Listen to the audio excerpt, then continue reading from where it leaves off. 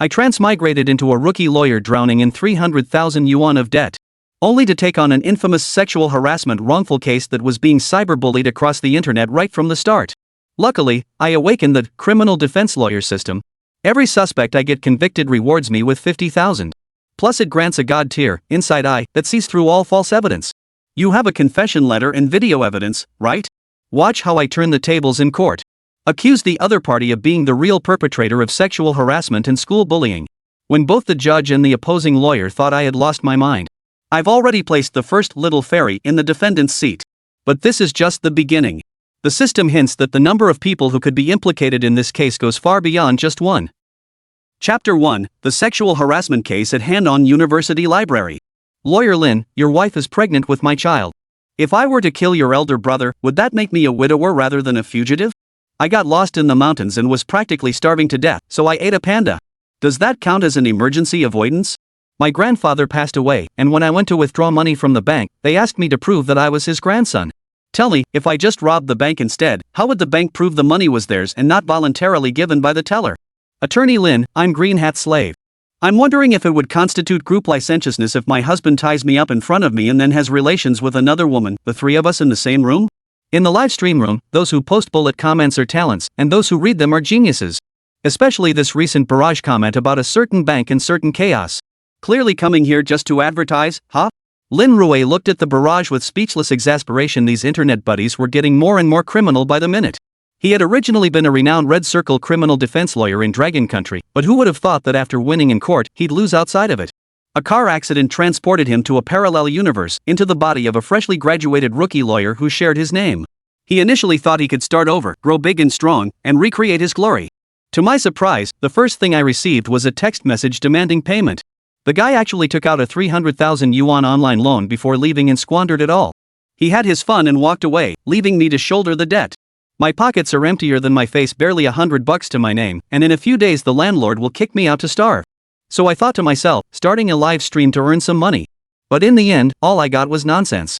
Just as I was thinking, a comment flashed across the screen. Attorney Lin, I'm a student at Handong University.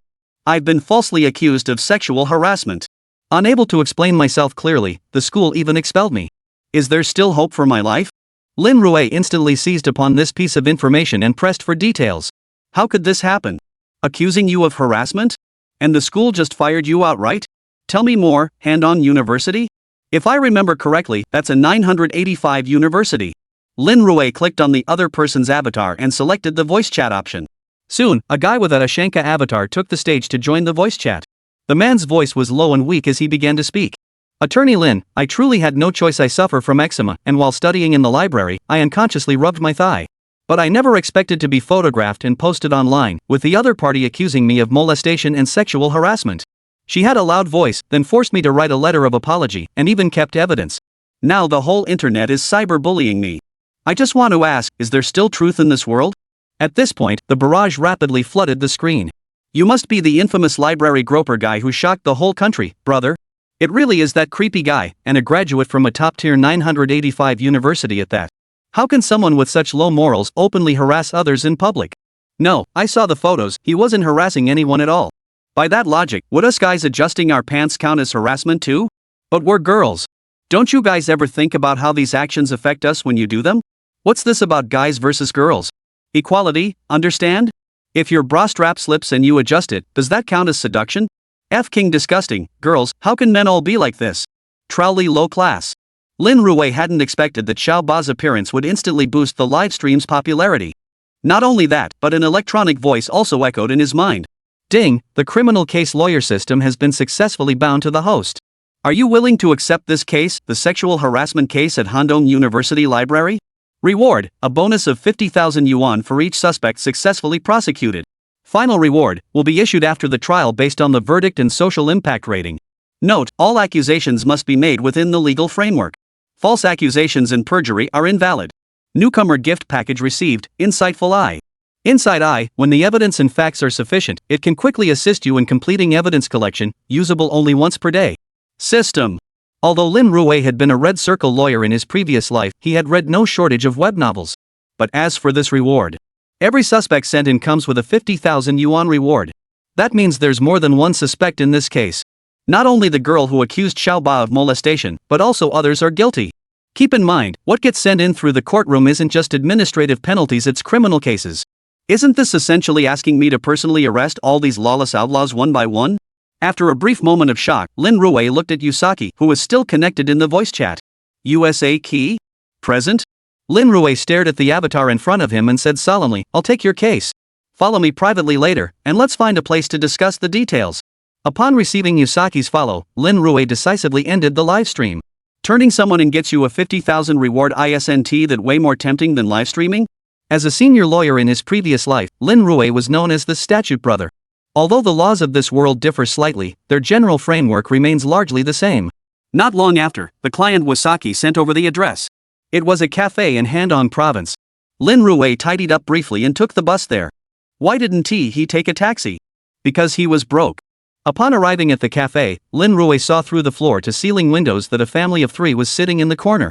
The parents looked haggard, dressed simply with masks on, leaning against the wall, their eyes vacant as they stared upward. One of the boys sat between his parents, wearing sportswear, his head buried in the table. Lin Rui glanced over and formed a judgment about the family involved. A traditional working-class family, inclined to settle matters quietly to avoid trouble. Even the middle child appears to be of an honest and dutiful nature. Could someone like this engage in public indecency? Unless it's due to the onset of some psychological disorder, there's absolutely no possibility. Lin Rui stood at the door sizing up the other person, and after forming a rough judgment in his mind, he finally pushed open the door. This is his personal habit. Upon seeing him enter the coffee shop, the parents of the person involved immediately stood up. Lin Rui noticed that the mother of the person involved had reddened eyes, while the father had noticeably more white hair at his temples. Both looked utterly exhausted. It appeared the ordeal had taken a heavy toll on them. As for the person caught in the middle, he remained seated with his head buried in his arms on the table, his face etched with gravity. Attorney Lin? You must save our child.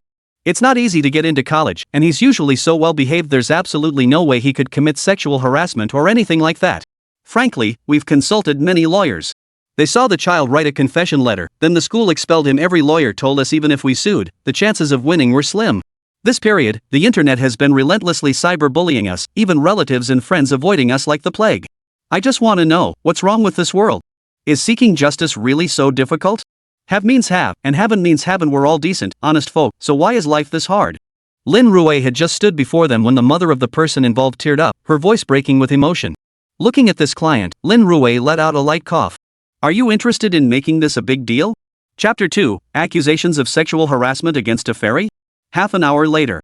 Lin Rui had a general understanding of the situation. The person involved is named Zhang Jin, and the one who reported him for sexual harassment is the fairy like Yang Ling. The reason was simple, Zhang Jin had eczema and instinctively reached to scratch it. Was filmed by Yang Ling across the street, who considered it sexual harassment and also wrote a letter of apology. And it also caused a commotion at the academy. The most bizarre part was that the academy directly issued a disciplinary demerit, even threatening to expel Zhang Jin when he refused to accept it and prepared to appeal. Looking at the case description and the evidence collected online so far, Lin Rui remained silent for a long time. Seeing Lin Rui fall into silence, the client's mother seemed to understand something and sighed helplessly. Attorney Lin, we're truly out of options. We hired a Red Circle law firm from Handong province. They pointed at the confession letter and asked why we would write a letter of apology if we really did nothing wrong. Moreover, in the video, my child's right hand was indeed placed near his crotch. These pieces of evidence have become solid proof. The trial is the day after tomorrow. No lawyer dares to take our case, not even legal aid lawyers. They all advised us to give up. As she spoke, the mother's eyes began to redden again, and tears streamed down uncontrollably. A school disciplinary record might seem trivial to others. Even many children of wealthy or influential families would consider it inconsequential. But for someone like Zhang Jin from an ordinary family, a disciplinary record means he's barred from entering large state-owned enterprises like central government-owned companies. When job hunting, he'd even be at a disadvantage compared to others. Just because the other party made false accusations? Without any evidence, is this going to become a stain on my life? And those second-generation rich kids? With just a wave of their hand, they go abroad to gild themselves with a foreign education. Do they even need to look for jobs? No need. So they can manipulate ordinary people at will. Aren't you afraid of getting a demerit? Then I can force you to write a confession letter. Lin Rui looked at the two withered parents before him and spoke slowly. If you choose to trust me, then follow my instructions from now on. First, take Zhang Jin for an evaluation and preserve all evidence related to eczema treatment from 3 months before to 3 months after the incident. As for everything else, don't respond to anything. Just wait quietly for the court hearing. Lin Rui briefly outlined some precautions before standing up to leave the cafe. He needed to return to prepare the materials. However, the news of Lin Rui taking on the hand-on university library sexual harassment case quickly spread online. No way, isn't this lawyer Lin just doing online legal consultations? He hasn't handled any real cases, has he? I remember him mentioning before that he just got his lawyer's license not long ago. Defending bad guys in court? This Lin Rui is such a disgusting man. Is life really this hard for us women? The Zhangjin family is just like a desperate patient turning to any doctor they can find, hiring Lin Rui to fight their lawsuit. Isn't that a guaranteed loss? Not only that, but numerous posts have also directly flooded Zaya Hongshu. So disgusting, the library is supposed to be a pure place, yet someone keeps touching their private parts. Sisters, these otaku guys are so damn annoying, they deserve severe punishment, preferably castration. That's terrifying. If the law didn't intervene, just think about the future. If a man ever treated you like that, he could casually claim it was just eczema. Let me tell you, this Zhangjin is practically a repeat offender. Someone exposed that he used to peek into girls' bathrooms back in high school. It's truly disgusting. Girls, you must protect yourselves when going out. A wave of comments began flooding the internet. Yang Ling also seized this opportunity and quickly wrote a short essay. Meeting a creepy guy in the library who repeatedly made inappropriate moves when facing sexual harassment, be brave and stand up for your rights. Girls, my spot in the library is one of those small corner tables. Normally, unless you know someone, you wouldn't sit together, but he came over and sat right across from me, clearly intentional, with ulterior motives. Can you imagine it? While I was writing my thesis, the table suddenly started shaking. I was terrified, but I remembered to record it as evidence. When I took the evidence to confront him, he actually wanted me to go out to the terrace. My God, it was so terrifying. If I had gone to the terrace alone to face that sleazy man, and there were no surveillance cameras at the time, what could I have done? It's really unbearable. Now, every night when I try to sleep, just thinking about that scene makes me sick. I haven't been able to eat properly for days, and I can't sleep either. The whole post quickly went viral, trending at the top of the hot searches. Even Lin Rui was dragged into the storm and got slammed online, trending alongside the controversy. As public opinion continues to escalate, the primary court of Handong province announced that the entire case will be handled in an open manner. The lawyers representing both sides were also announced. Yang Ling has hired Wang Hai, a top-tier industry lawyer with 7 years of experience and a 75% win rate.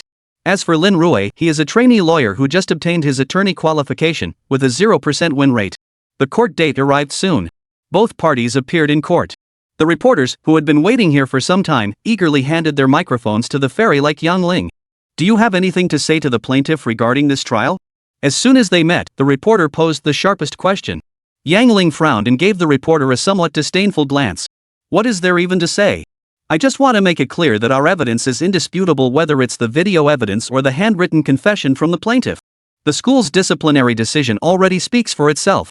I don't see any necessity for this lawsuit. As a student, I just want to focus on my studies and then pursue further education abroad. Encountering such disgusting and demoralizing incidents has severely impacted my life and directly affected my mental well-being. I just hope this world can give us women some dignity, so these men won't dare to act recklessly anymore. Putting everything else aside, we are women, we are the vulnerable group. I hope all my sisters across the nation who experience suspected sexual harassment can courageously stand up and fight. At the same time, I believe the law is on our side. As Yang Ling spoke, her right hand involuntarily clenched into a fist, as if assuming the stance of a warrior. Since it was a public trial, the number of viewers in the livestream quickly surged to 100,000. Girls, let's rally behind Yang Ling, who dares to stand up for her rights. She is our pioneer. Let society witness the injustices we endure. That's right, we just want fairness. We bear children for these men, yet have to cater to their moods, do the cleaning and cooking. Why should these men act so arrogant toward us? We women have endured so much suffering. We strive desperately, yet how many positions are reserved for men? Isn't the discrimination against us in companies already overwhelming? Let us unite and support Yang Ling. Only if she succeeds will we have a tomorrow. If it weren't for Yang Ling standing up and making this a big issue, the school probably wouldn't even have issued a punishment. They'd rather sweep things under the rug. Who will protect our rights then? After this incident blew up, even Judge Su Tianchang, known as the iron-faced Lord Bao, was brought in. Sisters, let's clench our fists and begin the fight. As Su Tianchang entered, everyone had already arrived and taken their positions. Now, announcing the court etiquette. The court clerk stood up and began reading the courtroom rules. 1. During court proceedings, all participants, involved parties, and audience members must obey the judge's instructions. 2. Involved parties shall. The reading of courtroom rules is now complete. The court is now in session. Su Tianchang rapped the gavel. Now the plaintiff's counsel shall state the claims for this case. All eyes were fixed on Lin Rui. Lin Rui stood up and read from his prepared notes. Your Honor, our litigation claims are as follows. 1. We contend that Yang Ling is guilty of campus bullying, having illicitly photographed the plaintiff, sexually harassed them, and authored defamatory posts published online seriously violating our client's rights to reputation and privacy. We demand Yang Ling issue a written apology and pay a penalty of 100,000 yuan. 2. Accuse Han-On University of failing to conduct proper investigations and verification, blindly imposing disciplinary action on our client to suppress public opinion. This has significantly emboldened Yang Lingyan's arrogance while misleading the general public, resulting in numerous netizens subjecting our client to online harassment and causing severe psychological trauma. We demand a written apology from Han-On University and compensation for emotional distress. 3. Accuse the public accounts involved in online violence, those who spread rumors and sow discord online, demanding the shutdown of these accounts. The profits they earn should all be confiscated as fines.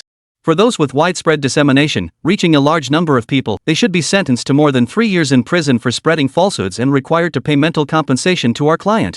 Lin Rui's 3 litigation requests even left Su Tiancheng momentarily stunned. He subconsciously flipped through the case file. Isn't the case about Yang Ling reporting Zhang Jin for sexual harassment? How did it suddenly become Yang Jin suing Yang Ling for sexual harassment? No way, could it be that Lin Rui, this novice lawyer, mixed up the names of the parties involved in the case files? Chapter 3, Is verbal bullying not bullying? In the courtroom, during the live stream. Wait, did I hear that right? Zhang Jin is suing Yang Ling for sexual harassment? Haha, I bet Lin Rui's just a total rookie. He got flustered and messed up his words. Could this be the dawn of male empowerment? What a joke. How can someone like that even be a lawyer? He can't even get his case straight. Sisters, this is ridiculous. Now if guys do disgusting things to us, we'll be the ones accused of sexual harassment. It's like saying, I raped you because you were dressed too provocatively. The internet was abuzz with discussion. Not just netizens, even Yang Ling was baffled. Sexual harassment. She was so beautiful and highly educated. How could she possibly be sexually harassing that country bumpkin Zhang Jin? What a joke. The very thought made her sick. He was not only overweight but had a lecherous look about him. But seeing Lin Rui's fierce demeanor, Yang Ling's heart skipped a beat as she glanced at lawyer Wang Hai beside her. Attorney Wang, we won't lose, right? Of course not. We have video evidence and Zhang Jin's handwritten apology letter. Plus the school's investigation findings and disciplinary record. These are ironclad proofs. We absolutely cannot lose. Wang Hai stated with considerable certainty. As one of Handao province's elite lawyers, how could he possibly maintain his standing in the legal community if he lost to some greenhorn? In Wang Hai's eyes, Lin Rui's string of accusations was nothing but grandstanding. He was just trying to grab attention. Accusing someone of sexual harassment? How could that even be possible? And school bullying? From start to finish, his own client Yang Ling never laid a finger on Zhang Jin. Besides, how could a girl possibly bully a man? Is the opposing lawyer here to make a joke? Su Tiancheng glanced at Lin Rui and said in a deep voice. Plaintiff's counsel, regarding your first claim, are you alleging that defendant Yang Ling sexually harassed Zhang Jin? Su Tiancheng was also a bit bewildered. Was the other side crazy, or was he? That's correct. Lin Rui looked up at Su Tiancheng. Your Honor, do I need to repeat myself? No need.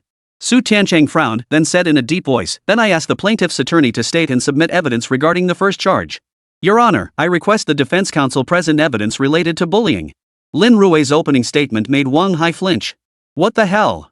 You accuse us of bullying, then demand we provide evidence to prove it? How ridiculous is that? Wang Hai cleared his throat twice, adjusting the microphone before him. Attorney Lin, though you've only recently obtained your license, surely you understand the principle in court, he who accuses must prove it? Are you seriously asking us to prove our own innocence in court? Hearing this, several jurors couldn't help but burst into laughter. Bang! Silence! Su Tiancheng tapped his gavel, instantly silencing the courtroom. Counsel for the plaintiff, produce the evidence immediately or this charge will be dismissed. Your Honor, I'm not joking. The evidence regarding the bullying incident is indeed in the hands of the defense counsel. Lin Rui pulled a photocopy from the case file in his hand. Your Honor, this document is Zhang Jin's letter of apology. As Lin Rui named the evidence, the content of the confession letter was projected onto the large screen. Wang Hai was momentarily stunned.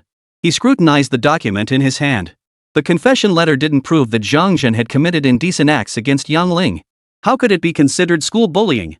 Su Tiancheng, also studying the materials in his hands, spoke in a solemn tone. Defense counsel, please provide sufficient grounds for the bullying charge. This confession was coerced from our client under Yang Ling's bullying. Therefore, this evidence should not be admitted as proof of sexual harassment, but rather as evidence of school bullying.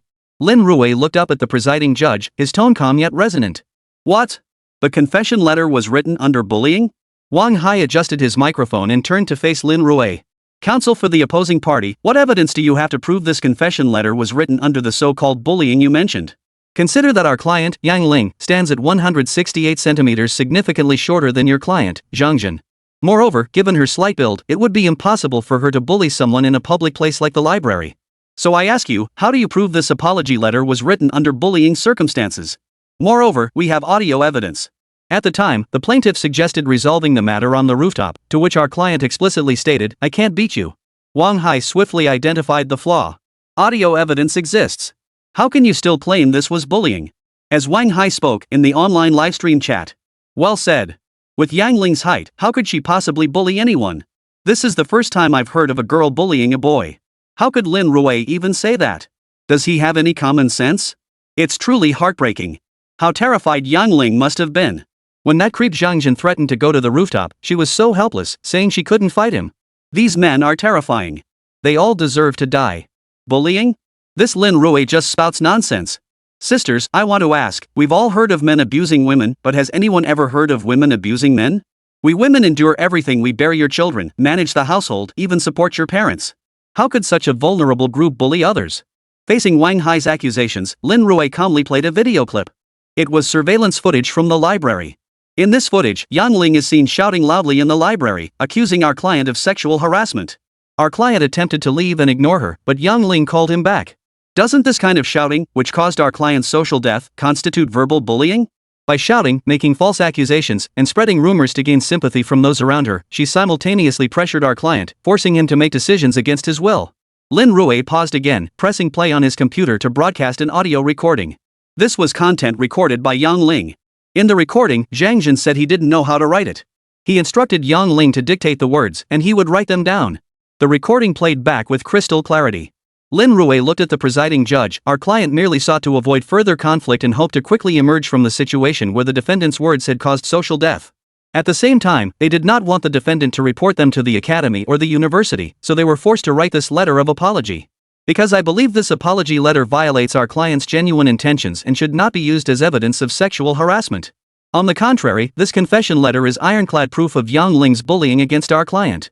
As Lin Rui finished speaking, the entire courtroom fell silent. Does verbal bullying count as bullying? Absolutely.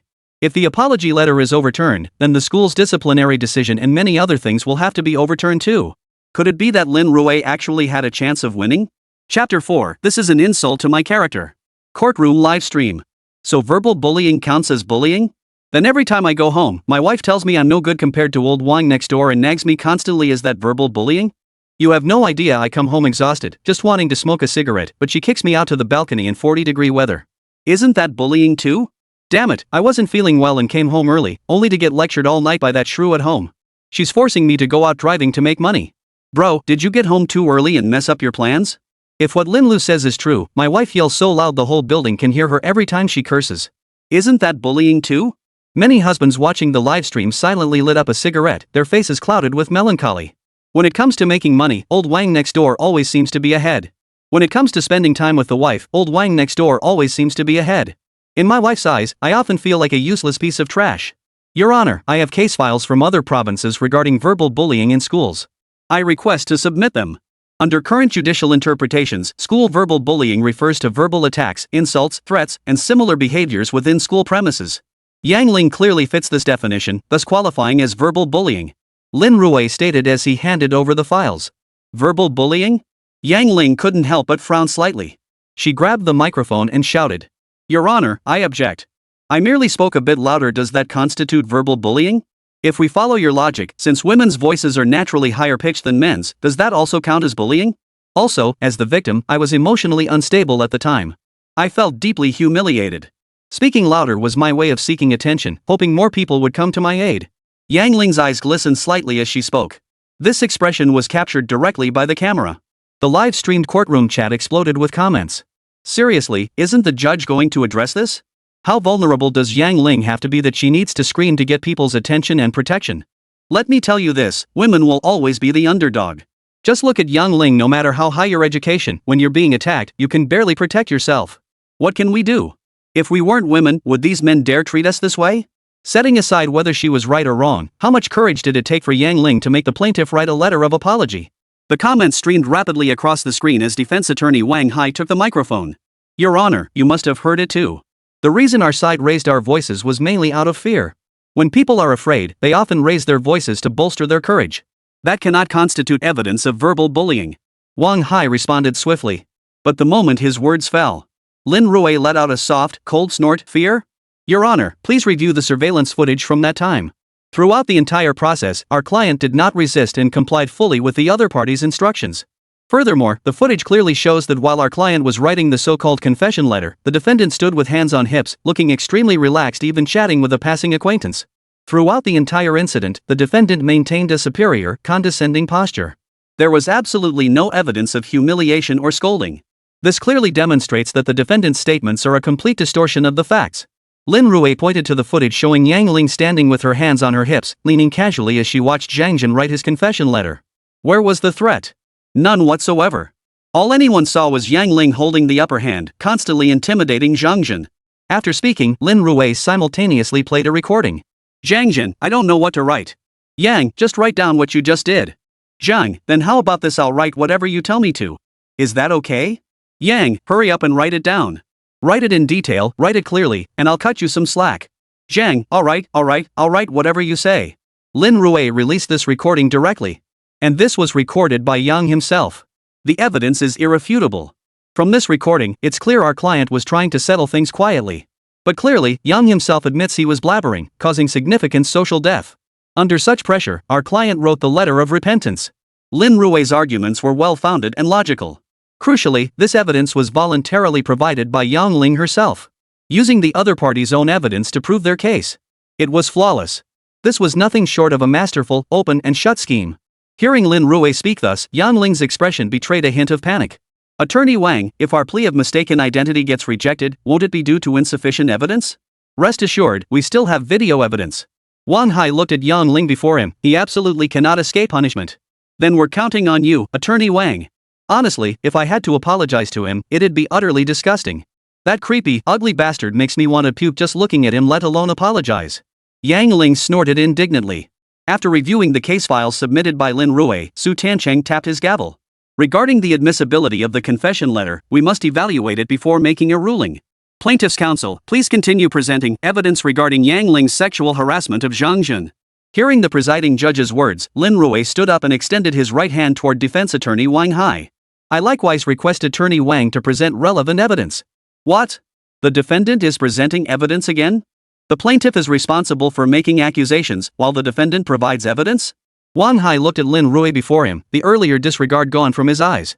Just moments ago, the other party had used audio evidence provided by himself and video footage from the school library to invalidate the confession letter as evidence. Now he was being asked to provide evidence? I don't understand, plaintiff's counsel. What evidence do you require from us? Wang Hai sat up straight, looking at Lin Rui across the table with a puzzled expression. Evidence of your client's sexual harassment against my client. Lin Rui looked at Wang Hai before him, utterly unflappable. Bull. Be reasonable. Me harassing him? Have you even seen what he looks like? He's got a pig's face, not just fat, but covered in acne. Why would I harass him? This is a courtroom, not a place for you to make false accusations. Hearing Lin Rui accuse Yang Ling of sexually harassing Wang Hai, the latter couldn't sit still any longer and immediately launched into a tirade through the microphone. But Lin Rui merely shrugged indifferently and turned to the presiding judge. Your Honor, the plaintiff called me a monster and personally insulted my client. I strongly demand a warning be issued to him. If he repeats this behavior, he should be immediately removed from the courtroom. Wang Hai tugged at Yang Ling's sleeve in response to Lin Rui's accusation. Wait, I was just arguing my case. How is that personal insult? Then when I called that fat him a sexual harasser, wasn't that insulting my character? Yang Ling hadn't expected Lin Rui to twist it this way and immediately shot back. Su Tiancheng slammed his gavel down and coldly commanded, silence. Warning the plaintiff once. Any further disruption of court order will result in coercive measures. After issuing the warning, Su Tiancheng turned to Lin Rui, present your evidence of sexual harassment against the plaintiff. Refrain from mentioning anything unrelated to this case. Chapter 5, what? We have to provide the evidence again? Produce the evidence of sexual harassment immediately. Presiding Judge Su Tiancheng steered the conversation back to the trial proceedings. Yang Ling quickly sat down, glaring at Lin Rui with venom in her eyes. Her expression was so fierce she looked like she wanted to kill Lin Rui on the spot. Your Honor, the evidence I present is that Yang Ling repeatedly photographed our client's private genital area. This constitutes sexual harassment against our client. Lin Rui swiftly listed a series of pieces of evidence. Some were photos taken by Yang Ling herself. There were also numerous photos and other evidence posted online. After Lin Rui listed all this evidence, Yang Ling couldn't help but snort coldly. Objection. This evidence clearly proves the plaintiff engaged in inappropriate behavior and sexually harassed me. What's wrong with me filming? You call it spying? I did it to preserve evidence. Otherwise, I would never have filmed such disgusting videos. Honestly, seeing these videos now and recalling what happened earlier makes me feel inexplicably sick. This has caused me immense psychological damage. Yang Ling immediately stood up to object. Lin Rui merely gave her a dismissive glance before turning to the presiding judge. Your Honor, the defendant has once again interrupted our submission of materials and statements without cause. This is a clear disruption of court order. Thud. Su Tiancheng struck the gavel. This is the plaintiff's evidence submission phase. Defendant, please observe courtroom decorum. Proceed with your statement, plaintiff. Su Tiancheng's brow furrowed. Had this matter not escalated so dramatically and been a public trial, he would have ejected the defendant long ago. The entire courtroom was as chaotic as a bustling market. As the plaintiff presented evidence, the defendant would rise to object. Thank you, Your Honor. The defendant just admitted she repeatedly photographed the plaintiff's private parts for evidence. Then may I ask the judge, what would the outcome be if the genders were reversed? Suppose, and I stress this is hypothetical, a male repeatedly took covert photos up a female's skirt, posted the evidence online, and did so multiple times. Would that constitute sexual harassment? Would that constitute indecent assault? Lin Rui looked sternly at the jury. I believe that if such an incident occurred with sufficient evidence, the male perpetrator would be arrested immediately and sent straight to prison. But now I ask you, why is it that when a man secretly films under a woman's skirt, it's immediately defined as sexual harassment? Yet when a woman secretly films a man's private parts, it isn't considered sexual harassment? The law is fair. The defendant has consistently advocated for gender equality and equal rights. So I ask you, is this not sexual harassment? Lin Rui's words instantly sent shockwaves through the entire courtroom. Many members of the jury couldn't help but whisper among themselves. Yeah, we've never thought about it this way. I remember the Rongqing subway case, just a suspected flash of light, and they searched the phone immediately. Now that you mention it, if the genders were reversed, wouldn't this still be sexual harassment? If you're talking about voyeurism, filming under a woman's skirt might not capture much anyway, there's underwear and such. But if that counts, why wouldn't filming men count? It's not just that. Some women at the gym like to discuss guys' abs, who's handsome, who has a great physique. Does that not count either? Of course it counts. Everyone is equal before the law. Looks like the plaintiff is going to lose this one. She submitted the evidence herself. The jury murmured in heated debate. Su Tiancheng frowned deeply once more, scrutinizing the case details. Just then, defense attorney Wang Hai raised his hand. Your Honor, we object to this. Our client, Yang Ling, was conducting an investigation to gather evidence. Any actions taken during that investigation, including covert filming, were entirely lawful. By the plaintiff's logic, if I stumbled upon a murder scene, should I inform the killer that I'm secretly filming them for evidence? If that were the case, wouldn't it encourage the murderer to commit further crimes? The plaintiff's argument is completely baseless. The purpose of our investigation and evidence collection is to further prove the established fact that the plaintiff committed indecent acts against our client, constituting sexual harassment. This has caused significant harm to our client. Wang Hai stood up, took the microphone, and declared with righteous indignation. Covert filming for evidence gathering is not illegal. There is indeed such a provision in the legal statutes. Filming crime scenes or using covert filming methods is permitted. Hearing Wang Hai's statement, many viewers in the livestream chat erupted in commotion. Did you hear that? It's legal. Lin Rui is completely twisting the facts. When others secretly film, it's done with malicious intent, but we're doing it for investigation and evidence gathering. Sisters, we gotta protect ourselves. Who wants to see that disgusting pig's crotch anyway? Exactly. When we discuss guys' abs and physiques, they're the ones flaunting it for us to see. If they let others look, why can't we talk about it? Hey, if I say this, then you girls wear so little, come out to tempt me, and I rape you. Would that also be you tempting me to commit a crime? Typical dirty old pervs. What we wear is our choice. What's seduction? Oh, everything seduces you? Does your mom seduce you when she wears pajamas at home? And you guys, you go swimming shirtless on purpose. We can't even look? Since you deliberately show it off, we should be able to touch it too. Then why don't you girls deliberately go topless? Isn't it freedom of dress? You could do the same. Typical pervy mindset, everything looks dirty to you. Girls, this guy is seriously gross. The livestream quickly split into two camps. The fairies and the disgusting guys opposing the fairies. Bang! Su Tiancheng banged the gavel again. Silence. Regarding the defendant's explanation, does the plaintiff have any new evidence? All eyes turned back to Lin Rui. Of course. In the video, we can clearly see that the entire process lasted a full 2 hours. And based on the evidence provided by the defense, Yang Ling filmed multiple times, at least 3 to 5 times. I would like to ask the defendant, is what I have stated accurate? Lin Rui did not rush to present evidence but instead addressed the defendant. The facts are accurate. Wang Hai answered truthfully. He had to admit it was true. He needed this evidence to prove that Zhang Zhen had committed indecent assault against Yang Ling. If he denied it, wouldn't that amount to perjury? Yet, after his answer, he looked at Lin Rui before him. Lin Rui's lips curved upward slightly, revealing a faint smile. Seeing that smile, his heart couldn't help but tighten. Could it be that he'd fallen into another trap? Chapter 6, Sitting next to me is intentional sexual harassment. Caught in another trap? For some reason, Wang Hai felt as if he were standing on the edge of a cliff, one misstep away from the abyss. Just then, Lin Rui's lips curved into a faint smile. That smile was eerie. A chill ran down Wang Hai's spine. Very well. Since you acknowledge it, I shall now present the evidence. Earlier, the defendant's attorney stated that their investigation was for evidence gathering, and that evidence gathering was to prove our client sexually harassed the defendant. But as we all witnessed, for 2 full hours, the defendant never once stood up to leave. Instead, he remained seated directly across from our client. Is this sexual harassment? Or did the defendant tacitly consent to such behavior? Lin Rui began his statement. Wang Hai and the others grew increasingly uneasy as they listened. Wait, what does that even mean? What does it mean that the defendant didn't get up and leave for 2 hours, and that constitutes tacit approval of this behavior? As soon as Lin Rui finished his statement, Yang Ling couldn't hold back any longer and abruptly stood up. What nonsense are you spouting? How does not leaving within 2 hours equate to tacit approval? I endured the disgust in my stomach for 2 hours solely to gather evidence. My goal was to expose this despicable, vile individual. Yang Ling turned to the presiding judge. Your Honor, I have ample evidence proving Zhang Zhen committed intentional sexual harassment. Solid evidence. Yang Ling's words caught Wang Hai's attention, making his eyes light up. The evidence he possessed was merely a written apology and a video recording. The disciplinary action from the academy could only serve as supplementary evidence. Could there be more evidence that Yang Ling hadn't shared with him? At this thought, Wang Hai suddenly felt a glimmer of hope to turn the tables. Defendant, please present your evidence. Su Tiancheng nodded in approval. Yang Ling glanced at Lin Rui across the room and pulled out a USB drive. Your Honor, I request to play a video. This footage proves that Zhang Zhen's sexual harassment against me was not a spur-of-the-moment act, but a deliberate and premeditated one. The court clerk in front of her took the USB drive from Yang Ling. A segment from the drive began playing.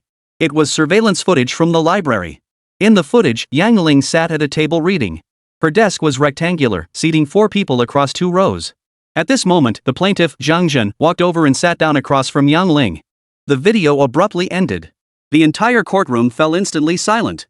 The jury looked at Yang Ling with blank expressions, utterly confused about what this meant. Wait, what's wrong with the plaintiff sitting across from you? If he hadn't sat across from you, this incident wouldn't have happened at all. What's the point of showing this video now? Not only the jury, but even defense attorney Wang Hai looked utterly bewildered. He couldn't make heads or tails of it. Even presiding Judge Su Tiancheng couldn't help but furrow his brow slightly. After patiently watching it through to the end, Su Tiancheng turned to the defendant's bench. Please state your case and present your evidence. Thank you, Your Honor. Yang Ling said politely, her gaze fixed coldly on Lin Rui. Everyone, you saw it yourselves, there's only one table at this location in the library. Generally speaking, unless they know each other, it's absolutely impossible for members of the opposite sex to sit at the same table to study. He sat over here in the afternoon, and at the time, I assumed it was just crowded and didn't say anything. But I never expected him to come back in the evening and sit directly across from me. What else could this be but an attempt to make a move on me? Yang Ling pointed at the surveillance footage and continued, during study hours, he repeatedly looked up at me. This clearly indicates intent. It proves beyond doubt that his sexual harassment wasn't a spur-of-the-moment act, but premeditated. Ha! The entire room fell silent. What does that mean? What was Yang Ling implying? Inside the trial livestream room, even the live chat seemed to hit pause at that moment. Seriously? Just because someone sits at this table, it means they have ulterior motives? How thick-skinned can you be? Is the library your family's business? Just because the table's here, does that mean guys can't sit down? Sitting down means he has designs on you? How attractive are you, exactly? I haven't heard you're the school beauty queen or anything. So if I follow your logic, what about my female classmate who sat next to me all 3 years of high school? Should I sue her too? How narcissistic can you get? The library's packed, what's wrong with sitting across from you? Almost simultaneously, the comments flooded the screen. In the courtroom, Wang Hai was on the verge of breaking down. He had thought Yang Ling held some decisive evidence that could turn the tide in his favor. He had even considered standing up to speak. But then Yang Ling dropped a bombshell. What kind of nonsense is this? Sitting across from you means plotting against you. How did she come up with such a ridiculous statement?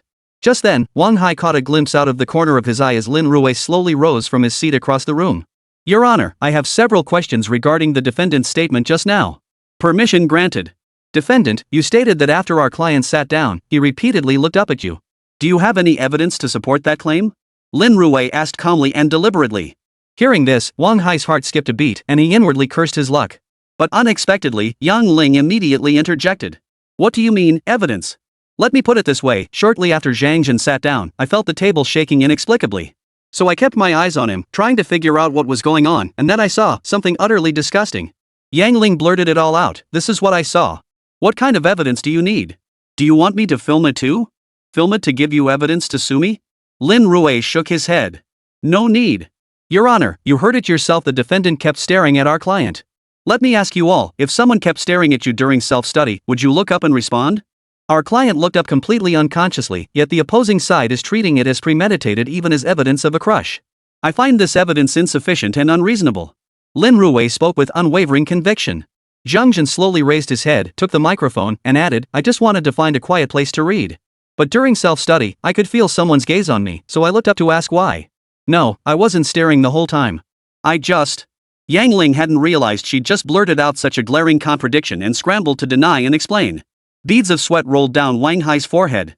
Lin Rui stood up straight. Oh? You say you weren't staring the whole time? That's right, I wasn't staring the whole time.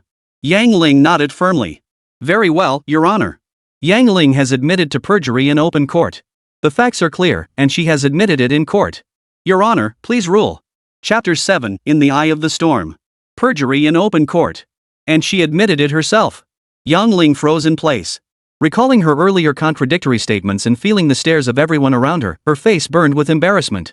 A surge of inexplicable anger flared up within her. Wait, does a memory lapse count as perjury?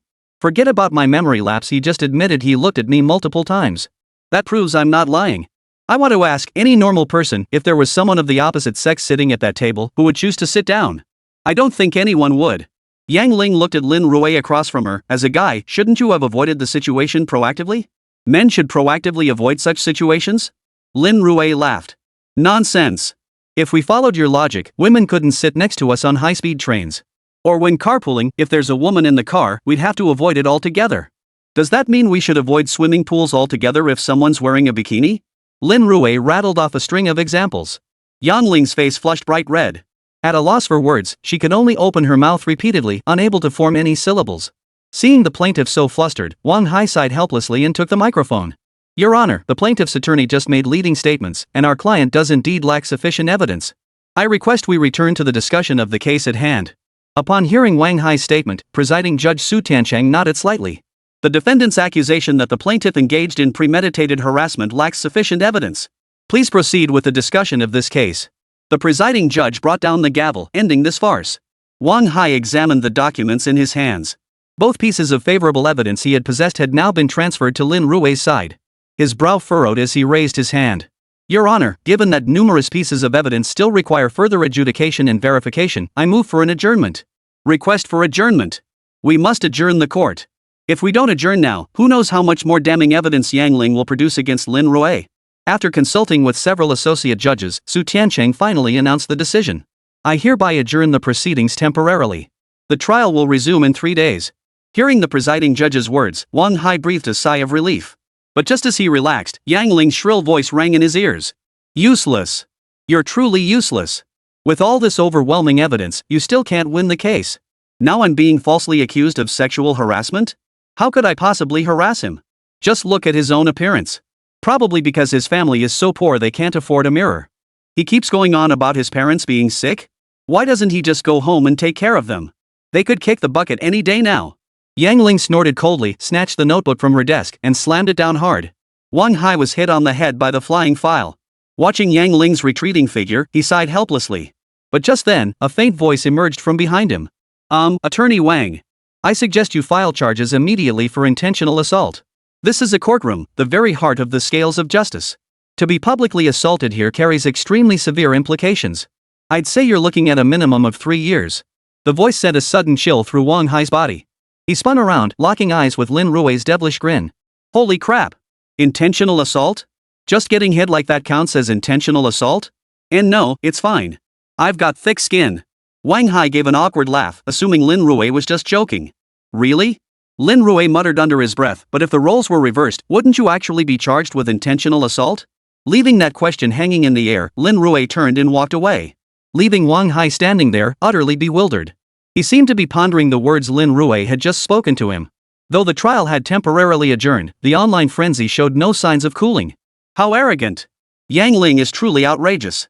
Sitting next to her is premeditated misconduct? This case must be handled properly. If Zhang Jin loses, what are we supposed to do? Walking down the street, accidentally capturing someone in a photo, wouldn't that mean getting sued for invasion of privacy? If this isn't handled properly, I won't even dare to leave my house. Who exactly gave them such power? Is this a collapse of morality, or? Beyond online discussions, various public accounts swiftly published articles. One such account even shot straight to the top of the trending topics. Hashtag oh my god, girls, why is this world full of such incompetent lawyers and judges? Hashtag sisters, the lawyer I paid only requests adjournments in court, he doesn't even dare to argue our case. Not only that, but presiding Judge Su Tiancheng consistently favors men in divorce cases. He has clear gender bias and tendencies. Sisters, what should we do? This isn't just my problem, it's every sister's problem. Imagine if someone groped you on the subway and then claimed it was eczema or a skin condition. How would we protect ourselves then? I'm just defending our basic rights, but I never imagined encountering so many biased lawyers and judges. If even the courts have become like this, what can we possibly do? This WeChat post went viral. It immediately garnered over 100,000 views. Related topics shot straight to the top of Weibo's trending searches. In an instant, the comments section exploded with outrage. Stand with Yang Ling. We absolutely cannot let Zhang Jin win this case. If he does, how will our rights ever be protected? Does this mean these creepy men can just make up any excuse to harass us from now on? This isn't just a case, it's a battle. When will we achieve true gender equality? Both lawyers in this case are problematic, especially that Lin Rui. Does he even understand the law? Who would sit at the same desk with an unfamiliar member of the opposite sex in a study room? That's an unwritten rule. Does Lin Rui even know that? Twisting the truth. I'll tell you where Lin Rui's law firm is, right on Cross Street in Hanong Province. Sisters, we can't let Yang Ling fight alone. Facing such a shady lawyer and presiding judge, how utterly hopeless she must feel. Almost simultaneously, public outrage erupted. Hashtag shameless lawyer Lin Rui distorting facts, coercing testimony, hashtag the presiding judge exhibits clear gender bias, recommend replacing them immediately after adjournment, hashtag lawyer Wang Hai is a cowardly man too scared to speak up, yet letting his client testify. Recommend revoking his license immediately, hashtag so heartbreaking Yang Ling falsely accused of sexual harassment, already devastated, hashtag. News reports kept surfacing, the heat showing no sign of cooling. Amidst this storm, Lin Rui's livestream went live. Chapter 8, oh no, she's gone. Inside Lin Rui's livestream studio. Usually, Lin Rui sat in his study. But now, the livestream scene appeared to be outdoors. After a slight shake, the camera revealed the sign of a law firm. Beneath the sign, the rolling door had been splattered with red paint. Above it, someone had used a brush to scrawl, "May you die a horrible death." As the bloody scene unfolded, comments flooded the livestream. Holy, is this cyberbullying? This is already constituting public disturbance, right? Verbal threats are definitely crimes too. Professor Luo taught us that. Being a lawyer really is a high-risk profession. Attorney Lin should be extra careful today, it's paint, but next time it could be a vase. Lawyers really aren't meant for humans. Support lawyer Lin. Watching the comments from viewers in the livestream chat, Lin Rui continued moving the camera. I told you so, being an outlaw isn't that easy. You think smashing the surveillance camera at my door will stop me from catching you? Did you see that? There's a Skynet camera on the utility pole across the street. So let me give some advice to those thinking of becoming outlaws. Hurry up and turn yourselves in at the police station. Otherwise, don't blame me for calling you out one by one. You think being an outlaw is that easy? You need some brains to pull this off. Lin Rui pointed the camera at the road surveillance camera mounted on the utility pole. Watching this, the live chat exploded with laughter. No way. Lin Rui has 2 cameras right outside his door, one private, one public. Outlaw, damn, this is like putting a finger in my ear to block out the sound. Lin, complaining in the livestream won't do any good, they're not watching it. I suggest sending a formal warning letter instead. You don't get it, man. From a criminal psychology perspective, criminals often return to the scene of the crime. As countless comments flooded the screen, Lin Rui's popularity soared to 500,000 views. He shot straight to the top of the streaming platform's homepage. Lin, cut it out. I heard the defendant switched lawyers. Yep, apparently it's Lu Yan, a lawyer specializing in divorce cases who's helped many clients secure their family assets. I saw it, Red Circle senior attorney, law firm partner, 99% win rate. This is like having an ace up your sleeve. No wonder the news has been going crazy these past few days. Turns out it's because they switched lawyers. Did you guys see this lawyer's resume? It says she specializes in protecting women's rights. The comment stream had effectively become an intelligence hub. Lin Rui scanned the crowdsourced intel, quickly pulled out his phone, and searched. Lu Yan's profile appeared instantly. Partner at Red Circle Law Firm, specializing in divorce and family disputes. The foremost advocate for women's rights. A staggering 99% win rate. Lin Rui carefully reviewed her case history. Nearly all divorce cases involved misconduct by the husband, such as domestic violence or infidelity. After litigation, the vast majority of the husband's assets ultimately became the wife's property. Lin Rui shook his head after reading it. This isn't coming to get married, it's clearly coming to raid the place. But no sooner had the words left his mouth than he belatedly realized he was still live streaming. The chat exploded once more. You're absolutely right. You have no idea these old birds will drain your parents' entire savings just to marry you. After marriage, you'll have to keep giving her money, watching her squander your family's fortune. Well, not all of them are like that. There are good wives to couples who work together. But there are bad ones too. You still have to choose wisely. Your partner, whether male or female, is incredibly important. Wait, look. Attorney Lu Yan just posted on her public account. Sounds like she's talking about Yang Ling and Yu. Almost simultaneously, Lin Rui pulled out his phone to check the latest news. Yang Ling's newly hired lawyer, Lu Yan, announced Yang Ling's diagnosis of Yu syndrome. Given the plaintiff's attorney's insults toward our client during the previous trial proceedings, which caused our client to suffer a mental breakdown, she has now been diagnosed by the hospital with moderate depression. When plaintiff's attorney Lin Rui humiliated our client in court, the presiding judge failed to intervene and uphold courtroom decorum. Therefore, we have formally requested the court to replace the presiding judge. Below the entire post, she directly attached the medications Yang Ling is currently taking and the hospital's medical diagnosis certificate. Almost simultaneously, numerous comments began appearing beneath her Weibo post. As the presiding judge, he couldn't even protect the defendant, allowing the plaintiff's lawyer to insult her with impunity. We strongly demand the presiding judge be replaced. What kind of person allows someone to be publicly humiliated like this? We need human rights. Look at this, attending a court hearing actually led to a case of Yu syndrome. How can this be tolerated? Being humiliated by Zhang Zhen was already unbearable enough, but now she's being insulted by the opposing lawyer right in the courtroom. We must demand a replacement. I just looked up presiding judge Su Tiancheng online. He's an extreme chauvinist. In divorce cases under his jurisdiction, the women always lose. How could such an extreme chauvinist possibly adjudicate Yang Ling's case fairly? Absolutely impossible. I heard he beats his wife at home too. Kick this rising star out. What right does he have to sit on the bench? Get rid of him. Reading these comments, Lin Rui furrowed his brow slightly, quickly piecing together what was happening. He suspected they were all orchestrated by Lu Yan. If he weren't the plaintiff's lawyer, she wouldn't be able to replace him. Otherwise, even I might have been finished. But as a lawyer, even if she's a partner at Red Circle, she shouldn't have that much influence. Lin Rui studied Lu Yan's profile and activated the system to grant an incite. Eye of insight. Lin Rui felt a haze rise before his eyes, as if a severely nearsighted person couldn't see clearly ahead. But soon, several options appeared before his eyes. Defendant Yang Ling. Attorney Lu Yan. Attorney Wang Hai. Handao University Disciplinary Committee. Lin Rui chose Attorney Lu Yan without hesitation. After making his choice, more options appeared before him. However, the contents before him made Lin Rui involuntarily suck in a cold breath. The incite did not fabricate facts. It merely presented evidence. This Lu Yan, she's got something going on. As he studied the evidence concerning Lu Yan before him, a faint smile touched Lin Rui's lips. This trial was getting more and more interesting. As Lin Rui was reviewing the evidence files, his phone rang. It was a call from Zhang Zhen's parents. Hello, Attorney Lin.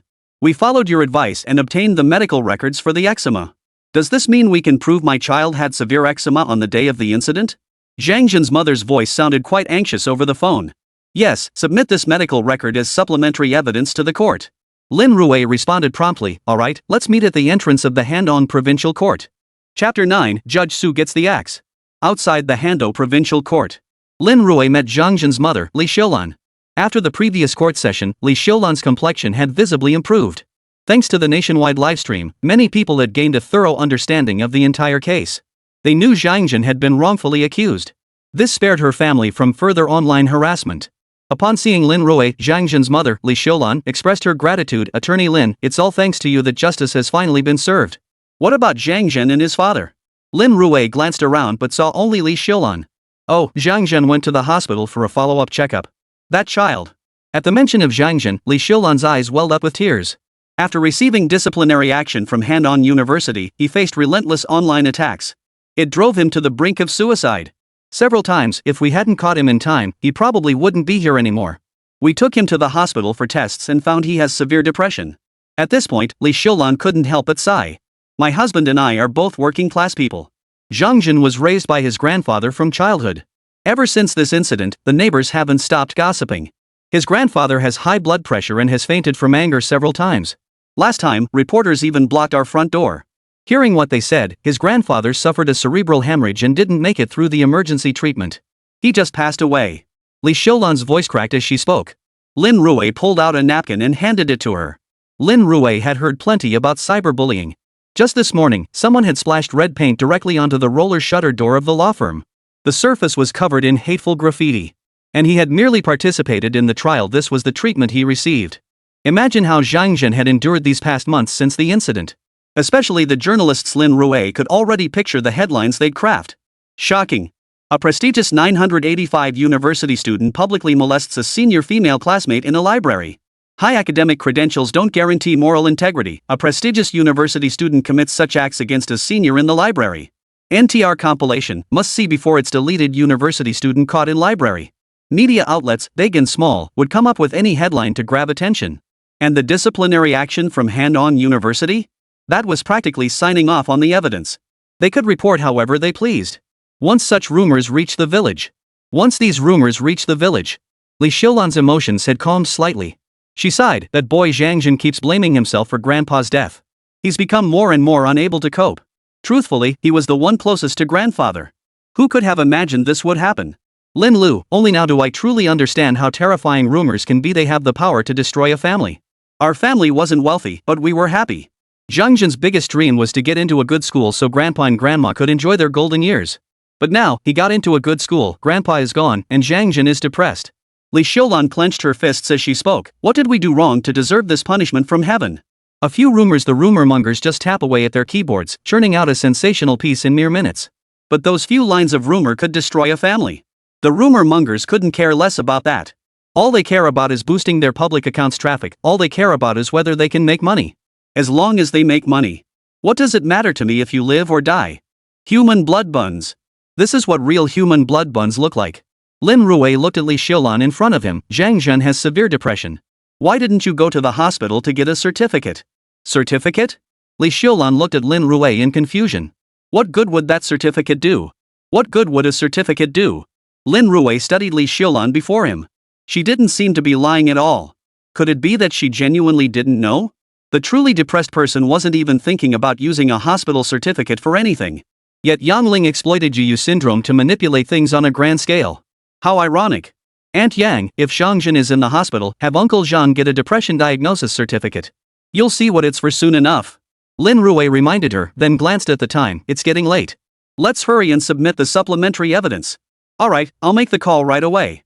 Li Xiulan followed Lin Rui into the courthouse while making the call. They arrived at Presiding Judge Su Tiancheng's office. Lin Rui knocked on the door. Presiding Judge Su, we're here to submit new supplementary materials. Lin Rui said, preparing to hand over the documents. Su Tiancheng waved his hand, stopping the documents.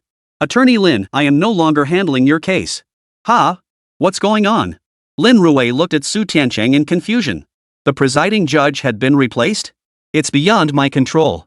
Online public opinion is now claiming my handling of this case is biased. Not only that, but I received over 10,000 complaint letters in a single day. The procuratorate is even investigating whether I accepted bribes. Su Tiancheng looked at Lin Rui before him. I'm currently under investigation and cannot preside over any cases. I have no choice but to temporarily recuse myself. Over 10,000 complaint letters in a single day. Some even accused him of bribery, alerting the procuratorate. It must be said, this Lu Yan sure knows how to stir up public opinion. If this matter weren't so massive and garnering so much attention, it wouldn't have been responded to this swiftly. At the very least, Su Tiancheng wouldn't have been removed from his position outright. It seems Lu Yan knows exactly what works for her. Presiding Judge Su, if you won't take this case, who else will? Upon hearing that Presiding Judge Su had been dismissed outright, Li Xiulan immediately grew flustered. If even the presiding judge had been removed, how powerful must the opposing forces be? I've assigned one of my colleagues, Zhu Qing, to handle this case. Su Tiancheng glanced at the case files in Lin Rui's hands. I've already transferred all the previous trial records and case files to her. If you wish to submit any supplementary evidence, you can contact her directly. Her office is on the 3rd floor. Su Tiancheng pointed upstairs. Zhu Qing? Judge Lin Rui wasn't familiar with this name, but judging by the sound of it, she must be a woman. Could it be?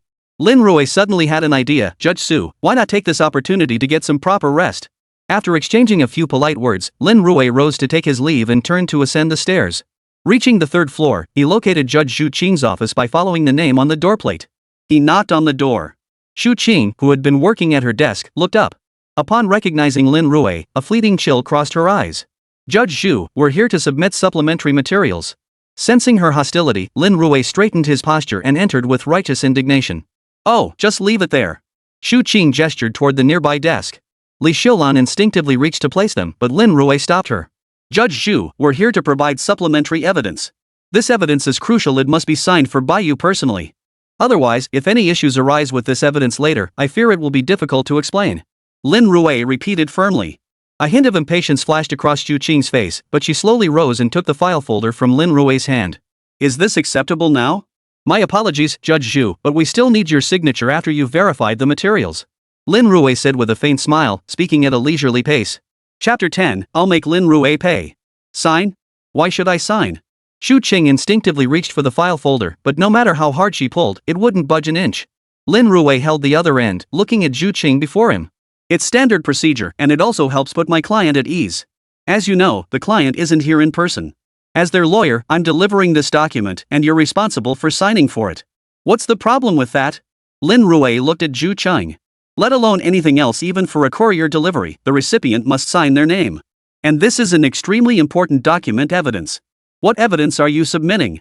Zhu Qing opened the file folder in front of her and pulled out several hospital test reports. These are test reports provided by the hospital, confirming that the subject, Zhang Jun, does indeed suffer from eczema. There are 3 copies in total, each 12 pages long. If you find no issues upon verification, please sign here. Lin Rui gestured toward the file folder. Zhu Qing took out a pen, confirmed the contents, and decisively signed her name. After receiving the signed receipt, Lin Rui resumed his harmless smile.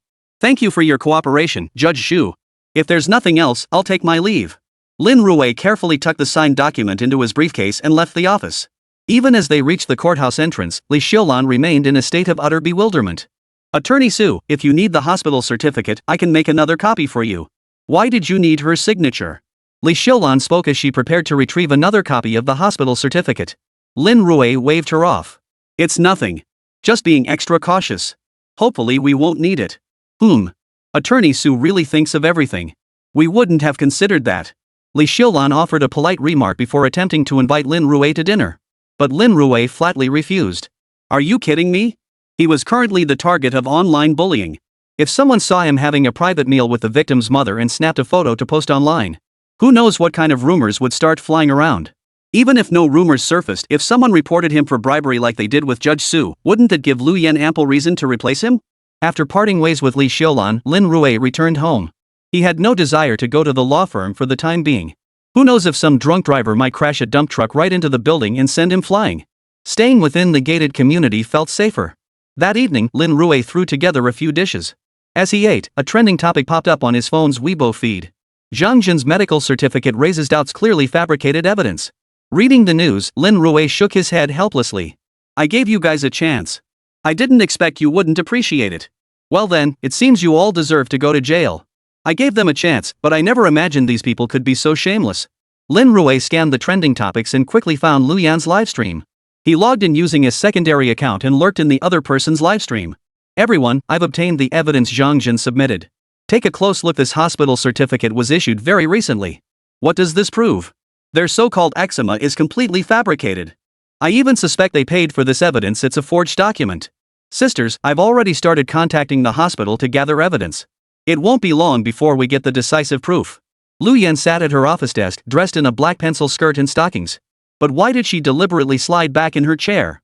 This way, the black stockings beneath her skirt were visible.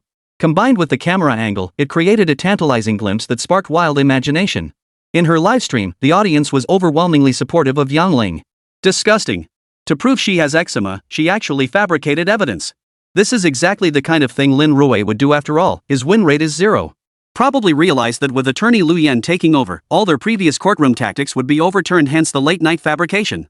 Exactly. With attorney Lu handling it, Lin Rui is nothing but a joke. That Wang Hai is useless. Bring in attorney Lu instead, he'd turn this around in a day. Take down the presiding judge, kick out Wang Hai, and report Lin Rui for perjury. As she watched the flood of flattering comments, Lu Yan maintained her composed, confident smile. Sisters, in this world, we must learn to protect ourselves. Otherwise, they'll take advantage of you completely. Think about it, why are all the high-paying management positions filled by men? Why do these men get to come home and do nothing, while we have to bear children? And do all the housework? Why do they get to be lazy gluttons while we run ourselves ragged? Why?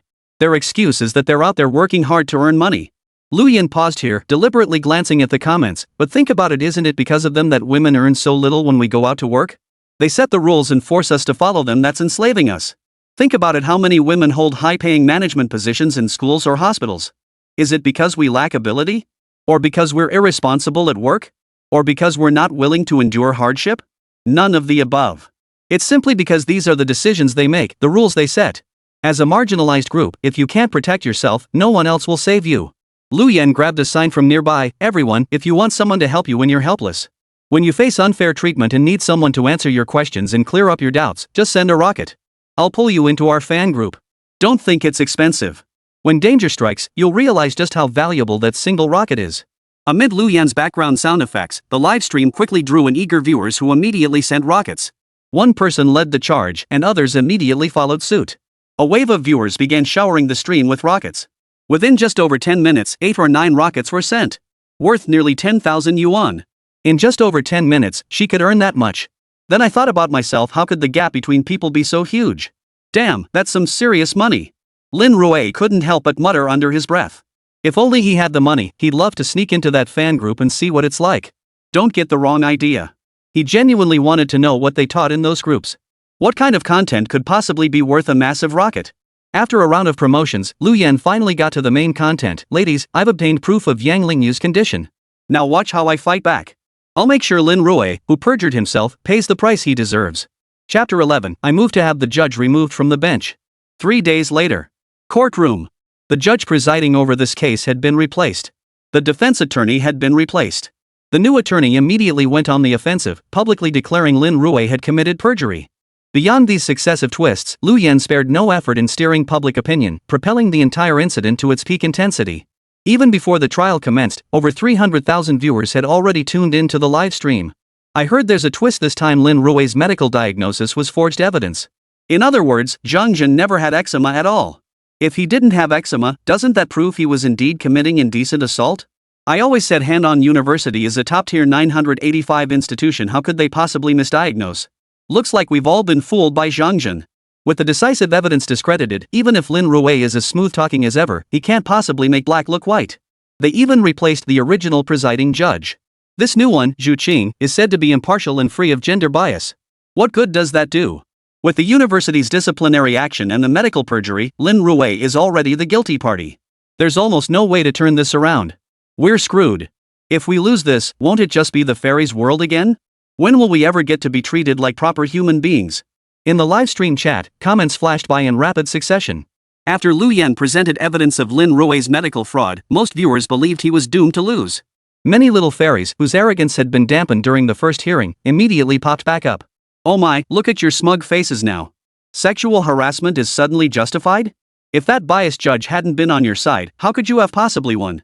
Honestly, they're all useless. Men are never reliable.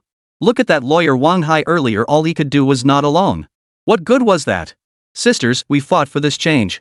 So when you face abuse, stand up and fight back. Forget everything else, just remember, as women, these men can't lay a finger on us. The chat exploded with heated discussion as the trial was about to begin. The lawyers from all sides took their seats. Zhu Qing instructed the court clerk to announce the court rules, emphasizing several points specifically. Absolutely no interruptions during testimony. All statements must be clear and factual. All statements and evidence must be truthful. Any perjury discovered will be punished immediately according to the law. As she stressed these points, Zhu Qing deliberately glanced toward Lin Rui's side. Not only that, but in the defendant's dock, Yang Ling stood with her arms crossed over her chest, glaring at Lin Rui with utter disdain. Her haughty expression and contemptuous gaze suggested she already considered victory assured. Wait, the trial just started and Yang Ling is already acting so arrogant? Isn't the judge going to do anything? What gives her the right to be so cocky? Does she really think she's going to win? This is arrogance? You guys down there really know how to overthink things. This is just confidence. Are you out of your mind? Does confidence mean disrespect? She's practically looking down her nose at everyone. Where's the respect between people? Where's your manners? Oh my, now you're getting cocky? Sorry, I'm feeling a bit jadey. I need to get a medical diagnosis. Off. You're always feeling a bit off. Does that mean you deserve special treatment? This is an insult to my spirit, you disgusting bug. The comments streamed in relentlessly. Before the trial even began, the chaos erupted. After announcing the court rules, Zhu Qing declared in a solemn voice, the trial is now in session. The plaintiff is requested to present supplementary evidence. Yes, Your Honor. We will present supplementary evidence Zhang Jun's medical diagnosis report for eczema. Lin Rui stood up and presented Zhang Jun's medical diagnosis report. The diagnostic conclusion in this medical report clearly states that Zhang Jun has suffered from eczema for half a year. As soon as Lin Rui finished speaking, the defendant's defense attorney, Lu Yan, immediately interrupted. This diagnosis report was issued just 3 days ago, 3 months after the incident occurred.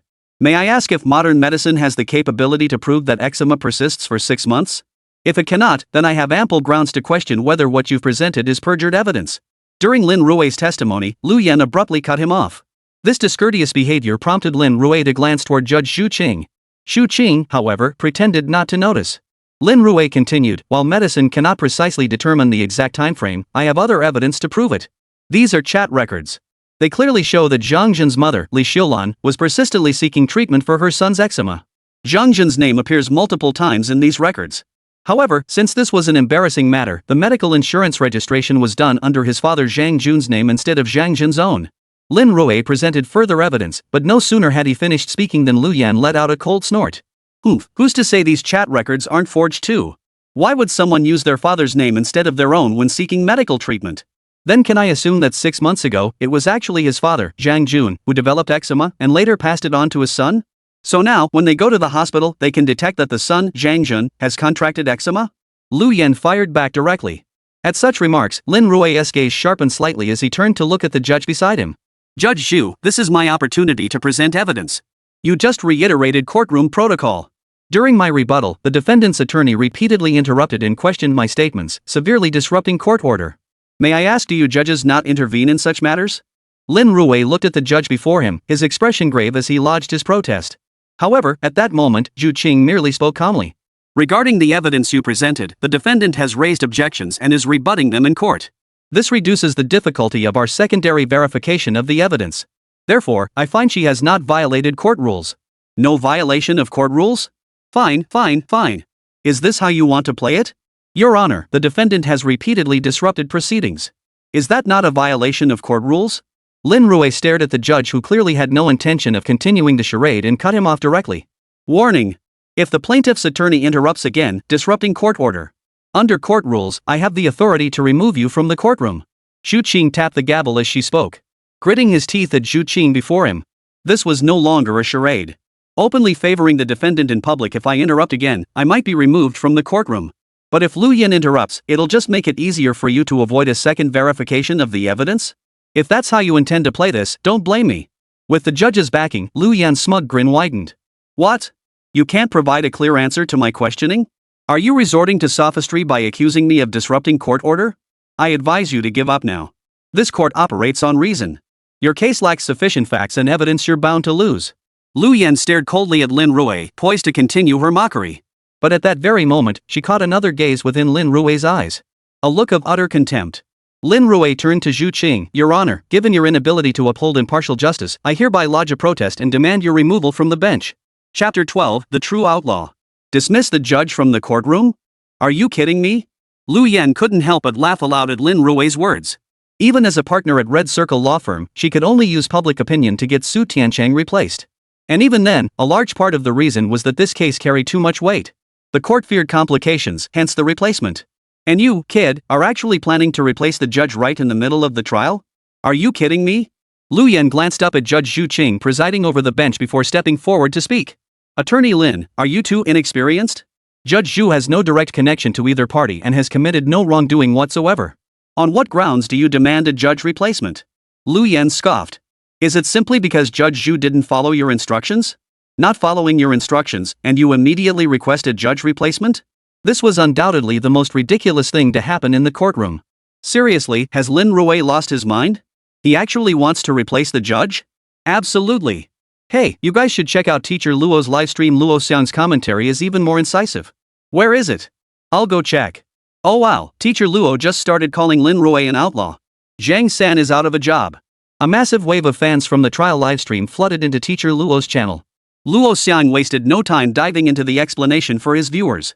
According to the rules, if you want to replace a judge, you must present valid evidence. For example, if a judge has some kind of conflict of interest with the plaintiff or defendant, the lawyer can request the judge recuse themselves. Or if evidence is found proving the judge is unable to continue presiding over the case, recusal may be possible. Luo Xiang addressed the live audience. As we all know, conflicts of interest are unlikely. All judges undergo thorough vetting before presiding over cases.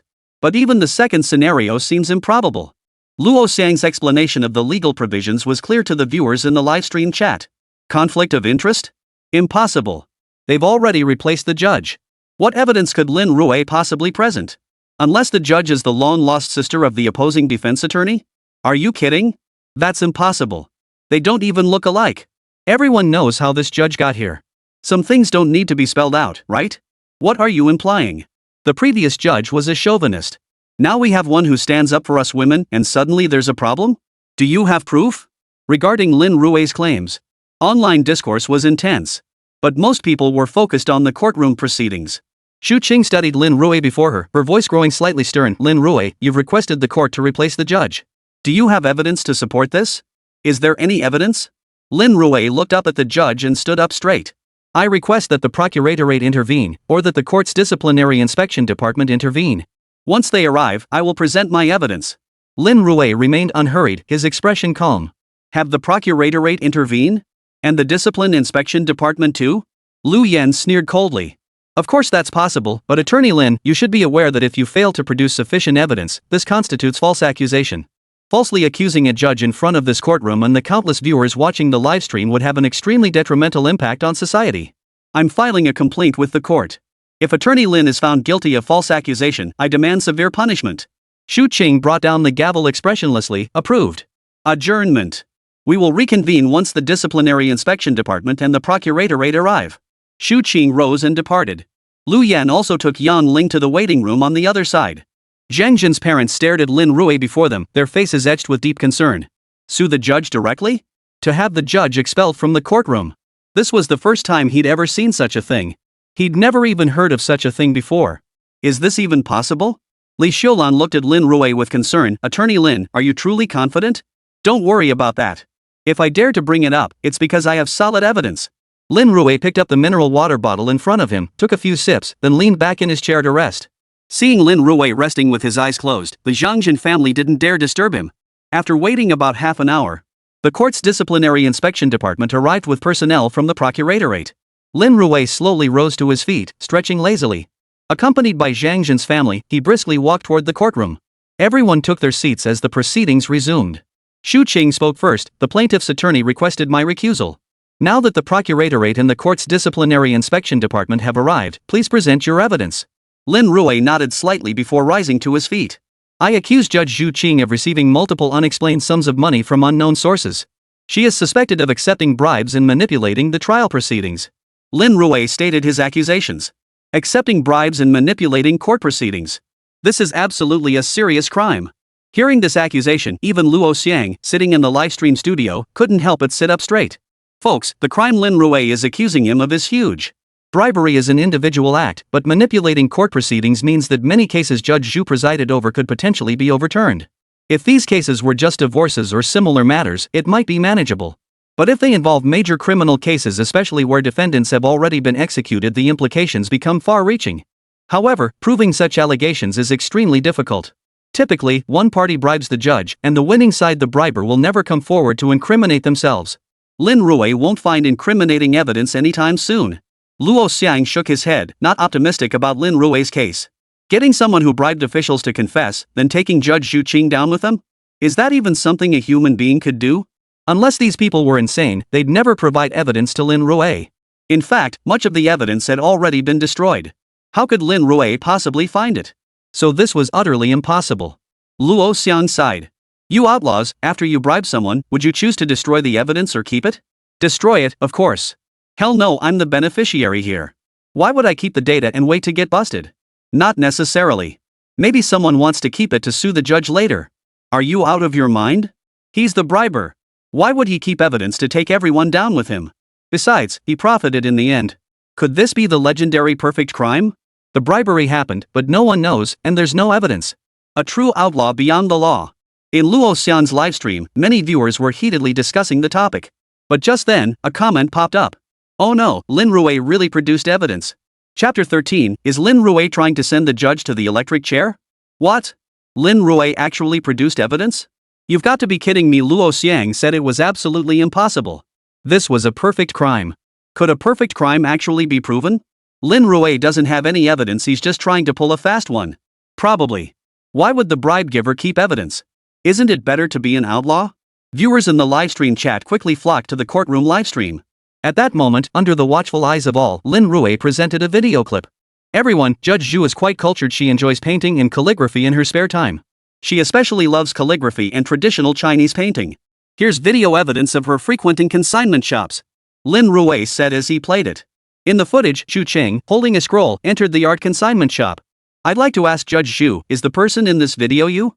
Lin Rui looked up at Zhu Qing. Zhu Qing nodded slightly. It is me. I do indeed love calligraphy and paintings. I believe the true measure of a painting's quality lies in the market's recognition of its value. Therefore, I do have this habit. After completing a piece I'm satisfied with, I place it in the consignment shop for sale. Zhu Qing offered this explanation in front of the disciplinary inspection department. Nothing wrong with that. What's wrong with loving calligraphy and paintings? What's wrong with wanting to sell them? What's the problem? Well, yes, but your calligraphy and paintings are basically worth around 100,000 yuan each. I've investigated and gathered evidence. Based on your sales records, most transactions occurred around a month after your case was concluded. How do you plan to explain that? Lin Rui said, producing the shop's sales records. What kind of evidence is that supposed to be? As a judge, I handle cases every month. Does that mean every transaction is bribery? Then wouldn't I be barred from having any side business at all? Zhu Qing shot Lin Rui a glance before turning to the disciplinary inspection department. The evidence he presented is completely fabricated. This constitutes false accusation.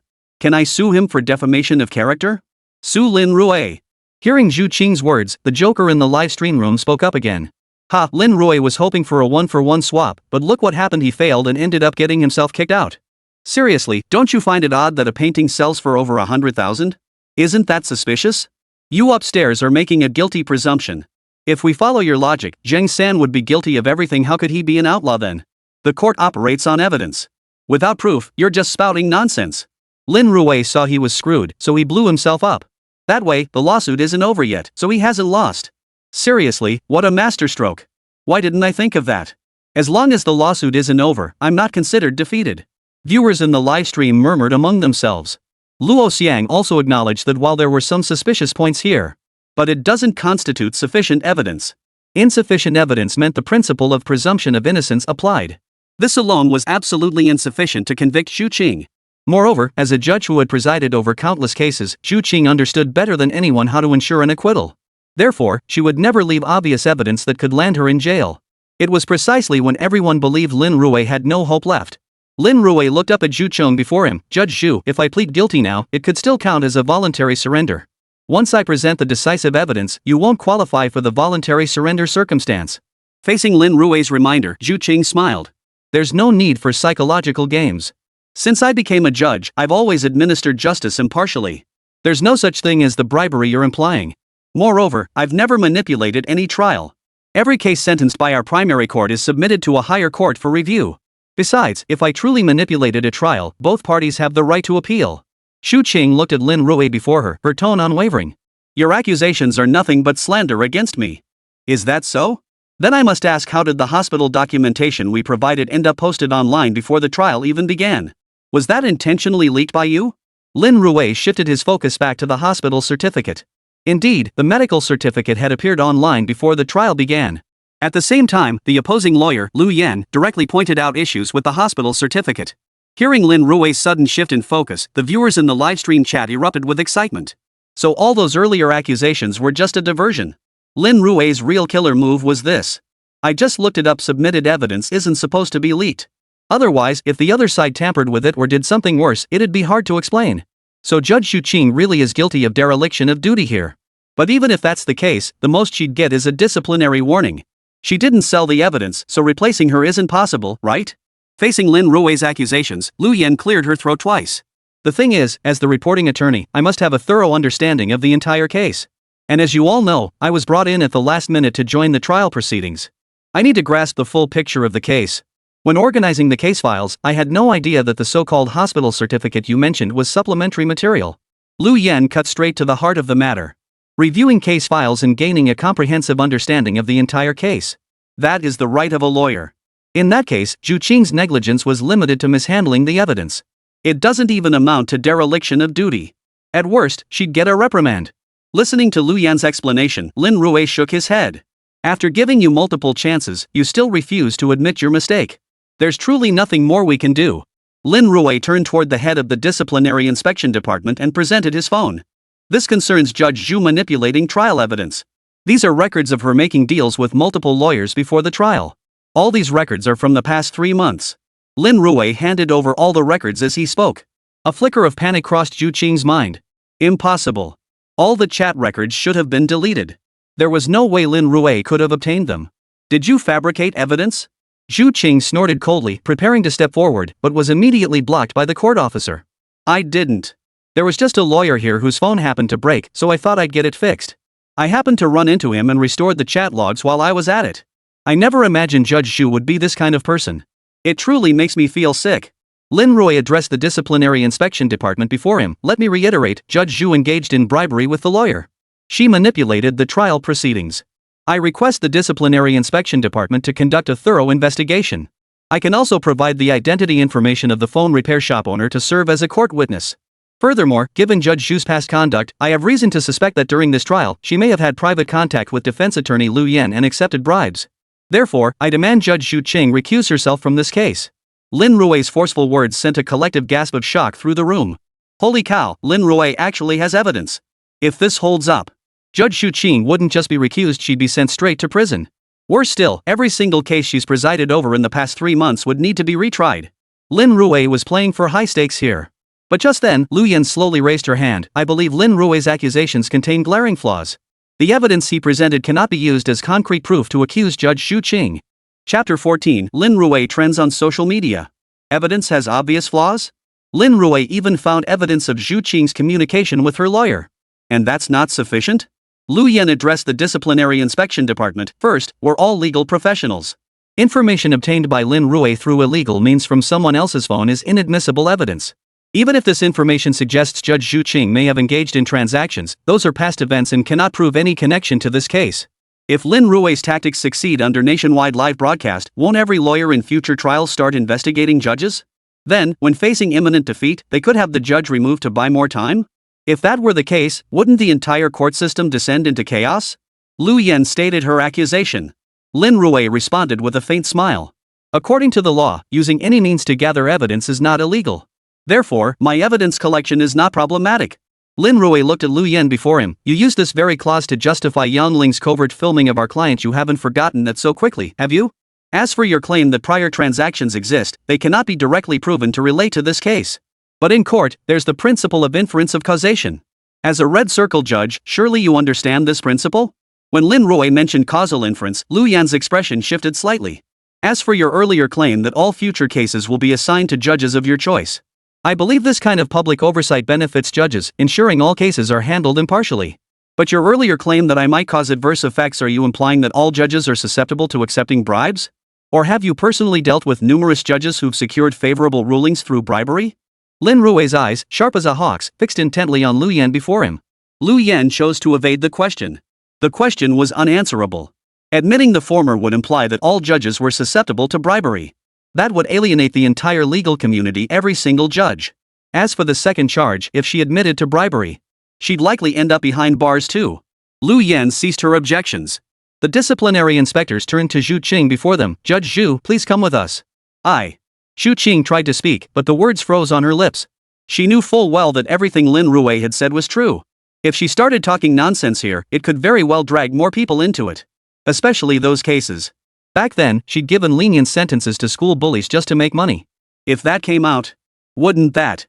Zhu Qing instinctively chose to remain silent, quietly following the disciplinary inspection team out. After she departed, the trial was suspended. Deputy Judge Wu Feng would now preside over the case in Zhu Qing's stead. The court adjourned for half a day, resuming tomorrow. Online, Luo Xian's livestream was packed to the rafters. Most had gathered specifically because of the adjournment. Lin Rui presented a causal inference argument, which is indeed legally sound.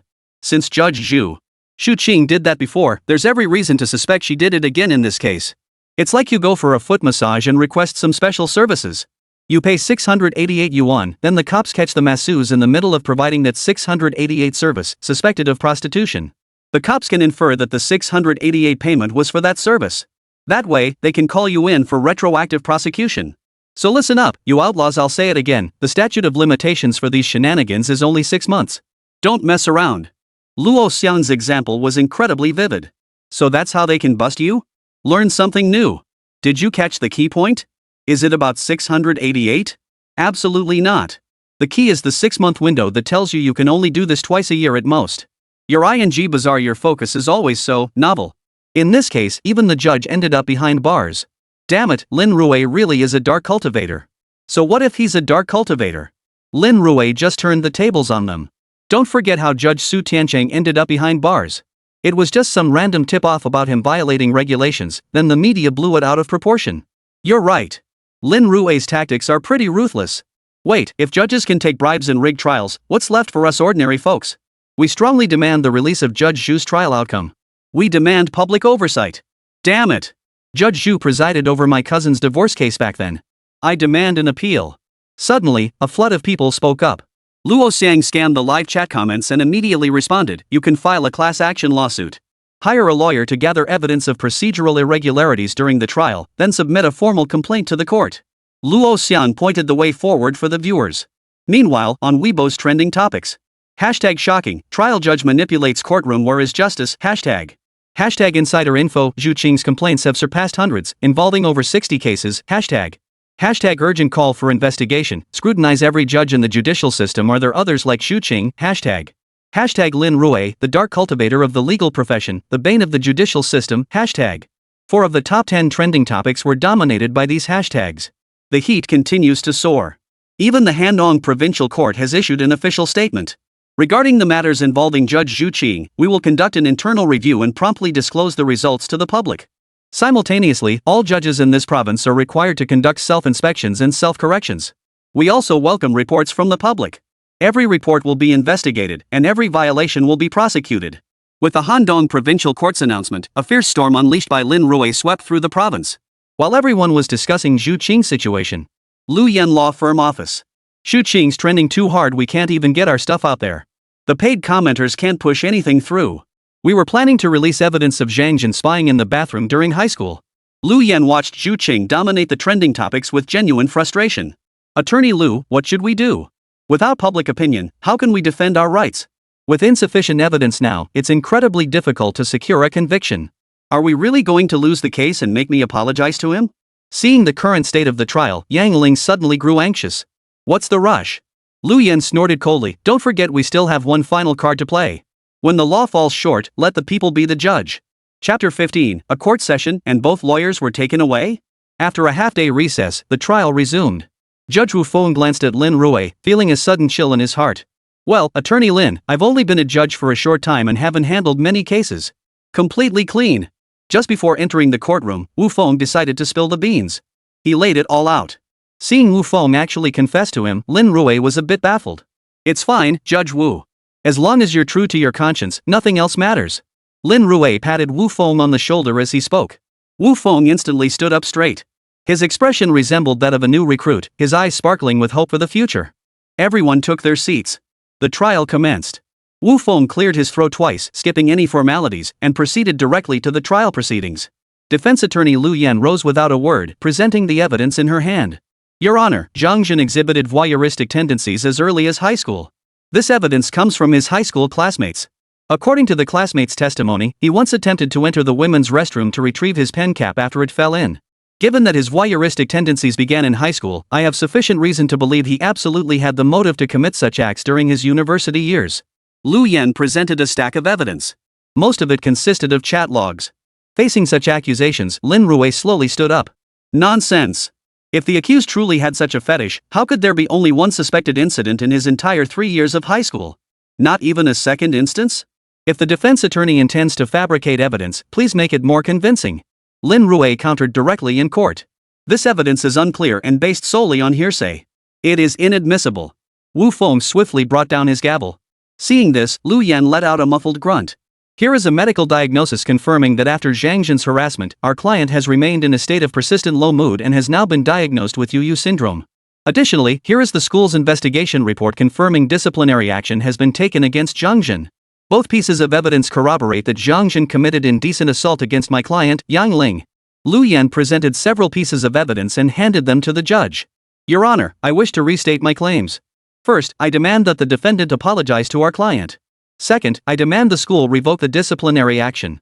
As for the third point, the opposing party caused immense harm to our client's family by posting online and inciting public opinion, which ultimately led to the death of her grandfather who raised Zhang Jin since childhood.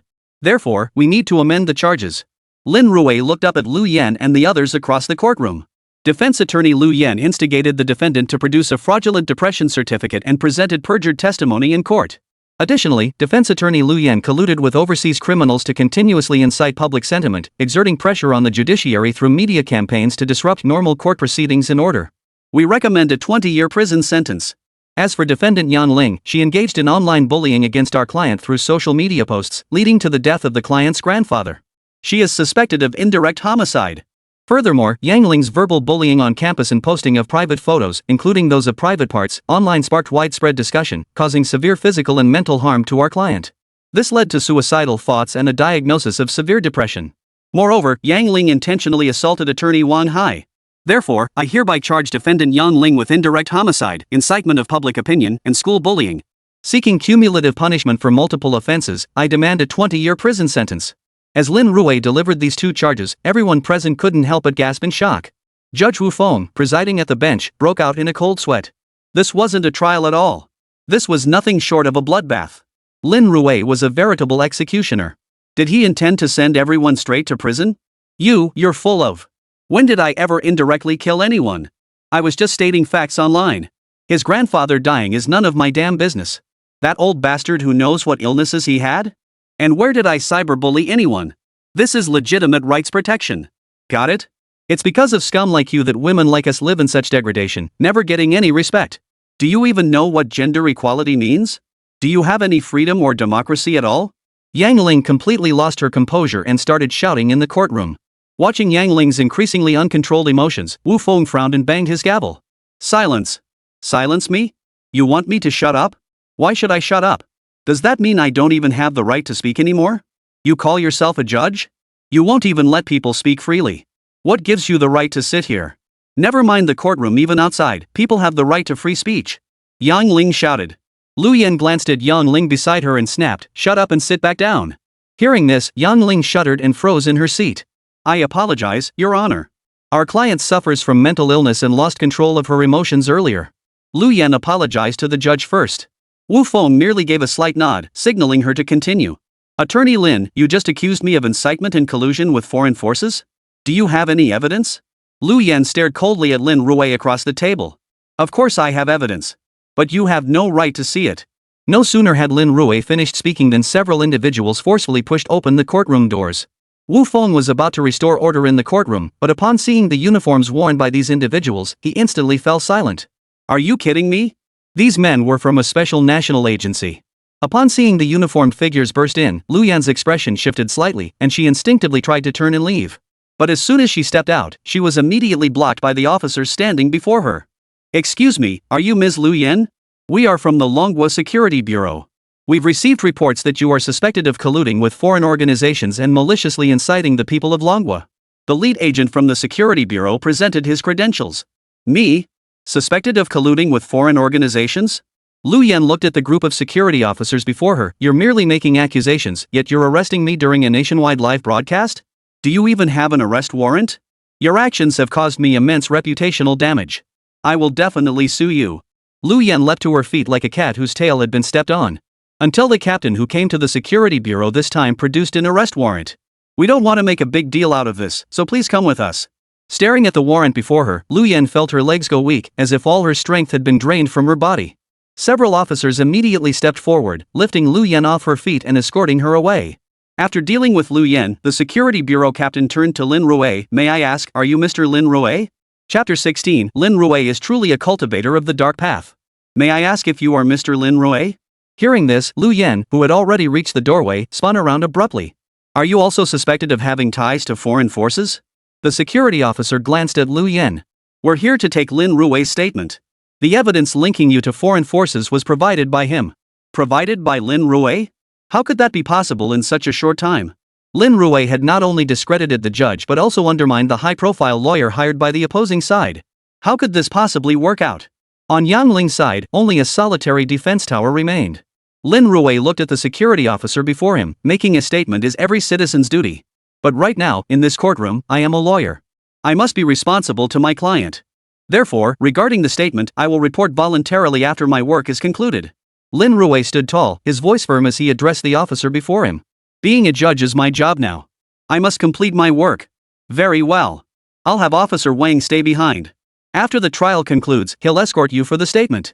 The captain in front of him motioned for someone to stay behind. What? Is that even possible? Lu Yan stared at the captain, her voice dropping slightly. Captain, I'm a judge too. I must see this case through to the end. Lu Yan protested, but met only the officer's icy stare. Lin Rui is a citizen of the Dragon Nation. Giving a statement is his obligation.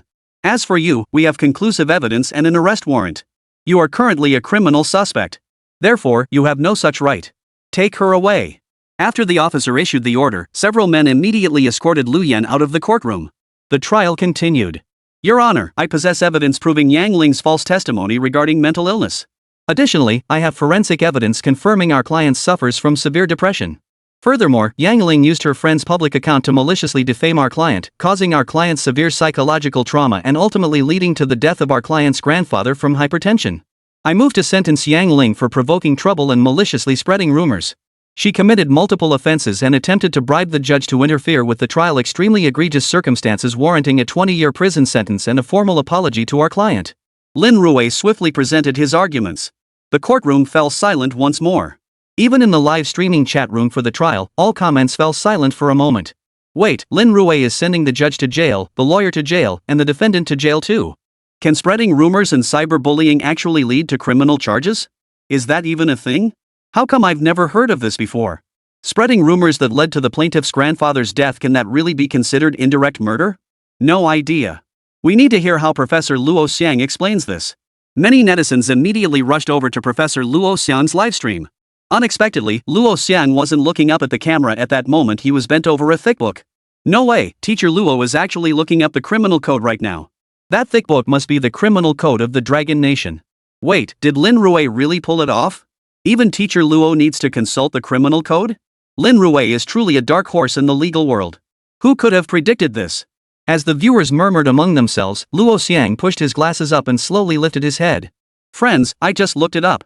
According to Article 246 of the Dragon Nation Criminal Code, spreading rumors that lead to someone's death constitutes defamation. It can be punished by up to 3 years imprisonment, public surveillance, or criminal detention.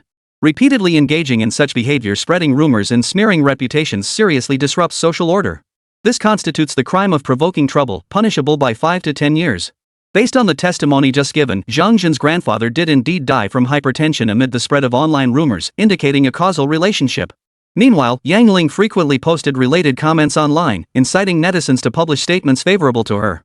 If these offenses are punished concurrently, the sentence would be at least 5 years but not more than 13 years. Luo Xiang glanced at the criminal law before him. Honestly, I have to admire attorney Lin Rui. He's mastered the legal provisions to a T. Even if it were Red Circle lawyer Lu Yan, she could only conclude that even if she lost the trial, it would amount to nothing more than false accusation or rumor mongering. For spreading rumors, it would only be an administrative penalty, at most a suspended sentence of 2 years probation. But unexpectedly, Lin Rui played a masterstroke linking Grandpa Zhang Jin's death to causal inference. Coupled with the case's extremely negative public impact, this makes the rumor-mongering charge exceptionally severe. At this point, Luo Xiang sucked in a sharp breath. Also, do you think Lin Rui reported the judge and lawyer Lu Yan just to reduce their numbers? This isn't it. This is a complete chain of evidence. Let's make a hypothetical assumption, adhering to the principle of presumption. Suppose Xu Cheng and Lu Yan truly engaged in some illegal transactions, and Lu Yan has connections with certain overseas organizations. If this one piece of evidence is confirmed, then the instigation of this public opinion storm wouldn't be limited to Yang Ling alone. Could this be a premeditated, organized operation? If their objective is to infiltrate and undermine our judicial system, Yang Ling may be implicated in even more serious crimes. Meanwhile, Lin Rui testified in court that Yang Ling's Yu syndrome report was fabricated, which undoubtedly adds another charge of perjury against her. Given these cumulative charges, 20 years really isn't excessive. Luo Xiang surveyed the sea of netizens in the livestream chat. If Lin Rui wins this, it will be an absolutely perfect victory. Such an unconventional approach is extremely rare, even in my cases involving outlaws. Lin Rui is undoubtedly the outlaw killer. Teacher Luo Xiang's assessment instantly caused an uproar in the livestream chat. He's not just an outlaw hunter, he's the court's executioner. In one case, he sent both the judge and the lawyer packing and locked up the defendant too. Lin Rui is simply unstoppable. He has solid evidence and a sound argument. What's wrong with that? Put yourself in his shoes. If you were falsely accused, wouldn't you want to see the other party locked up? Many viewers in the livestream chat grew increasingly supportive of Lin Rui. At this very moment, while the viewers were engaged in heated discussion, Wu Feng felt a bit troubled. How should this case be adjudicated? The case carried significant public scrutiny. A flawed judgment could easily trigger unnecessary repercussions. Moreover, Wu Feng had only become the presiding judge after the original judge, Zhu Qing, was removed. He had presided over only a handful of cases before, and now he was suddenly tasked with this high-profile, politically charged one. However, just as he was wrestling with his thoughts, the conference room door creaked open from the outside. The one who entered was none other than Su Tianchang, the judge who had been removed from the bench for the first time. Judge Su. Wu Feng immediately stood up, his gaze fixed on Su Tianchang before him. The procuratorate has thoroughly investigated the contents of the complaint letter. The court has sent me to assist you in completing this case trial. The higher-ups have only one directive: act in accordance with your conscience and uphold the dignity of the law. In the end, trust your judgment. Be true to your conscience. Be true to the dignity of the law. Wu Feng suddenly thought of something, his gaze growing resolute. I know how to rule now. Chapter 17, Trial Verdict 10 years. This court finds the plaintiff's evidence detailed and well organized. Pursuant to Articles 246 and 385 of the Criminal Law of Longwa, it is hereby decided to sentence Yang Ling to 10 years imprisonment. She shall also submit a written apology statement to Zhang Jin, which must be publicly displayed on her personal account for 15 days. This judgment shall take effect within 7 days of issuance. Should either party contest this ruling, an appeal may be filed with a higher court. After Wu Feng read the verdict, Yang Ling felt as if the sky had fallen. It's over. She was really going to prison for 10 years. How could she possibly pursue her PhD in Hong Kong after serving time? After 10 years, she wouldn't be young anymore. This verdict had ruined her promising future. I refuse to accept this. How dare you sentence me like this? This has ruined my life.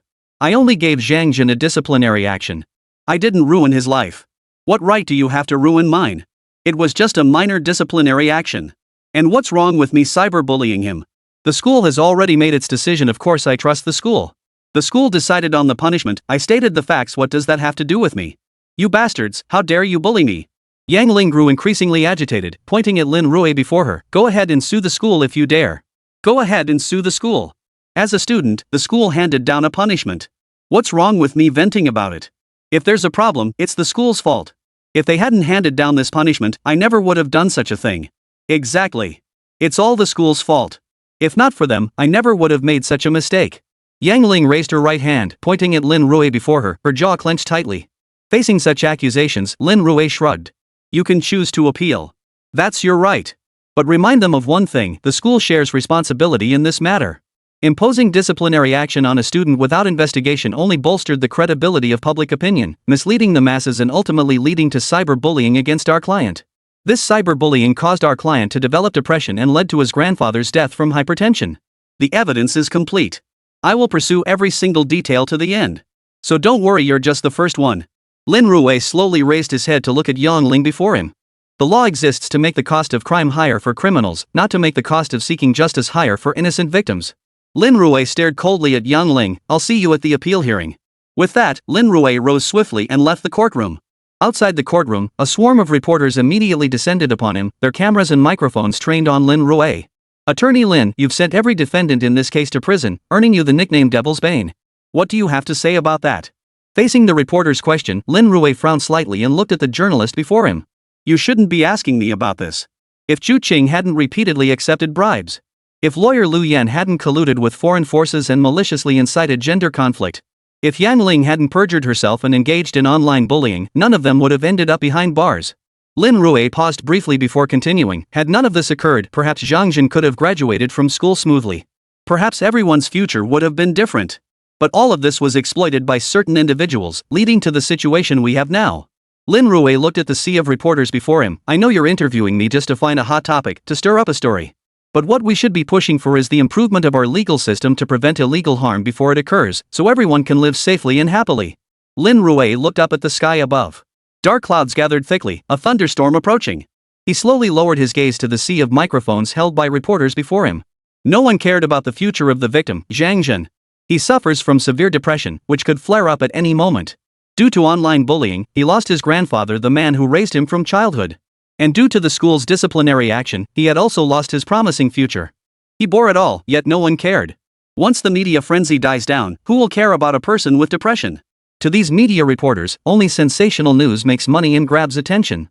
Attorney Lin, have you considered that your sophistry has harmed not only Yang Ling but all women? If alleged harassment and presumption of innocence mean that any man can use so-called illnesses or flimsy evidence to evade punishment when harassing women, is there any fairness left in this world? Then I must ask, how are women's rights supposed to be protected? We are already a vulnerable group in society. When facing unlawful attacks, we simply don't have the physical strength that men do. I ask you, how are we supposed to protect our own safety? A female reporter from a women's channel looked at Lin Rui before her. Her question prompted the other journalists present to fall into a decisive silence. Many were waiting for Lin Rui's response. Lin Rui, too, furrowed his brow slightly. The question was pointed. He had just concluded a lawsuit defending Zhang Jin's rights. Yet the questioner wasn't dwelling on the case itself. Instead, she was asking, if the genders were reversed, how should Yang Ling have handled the situation? How would she protect her own rights? The surrounding media reporters were well aware of the trap in this question. Everyone waited for Lin Rui's response. Don't you think there's something wrong with what you're saying? I harmed Yang Ling? Then let me ask you, bringing criminals to justice and sentencing them to death, is that considered harm? You just claimed that all men should treat women differently from now on. You're not addressing the issue at hand, you're exaggerating it. What are you trying to incite? It's simple. The perpetrator committed indecent assault. The evidence is irrefutable. The court will undoubtedly deliver a just verdict. Moreover, we know your identity and motives. Since that's the case, if you advocate for gender equality, please refrain from immediately invoking the vulnerable group label. Throughout history, haven't there been countless instances where women prove themselves equal to men? Or is it that, in your eyes, women are inherently inferior to men? Is that why you label them as a disadvantaged group? Lin Rui stared at the reporter before him, his words unwavering. If you intend to broadcast this segment, air it in its entirety with subtitles.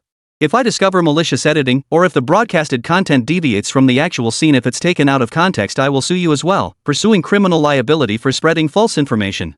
With so many journalists and media present, gathering evidence shouldn't be difficult. As members of the press, you should stand up for justice. Lin Rui's few simple sentences effectively thwarted the reporter's attempt at selective editing. Many reporters nearby silently took note. This was the legendary lawyer who had even sent outlaws to prison. By the way, Attorney Lin, you mentioned the university shares responsibility. Does that mean you plan to sue Hand-On University too? After a brief silence, another reporter fired off a question. Chapter 18, I'll follow the traffic officer's lead. Sue Hand-On University? That depends on how Hand-On University handles this matter. I hope they will uphold the law impartially and uncover the truth. Often, admitting mistakes isn't shameful or a sign of negligence. On the contrary, refusing to acknowledge errors is the greatest dereliction of duty. Lin Rui delivered the line. All the reporters pulled out their notebooks and jotted it down. This Lin Rui, though labeled a heretic cultivator, held remarkably upright views. After briefly answering a few more questions, Lin Rui finally broke free from the reporter's encirclement. Back at home, Lin Rui activated the system. Hando University Library sexual harassment case. Arrested, 3 individuals. Current rating, B+. Note, numerous fugitives remain at large. Host is advised to apprehend them promptly. If the host chooses to close the case, rewards will be distributed based on the current rating. Not over yet? Could it be that someone hasn't been sent to jail yet? Lin Rui was eager to wrap things up and cash out, but that B+ rating had him scratching his head in frustration. Just one step away from an A rating, the rewards for that must be even better, right? Lin Rui paused in thought, about to open his computer, when a headline caught his eye. Hashtag facing request to revoke disciplinary action, hand on university remains silent. Hashtag Zhang Zhen's parents prepare to sue school. School responds, the matter is under investigation. Hashtag. Two headlines stood out prominently. Beneath these headlines lies the topic of Yang Ling. Hashtag Yang Ling dissatisfied with verdict, prepares to sue Intermediate People's Court. Hashtag. However, the focus of public attention has now shifted to Hand On University. The court has already ruled, with the trial broadcast live online. All evidence was thoroughly documented, yet Hand On University still refuses to revoke the disciplinary action. What does this mean? Half an hour after this post surfaced, another post surged to the top of the trending list. Hashtag shocking, Yang Ling is also a victim. Had Hand On University not imposed disciplinary action, she would never have spread rumors. Hashtag Yang Ling has contacted relevant lawyers and is preparing to sue Hand On University. Hashtag. Both updates immediately surged to the top of the trending list. Yang Ling is also preparing to sue Hand On University? She's clearly trying to shift the blame, painting herself as a victim to get a lighter sentence. What choice do students have? When trouble arises, they naturally trust the school. As Lin Rui was reading, his WeChat flashed. Zhang Zhen sent a link. Lin Rui casually tapped it open. Yang Ling had actually started a live stream? Her follower count immediately surged to hundreds of thousands. Under the legal system of the Dragon Nation, if an appeal is filed for a second trial, the initial verdict is not considered final. At present, Yang Ling could only be considered a person with restricted freedom. Sisters, save me. It's all because of that bunch at Hand On University's disciplinary committee. They didn't investigate thoroughly. They handed down the punishment directly, which is why I've been acting so brazenly. As a student, I'm under immense pressure. Much of what I complained about in my statement was posted under Hand On University's misguidance. If they hadn't issued that disciplinary action, I would never have done such a thing. If they hadn't misled me, I wouldn't have posted those things, and I wouldn't be facing a 10-year sentence now. Yang Ling broke down in tears as she spoke. In the live stream's chat, many voiced support. Stand with Yang Ling. The school shares responsibility here. Ask yourself, if your daughter got into an argument at school and the school punished the other person, wouldn't you think your daughter was in the right? I don't know what everyone else thinks, but I just want to know, is it right for a young girl like this, when faced with a problem, to immediately report it to the school and leave it to them to handle? For students, school is an institution of immense authority. The crux of this entire incident lies in the school's disciplinary action. Without the school's disciplinary action, Yang Ling would never have vented online, and there would be no cyberbullying to speak of. So the root cause is that Yang Ling trusted the school too much. But then again, we're all parents. If schools aren't trustworthy, who can we turn to for verification when our kids face problems and we're not there? Exactly. When my kid got into a fight and was called to the school, I had no choice but to trust the teachers. I think Yang Ling was wronged. Her trust in the school led to this situation, and both parties suffered severe harm. As she watched the stream of comments scroll by in the live chat, most of them supportive, Yang Ling gradually stopped crying. Honestly, I never intended for this to blow up. I only submitted the evidence to the school counselor. After the school issued disciplinary action, I just posted normally on Weibo and my social media. I felt bullied and believed I should speak up. Besides, the school had already punished them. What's wrong with me speaking out? I was supposed to pursue my PhD in Hong Kong. I worked so hard for that opportunity, but now everything is ruined. I really don't know what to do. I'm just an ordinary person who wants to study hard. I believed in Hand On University. Is there a problem with that? Yang Ling wept bitterly in the live stream. This display alone won her considerable sympathy. Lin Rui glanced briefly and grasped the situation. It was simple, attacking Zhang Zhen had become pointless. Now Yang Ling was preparing to take on Hand On University. Setting aside all investigation findings, doesn't Hand On University bear any responsibility for directly issuing disciplinary actions? However, conducting a proper investigation would take time. So let Yang Ling make a scene for a while. Lin Rui tidied up a bit, checked the time, and went live right on schedule. The moment he went live, his view count skyrocketed to 1 million. To say the least, it was incredibly explosive. Everyone, if you have any criminal cases you want to discuss live, feel free to jump in. I'll do my best to help. As usual, Lin Rui answered questions from his viewers.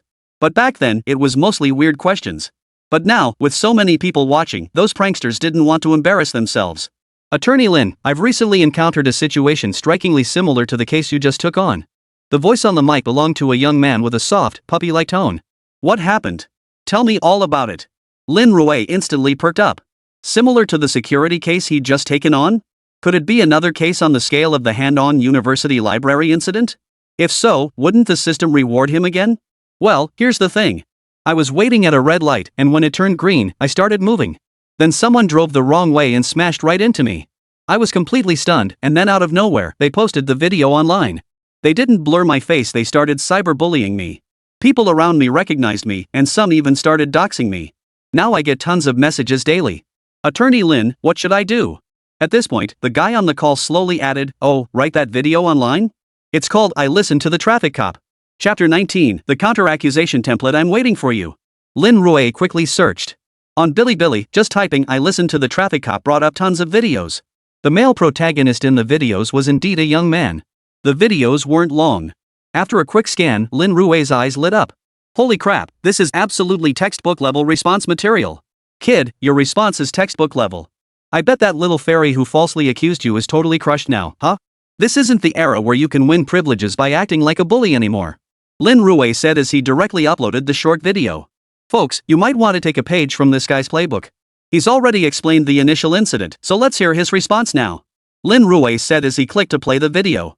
Young man, whatever the traffic police say goes. I fully accept their decision. Hearing this, Lin Rui nodded slightly. That's a normal reaction. Whenever you encounter something like this in the future, don't argue, always defer to the legal judgment. But right after the guy finished speaking, the girl recording the video immediately chimed in, wait, you hit someone and then you hit them back? Young man, me hit someone? I'm following the traffic cop's instructions. Hearing this, the viewers in the live stream chat burst into laughter. Seriously, I'll follow the traffic cop's instructions no matter how you pronounce it, it can't possibly mean I beat someone up. Guys, you don't know this is their usual tactic, just to provoke the guy. If the guy had even raised his hand, they'd instantly claim he was about to hit someone. Trust me, that's how these things always play out. Exactly. Look at the guy's reflexes, he pulled his hands back instantly. There's over a meter between them. How could he possibly hit anyone? Classic double talk. The guy says he'll listen to the cop, then the girl goes, what? You're gonna call someone to beat me up? Viewers immediately flooded the chat with comments. Lin Rui glanced at the viewers' responses and nodded slightly.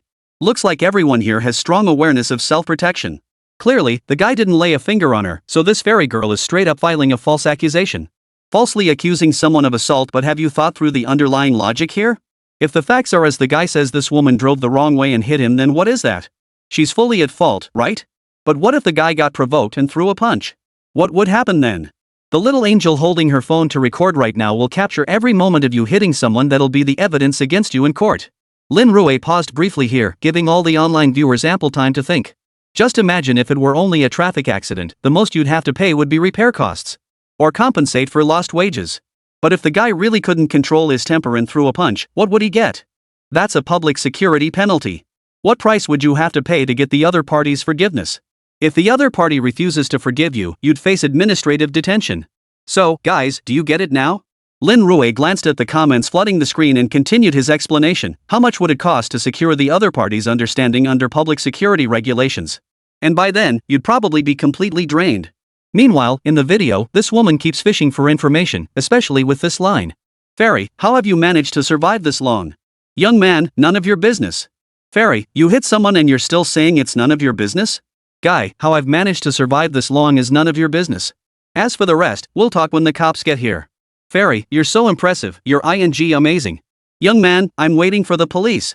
Lin Rui played another clip and continued explaining. At this point, if you just clarify that I meant it's none of your business that I've lived this long, not it's none of your business that I hit you.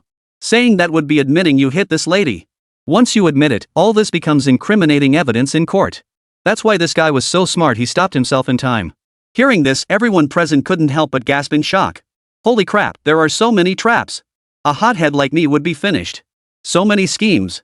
Seriously, why do people like this exist in the world? Shouldn't false accusations be punishable by death? I honestly don't know how these people survive. They ask others how they live? Can't we just kill them outright? I think false accusations and malicious slander should be severely punished, just execute them outright. Many viewers in the comments were boiling with righteous indignation. Lin Rui glanced at the comments, most were from fellow male viewers. The logic of this case is actually simple. It started as a minor fender bender likely caused by the woman driving the wrong way. She should bear full responsibility. To evade responsibility, the woman launched a psychological attack, hoping to provoke the man into losing his temper, physically assaulting her, and admitting fault. Physical violence is utterly despicable. Once the man actually hits her, she'll claim victimhood and turn it around to frame him. Terrifying. One wrong move and you're trapped in a counterattack, leaving us no way out. It's all a trap. What are we supposed to do?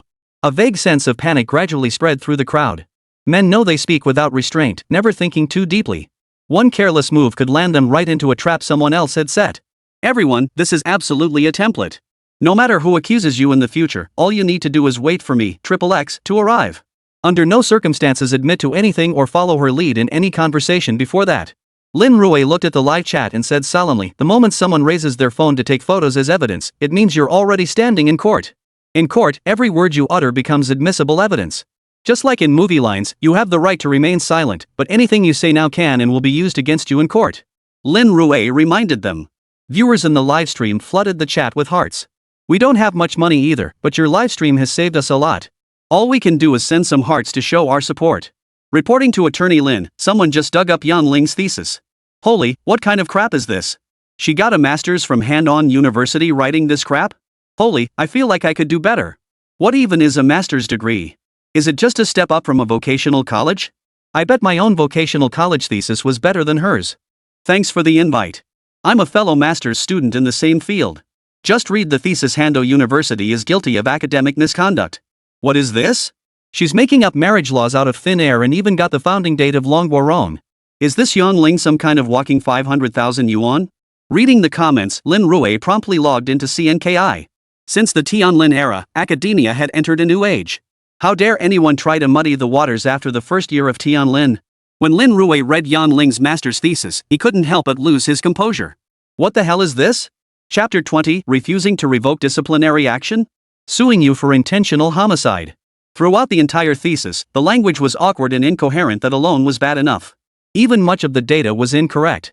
As a humanities student, shouldn't her language skills be stronger than an engineering student's? Why is most of the article so poorly written? Especially pushing back the founding date of the Dragon Nation by nearly 1,000 years. Unbeatable. The buffs are stacked to the max. Lin Rui prides himself on not being a harsh critic or someone who enjoys nitpicking. But he simply couldn't hold back. There's no such clause in the marriage law. This is pure fabrication. To write something like this, I can only say that the academic standards at Hand-On University are seriously lacking in rigor. Lin Rui shared excerpts from the thesis with his live stream audience. The paper was riddled with flaws. A single stone sent ripples across the pond. Almost simultaneously, Hand-On University issued an immediate statement. Regarding Yang Ling's thesis, it is merely a draft version. We welcome scrutiny from all parties. Upon hearing this statement, netizens exploded in outrage once more. Wait, what? Does that mean only Hand-On University's theses are drafts? If everything on CNKI is just a draft, does that mean I can start revising my college entrance exam papers right away? What is Hand-On University trying to pull? Is admitting a mistake really that hard? Wait, how could Hand-On University possibly be wrong? The only ones who could be wrong are us. Is Hand-On University trying to treat us all like little darlings?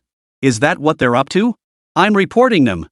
Hand-On University doesn't deserve its 985 status. Their academic standards are utterly lax. Numerous comments poured in below. The post's popularity skyrocketed. But as he watched the traffic boil over, Lin Rui narrowed his eyes. After a moment's thought, he cleared his throat twice in the livestream. This is clearly a diversion tactic. Right now, all your attention is focused on the academic papers. At the end of the day, issues with academic papers boil down to a few reviewers and even involve external experts. These are just professors. In the end, the university will just discipline them, pay cuts, suspensions. But you seem to be overlooking the real truth they're trying to hide behind this Zhangjin. 3 days have passed since the trial concluded, yet the university still shows no intention of revoking the disciplinary action. The imposition of penalties is the university's responsibility, so they're trying to deflect attention from the real issue. They're hyping up the controversy around Yang Ling's thesis to divert attention from Zhangjin's disciplinary action, a tactic they've employed countless times before. Lin Rui's concise explanation instantly brought clarity to the online audience. Exactly. Right now, the entire Weibo buzz is focused on Yang Ling's thesis. Hand-On University is clearly sacrificing the pawn to save the king, throwing their own faculty under the bus. Rumor has it Yang Ling's advisor isn't exactly competent either. Just look at his research, it's all nonsense. The viewers in Lin Rui's livestream seemed to grasp the situation instantly. But Lin Rui had ultimately underestimated his influence online. No sooner had he uttered those words. Weibo's trending topics changed instantly. Hashtag hidden truths, who will decide Zhangjin's punishment, hashtag. The trending topic surged to the top, even surpassing the heat of previous trending topics. Faced with the situation at hand, Luo Xian launched a livestream to explain the current state of affairs. The situation is quite chaotic right now. First, Handong University is trying to use Yang Ling's thesis scandal to cover up their own issues. This is a blatant attempt to shift the narrative. Beyond that, let's get to the heart of the matter. The core question is, will Handong University admit the disciplinary action was wrong? If Handong University refuses to admit the disciplinary action was wrong, refuses to revoke it, or resorts to delaying tactics, what consequences might that bring? Luo Xiang had grasped the essence of the matter. Can Zhang Jin defend his rights? It was after he posed this question that the viewers in the livestream chat erupted. Seriously, just revoke the wrongful disciplinary action. What's so hard about admitting it? You just don't get it. To use an imperfect analogy, could an emperor in ancient times admit to a mistake? Seriously, Handong University takes itself way too seriously. Emperors? What are they? Gods? Is admitting a mistake really that hard? Who knows? Some people think that once they become officials, they're above everyone else and absolutely refuse to admit mistakes. No, disciplinary actions are imposed by the university according to management regulations. Even if Zhang Jin objects and sues the school, it shouldn't have much impact, right? Seems logical. I've never heard of someone getting sentenced just because a disciplinary action was wrongly imposed. Netizens debated fervently. Luo Xiang glanced at their comments before pausing briefly. You're all correct. Disciplinary actions fall under the school's administrative regulations and can only be revoked by the school itself. Even if Zhang Jin took legal action, it would barely affect the university. Honestly, I can't even think of a charge that would allow him to sue Handong University and get the court to hear the case. Luo Xiang looked at the netizens before him. In this matter, Handong University had become a true outlaw beyond the law. Damn it, there's no legal basis to sue Handong University. Exactly. Disciplinary actions under school rules are entirely self-regulated by the institution. They hold full interpretive and enforcement authority. If you think the school made a mistake, you can only condemn them morally, you can't convict them legally. Then what about Zhang Jin? Does that mean Handong University can't be held accountable? Numerous viewers debated this in Luo Xiang's livestream. Even Luo Xiang couldn't think of a solution. Half an hour later, another trending topic shot straight to the top. Hashtag Zhang Jin's parents decide to sue Handong University for defamation, dereliction of duty, and intentional homicide. Hashtag. The charges have been submitted to the court. Given the significant impact of this case, the court has decided to proceed with immediate hearings. The trial will commence the day after tomorrow. Viewers discussing the situation in Luo Xiang's livestream were instantly stunned by the news. Defamation? How does that even hold up? Are they saying it's inciting public opinion? That might barely qualify? And dereliction of duty? Is that even a legitimate charge? Intentional homicide against Handong University? Can prosecuting a public institution like a university for intentional homicide actually succeed?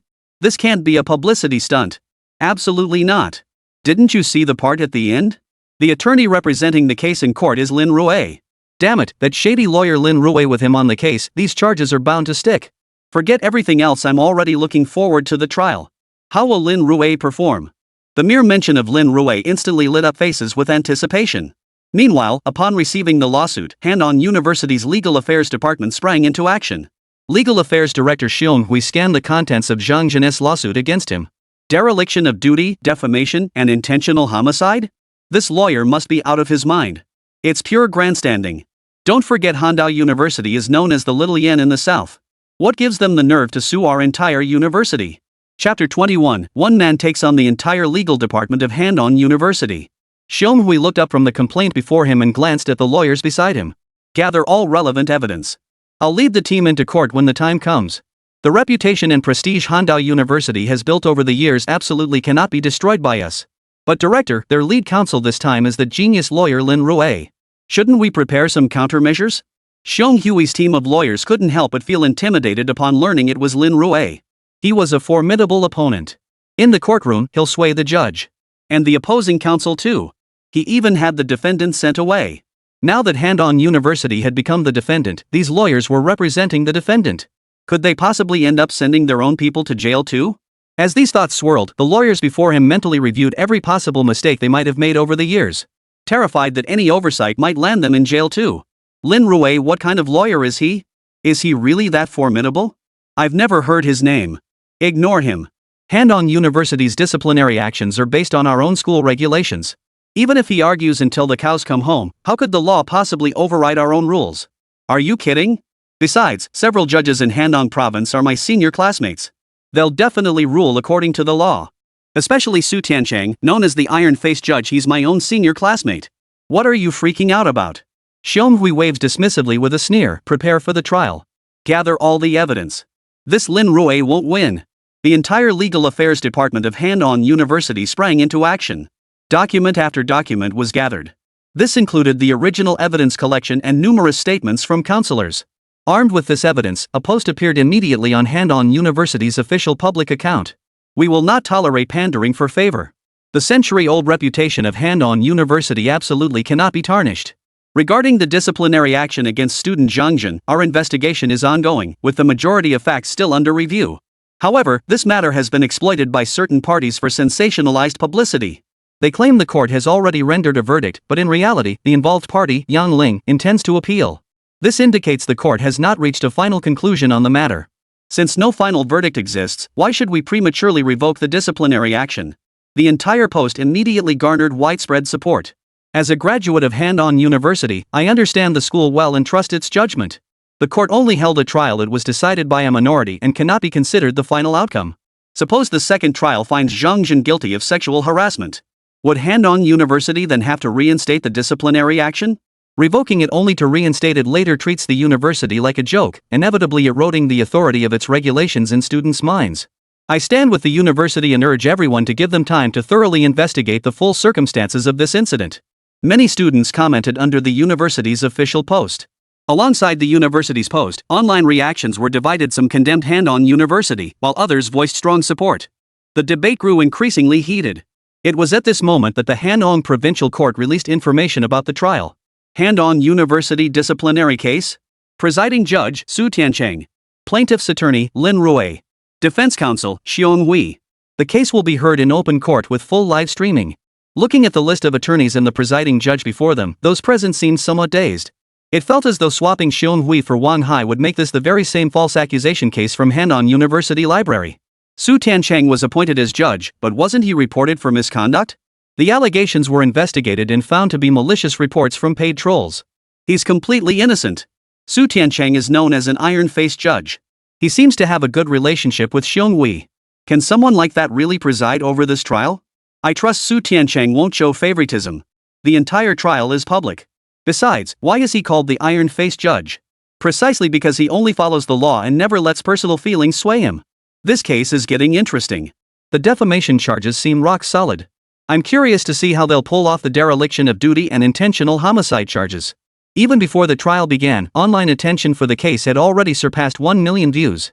Not only that, but numerous media reporters had hired lawyers to provide live commentary. Luo Xiang was also invited to attend. The day of the trial. Ladies and gentlemen, after reviewing this complaint for 2 days, I still cannot fathom what constitutes dereliction of duty. Does this mean Lin Rui intends to prove in court that Han-On University committed dereliction of duty? But that makes no sense. As a public institution, not an individual, how could Han-On University possibly be implicated in dereliction of duty? Let me explain the definition of dereliction of duty in Longwa. Dereliction of duty refers to state officials who, by exploiting their positions, engage in malfeasance, abuse of power, or negligence. Such actions obstruct the lawful, impartial, and effective execution of state duties, thereby undermining public trust in the objectivity and fairness of official conduct. This results in significant losses to state and public interests, constituting a criminal offense. Luo Xiang recited the legal provision before looking up at the livestream. Are you saying the legal department abused its authority and neglected its duties? I don't think so. They did make a ruling. At most, it could be considered an incomplete investigation. Besides, it was merely a disciplinary action imposed on Zhang Jin. That hardly qualifies as suffering major losses. So I don't understand how Lin Rui could possibly think of suing Han-On University for dereliction of duty.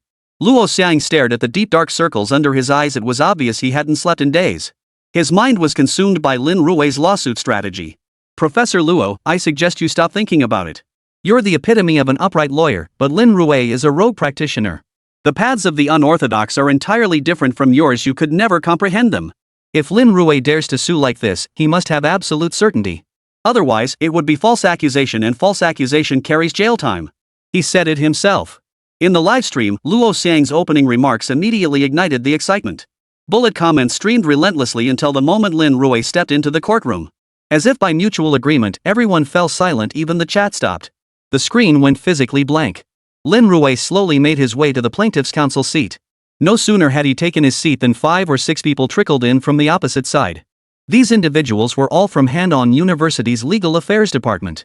By comparison, Lin Rui's side looked rather lonely. Lin Rui stood alone against the entire Legal Affairs Department. This was the true essence of a rogue practitioner. Chapter 22, University Rules or National Law?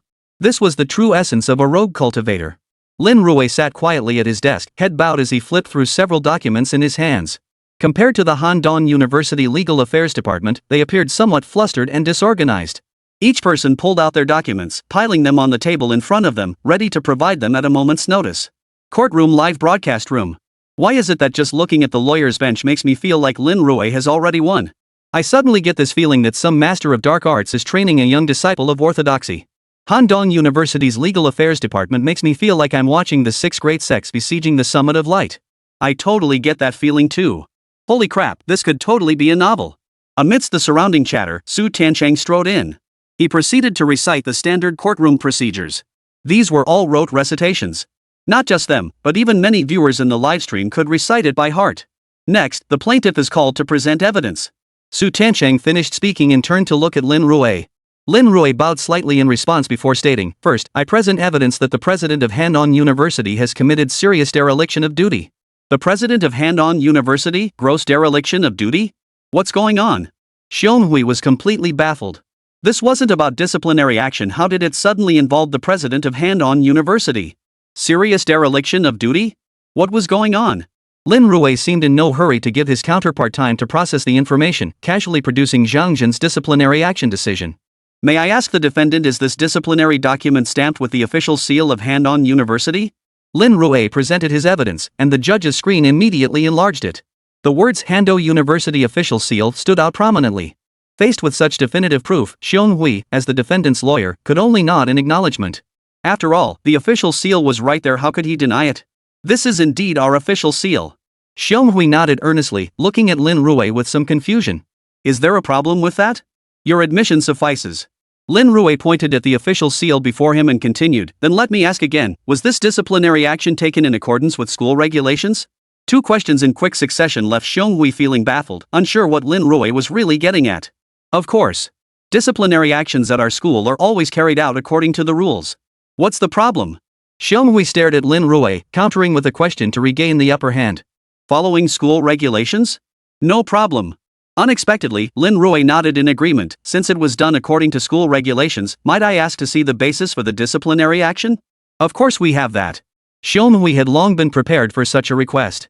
He immediately signaled his subordinate to produce the evidence. Here's the video evidence from back then, this is the recording of the counselor's inquiry, and this is the confession statement. A stack of evidence was placed before Lin Rui. Your Honor, this is all the evidence we've submitted. Based on the findings of the original investigation, we believe Zhang Jin engaged in sexual harassment, hence the disciplinary action taken against him. Xiong Hui looked up at Judge Su Tiancheng. The evidence you provided was entirely refuted during the first trial. The evidence you're presenting now fails to prove Zhang Jin engaged in sexual harassment. Moreover, the court rendered its judgment after the first trial. My client, Zhang Jin, did not engage in any so-called sexual harassment. Therefore, the basis for your disciplinary action is invalid. Lin Rui presented the first instance judgment. By this point, viewers in Luo Xian's livestream had erupted into discussion. Wait, what does this even mean? Isn't this just talking nonsense? First he asks two pointless questions, then he pulls out the first instance verdict. What exactly is he trying to do? Is this really the brilliant lawyer Lin Rui we knew? He seems clueless now. He's probably running out of ideas. He keeps repeating the same old nonsense. I'm sick of it. Both sides are just presenting evidence that's already been adjudicated. Wasn't the confession written under Yang Ling's coercion? I have no idea what Lin Rui is playing at. Viewers in the livestream chat expressed widespread dissatisfaction with Lin Rui.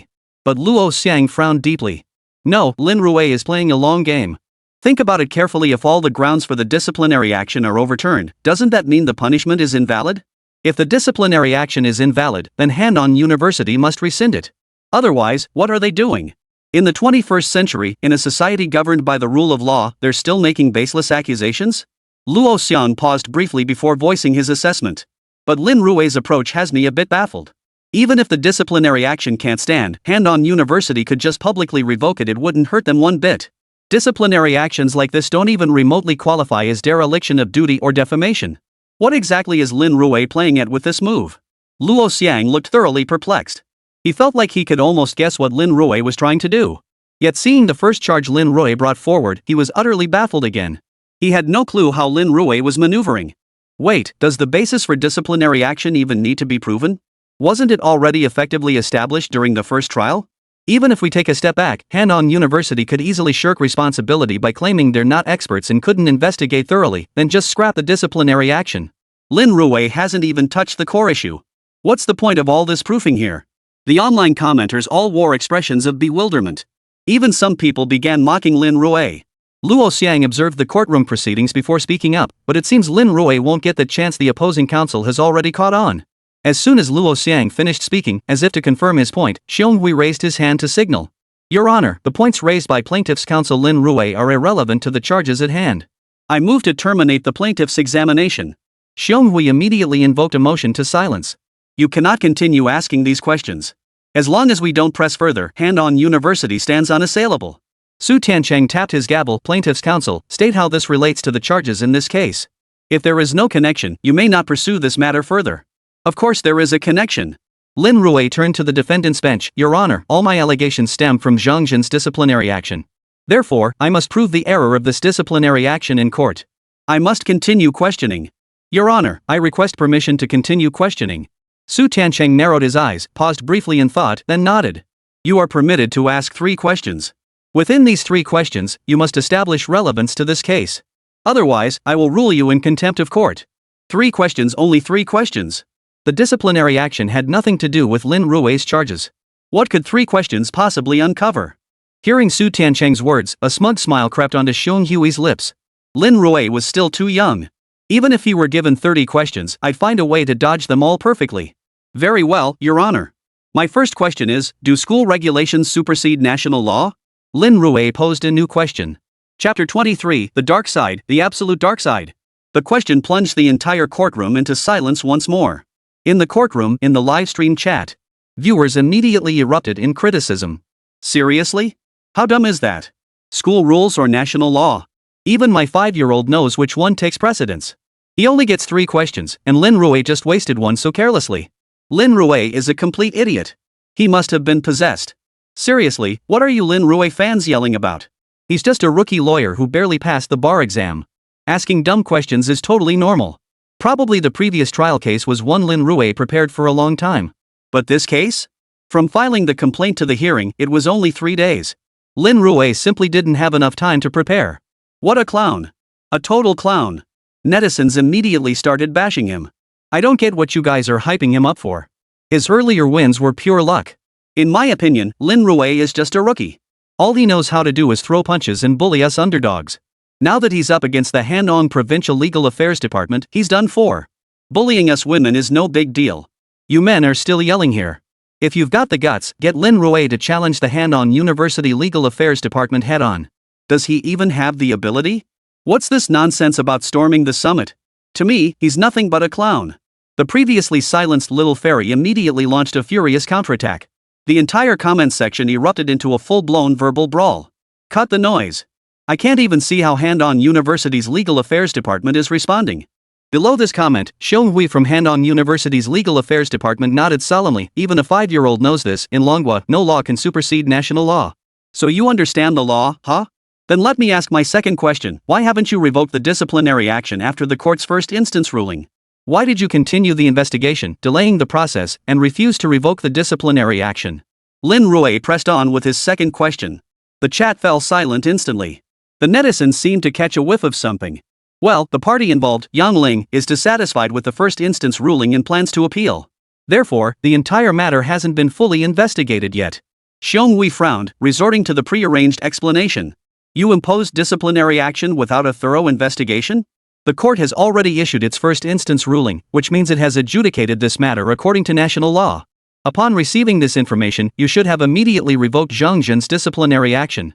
You failed to do so and chose to delay further. Could it be that you believe the school's disciplinary rules now supersede national law? Lin Rui gave his opponent no chance to respond before turning to Su Tiancheng. Judge Su, does Longhua's legal code stipulate that all institutional regulations must comply with national law? Is that correct? Yes. Su Tiancheng gave the precise reply. No law can violate the Constitution. Not just school rules and regulations, even civil and criminal laws must submit to the Constitution. As for school rules and regulations, they must be subordinate to civil and criminal law. This is a derivative relationship. Listening to Su Tiancheng's words, Xionghui found himself at a loss for how to counter them. This argument was simply irrefutable. To argue that we never intended to violate national law? That would imply admitting we're deliberately stalling lazy governance. But to claim we're still investigating when the criminal investigation has already concluded? Does that imply Handong University intends to establish its own private court? There's simply no way to answer that. A masterstroke of strategic maneuvering. Hearing Lin Rui pose this question, even Luo Xiang couldn't help but applaud. Lin Rui played that move brilliantly, taking the lawyer's causal inference to its ultimate extreme. In criminal reasoning, if you commit a major crime, you're highly likely to have committed a minor one. That's causal inference. In this case, the major legal provisions have already been adjudicated. Therefore, the minor legal provisions must comply with the major ones for enforcement. Consequently, Handong University must withdraw its lawsuit. Exactly. Lin Rui has a third question, and this third question is absolutely fatal. He's already refuted this disciplinary action. The third issue coming next is guaranteed to be the knockout blow. Honestly, if it were me, I'd keep deducing evidence, even inferring from their own disciplinary records. Find loopholes in their higher-level decisions to solidify the disciplinary action's illegitimacy. But who would have thought Lin Rui would leap straight to inferences on a much broader level? Luo Xiang's commentary left many viewers in the livestream chat eagerly anticipating what was to come. Anticipating Lin Rui's third question. That's Lin Rui for you. I admit I underestimated him. His earlier questions, whether you disciplined based on university regulations, what your grounds were, and whether university rules supersede national law. Layering his arguments step by step, he ultimately overturned everything with the first instance verdict. Now, Handong University has only one path left: to admit their own fault. Lin Rui's third question, I'm already anticipating what he'll ask. The second question was essentially the knockout blow, a masterful, transparent strategy. Every question Lin Rui asked demanded an answer, and they were so straightforward it was impossible to get them wrong. Damn it, it's almost here. Look, Lin Rui is about to speak. He's preparing to ask his third question. The live chat was buzzing with excitement. But at that moment, Xionghui's voice cut through the silence in the courtroom. Your Honor, Lin Rui has finished asking 3 questions, yet he still hasn't explained how the disciplinary action relates to this case. I believe Lin Rui is deliberately disrupting court proceedings. I request his removal. As Xionghui uttered these words, the viewers in the livestream were stunned once more. What? When did Lin Rui even ask his third question? Are you kidding me? Even Teacher Luo said there was a third one. Wait, did the trial feed drop frames? Seriously? Is China's internet that bad now? The real disappearing third question of the trial. Viewers were all staring in disbelief. They'd been glued to their screens the whole time and definitely hadn't heard Lin Rui ask a third question. Luo Xiang scratched his head, scrutinizing his notes. First question, do school regulations supersede national law? Second question, after the court issued its first instance ruling, why didn't you revoke the disciplinary action? Could the third question be, why did you continue the investigation, delaying the process, and refuse to revoke the disciplinary action? Luo Xiang slowly articulated the third question from memory. Hearing this, the online audience erupted. Damn it, is the Handong legal department just not playing fair? This is the third issue already? They've hit rock bottom. Absolutely rock bottom. Wanting to dodge disciplinary action by resorting to outright trickery? What gives Xionghui the right to practice law? He's nothing but a traitor to Handong University. Seriously, if you can't handle it, just move on? Think this is League of Legends where you can just quit and start over? Netizens furiously typed away, their faces brimming with indignation. What a shameless stunt. Can this even count as the third question? Absolutely not. But then, Su Tiancheng tapped his gavel. Counsel for the plaintiff, please state how the previous questioning relates directly to this case.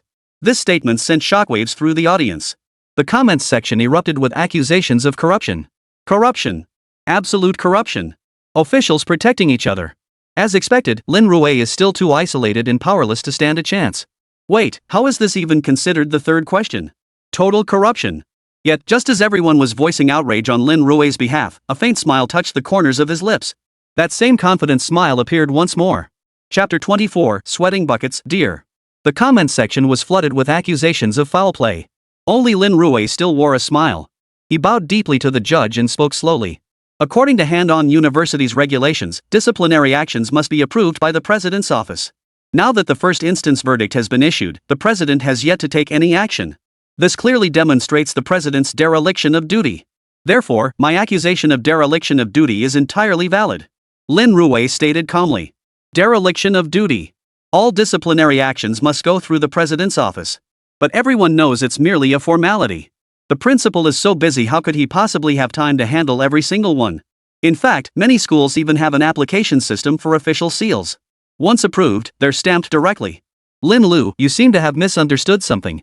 The principal handles too many matters daily to possibly attend to every detail personally. That's why our disciplinary actions are submitted through the system and handled by administrative staff instead. The principal probably never even knew about this disciplinary action. Xionghui knew full well that overturning the disciplinary action was no longer realistic. Lin Rui had solidified the facts. The only thing left to do now was to clear the principal of dereliction of duty. Typically, most official documents were handled by the principal's secretary. As the top leader, how could the principal possibly have time to manage all that? Is that so? Lin Rui turned to Judge Su Tiancheng. Judge Su, as Attorney Xiong mentioned earlier, the principal may not have handled this matter personally. Then I request Attorney Xiong to provide written proof that the principal was unaware of the situation. Without it, I may not be convinced by your earlier claim that the principal truly had no knowledge of this matter. Lin Rui's smile gradually faded as he spoke with a questioning tone. What? Proof of ignorance? Is there such a thing? Proof that the principal genuinely didn't know? Where did this rule come from? And even if it existed, could such a certificate be issued? Of course not. If it were issued, it would prove the principal is neglecting his duties, failing to oversee such a major disciplinary matter, claiming complete ignorance, and leaving it entirely to subordinates. But if it isn't issued, that would effectively prove the principal was aware of the matter. Knowing about it and failing to rectify the situation even after a court ruling, what exactly is the school administration trying to accomplish? If such a thing were proven, it would amount to admitting that school discipline takes precedence over national law. Who would dare admit to such a thing? Xionghui studied Lin Rui before him, his earlier disdain fading. This kid Lin Rui, so young yet so cunning. One misstep, and you could fall right into it. You're being ridiculous. Xionghui glared at Lin Rui and snapped, what proof of ignorance are you talking about? Your Honor, the plaintiff demands we produce a certificate of ignorance. I object and request the plaintiff provide similar precedents to substantiate this claim. Xionghui protested to the judge, demanding similar precedents. How could there possibly be a similar precedent? He had never heard of a disciplinary record requiring the principal to produce a certificate of ignorance. Such a precedent absolutely must not be set. As Xionghui voiced his objection, the livestream exploded with reactions. Damn it, Lin Rui is playing a blatant game, every word is a trap. Making the principal issue a no-knowledge statement? That document shouldn't even exist. Demanding such proof directly exposes his complete disregard for students. If the certificate can't be issued, then the principal's lack of knowledge can't be proven. And if that's the case, then the principal's dereliction of duty is confirmed. Stop joking around. This is a courtroom, not a street fight in your neighborhood. We need precedents to enforce anything. True. How could there be precedent? A certificate of ignorance? I've never heard of such a thing. Me neither. Professor Luo, have you ever heard of such a thing? At Luo Xiang. Many viewers in the livestream started tagging at Luo Xiang. Luo Xiang frantically began flipping through case files again. But where would such a case file exist? Not even a similar one. With so many people frantically tagging him, Luo Xiang stared at the ever-growing red dots on his message notifications, feeling completely overwhelmed. Seriously, without any evidence, how dare Lin Rui do this? While the judge pondered, Luo Xiang sighed helplessly and replied, to the best of my recollection, there truly is no precedent for a case like this. So Lin Rui is most likely. Before Luo Xiang could finish his sentence, Judge Su Tiancheng's voice boomed from the courtroom. Plaintiff's counsel, please present the precedent. Su Tiancheng still called upon Lin Rui to present precedents. He too believed no such precedent existed. If no precedent existed, then the only recourse was to rely on statutory provisions. Find some jurisdiction that had enacted such a statute. But that would be incredibly difficult. What school would be so bored as to set up such a thing for its top leader? Your Honor, I have several precedents here. Lin Rui said, handing the case files to the clerk beside him. First, a case from several months ago, the plaintiff's father was critically ill in the ICU. The child went to the bank to withdraw money, presenting valid documents like the household register and ID card. But the bank insisted the account holder must be present in person, leading to the plaintiff's father's death. I'd like to ask, on what legal basis did the bank enforce this requirement to prove your father was indeed your father? Moreover, the bank counter clearly states, cash must be counted on the spot. No liability after leaving the counter. Then may I ask, 3 years ago, due to a teller's counting error, the bank overpaid the client several tens of thousands of yuan. After leaving the counter, the bank demanded repayment. How exactly does the bank prove that money still belongs to them once it leaves the counter? 2 years ago, due to a system error, the bank overpaid the claimant's bank card. Lin Rui cited several such cases, his gaze finally settling on Xionghui. Now, let me turn the tables. Based on these similar cases, how does Handong University prove the president was unaware? Or is it that these so-called clauses only target vulnerable groups like us ordinary citizens? As an institutional entity backed by the state, can you simply do as you please? Lin Rui's two sentences rang out with force. When you deposit money, you're treated like royalty, served tea, water, and given full service attention. Even when applying for a card, you only need to insert your ID card, and the whole process takes just 10 minutes or so. But if you're in urgent need of cash, especially when your elderly parents' savings are critical for life-saving treatment, you're often asked to prove your mother is your mother. ID card? Can that really prove anything? Household register? Do you have to go to your registered residence to get a certificate? But even your hometown can't prove she gave birth to you, you need a birth certificate. All these stringent procedures are for the depositor's own good. If they can demand citizens provide relevant documentation, then what's wrong with Lin Rui now requesting Handong University issue a certificate stating the president was unaware? If you can't produce it, then you'll be charged with dereliction of duty. Lin Rui presented these precedents, and the legal department of Handong University was already sweating buckets. Chapter 25, a disciplinary action. You want to send the president to jail? No, why is the bank stirring up trouble? Originally, they thought Lin Rui couldn't produce any cases, so this would just be an empty accusation. We could have swept it under the rug. But unexpectedly, Lin Rui actually produced them.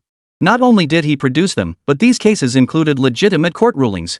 Your Honor, please focus on the September 2024 Guangzhou ATM over withdrawal case and the December 2024 Yanjing deposit case.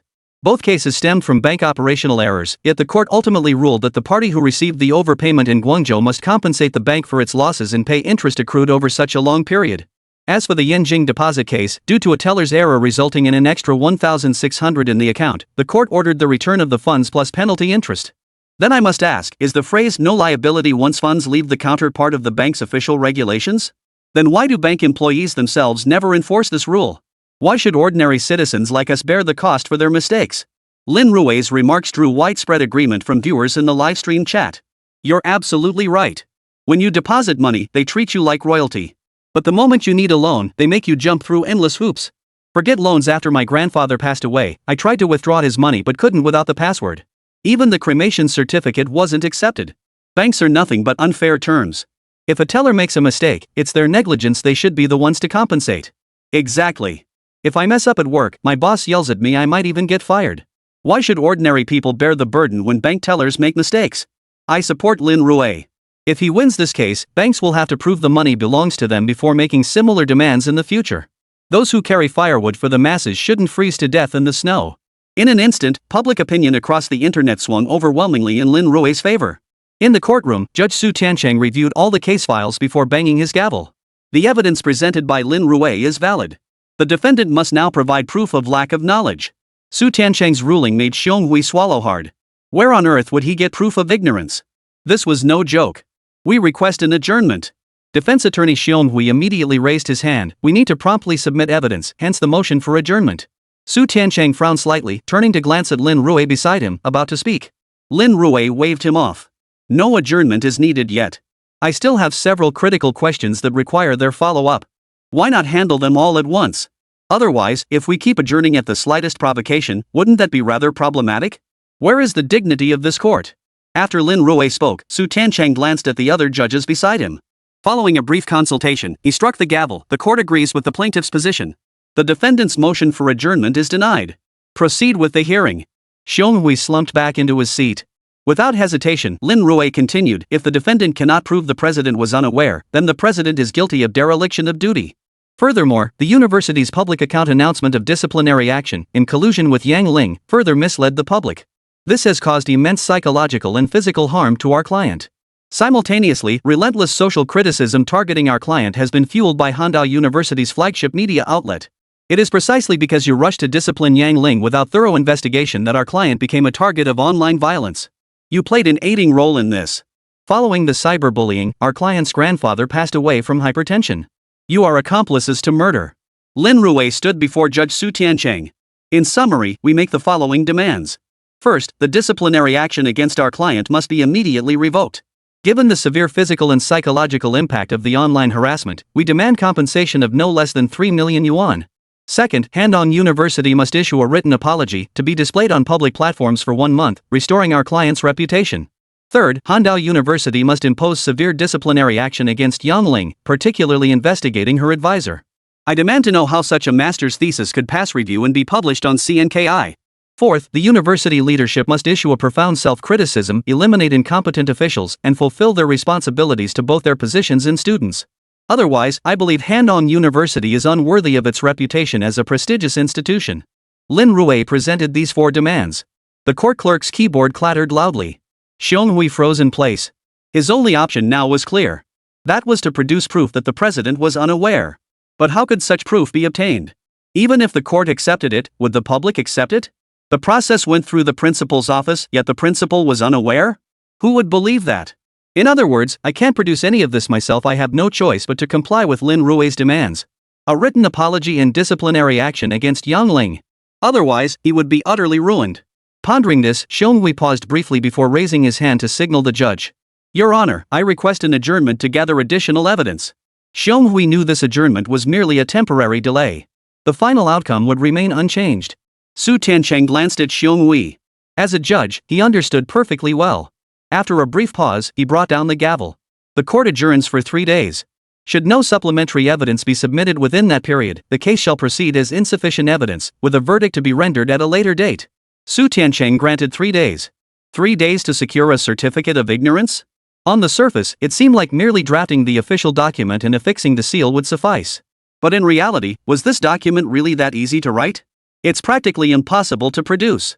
If it could be done, it would be finished within half an hour on the spot. Why would it take 3 days? After the judge delivered this verdict, in Luo Xiang's livestream, Handao University has lost the case. 3 days is the absolute maximum timeframe permitted by law. Therefore, Lin Rui has won this case decisively. Not only that, but Handong University may also face compensation. As for Xiong Hui, the lawyer at the university's legal department certainly won't keep him on. Whether he can find another job is another matter entirely. Luo Xiang sighed helplessly. Securing a position in the legal department of a top-tier 985 university was already a highly competitive endeavor. But who could have predicted that in his legal career, he would encounter a prodigy like Lin Rui? It was simply his misfortune. But seriously, it was just a disciplinary action. Lin Rui nearly sent the president to jail. Luo Xiang pursed his lips and shook his head. That guy is ruthless, truly ruthless. Chapter 26, Hammer Luo, Student Jiang is innocent. After the court adjourned, the trial's developments quickly trended on social media. Hashtag shocking, a disciplinary action actually led to suing the principal for dereliction of duty. Hashtag finally someone's holding banks accountable, otherwise they'd think they can act like lawless outlaws. Hashtag next time a bank asks you for proof, just ask them if they can prove this money belongs to the bank. Hashtag. The Weibo trending list was instantly dominated. Within moments, thousands of comments flooded the thread. After this case is decided, banks won't dare act so brazenly anymore. I think the school must be at fault. The court has already ruled, so why won't they admit it? Probably because these schools are so used to getting away with it. Students dare not resist, and which parent isn't afraid of the school? Honestly, I think Lin Rui uncovered a loophole in the school system. With large public institutions like schools, how could the principal possibly oversee every single detail? The entire forum buzzed with discussions centered around this topic. The outcome was already clear. But just as the crowd was buzzing with speculation, a bombshell dropped. Hashtag shocking, Yang Ling's Gaokao scores didn't meet Handong University's requirements, so how did she gain admission? Hashtag master's thesis riddled with flaws, whose responsibility is it? Hashtag 2 or 3 consecutive posts all pointed fingers at Handong University. The first one, in particular, shot straight to the top of the trending list. Corruption. No way, they can fake this? What kind of connections does Yang Ling's family have? Her grades definitely wouldn't get her into a top-tier university like Handong. So that's the source of her arrogance? Just because she got in through connections, she thinks she can trample on those who earned their spots through merit? Exactly. Her master's thesis scandal isn't even resolved yet, and now this admissions scandal pops up. How many more scandals are we unaware of? One piece of news after another was immediately released. Facing the online backlash, Yang Ling fired back with a fiery statement to clear her name. Regarding my thesis, I do bear responsibility. During the writing period, constant harassment from media outlets and journalists from other industries left me mentally distracted, resulting in numerous errors. That was my fault. As for your so-called college admissions scandal, I can clearly state there was absolutely no underhanded dealings. As one of the top universities in the country, how could Handao University possibly let us exploit any loopholes? Faced with accusations from so many people around her, Yang Ling swiftly posted an explanation. Then, without delay, she produced a bottle of medication for treating UU syndrome. Please stop cyberbullying me. Lately, countless reporters have been harassing me with calls. I just want to read quietly. Why is that so hard? I merely reported it. Ultimately, the school failed to make an accurate judgment, so I'm a victim too. Besides, what was wrong with me demanding he be disqualified from awards and honors? At our school, even cheating gets you disqualified from awards and honors, let alone when the school had already classified it as sexual harassment. I'm a victim too. Please stop cyberbullying me. Yang Ling spoke with tears streaming down her face. After she posted this Weibo, many netizens went on a rampage. Wait, you're calling yourself a victim? Where's all your arrogance from before? After the first trial verdict, didn't you boast about going off to pursue your PhD? Didn't you claim you secured a guaranteed spot in graduate school? But think about our classmate Zhang. Because of this disciplinary record, his graduate school recommendation was revoked and he can't continue his studies. He's enduring cyberbullying from everyone around him. You think that's okay? His family has faced so much criticism over this, even his own grandfather was driven to his death by the stress. Wait, how dare you claim victimhood? You ruined someone's life and now you're playing the sympathy card? Many people started ranting furiously. Seeing the comments below, Yang Ling didn't hold back. Hold on, what's wrong with me presenting evidence of his sexual harassment? The school ruled on this matter too. After the school made its determination, what's wrong with me posting a short essay? Besides, he brought all this upon himself. Setting aside legal judgments and evidence gathering, does that mean Zhang Jin bears no responsibility whatsoever? Let's be real, if he'd had a male student sitting across from him, would this have happened? Yang Ling's swift response immediately garnered support from many of the girls. Why do you men have to be so harsh? Didn't you hear Yang Ling? If Zhang Jin had changed seats, how could all this have happened? The library is huge. You say it was crowded in the afternoon and there were no seats, fine. But are you telling me it's crowded at night too? Seriously, are you guys just that desperate? Must you always sit next to a girl to study? If you sat next to a guy, would anyone bat an eye? You're throwing cyberbullying at us now. Setting aside everything else, does that mean Zhang Jin and the school counselors are completely blameless? Now that Lin Rui has filed a lawsuit accusing the principal of dereliction of duty, does that mean he's completely blameless? In an instant, it seemed all the girls had found their counterattack. They fired back. Without a second thought, they fired away. Wait, does that even make sense? The library is huge. Why did you have to sit right across from Zhang Jin? Weren't there any other seats available? It's such a big place. Who says boys and girls can't sit together? And we weren't even sitting next to each other. What's wrong with facing each other? Seriously, how arrogant can you be? By your logic, we should stop pairing boys and girls at desks in elementary and middle schools too. Several people nearby immediately started criticizing them. Hold on, what's this about elementary and middle schools? You're completely muddying the waters. We're talking about why Zhang Jin chose to sit across from Yang Ling. As an adult, Zhang Jin has his own independent thoughts. He must have considered these factors when choosing his seat. So what's the problem? An adult male sitting across from a female student, isn't the intent obvious enough? What more do you need me to say? I still think there's something wrong here. The court only looked at the factual evidence, but what about his subjective intent? Exactly. If he had no such intent, why would he so readily apologize and admit fault? It's because he feels guilty. Even if he didn't physically commit sexual harassment, his mindset already reflects that intent. I think the law should be amended. Those harboring such thoughts and motives should be convicted of crimes. Just like murder cases, subjective intent is always determined. If there's intent but no action, it should only be classified as attempted murder. Almost simultaneously, another heavyweight player entered the fray on Weibo. Luo Yanghao of Smartisan stepped forward, posting directly, "Whether Yang is a good person or whether his thesis is fraudulent, I couldn't care less about that." But judging from the video, Yang absolutely did not frame anyone. Zhang's actions were absolutely intentional and aimed at infringement. Chapter 27, Would you bet your entire academic career? Who is Luo Yanghao? He was once a tech entrepreneur. Then his funding dried up, he declared bankruptcy outright, and by leveraging live streaming sales, he paid off debts equivalent to 8 small goals. He became a pioneer in entrepreneurship. He pioneered the new live streaming e-commerce arena. Once he entered this arena, it was as if he'd found his true calling. But unexpectedly, at this critical juncture, Luo Yanghao publicly voiced support for Yang Ling. No way, did Luo Guanzhong lose his mind? Can he really whitewash this? Wait, what do you mean ignoring everything else? From the video, doesn't Zhang have a motive? Is Luo just throwing in the towel? What's he playing at? You guys just don't get it. Look at this line, doesn't it sound exactly like leaving the facts aside? Hey, you know what? You're right, it really does feel that way. Lao Luo is clearly trying to mock us, but he's using the highest form of rhetoric, subtle sarcasm. Turns out we misjudged old Luo. Looks like only magic can defeat magic in this situation. Luo still has it, he's outmaneuvered us all. I'm officially switching sides. Online, many who initially slammed Luo have now flipped to supporting him. He totally won. The real victor in this whole thing? Luo Guanzhong. I never expected Luo to pull off such a masterful diversion tactic at this moment. I even thought he was deliberately doing this to win over female buyers. Forget everything else, this move alone makes him the ultimate winner. As the controversy spread further, it wasn't long before Handong University issued an official statement. We have submitted a statement to the court confirming the president's lack of knowledge. During the trial period, the president was on an overseas business trip and was unaware of the matter.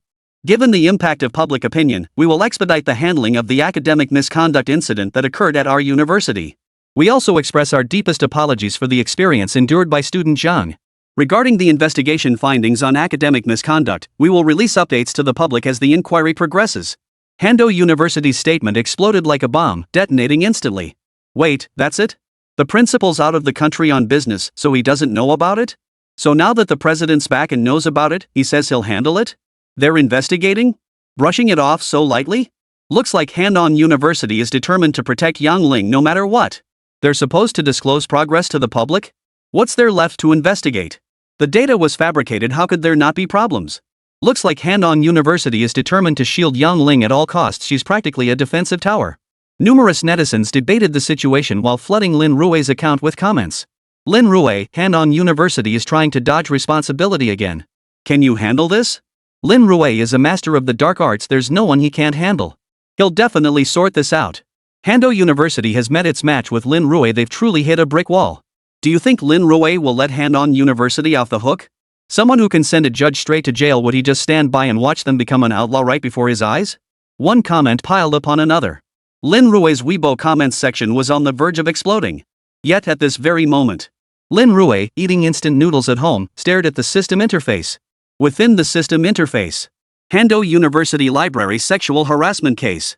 Number arrested, 3. Current rating, B+. Note, numerous fugitives remain at large. Host is urged to apprehend them promptly. If the host chooses to close the case, rewards will be distributed based on the current rating. Keep up the good work. Reading this page, Lin Rui was genuinely speechless. Outlaws? This time, in suing Handong University, the other party has chosen to cut off the arm to save the body. They've gone so far as to admit the president was completely unaware. Then they tried to evade punishment, which meant his evaluation remained a B+. It's truly painful to watch. Lin Rui finished his instant noodles and wanted to relax a bit. But the live streaming account he logged into kept flashing, and the message count had skyrocketed to 999+. Lin Rui wasn't a perfectionist, but who wouldn't want to click on that 999+ notification? Wouldn't they want to open it? Lin Rui clicked without hesitation. Falsifying academic papers is bad enough, but even the college entrance exam scores are fabricated. How corrupt is Handong University that the president remains completely unaware of these matters? I must ask, while the thesis itself was Yang Ling's responsibility, weren't there any issues with the numerous reviewers involved? How could such garbage papers even make it to review? What exactly was Yang Ling's advisor doing? Don't you understand? The professor's responsibility is minor, the college bears greater blame, and the peer reviewers involved are even more culpable. Comment after comment poured out. Lin Rui stared at the screen, lost in thought. Wasn't this like a lawless criminal walking right into your doorstep? But did this really warrant such an uproar? As a doctor of law, Lin Rui knew exactly how many stages a master's thesis had to go through. First came the preliminary defense. Only after the defense panel signed off would it be submitted for review. After submission, it undergoes double-blind review by both internal and external experts, followed by feedback. After revisions, the final graduation defense takes place. Throughout this entire process, the thesis undergoes scrutiny by at least 3 waves of experts. Although the graduation defense panel might be pressed for time and perhaps didn't have the chance to read it thoroughly. However, the external review panel will have thoroughly examined the thesis. Otherwise, it would constitute academic misconduct. If such misconduct were reported, it would inevitably cause a major uproar. This is likely why Handong University is willing to endure so much criticism to protect Yang Ling. The stakes involved were simply too high. However, while Lin Rui was browsing the comments, one message caught his attention. Attorney Lin, I'm a young faculty member at Handong University. During my promotion review, I faced an unjust accusation. They accused me of academic misconduct and assigned an expert panel to review my work. That part was fine, but I specialize in energy and power engineering and not a single member of the panel had any expertise in that field. Nearly all of them specialized in nuclear physics and chemical new energy. Having these individuals evaluate my papers was deeply humiliating. Furthermore, their deliberate delays meant the alleged misconduct in my academic papers wasn't resolved during the promotion review, ultimately costing me my chance to advance to associate professor. Now that the scandal involving Yang's master's thesis at Han-On University has erupted, I am prepared to testify in court and even file a formal complaint under my real name. If you're interested, please contact me. Lin Rui frowned slightly upon reading the message. It seems academic misconduct has been rampant at Han-On University for quite some time. How could I tolerate this? Can we just let these idealistic young scholars perish at the hands of academic tyrants? Absolutely not. Lin Rui tapped the keyboard without hesitation, replying swiftly. Are you willing to stake your entire academic career to carve out a future for the next generation? Chapter 28. You go turn yourself in first. Late at night, in an apartment building in Handong Province. Wang Yun, a young faculty member at Han-On University, stretched lazily, brewed a pot of coffee, and prepared to open her computer to review today's papers. But the moment she opened her computer, a message popped up. Are you willing to stake your entire academic career to open a new horizon for future generations? Reading those words, Wang Yun fell silent. Like all young professors, Wang Yun hoped she could be like a scientist, unleashing her ambitions at the youngest age possible. But reality soon dealt her a crushing blow. She was just an ordinary PhD graduate. She had no big names in her field to rely on, nor any senior colleagues to lend a hand. She was entirely on her own. Even so, the disadvantages of lacking connections became increasingly apparent during the academic promotion process. Because she had no connections, many people felt free to set up roadblocks for her. Some even lodged baseless accusations against her. Where there were accusations, there were investigations. She wasn't without her own attempts to report others. But when it came to others, the matter was resolved in a matter of days. When it came to her own case, it dragged on for months. They dragged it out until the review period ended, and because she was constantly under investigation, she couldn't participate in the professional title evaluation. She had already given up hope. She never expected Lin Lu to actually respond. Wang Yun stared at those simple words, her hands trembling uncontrollably, causing the coffee cup to shake violently. Spilled coffee dripped onto her hand, the searing sting clouding her vision with misty tears. It had been too long. She had waited far too long. Of course, I've been ready all along. Wang Yun rapidly tapped her keyboard, replying instantly while leaving her contact information. Soon, a user with a gray wolf avatar sent a friend request. Lin Lu? Wang Yun took a deep breath, her voice trembling as she uttered two words. Yeah. Do you have enough evidence on your end? If you do, when are you free tomorrow? Let's meet in person. Lin Rui typed out the message, cutting straight to the chase. I'm free anytime. How about a cafe near Han-On University tomorrow afternoon? No problem. See you at the cafe. Lin Rui quickly replied to the message, and Wang Yun gazed out the window at the night sky with a look of agitation. All the years of exclusion she'd endured surged back to her mind. Why couldn't schools just evaluate based on ability? Why does everything in this world, whenever competition is involved, come down to connections? Couldn't these things be changed? Some who rely on connections are merely going with the flow. But others who climb the ladder through connections? They're nothing but dead weight. The following afternoon, Wang Yun sat in the coffee shop with her laptop. Today, she had made a special effort with her hair and makeup, radiating an intellectual elegance. Before long, Lin Rui walked in wearing a suit. Wang Yun immediately waved him over. Lin Rui sat down, and the waiter approached. 1 Blue Mountain coffee, no sugar. Lin Rui ordered casually. Wang Yun paused, her eyes meeting Lin Rui's when she heard Blue Mountain. Mr. Lin enjoys Blue Mountain coffee too? The coffee's bitter enough, but life's even more so. Lin Rui offered a polite remark before turning to Wang Yun. Let's get straight to the point. How much evidence do you have? Oh, sure. Wang Yun handed over a USB drive, and Lin Rui began reading the files. Inside were organized images and various application materials. There were even audio recordings. Glancing at the nearly 15 gigabytes of files, Lin Rui simply closed his laptop. Alright, first outline your demands systematically. Here's the situation: my current project materials and qualifications meet the requirements for an associate professorship. But every time I apply, I get hit with inexplicable complaints. And every single time these complaints surface, it coincides with someone connected to the system getting promoted. I'm already 35. I can't wait any longer. Plus, the university has me on a non-tenure track contract. If I don't secure the associate professor title, I'll have no choice but to leave. I've tried consulting lawyers. They say this is an unwritten rule. Since third-party investigations lack clear time limits, if others persist in questioning my credentials, the probe can drag on indefinitely. Wang Yun felt genuinely helpless as she looked at Lin Rui across from her. If you say my abilities fall short of others, I accept that. If I lose, I'll own it. But if you say this is just me being blocked, I absolutely refuse to accept it. It's only once a year, what am I supposed to do? Wang Yun said solemnly. So your idea is to report the school for unfair treatment? And who exactly would you be reporting? Lin Rui finally grasped the situation and looked up at Wang Yun, asking who she intended to report. I think it should be the principal and the school's academic committee. Wang Yun wasn't entirely certain either. After all, academic titles were determined by the academic committee. But when someone files a report, you have to find the whistleblower. Yet the whistleblower's identity was confidential. With Wang Yun's resources, it was utterly impossible to uncover who it was. Reporting the academic committee won't work. You probably consulted lawyers earlier. They should have told you that the academic committee only reviews materials. If someone reports falsified materials, they must arrange for third-party experts to verify them.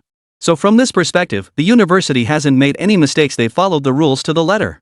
Lin Rui understood clearly that whoever orchestrated this must be a master manipulator of the rules. Everything was done within the rules. You don't even have the chance to file a complaint. Then, is there truly no way? Wang Yun listened to Lin Rui's words, her face filled with despair. She'd heard similar words from other lawyers before. Aren't rules supposed to protect the vulnerable? Why did they seem designed to serve the interests of these powerful players? Then what's the point of having rules at all? There is a way, but it comes back to that question: have you thought this through? Lin Rui took a sip of Blue Mountain coffee, quietly observing Wang Yun across from him. I'm ready. Wang Yun seemed to have made up her mind. If I weren't ready, I wouldn't have come to you. That's not the kind of readiness I'm talking about. Lin Rui shook his head and set down his coffee cup. I'm talking about being fully prepared to trust me completely. You know this case won't work with conventional methods. And I rarely play by the rules when it comes to litigation. So, are you prepared for that? Lin Rui looked at Wang Yun across the table. Winning a case sometimes requires more than just a lawyer. More often, it requires mutual trust. Wang Yun fell silent. She was no stranger to attorney Lin's approach. But now, she had no way out. After a moment, she looked up at Lin Rui. Lin, I trust you. Good. Then from here on out, we'll proceed according to my plan. First step, go turn yourself in. Chapter 29, the strategist plunges into the game. Turn myself in? Turn myself in? Shouldn't we be filing a lawsuit instead? Wang Yun looked at Lin Rui in confusion. Attorney Lin, what do you mean by this? I hope you'll trust me and simply follow my instructions. But if you don't want to do this, you can choose to stop right now. Lin Rui looked up at Wang Yun before him, his tone devoid of any hesitation. Not trust Lin Rui? Wang Yun clenched her jaw and stared at Lin Rui. Fine. Who should I confess to? No need. Just post a short essay online. Admit to academic misconduct. Admit to fabricating data. After posting the essay, turn off your phone immediately, lock yourself indoors, and refuse any media interviews. We'll use this phone to stay in contact. Lin Rui pulled out an old-fashioned PHS phone. It still had a 9-key grid layout. It couldn't even handle logging into WeChat or QQ. All right. Wang Yun readily agreed. Before long, a confession letter spread rapidly across Weibo. I am Wang Yun, a young faculty member at Han-On University. I hereby confess to all. Multiple papers I authored contain fabricated data and illegally altered conclusions. This has severely damaged the university's reputation. I take full responsibility for my actions. Wang Yun posted this message. A professor from Han-On University had actually confessed. Almost simultaneously, this short essay rode the wave of attention to trend on Weibo. Hashtag Han-On University students' master's thesis fabricated, professor also confesses to academic misconduct. Hashtag how can a top-tier 985 university account for such academic corruption to the public? Hashtag media actively contacting university to verify Professor Wang Yun is on sabbatical. Repeated calls to her phone went unanswered. Hashtag shocking, Professor Wang Yun repeatedly failed promotion evaluations, suffered immense psychological pressure, and showed suspected suicidal tendencies. Hashtag. The news spread rapidly across the internet. Han-On University is finished this time. First they fiercely defended student Yang Ling, now a professor has cracked under pressure and confessed. Seriously? Is Handao University's academic integrity this problematic? Don't inspection teams come down every year? What good are inspection teams? It's all just going through the motions. Do you really think they investigate seriously? What should we do? My child is still planning to apply to Han-On University this year, and now there's sexual harassment and academic misconduct by the teacher. I suggest not applying. You might get in, but you won't be able to graduate. The internet exploded with outrage. Handao University has been trending on social media for days. The Ministry of Education's official media outlet issued a direct statement. An inspection team has been established to conduct a comprehensive investigation into the Wang Yun incident at Han-On University. Energy dynamics experts will be organized, with the team leader to be appointed from the National Science Fund for Distinguished Young Scholars. The list will be announced shortly. The official media promptly released the inspection team roster. The inspection team leader is a National Outstanding Youth Fund recipient in the field of energy dynamics. Such individuals are just one step away from becoming academicians. A frontline scientific expert. But immediately after the official media statement, comments began flooding in below. Support the expert panel. Focus on investigating academic misconduct. Research integrity is non-negotiable. If professors start deceiving others, what can their students possibly achieve? We demand the entire verification process be replicated for public oversight. Though I may not understand it, someone out there surely can. Exactly. Full public oversight is essential, and the investigation results must be released promptly. This is infuriating. How did someone like this get into Handong University? What was the vetting process like? The controversy immediately became a hot topic, with numerous bloggers issuing statements. #shocking, Handong University's moral and professional standards in shambles, no wonder they produce students like this. Hashtag how deeply has Handong University been compromised? Such rampant academic corruption is a national disgrace. Hashtag as a century-old prestigious institution, Handong University even boasts the title of Southern Little Yin University. Is this the so-called strength of Little Yin University? Videos flooded social media platforms. Most people were debating what exactly had happened. But at that moment, Wang Yun, relaxing at her hometown, felt her old-school keyboard phone vibrate several times beside her. Buzz. It was a message from Lin Rui. You can respond now. Those few simple words made Wang Yun jump straight up from her wicker chair. She immediately got in her car and drove straight home. But as soon as her car pulled up outside the building, she was immediately swarmed by paparazzi lurking near the residential complex. Ms. Wang Yun, would you be willing to give us an interview? Ms. Wang Yun, how much courage did it take for you to come forward and turn yourself in? The university claims no knowledge of this matter. Was this your personal decision, or did certain university officials instruct you? As an educator, you've led by example in academic misconduct, betraying the trust of your master's students. Do you have anything to say? Wang Yun paused slightly, standing at the entrance of the residential complex. She looked at the reporters before her. Every time I applied for promotion, I was reported. This made me feel my papers were problematic. It left me emotionally and mentally exhausted. I felt depressed. I admit choosing to confess online was a decision made in a moment of emotional distress. It was impulsive. As an educator, I accept public oversight and the expert panel's investigation. I also agree to disclose the entire process of the replication experiment phase. Wang Yun looked at the reporters before her and stated truthfully. Regarding other questions, I will have my lawyer respond to you. With that, Wang Yun turned and walked into the residential compound. The security guard at the gate immediately snapped to attention, blocking all reporters outside. Interviewing is fine, but if any of you breach the barrier ahead, you'll be liable for full compensation and face charges of trespassing. The security guard, clearly well trained, delivered this warning. Many reporters who had been considering pushing through immediately halted their advance. They exchanged glances, then hurried back to their vehicles to begin editing today's stories. Half an hour later, reports began flooding in. After 3 days of stakeout, Wang Yun finally granted an interview. She stated she would cooperate with the investigation and pledged to make the experiment public. Young female university instructor faces harassment during promotion review. Under mounting pressure, she chooses to publicly confess. Who will rescue women in the workplace? Who will protect women's rights? When facing workplace bullying, must women resort to depression to gain recognition? Several reports consecutively surged to the top of the trending topics. Lin Rui glanced at the headlines, a faint smile curling his lips. Women's empowerment, workplace bullying, UU syndrome, and highly educated women. Wang Yun's stacking armor was essentially maxed out across the board. She'd stacked them all to the max. And precisely because of this, Lin Rui dared to employ the strategy. Throwing himself into the fray, he gained a decisive advantage. Just as Lin Rui was reading the report, Wang Yun called. "Attorney Lin, the expert panel contacted me.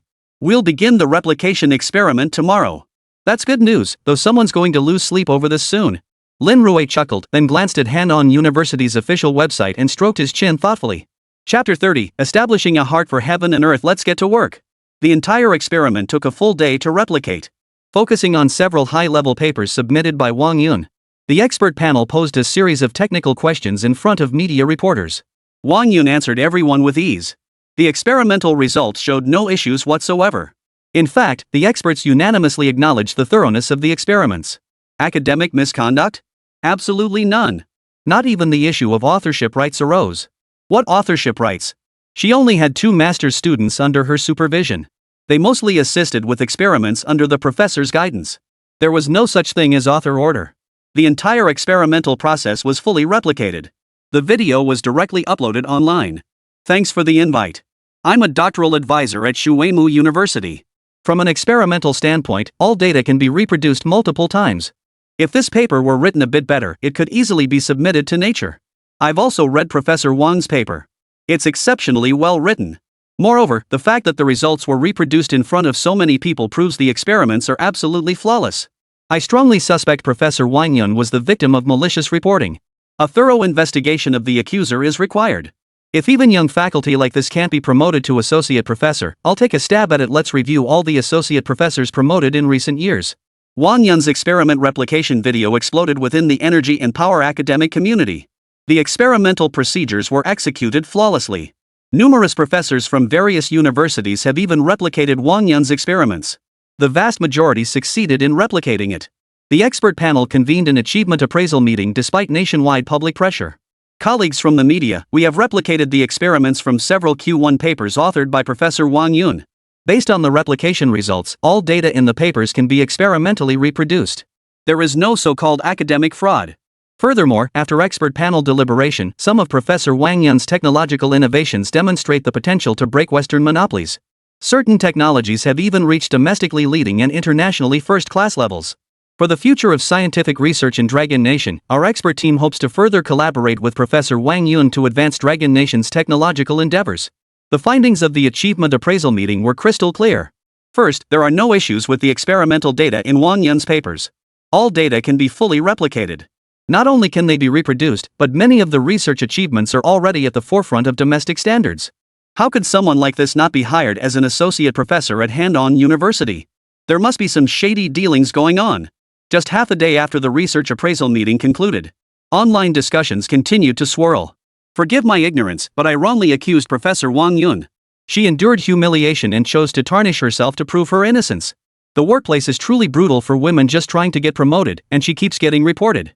Those with talent, yet lacking connections, will forever remain mere supporting players. This reminds me of Academician Tuesday.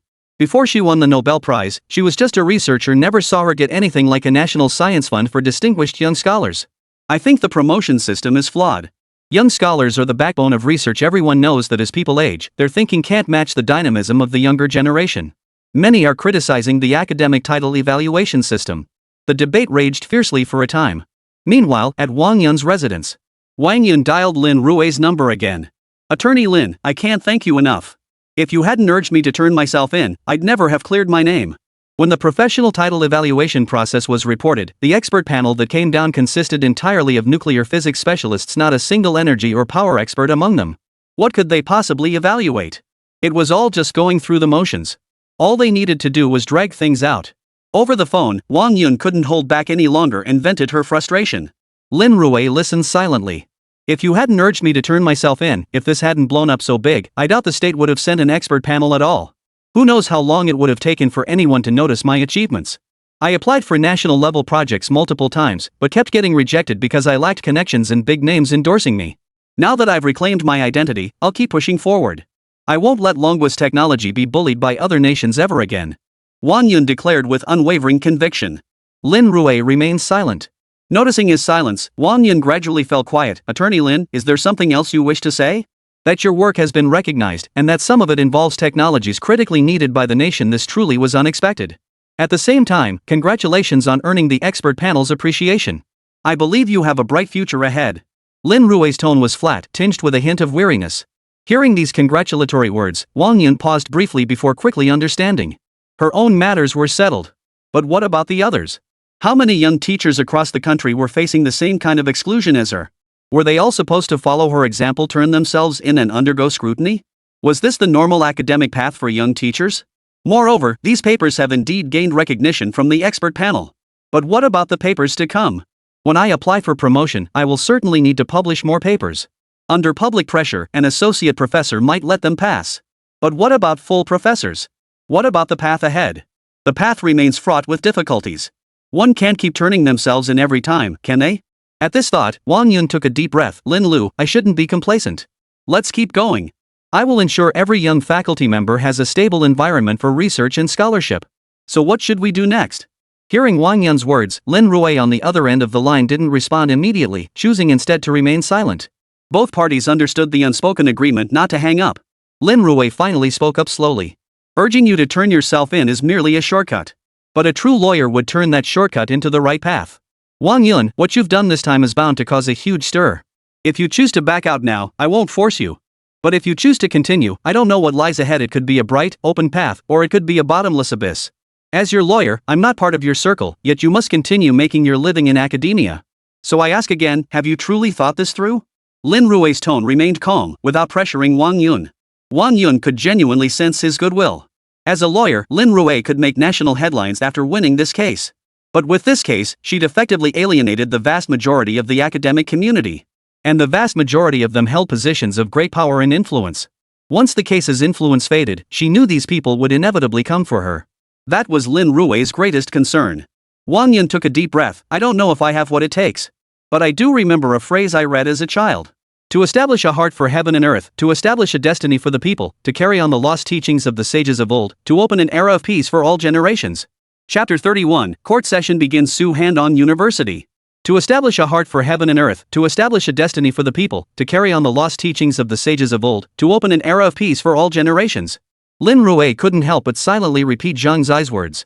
Alright, next proceed directly with the lawsuit against Han-on University. The charges are dereliction of duty and embezzlement. The defendants are the members of the academic committee that conducted the selection process and the committee members from your college. I've already drafted the complaint. You'll file it with the court tomorrow. Understanding Wang Yun's resolve, Lin Rui wasted no time, pulling out the materials he had prepared. Hearing that Lin Rui had the complaint ready, Wang Yun breathed a sigh of relief. It seemed she had passed the test. But dereliction of duty? And embezzlement? These two charges? Could they really be substantiated? Wang Yun wasn't entirely sure. After all, when it came to legal matters, she certainly didn't know as much as Lin Rui. If he said it was fine, then it was probably fine. Attorney Lin, is it okay to submit the petition like this? Wang Yun asked for confirmation, just for form's sake. Yeah, definitely a problem.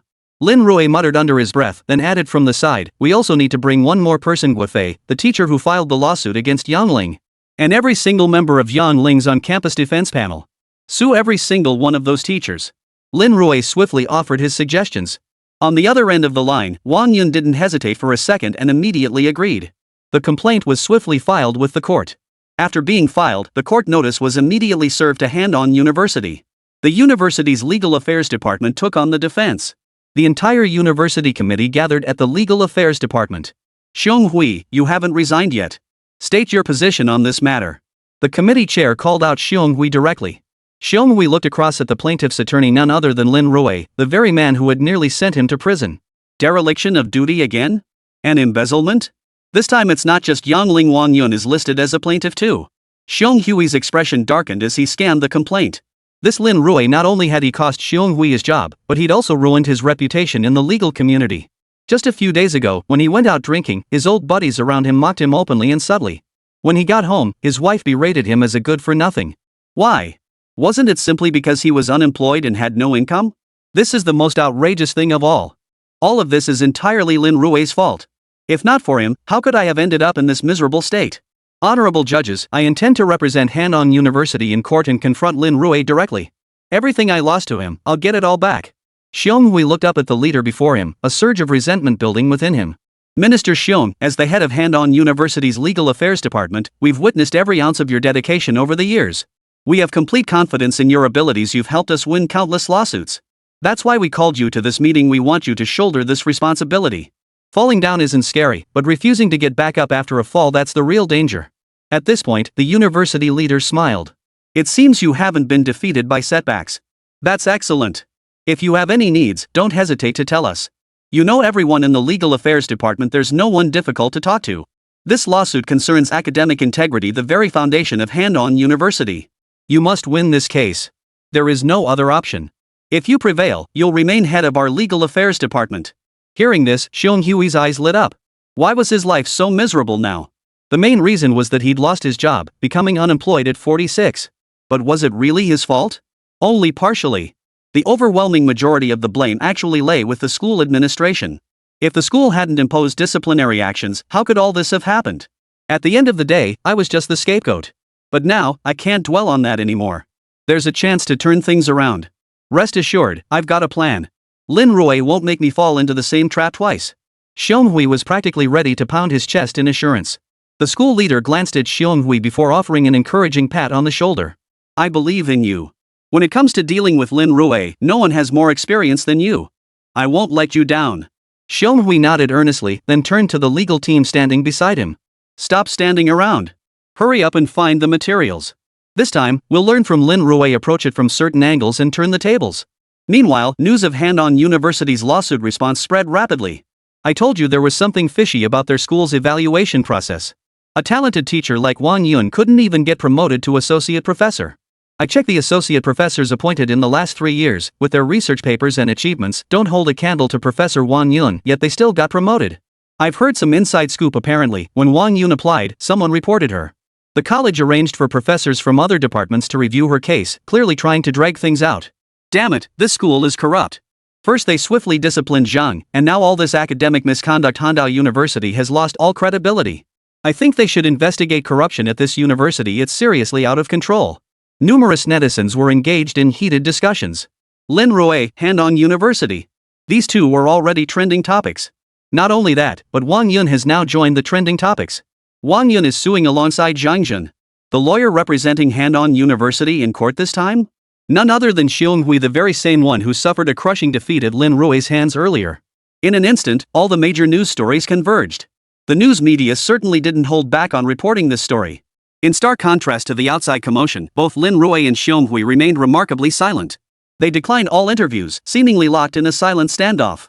The showdown at the Forbidden Peak, who will prevail? The legal world's martial arts tournament, orthodox lawyer Xionghui versus rogue practitioner Lin Rui, who will emerge victorious?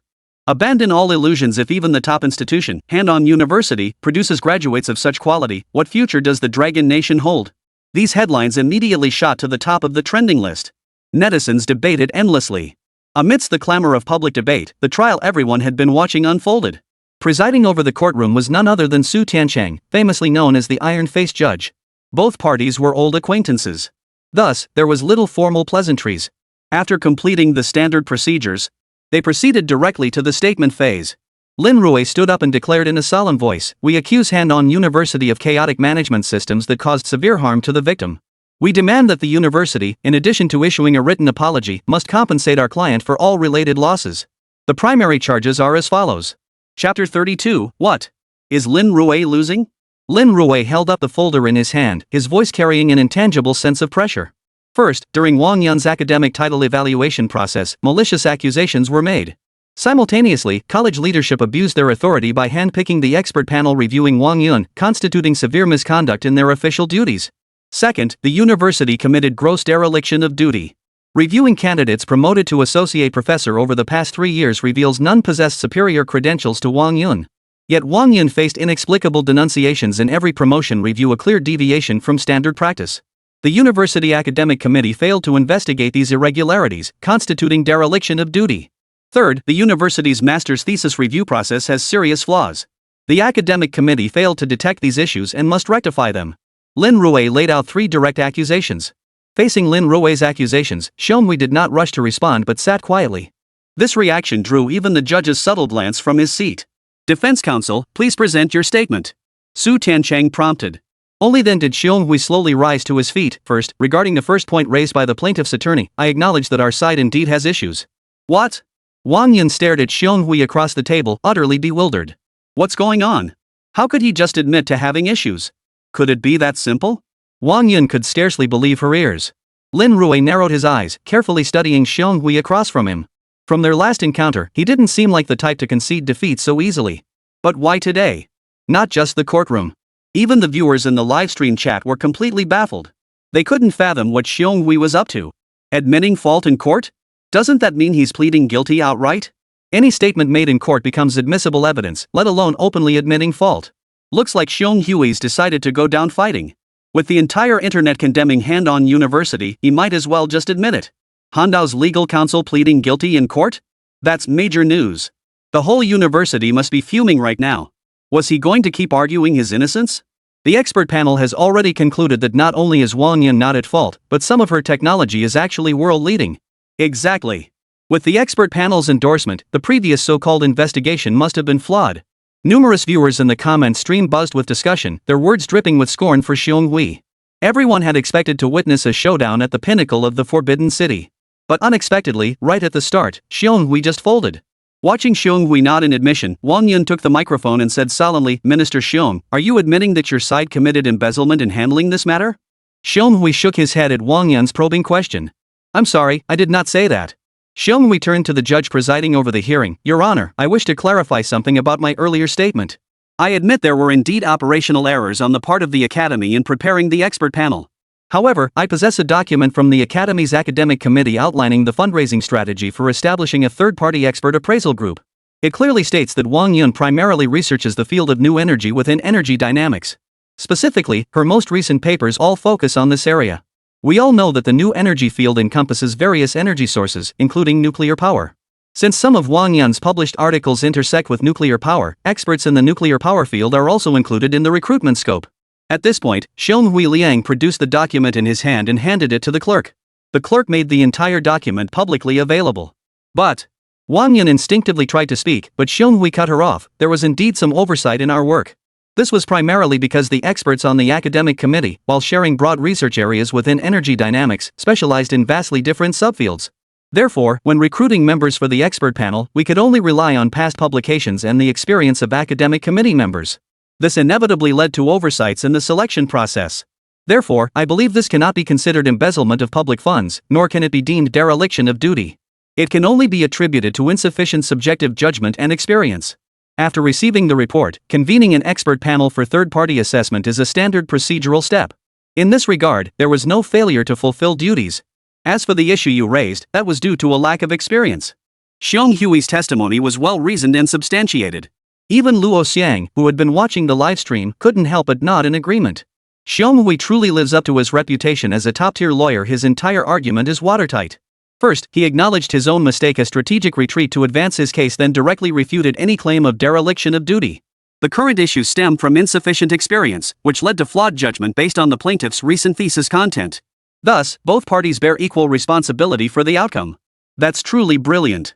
The court finds it difficult to judge subjective factors like lack of experience, as they don't constitute strong factual evidence.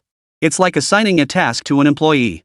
They completed it exactly as instructed, but merely fulfilled the requirements. The outcome depends entirely on the defense.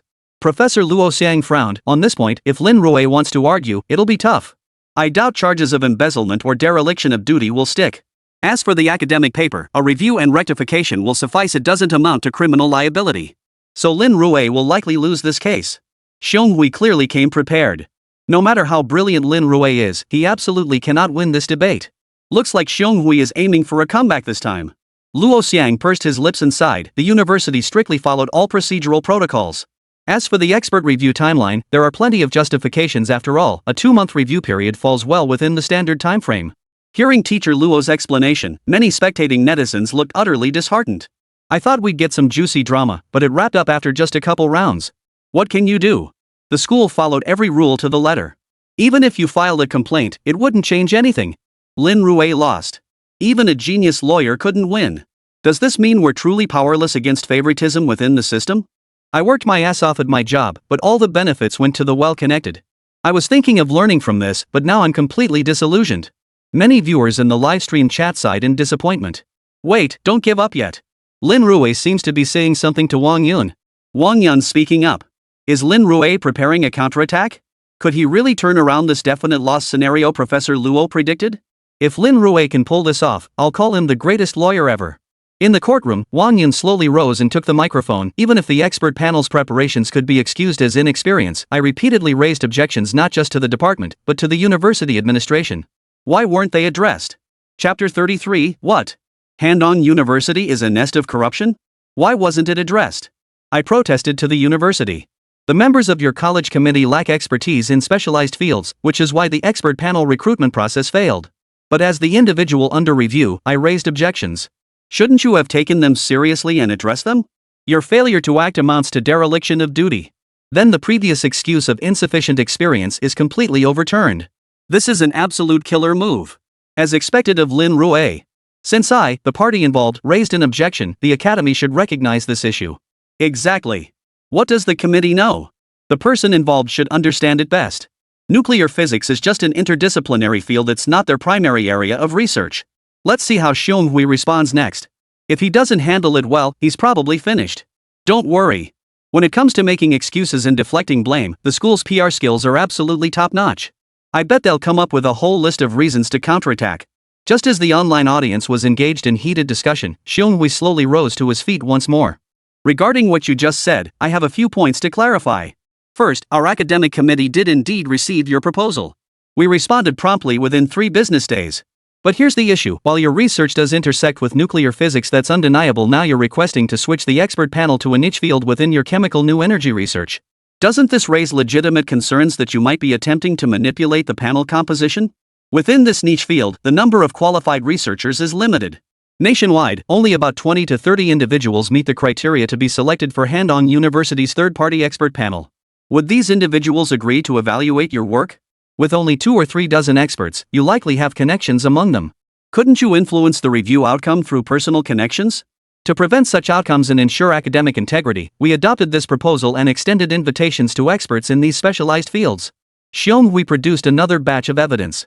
These included the dates of case acceptance and the dates invitations were sent to the experts. This proved the university had indeed handled the matter. Everything fit together perfectly. No loopholes could be found. Su Tianchang reviewed this portion of the evidence before turning to the plaintiff. May I ask if there is any further relevant evidence? Hearing this, the members of Handong University's legal department visibly relaxed. Typically, such a question implied. The unspoken implication was, do you have any new evidence?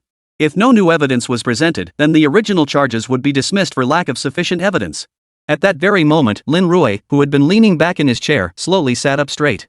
He adjusted the microphone in his right hand and slowly lifted his gaze toward the Handong University Legal Affairs Department. For some reason, as Lin Rui rose, the entire Legal Affairs Department unconsciously shuddered. As if Lin Rui were the true judge. Regarding the earlier discussion, the Handong Legal Affairs Department did indeed follow the established rules, procedures, and protocols. However, I now need to present several pieces of evidence and require the defense counsel to provide explanations. First, this document in my hand is Yang Ling's master's thesis. During the thesis defense process, according to Handong University's regulations, it required external double-blind review, along with a pre-defense expert panel and a defense panel. The lists of these personnel should all be traceable in Handong University's review submission system. Now look at her thesis. It fabricates the founding date of Longhua, requires a marriage law that doesn't exist, and presents fabricated data. Given that so many experts failed to detect these issues, am I not justified in questioning whether the academic committee and internal supervisors at Handong University have serious academic integrity problems? Lin Rui didn't dwell on Wang Yun's case but instead focused his criticism on Yang Ling's thesis. So, given that your doctoral and master's advisors have demonstrated academic misconduct, am I justified in suspecting that the national-level projects, provincial ministerial-level projects, and even municipal-level projects your institution has undertaken involve some degree of embezzlement of public funds? Do you possess the capability to complete them, or does this involve academic corruption or quid pro quo arrangements? Lin Rui presented the evidence, fixing his gaze on Xiong Hui before him. Yang Ling's thesis? Before the hearing began, Xiong Hui had only focused on the first 2 points. Because the third point simply did not constitute any criminal offense. So he hadn't prepared for it at all. Xiong Hui glanced at his assistant beside him. The assistant had researched this part and lowered his voice. Minister Xiong, Yang Ling's thesis does indeed have issues. This matter has already exploded online. Many people have already gone viral over it. We can't press charges on this issue, so we'll have to focus on. The assistant explained briefly. Frowning, Xiong Hui took the microphone in front of him and spoke slowly. Yang Ling's major is international economics and trade. This is not our university's flagship program. Therefore, the lack of academic rigor among some faculty in her department does not represent the overall teaching quality of Handong University. Our flagship program, Geographic Remote Sensing and Surveying, has secured numerous national projects and developed many high-tech products. You cannot generalize our teaching quality based on this one example. Xiong Hui immediately countered, but Lin Rui merely smiled faintly at this argument. He swiftly produced another piece of evidence. This is a master's thesis written by one of your surveying students, a study on walking route planning considering fear from a female perspective. What does this have to do with surveying? Fear-based walking route planning? Does that mean I could just churn out a paper titled A Study on Library Walking Path Planning from a Male Perspective? When Lin Rui uttered those words, Zhang Jin beside him couldn't help but freeze. Holy crap. Even here, you can get called out. What does this paper have to do with surveying? Almost nothing. If papers like this can pass review and get published, then I have to ask, what exactly is your academic review committee doing? Is publishing something like this really acceptable? Lin Rui glared at Xionghui across the table. Beads of sweat instantly formed on Xionghui's forehead. Almost simultaneously, he replied in a low voice, "This is likely an extremely isolated incident. It doesn't mean there's a problem with our Handong University." Very well. Then I'd like to ask, regarding this news story, the Handong University associate professor manufacturing drugs in the lab, was your university truly unaware of this? And this criminal law thesis titled "Drug-Related Crimes Should Not Be Classified as the Most Serious Offenses Under Criminal Law." Lin Rui produced 2 or 3 pieces of evidence in succession, fixing his gaze on Xionghui before him. These materials violate social morality, and some have even crossed legal boundaries. How could Handong University possibly approve these as graduation theses? So where exactly is your academic rigor? Lin Rui's question caused Xionghui, who had been standing, to collapse directly to the ground. What the hell? Could it be that Handong University actually had associate professors with D-level qualifications, and that student theses were being used to whitewash D-grade crimes? Wait, what has Handong University become? A den for drug dealers and manufacturers? How could anyone defend this? Chapter 34, Why is he smiling again? Courtroom livestream. What's going on here? What does Handong University think it's doing? An associate professor manufacturing drugs in the lab, is there anything they won't dare to do? Not only that, but students are openly publishing it as a thesis, arguing that drug trafficking shouldn't be subject to the harshest criminal penalties? This is absurd. One starts manufacturing, another starts dealing, and then someone else handles the cover-up. Is this really Handong University? It feels like a whole new Tajai. Damn it, Uncle Don, is that you back? Uncle Don? The livestream instantly erupted with activity. Many were engaged in heated discussions. Only the president of Handong University watched the trial livestream with a grim expression. What on earth was going on? He had hoped this incident would restore Handong University's reputation. But now, far from clearing its name, it was being utterly disgraced. Handong University had become a hotbed for drug production and trafficking. Even more outrageous, who on earth dug up the master's thesis directly from CNKI? How on earth did they let him through in the first place? Investigate this thesis immediately. Beads of sweat formed on the president's forehead. If this matter isn't thoroughly investigated, his tenure as president would likely come to an abrupt end. Before long, the thesis content was downloaded and copied onto the president's computer. This passed review? It's pure sophistry. How can they claim transacting Class D substances didn't cause bodily harm? Because there was no direct harm, it doesn't constitute a criminal offense? How did this paper even get approved? Where is the dean of the law school? Have him come explain this to me. Reading the thesis, the president of Handong University was furious. Great. An associate professor caught dealing drugs, and now students are trying to exonerate the dealer. The university's reputation is completely ruined. What's more, the evidence was practically ironclad. Even the best PR team couldn't fix this. Yet at the trial scene at that very moment, beads of sweat had already formed on Xionghui's forehead. He too had seen this very paper. As a lawyer, everyone knows the dangers of Class D drugs manufacturing and trafficking carry the same punishment. This is to curb the production of D-grade drugs. Reducing production volume could, to some extent, decrease the number of drug users. But now he was being asked to whitewash this paper? What a bloody joke.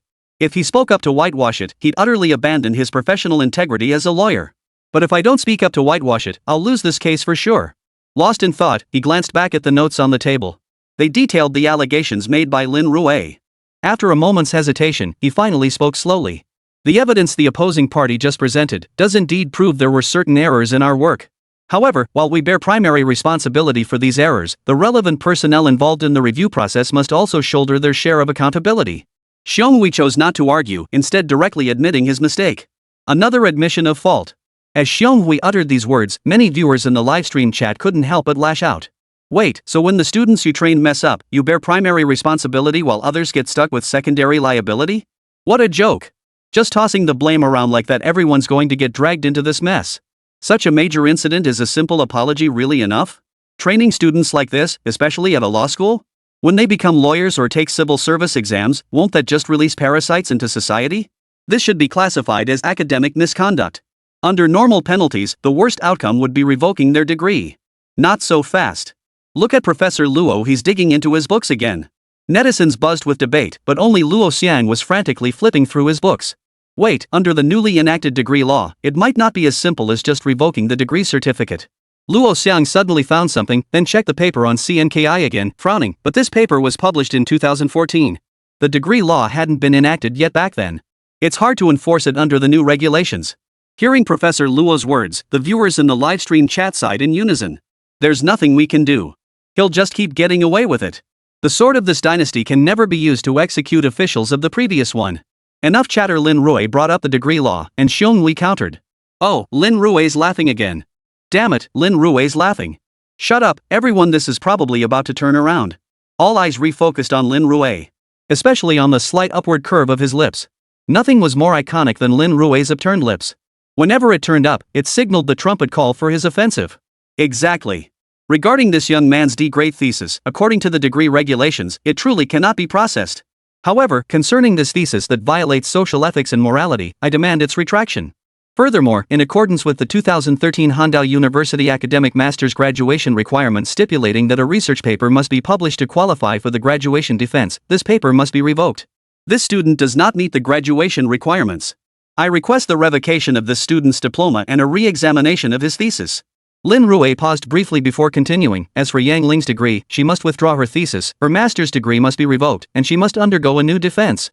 Your Honor, these are my two requests. Lin Rui slowly sat back down. The entire livestream exploded once more. Holy crap, Lin Rui is amazing. He just flipped the script with two simple sentences. Wait, I'm still confused.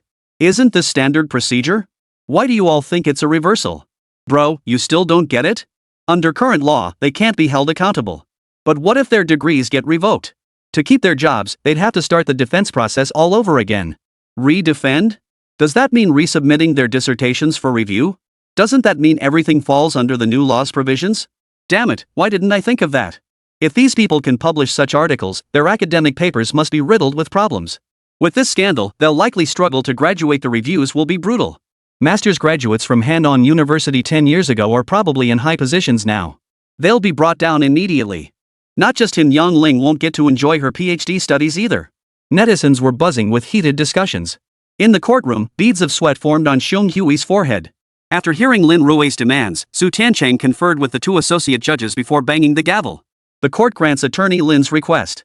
Does the defense counsel have any further statements? What else could they say? Xionghui felt as though his entire mind had turned to mush, his whole body reeling in a haze. Just then, his assistant handed him a sheet of draft paper. A single line of text on it made Xionghui's eyes light up. These two individuals are isolated cases. Our Handong University graduates nearly 10,000 students annually at the undergraduate, master's, and doctoral levels, and we've only had 2 or 3 such incidents. Oversights are normal. Setting aside these two cases, where exactly is the plaintiff's evidence to support their allegations of dereliction of duty and abuse of authority? You can't presume guilt based on oversights, can you? Xionghui felt he had regained control of the entire debate. Who among us is without error in our work? Can a single case really accuse us of problems in our work? Are you kidding me? He almost got led astray by Lin Rui. But just as Xionghui thought he had the upper hand, he caught the faint smile playing at the corners of Lin Rui's mouth. Damn it, he's smiling again. Chapter 35, I refuse to accept it. Why revoke my degree? For some reason. Seeing Lin Rui's upturned lips, Xionghui felt a chill run down his spine. Your Honor, the opposing counsel is mocking us. Xionghui felt his scalp tingle and raised his hand uncontrollably. I object. He's been laughing the whole time. This is mockery. Mockery? Lin Rui's lips twitched downward. Wait, am I not even allowed to laugh anymore? What kind of logic is that? Su Tiancheng also turned to look at Lin Rui with a puzzled expression. In his memory, Xionghui had always been mature and steady. Why was he panicking now? Why was the plaintiff suddenly smiling at them? At that thought, Su Tiancheng slammed his gavel down. Objection overruled. Xionghui's lips twitched, but he ultimately held his tongue. What the hell was he doing just now? He must have been blinded by rage. Lin Rui took the microphone and cleared his throat twice. Regarding the dereliction of duty charge, we still hold relevant evidence. First, the previous ruling already acquitted Zhang Zhen. We demand that the disciplinary action be revoked. Yet your people merely hid the publicly posted disciplinary notice on the internal campus network, inaccessible from the external internet, but still viewable internally. So what else could this be but dereliction of duty? You're paying lip service to the court's decision while secretly defying it? I demand severe punishment for those responsible. Lin Rui stared at Xionghui before him, his voice deepening. I also have additional evidence regarding teacher Yang Ling and Guo Fei's project. During the project application period, she repeatedly leveraged connections to influence review experts and secure the project. During project execution, multiple funds were transferred to unknown destinations, indicating serious misuse of state funds. Lin Rui presented all the evidence of financial irregularities and handed it over to the court before him. Simultaneously, Lin Rui turned his gaze to the judge before him. Now let us examine Professor Guofei's thesis. Research on housing price fluctuations and male preferences. The gender gap in labor force participation rates amid import competition. Gender disparities in eldercare support for children in Longwa. Lin Rui read aloud all the research topics from Guofei's papers as written on his script. The viewers in the livestream were all taken aback. Wait, what kind of research is this? Why are they all studying gender-related issues? No wonder Yang Ling acts so arrogant, it's all because of this. Seriously, this professor is messed up. I just searched, all his students' theses are studying gender influence. Why is the government pouring so much money into studying these issues? I admit there's a lot of unfairness between men and women, but absolute fairness doesn't exist anywhere in the world. So according to your logic, since boys and girls are born with different physical capabilities, how should we handle that? Discussing this without context is pointless. You say construction workers earn more than clerks, but there are women in construction too, and some women are strong. Well, guys might say the same thing, most administrative jobs are done by women, but we could do them too. Wait, what are you talking about? Do you think administrative work is easy? We have to organize piles of documents every day. Does that mean our jobs aren't exhausting? The government already gives you plenty of protections, things like maternity leave benefits. What do you mean, maternity leave protection? If we get pregnant and have kids, we're basically having them for you. After giving birth, do you really think the company will still want us? Now companies are hiring women who've already had kids. Isn't that discrimination? No, children are the fruit of a family. What do you mean we're having them for men? A heated argument erupted in the comments section. What about us having to do housework when we get home? You just lie around doing nothing. Once arguments like this start, there's no clear answer. Facing Lin Rui's accusations, Xionghui broke out in beads of sweat again. Seriously, what the hell is the school doing? If they're revoking the disciplinary action, why did they transfer it from the public network to the internal network? What's the point of that? Do they think no one can find out? What era are we living in now? The students on campus are all fired up. Pulling this stunt. What kind of punishment is this? What kind of bull joke is this? Xionghui was instantly at a loss for words. He even felt like crying. He had given it his all, starting off with a brilliant opening. He'd even thought for a moment that this one was in the bag. But then Lin Rui pulled out a massive research paper. It was all over. Now Handong University had become nationally notorious as a school that produced and distributed counterfeit goods. What's more, they're openly flouting the law by posting disciplinary actions only on their internal network. Compared to that, Guofei's financial issues? Those are minor issues. Defense counsel, any final statements? Su Tiancheng turned to Xionghui, slumped in his chair. Every piece of evidence Lin Rui presented was ironclad. If blame must be assigned, it lies squarely with the school administration, utterly useless allies. They revoke the disciplinary action like burying their heads in the sand. Is this something any sane person would do? Xionghui remained silent. After a brief pause, Su Tiancheng declared in a solemn voice, all facts of this case are clear. I now announce the trial verdict. Handong University must immediately issue a written apology, compensate Zhang Jin for his financial losses, and bear all subsequent expenses incurred due to the impact on public opinion. In accordance with the degree law, the master's degrees of Yang Ling and other students must be revoked. They must undergo a new defense. All expert committee members, as signatories, are subject to the degree law and will be monitored by all netizens. If they re-offend, they will be subject to criminal penalties under the degree law. Regarding Professor Guofei's financial misconduct, the case will be submitted to the Procuratorate for adjudication. Simultaneously, through this live broadcast, we solemnly warn all netizens, the facts of this case are clear. Any continued fabrication of rumors, defamation of the parties involved, or infringement of reputation rights will be prosecuted according to law. Su Tiancheng brought down the gavel, announcing the final verdict. After hearing the verdict, Xionghui let out a deep sigh, as if all his strength had been completely drained. He slumped in his chair, lifting his gaze to see Lin Rui striding toward him. Attorney Xiong. Lin Rui extended his right hand. In court, we were opposing parties, but in reality, we were both fighting for our respective clients. But often, it takes lawyers like us to continually patch the gaps in legal statutes. Truthfully, Handong University has numerous flaws today, and that is not your fault. Hearing Lin Rui's words, Xionghui sighed helplessly. I'm glad we had this debate. You truly live up to your reputation as a genius lawyer. The two shook hands, smiles spreading across their faces. Amidst their pleasant conversation, a sharp voice suddenly pierced the air. I refuse to accept this. On what grounds did they revoke my degree certificate? Chapter 36, Is Justice Delayed Still Justice? Why revoke my degree certificate? Yang Ling roared in fury. She had been sitting below, watching the drama unfold, never expecting that she herself would be dragged down with it. Without her degree, how could she pursue a PhD? Wouldn't her entire life be ruined? After 3 years of grueling study, her degree was gone. Facing Yang Ling's furious outburst, Lin Rui merely gave her a dismissive glance. Miss Yang, it seems you've forgotten you still have 10 years left to serve in prison. With or without a degree, you'll never get to enjoy a PhD program. So my advice is, if you have any sense, focus on finishing your thesis and stop complicating things. Otherwise, you might walk out after 10 years without even your master's degree. Lin Rui issued his warning before striding away. Wait, Mr. Lin. My family is wealthy, I'll hire you as my defense attorney. Can you clear my charges? I plan to appeal, I have evidence, lots of it. If you can clear me of all charges, I'll do anything you ask. Yang Ling looked at Lin Rui with pleading eyes. Lin Rui shook his head. What the hell? I was the one who prosecuted you and sent you to prison. Now you want me to overturn my own case during the appeal? Do anything you want? Do you really think you can do whatever you want? Given your habit of recording everything, my case could end up all over the place. Zhang Jin was falsely accused, but you've just proven yourself guilty. Besides, do you really think you're that attractive? With a face like yours, I have absolutely no interest whatsoever. Just as they were locked in a standoff, Judge Su Tiancheng happened to walk by. Lin Rui glanced up and asked gravely, how many years could you get for bribing your trial lawyer to mount a not guilty defense and get them to retract your testimony? Well, Su Tiancheng paused briefly before replying, 3 years minimum. If it was already present in the first trial, it would be added directly. Hearing this, Yang Ling jumped up and bolted without another word. Lin Rui shook his head and turned to Judge Su Tiancheng. Judge Su, thank you. He'd clearly just played along with his made-up story. But it worked, so that's what matters. After Yang Ling was sent away, Zhang Jin's family finally approached from behind. Zhang Jin stared at Lin Rui before suddenly dropping to his knees with a thud. Attorney Lin, if not for you, my life would be ruined. Do you know what they did online? They photoshopped wreaths onto my pictures and cursed my entire family. Worse still, many exposed my parents' personal details. Colleagues at their workplace now look at us with utter contempt. My grandfather passed away from hypertension, and now my maternal grandfather is in a vegetative state.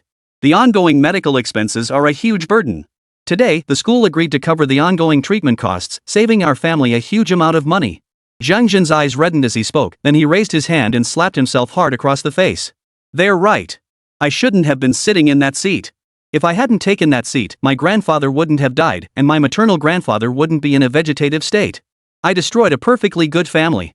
As he spoke, Zhang Jin delivered blow after blow to his own face. Soon his entire face turned crimson. No, it's not your fault, child. Don't do this, don't do this. Li Xiaolan rushed forward, grabbing Zhang Jin's right hand to stop him from hitting himself.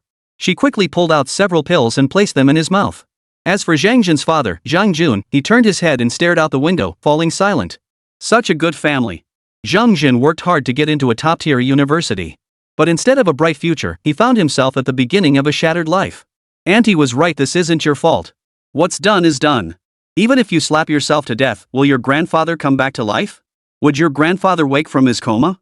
Impossible. Lin Rui looked up at Zhang Jin before him. You're old enough now. What you need to do next is graduate properly and keep pushing forward. In this world, only by becoming strong enough can you protect the parents behind you. You're no longer a child. This means your parents may no longer be able to protect you. What you must do is grow up and protect them. That is what you must do. Lin Rui stared at Zhang Jin before him. If you keep wallowing in sorrow like this, then I can only say you're nothing but a coward. Even if you were to die right before my eyes now, I wouldn't feel a shred of pity for you. I'd only think I'm a failure for saving someone I shouldn't have. At this point, Lin Rui paused briefly. And the ones you owe the deepest debt to aren't the departed, it's your living parents. They raised you all these years. You spend your days here contemplating death. Have you ever considered how they must feel?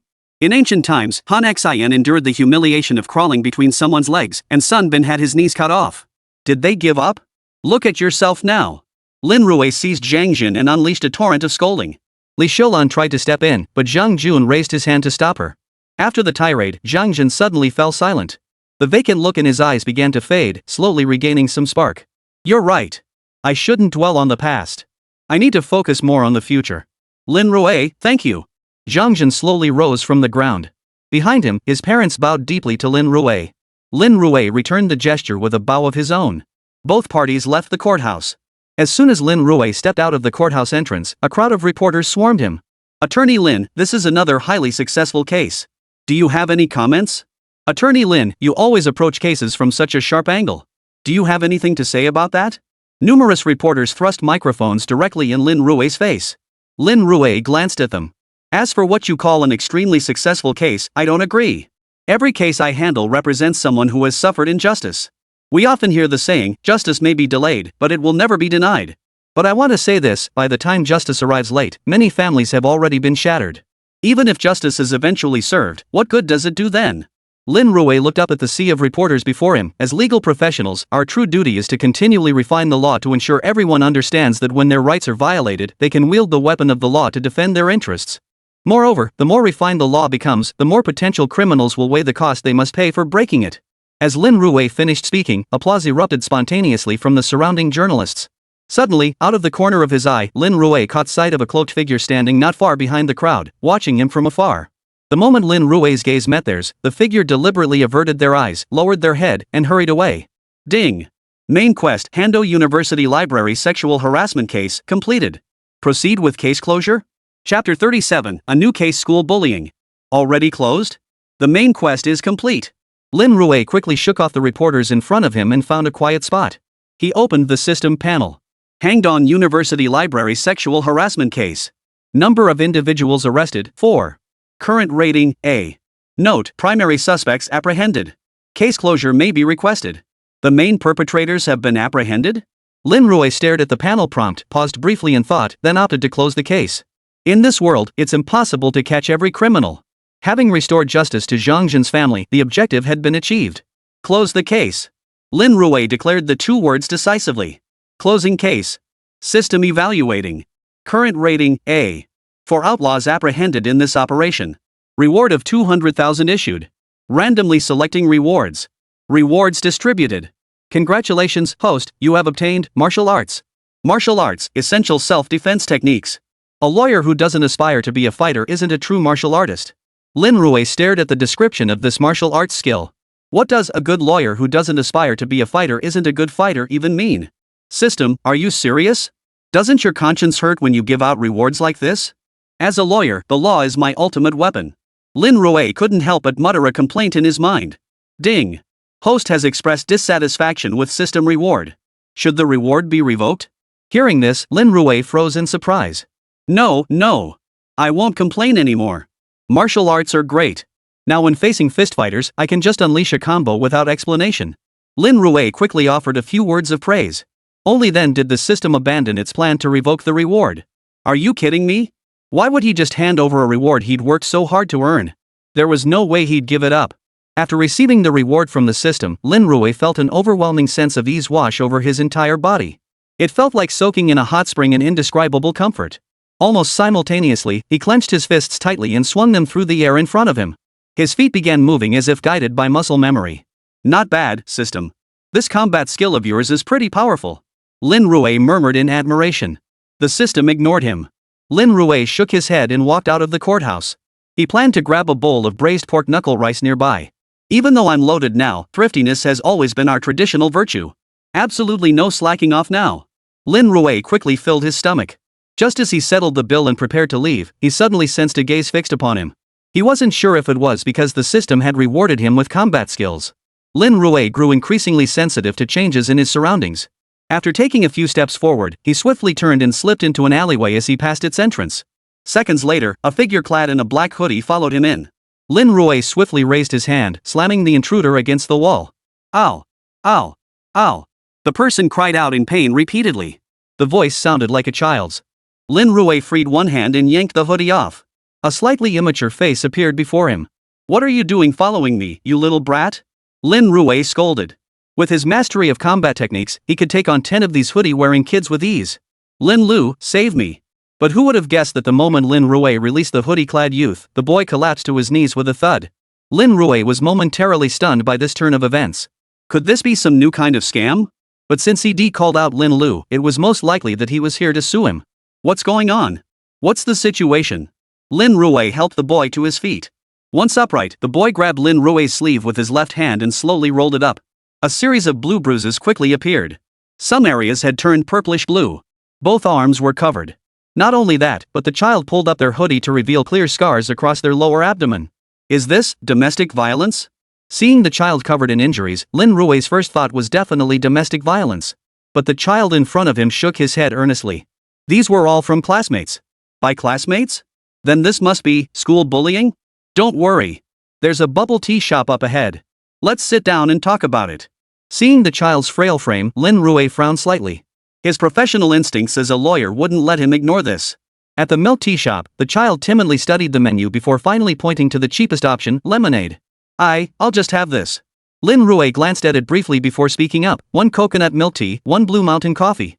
No, it's too expensive. You're my client. It's only right that I treat you to a drink. Lin Rui looked at the child in front of him while pulling out his notebook. Tell me about your situation. My name is Chen Hao. I'm a junior high student at Hanong No. 1 Middle School. I'm 14 years old. Chen Hao said timidly. Alright, don't worry. Tell me what you need, the more details, the better. Noticing Chen Hao seemed nervous, his voice trembling slightly, Lin Rui tried his best to reassure him and help him relax. Okay. Actually, these injuries were caused by someone at school named Lu Hu. Every time I go to school, he demands protection money. If I don't have it, he brings people to beat me up. But I really don't have any money. My family's just average. My parents only give me 20 yuan a day for food. Even if I skip breakfast and eat less for lunch, I can only save 10 yuan. Chen Hao shrank his neck as he spoke, his face filled with fear. Have you reported this to the school or your parents? Yes. Chen Hao took a sip of his milk tea and spoke slowly. Last time they broke my hand, fractured it. I told my family, got a medical assessment done, and filed a lawsuit against them in court. Oh? Lin Rui narrowed his eyes and murmured softly. He sued them. What was their goal then? But it didn't work. The first trial ruling, citing the minor protection law, only ordered them to pay 5,000 yuan in compensation and gave them 3 days of administrative education. After the verdict, they even brazenly posted about it on their social media. So what if we beat you up? You think you can sue us? I'm a ing minor. Even if you sue, all you'll get is some money. I've got plenty of cash, let them pay. But you little, watch your back. If you've got the balls, don't even show up at school. If you do, I'll kill you right there. Listen up, even if I beat you to death, it's no big deal. I'm a minor. Legally, even if I kill you, I won't get the death penalty. Keep hiding, you little. Here, I know your home address. Look at this, is this your house? And your ing mother is deaf too, huh? Ha! If you don't come out, I'll ing kill you. Watching the video in the other guy's social feed, Chen Hao clenched his fists in anger. Lin Lu, just tell me, how can we make sure they get the punishment they deserve? Chapter 38, I have no evidence. Seeing the arrogant words of the school bullies in his social circle, Lin Rui fell silent. According to the minor protection law of Longwa, minors do indeed receive lighter sentences than adults. This is primarily to account for minors' lack of capacity to discern right from wrong. But nowadays, how many cases involve minors who figured out these laws? Even drug dealers exploit this legal protection, recruiting minors who don't understand right from wrong to assist in drug trafficking. The original intent of the law was to protect minors. Yet now, it has been exploited, becoming a powerful tool for criminals to reduce their operational costs. As he lowered his head in thought, a notification sound rang out. School bullying case. Note, this case involves the protection of minors and the integrity of the legal system. It is of high difficulty. Do you accept, host?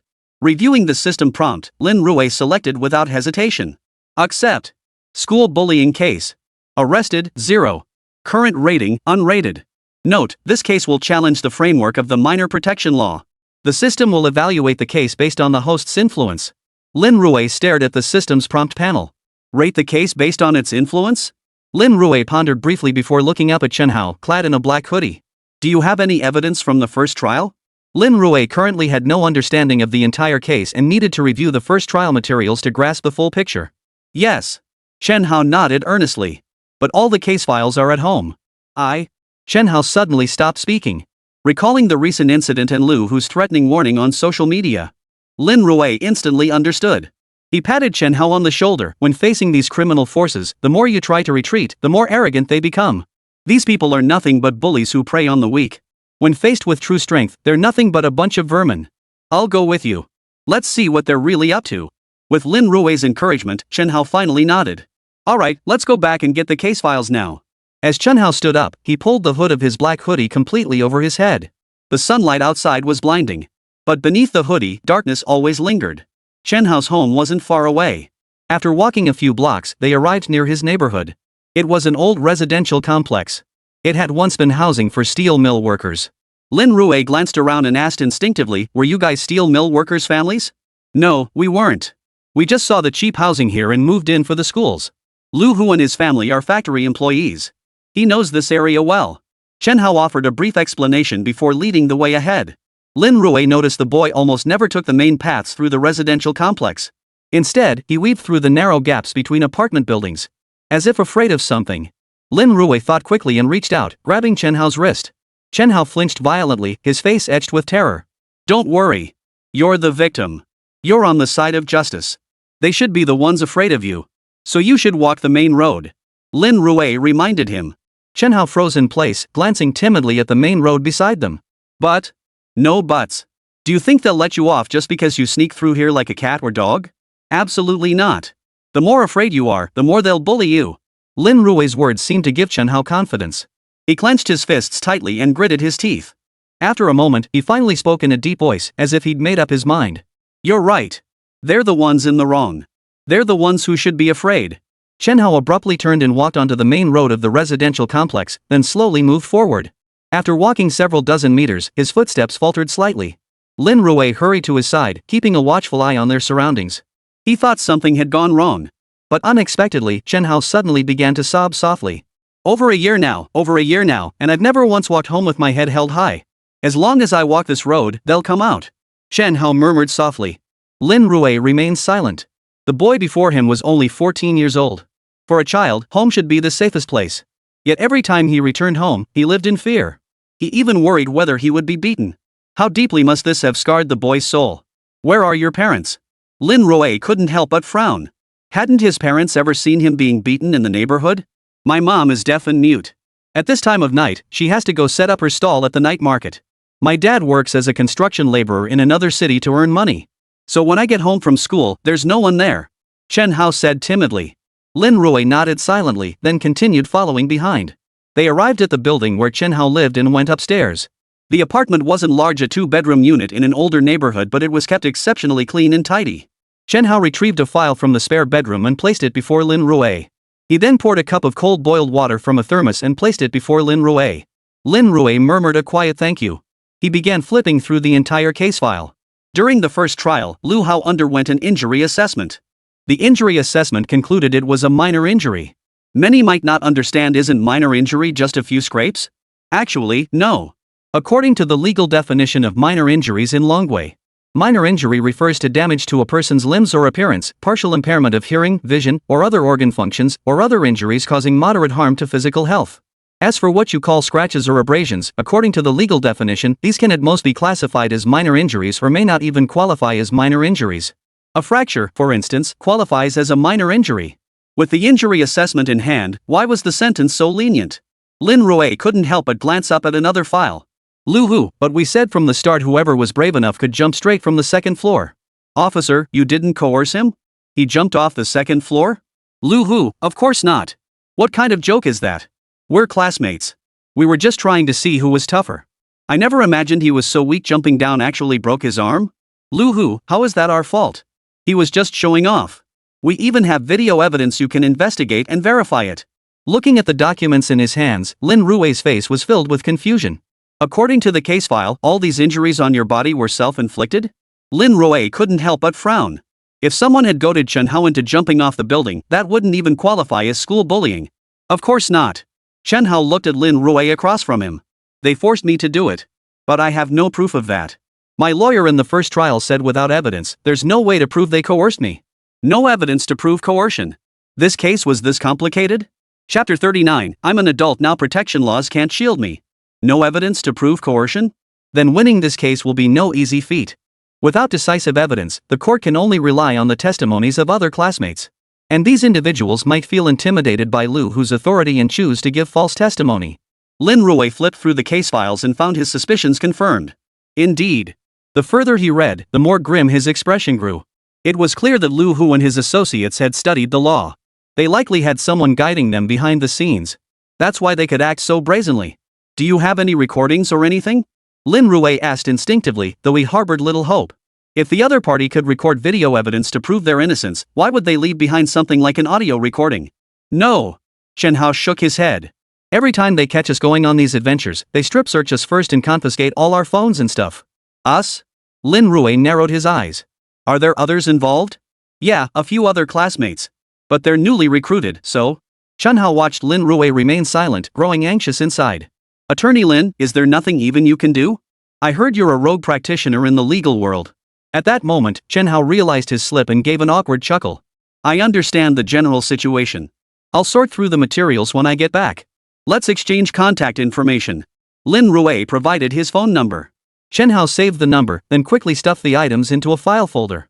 Lin Rui glanced toward the living room.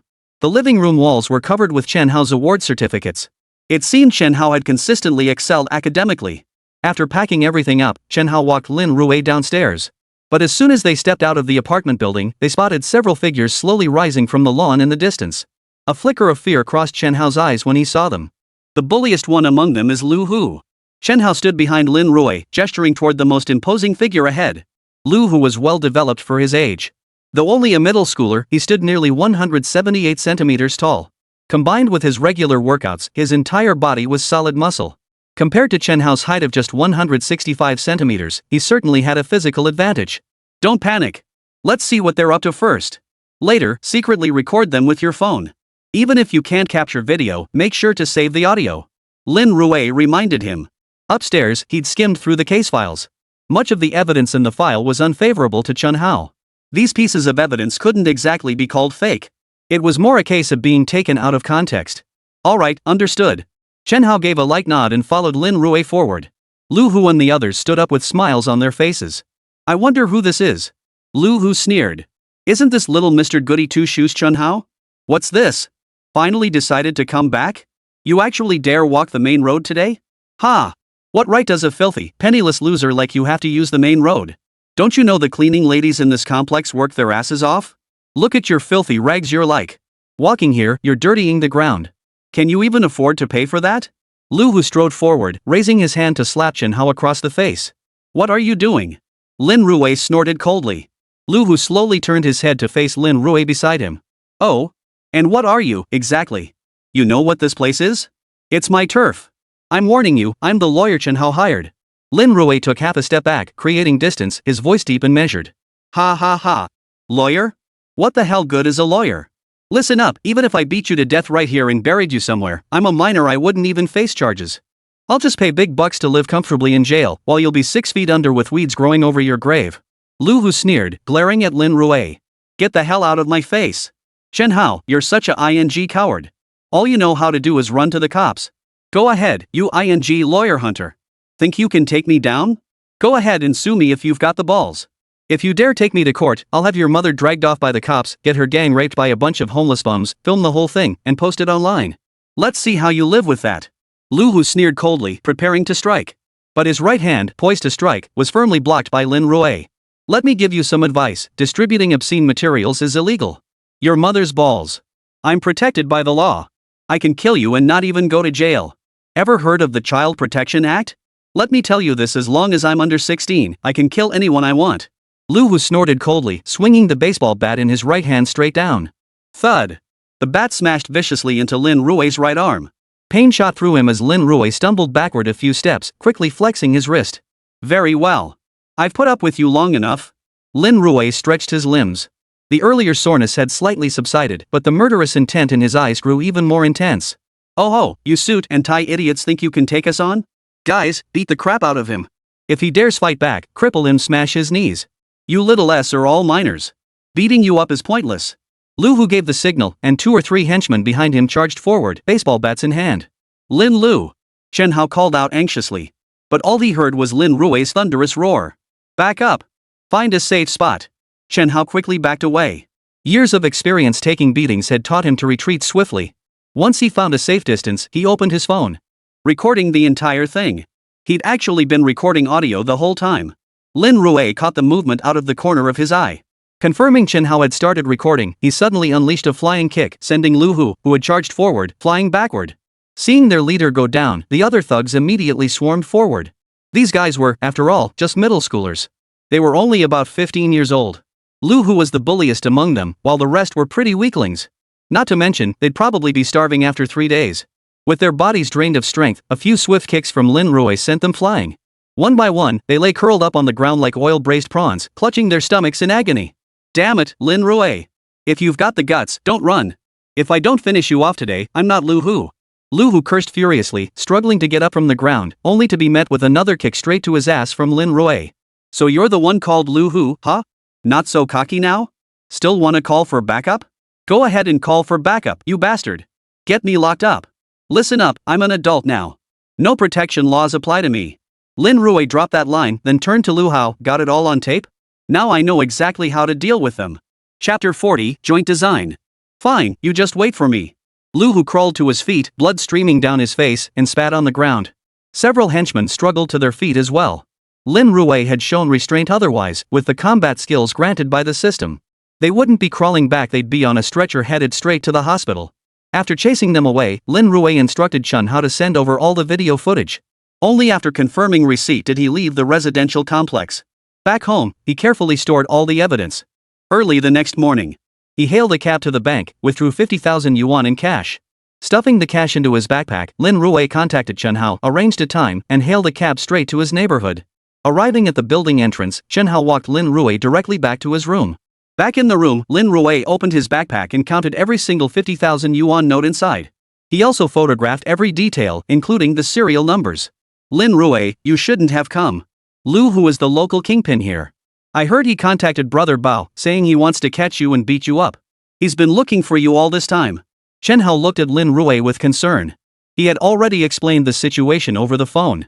But unexpectedly, Lin Rui paid no heed. He still insisted on coming directly. Just do exactly as I told you.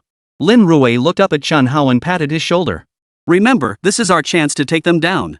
Hearing this, Chen Hao clenched his fists tightly and nodded earnestly. When they just returned, Chen Hao had led Lin Rui straight down the main road. Lu Hu and the others had probably already spotted them. Lin Rui showed no urgency, sitting leisurely in his chair sipping tea. Before long, Chen Hao, who had been watching from the balcony, hurried back. Lin Rui, Lu Hu, and the others are bringing Brother Bao over. Lin Rui swiftly stood up, moving closer to the balcony to observe the dark mass approaching in the distance. There were at least a dozen of them. At the front was a man in his 30s with permed yellow hair, sporting a thick blue dragon tattooed directly on his right arm. He led the way, followed by a dozen or so ghostly-faced youths. Every single one of them carried a baseball bat. These metal bats were perfect for beating people. The group had already gathered downstairs. Lu Hu pulled a pack of cigarettes from his pocket and handed it to Brother Leopard in front of him. Lin Lu, maybe we should call the police. There are so many of them, and they're armed. What if someone gets hurt? Chen Hao looked at Lin Rui with concern. Lin Rui merely pulled a cigarette from his own pocket with a calm expression. He popped it into his mouth, lit it, and took a deep drag. What, are you scared? No fear. I'm just worried. Chen Hao stared at Lin Rui before him. For some reason, watching Lin Rui smoke, it felt as though the man standing there wasn't the notorious lawyer who ruled the courtroom with an iron fist, but the king of thugs from a bygone era. Indeed, Lin Rui's slightly melancholic profile, shrouded in smoke, evoked an inexplicable sense of world weariness. Lin Rui exhaled a smoke ring toward the window with a faint smile. Someone once told me, a lawyer who doesn't aspire to be a fighter isn't a good fighter. What? Chen Hao stared blankly at Lin Rui. What the hell does that even mean? What the hell does that even mean? He couldn't make heads or tails of it. But before Chen Hao could react, Lin Rui stubbed out the cigarette butt in his hand. Let's go. Stick to the original plan. Lin Rui looked at Chen Hao standing before him. Chen Hao nodded solemnly, then swiftly grabbed the backpack sitting on the table and headed downstairs. As they reached the entrance of the building, Chen Hao's footsteps halted instinctively. As if something had occurred to him, he kept staring at the crowd gathering in the distance. After a moment, he clenched his jaw and said in a low voice, "Let's go." After gritting his teeth and stepping out, Chen Hao seemed to switch into sprint mode, his head down and his pace lightning fast. Until a baseball bat suddenly blocked his path. Hey, I was wondering who was moving so fast. Turns out it's you, little mouse. That backpack looks heavy. Where are you off to study? Lu Hu waved the baseball bat in his hand a few times, his eyes filled with contempt. Hearing this, Chen Hao instinctively shielded his entire backpack in front of him. Lu Hu laughed at the sight. You bookworms think your backpacks are more important than anything else. What's in there, a house of gold? As he spoke, Lu Hu swiftly reached out his right hand, grabbing the backpack in an attempt to snatch it away. But just then, Chen Hao clutched the backpack tightly with both hands. Lu Hu tugged, but it wouldn't budge. Let go. Lu Hu tugged again, but the usually obedient Chen Hao still refused to let go. Hey, kid, you don't have something valuable in that damn bag, do you? Lu Hu suddenly realized something and gestured to his two henchmen beside him. The two men approached Chen Hao from either side. They immediately pinned Chen Hao between them, staging a classic sandwich move. As they pinned him down, they simultaneously pried open his fingers. A sharp pain shot through his fingers, forcing Chen Hao to let go. Lu Hu seized the opportunity to snatch the backpack. Let's see what treasures you've got stashed in here. Lu Hu declared as he yanked open the zipper. Give it back. Chen Hao roared, lunging forward, but the two men holding him down kept him pinned, unable to move. Lu Hu bent down to look inside the backpack. Inside, everything was a sea of bright red. Stacks upon stacks. Neatly stacked like bricks. All money. If stacked into 5 piles, this would be a full 50 grand. Holy! At the sight of the crimson bills, Lu Hu froze in place. Seeing him staring blankly, Brother Leopard standing beside him also sensed something was off. He strode quickly toward Lu Hu. Tiger, what's up? Lu Hu instinctively tried to close his backpack, but Brother Bao reacted quickly. Spotting the stack of red bills inside, he immediately understood. Brother Bao stared at Lu Hu, who stood frozen with his hands suspended mid-motion, unsure whether to close the bag or leave it open. Give it back. That's the money my mom needs for her stall. Chen Hao suddenly burst with strength, breaking free from the two men beside him and lunging forward to snatch the backpack. But Lu Hu suddenly kicked out, landing a direct blow on Chen Hao's body. Thud! Chen Hao flew backward, crashing heavily to the ground, wincing in pain. Damn it! You dare steal Brother Bao's money? Looks like you're tired of living. After kicking Chen Hao away, Lu Hu quickly adopted a fawning expression and turned to hand the backpack directly to Brother Leopard. Brother Leopard, this is my humble offering to you. Chapter 41, Out-of-Court Settlement. Seeing Lu Hu act so obediently before him, Brother Leopard's lips curled into a faint smile as he addressed his brothers nearby. Everyone gets a share. We've hit the jackpot today. Tonight, we're hitting up the barbecue stall. Let's have a blast. Brother Bao muttered, and the surrounding brothers all cheered in unison. Why? That's my mom's money. What right do you have to take it? This is robbery. Robbery means jail time. I advise you to hand it back quietly, or else I'll. Chen Hao yelled, but before he could finish, Lu Hu's fist slammed straight into his midsection. Intense pain surged through him, followed by waves of nausea. Chen Hao felt his stomach churn violently. Damn it, enough with the nonsense. Listen up, if Brother Leopard sees this stuff, it's his money. You think you're tough, huh? Well, I'm underage, so even if I steal from you, I won't go to jail. Even if I do go to jail, so what? I've got connections. Inside, I'll be fed well and taken care of. I'll tell you this, the warden of the juvenile detention center is my relative. What's the big deal if I end up there? Let's be real, Dragon Country's laws are just for you broke scumbags. You're poor, so you spend all day trying to scam money using the law. That. In my eyes, the law is worthless. Lu Hu spat out the words with utter arrogance, simultaneously signaling to his henchmen nearby. Looks like this Chen Hao's been asking for a beating lately. Guys, beat the out of him. Lu Hu snorted coldly. His henchmen immediately charged forward, launching into a brutal beating without a word. 10 minutes later. Chen Hao lay on the ground, his face swollen and bruised. These guys were brutal, but their blows were calculated. They avoided hitting any vital areas. Simply put, they could beat you black and blue without crippling you. Even if you went to court for an injury assessment, it would only be classified as minor injuries. Damn it, behave yourself from now on so you don't get beaten up. After the beating, the thugs patted their backsides and scuttled away in a crab-like shuffle. Brother Leopard called his men over, ready to hit the town. Only after everyone had left did Lin Rui emerge from behind. Seeing Lin Rui appear, Chen Hao struggled a few times before slowly getting to his feet. Lin Rui, how'd I do? As he spoke, Chen Hao coughed twice, glancing down at his arm. His arm bore numerous bloodstains. Go back and clean yourself up. I've secured all the evidence.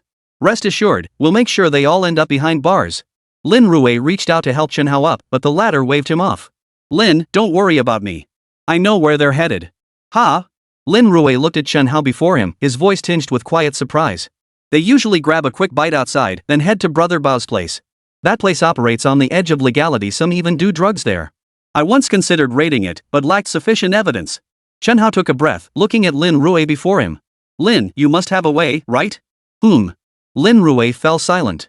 Shutting down the other guy's place. Too many complications were involved. Who knew if this Brother Leopard had any powerful backers? Rushing in now was definitely out of the question. He had to opt for a flanking maneuver. Seeing Lin Rui fall silent, Chen Hao clenched his jaw and took several deep breaths. Lin Rui, it's okay. No rush. Some things take time.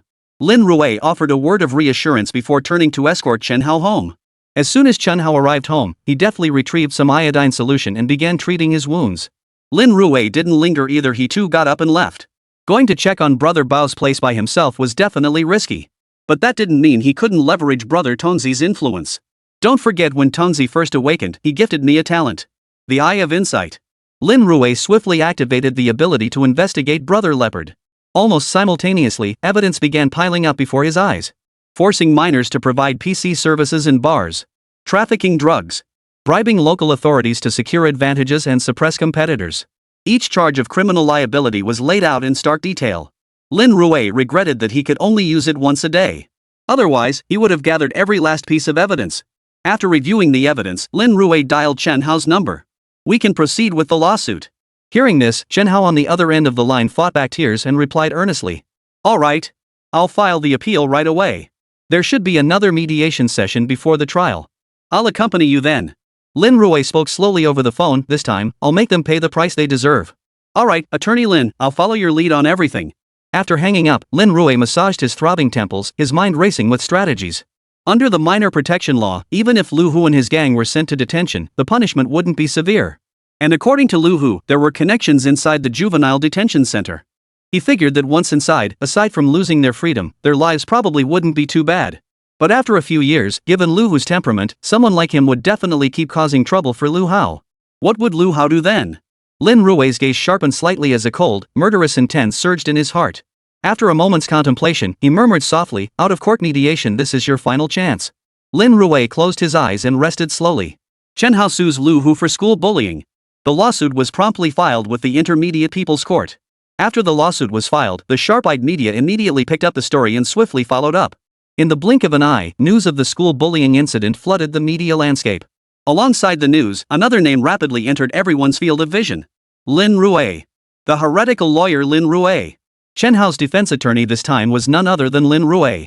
In an instant, a crowd gathered in Lin Rui's livestream. "Attorney Lin, I hear you're taking on another case, school bullying this time." "I just saw the news. The first trial concluded with Chen Hao diagnosed with minor injuries, but the final verdict only ordered Lu Hu to compensate for medical expenses." Lu Hu isn't an adult yet. He's protected under the minor protection law. Even if he committed murder, he couldn't possibly get the death penalty.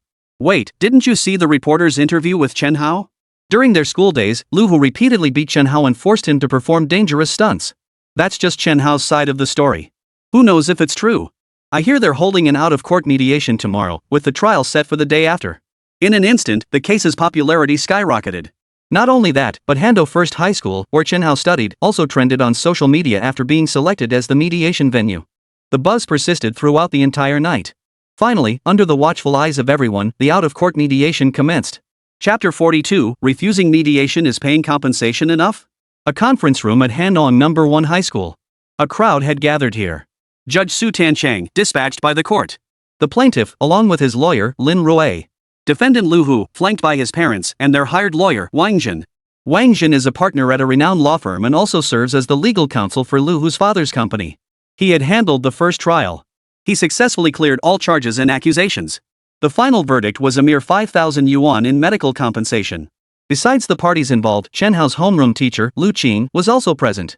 Once everyone was present, Su Tancheng signaled his staff to begin the out-of-court mediation. According to court regulations, this out-of-court mediation primarily involves. Before the clerk could finish, Lu Hu interrupted impatiently. "Hey Chen Hao, are you annoying or what? You wanted to show off, jumped off the building, broke your leg. What does that have to do with me? You've been suing me for bullying day in and day out. When exactly did I ever bully you? Oh ho, look at you now, swollen lips, bruised face.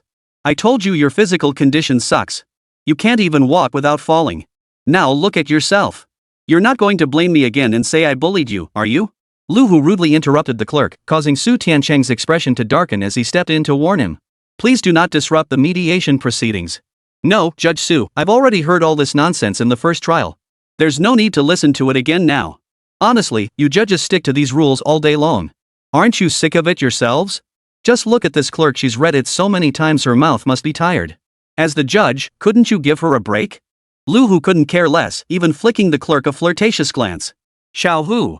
His father, standing behind him, couldn't stand it anymore and warned him in a stern voice.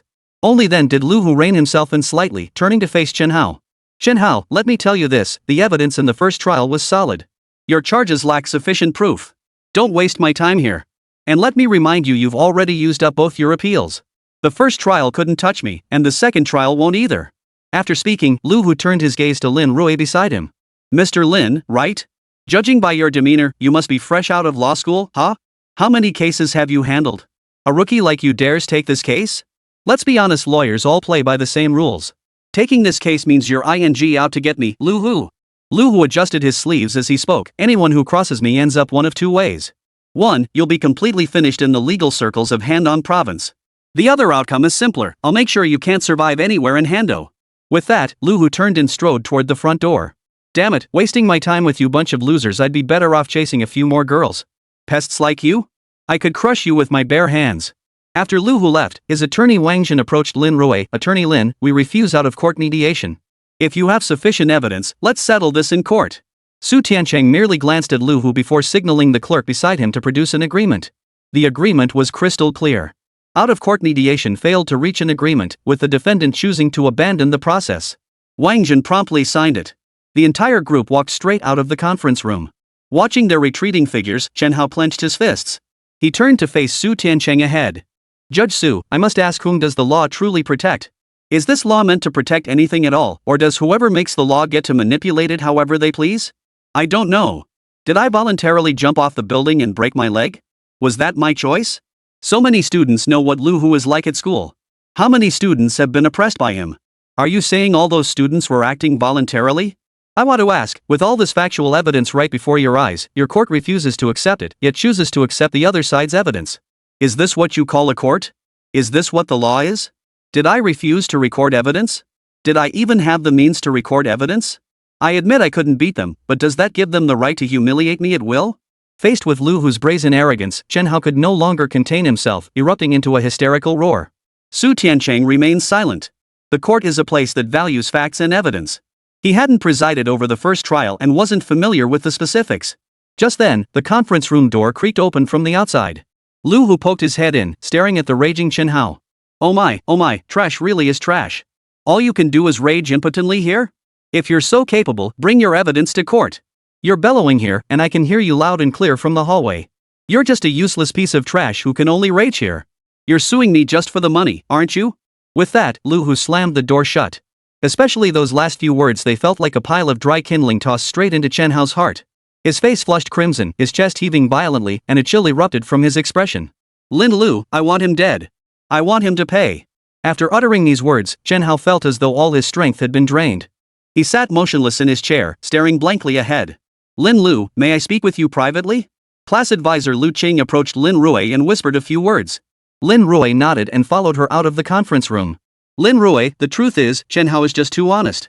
Lu Hu is notorious as a troublemaker around school. He's a headache not just for us teachers, but even for the principal. Plus, Chen Hao's family isn't well off. Maybe we should just compensate them with some money and let this matter drop. Lu Qing looked at Lin Rui in front of her and asked tentatively. Settle it with a quick payoff? Lin Rui didn't rush to respond to this suggestion. Instead, he turned to look at Lu Qing. Ms. Lu, is this your personal opinion, or is it the school's suggestion? It's my own idea. Lu Qing looked up at Lin Rui, hesitating slightly as she spoke, but quickly added, Chen Hao has good grades and is a promising candidate for the high school entrance exam. If we go to court, it would only waste his study time. We made this request hoping to settle things quickly and allow Chen Hao to focus better on his review. After all, the high school entrance exam is crucial for every student. Lu Qing muttered a few more words, but she noticed Lin Rui's gaze growing increasingly cold. Ms. Lu, if we only compensate them with money, how do you think Lu Hu will view Chen Hao? Do you really think paying compensation will stop Lu Hu from continuing to bully Chen Hao? I don't think so. If he believes money can solve the problem, Lu Hu will only bully Chen Hao even more relentlessly. As a teacher, you should stop bullying from happening, not let it get worse. Chapter 43, Lin Rui, is he trying to amend the law? As a teacher, you should stop bullying, not let it get worse. Lin Rui's words felt like a needle, stabbing a spot deep within Lu Qing's heart. Attorney Lin, I'm just a teacher. I have no business getting involved in bullying. Otherwise, what use are you lawyers? Lu Qing snorted softly. But as a teacher, as Chen Hao's homeroom teacher, I want him to have a bright future. In this country, only through studying, only by excelling academically, only by getting into a good high school, can one truly make something of themselves. Besides, once he gets into a good high school, will bullying even exist? Surrounded by top students, there won't be any room for so-called bullying. Right now, Chen Hao is a student.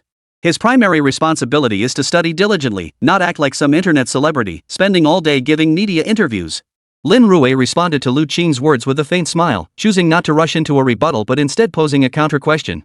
Ms. Lu, as a teacher, what is your primary responsibility? Of course it's to help all students achieve better grades and become accomplished individuals. Lu Qing replied without hesitation. Is that so? I think you're completely unfit to be a teacher. As a teacher, your duty boils down to 4 words, educate and nurture. What you call good grades and producing outstanding students is nothing more than securing more prestige for yourself in the high school entrance exams. To put it bluntly, it's all about boosting your performance metrics. Lin Rui stared at Lu Qing before him. All you care about is whether they can make you money, whether they can bring you bonuses. Driven by profit, can you still teach without discrimination? Can you treat good students the same as struggling ones? Can you still uphold the nurturing part of teaching and nurturing? Lin Rui's barrage of questions left Lu Qing frozen in place. Teaching and nurturing? Encouraging them to study diligently, isn't that nurturing? If students don't study diligently, does doing something else suddenly become nurturing? Facing Lin Rui's inquiry, Lu Qing didn't mince words, firing back immediately. Teaching and nurturing doesn't just mean grades.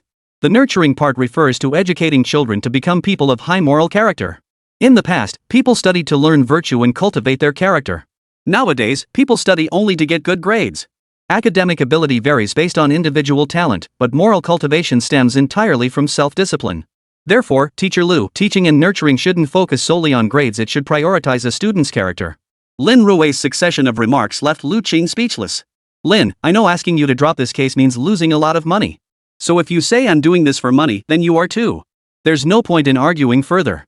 If you want to fight this case, go ahead. As for that boy, Chen Hao, he's beyond my control. Knowing she couldn't win an argument with Lin Rui, Lu Qing simply fell silent. Lin Rui merely smiled at Lu Qing's posturing. Her visit this time was most likely the principal's idea. He figured it was best to settle things quickly and avoid further trouble. But could this matter truly be resolved? If Chen Hao backed down this time, would Lu Hu let him off? No. Lu Hu knew the law couldn't punish him. After committing so many crimes only to be let off with a simple monetary settlement, he'll only become more ruthless.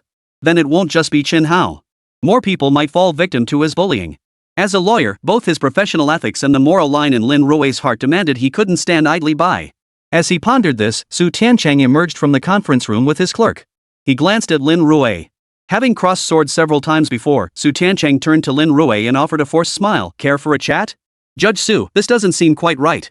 If others find out we communicated privately before the trial, might we be reported directly? Lin Rui was taken aback. Su Tiancheng actually wanted to chat? Was he really not afraid? Su Tiancheng chuckled and pointed upward.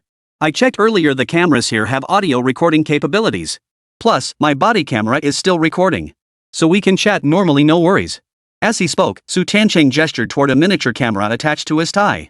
Looks like he came prepared. Fine. With the other party being so open, Lin Rui saw no reason to hold back. I've reviewed this case. It's highly unlikely the appeal will overturn the verdict. The first trial strictly followed legal procedures, no favoritism or misconduct. Regarding this case, I deeply sympathize with Chen Hao on an emotional level. But legally speaking, I see no grounds for overturning the verdict. Su Tiancheng paused, glancing up at Lin Rui. Of course, I know you're the rogue practitioner of the legal world. You could find numerous angles to pin charges on them. But what I'm saying is, if you can't convict these people through legitimate legal means and instead send them to prison through other channels, I don't believe that's the justice we seek. The thorn lodged in Chen Hao's heart will never be removed. Su Tiancheng trailed off, unable to continue. Lin Rui didn't have time to counter. Instead, he pulled a cigarette from his pocket. He glanced at Su Tiancheng. Su Tiancheng gave a slight nod, signaling his approval, and opened the window. Judge Su, I've reviewed the first instance case. The trial process was flawless. The problem lies with the statutes, they're not comprehensive enough. I believe that as lawyers, we shouldn't merely recite statutes verbatim. We should be the guardians of the law. After all, in all of Longwa, no one understands the statutes better than lawyers, and no one has seen more real-world cases than lawyers. When statutes are first drafted, they inevitably fall short. Our most crucial responsibility as lawyers is to refine them through case law. Only when the statutes are perfected can the vulnerable rely on them to defend their rights. In this world, most people bask in the sunlight, while a few must drive away the darkness to make the sun burn even brighter. Lin Rui took a deep drag on his cigarette, slowly exhaling a smoke ring. Wouldn't you agree, Judge Su? Some must drive out the darkness, making the sunlight burn even brighter. Su Tiancheng pondered Lin Rui's words, his gaze fixed intently on the young man in his 20s, fresh out of law school. At the same time, he deeply realized Lin Rui was aiming for something big. Could it be that Lin Rui intended to amend the law? Was that even possible? Chapter 44, The Impulsive Chen Hao. Amend the law? Su Tiancheng sucked in a sharp breath. It's true that every year, the Dragon Nation continuously refines its statutes. But there was a formal process for doing so. First, the Supreme Court identifies gaps in legal interpretations through case precedents. Further clarification is needed, or revisions are required in certain areas. Then, numerous experts conduct reviews. Only after confirmation does the amendment process begin. This process is extremely cumbersome. However, the primary initiators of amendments are legal professionals within the Supreme Court. In the history of the Dragon Nation, it was virtually unheard of for the entire legal code to be amended based on just 1 or 2 cases. At least, no such precedent exists in Su Tiancheng's recollection. You're a heretic cultivator, a madman. Su Tiancheng couldn't help but mutter a complaint. Lin Rui shrugged indifferently. Youth is for recklessness. Some things as you get older, you might not have the courage to do them anymore. As he spoke these words, an inexplicable melancholy flickered across Lin Rui's face. In his previous life, he had been hailed as a top-tier lawyer. Even dubbed the legal code guy. He knew every clause inside out. He could even predict the extended interpretations of any clause. And pinpointed the exact book and section where they resided. But Lin Rui knew deep down that no matter how thoroughly he knew the statutes, when faced with a case like Chen Hao's, where the defendant was equally well versed in the statutes, everything fell squarely within the letter of the law. He exploited legal loopholes. Facing such an outlaw beyond the law, memorizing statutes to the letter proved utterly useless. In his previous life, he had been overly protective of his own reputation. He would have decisively refused to take on such a case. But now, reborn into a new life, Lin Rui intends to do what he couldn't before, or what he wanted to do but couldn't. That was the real reason he'd taken on Chen Hao's case. As for making money? Setting aside the system rewards, even if he were providing pro bono legal aid, he would still win this case for Chen Hao. Seeing Lin Rui's smiling face, Su Tiancheng seemed moved. He spoke slowly. Well then, good luck to you. A simple phrase, yet the best blessing. After the court mediation concluded, Lin Rui returned home to prepare materials for the next day's hearing. But barely had he sat down when Chen Hao's homeroom teacher, Lu Qing, called. Attorney Lin, look at the mess you've created. Chen Hao/Lu Hu. We've already called the police. Aren't you Chen Hao's defense attorney? You need to come over immediately. The address is Handong Province First Hospital. I'll be waiting for you here. With that, Lu Qing hung up abruptly. What? Chen Hao stabbed Lu Hu? What the hell is wrong with this kid? The trial starts tomorrow, and today he stabs his own client? Are you kidding me? Lin Rui didn't have time to think. He quickly got dressed and rushed out. Half an hour later, Lin Rui stepped out of a taxi and hurried into the outpatient building of First Hospital. Lu Qing was already waiting there. Seeing Lin Rui enter, she snorted coldly with irritation. I told you to settle this privately. Now look, Chen Hao stabbed Lu Hu, and the guy's still in the ICU with massive bleeding from his carotid artery. If he doesn't make it, Chen Hao's life is ruined too. Is this what you call teaching and nurturing? Chen Hao was always a simple, honest soul. What did your incitement turn him into? Lu Qing muttered a few more complaints as Lin Rui followed silently behind. They walked all the way to the ICU monitoring room. Lin Rui looked at Chen Hao sitting on a chair outside. He quickened his pace and confronted the man before him. Spill it. Why did you attack someone? Because they bullied my mom. That bastard Lu Hu brought a bunch of thugs and tore down my mom's stall. They even said they'd gang rape my mom and feed her to the dogs. I couldn't hold back. I grabbed the cleaver, but I lost my grip and it went straight for Lu Hu's carotid artery. Chen Hao yanked at his hair, his face contorted with agony. But moments later, his eyes snapped open, bloodshot and wild. I'm a minor too. Even if I killed him, I wouldn't be breaking the law. I'm protected by the law. If I kill him, it's just one life for another. Why should scum like him get legal protection and walk free while I suffer? Screw this life. I'll just kill them all. One death is death, killing their whole family is death too. They've got money, right? My family doesn't have any, so I'll take it. A look of madness flashed across Chen Hao's face. Lin Rui stared at Chen Hao before him and delivered a sharp slap across his face. Smack! The sharp crack echoed instantly, blood trickling from the corner of Chen Hao's mouth. Go kill them. You think you're so tough? Go kill his entire family. If you spare even one of them, I swear your parents will be killed too. So what if it's mutual destruction? If no one survives, go ahead and kill them all. Lin Rui suddenly snapped. No way. I asked Duotun, and she said mentally ill people aren't held accountable for murder. When the time comes, I'll just say I'm mentally ill. Lu Hao showed no sign of coming to his senses, his eyes filled with pure hatred. Who told you murder by the mentally ill isn't punishable? I have no idea which unscrupulous media outlet is spreading that nonsense. Even if you kill someone while mentally ill, you'll still get the death penalty. Dragon Nation's laws specify only pregnant women and children as exceptions. Mental illness isn't one of them. Lin Rui explained the legal provisions in a solemn voice beside him, but Lu Hao's lips curled slightly, revealing a faint smile. That's right, I'm a child. I'm a minor. Killing someone won't get me the death penalty. The law is fair, it protects him, and it protects me too. A cold sneer seeped from Lu Hao's lips. He was now completely cornered. Lin Rui could already imagine that under the circumstances, what Lu Hu had done back then couldn't possibly be as trivial as Chen Hao made it sound. There must have been far more vicious words to drive an honest man to such desperation. Just as he was offering comfort, another group hurried over. Lin Rui recognized the two leading figures. They were Lu Hu's parents. Lu Hu's father rushed over, his eyes fixed on Lu Qing. "Teacher Lu, how is my son? He's still undergoing emergency treatment. We're awaiting the results." Lu Qing replied truthfully. "Oh my son." Lu Hu's mother suddenly felt dizzy and fainted. Lu Hu's father turned his gaze toward Chen Hao. He lunged forward in a single stride, cursing, "You little bastard. You're the one who hacked my son. You think I won't wipe out your entire family? Damn it, find out who's in this kid's family. Track them down and wipe them all out. Damn it, you dare touch my son? I'll show you what the law really means." Lu Hu's father barked at a secretary-like figure behind him, his voice thick with venom. "Kill me? Ha! Let me tell you, I don't want to live anymore either. Come at me if you've got the balls. Damn it, why didn't I just rip your dead son's head off and kick it like a soccer ball back then?" Chen Hao's face darkened with malice at the insults. "What did you say, you little bastard?" Lu Hu's father lunged forward, his raised right hand poised to strike, but it froze mid-air. Lin Rui acted first, snapping his right hand out to seize Lu Hu's father by the pulse point. "If you lay a finger on him again, this becomes self-defense." Chapter 45, He wants Chen Hao dead. Self-defense? Lu Hu's father sneered coldly. "You dare talk to me about self-defense? You think I'll beat you to death? Let me tell you, when I was working on construction sites, you didn't even know where you were." Mid-rant, the ICU doors burst open from the outside. A crowd quickly gathered. The doctor looked at the gathered family members and said solemnly, "Thankfully, he pulled through. If there are no complications tonight and his vital signs remain stable, he should be able to transfer to a regular ward." Hearing this, everyone present breathed a sigh of relief.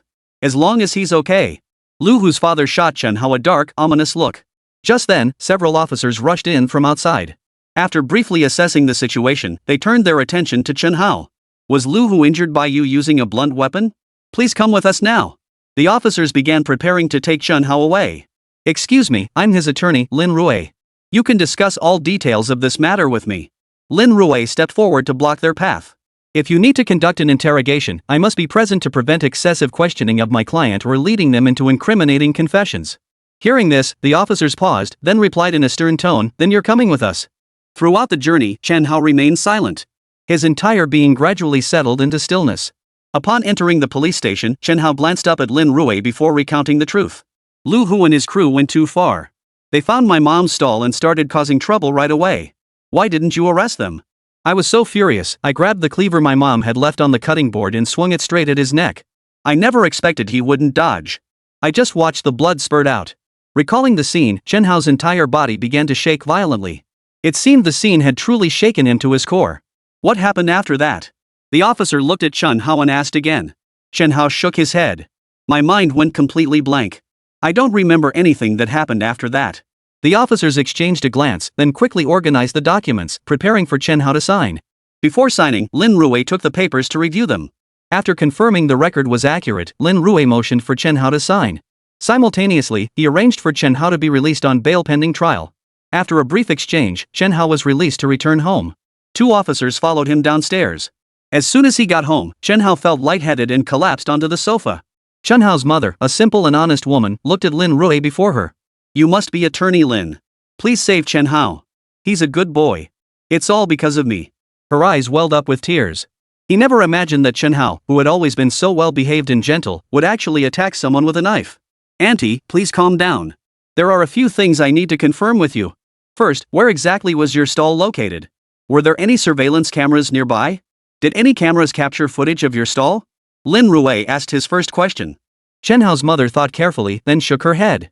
"Most of us street vendors try to avoid the city management officers, so I really didn't pay much attention to whether there were any cameras." Then, were there any other vendors nearby who saw it, or any witnesses? Lin Rui pressed with his second question. "Of course there were. Right next to me was a guy selling stir-fried tofu on a hot plate. He definitely saw what happened here. We get along pretty well. I sell braised dishes while he handles cold noodles, iron plate tofu, and such. With this heat, we often help each other out with business." Chen Hao's mother suddenly remembered something and quickly added. Lin Rui noted down the location of the iron plate tofu vendor. After asking a few more detailed questions, Lin Rui quickly left the apartment building. The spot where Chen Hao's mother set up her stall wasn't far from the residential building. It took about 10 minutes to walk there. The primary customers were factory workers and the like. Lin Rui soon arrived at the night market. Following the location Chen Hao's mother had pointed out earlier, Lin Rui quickly found the stall. Standing at the stall entrance, Lin Rui looked at the small cart before him. Bloodstains still stained the ground, likely from the recent fight, and the area was cordoned off with caution tape. Consequently, many vendors who had originally been here chose to relocate elsewhere to avoid bad luck. After scanning the area, Lin Rui finally located the owner of the iron plate tofu stall. "Hey, boss, I'm the guy selling braised dishes over there. I wanted to ask about what happened today." Before Lin Rui could finish, the iron plate tofu vendor waved him off. "I don't know anything. I know nothing. But the stall owner said you saw it." The owner paused slightly with his right hand, then abruptly stood the spatula upright on the griddle. "What exactly did I see? I was standing right there, of course I saw it. If that's how you see it, then plenty of people saw it back then. Why should I be the one who saw it?" The iron plate tofu vendor snorted coldly, then flipped a piece of tofu with his spatula. "So don't stand here interfering with my business. If you want to eat iron plate tofu, then just eat your iron plate tofu. If you don't want it, go somewhere else. Stop disrupting my business." The iron plate tofu vendor stood up, ready to shoo him away. Seeing he wouldn't get any answers, Lin Rui decided to wander around the night market instead. He wandered over to an old woman blowing sugar sculptures. She glanced at Lin Rui. Lin Rui instinctively turned to look at her too. In each other's eyes, they both sensed something unusual. "Young man, fancy a piece of sugar art?" The old woman picked up a sugar figurine from her display and offered it to Lin Rui. "Sure, I'll take one." Lin Rui pointed to a nearby picture card. "Make me this one, please?" "Sure thing." Without hesitation, the old woman began crafting it swiftly. Lin Rui didn't sit idle either, pulling up a small stool to sit beside the old woman. "Even if you ask them, they won't tell you. Not long ago, a group came by and gave each of them a stern warning. Everyone got paid off. They'd never testify for you." The old woman worked on the sugar sculptures while murmuring quietly to Lin Rui beside her. Lin Rui grasped the general situation. He guessed this candy floss lady hadn't set up her stall during the day. Therefore, she was never within the scope of their bribery. Still, given Lu Hu's influence in the area, there was no way this old woman would dare testify. Thinking this, Lin Rui looked up at his surroundings. Near a utility pole not far away, there was only one surveillance camera. The camera's exact position was uncertain, and even if it had captured anything, Lu Hu would likely have had it erased by his men. It seemed Lu Hu was determined to make the entire incident stick. He was after Chen Hao's life. Chapter 46, Can they truly be brought to justice? He wants Chen Hao dead. The only defense Chen Hao can currently present is self-defense. But with evidence missing now, proving self-defense is incredibly difficult. Yet Chen Hao attacked someone with a knife. Whether it's the fingerprints on the knife scar or the surrounding onlookers at the scene, can all testify to it. Even Chen Hao himself admitted he did slash the other person. The chain of evidence forms a perfect closed loop. Then the court will only accept that Chen Hao was indeed at fault for injuring Lu Hu. As for the reasoning, if the other party had been more ruthless and completely concealed the part where they insulted Chen Hao's mother, how would the court rule then? The verdict would be attempted murder. The reasoning? The robbery of his money provided Chen Hao with sufficient motive for murder. If the case actually went to trial, Chen Hao's side would indeed lack sufficient evidence, making it extremely difficult to clear himself of suspicion. Lin Rui wandered around the neighborhood for a while before returning home with a heavy heart. Not long after arriving home, Chen Hao's call came through. "Attorney Lin, I just received a court summons. Lu Hu and his associates are suing us for intentional assault. Since the parties involved in the appeal case and this intentional assault case are the same, the court plans to consolidate the cases. Tomorrow's scheduled hearing has been postponed by one day. The trial will now open the day after tomorrow."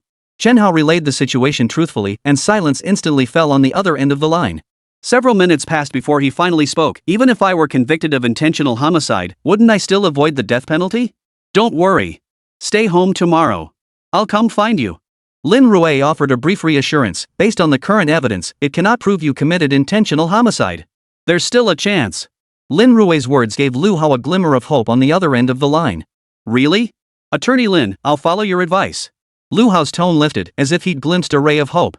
Lin Rui hung up, massaging his temples as he prepared to shut down his computer and rest. But just as he did so, a local news report caught his attention. A high school student in Handong committed intentional homicide. Such heinous acts deserve severe punishment. The article opened with a direct description of the incident. Lu Hu, a student at Hando First High School, suspected the vendor of shortchanging him while buying braised dishes and immediately began arguing. Perhaps fueled by youthful recklessness, his tone grew heated, escalating into a verbal altercation. Unexpectedly, the vendor's son grabbed a cleaver from the cutting board and attacked him. Below the description of the attack, images from the scene were directly included. Though pixelated, the bloodstains on the ground remained distinctly visible. Additional images showed ambulances transporting victims away, alongside heartbreaking photos of Lu Hu's parents outside the intensive care unit. May I ask, when a minor commits such a heinous crime, is it due to a lack of parental guidance or a failure in school education? As one of the province's top high schools, I'm confident Handong No. 1 High's education is absolutely beyond reproach. Therefore, it seems most likely that the problem lies with family upbringing. Reading these almost leading questions, Lin Rui frowned slightly. He quickly scanned further down, only to discover that the discussion wasn't confined to parenting issues, it had also shifted to the lawyer. Who would have thought Lin Rui would agree to defend such a murderer? The evidence is overwhelming: murder in broad daylight. I honestly don't see what there is to defend about someone like this. Or is Lin Rui trying to use this case to engage in sophistry once more, all for the sake of fame? If that's truly the case, I'd say Lin Rui is downright pitiful. In an instant, the entire article went viral across all Hando media outlets. Not long ago, the incident at Handong University had dominated the trending topics across the entire internet. Now, this campus bullying case follows hot on its heels. Both cases happen to be connected to Lin Rui. And now a murder case has surfaced on the streets. And it's still connected to Lin Rui. Numerous comments have already appeared beneath this article. Seriously, look at this vendor, just an ordinary street stall owner, probably constantly being chased around by the city management officers. People like this are out hustling all day long. How could they possibly have time to raise their kids? They just pop them out without taking care of them. Kids like that are bound to become troublemakers in society. Exactly. I really don't understand why these families even have children. They're being utterly irresponsible toward their kids.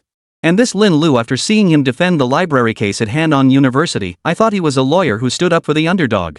Turns out he's just another fame hunter too. Isn't that obvious? In this day and age, who isn't in it for the money? Hold on, you haters, do you even know the facts? If it weren't for Lin Rui, Zhang Jin probably wouldn't have had a chance to clear his name. What does clearing Zhang Jin's name have to do with Lin Rui? The evidence was solid, any lawyer could have won that case. Lin Rui just used this opportunity to make a name for himself. On the forum, many criticized Lin Rui. But even more people were saying Chen Hao had poor parenting skills. In no time, numerous self-media accounts reposted the story.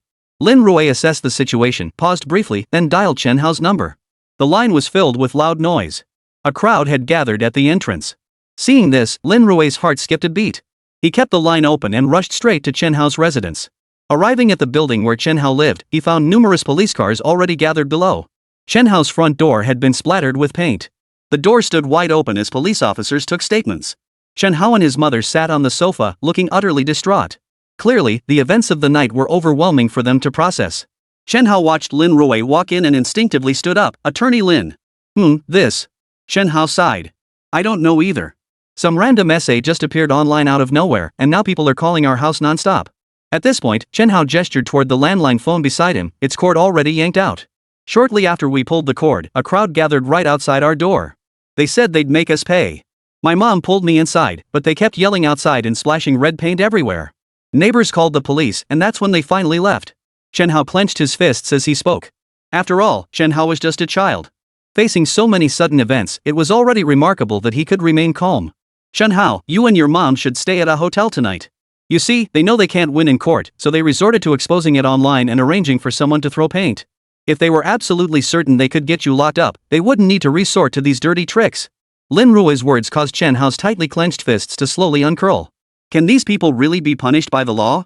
Chapter 47, are they trying to overturn the first trial? Perhaps due to police intervention. Chen Hao and his son managed to get through a relatively peaceful night. Following Lin Rui's advice, they splurged on a luxury hotel. With security surrounding the hotel, ordinary thugs couldn't cause trouble there. Of course, since they couldn't resolve the issue through physical disturbances, they turned to online harassment instead. After a day of fermenting, the online discourse had become unrecognizable. Headlines of all sizes flooded the media. Shocking. How could a poor mother raise such a child? Who's to blame for the street murder? Is academic excellence truly the sole measure of a child's well-rounded development at Hando High School? Today's youth have such poor psychological resilience. What on earth is wrong with this world? Headlines like these appeared out of nowhere. Compounding matters, the factory-run residential compound wasn't large, and many people knew what had happened. Not only that, but Chen Hao and his family were outsiders. The original community of factory employees quickly banded together. They started actively excluding outsiders. What's more, Lu Hu's family held a high-ranking position within the factory. Even those who understood the situation simply shut their doors and refused to get involved. As for the remaining group causing the most trouble, most were simply trying to curry favor and suck up. Especially those who had previously splashed paint. Most were members of the factory's security team. Throughout the day, online discourse continued to ferment. Perhaps due to the intense public debate, the courtroom proceedings remained open to the public. Before the trial even began, the online livestream was already filled with a chorus of insults. Chen Hao has the nerve to sue someone for bullying him at school. He pulled a knife on someone. How could someone like that possibly be bullied at school? I can't imagine what kind of parents raised him like this. If he were my son, I'd rather drown him myself than let him go around hurting others. His mother seems to be disabled, just selling stuff on the street. What kind of child could come from a family like that? Exactly. A person's character is deeply tied to their family background. I strongly suggest families like this shouldn't have kids at all. What's the point of bringing them into the world if you're just going to reproduce without raising them properly? Exactly. Only families with decent means should be allowed to have children. What's the point of these poor folks having kids? Do they expect them to suffer alongside them? Especially those in the village's fathers who are drunkards and slackers. What's the point of having children at all? The fairest solution to eliminate poverty is to ban all poor people from having children. In the live-streamed courtroom, many were viciously attacking Chen Hao, as if he were some kind of unfilial traitor. Outside the courtroom, Lu Hu had fully authorized lawyer Wang Jun to attend. In the waiting area, Wang Jun gave Lin Rui a long, meaningful look. "Attorney Lin, this is a case we're bound to lose. If I were you, I'd never take it." Wang Jun looked at Lin Rui before him, his face brimming with disdain. The evidence had already been thoroughly reviewed during the first trial. The trial court had determined there was insufficient evidence to prove that Chen Hao had been directly pushed by Lu Hu. On the contrary, Lu Hu's side possessed decisive evidence proving that Chen Hao had jumped off the building to show off in front of everyone. As for Lu Hu, at most he could only be considered as having egged him on from the sidelines. No other liability can be found. Conversely, in the newly filed intentional homicide case, our side has ample evidence, making it nearly impossible for Lin Rui to escape conviction. Attorney Wang, I'm the kind of person who believes justice ultimately resides in the hearts of the people. If you resort to unconventional means to win a case, you've already lost. Money can buy some people to testify on your behalf, but when faced with even more money, those same people will be willing to come forward and give testimony that works against you. Lin Rui delivered this warning calmly and deliberately.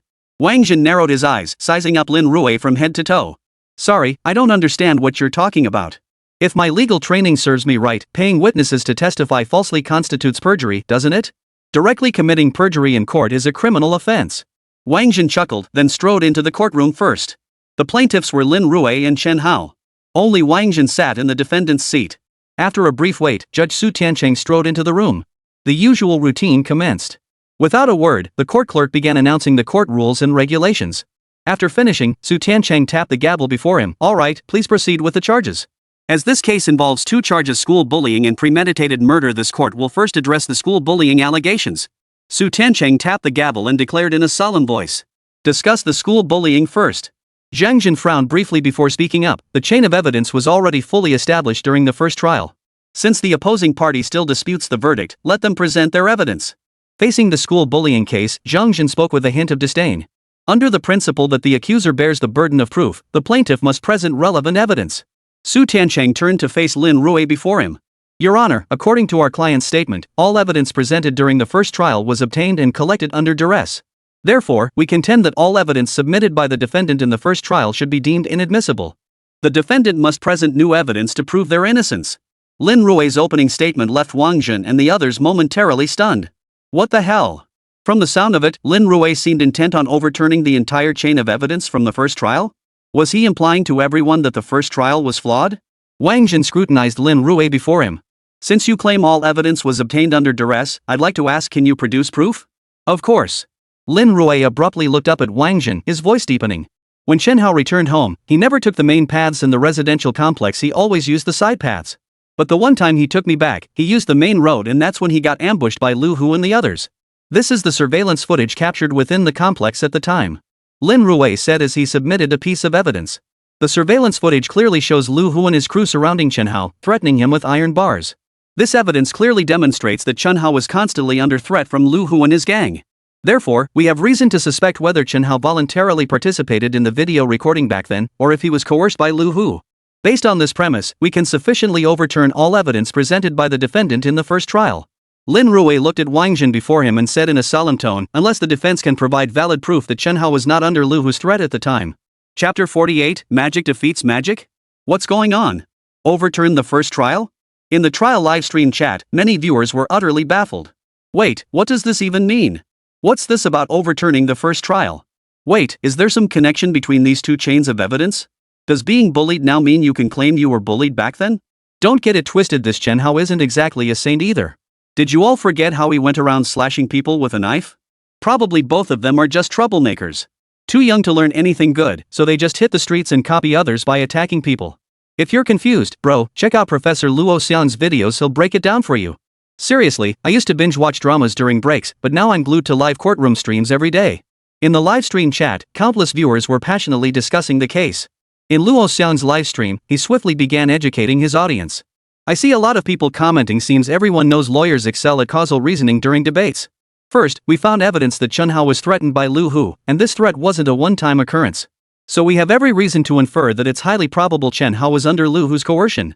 If this inference holds, then some of the evidence presented during the first trial, especially the recorded videos, could very well have been produced under duress. Luo Xiang's explanation brought a glimmer of clarity to those present. Causal inference again. I get it now. If there's evidence proving you've done something like this, then it's reasonable to suspect everything that happened before. But that's merely suspicion, right? Surely suspicion alone can't overturn the evidence from the first trial? There's no such precedent, is there? Indeed, that's not how it works. But don't forget, this is Lin Rui we're talking about. Do you really think he'd bring this up for no reason? Damn it, I completely forgot about that. If it's Lin Rui, then it's no trouble at all. Most netizens have absolute trust in Lin Rui. At that moment, defense attorney Wang Jin took the microphone. The plaintiff's counsel is clearly shifting the focus. Your evidence fails to explain whether our client bullied Chen Hao. It merely suggests such an incident may have occurred.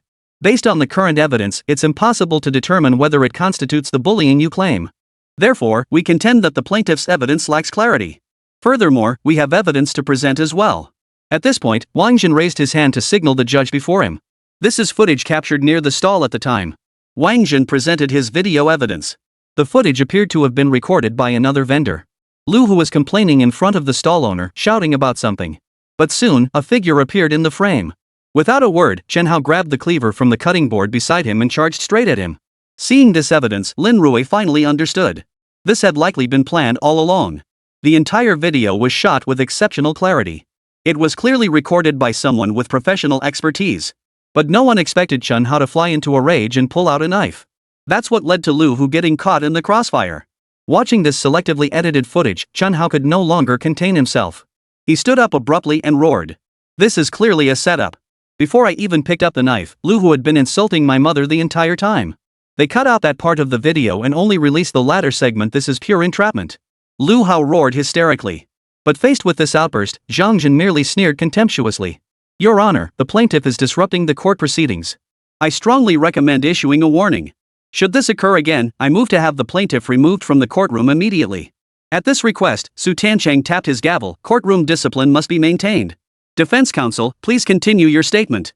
Wang Jin rose to his feet and bowed slightly toward Su Tiancheng. Thank you, Your Honor, for your fair ruling.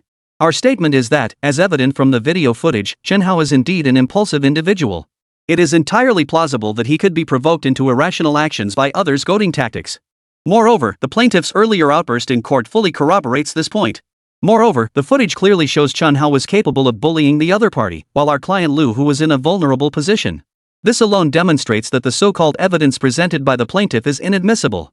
These few simple sentences instantly sent ripples of astonishment through the live streaming audience. No wonder he's a top-tier law firm partner. His skill level is truly exceptional. Lin Rui, you claimed video evidence could prove causation? Fine, video it is. I have video evidence too. Now both sides are deadlocked, magic countering magic. I doubt Lin Rui can wriggle out of this. If he proves the prior evidence was insufficient, he can't overturn the first instance ruling. But if he proves the evidence is sound, both sides could resort to bullying tactics, and the first instance evidence remains inadequate. Wang Jin's move is pure masterful strategy, the kind I've only seen from Lin Rui himself. Who knew his opponents could pull it off too? Is this what a top-tier lawyer looks like? Seems I didn't respect the legal profession enough before. Many netizens couldn't help but mutter to themselves. As for our legal pioneer, Professor Luo Xiang, he stepped forward to explain directly. Wang Jin played this move brilliantly. He's rebutting with evidence. If you want to overturn the first instance ruling, you must prove my evidence is invalid. My evidence is sound, which proves Chen Hao is impulsive and highly likely to take risks when provoked. This means you can't prove my evidence in the first trial was flawed, so Lin Rui can't overturn the verdict. Having said this, Luo Xiang lifted his teacup for a sip before continuing, but what if he refuses to acknowledge it? If he refuses to admit it, fine. Then Wang Jin can also deny the evidence Lin Rui presented, which equally fails to overturn the original verdict. Wang Jin's open strategy has directly trapped Lin Rui in a self-incrimination trap. In other words, Lin Rui must prove that Chen Hao isn't impulsive and that he was indeed coerced during the bullying incident. And we all know that once you start proving your own innocence, it becomes incredibly difficult. Luo Xiang chimed in, that's why I suspect Lin Rui is likely to fail this time. If the first trial can't be overturned, then the bullying can't be proven. Lin Rui's case is as good as lost. Honestly, once any lawyer falls into the self-incrimination trap, it's a tough nut to crack. No one emerges unscathed from the self-incrimination trap. Facing the distrust of everyone present, Lin Rui looked up at Wang Jin before him. Your Honor, Wang Jin testified falsely in court. Chapter 49, are you sure you didn't see anything? The moment those words left his mouth, the entire courtroom erupted in uproar. Even the viewers in the livestream chat exploded in disbelief. What's going on? Perjury in court? Are you kidding me? Wang Jin is a partner at a law firm. How could such a high-level lawyer possibly perjure himself in court? Wait, did Lin Rui run out of evidence and resort to slander? By declaring the opposing evidence fabricated, does that mean his own evidence becomes invalid? This is practically a golden ticket to escape the self-incrimination trap. Netizens casually commented, but Luo Xiang, as a professional legal mentor, observed the situation and offered his own analysis. If Lin Rui successfully appeals that the opposing party committed perjury, then their accusations become invalid. But judging from the scene, I suspect Lin Rui's real goal is likely just to prove the opposing evidence was selectively edited. But omitting a segment of evidence doesn't constitute perjury, it's merely insufficient evidence. Wang Jin could simply shift blame, claiming the client only provided that portion of evidence. He'd face court censure, not perjury charges.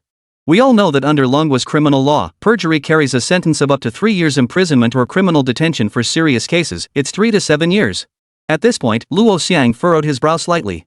But then again, Wang Jin is a seasoned lawyer. He wouldn't commit perjury. Luo Xiang trailed off. Would a lawyer commit perjury? It's hard to say. Some unscrupulous lawyers do indeed manipulate evidence to suit their own needs. But that doesn't constitute perjury. As a lawyer, if one truly intends to act dishonestly, they certainly have the capability to become an outlaw. Wang Jin couldn't possibly be that incompetent. Hearing Luo Xiang's explanation, many netizens in the audience began lively discussions. Seeing how hesitant Professor Luo was, I knew this legal world is too deep for you to handle. Even if Wang Jin really wanted to pull some shady tricks, he'd never do it in front of Lin Rui. As Teacher Luo said, it's just taking things out of context at most. What do you mean at most? Didn't you see Chen Hao start roaring the moment Wang Jin presented his evidence? That proves they're definitely taking things out of context. Probably Lin Rui bringing up perjury now is just a preemptive strike. Isn't that his usual playbook? Many online commenters chimed in with their criticisms. Inside the courtroom, when Lin Rui uttered the words perjury, the entire courtroom fell silent. After a moment of silence, Wang Jin chuckled, "You're calling my evidence fabricated? Your Honor, I request the witness be called to testify. Furthermore, if the plaintiff's attorney cannot prove my evidence is flawed, I consider this to be a false accusation against me. I demand compensation from the plaintiff's attorney in accordance with legal provisions." Wang Jin added. Faced with this demand, Judge Su Tiancheng cleared his throat twice before nodding. The witness is permitted to testify. With permission granted, Wang Jin turned and left. A few minutes later, he returned with another person. Upon seeing this person, Chen Hao's mother stood up in excitement. Even Lin Rui couldn't help but take a second look. This man was none other than the owner of the Iron Plate Tofu restaurant, the very person Lin Rui had sought out to testify. Unexpectedly, he had become the other party's witness. Chen Hao's mother stood frozen in place. She never imagined that after years of sharing the same street stall, they thought they knew each other well and got along fine. But never imagined he would end up as a witness for the defendant. "I promise not to commit perjury." After the tofu shop owner took the stand, he recited the oath verbatim from the court clerk's script. After the formalities concluded, Su Tiancheng signaled to defense attorney Wang Jin to begin questioning. "May I ask, were you present during the time period captured in the video?" Wang Jin fired off his first question upon receiving permission. "Of course. My stall was right across from the braised delicacies shop, just one street separated us." The tofu shop owner replied truthfully. "Did you see Chen Hao wielding a knife and injuring Lu Hu?" Wang Jin pressed further. "I did see Chen Hao charging into the crowd with a knife, but I didn't see exactly who he slashed. But there was a crowd gathered at the braised meat stall. I was watching from across the street, and many people blocked my view, so I couldn't see clearly." The tofu shop owner stated the facts once more. Hearing this, Lin Rui couldn't help but frown. The tofu shop owner had indeed stated the facts truthfully. Especially that part just now with so many people blocking the view, he hadn't seen clearly. This made it impossible to prove that Chen Hao had indeed used a knife to injure someone. But if that was the case, then why exactly had Wang Jin summoned him over?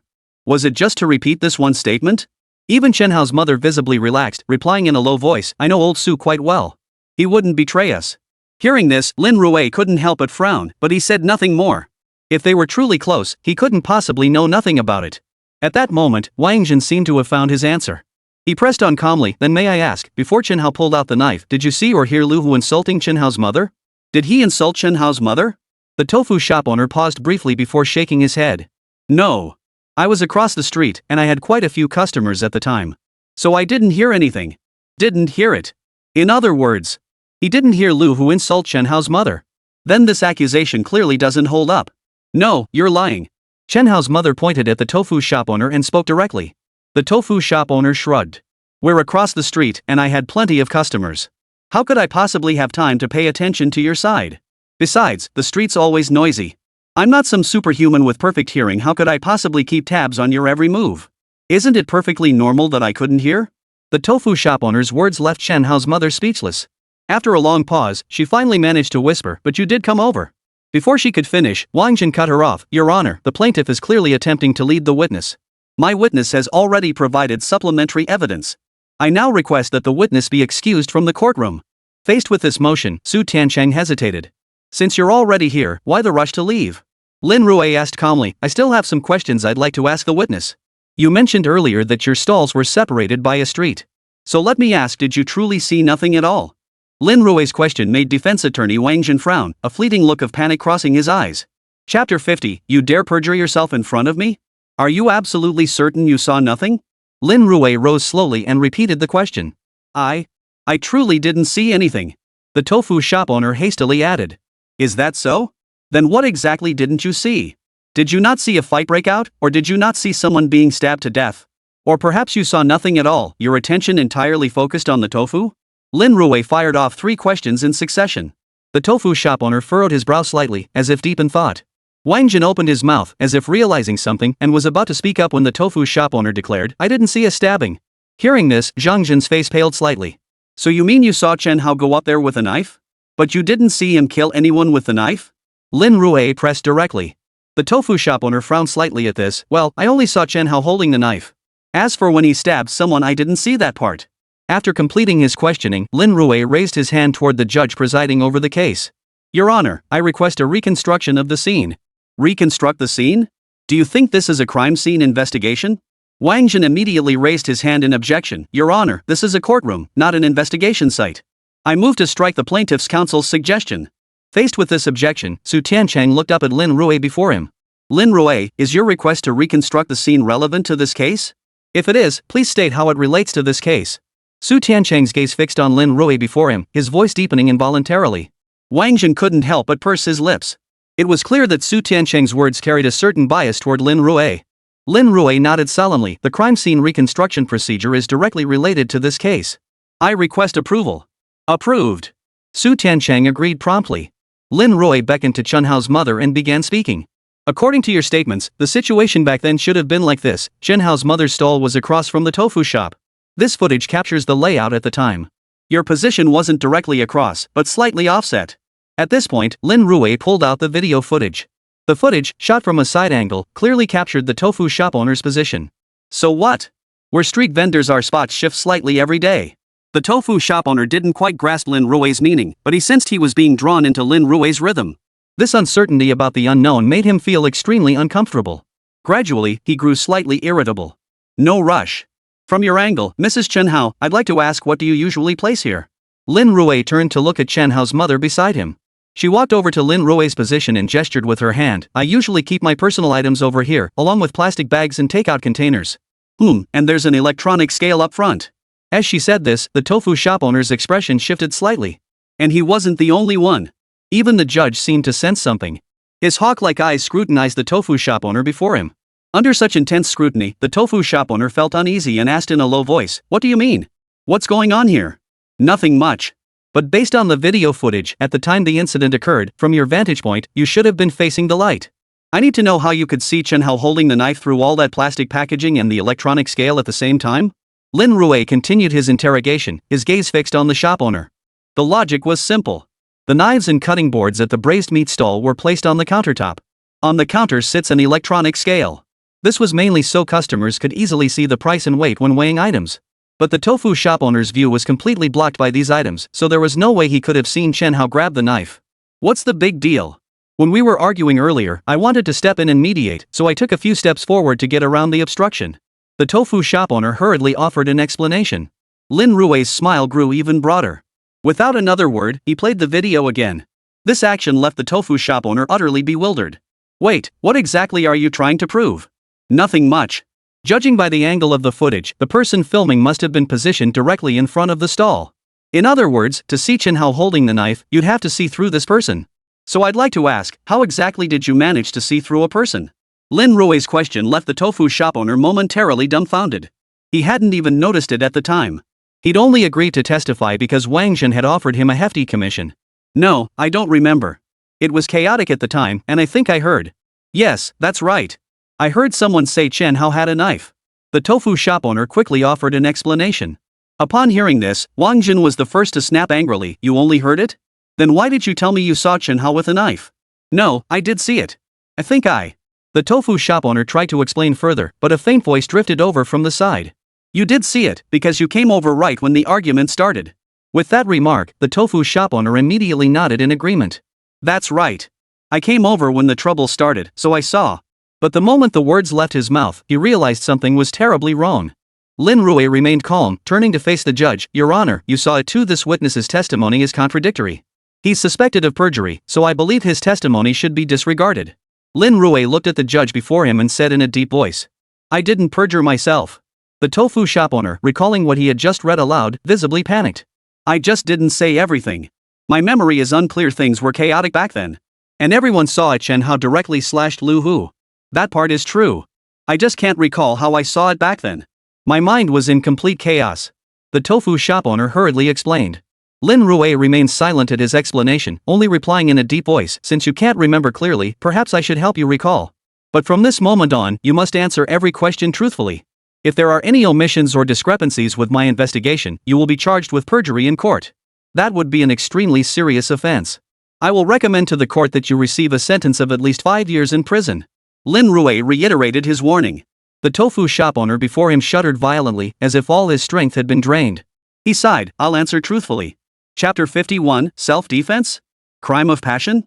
The tofu shop owner slumped like a deflated balloon.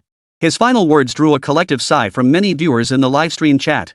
Damn it, this witness is definitely shady, cherry-picking facts and only saying what suits him. Isn't this perjury? Not telling the whole story, only part of it.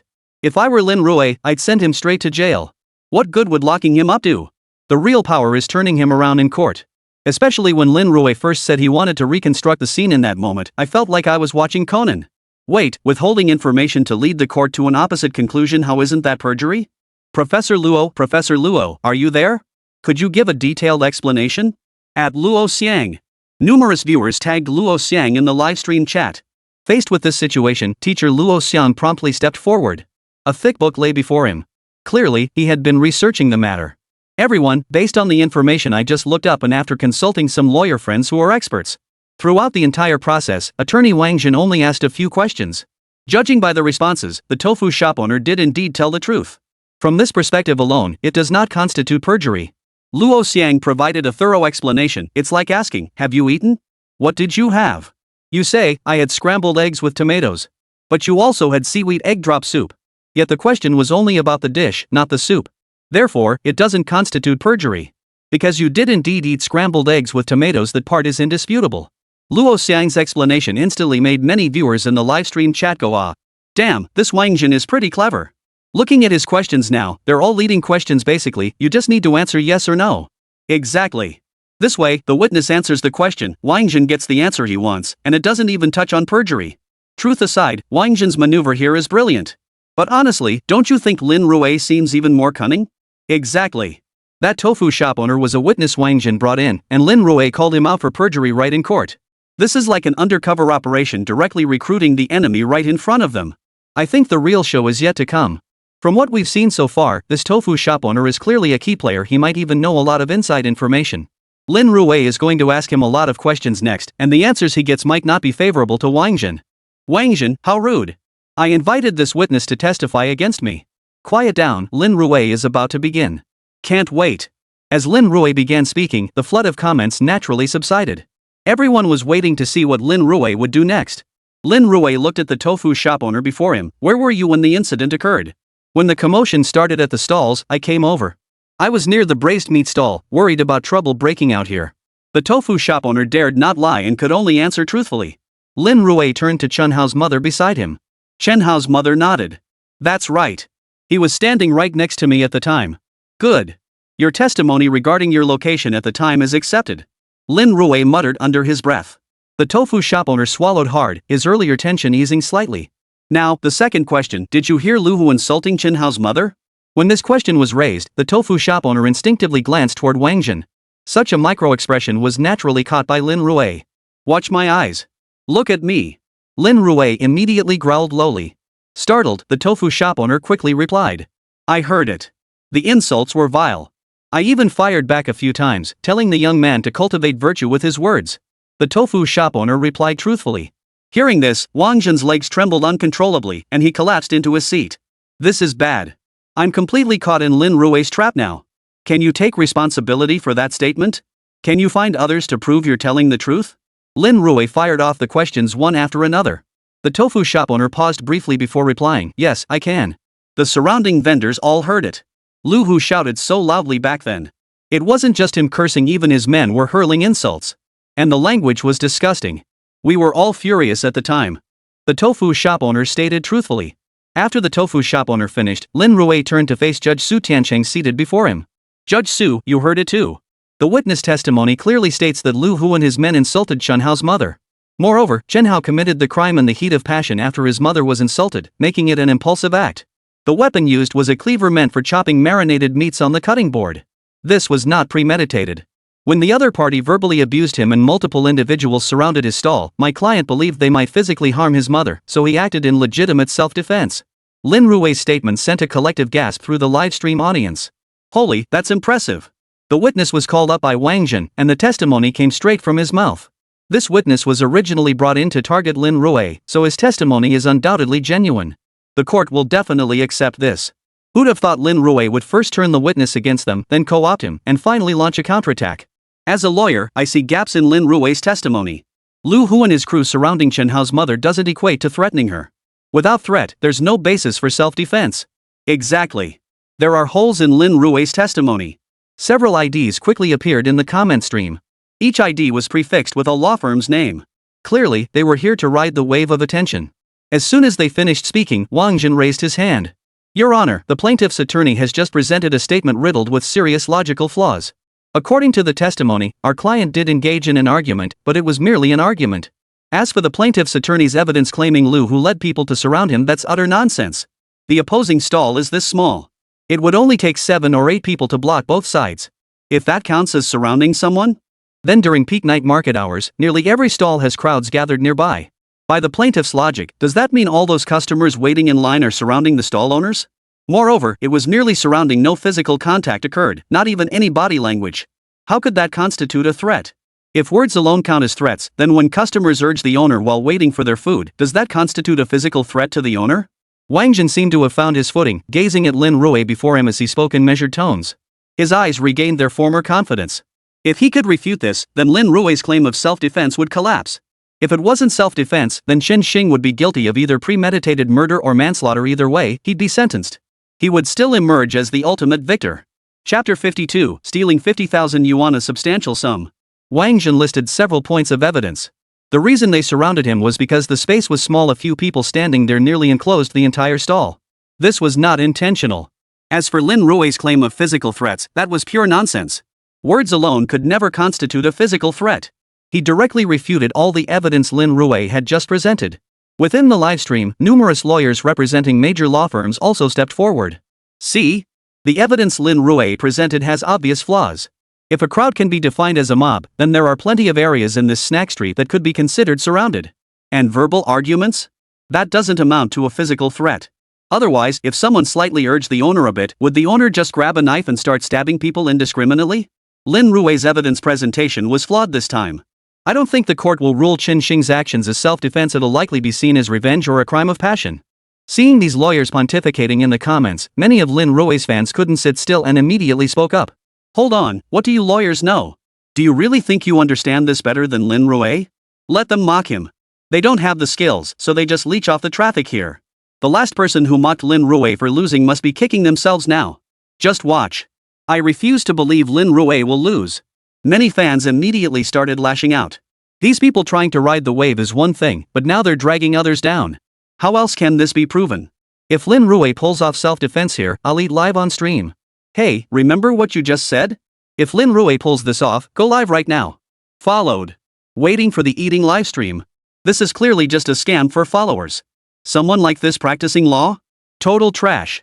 Hold up, I'm following him to see him eat. If he doesn't, I'm unfollowing him and reporting him for fraud. Exactly. If he doesn't eat it, we'll file a joint fraud report. I don't believe the platform won't ban him. Many netizens murmured among themselves. Meanwhile, in the courtroom, facing Zhang Jin's questioning, Lin Rui calmly stated, "I request the court clerk to disclose the evidence." Open the evidence. Does Lin Rui actually have evidence? Wang Jin's heart skipped a beat as his mind raced. He had already reviewed the entire incident at the food street. When Lu Hu had arrived, he'd been warned explicitly, under no circumstances was he to take action. Absolutely no evidence could be left behind. Even before the trial began, Wang Jin had specifically checked with Lu Hu. Only after confirming Lu hadn't acted did he finally feel at ease. What kind of evidence could Lin Rui possibly produce? Even if he did, it would likely be cherry-picked like his own evidence. He absolutely couldn't produce any new evidence. Wang Jin mentally reviewed every piece of evidence before finally letting out a sigh of relief. But the footage Lin Rui released sent his heart into turmoil once more. In the footage, Chen Xing, backpack slung over his shoulders, was sprinting frantically forward. But just then, Lu Hu, accompanied by Brother Leopard and others, surrounded Chen Xing completely. Once trapped, Lu Hu snatched Chen Xing's backpack right out of the video. It was filled entirely with money. Give it back. That's my mom's money. Bull. Whatever I take is mine. Who the hell do you think you are? Keep resisting, and I'll make sure your mother gets beaten too. Immediately after, Lu Hu began kicking and punching Chen Xing. Watching the footage, Lin Rui spoke calmly. The video clearly shows that days before the incident, Lu Hu led a group to corner Chen Xing and violently seized his belongings. This evidence proves that when our client, Chen Xing, heard about the mob threatening his mother, he likely recalled the earlier incident and acted in self-defense. Therefore, Lu Hu's ambush and verbal insults constitute a clear threat to personal safety. Lin Rui proceeded to play the evidence directly. Watching this footage, Wang Jin was stunned. He had planned everything meticulously, repeatedly cautioning his men. Nothing had erupted at the night market. But who could have known that you'd actually led people to ambush Chen Xing earlier? Especially just days before the incident. Now everything was connected. Earlier, you led people to directly confront him, threatening and intimidating him. And in the video, you even recorded a direct message. You damn well better stop resisting, or I swear I'll even block your mother's way. Then you threaten Chen Xing's mother. It all forms a perfect closed loop. Chen Xing has ample grounds to prove you could potentially harm his own mother. Facing this evidence, Judge Su Tiancheng tapped his gavel. Alright, regarding Chen Xing's claim of self-defense, this case is adjourned for now. Proceedings will resume in 1 hour. Su Tiancheng spoke, then led the two judges away from the scene. Wang Jin immediately rushed out, pulling out his phone to make a call. Wait, didn't Li Hu contact Brother Bao earlier to ambush Chen Xing? How come you didn't mention such crucial evidence? Hold on, Mr. Lu. Is Lu Hu there? I need the full details now. Wang Jin began to panic. He felt like Lu Hu had kept him in the dark. He hadn't been informed about something this important beforehand. What should he do now? Based on the current evidence, Lin Rui could completely clear Chen Xing of charges by proving it was self-defense. Then his earlier scheme would be a colossal joke. Lu Hu's voice came through the phone. I only snatched a few 10,000 yuan, what's the big deal? And I didn't even get my share, most of it went to Brother Bao. A few thousand isn't much. Don't panic, Lawyer Wang. It's no big deal. Lu Hu muttered on the other end, his voice dripping with indifference. A few thousand yuan? Wang Junlian recalled the stack of cash in the video. It was definitely more than 10 or 20,000. How much exactly? 50,000, I think. Or maybe 70 or 80,000, I can't remember exactly. Lu Hu muttered, I only got a few thousand back, then Brother Bao took the rest. Wait, Attorney Wang, why are you fixated on this? Hearing this, Wang Jin's brows furrowed deeply as he said in a low voice, they produced video evidence of you committing the robbery. Damn it, that bastard Chen Xing actually recorded it. Lu Hu couldn't help but curse under his breath before speaking up, robbery isn't that serious, right, Lawyer Wang? This shouldn't be a big deal, should it? How much did you steal this time? Wang Jin didn't answer the question but pressed back with a low voice. Over 50 grand, damn it. Who remembers the exact amount? It's not like it was a huge sum. Lu Hu snapped irritably. Isn't that enough? Wang Jin took a deep breath and spoke slowly. 1,000 to 3,000 yuan is considered a relatively large amount. From 30,000 to 100,000 yuan is considered a huge amount. Robbery involving a huge amount carries a sentence of 10 years or more imprisonment, life imprisonment, or death penalty, along with fines or confiscation of property. You stole 50,000 yuan that falls under the category of a huge amount. Chapter 53, Your Honor, I object. What? Upon hearing attorney Wang Jin's words, Lu Hu on the other end of the line couldn't sit still. Wait, how does that qualify as a huge amount? My shoes alone cost thousands, and my entire outfit runs into the tens of thousands. Stealing 50 grand? That's not even enough for one night out for me. Lu Hu couldn't help but vent. His father, standing nearby, promptly took the phone. Exactly, Attorney Wang. How is 50,000 yuan considered a large sum? It's not like it's $500,000. Don't waste my time with that. You'd be better off figuring out how to explain this to the law. Wang Jin was utterly speechless. These two were practically legal illiterates. Total nouveau riche. What was he supposed to do? Mr. Wang, we paid you for this.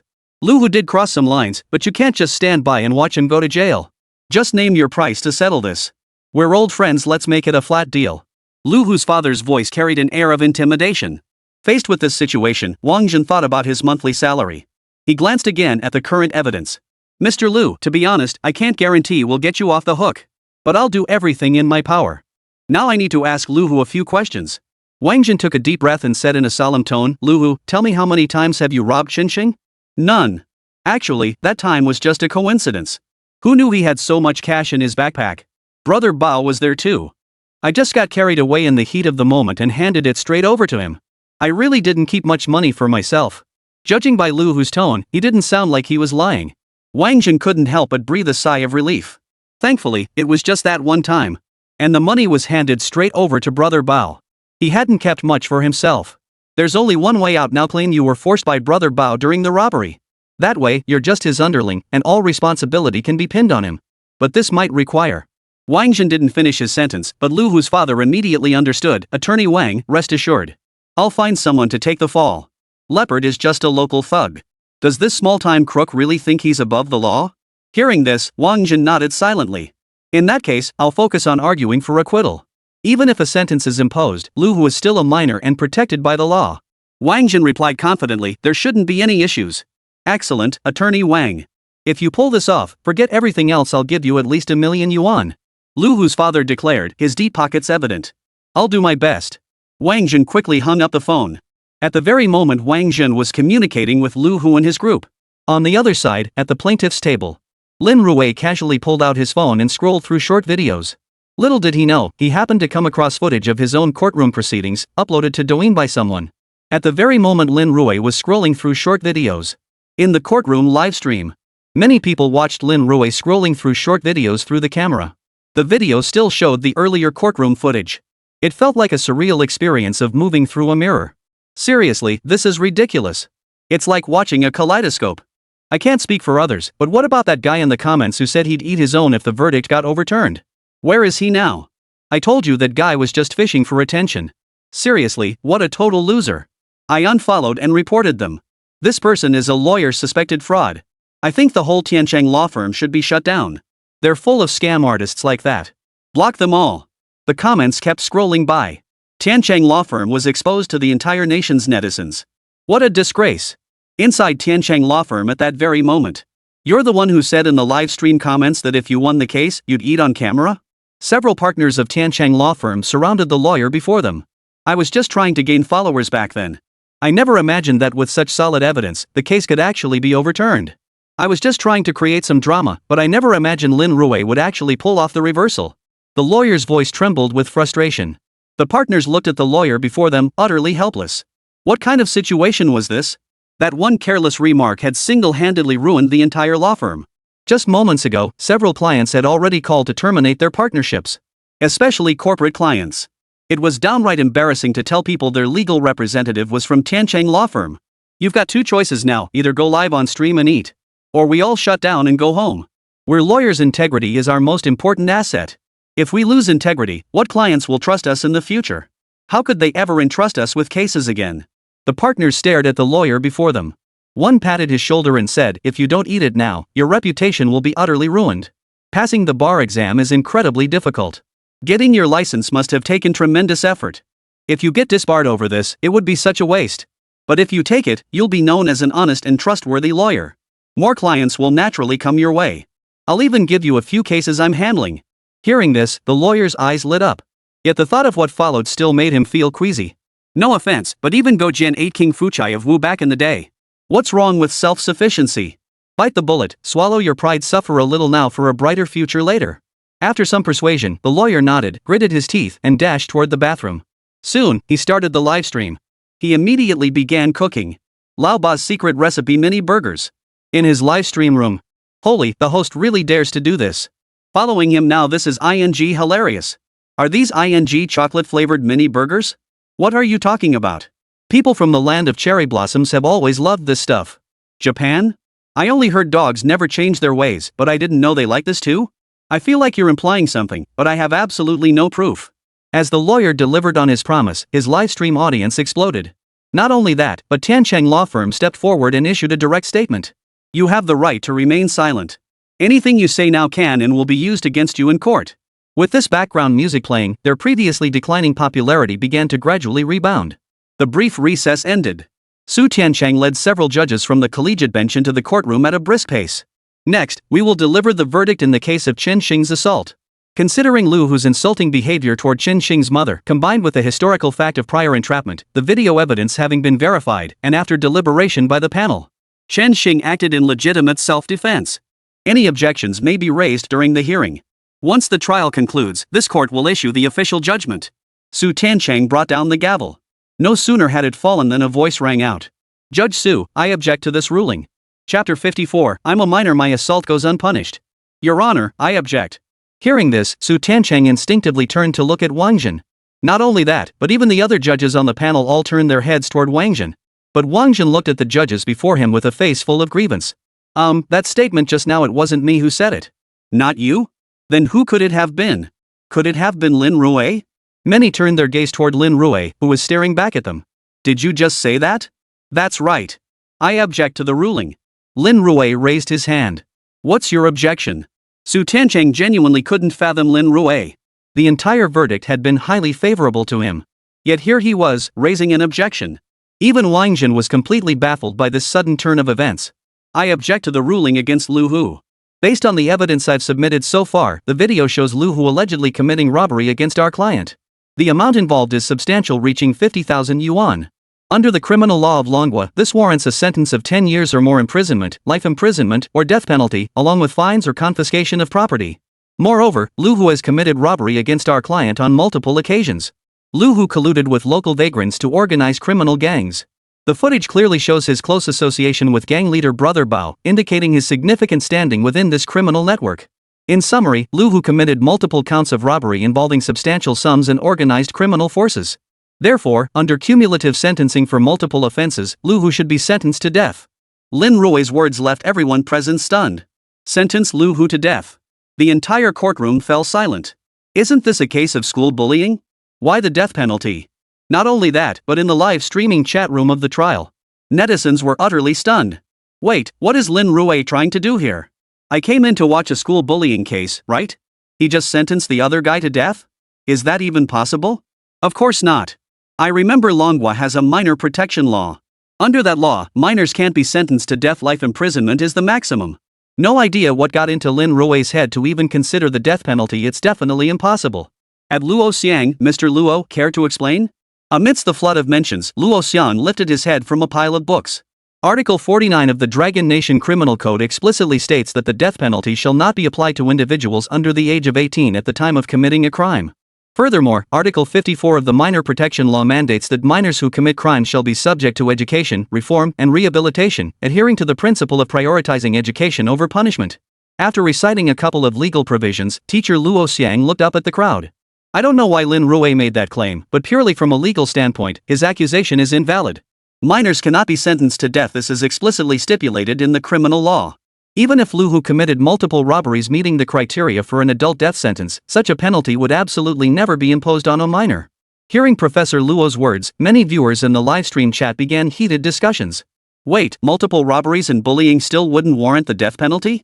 So if that's the case, even if they kill someone, they still won't get the death penalty? So if bullies beat my kid to death, they'd still walk free? At worst, life imprisonment, then find some loophole to get parole early? What the hell is the point of this system? With such broad protections, if my daughter gets bullied, I'll just go straight for payback. If the law can't handle it, I'll just take matters into my own hands. This is ing bull. They're basically protecting criminals. As long as you're a minor, the cost of crime is rock bottom. Society's changed since our days in middle and high school. We knew nothing back then, but kids these days? They're already losing their virginity on the sly. The entire livestream was filled with viewers seething with righteous indignation. Everyone is a parent. Every family has children. Imagine your child getting pinned down and beaten senseless, bullied, or even having limbs broken. Their whole life could be ruined. And the bully just says, it's like hitting a pillow. I'm a minor anyway, so no one can touch me. As the tension in the livestream chat escalated, even Luo Xiang didn't know how to intervene. The minor protection law exists to provide minors with a safer environment to grow up in. It aims to give them another chance. But this approach only lowers the cost of their crimes. In fact, many minors are taking advantage of legal protections to commit crimes. As Luo Xiang explained, the court proceedings commenced. Counsel for the plaintiff, have you forgotten the criminal law of the Dragon Kingdom? Shall I remind you? According to Dragon Nation's criminal code, minors are legally protected. The concept of robbery involving a large sum you mentioned simply doesn't apply. Furthermore, he may have been lured by organized crime groups and interacted with them unknowingly or without discernment. But none of this constitutes evidence of involvement in organized crime. Wang Jin interjected directly, glancing at Lin Rui before him. I wonder if Attorney Lin hasn't studied criminal law properly, not even knowing this basic fact. I suggest you review the statutes before proceeding with your charges. Wang Jin's sarcasm reached its peak. Facing such remarks, Lin Rui merely smiled faintly. Of course I understand the statutes, but I want to ask this question now while the entire nation is watching this live broadcast. A minor who repeatedly commits bullying and robbery, engaging in multiple illegal acts, where is the parental oversight responsibility for such a child? In cases of school bullying, has the school fulfilled its supervisory duties? If they fail to fulfill their responsibilities, then since minors are protected, should the parents and school be subject to severe punishment? If the school and parents fulfilled their supervisory duties and provided corrective education, yet Lu Hu still repeatedly broke the law, then what exactly is the minor protection law protecting? Is the purpose of enacting laws to increase the cost of crime, or to protect certain specific groups, thereby lowering their cost of committing crimes? Facing the cameras of the online trial livestream, Lin Rui posed his questions. What exactly is it protecting? Hearing Lin Rui's questions, everyone fell silent. Without hesitation, Lin Rui presented further evidence. These are the photos of Chen Xing after he was beaten. In the photos, Chen Xing was covered in bruises and wounds. His elbow joint was completely dislocated, fractured. His leg bone was fractured, with multiple other fractures throughout his body. Not to mention the bruises, blood was seeping continuously from the wounds. This is our client after being forced by Lu Hu to jump off a 5-meter platform, sustaining these injuries. According to the Injury Assessment Center, this constitutes only minor injuries. But because Lu Hu and others had pre-recorded evidence, the initial trial ultimately acquitted them. All I can say is that Lu Hu and his gang aren't just minors, they know the law better than our client and understand how to handle such incidents. Moreover, based on our neighborhood interviews, our client has suffered persecution before. Since 4th grade, Lu Hu has used force to coerce students into performing these dangerous stunts, resulting in disabilities, some even falling into a vegetative state. So I must ask, how can the court possibly convince the public to accept an acquittal for someone who has repeatedly refused to reform after multiple warnings? Lin Rui's voice boomed, deafeningly loud. Facing these accusations, Wang Jin merely chuckled. Regarding the plaintiff's allegations, I'll simply state that our client is under 16. Under Longgua's laws and regulations, only administrative penalties can be imposed. I don't know why these students jumped, but they are equally protected by the law. They had every right to resist. If they jump and break their legs or become vegetative states, what does that have to do with us? Chapter 55, really amending the law? Did they jump voluntarily? What does that have to do with my client? If the law can't handle it, are you saying you, Lin Rui, can? What kind of bull joke is this? Wang Jin looked at Lin Rui before him. Attorney Lin, everyone says you're a rogue practitioner of the law. So now that the law can't solve it, you're ready to stir up public opinion? Facing Lin Rui's accusation, a cold smile flickered across Wang Jin's face. Lin Rui's earlier words were pure incitement of public opinion. But did he need to fear public opinion? Not in the slightest. Could public opinion change the law? Absolutely not. Lin Rui glanced at Wang Jin but said nothing more, continuing to address the camera. It seemed he wasn't addressing the judge at all, but rather the vast online audience watching the broadcast. I have just one question for you all: does the law still need to protect minors like this? After uttering these words, Lin Rui turned and returned to his seat. Your Honor, I have concluded my statement. Su Tiancheng looked at Lin Rui before him, about to speak, when the clerk seated in front slowly rose and approached him. After exchanging a few brief words, Su Tiancheng gave a slight nod and brought down the gavel. Everyone, in light of plaintiff's attorney Lin Rui's new allegations against Lu Hu, this court will now adjourn temporarily. The trial will resume the day after tomorrow. Su Tiancheng rose and departed. The moment he stepped out into the courthouse lobby, his phone rang. Lin Rui was also packing up his things to leave. Wang Jin approached Lin Rui and offered a polite greeting. Attorney Lin, I thought you were just reckless, but I never imagined you wouldn't even know the law. Directly charging a minor with a capital offense in court clearly violates the fundamental purpose of criminal law. Minors, lacking both social awareness and experience, are prone to committing violations. Precisely for this reason, the law grants them opportunities for rehabilitation. Demanding the death penalty for a minor is unthinkable in any country. Wang Jin's lips curled slightly. This point struck at the very core of the law. Therefore, there must be no unexpected developments. Minors in the past might have been innocent at heart and could indeed make mistakes. But today's minors? With parents failing to discipline them and exposed to a flood of mixed information online, do you still believe their nature is pure? Worse still, many criminals specifically target minors, exploiting legal protections to commit illegal acts. All laws evolved based on real-world cases, and so many cases are right before our eyes. Why do you assume the law won't be amended? Lin Rui stared coldly at Wang Jin. The current minor protection law offers overly broad protections. This actually lowers the cost of crime for people like Lu Hu. Attorney Lin, you're just a lawyer. We're all lawyers who follow the letter of the law. You have no authority to amend the law, and neither do I. So arguing with me here is pointless. Wang Jin snorted derisively before lifting his gaze to Lin Rui. The case will ultimately uphold the original verdict. As long as Lu Hu remains a minor, he absolutely cannot receive the death penalty. With those words, Wang Jin rose and left the courtroom. Lin Rui remained non-committal. Time kept ticking by. The questioning of Lin Rui immediately sparked heated discussions online. Numerous public accounts rushed to publish articles overnight. Is the juvenile protection law still appropriate for minors who have committed repeated acts of violence? Does the juvenile protection law lower the cost of crime or ensure fairness for the vulnerable? Even if it involves repeated acts of violence, isn't it a lack of discipline? Should the death penalty be imposed? Minors are still children. Even God forgives children's mistakes. We should give more minors a chance to reform. Minors possess immature mindsets and are easily deceived into committing errors. Therefore, the death penalty provision in the minor protection law absolutely must not be removed. A flood of public accounts published articles one after another. Su Tiancheng stared at the content of these public opinions, massaging his throbbing temples. Lin Rui had certainly presented him with a major dilemma. Under current law, Lu Hu would absolutely not be sentenced to death. In fact, regulations might only require enhanced education and partial medical compensation. That would be the extent of it. It absolutely wouldn't warrant the death penalty. Especially since Lu Hu was not yet 16 years old. Criminal liability is virtually non-existent. This is the legal interpretation. But as a human being, and as a father himself, Su Tiancheng understood perfectly well. Such a sentence was unfair to Chen Hao. Chen Hao suffered a fracture, though it didn't incapacitate him. The psychological blow, however, was immeasurable. Especially since he had already begun entertaining thoughts of violence to counter violence. If the second trial upheld the original verdict, the consequences were clear. A wave of minors will continue to engage in school bullying. At the same time, when pushed to the brink, all the weak will either choose to jump to their deaths or choose to fight back, seeking revenge in kind. Can elementary, middle, and high schools still be considered places of learning? With daily killings taking place. If this is the case, the nation of Longwa has absolutely no future. A nation that cannot protect its children has no hope whatsoever. Su Tiancheng paused in thought for a moment. He didn't dwell on his country's laws but instead turned his attention to the situation abroad. He wanted to understand the evolution of school bullying in other countries, particularly Japan and South Korea, where it was rampant. Just as he was reviewing the materials, the phone rang. The name displayed on the screen made him pause. It was his doctoral advisor, Zhang Chang, a renowned legal scholar and professor at Runmin University's law school. Professor Zhang. Su Tiancheng answered the call swiftly, his posture straightening involuntarily. Have you been handling a campus bullying case recently?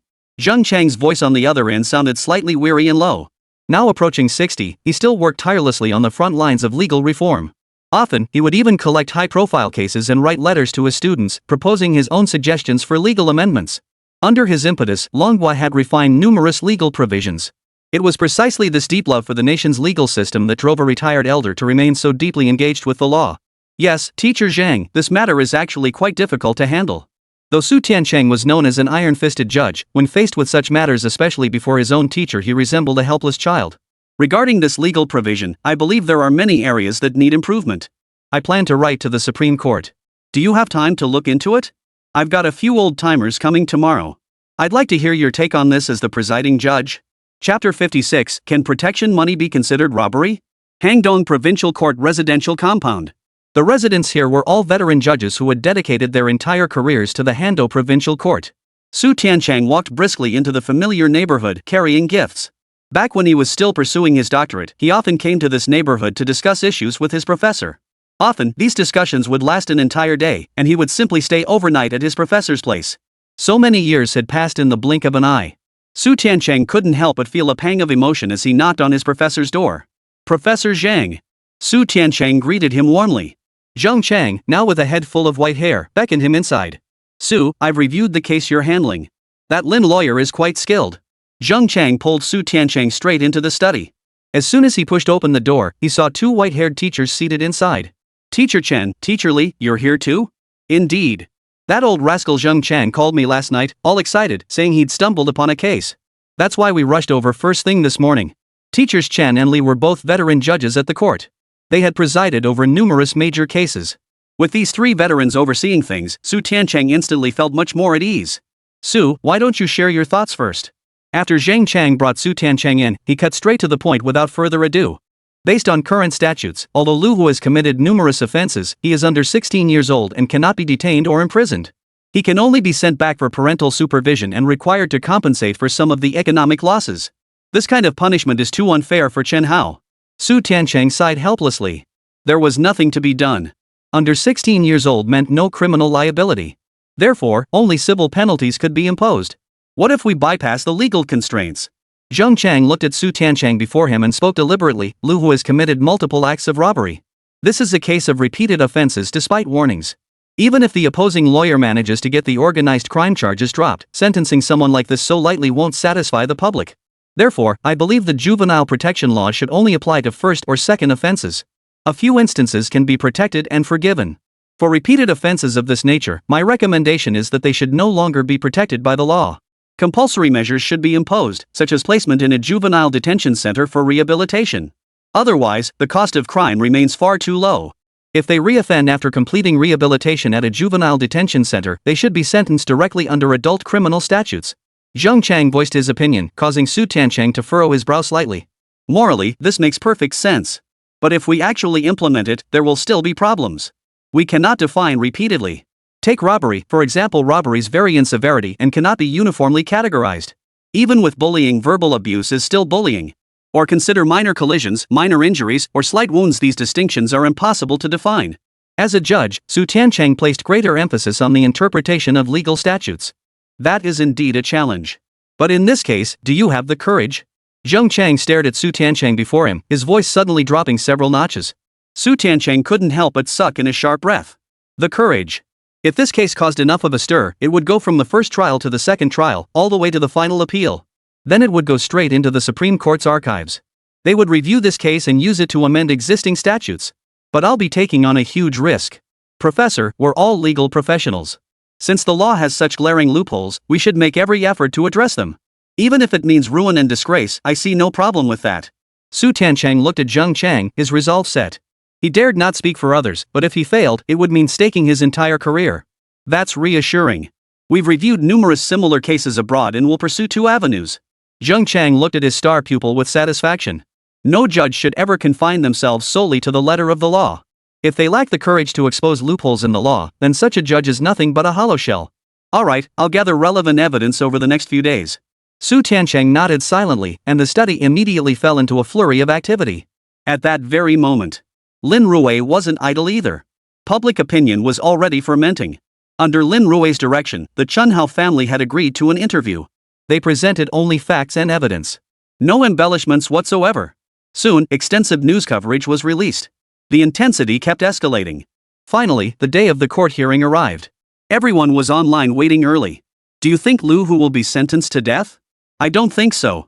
At least no proposals to amend the law have been released yet, so under current legislation, it's absolutely impossible. It all depends on how the judge rules. I think all the pressure is now squarely on the judge. What choice does the judge have? Can a judge override the law? Absolutely not. Hey, did you see that? Lu Hu actually showed up in court. Isn't that obvious? He skipped court earlier just to prove his injuries were severe, hoping to get Chen Hao locked up. But now that case was ruled self-defense, so he has to show up and speak for himself. Whispers rippled through the crowd. As the crowd debated, the trial commenced. Wang Jin struck first. The plaintiff's attorney previously accused our client of multiple robberies. Present the evidence. After returning, Wang Jin repeatedly questioned Lu Hu, confirming he had never committed robbery. Wang Jin suddenly slapped his forehead. He had been completely flustered by Lin Rui's questioning back then. Especially after his own witness had been swayed by the opposing side. He'd become so flustered that he'd failed to even demand Lin Rui present evidence. I have proof. Lin Rui declared, pulling out a diary. Its pages clearly recorded. September 10th, Lu Hu stopped me at the school gate and snatched 120 yuan from me. September 11th, Lu Hu ambushed me in the restroom and demanded 50 yuan to use the facilities. He refused to let me in without payment, forcing me to wet my pants. December 31st, during the New Year's Eve party, Lu Hu demanded money from me 3 times, taking a total of 300 yuan. Lin Rui submitted the entire diary as evidence. In just 4 short months, Lu Hu extorted a total of 6,000 yuan. All this money was Chen Hao's meal allowance. This is the record concerning Chen Hao. Over the past few days, I've also collected records from other students. Over these 4 months, Lu Hu extorted 8 students, amassing a total of 26,000 yuan in illicit gains. This represents only 1 semester's worth of extorted funds. Over the 3 years of junior high, the total amount he extorted is incalculable. Lin Rui looked up at the judge before him and delivered his verdict. Hearing this, Wang Jin froze in shock. He turned to look at Lu Hu. Didn't you say you didn't rob anyone? Hey, Wang Lu, are you kidding me? Lu Hu was cursed at, and a nameless rage flared up inside him. Can protection money be considered robbery? It's only a few dozen or 100 yuan each time. Chapter 57, You're bribing witnesses to perjure themselves. Can protection money be considered robbery? Hearing this question, Wang Jin felt an urge to punch someone. Isn't this robbery? Are you suggesting they gave it to you willingly? Wang Jin was so furious he nearly spat blood. But just then, Lu Hu snorted coldly. Your Honor, I'd like to explain about this money. This was entirely Chen Hao's voluntary act. I simply asked him for it, and he gave it to me. He didn't refuse. Doesn't that qualify as a voluntary gift?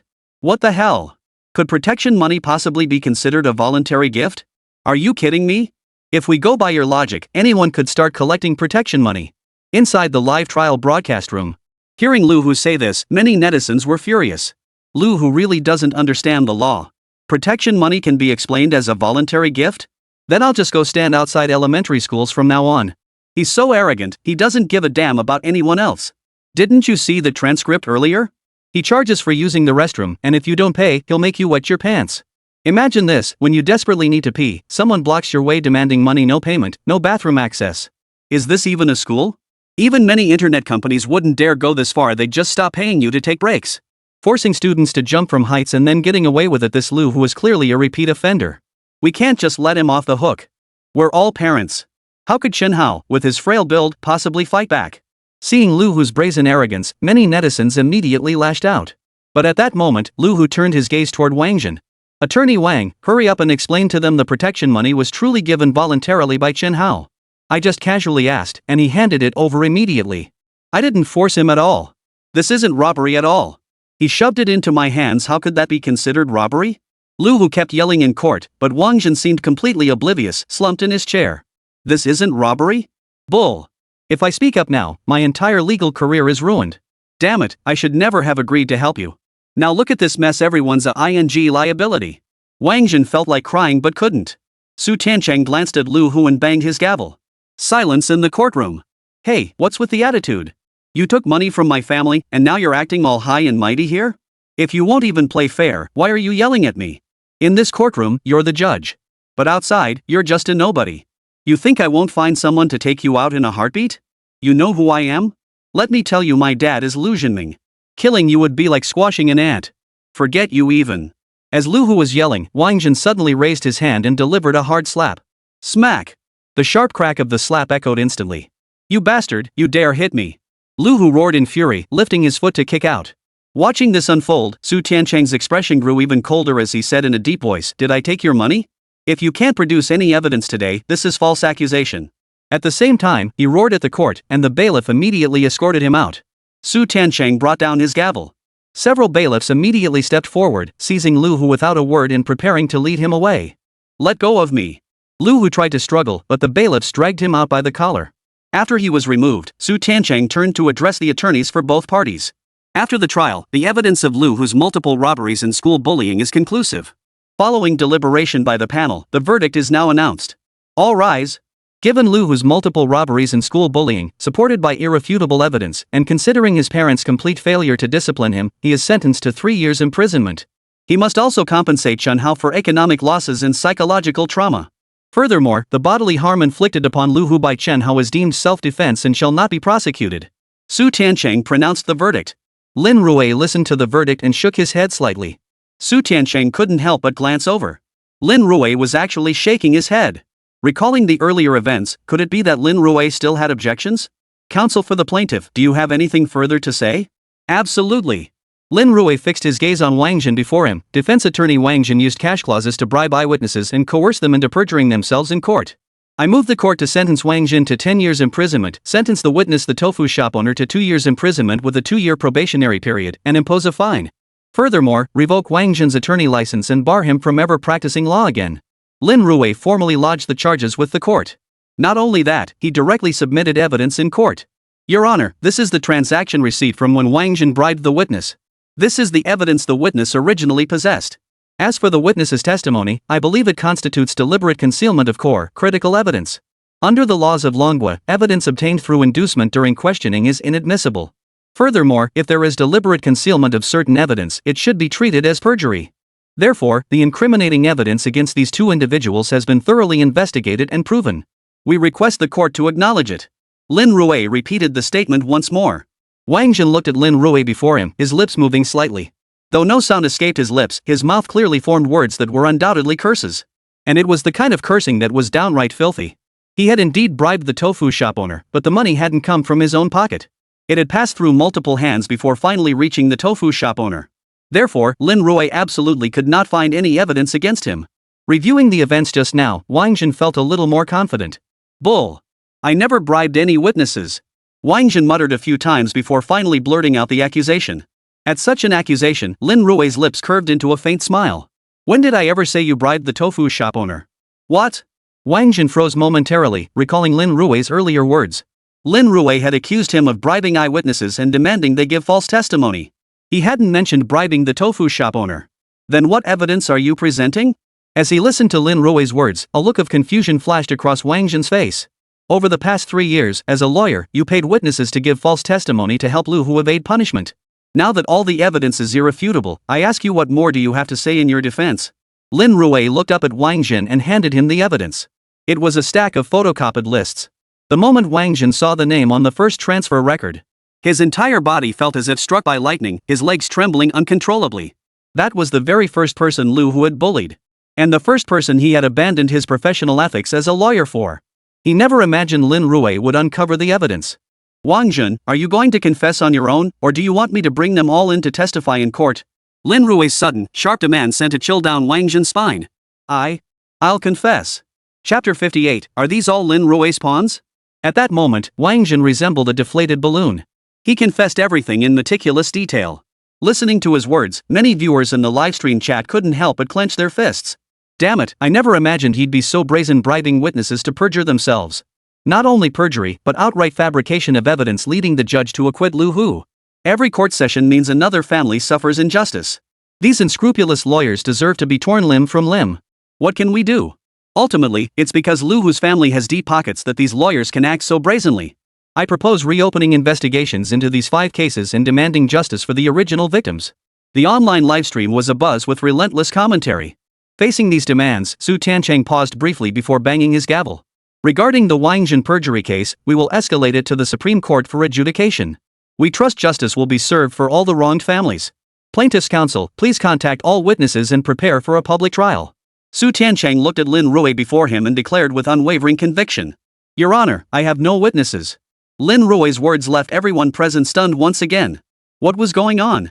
Hadn't he just insisted on having witnesses testify?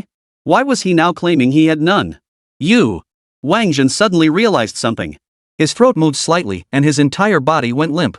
Lin Rui had been deceiving him all along. He never had any witnesses to begin with, just some transaction records he'd gathered. Physical evidence.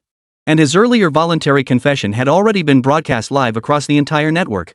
This was equivalent to having countless eyewitnesses and evidence of his own confession. The entire chain of evidence was now solidly closed. At this realization, Wang Jin could no longer stand. His legs gave way, and he collapsed to the ground. Lin Rui was too formidable. He mastered psychological warfare. He was no match for him, not even close. Lin Rui hadn't done anything, he'd simply set a trap to attack the mind, and I'd walked right into it. But don't worry. With so many netizens involved, I'm sure the news will reach the parties involved. It's only a matter of time before they're called to testify in court. Wang Jin, those who commit evil deeds will meet their own downfall. Leaving these words behind, Lin Rui turned to Judge Su Tiancheng. Your Honor, I request that Wang Jin be detained immediately and brought to trial at a later date. Granted. Su Tiancheng wasted no words, striking the gavel decisively. The evidence was irrefutable. The bailiffs wasted no time, swiftly dragging Wang Jin out. He was dragged along the floor like a dead dog, held up by the officers. Wang Lu, who had been standing outside the courtroom ever since he was expelled. He hadn't expected Wang Lu to be dragged out as well. Hearing his name, Wang Jin lifted his head toward Lu Hu, muttering through clenched teeth, "Appeal. I absolutely must appeal." "Shut up!" the bailiff barked, leading Wang Jin away. The trial proceedings came to a temporary halt. In the livestream chat, however, the heated discussions raged on. That Wang Lu is despicable. Honestly, we don't know much about the law, but if even lawyers can be manipulated, what justice is left for us? Forget lawyers, remember that public trial last time? 15 grand in legal fees, and the lawyer only uttered 3 sentences. Yes, that's right, we plead guilty. The legal profession is supposed to uphold justice and protect the innocent from wrongful convictions. But the moment they start prioritizing money, these lawyers become tools for evading punishment. But don't you think this Lin Rui is pretty impressive? He's only handled 2 cases, and both times he sent both the defendant and the lawyer to jail. Yeah, I don't think Attorney Lin is here to litigate at all. He's clearly here to hunt them down. If these lawyers had upheld the law impartially without any blemishes, how could Lin Rui have sent them to jail? Everyone, let's move on to the next session. Professor Luo is starting his lecture again. A buzz of discussion rippled through the crowd. Shortly after the trial concluded, Professor Luo Xian's livestream was already packed to capacity. A crowd gathered here, continuously flooding the chat with comments. Professor Luo, if an outlaw like Zhang San crossed paths with Attorney Lin, who do you think would end up behind bars? I bet it'd be Teacher Luo going down after all. Lin Lu is known as the lawyer killer. Totally possible. Don't forget, Professor Luo has always been dubbed Outlaw Zhang San, but we all know that's just a pseudonym. Many netizens were just joking around. Teacher Luo glanced at the comments, cleared his throat twice, and said, I just reviewed the legal provisions and discovered an issue. Su Tiancheng's ruling is flawed. To enforce the sentence of Lu Hu being sent to a juvenile detention center, Lu Hu must be at least 16 years old. As of now, Lu Hu hasn't reached 16. This sentence is flawed. If we follow the letter of the law, the punishment should be primarily corrective education and a fine. Hearing Teacher Luo's words, the viewers couldn't help but frown. Wait, multiple robberies resulting in broken bones, and the punishment is just a fine? Is there no justice in this world? Does this mean anyone under 16 can get away with anything? Kids these days are already 6 feet tall by 16, with considerable strength they're capable of serious harm. Other laws are being revised, this one needs updating too. The comments kept scrolling. Luo Xiang watched silently. Honestly, I have a hunch Su Tiancheng might have done this on purpose. If the verdict doesn't follow the law, Lu Hu and the others will definitely appeal. This is already the second trial. If it goes beyond the second instance, it will reach the Supreme Court. When the Supreme Court reviews it, it will inevitably spark debates over the interpretation of the law. Luo Xiang paused briefly before continuing, especially with the public pressure Lin Rui generated earlier. Under pressure from both sides, the Supreme Court will definitely scrutinize this case closely. Could it be that all this was part of Lin Rui's plan? His plan from the very beginning wasn't to send Wang Jin and Lu Hu to prison, but to push for amendments to the protection law. Wang Jin and Lu Hu were merely pawns in his hands. Luo Xiang suddenly snapped to attention. That's right. They were just pawns. One case sent a minor straight to prison. And the lawyer went in too. Even the witness was sent to jail. This absolutely could become a major news story. And the purpose of the news is solely to amplify public opinion. To draw the attention of the Supreme Court. Was this really Lin Rui's scheme? As Luo Xiang contemplated this, he couldn't help but suck in a sharp breath. Just then, a news alert popped up, causing his pupils to dilate in shock. Lu Hu school bullying case, Supreme Court accepts investigation. Chapter 59, Lin Rui, the unscrupulous lawyer? The Supreme Court has directly intervened. This indicates that the matter has indeed been resolved. It's highly likely that relevant legal provisions will be amended. If this is truly accomplished, the Lu Hu school bullying case will become a landmark precedent, etched into the annals of China's legal and political history. Not only that, but Lin Rui himself will be remembered. Because Lin Rui wasn't just fighting a lawsuit, he used this case to discover an effective solution. A method to swiftly patch the loopholes in Longgua's legal system. After reviewing the news, Luo Xiang cleared his throat in the livestream. Everyone, we've just received the latest update. The Supreme Court has intervened in this matter. We should hear more soon, let's wait and see. Luo Xiang said excitedly. Holy cow, I never thought Lin Rui would actually pull this off. The Supreme Court stepping in directly? Looks like he might actually pull this off. It really takes a Lin Rui to pull this off. In the livestream chat, many viewers were murmuring in astonishment. Who the hell could have imagined that a lawyer would not only get both the judge and the opposing counsel sent to jail, but to actually get the Supreme Court to amend the law? This is seriously impressive. After the trial concluded, numerous media outlets rushed to cover the story. Shocking. A minor under 16 sentenced to imprisonment. Why did Judge Su Tiancheng make such a decision? Where is the justice? Acquitted in the first trial, imprisoned in the second. Is this a failure of the law, or a judge settling a personal grudge? Ask yourself, should repeated illegal robberies warrant a harsh sentence? Is Judge Su Tiancheng settling a personal score, or is he acting with sound reasoning? The reports flooded in relentlessly. Lin Rui sat at his desk, sipping a cup of Blue Mountain coffee, quietly reading the reports. Clearly, Su Tiancheng was under immense pressure. No matter how the lawyers argued, the final sentencing rested solely with the judge. It was evident that Su Tiancheng had violated protocol this time. At the very least, he hadn't followed the letter of the law. But now, public opinion was overwhelmingly one-sided. The majority are supporting Su Tiancheng. At the same time, everyone is waiting for an answer. If the Supreme Court amends the legal provisions and issues corresponding interpretative clauses, then Su Tiancheng would be hailed as a courageous judge who dared to challenge legal provisions and fill loopholes. If the Supreme Court does not amend them, then Su Tiancheng would be an unscrupulous judge abusing his authority and letting personal feelings cloud his judgment. This single issue alone could cost Su Tiancheng his job. The long wait yielded no ruling from the Supreme Court, but instead brought Lu Zhenming's statement directly. The unscrupulous judge Su Tiancheng acted arbitrarily in his ruling. We will pursue this matter to the very end. Lu, who is merely a minor. Even if he made mistakes, he deserves a chance to correct them. Under repeated incitement by lawyer Lin Rui, public opinion has launched online attacks against us, causing immense psychological trauma to my son's young mind. Under such immense pressure, my son has been diagnosed by the Provincial Mental Health Center with mild depression and anxiety. I will pursue legal action against Lin Rui and others. Lu Zhenming posted this on Weibo, attaching the psychiatric evaluation certificate and other documents below. Upon seeing this content, an immediate backlash erupted online. Victimized by online attacks, yet unscrupulous lawyers fail to enforce the law. Where is the dignity of justice? Attorney Lin incited public opinion, and now public opinion can alter legal judgments? What is the purpose of legal statutes then? If public opinion can influence legal judgments like this, what purpose do legal statutes serve? This so-called dark practitioner lawyer Lin Rui relies on public opinion to sway verdicts. We strongly urge the revocation of his law license. If this amendment succeeds, Lin Rui will have introduced a corrupting influence into the legal profession, a disgrace to the rule of law in Longhua. Almost simultaneously, numerous online posts attacking Lin Rui and Su Tiancheng began flooding the internet. Not only that, but a lawyer from Tiancheng law firm stepped forward. Everyone, I'm the lawyer who ate on a live stream earlier. To be honest, I personally hold no bias against Lin Rui. Since we don't fully grasp all the case details, let's set them aside and focus solely on the ruling. Judge Su Tiancheng did indeed issue an illegal ruling. As a judge, he failed to strictly enforce the law, which constitutes dereliction of duty. If a judge cannot strictly enforce the law and is easily swayed by public opinion, how can we trust the fairness of the legal system? And as for attorney Lin Rui, instead of arguing his case based on legal statutes in court, he resorted to inciting public opinion.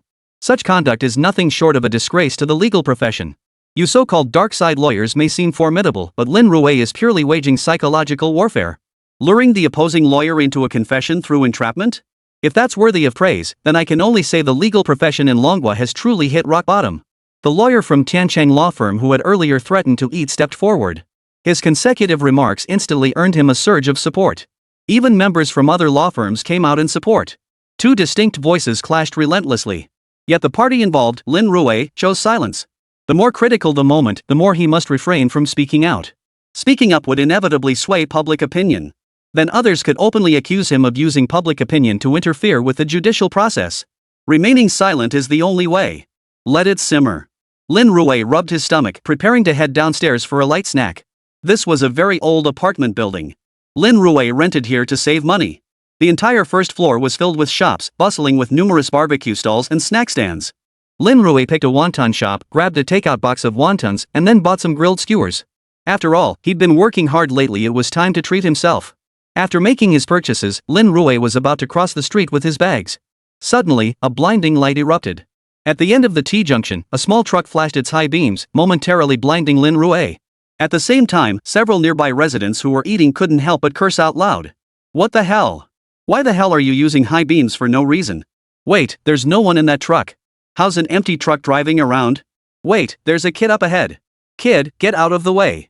Hurry up. On the road ahead of the truck, a little girl was skipping and jumping, preparing to cross the street. But whether it was the shouts from the crowd or the glare from the truck's high beams, the little girl froze in place. She could only watch helplessly as the truck steadily closed in on her.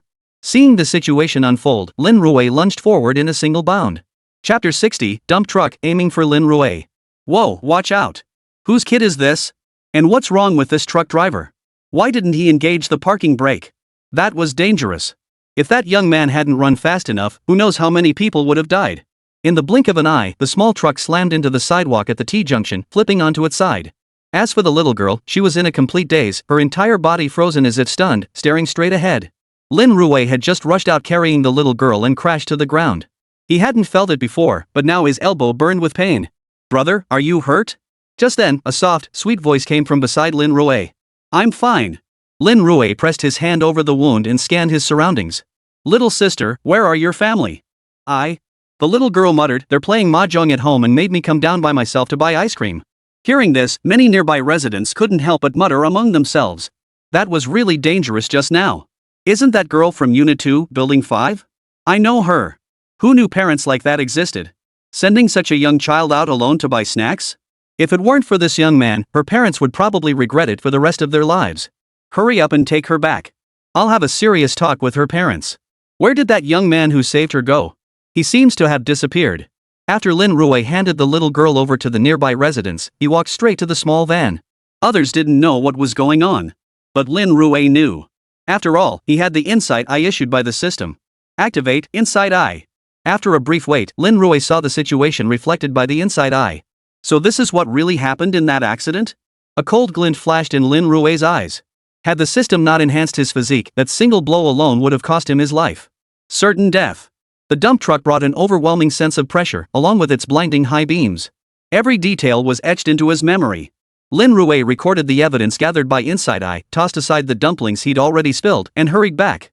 No sooner had he entered the building's hallway than an inexplicable sense of dread washed over him. It felt as though something had been following him all along. Lin Rui hurried back to the apartment building. The moment he opened the door, a snow-white card slid down. Lin Rui caught it with lightning reflexes. Lines of red ink appeared before his eyes. If you don't want Chen Hao's entire family to die, I advise you to drop the matter. Today is merely a warning. Chen Hao's entire family wiped out? Lin Rui swiftly pulled out his phone and dialed Chen Hao's number. The line went straight to busy. No one answered until the very end. Ha! Lin Rui let out a soft exclamation before dialing Chen Hao's mother's number. Still no answer. A faint sense of unease instantly washed over him. Could it be? Lin Rui quickly locked the door from the inside and pressed the elevator button. But the elevator display showed the floors flashing by. 25, 26. Lin Rui lived on the 28th floor. He clearly remembered the elevator descending when he stepped out earlier. So why had it reached his floor so quickly now? Could it be that someone had followed him up to the 28th floor? Lin Rui moved his entire body toward the emergency exit. The building's design featured a dedicated elevator shaft. The corner of the elevator shaft led directly to the emergency exit. This spot could easily conceal a person. It also allowed him to use the reflection from the opposite elevator to check the status of his own elevator bank. Ding dong! The sound of the elevator arriving at the 28th floor echoed, followed by the creaking of the doors opening. A figure darted out from inside. Lin Rui almost instinctively prepared to act. But the moment he peered out, he saw the other person's appearance. A delivery guy in a yellow jacket. Food delivery. It was actually food delivery. There were 30 rooms on the 28th floor. Ordering delivery at this hour was hardly unusual. Is this your delivery? The delivery guy was startled to see Lin Rui suddenly appear. He held up the takeout box and asked in a low voice. No, go deliver it. Lin Rui waved him off, letting the delivery person get back to work. Just as the delivery person walked away and Lin Rui was about to relax, a hard object pressed firmly against his waist. Kid, you're pretty alert. Hearing this, Lin Rui's heart sank and his body instinctively tried to twist away. But before he could react, the hard object pressed firmly against his waist, accompanied by a low, raspy voice. Who'd have thought Lin Rui was actually trained in martial arts? But I advise you not to move. If things escalate, it won't end well for either of us. Hearing this voice, Lin Rui breathed a sigh of relief. It seemed the other party only intended to take him hostage, not harm him. Otherwise, the hard object behind him wouldn't be pressed against his body, it would have pierced right through. Since it was a hostage situation, the best course of action now was to resist. How's Chunhao's family? At the mention of Chunhao's name, the figure behind him let out a cold laugh. Whether they're safe or not depends entirely on whether Lin Lu cooperates. If you try any more tricks, I can't guarantee they'll still be alive. The voice remained low, yet the threat hung heavy in the air. What do you want me to do? Lin Rui slowly extended both hands, placing them on either side of his head. Very well. It's really no big deal, just hoping Lin Lu will lend a hand. But first, you'll have to endure a little discomfort. As he spoke, something suddenly reached out from behind and clamped over Lin Rui's mouth and nose. Within moments, Lin Rui's entire body went limp as he lost consciousness. When he came to, Lin Rui found himself bound to an iron pillar. Cold water splashed across his face, and Lin Rui slowly opened his eyes, surveying his surroundings. This appeared to be some sort of abandoned warehouse. Inside, there were even piles of iron plates stacked about. As soon as Lin Rui regained his senses, he saw a man with a leopard tattoo standing before him. Brother Leopard? Lin Rui hesitated before uttering the name. Brother Leopard seemed equally surprised that Lin Rui recognized him. You're something else, Lin Rui. Your memory is sharp. Brother Leopard snorted coldly, lifting his head to look at Lin Rui before him. But what good did it do you to throw your brother in the slammer? How about we make a deal? You get Chen Hao to drop the charges. As long as that kid Lu Hu is safe, I'll be safe too. Lin Lu, I know you're formidable and I hold scholars in high regard. But I advise you, this road ahead is long. Don't narrow it for selfish gain. Brother Bob gripped his leather whip, his gaze cold as he stared at Lin Rui. A deal is fine. But first, I want to see if Chen Hao and the others are safe. Facing Brother Leopard's threat, Lin Rui laid down his terms. Agreed. Brother Leopard nodded. The lights flickered on in the abandoned warehouse, and the scene that unfolded before him made Lin Rui swallow hard. Chapter 61, Brother Leopard, you're illegally detaining me. At the far end of the warehouse stood a conveyor belt. Seated on the conveyor belt were Chen Hao and his son, both bound and restrained. At the conveyor belt's end lay a slowly rotating meat grinder. Once inside, every bone in their bodies would be crushed to dust. Lin Lu, I know you're skilled at debating, but I'm not exactly well educated. But I do know this, sometimes getting someone to make a decision doesn't require complicated tactics. See that conveyor belt over there? It takes just 5 minutes to get from here to that meat grinder at the end. So I'll give you 5 minutes. If you don't give me an answer in 5 minutes, these two will say goodbye to the world forever. A cold smile spread across Brother Leopard's face. They'll be fed into the grinder and churned around inside. The legs might go in first. They won't be dead yet. The excruciating pain and spurting blood will make them endure agony beyond description. Lin Lu, aren't you supposed to be one of the world's top lawyers? If you can't even protect your own clients, what kind of top lawyer are you? Brother Leopard chuckled, waving his right hand forward. A subordinate in the distance immediately pressed a button before him. The conveyor belt began to move slowly. Not only that, but the meat grinder at the end gradually increased its speed. Lin Rui looked at Brother Leopard. Brother Leopard, you know this is illegal, right? Illegal detention and murder, you're as good as dead. Oh ho, typical of you, Lin, to resort to threats even in this limited time. Brother Leopard sneered. Well, let me tell you this, the detention was my underling's doing. As for this meat grinder? It was just an accidental industrial malfunction. Everyone's dead. We'll just find some kid to take the fall, some 17-year-old. He won't die anyway. What can you possibly do to me? Brother Leopard sneered dismissively. Honestly, I've done this kind of thing too many times.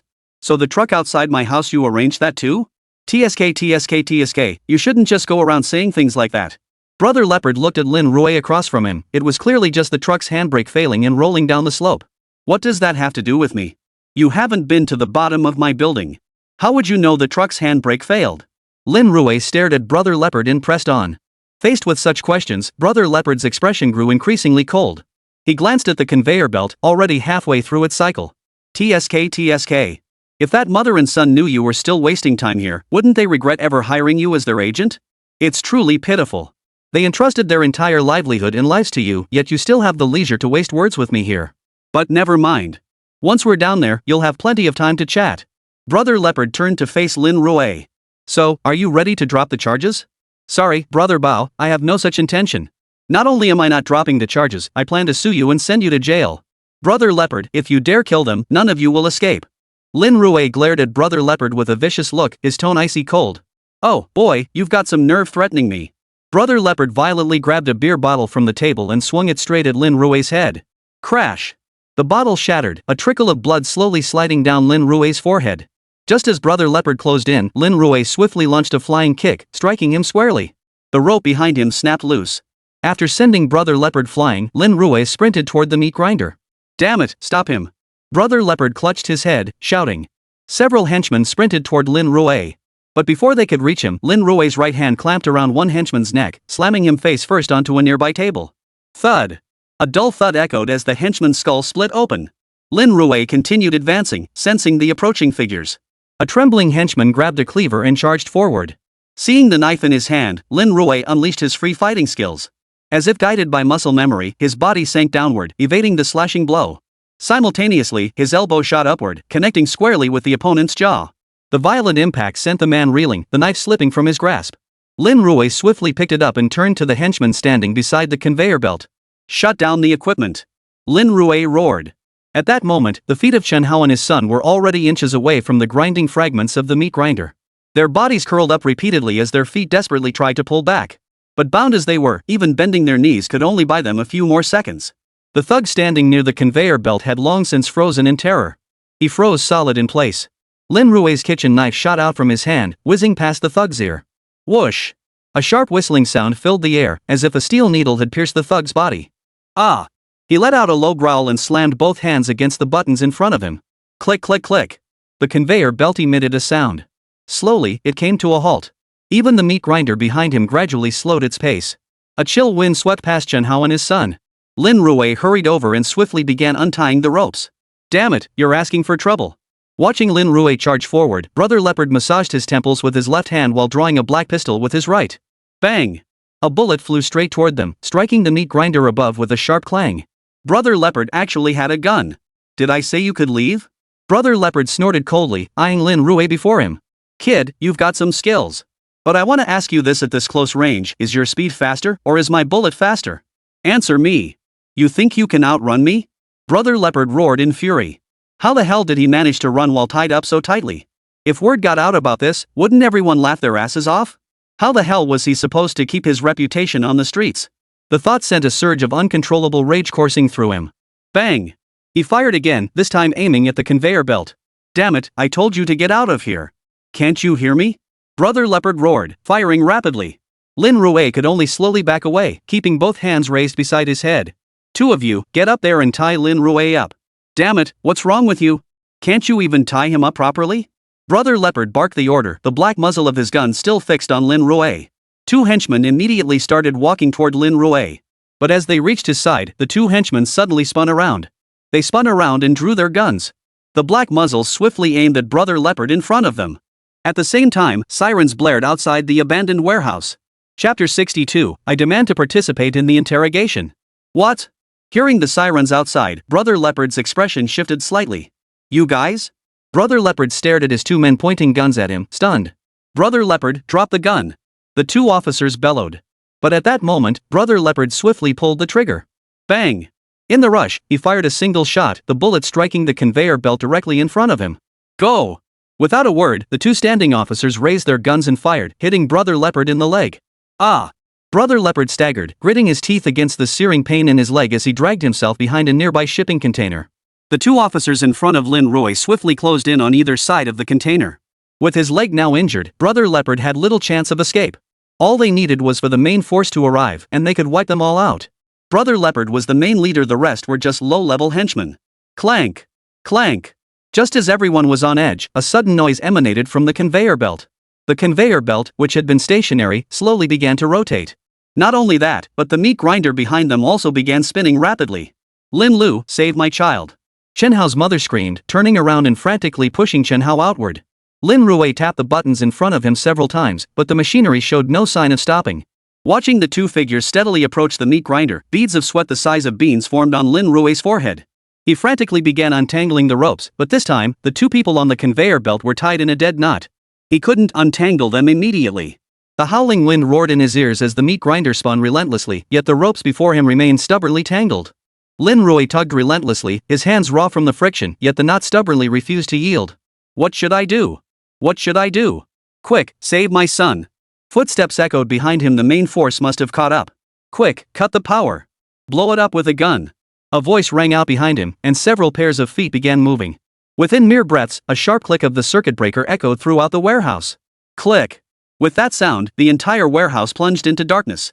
With the main switch off, Lin Rui could distinctly feel the whirring sound from the meat grinder grow fainter. Bang bang. Two more gunshots rang out, coming from Brother Leopard's direction. Lin Rui had no time to spare. His hands continued to work on the ropes. But then, a beam of light pierced the darkness from behind. Several Special Forces soldiers drew their parachute knives and swiftly cut through the ropes. Relax, leave it to us. You'll be fine. Just then, a cool, calm voice sounded behind Lin Rui. Perhaps because he had been so tense moments before, hearing this voice now gradually calmed Lin Rui's emotions. Click. The lights flickered back on. The entire warehouse was bathed in light once more. Chen Hao and his son had already been carried down on stretchers. After being bound to the conveyor belt for so long, coupled with the life-threatening crisis moments ago, now that danger had passed, an overwhelming sense of weakness and exhaustion washed over them. Hello, I'm Su Muqing, captain of the criminal investigation team at the Handong Provincial Bureau. Standing before Lin Rui, the slightly tall detective captain Su Muqing extended her right hand. Hello, I'm Lin Rui. A lawyer. Lin Rui introduced himself briefly. Did you file the police report earlier? Su Muqing looked at Lin Rui before her, and you turned on location sharing at the same time. Not bad, you have some counter-surveillance awareness. Lin Rui remained silent. After receiving that letter in the neighborhood, he had sought to contact the local police station. He specifically requested they enable location sharing. As an extra precaution, Lin Rui had also specially crafted a tracking button. It contained a miniature transmitter capable of relaying his real-time location data. Fortunately, Brother Leopard was just a common thug, not a professional assassin. He merely confiscated his phone. He didn't conduct any electronic device checks. This became Lin Rui's final trump card. Even if I told you my location, your deployment was far too slow. If you'd arrived any later, or if I hadn't managed to break free at all, then wouldn't that have meant? Lin Rui stared at Su Muqing before him. The situation had been far too tense just now. The slightest slip up, and right now inside that meat grinder would be two bodies already shredded to pieces. Actually, we've been tracking Brother Bao's criminal gang for quite some time. Never expected we'd run into them this time. And to be honest, we have an undercover agent within his gang. Otherwise, how do you think you managed to break free from those ropes so easily? Su Muqing looked at Lin Rui before her. Even if we'd planned this arrest in advance, we still had to ensure it was foolproof. Otherwise, letting the target escape would be the least of our problems. Why am I telling you all this? Su Muqing didn't elaborate further, turning her gaze elsewhere. At that moment, two officers escorted Brother Leopard over. Not only that, but the fugitive Leopard Brothers' men were also being brought back one after another. Captain, everyone's in custody. Stand down. Su Muqing gave the order, then glanced down at Lin Rui. You're quite skilled, but in the future, leave matters like this to us police. As an ordinary citizen, your top priority is to protect yourself. Lin Rui narrowed his eyes, offering no reply. Instead, he pointed at Brother Leopard beside him. May I participate in his interrogation? Interrogate Brother Leopard? Su Muqing's dark brows furrowed slightly. By the rules, no. What if I told you Brother Leopard isn't the mastermind behind this? You've only taken down a small gang. If you want to follow the trail and catch more people, let me participate in the interrogation. Lin Rui looked at Su Muqing before him, laying out his conditions. Brother Leopard is just a small gang? Is there a larger syndicate behind him? How do you know that? Su Muqing looked at Lin Rui. Simple. Brother Leopard has always been under Lu Hu's wing. Lu Hu may be wealthy, but he's only moderately rich. From this perspective, Brother Leopard is likely just a small organized crime group. But could such a group really obtain handguns in a country like China, where gun control is so strict? If you're a detective and haven't figured this out after following him for so long, I'd say you're not professional enough. Lin Rui showed no courtesy whatsoever. The criminal investigation captain sitting before him had been bristling with hostility since his arrival. He practically snapped, "What do you know? You're just an ordinary person. Leave this to us detectives." Listening to Lin Rui's analysis, Su Muqing pressed her lips together, offering no rebuttal. She hadn't considered that angle at all. I will seek approval from the chief regarding your participation in the interrogation, but I cannot guarantee how much involvement you'll have. Su Muqing gave her reply. No problem. Lin Rui silently nodded, recalling the evidence he had gathered using incite near the truck. He was absolutely certain he could obtain even more evidence. Chapter 63. Now, it all comes down to whether there's a hammer to break through the defenses. Handuing Provincial Police Bureau. Brother Leopard was swiftly ushered into the interrogation room. The officer flipped on the desk lamp, its glare hitting Brother Leopard directly in the face. Brother Leopard was a seasoned veteran, well versed in the procedures here. He simply hung his head, maintaining complete silence. He refused to utter a word, determined to hold out until the end. Sumuching entered with her team and asked some routine questions. When asked for his name and gender, Brother Leopard lifted his head and answered truthfully. But when asked where the firearm came from, Brother Leopard chose silence without hesitation. Not a single word. After several interrogations, there was still no information. Commissioner, should we approve Lin Rui to take over the interrogation? After her attempts proved fruitless, Sumuching turned to the chief before her and asked in a solemn tone. Captain Su, you're a professionally trained criminal investigation captain. You're telling me to let Lin Rui take charge of the interrogation. Lin Rui is merely a lawyer. If I agree to your request and word gets out, how will others view the Handong Provincial Criminal Police Team? Captain Su, can you really afford to take that risk? Faced with this inquiry, Sumuching paused briefly, her gaze fixed on the bureau chief. Commissioner, as the head of the Criminal Investigation Division, I care more about uncovering the truth than my own career prospects. If Lin Rui can extract the truth, it will spare us much unnecessary trouble. The bad guys will be caught sooner, and the good people will live more peacefully. Sumuching stood tall, raising her right hand in a crisp military salute. Commissioner, I am willing to bear any and all risks. The chief glanced at Sumuching, paused briefly in thought, and finally nodded. Since you've made your decision, let Lin Rui conduct the interrogation. The chief nodded in approval before stepping aside. Sumuching led Lin Rui directly to the interrogation room. Upon entering, Sumuching instinctively reached for a chair to sit down, but Lin Rui called out to her immediately. No need. Just leave a court reporter with me. You can go handle your duties. I'll call you if I need anything. Lin Rui muttered under his breath. Sumuching shot him a glare with those big, expressive eyes, but promptly turned to leave. Xiao Wu, you stay and take notes. The designated Wu responded with a nod before quickly exiting the room. After exiting the interrogation room, Sumuching turned and entered the adjacent room. This room featured a large glass panel offering a clear view into the interrogation room.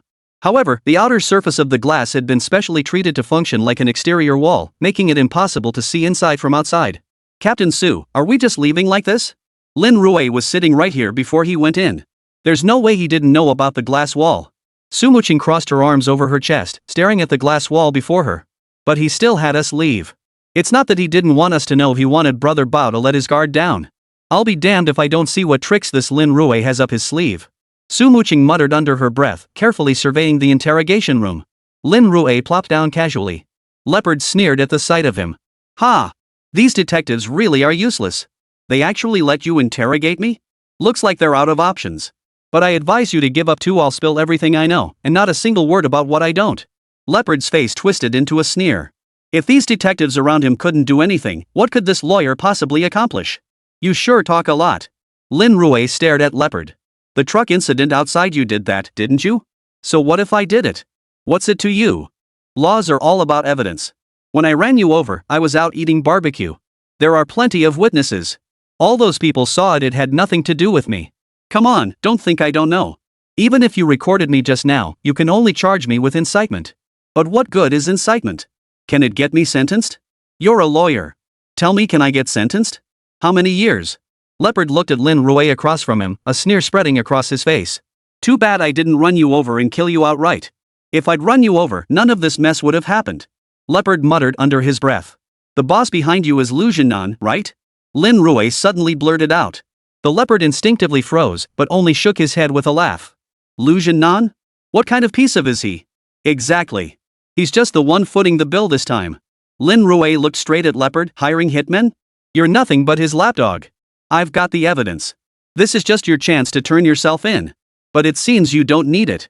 Fine by me saves a lot of unnecessary trouble. Lin Rui spoke to himself, giving Leopard no chance to respond. Heh, you got the evidence? If you were that capable, you wouldn't be standing here spouting nonsense. Leopard sneered contemptuously. Prove it then. Otherwise, you're just spewing bull here, framing innocent people. Hearing this, several detectives in the adjacent room couldn't sit still. Captain Su, looks like this Lin Rui isn't much, he can't even hold his own against Leopard. Maybe we should just keep wearing him down.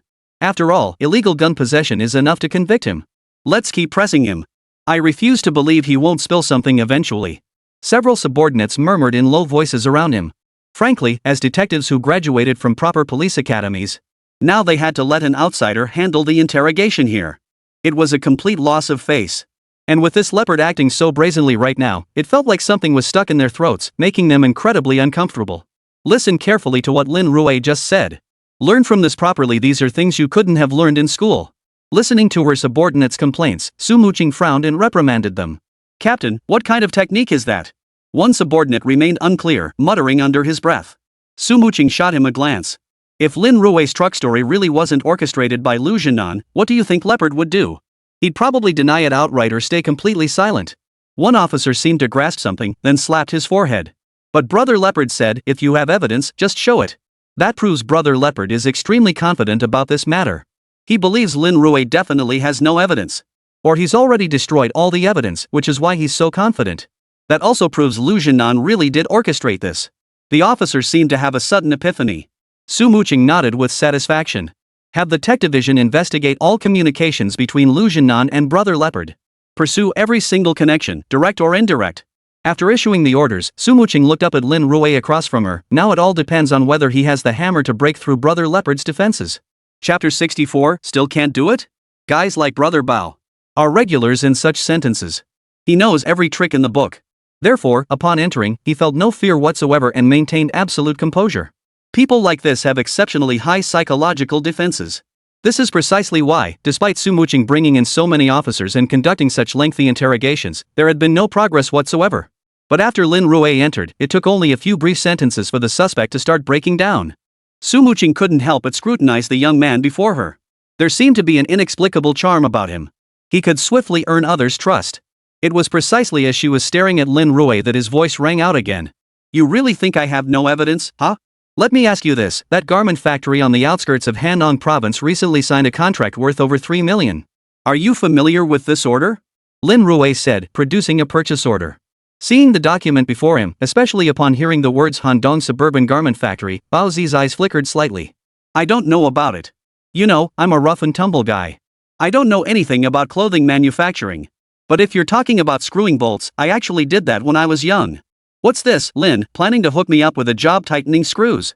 Leopard looked at Lin Rui across the table, his face still wearing that playful grin. Not exactly. Lin Rui waved his hand dismissively before continuing. You might not know about the garment factory, but what about Lingnan Fabric Mill? You probably don't know that one either, but you should know the Yuancheng Transportation Logistics Center, right? Or maybe you don't know that either, but you must know Hanqing Auto Shop? You can't possibly not know that one. Let me check. Oh ho, Hanqing Auto once borrowed money from you through private lending. The interest rates on that deal were pretty steep. Lin Rui rattled off a string of questions. Leopard's expression shifted slightly. He hadn't expected Lin Rui to uncover so much. Noticing the shift in Leopard's expression, Su Muqing turned to the technician beside her. Hurry up and look into these places Lin Rui mentioned. See if there's any connection between them? Hurry! Upon hearing the names of these establishments, the Leopard's face lost all trace of his earlier arrogance. This meant Lin Rui had struck right at the heart of the matter. Barring any surprises, Lu Jinan likely placed orders with the garment factory, and that money would probably flow directly into the loan company. With loan companies, lending and borrowing happen fast, money moves quickly. It was nearly impossible to trace. But Lin Rui had already provided a clear transfer route. This makes it much easier to trace. Under Lin Rui's gaze, Leopard's lips curled slightly. Wait, Attorney Lin, what exactly are you implying? I do have a lending company, and the interest rate is admittedly a bit high. But everything is within the legal bounds of the country. Is there a problem with that? You must know the state fully permits private lending as long as the interest doesn't exceed the limit, it's perfectly fine. Leopard looked up at Lin Rui. With just a few simple sentences, his entire demeanor had regained its composure. As if he hadn't been affected at all. Lin Rui shook his head at such words. You still don't get it. If I were a cop, I'd have 1,000 ways to dig up this information. But unfortunately, I'm not. I'm just a lawyer. How do you think I got hold of this information? Could it be that something went wrong during the money transfer process? Lin Rui muttered under his breath, and Leopard fell silent. This time, Lin Rui didn't press further. Instead, he pulled out the chair in front of him and waited quietly. Now was the moment to truly test his patience. Meanwhile, in the room adjacent to the interrogation chamber, a technician swiftly handed a document to Su Muqing. Team Leader Su, this is the financial trail we uncovered following Lin Rui's lead. This particular route has been used 13 times in the past year alone. Ultimately, all the funds were transferred into Brother Leopard's private lending account. And the amounts are peculiar. Taking the first transfer from Lu Jinan as the starting point, for instance, the 3 million yuan, the final sum reaching Brother Leopard's account becomes 3,500,000 yuan. The extra 500,000 yuan perfectly matches the loan principal plus interest. Su Muqing examined the transaction records, where technicians had highlighted the discrepancies. 13 transactions within a single year, all perfectly matched. Not a single discrepancy. These people really know how to cover their tracks. If we'd started investigating through the loan company, we'd never have uncovered this. Su Muqing stared at the statement in her hand. The state doesn't prohibit private lending activities. These individuals orchestrated a circuitous transaction, first borrowing 3 million from Brother Bao's company. Then they'd directly deposit the money allocated to him as interest. Assuming a 20% interest rate. As long as we calculate the final amount owed to him, we can lend the principal directly. Captain Su, should we hand this evidence directly to Lin Rui? Or should we seize this chance to launch a full-scale attack? I think Brother Bao is on the verge of breaking down. If we put this evidence right in front of him, maybe. The officers before him were itching to act. Success would be a major achievement. And the majority of the credit for the final interrogation would likely fall to them. But at that moment, Su Muqing shook her head. No. But Team Leader Su, if Lin Rui continues the interrogation, it's certain that it's useless. This evidence only proves that Lu Jinan might have transferred money to Brother Bao this way, but it doesn't directly link this transfer to what Brother Bao is currently doing. Su Muqing spoke coldly, and right now, even if we dump all this evidence right in front of Brother Leopard, it won't accomplish anything. It would only make Brother Leopard realize we've only secured financial evidence, nothing substantial beyond that. Su Muqing saw it clearly. Lin Rui didn't dwell on the evidence any longer. Instead, he cut straight to the chase. His implication was clear: he wanted Brother Leopard to investigate whether a traitor had betrayed them. The longer they held out, the more likely it was to completely break through Brother Leopard's psychological defenses. After all, the one truly panicking wasn't Lin Rui, it was Brother Leopard. Just imagine if there really was someone here who might betray him. How much intelligence would that person provide to Lin Rui? How much information would Lin Rui have access to? The entire situation instantly shifts. Lin Rui operates in the shadows, while Brother Leopard is exposed. It was even possible that Lin Rui was genuinely giving himself a chance. If he couldn't seize it, if he couldn't redeem himself through service, what sentence awaited him? If Su Muqing, as a detective, were to ask these questions, it would make Brother Leopard wary. But Lin Rui was just a lawyer. As a seasoned criminal, the one person Brother Leopard should trust most in the station was a lawyer. Precisely because of their different roles, Lin Rui could achieve an unexpected effect. Su Muqing stared at Lin Rui before her curiosity about this man growing by the moment. Just then, Brother Leopard seemed to come to terms with it. He chuckled, "No need to bluff me here. If I did it, I did it. If I didn't, I didn't. I only lent money, nothing else. As for whatever money talk you mentioned earlier, I don't know anything about it. All I know is that debts must be repaid, it's only right." Watching Brother Leopard's expression gradually return to calm, Su Muqing grew anxious. It seemed Lin Rui's psychological tactics had failed. In the end, is it just impossible? Chapter 65, Brother Leopard, I'll kill Lu Jinan. 100 votes added. No one betrayed me. Lin Rui let out a faint, wry smile. That smile made the smirk on Brother Leopard's lips slowly fade. He stared at Lin Rui before him, feeling an inexplicable sense of unease wash over him. What was Lin Rui laughing about? What was there to laugh about? What are you laughing at? Brother Leopard glared at Lin Rui and barked the question. Seeing this, Lin Rui abruptly stood up. No one will betray you? Fine. Then tell me, how did I end up in that abandoned warehouse? How did I break free from the ropes once I was inside the warehouse? And finally, who was it that pointed a gun at you? Who fired that bullet into your leg? Think carefully. Could any of this have been betrayed by your own people? You said no one betrayed you. Lin Rui raised his voice slightly, staring at Brother Leopard before him. Very well. Let me tell you this, I can go ask my informant. Whatever he reveals then won't have a single penny's worth of connection to you. He'll earn his pardon, and you'll be the one going to jail. But honestly, you're pretty pathetic. Lu Jinan made all that money, he could have easily laundered it clean. But you? I've got the evidence on you. And it's not just the evidence I hold, even if it were just the illegal gun possession charge alone, that alone could send you straight to jail. You little bastard, aren't you good at tightening screws? I say you shouldn't stay out here.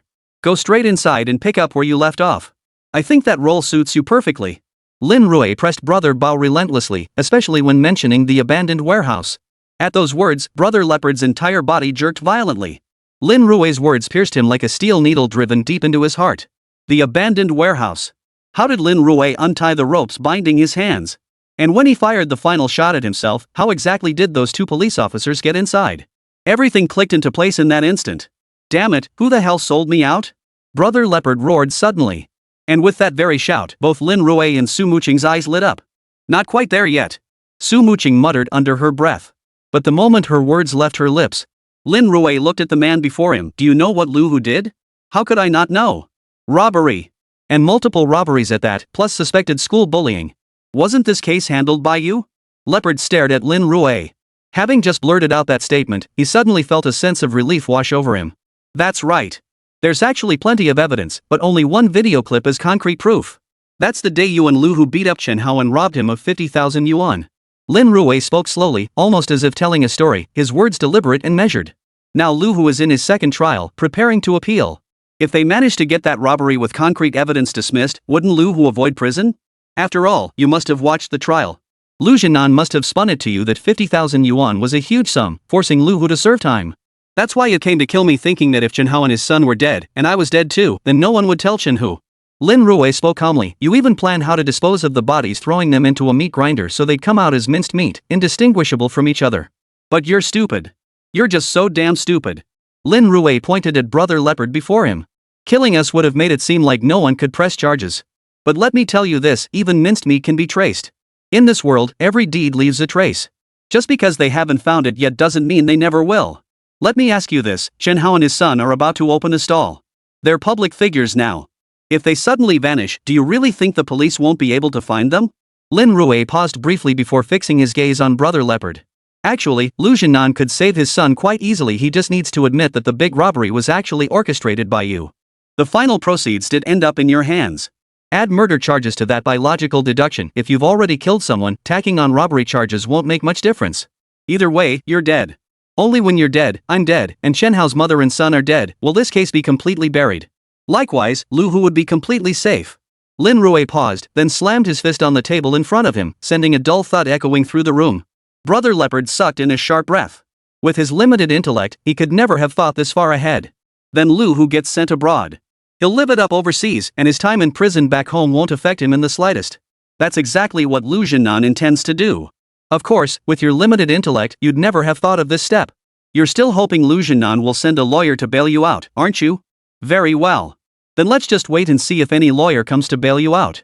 With that, Lin Rui plopped down and glanced at his watch. Brother Bao listened to Lin Rui's words, his head buzzing. He hadn't anticipated any of this. But then he thought about it. Lin Rui was a lawyer. Could a lawyer be wrong? To overturn Lu Hu's conviction, why not just pin it on himself? Then he could figure out a way to eliminate himself later, leaving everything as an unsolved case. Even if he followed Lu Jinan's instructions to the letter, he'd effectively hold Lu Jinan's Achilles heel. A man like Lu Jinan would never tolerate leaving any leverage in someone else's hands. Damn it, you bastard. Brother Bao slammed his fist on the table, unable to hold back his rage. Thinking he can just kill me off, Lu Jinan? He must think I know nothing. Lin Lu, right? What good would talking to you do? I'll atone for my crimes by exposing them. I'll report Lu Jinan's bribery and corruption. At this point, Brother Leopard began shouting wildly. The interrogation room door was yanked open from the outside.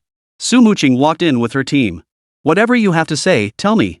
It will definitely be useful. Just for the sake of this badge, speak up. Su Muqing spoke as she removed her cap, revealing the gleaming silver badge beneath. Brother Bao stared at the badge before him, gradually growing quiet. He spoke slowly. That bastard Lu Jinan has been involved in organized crime for years. His first fortune was ill-gotten gains. Let me tell you, he's climbed his way up through bribery and corruption. I know of several estates he built for his backers and superiors. Chapter 66, they really changed the law. It must be said, Brother Leopard had laid it all out this time. From how Lu Jinan fraudulently obtained his first fortune. Then he slowly detailed how he leveraged local power to crush competitors. One by one, piece by piece. Brother Leopard hasn't held back. Hearing these revelations, Su Muqing felt her heart pounding with dread. This time, they definitely landed a big fish. Su Muqing documented every confession in detail and had Brother Leopard sign them. The next step was to investigate everything according to what Brother Leopard had revealed. With all the facts laid out clearly, the investigation itself wasn't difficult, just time-consuming. After wrapping things up, Su Muqing stepped out of the interrogation room and stretched lazily by the window. It must be said, Su Muqing's figure was truly beyond reproach. Curves in all the right places, even in a slightly loose-fitting police uniform, she still radiates feminine charm. As a young man in the prime of his youth, Lin Rui couldn't help but glance at her a few extra times. That figure could easily rival some minor celebrity. Have you had enough? Su Muqing snapped to attention, her icy voice ringing in Lin Rui's ear. Not bad. Lin Rui muttered under his breath. Noticing the shift in Su Muqing's gaze, he immediately changed the subject. Have we gathered enough evidence? Yeah, we caught a big fish this time and it's linked to a bunch of other cases. Lu Jinan won't get away this time. The provincial bureau has already issued a warrant for his arrest. He'll be caught before long. Su Muqing's face bore signs of exhaustion. A night of interrogation had left her utterly drained. Congratulations, Officer Su. Lin Rui smiled warmly, offering his congratulations. This breakthrough was largely thanks to you. If you hadn't broken through Brother Leopard's defenses, we'd have struggled to make any headway. Su Muqing didn't see credit, looking at Lin Rui before her. Alright, let's connect on WeChat. I'll report your outstanding performance accurately. You'll receive a commendation banner or something like that. This. Lin Rui murmured softly, this meritorious service thing, it sounds like I'm some hardened criminal behind bars. Really? Did you do something illegal or unethical? As she spoke, Su Muqing suddenly leaned her head close. Her large eyes locked directly onto Lin Rui. They seemed to be getting a bit too close. Lin Rui instinctively pulled his neck back, his gaze lingering on her smooth, delicate skin. Indeed, her skin was incredibly smooth, nothing like other girls who constantly struggled with foundation caking. Not a trace of it. Exercise really is the best way to detox and keep your skin looking great. That's absolutely impossible. I'm a law-abiding citizen, a very law-abiding citizen? Lin Rui said half-jokingly. Su Muqing, standing before him, furrowed her brow slightly. As a citizen of Dragon Nation, don't pick up those habits from Cherry Blossom Nation. Or next time, I'll just take action. Su Muqing gestured emphatically, then paused as if remembering something. Her tone turned serious. You've trained in combat in Sanda. How about we arrange a place to spar sometime? That's not really appropriate. Don't you have anyone on your team who can fight? Lin Rui quickly declined. Are you kidding me? Serving as someone else's sparring partner? With his limited skills, one wrong move and Su Muqing could cripple him. She was a government official. What if she made life miserable for him later? They're all useless. They can't last more than a few rounds. Su Muqing snorted impatiently. A passing officer overheard her remark and couldn't help but freeze in surprise. We're all useless? Can't last long? Wait, why did that sound off? Lin Rui smiled faintly. Alright, Captain Su. When I have time, I'll show you what it means to go 300 rounds. I'll be waiting to see it. Su Muqing muttered under her breath as she escorted Lin Rui out of the police station. Back home, Lin Rui had barely turned on his computer when a news alert popped up. Following deliberation by the Supreme Court, revisions to the minor protection law have been enacted. Minors who repeatedly engage in school bullying despite repeated warnings will no longer be protected under the minor protection law.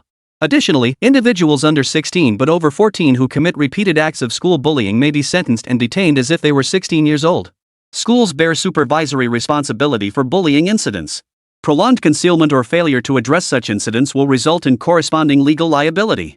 Minors age 12 or older who cause death may face detention or the death penalty. This amendment will take effect on September 1st of this year. As soon as this news broke, it immediately trended across the entire internet. Holy crap, I never thought they'd actually amend it. I've always said that adults today know everything. 12-year-olds already have the capacity for responsible behavior. Just recently, 3 minors committed murder. The juvenile protection law is finally catching up with reality. Lin Lu is truly remarkable. Single-handedly amending the law like this is nothing short of a beacon of hope. Judge Su Tiancheng is impressive too. If the state hadn't prioritized this or failed to revise the law, he'd be finished. Lu Hu is finished for good now. He'll be stuck sewing for at least a decade. By the time he gets out, he'll be ruined. Wait, didn't you see the news? Apparently Lu Hu's father, Lu Jinan, got arrested for bribery and organized crime ties. No wonder, like father, like son. Online, the discussions were buzzing. Lin Rui sat at home, reading the trending comments on the news, a faint smile curling his lips. Continuously patching the loopholes in the law is the duty of every lawyer and judge. Pouring himself a cup of coffee, Lin Rui looked at the system interface. School bullying case. All outlaws apprehended. Main quest completed, imprisoned perpetrator Lu Hu.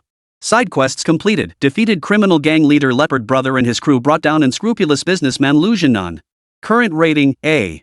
Host, do you wish to close the case? Lin Rui's gaze lingered on the A rating displayed on the system interface. This was the first time he'd ever earned an A rating. Last time, after dragging out the lawsuit for so long, he'd only managed an A rating. Case closed. Lin Rui muttered under his breath. Detected host exploiting current legal loopholes in Dragon Nation. Reward will receive a critical hit chance. Current case rating, grade A. Ding. Critical hit reward triggered, teamwork. Teamwork, host must recruit more companions. Cultivation system. Staring at the reward interface, Lin Rui was utterly bewildered. When he first achieved an A rating, the reward was combat skills. But this time, the reward was a cultivation system. But recruit companions? How was he supposed to recruit companions? Just then, a prompt popped up on Lin Rui's system interface. Ding!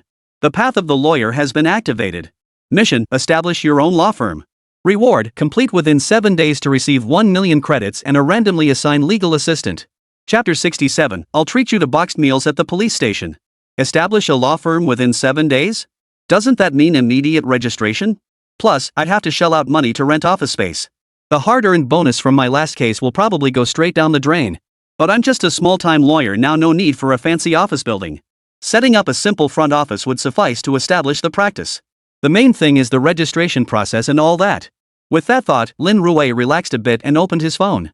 He renamed his livestream channel to Outlaw Law Firm Livestream. Once the changes were complete, he started the stream.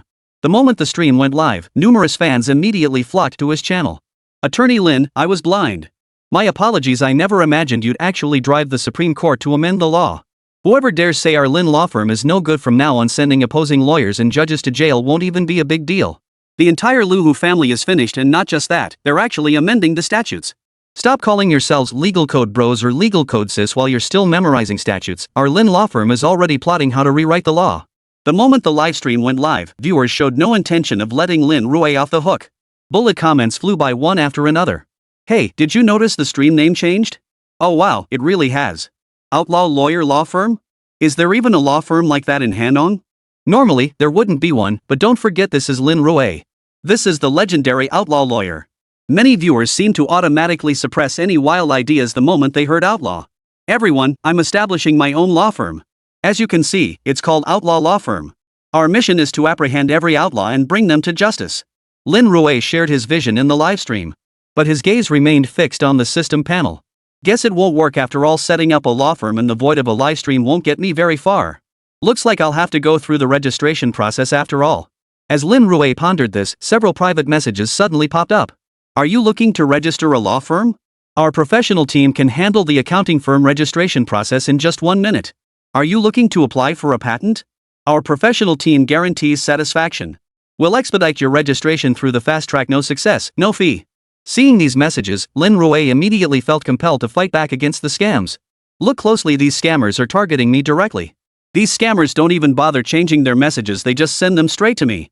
Friends, the government has simplified trademark registration procedures significantly. Some can even be completed online. These runaround services seem to save a lot of hassle. But in reality, you end up paying more. Take this promise, for example, they claim it'll be done in 7 days. Then on day 6, they'll say, oh, it's not working out. We need extra money to rush it through. It's all a scam. They lure you in, then inflate your sunk costs. Once you've invested enough, you feel like success is imminent. Quitting now would be a waste. At that point, they keep pushing you to spend more, and you just keep spending along with them. Lin Rui exposed the other party's ID without any hesitation. Seeing these IDs, the chat room erupted with activity. I knew why I kept getting scammed. I originally thought it would be less hassle, so I tried to cut corners and hired an agent. But I never imagined these agencies were all scammers. I ended up spending 5,000 or 6,000 yuan, and it still didn't get done until the last minute. You got off easy. I tried registering a micro-enterprise once, but after all that hassle, it still didn't work. And my ID got stolen in the process. Scammers like this deserve to die. They actually pulled a scam on Lin Rui? Everyone knows he's the top law enforcement officer, the guy who can send judges straight to jail. Now that it's been exposed, all these companies should be thoroughly investigated. Many netizens murmured in agreement. But some netizens offered more balanced advice. After chatting with the viewers for a while in the livestream, Lin Rui promptly ended the stream. His purpose for going live this time was mainly to test whether announcing the establishment of a law firm online was feasible. Reality delivered a harsh slap in the face. Clearly, the system wouldn't approve it. Fortunately, several local real estate agents mentioned during the stream that they could recommend some storefronts.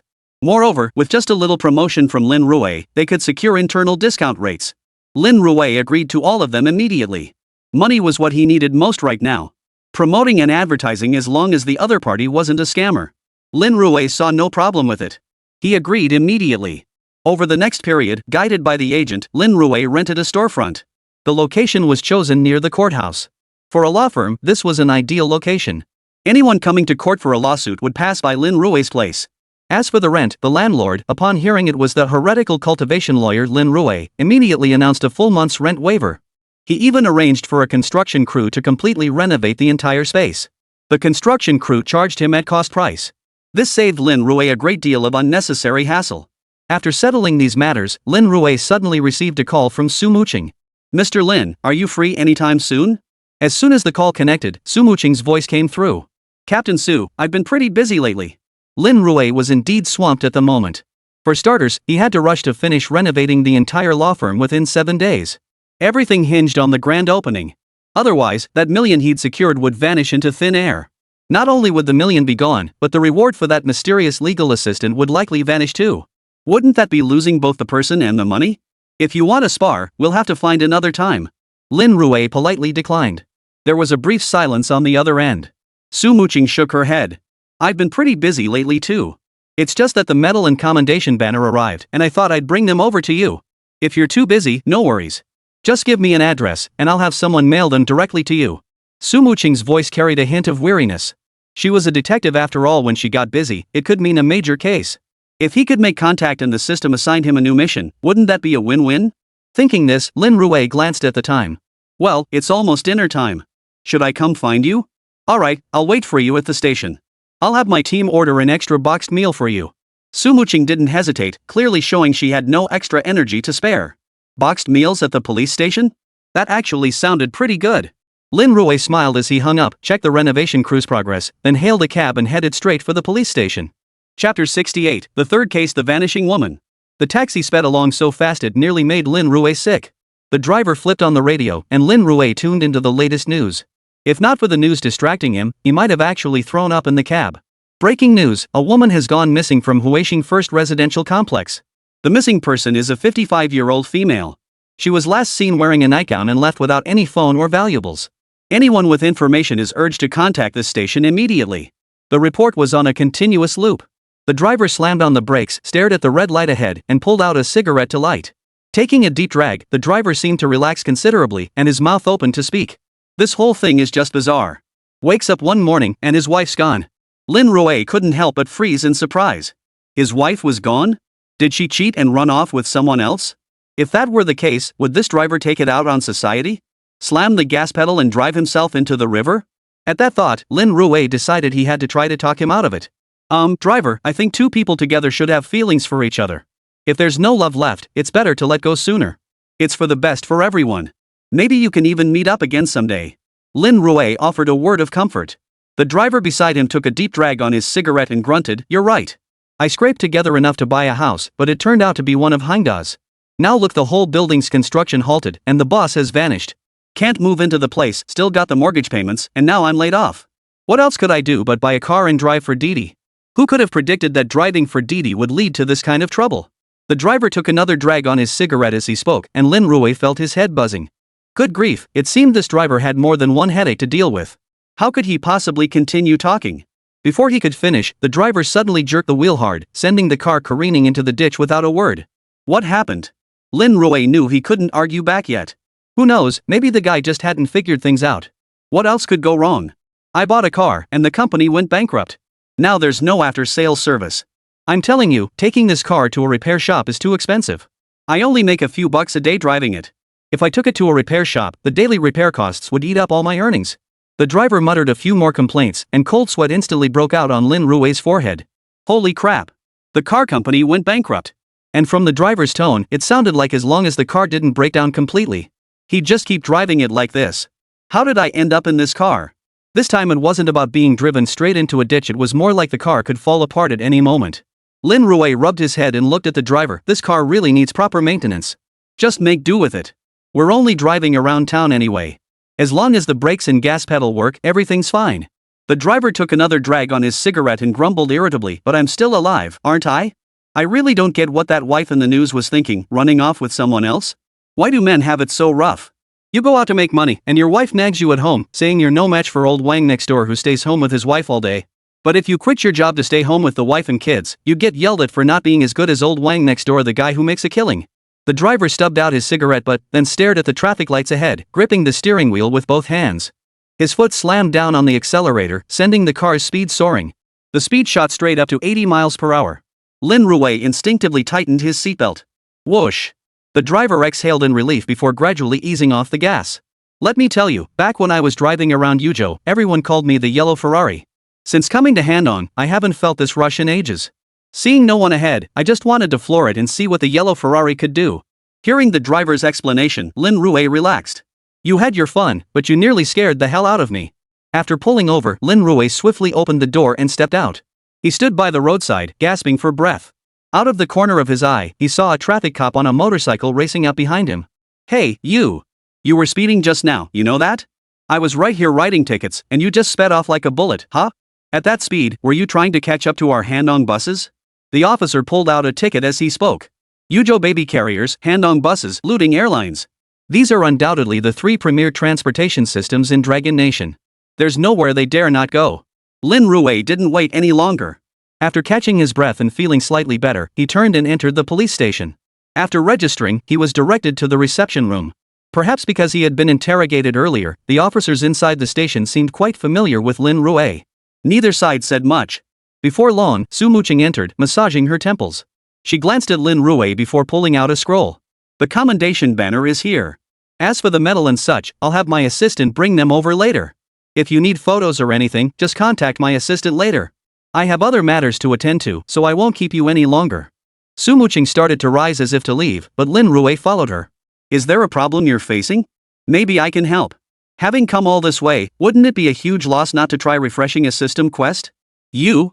Su Muqing looked at Lin Rui before her. All right. I've been swamped with solving cases these past few days, my brain feels like mush.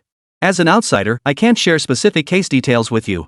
I can only discuss what's been made public so far. The husband reported his wife missing. We reviewed every surveillance tape in the entire complex and found only footage of her entering the building before she vanished, no record of her ever leaving. A living, breathing person vanished right inside the building. Su Muqing massaged her temples, her face etched with helplessness. A living person vanishing like that. No useful evidence to be found. Absolutely absurd. Are there any areas in the complex not covered by surveillance? Could she have slipped out through one of the blind spots? Faced with Lin Rui's questions, Su Muqing shook her head. Of course we checked. But even if there are cameras inside the complex, there's only one road leading out. She would have been caught on camera leaving. Besides, she was alone, carrying nothing, not even her phone. How far could she possibly have gone on foot? Su Muqing shook her head again. I really can't figure it out. How could she just vanish like that? Vanished? Lin Rui stroked his chin, deep in thought. Just then, the system's crisp electronic voice chimed in, right on schedule. Chapter 69, How could a person vanish into thin air? Ding. Host has encountered a mystery case. Naming in progress. Case, the missing one. Main quest, within the designated timeframe, gather evidence and bring the suspect to justice. Side quest, assist the police in solving the case. Rewards will be issued based on the time taken to solve the case and the validity of the evidence provided. Time countdown, 10 days. Lin Rui stared at the system interface prompt. This mission was different from the usual ones. Usually, it relied on courtroom tactics to send criminals to jail. But this main quest actually required him to participate in a criminal investigation. He must gather evidence within the allotted time. The difficulty level was far beyond anything he'd faced before. But what capacity would I be entering the criminal investigation under? Criminal cases differ from ordinary ones. Without delving into the details, one could easily make a misjudgment. If I want to get involved, the only person who can help me right now is Su Muqing standing before me. Su Muqing. Lin Rui slowly withdrew his gaze, contemplating how to get involved, when a voice suddenly spoke up beside him. Muqing, why are you telling him all this? Turning toward the voice, he saw a man in a crisp uniform leaning against the doorway. It must be said, just in terms of looks, he was somewhat handsome. But compared to Lin Rui, he was nowhere near as impressive. Not to mention compared to all of you, dear readers. Xinyu, I told you don't call me Muqing. Are we that close? This is strictly professional. Either call me Captain Su like everyone else, or use my full name. Su Muqing turned to face Xinyu, who fancied himself somewhat handsome, her gaze tinged with disdain. Captain Su, may I join your investigation? Lin Rui, sizing up the two people before him, interjected appropriately. No way. This time, the two reacted with surprising unanimity, flatly refusing outright. After saying this, a smile flashed across Xinyu's face. Mu. Su, we still need to discuss the case. Everyone's waiting. Alright, I'll head back now. Su Muqing gave a perfunctory reply, turning to greet Lin Rui only to find him frowning deeply. Captain Su, have you considered that your missing wife might never have left this building at all? Lin Rui hesitated before voicing his theory. We've considered that possibility too, but we've already had people investigate every water tank on the rooftop and every single drain in the building. We found no clues. Next, we plan to screen all 1,316 households in the complex to see if we can uncover anything. Sumuching felt exhausted at the prospect of checking over 1,000 households. This wasn't a simple door-to-door inquiry where you just ask questions upon arrival. Instead, it required a thorough search of every conceivable hiding spot within each home. The difficulty was immense, and it was incredibly time-consuming. Just thinking about it gave her a headache. Perhaps we don't need to search so many people. Lin Rui blurted out this thought but didn't elaborate. Sumuching studied Lin Rui before her. Lin Rui had managed to break through Brother Leopard's psychological defenses in such a short time. This alone proved his expertise in psychology. Perhaps he could offer some fresh insights. Not investigating? Easy for you to say when you're not the one dealing with it. We've combed through the surveillance footage at the community entrance. There's nothing resembling the missing person, not even a similar build. So the missing person must still be in this complex. He must still be here. Chen Yu stated with absolute certainty. But Lin Rui shook his head at this line of reasoning. Who would shelter a living person for this long? These days, residents in apartment buildings hardly have any friends. Even if they did, you'd have already tried every possible way to search them. That's why I don't believe searching every single household in the entire complex will be effective. Lin Rui looked at Chen Yu across from him, counting from the day she went missing. It should be 3 days now. 3 days. Do you really think the missing person is still alive at this point? At this, Sumuching and Chen Yu both fell silent. Especially in this sweltering heat, bodies decompose quickly. If someone else in the complex committed the murder, they'd do everything possible to move the body. I reviewed the missing person's details. She's about 5 feet 3 inches. Moving a body that size won't be easy. Lin Rui voiced his opinion. Chen Yu snorted impatiently. That's all nonsense. Then tell me how we should investigate? I have an idea, but I need to review the entire case file first to confirm whether it holds water. Lin Rui stated his demand decisively. Faced with this demand, Sumuching fell silent. You want to see the case files? Impossible. Chen Yu snorted coldly. There's no need to beat around the bush. Just say what you think, and we'll help you verify it. You absolutely cannot see the case files. I can. It was precisely during Chen Yu's incessant chatter. Sumuching stood beside him and nodded. Captain Su, I can submit the report, but you must demonstrate your capabilities. Sumuching looked at Lin Rui before her, seemingly having made up her mind. But he's just an ordinary person. What does that matter? Many major cases involve local detectives participating. Sumuching glanced up at Chen Yu. I'll handle all the procedures and paperwork with headquarters. If anything goes wrong, I'll take full responsibility. Come with me now. You're attending the meeting directly. Sumuching had essentially given Lin Rui the green light. After all, everyone was already at the police station. Lin Rui wasn't likely to run away. All right. Lin Rui agreed. Getting deeper into the case meant more information. Besides, this wasn't just a one-off favor. This was about following the case directly. Pushing open the conference room door, the entire space was filled with smoke as numerous officers puffed away. They flipped through documents in their hands, their faces worn with fatigue. This was the real scene of a criminal investigation. The spotless, well-lit office environment seen in TV dramas could only exist in fiction. Sumuching handed the case file to Lin Rui beside her. We'll fill out the paperwork later.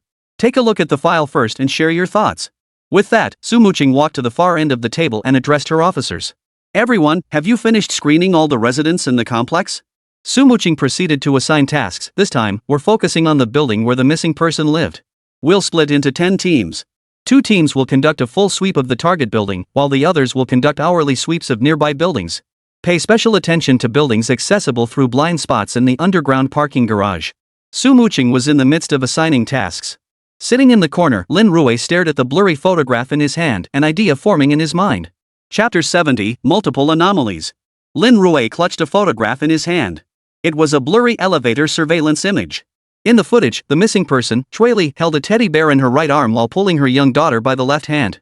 This was the last time Chui appeared on surveillance. Lin Rui narrowed his eyes, staring intently at the photo in his hand, then raised his hand to signal.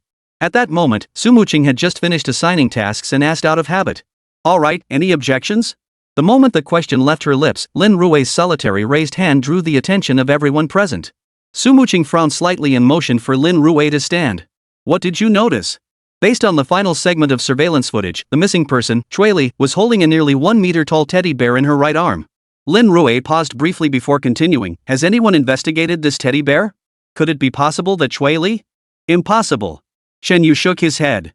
When we arrived at the scene, the teddy bear was still in the house.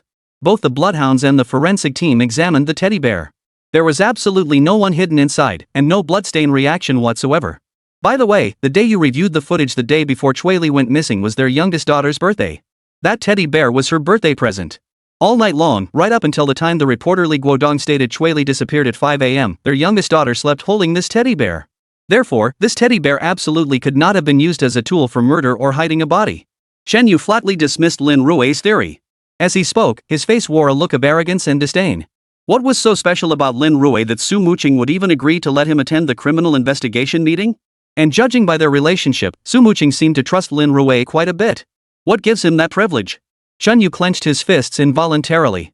He and Su Muqing were police academy classmates, yet their relationship wasn't this close. What gave Lin Rui the right?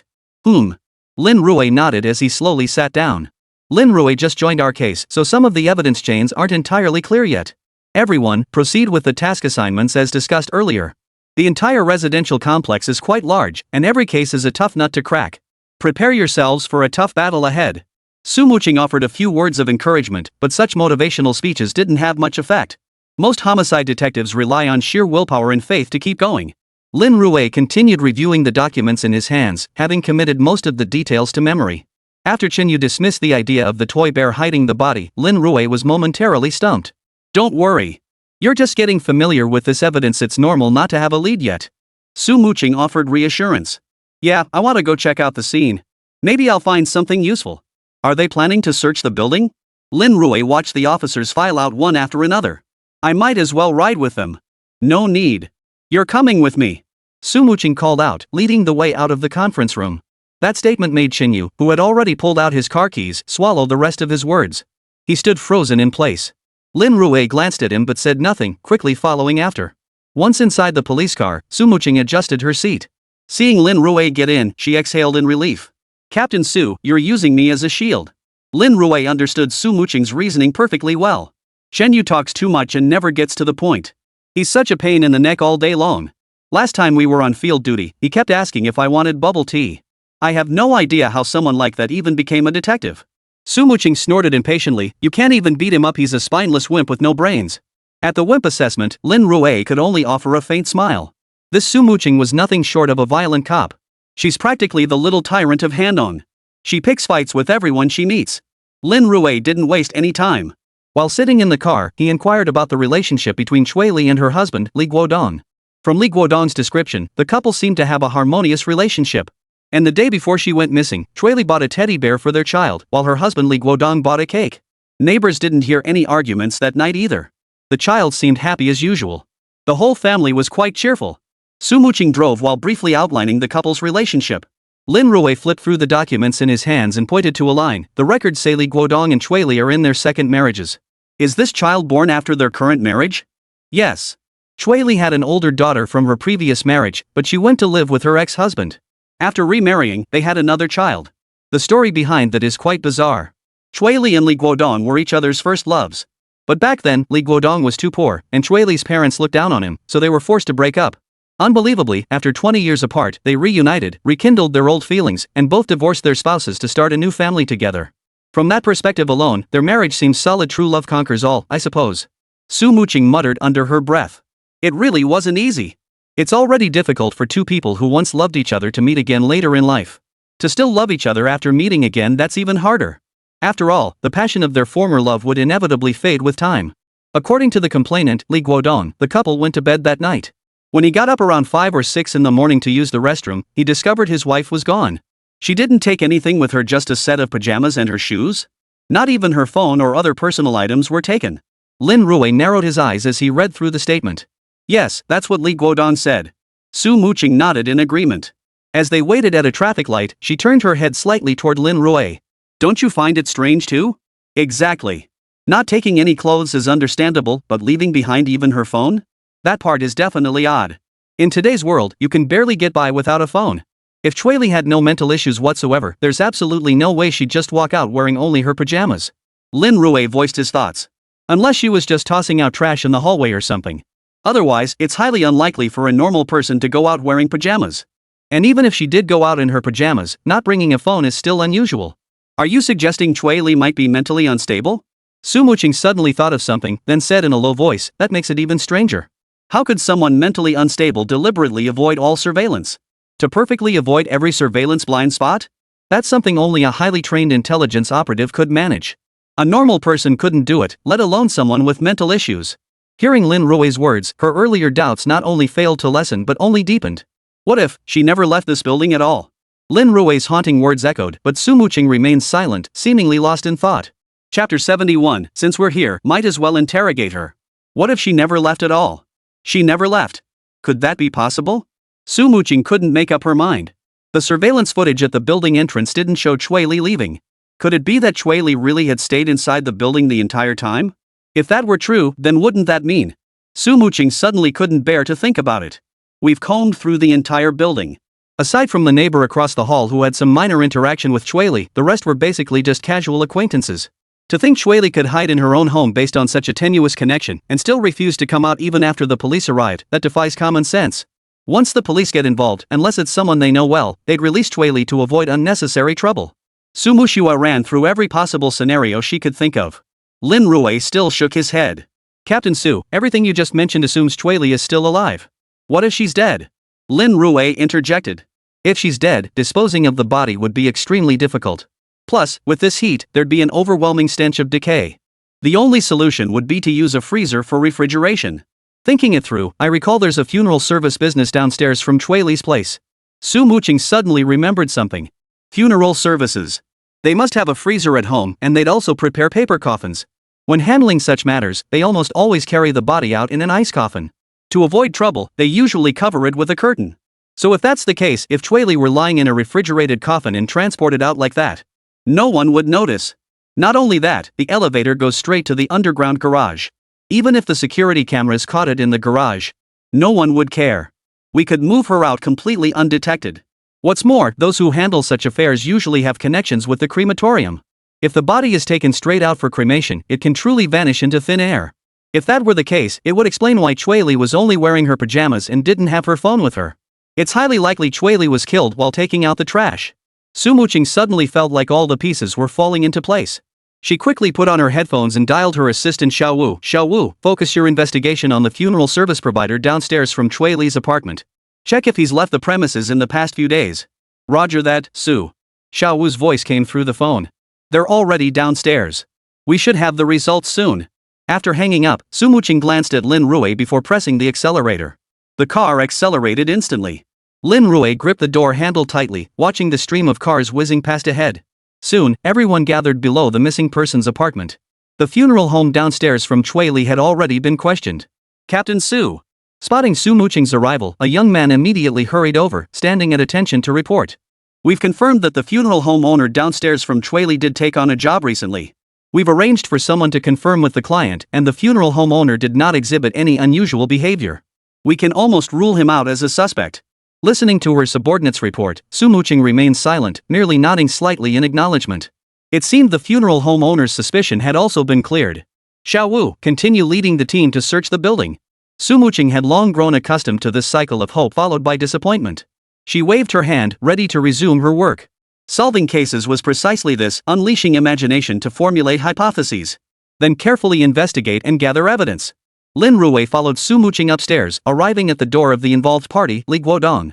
Since we're already here, why not ask Li Guodong again? Lin Rui sighed. There really wasn't a better option at the moment. After knocking on the door, Li Guodong glanced at Su Muqing and greeted her wearily, Officer Su. Mr. Li, we have a few more questions for you. Su Muqing turned to introduce Lin Rui beside her. This is my colleague. He might not be entirely familiar with the details of this case yet and would like to hear your suggestions. Please have a seat. I'll go get you some tea. Li Guodong nodded and quickly turned toward the kitchen. Lin Rui surveyed the room's layout. It was a very traditional two-bedroom, one living room layout. The living room featured a wooden sofa set with a small coffee table in front. A wall-mounted TV hung on the wall. The house was spotlessly clean. It was clear that Mr. and Mrs. Li Guodong were the tidy type. Lin Rui slowly stood up and walked toward the kitchen. The kitchen, dining area, and living room formed a straight line, creating an open and airy feel. Further inside were the bathroom and two bedrooms. The doors of the two bedrooms faced each other. The bathroom was situated between the two bedrooms. As Lin Rui got up to check the bedrooms, he happened to run into Li Guodong coming out of the kitchen carrying a teacup. Have some tea. Li Guodong offered. Lin Rui took the cup and carried it over. With everyone seated, Lin Rui felt awkward continuing to mention his desire to inspect the bedrooms. Does Chui Li have any close friends she usually hangs out with? As soon as Li Guodong sat down, Lin Rui casually asked in a neutral tone. Close friends? Li Guodong hesitated briefly before replying. Lily just likes to play mahjong downstairs in the neighborhood on Saturdays and Sundays. Since retiring, she can't sit still, so she works as a cleaner in a nearby office building. If you mean close friends, I don't think she has any. At most, it's just those few people she plays mahjong with downstairs. Li Guodong furrowed his brow slightly, as if recalling something. Is that so? But I heard Lily recently met a man. Lin Rui picked up the tea in front of him and suddenly blurted out. Even Su Muqing, sitting beside them, couldn't help but startle. You just blurted that out. I only gave you these two people's profiles back in the car. Now it sounds like you've been investigating for ages. Just blurting out that someone knows some guy. Aren't you afraid this might lead to a fight? But just as Su Muqing was worrying, Li Guodong, sitting across from her, suddenly looked downcast. This can't be possible. Lily and I have a wonderful relationship, the whole neighborhood knows it. How could she possibly be seeing some guy on the side? Li Guodong frowned, turning to Lin Rui. Someone must be spreading rumors behind our backs. In response to these words, Lin Rui merely set down his teacup slowly. Li Guodong, we came here to help you. If you continue to deliberately conceal the truth, then I'm afraid there's no point in us being here anymore. Chapter 72, Dismemberment? Or Disappearance? 200 vote bonus. No need to come anymore? What was going on? Su Muqing turned to Lin Rui with a bewildered look. Was interrogation supposed to be this direct? He just blurted it out without a word. Damn it. As Su Muqing hesitated, Li Guodong across from her suddenly fell silent before letting out a long sigh. You can't hide the truth forever. Li Guodong looked at Lin Rui across from him. You guys must have found out too, right? Chui Li has been acting strangely lately. She's been secretly chatting with others all the time, and sometimes even going out alone. Not only that, but at her age, she keeps practicing yoga for no reason. Just look at all the equipment she has set up at home. At this point, Li Guodong suddenly seemed to remember something. That's it. That person must have picked her up. Otherwise, where could she possibly go, leaving alone in her pajamas with nothing but the clothes on her back? Man, I'm such a failure I can't even keep track of my own wife. I'm a complete failure. Li Guodong raised his right hand and slapped himself across the face. Seeing the scene unfold, Su Muqing glanced at Lin Rui, considering whether to step in and stop him. But Lin Rui remained motionless, watching silently. Do you have his contact info? After Li Guodong delivered several hard slaps to his own face, Lin Rui asked the question in a calm, measured tone. No. Li Guodong sighed. To be honest, it's just a guess. I'm not entirely sure if she really has someone. Actually, it's not uncertainty, it's that I can't bring myself to believe it. I can't admit it to myself. Seeing Li Guodong's dejected expression, Lin Rui turned to Su Muqing. Did you secure evidence from Chui Li's phone? No. At the time, we only treated it as a missing person case. Su Muqing paused, suddenly remembering something. Then I'll have someone retrieve it immediately. Then I won't disturb you further. May I take a look around the room? Lin Rui rose slowly and made his request. Ah, sure, no problem. Li Guodong had completely fallen into Lin Rui's rhythm. Faced with this unexpected request, he didn't even consider refusing. Su Muqing glanced at Lin Rui and walked toward the door. This interrogation tactic is called catching someone off guard. It often involves making a sudden demand when your guard is down. Most people wouldn't even think to refuse. Watching Su Muqing head toward the door, Li Guodong visibly relaxed. He led Lin Rui toward the bedroom. This is the children's room. And this is our bedroom. Lin Rui followed behind, pausing briefly at the doorway without any intention of entering. Li Guodong's guard dropped even further. And this is the bathroom. Li Guodong pointed to the bathroom in the middle. Lin Rui glanced around. It was a standard bathroom. A bathtub stood at the far end, concealed by a curtain. Lin Rui slowly withdrew his gaze and looked at Li Guodong before him, smiling. Alright, we won't bother you any longer. It's no trouble at all. Finding Lily quickly would be a huge help to me. Li Guodong took a few steps forward, his body positioned to block the bathroom entrance. Though he spoke kindly, his uninterrupted stride made his intention to see them out abundantly clear. Lin Rui noticed this, of course, but merely smiled without comment. Meanwhile, Su Muqing had arranged for someone to collect Chui Li's phone and her frequently used laptop, preparing to hand them over to the technical team for data recovery. After leaving Li Guodong's room, Lin Rui remained silent. It wasn't until they were back in Su Muqing's police car that he finally spoke up slowly. There's something off about this Li Guodong. What's wrong with him? Su Muqing looked at Lin Rui in confusion. She had participated in the interrogation earlier but hadn't detected anything unusual. Although Lin Rui had employed some tactics during the interrogation, Li Guodong's behavior had seemed perfectly normal. Most crucially, they had searched his home thoroughly at least 2 or 3 times. Nothing unusual had been found. According to the technical records, Chui was Li Guodong's first love. They rekindled their old romance before deciding to marry and live together. By all logic, their bond should be incredibly deep. Lin Rui looked at Su Muqing before him, but as you just witnessed, Chui has only been missing for 3 days, yet Li Guodong acts as if nothing is wrong. He even volunteered that Chui knew other people. If it were me, and the woman I deeply loved went missing or worse, ran off with someone else, I'd be devastated and furious. But what did Li Guodong do? He merely slapped himself a few times. That's practically nothing. Lin Rui laid out his reasoning as Su Muqing listened, frowning. So you're saying Li Guodong probably knows where Chui is? Or that he killed Chui and hid her body somewhere? That's why he's acting so calm, because he knows better than anyone that we won't find Chui, and she didn't run off with another man. Su Muqing followed Lin Rui's train of thought, but soon realized something didn't add up. Wait, if Li Guodong really killed Chui, where's the body? We've searched the room countless times and found no place to hide a body. And you smelled it too. There's no stench of decay in the room. So the body definitely isn't here. Even if we assume Li Guodong killed Chui, the chain of evidence remained incomplete. The murder weapon hasn't been found, and Chui's body is nowhere to be seen. Where could it possibly be? Lin Rui was pondering the same question. If it was dismemberment, then the body parts must have been disposed of. And how could he possibly have dismembered the body while someone else was in the room? According to the records, they turned off the lights and went to sleep around 11 p.m. By 5 or 6 a.m., the person was gone. 5 or 6 hours. Could an ordinary person kill and dismember a body in that time? After 6 a.m., residents in the complex typically start moving around. How did he manage to move the body? Lin Rui pulled out his notebook and swiftly jotted down the words dismemberment, moving the body. Without evidence of these actions, there'd be no breakthrough.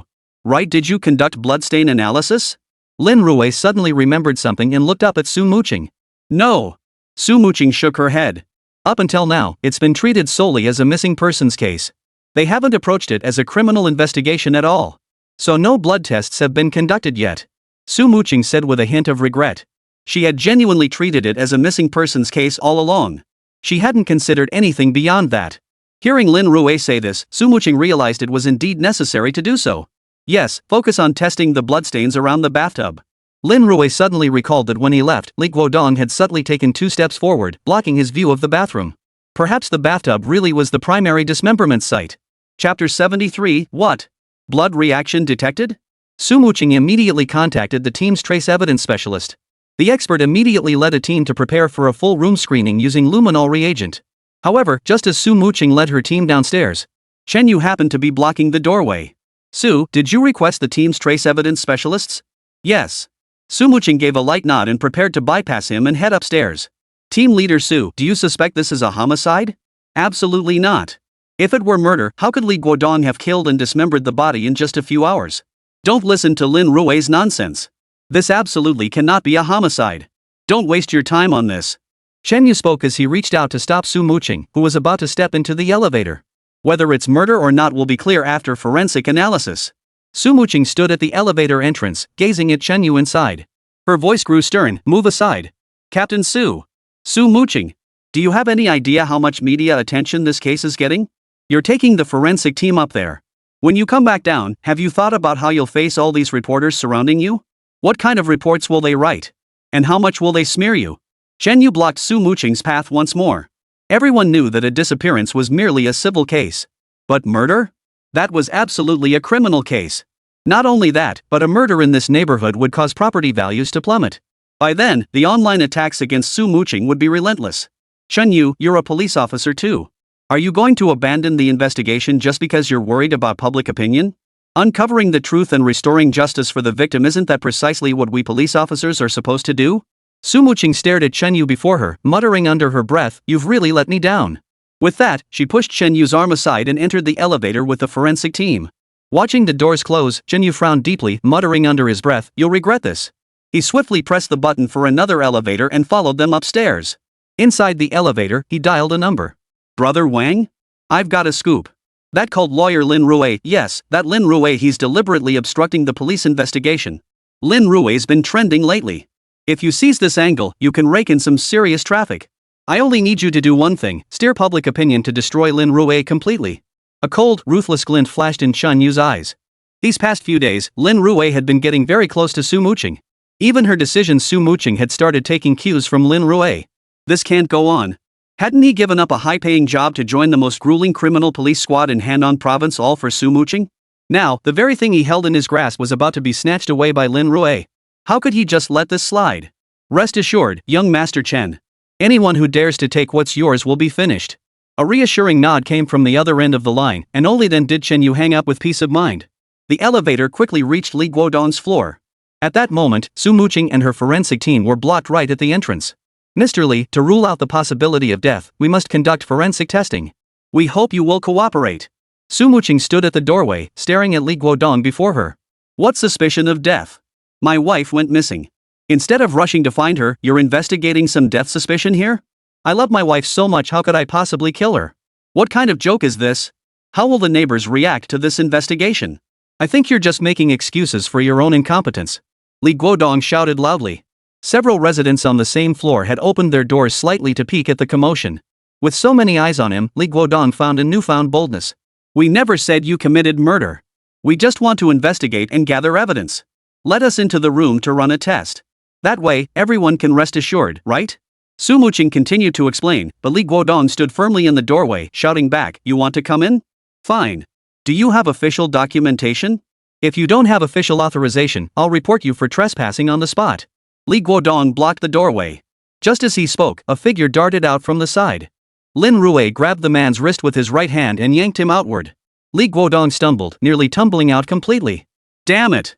Not only did you break and enter, but you also assaulted me. You think I don't know the law? Burglary and assault. Li Guodong yelled, but Lin Rui in front of him simply held both hands out flat. Sorry, but the threshold is right here. I never actually entered the premises. Where I'm standing now is a common area part of the stairwell. This isn't burglary. Lin Rui pointed at the threshold below and added, Mr. Li, I suggest you let the police conduct a search. Otherwise, the bloodstains in the bathroom sink won't be wiped clean. Next time they come, Captain Su will have a search warrant. How will you stall and dodge then? Then it won't be as simple as negotiating with you. Lin Rui said calmly. You're making baseless accusations. I could never kill my wife. Li Guodong snorted coldly, but before he could finish, Lin Rui cut in, then why won't you let us investigate? Cooperating with police investigations is every citizen's duty. If you have nothing to hide, why are you afraid of our investigation? Explain yourself? Lin Rui took another step forward, his gaze fixed intently on Li Guodong. A flicker of panic crossed Li Guodong's face. Enough! Li Guodong roared, grabbing the fruit knife nearby and lunging at Lin Rui without a word. Lin Rui stumbled back half a step, narrowly evading the attack. Standing nearby, Su Muqing reacted with lightning speed, delivering a swift karate chop that struck Li Guodong squarely on the web of his thumb and index finger. The knife clattered to the floor with a sharp clink. Possession of a knife with intent to harm constitutes an emergency special circumstance under the law. A direct search is authorized. Su Muqing declared in a firm voice. Simultaneously, two officers sprang into action, swiftly pinning Li Guodong to the ground without a word. Upon entering the room, the technicians immediately sprang into action. This Li Guodong obstructed our search clearly, he's hiding something in here. Upon entering, Su Muqing surveyed the all-too-familiar layout while directing the verification team toward the bathroom. Search this bathtub thoroughly. Check every detail, don't miss a thing. Under Su Muqing's direction, the forensic team promptly retrieved their tools and sprayed luminol reagent over the bathtub. Su Muqing and Lin Rui began searching the area around the master bedroom. This time, Su Muqing was meticulous. In her mind, this was no longer an ordinary missing persons case. It was a full-fledged criminal investigation. After about 10 minutes of searching, Team Leader Su, we detected a blood reaction in the bathroom. Chapter 74, the test results are in. Bloodstain reaction? Upon hearing the report, Su Muqing immediately leaped over the bed in front of her and dashed toward the bathroom. Under the fluorescent spotlight, patches of silvery white stains were clearly visible. Someone, gather detailed evidence. Try to collect as much residue as possible and send it to the lab for analysis. Observing the results revealed by the luminol solution, Su Muqing instantly reverted to her decisive, no-nonsense demeanor as a police captain. Any luminol reaction indicated that blood had been present here. Judging by the density and pattern of the reaction, it appeared to be spatter. It could indicate a throat-slitting attack. That's why the blood formed this radiating pattern. Assessing the scene before her, Su Muqing immediately ordered the collection of evidence. Everyone sprang into action. Seeing what was happening inside, Chen Yu paused slightly before pulling out his phone to compose a message. Bro, hold off on coming over for now. Looks like that kid Lin Rui really did find some evidence. If you show up now, you'll just make that kid look like a god. After sending the message, Chen Yu discreetly slipped his phone back into his pocket. Close call, thank goodness I followed through. Otherwise, I'd have been playing right into Lin Rui's hands. Just as they spoke, Su Muqing turned to look at the detained Li Guodong. Mr. Li, there's a significant amount of blood in the bathtub. Can you explain why? With the evidence now in hand, Su Muqing fixed her gaze on Li Guodong. Is there a problem with that? Li Guodong looked at Su Muqing with a puzzled expression. It was my daughter's birthday a few days ago. I made her a bowl of chicken soup longevity noodles. I bought the chicken at the market. It was still alive when I got it, so I slit its throat and bled it out in the bathtub. Our bathtub is quite large, and the kitchen counter gets messy with all the ingredients. If I didn't handle it here, the blood would have splattered everywhere.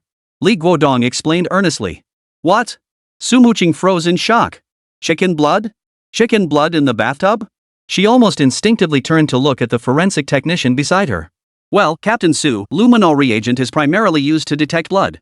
It can't distinguish between animal blood and human blood. Only after sampling and laboratory analysis can we determine what kind of blood it is. The forensic technician added briefly. Su Muqing's eyes darkened instantly. Seeing Li Guodong so certain, it was highly likely the bathtub really did contain chicken blood. Slaughtering a chicken requires slitting its throat first, so the blood could very well have spattered in a radial pattern. She had gotten ahead of herself. Standing nearby, Shenyu couldn't help but let the corners of his mouth turn up slightly upon hearing the technician's words. He turned sideways, swiftly pulled out his phone, and typed out a message.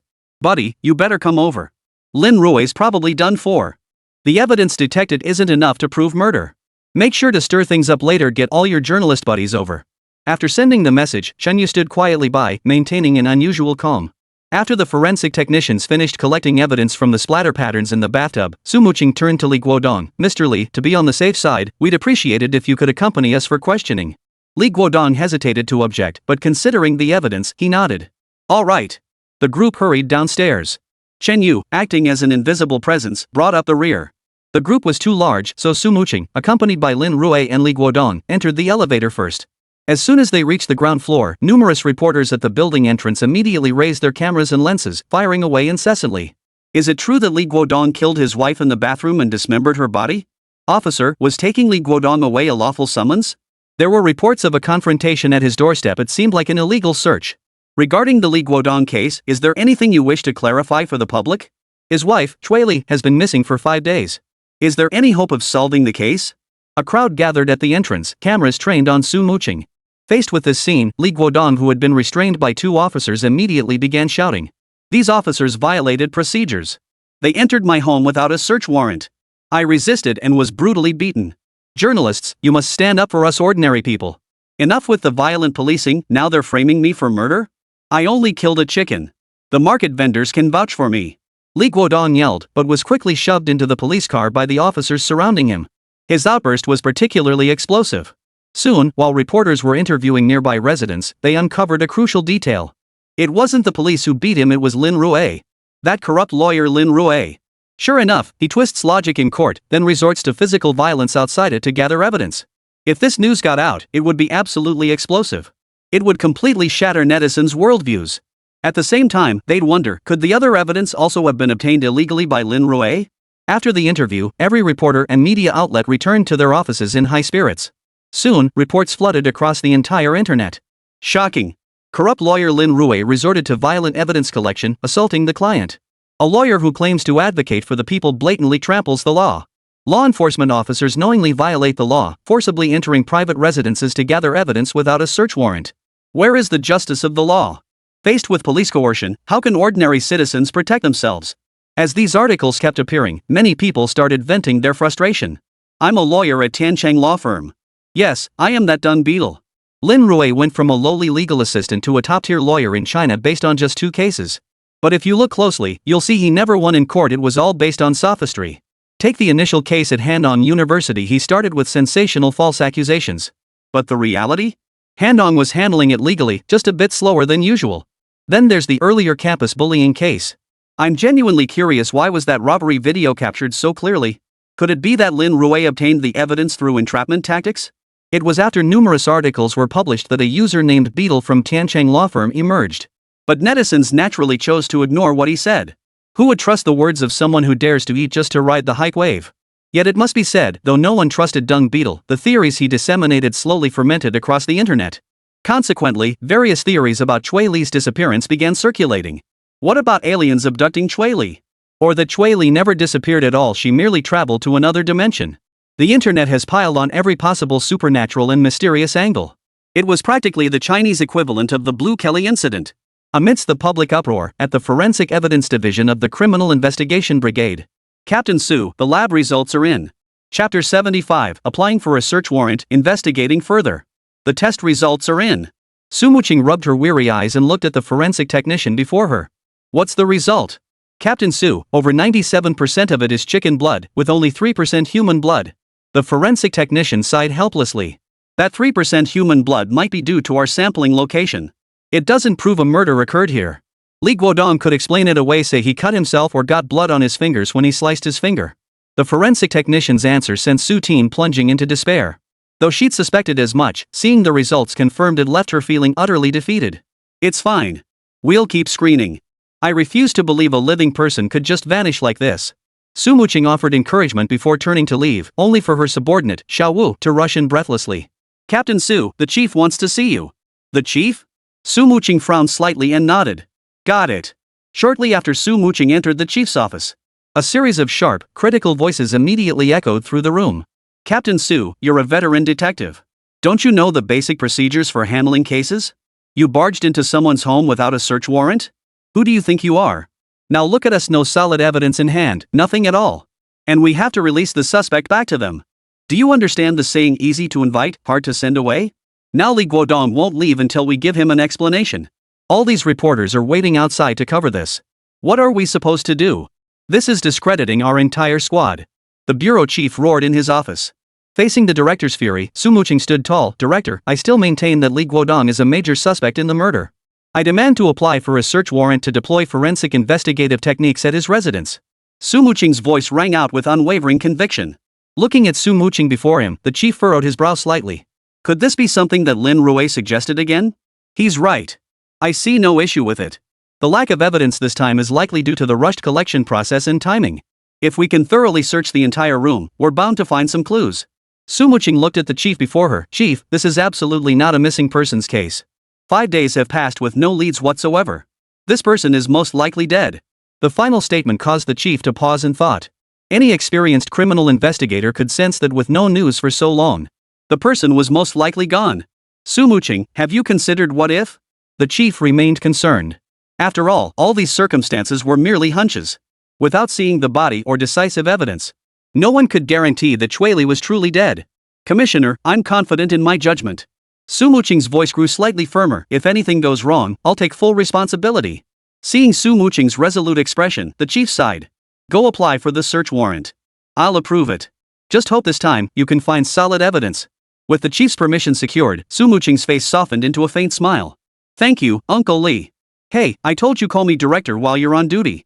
Su Muqing quickly obtained the search warrant and assembled her team. Now that we have the warrant, all detectives search every single corner of the room thoroughly.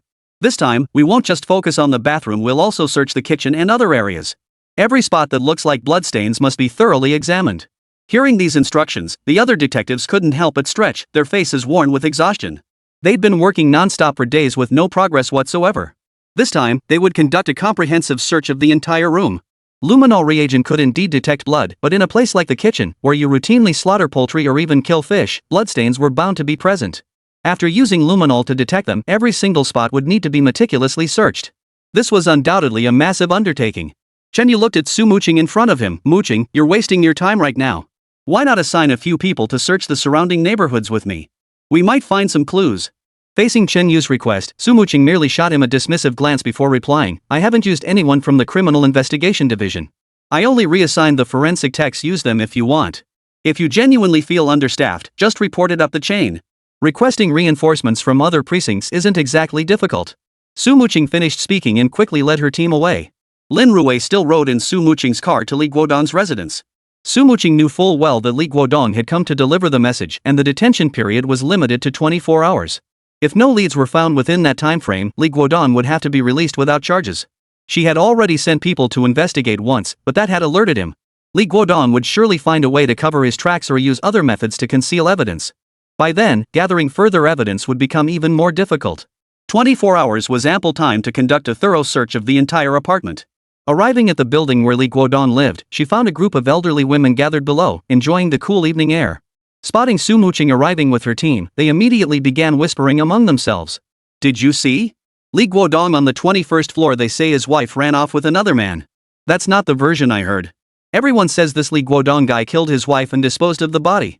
But I thought they seemed like a happy couple. I ran into them just the other day celebrating their kid's birthday. Let me tell you, murder happens in an instant. Sometimes you just snap knife in, knife out. Didn't they have a big fight over something not long ago? Hearing this, Lin Rui's footsteps halted abruptly. He turned to look at the anti-cooling off below. This was the village's elite intelligence network. Even though it was just a residential area, they knew everything that happened. Without another word, Lin Rui turned, bought some fruit, and walked straight over. Auntie, you must be tired. Have some fruit, I washed it all clean just now. Saying this, Lin Rui handed an apple to the woman across from him. Young man, you didn't come here with them, did you? The woman took the apple but asked cautiously. Sort of, but I'm not a cop, I'm a lawyer. Lin Rui said, flashing his lawyer's ID. I'm just asking around casually. You mentioned earlier that Li Guodong and his wife weren't on good terms, right? Chapter 76, Assaulting an Officer? This was self-defense. Seeing the lawyer's ID in Lin Rui's hand, the surrounding ants finally relaxed.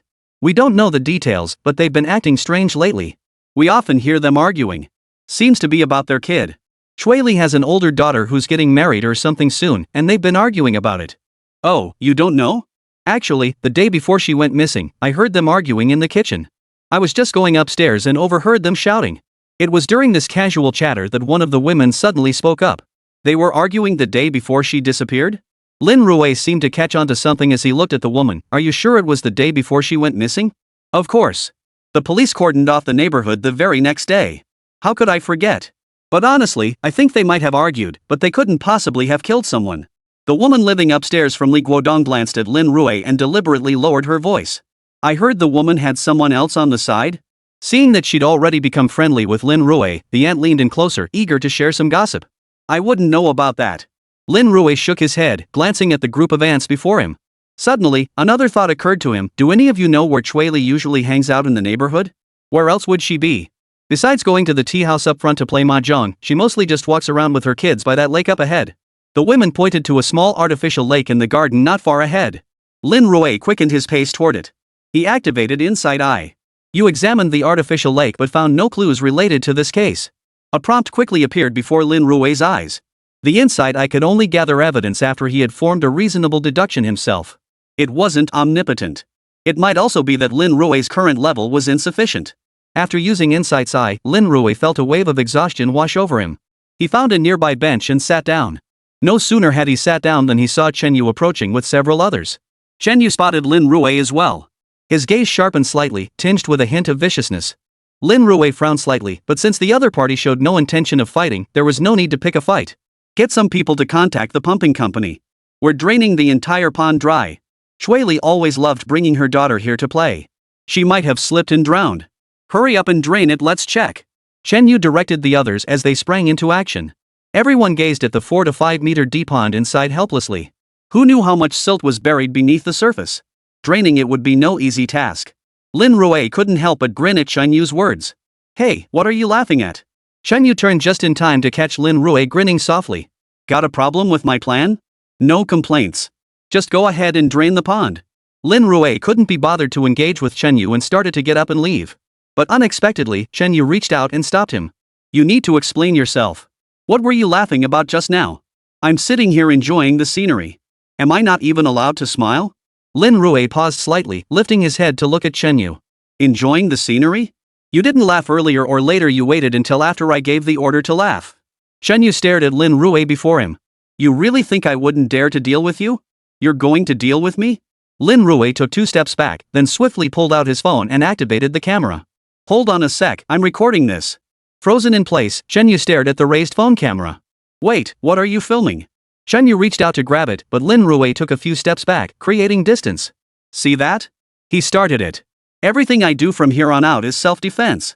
Lin Rui tucked the phone into his pocket, clenched both fists, and glared at Chen Yu. What's the matter? You still want to go at it? Forgot to tell you, back in the police academy, I was the martial arts champion. To be honest, I've wanted to beat you up for ages. You've been pissing me off these past few days. Damn it! With that, Chen Yu rolled up his sleeves and charged straight at Lin Rui. Hey, team leader Chen. Several officers nearby, witnessing the situation, immediately rushed over. But just as they began to move, a dark figure flashed past. Looking again, they found only Lin Rui standing before them. Where the hell had Chen Yu gone? Wait, where's team leader Chen? No idea. He was right here a moment ago, rolling up his sleeves like he was ready to fight. No way. Is this place haunted? First Chui Li vanished out of nowhere, and now team leader Chen's disappeared mysteriously too. Cut the nonsense. It's scorching hot out. How could Captain Chen just vanish like that? The officers were murmuring among themselves when suddenly, cries of help. Help echoed in their ears. Hearing the cries, many instinctively scanned their surroundings. It seems to be coming from that trash can over there. No way could it be. Enough talk. Let's hurry and save them. Several officers sprinted over. They flipped the entire trash bin over and finally managed to pull Chen Yu out from inside. Damn it! Chen Yu cursed as he struggled to get up. But then, a cold, clear voice rang out. What the hell are you doing? Su Muqing had just finished collecting evidence with the forensic team and stepped out of the building entrance. She saw the group ahead arguing loudly. No, Captain Su, this pool is where Chui Li often comes. I'm worried she might slip and fall in, drowning. So we arranged for the pool to be drained. What's wrong with that? But I don't know why this Lin Rui just sits here laughing all the time, no idea what he's laughing about. Chen Yu rolled up his sleeves, revealing clothes stained with spilled leftovers, looking as down and out as could be. I went up to confront him, and that kid just started fighting me. Look what he threw at me. That kid assaulted a police officer. Chen Yu snapped his cap down over his eyes. Faced with such a serious accusation, Lin Rui casually pulled out his phone. I'm truly sorry, but I have evidence of self-defense right here. You. Chen Yu opened his mouth to unleash a tirade but managed to hold back. He glanced at Su Muqing, her dark brows furrowed, lips pressed tightly together. You suspect Chui Li slipped and drowned by the pool? And then thought to drain the entire pool? Su Muqing pressed again. Exactly. There's no surveillance at the apartment entrance. If someone came in the dead of night, and with no streetlights near the pool, falling in is entirely possible.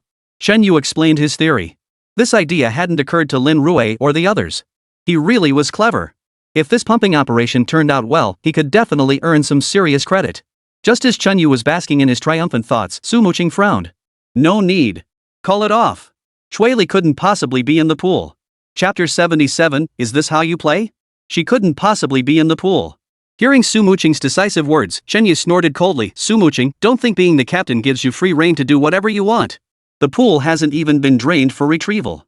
How can you say she couldn't be in the pool? I deliberately came over from the apartment building entrance to check.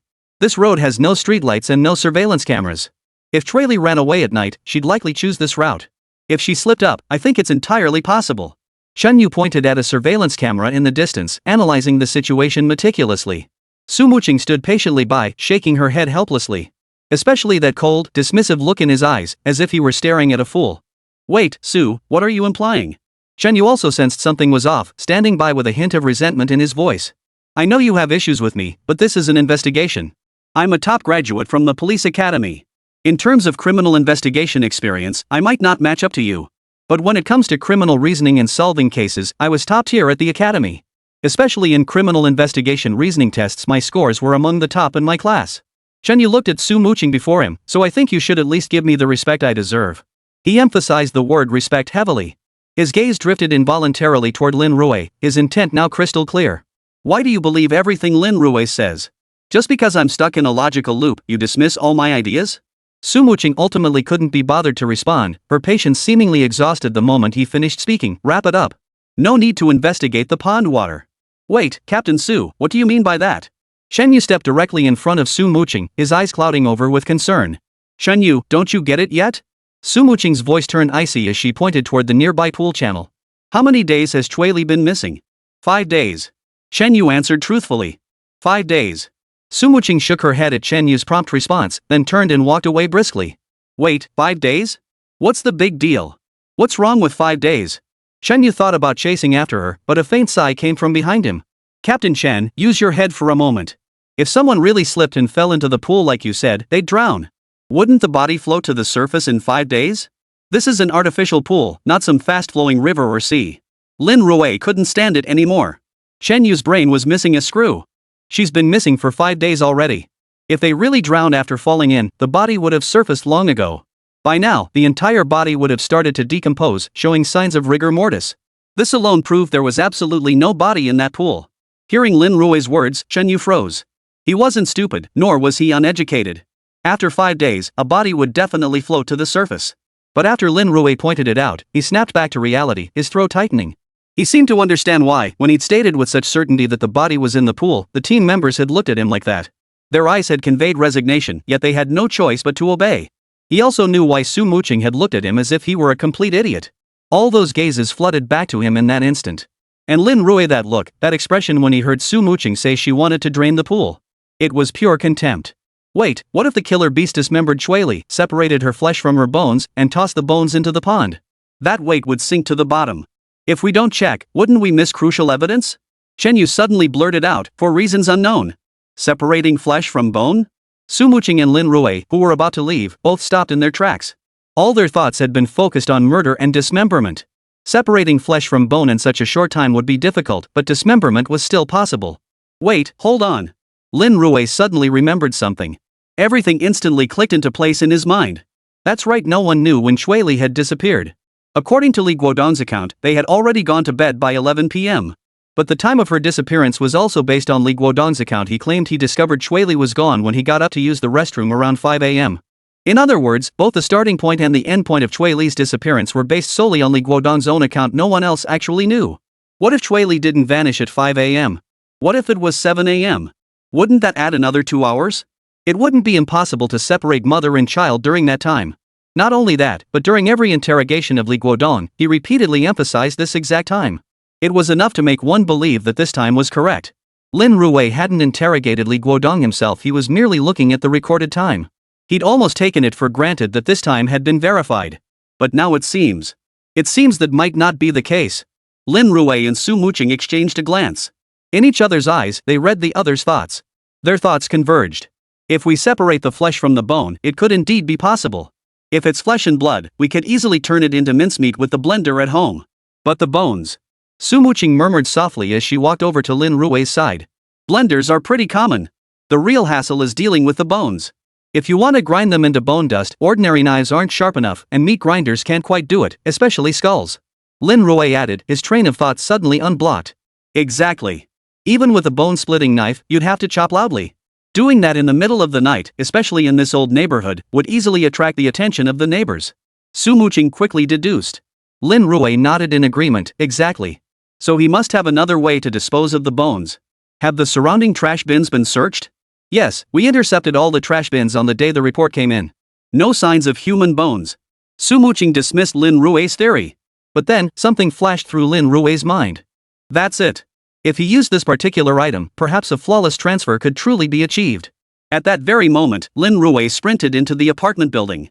Su Muqing immediately followed suit. Watching the two figures disappear into the building, Chen Yu stood frozen in place. Wait, did what I just said spark some idea in them? Seems I'm still useful after all. See?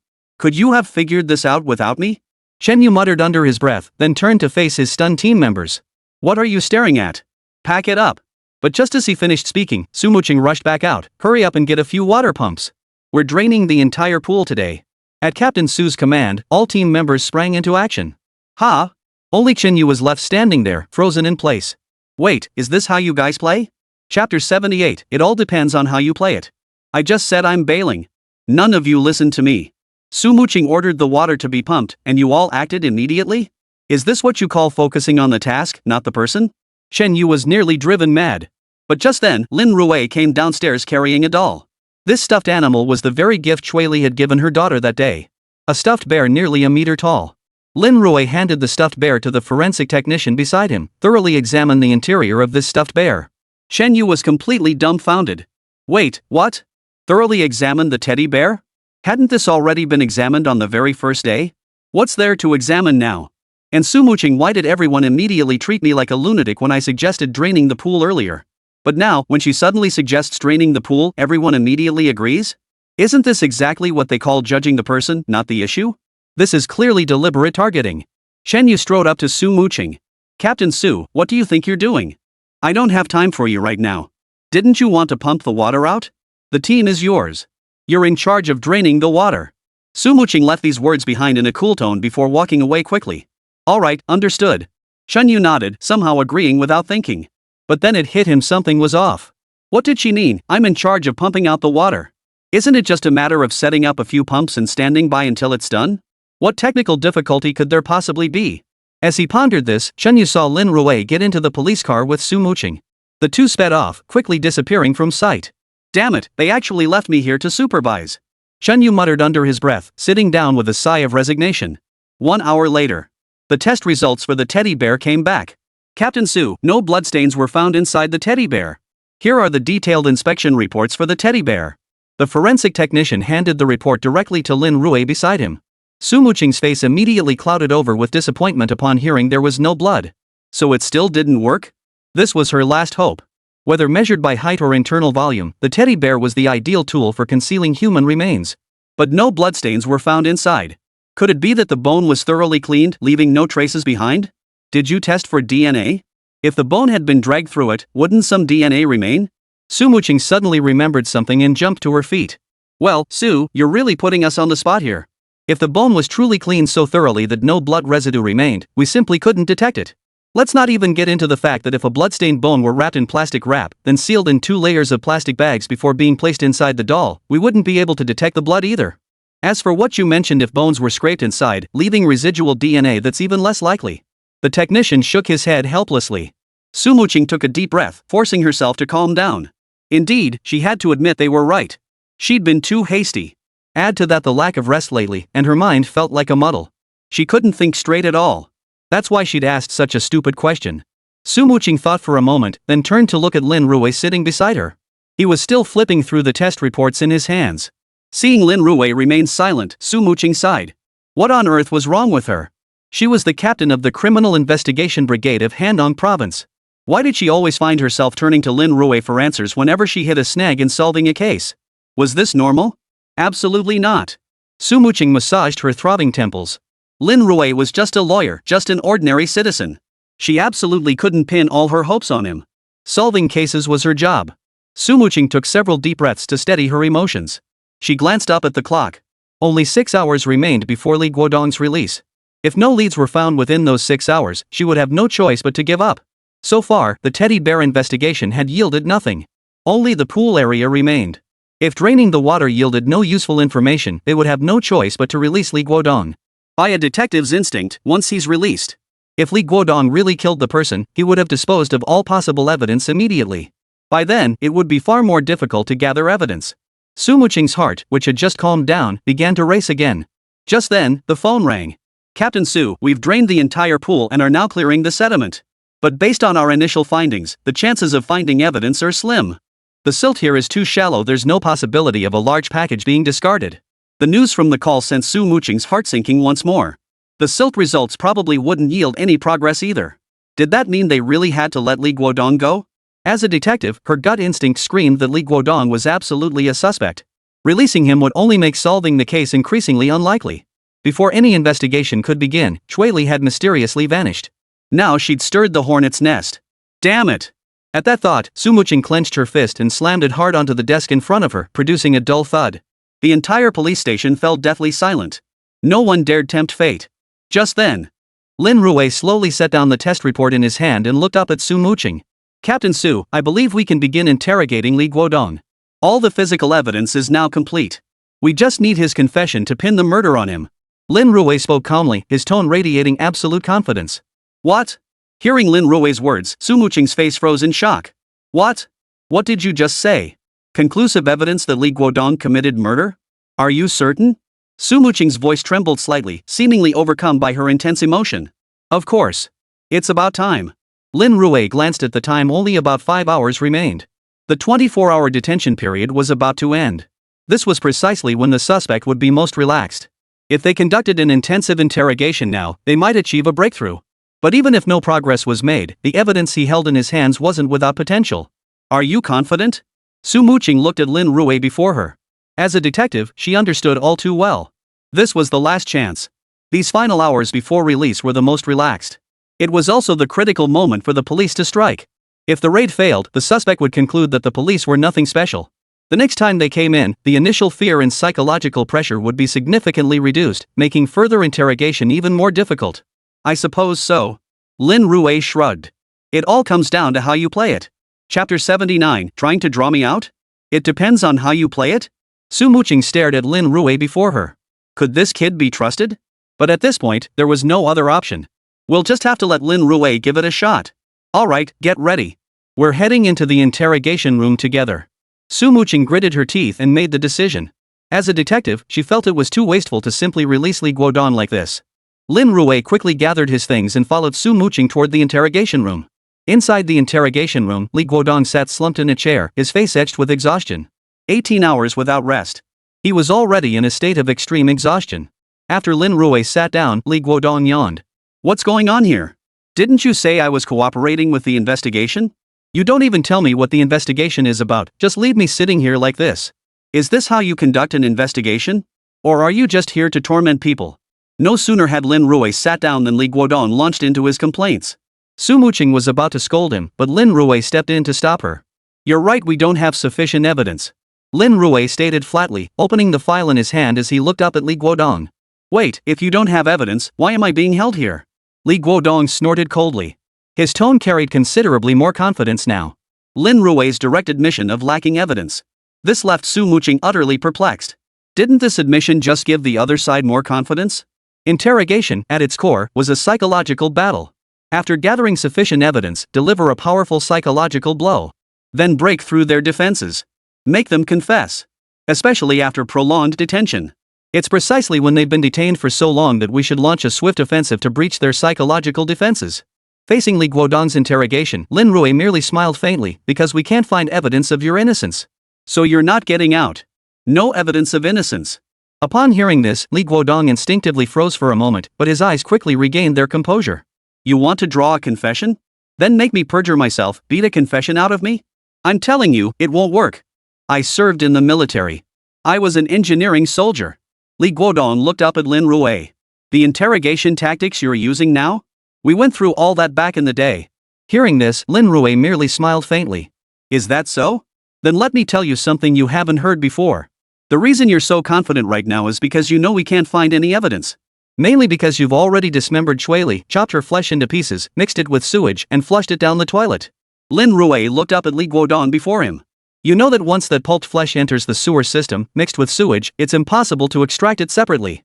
Hearing this, Li Guodong's nostrils twitched slightly as he took a deep breath to steady himself. Lin Rui showed no urgency, pausing at this point. The interrogation room fell completely silent. The longer the silence held, the more it built an invisible pressure. After a moment, Li Guodong tilted his head, glancing sideways at Lin Rui. What exactly are you implying? I already stated that at 11 p.m., my wife Chui Li and I went to bed together. It wasn't until I got up to use the restroom around 5 in the morning that I discovered my wife was gone. Li Guodong paused briefly at this point, so I want to know how exactly did I manage to kill my wife and complete what you call dismemberment within those 6 short hours? At this point, Li Guodong lifted his head, fixing his gaze on Lin Rui. Or perhaps you can produce some evidence proving I actually carried out the dismemberment. Hearing this, even Su Muqing couldn't help but pause in surprise. What incredible mental fortitude. Facing Lin Rui's interrogation, he offered no rebuttal or explanation. Instead, he directly restated what had already been stated and challenged Lin Rui to produce evidence. If Lin Rui couldn't produce it, or if he started making excuses, then through their conversation, Li Guodong would be able to gauge the extent of the evidence Lin Rui actually possessed. And he can explain this matter based on the extent of evidence he possesses. The entire initiative would be firmly in Li Guodong's hands. It must be said, this man is meticulously thoughtful and possesses exceptional mental fortitude. Facing the interrogation, Lin Rui merely smiled faintly. Let's start with the first question. You stated you went to bed at 11 p.m. Are there any eyewitnesses to confirm this? Of course not. How could there possibly be witnesses for something like that? Li Guodong scoffed. Who would witness him going to bed with his wife? Then may I ask, when you got up around 5 in the morning to use the restroom, were there any witnesses? Lin Rui pressed forward with another direct question. Faced with this question, Li Guodong shook his head instinctively. Of course not. Who would be up at that hour to witness anything? Li Guodong shook his head again with a smile. You don't seriously think that just because there are no witnesses, no one can prove whether what I'm saying is true or not? You're entitled to your opinion, but don't forget my youngest daughter was sleeping in the second bedroom. If I really did start dismembering her body like you claim, wouldn't she have heard all that commotion? As a father, how could I possibly kill her mother right in front of my own daughter? Li Guodong seemed to have anticipated Lin Rui's line of reasoning all along, slowly taking control of the conversation's momentum. Unfortunately, we found a witness who confirmed you weren't in bed by 11 p.m. Lin Rui wore a smile as he looked at Li Guodong across the table. So, are you still planning to keep spinning lies? An eyewitness? Li Guodong instinctively narrowed his eyes, but quickly yawned. I wonder who here is perjuring themselves. If someone really saw it, bring out the evidence. Then let me read it to you. According to a neighbor in the building across from yours, the light in your kitchen stayed on until 2 a.m. Lin Rui lifted the file folder in his hand, even pointing to a specific line as he read it slowly. Hearing this evidence, Li Guodong's eyes widened slightly. My kitchen light? I probably forgot to turn it off that night. We were celebrating our daughter's birthday that night and stayed up late. I guess we were too tired and just forgot to turn it off. What? You mean forgetting to turn off the lights counts as evidence in your eyes? Li Guodong stared at Lin Rui across the table. If this is how your police force presents evidence, I find it truly disheartening. It seems there must be quite a few wrongful convictions in your hands, huh? Facing Li Guodong's sarcasm, Lin Rui remained impassive. But deep down, he knew his odds of winning had just improved. Chapter 80, you accuse me, but where's the evidence? Facing Li Guodong's words, Lin Rui didn't respond, only staring silently at the file in his hand. Seeing Lin Rui's silence, the smile on Li Guodong's face grew even broader. Looks like I was right after all. I suggest you guys in the criminal investigation unit get your evidence straight before you speak. Li Guodong sneered dismissively. Well then, it seems you truly won't give up until you're at the end of your rope. Lin Rui looked up at Li Guodong. Then let's talk about something backed by evidence, shall we? Li Guodong unconsciously sat up straighter. Then I'll continue answering your so-called second question, how you murdered your wife, Chui, and dismembered her body. Given your earlier admission that you can't prove the accuracy of your timeline, let's make this assumption instead. Let's assume you did indeed go to bed at 11 p.m. As for when you woke up, let's say it was before 8 a.m. In those mere 8 or 9 hours, you murdered your wife Chui, used the household meat grinder to pulverize her remains, then flushed everything down the toilet.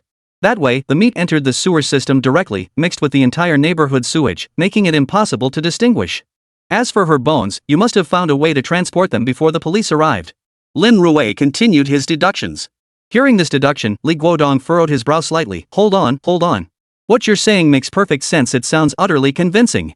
But let me ask you this, even if I did use a meat grinder to pulverize the chunks, wouldn't the murderer still need to bleed the victim? Where would the blood go? And you're suggesting I separate flesh from bone? Good heavens, I'm no butcher, where would I get such skill? Li Guodong looked at Lin Rui with utter disdain. Even if we take the extreme step of assuming I managed all that, then tell me, what about the bones? Am I supposed to carry them around? Human leg bones aren't exactly short. And where exactly would I dump them? Faced with Li Guodong's barrage of questions, Lin Rui showed no urgency in responding, merely observing him silently. Do you really want me to spill everything? Very well. Then I'll tell you, when you killed Chui, you moved her body into the bathtub to drain the blood. Since you often slaughter chickens in the bathtub, you know it's mixed with chicken blood. Even if the police use luminol reagent, they might not detect it immediately.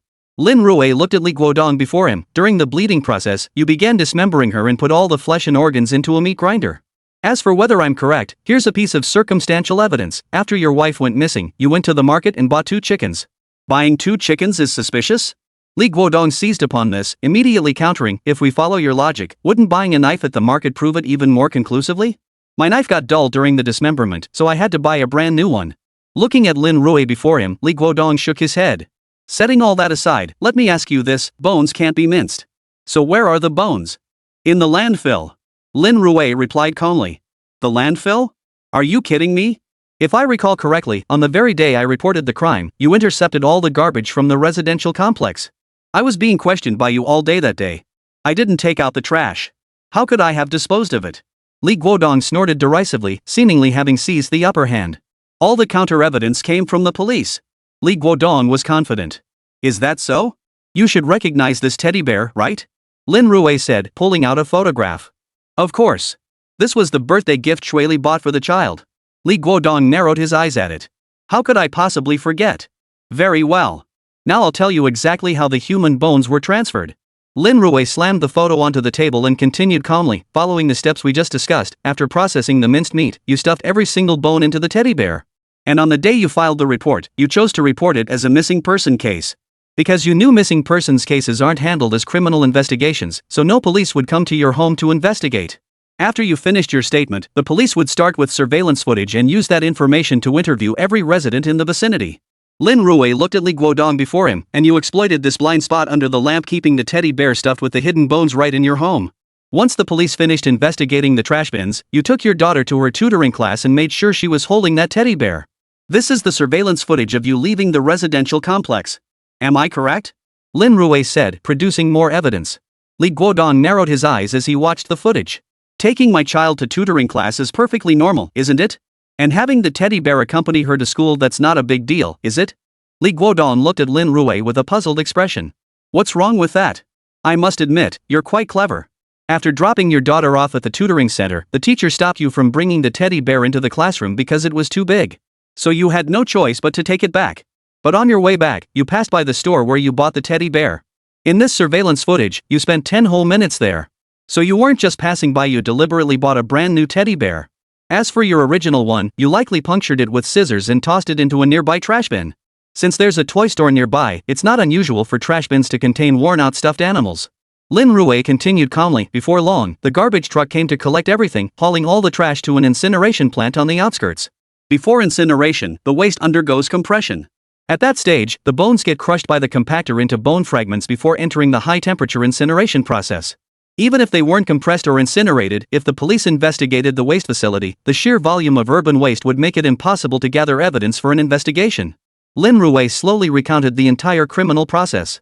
A heavy silence fell over the interrogation room. After a long while, Li Guodong finally clapped slowly. Well said. I truly believe you'd be wasting your talent if you didn't pursue writing novels. Li Guodong looked at Lin Rui before him. I was completely captivated by your reasoning, but I must ask, if you intend to accuse me like this, where's the evidence? Chapter 81, I plead guilty. Where's the evidence?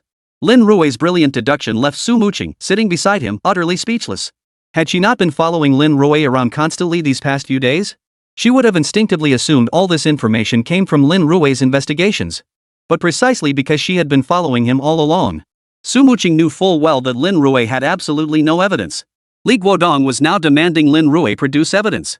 How could he possibly produce any? Even the most brilliant deductions were just that, deductions. Criminal investigation demands evidence. Otherwise, no matter how much you talk, without evidence, it's all for naught.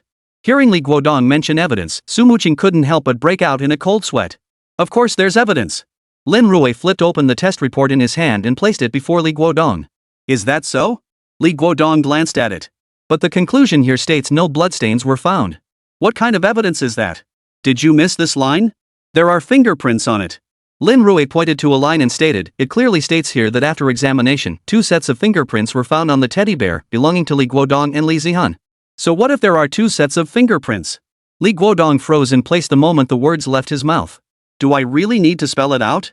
Lin Rui looked at Li Guodong before opening his laptop and playing a video. The footage showed Chui Li leading her daughter, Li Zihan, into an elevator. In the footage, Chui Li held a stuffed bear in her left hand while leading her daughter by the right hand. How could such actions possibly leave no fingerprints? So, how do you plan to explain this? Lin Rui pressed pause, then turned to face Li Guodong. Our people have already gone to the landfill. Unfortunately for you, there are no plans to incinerate the trash anytime soon. Finding this bear is only a matter of time. You can choose not to confess now, but once we find this bear and the evidence chain closes, I doubt your presence as a witness will matter at all. If I'm not mistaken, you administered drugs like ether to your daughter. Lin Rui's voice instinctively grew heavier as he mentioned Li Guodong's daughter. Do you really want us to take you and your daughter to the landfill together for identification? Or do you want to tell her that on the day her mother disappeared, the teddy bear she was holding was actually her mother? Your daughter is only 5 years old. Have you considered the immense psychological burden this will place on her? Could it potentially ruin her entire life? You've already ruined yourself, now you're turning her into an orphan. And now you're pushing her toward a dead end. Lin Rui's voice was heavy, carrying an inexplicable piercing intensity. Li Guodong froze in place, feeling as though he'd been struck through to his core. Moments later, he yanked at his hair. He took a deep breath, his eyes already beginning to redden. It's all her fault. If only she hadn't gone out and found someone else. We had such a happy family, but she ruined it all by cheating. If it weren't for this, how could I have ever killed her? As Li Guodong spoke these words, his face twisted with regret. We were celebrating our daughter's birthday just fine, but when the evening ended, she insisted on going to play cards.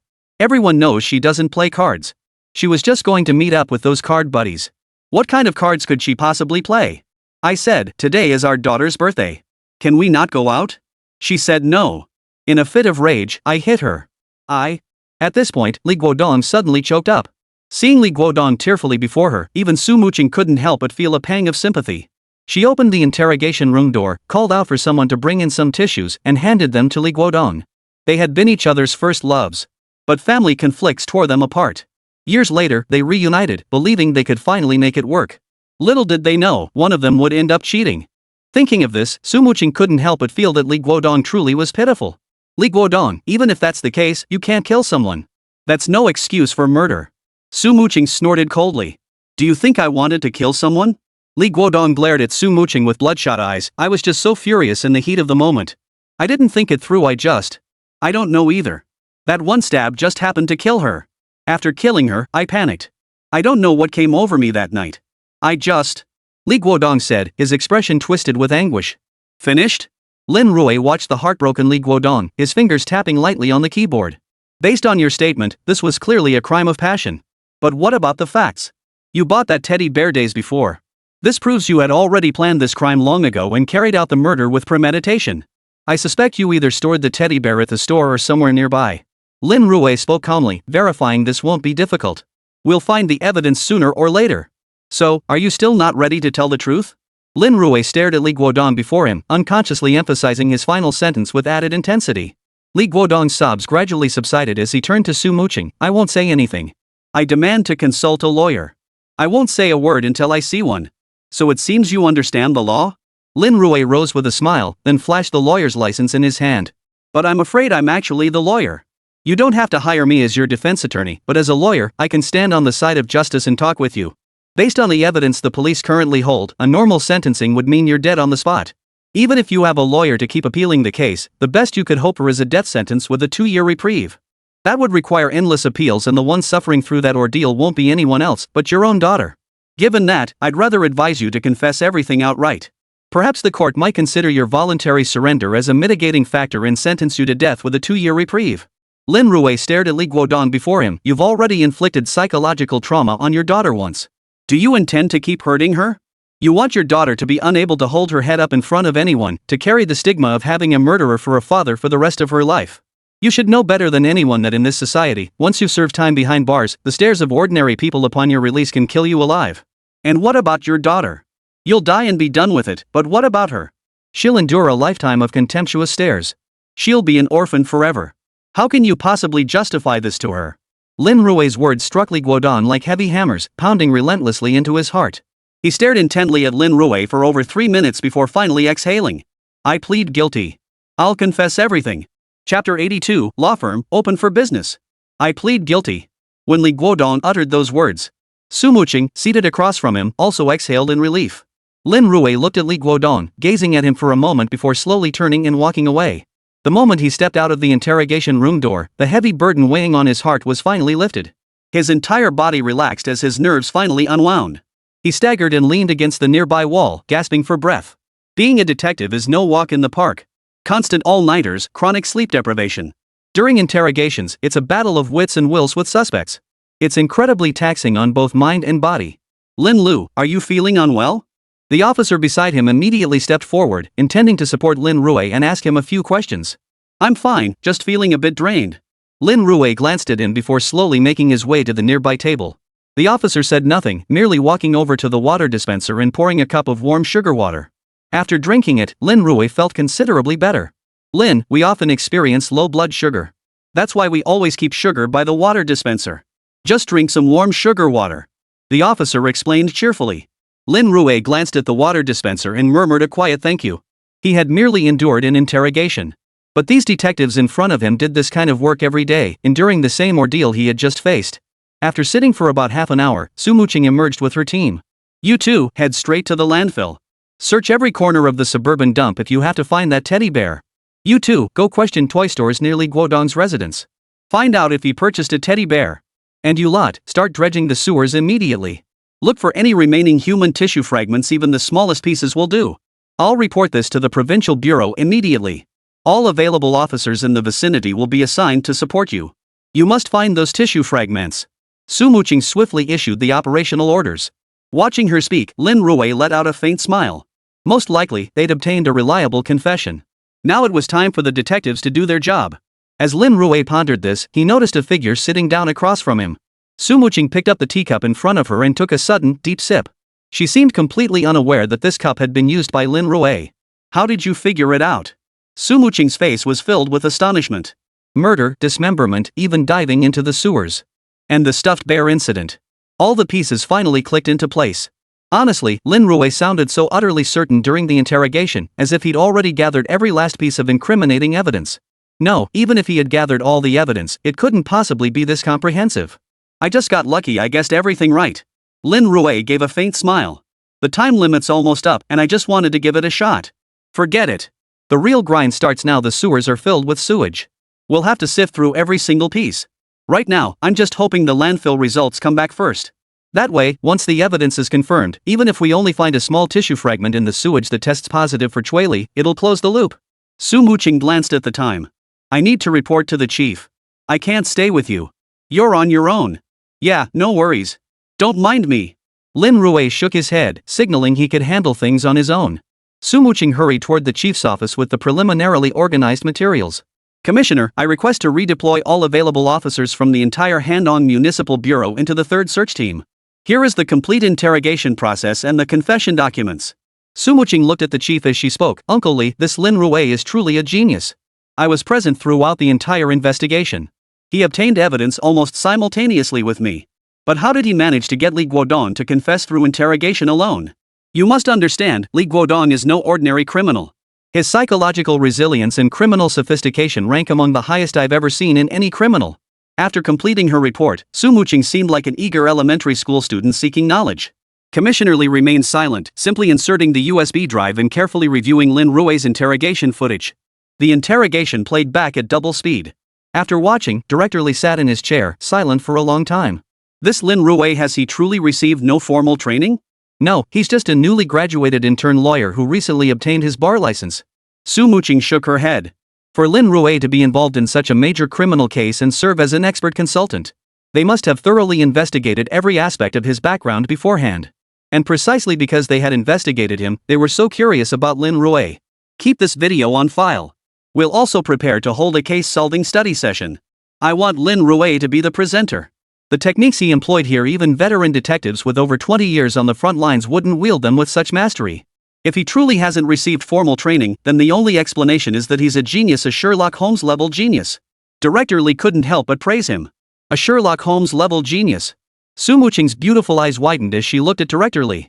This was the first time she'd ever heard him praise someone so highly. Director Li, when you meet this kid, you absolutely can't say that. If you say that, he'll probably get even more cocky. But to earn your approval as a seasoned frontline detective, his skills must be top tier, at least domestically. Su Muqing stretched lazily. Please expedite the personnel transfer approval. I need to get back to work. Director Li nodded and immediately began making calls to process the request. Watching Su Muqing leave, Director Li turned his gaze back to the interrogation footage playing on the screen. What I meant was, Sherlock Holmes is just a fictional character. Leaving that statement, Director Li resumed observing Lin Rui's interrogation. He even pulled out a small notebook and began taking notes diligently. Had Su Muqing still been in the office, she would likely have been even more astonished to see Director Li taking notes like a student. Outlaw Lawyers Law Firm. These past few days, Lin Rui had thrown himself into the case. He had no time to manage the firm's affairs. Fortunately, the home renovation company proved reliable, completing the entire storefront renovation exactly as Lin Rui had originally agreed. Lin Rui now stood at the entrance of the law firm. Looking at the small room of only about 50 square meters before him, he gripped the glass door handle with his right hand. Who would have thought that after reincarnating into this world, I'd end up back at square one? Back to where it all began. Back to my original resolve. The law must never yield to illegality. With that, Lin Rui opened the door. This also signified that the outlaw lawyers firm was officially open for business. Chapter 83, You didn't buy this fake certificate on the street, did you? Outlaw lawyers. Lin Rui didn't bother with flower baskets or any grand opening ceremony.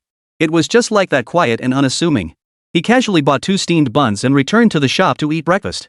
He glanced at the system panel. Initiate settlement. Case, the missing woman. Main quest, gather evidence within the allotted time and bring the suspect to justice. Side quest, assist the police in solving the case.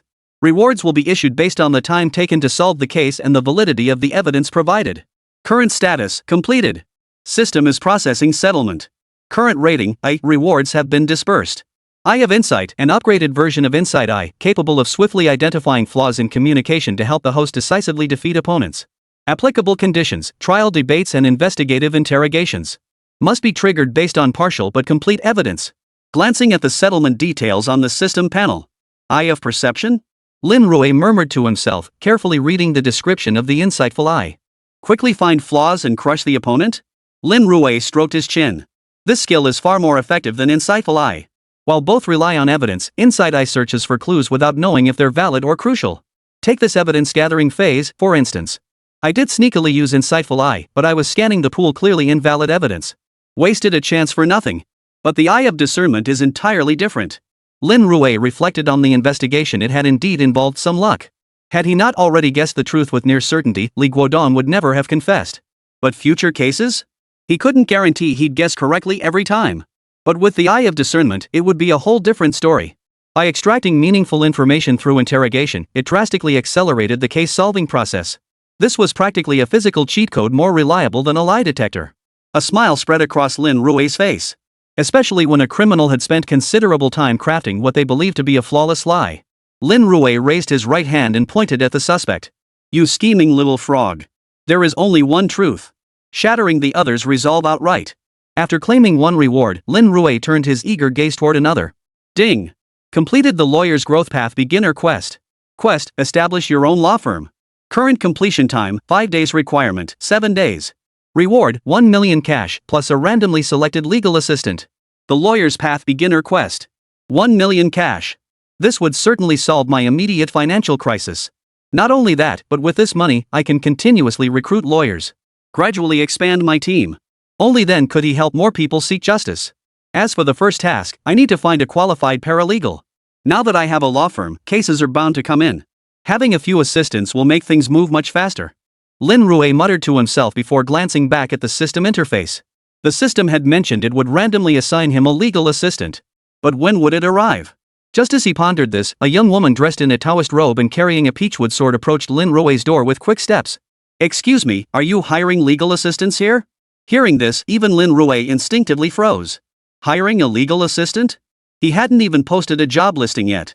What kind of assistant was he hiring? Wait, hold on. Could it be that this Taoist priest in front of him was the legal assistant the system had generated for him? No, system. I'm a lawyer. I help people with lawsuits, not hire lawyers to exorcise demons. Lin Rui couldn't help but complain. But the system's response was extremely concise.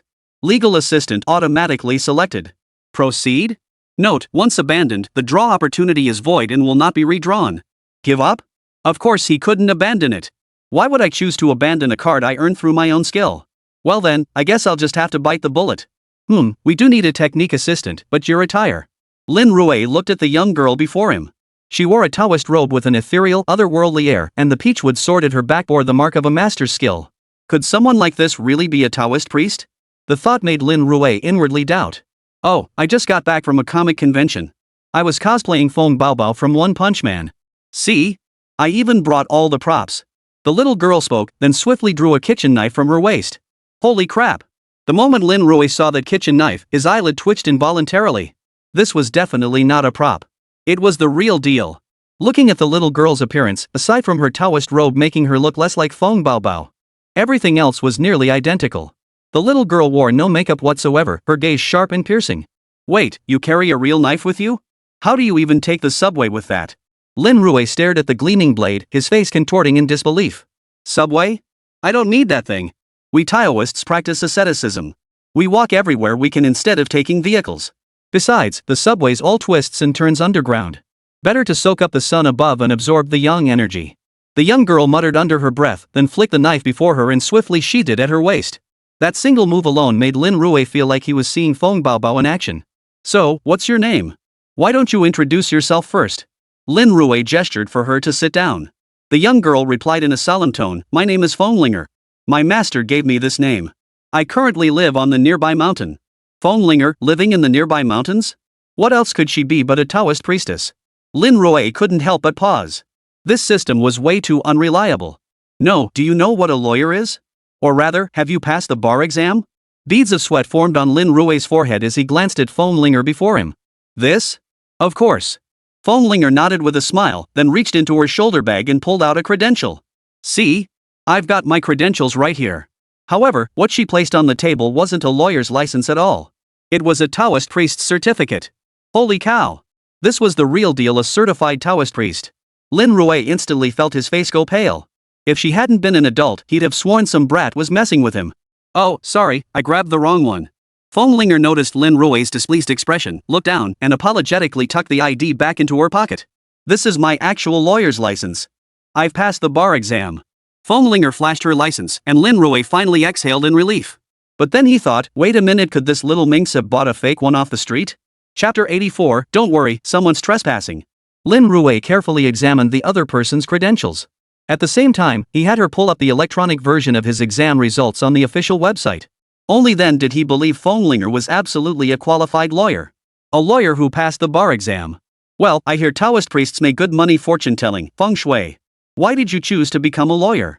Lin Rui scratched his head. Though he possessed over 1,000,000 yuan. But that was just a pie in the sky drawn by the system. He had no idea when he'd actually get to enjoy it. Besides, even with 1,000,000, how much does a lawyer really make? This 1,000,000 wouldn't even be enough. He'd soon be eating into his savings. Well, boss, have you ever heard the saying? Hell is empty, and all the devils are here. Feng Linger leaned her little head close and slowly uttered those words. Hell is empty, and the devils are on earth? Shakespeare, The Tempest. Lin Rui looked at Feng Linger before him. That's right, it's what Gaia said, I can't remember it anyway. Master told me that as Taoist priests, we should exorcise demons and uphold the way. But after the founding of the nation, demons were forbidden to manifest, so these devils now linger among mortals. To plead for the people and uphold justice, one must become a lawyer. The law is the ultimate imperial sword, it can slay evil and restore clarity to the world. Feng Linger declared with righteous indignation. Watching her passionately rallying the crowd, Lin Rui couldn't help but shake his head. Wait, how did this system assign such a legal assistant? Her words might be a bit twisted, but at least her thinking was on the right track. But you know, I run a small law firm, I can't afford to pay much.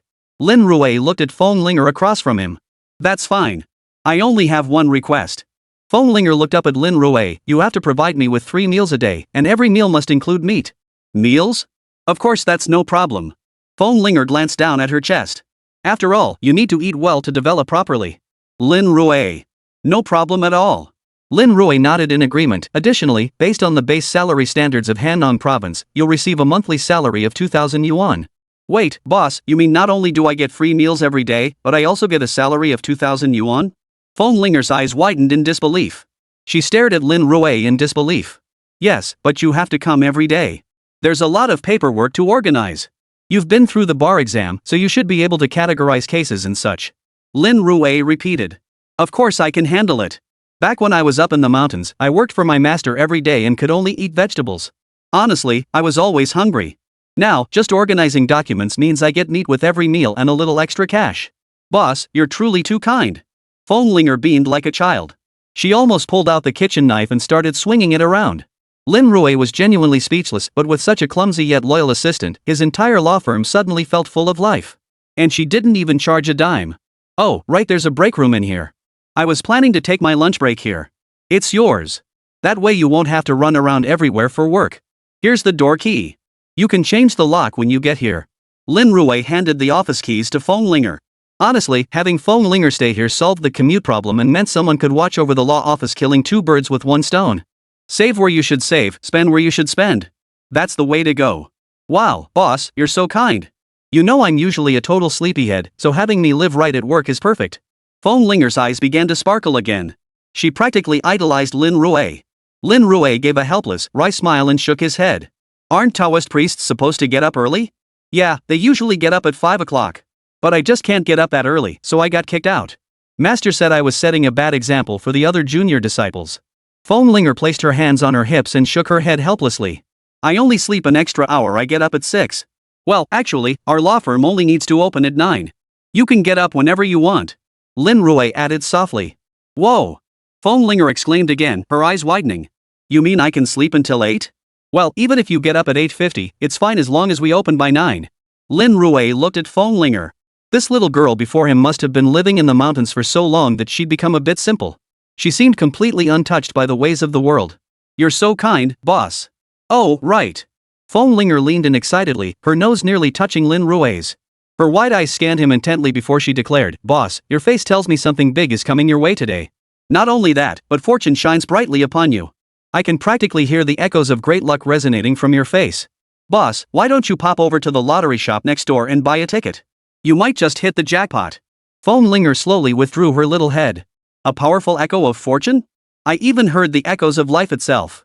But Fong Linger actually suggested I buy a lottery ticket. Could it be? Lin Rui suddenly thought of something and rushed out without another word. Upon entering the lottery shop and staring at the double color ball numbers in his hand, he felt as though an inexplicable force had taken hold of him. Staring at the numbers before him, he felt an inexplicable sense of familiarity. These ones. Buy me 50 tickets. Lin Rui swiftly paid for the order and completed the purchase. 50 tickets. Lin Rui emerged with his lottery tickets, ready to head back to his law office, when he spotted a police car parked outside his building from a distance. Holy crap, don't tell me that little brat Fong Linger got herself into trouble. Lin Rui suddenly realized that leaving such an inexperienced young woman, with almost no life experience, alone in the law firm might be a bit problematic. She might have even burned the place down without realizing it. Lin Rui hurried back. From a distance, he saw Su Muqing in her police uniform standing across from Fong Linger. But at that moment, Fong Linger's hand flashed the very same prop she'd shown him earlier. Blade pointing downward, reverse grip. Ha! Cold sweat instantly broke out all over Lin Rui's body. That little minx Fong Linger wasn't holding any props, it was a real knife. What was she doing now?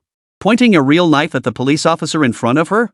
Su Muqing would pin assaulting an officer on her in no time. Lin Rui dared not take any chances. He quickened his pace once more and dashed into the law firm. The moment he stepped through the door, Lin Rui felt something yank him violently. Fong Linger was already standing right in front of him. Boss, don't worry, someone's trespassing. Chapter 85. This isn't Lin Rui's true destiny either. Trespassing? Is that how this law is applied? But didn't you see he was wearing a police uniform? When the police show up at your door, shouldn't you be panicking? How dare you defend yourself with a knife? At that very moment, Fong Linger calmly stated, according to Article 245 of the criminal law, the punishment is imprisonment for not more than 3 years or criminal detention. I am warning you now, you must leave immediately. Otherwise, I reserve the right to press charges and call the police. Fong Linger remained cautiously alert. Su Muqing felt genuinely helpless, even beginning to doubt herself as she glanced down at her police uniform. Call the police? Wasn't she a police officer? Lin Rui stared at Fong Linger blocking his path and suddenly realized a crucial issue. Did this young woman not recognize a police officer? What if she'd been living in that mountain Taoist temple all along? As public servants, police officers wouldn't visit Taoist temples for worship. If no crimes had ever occurred within the temple grounds, then Fong Linger genuinely might never have seen a police officer before. The thought struck him, and Lin Rui reached out to grab Fong Linger, who was about to threaten Su Muqing again. His voice was deep and firm. Linger, have you ever seen a police officer? I've seen them on TV dramas, the police from Hong Kong. Hearing this, Lin Rui instantly understood. Hong Kong police looked completely different from those in Dragon Country, even their uniforms were distinct, so Fong Linger hadn't recognized them. Clearing up the misunderstanding, Lin Rui stated, Linger, these are police officers. From now on, anyone wearing this uniform is a police officer. Lin Rui added. Fong Linger looked at Lin Rui with a puzzled expression, about to ask, when she caught sight of Su Muqing flashing her police badge. Officer. After confirming the badge, Fong Linger quickly stood at attention and saluted. Su Muqing looked at her with puzzlement. Lin Rui hurriedly explained, Fong Linger has always lived deep in the mountains, with almost no contact with the outside world. So she's unfamiliar with. Lin Rui trailed off, shrugging helplessly.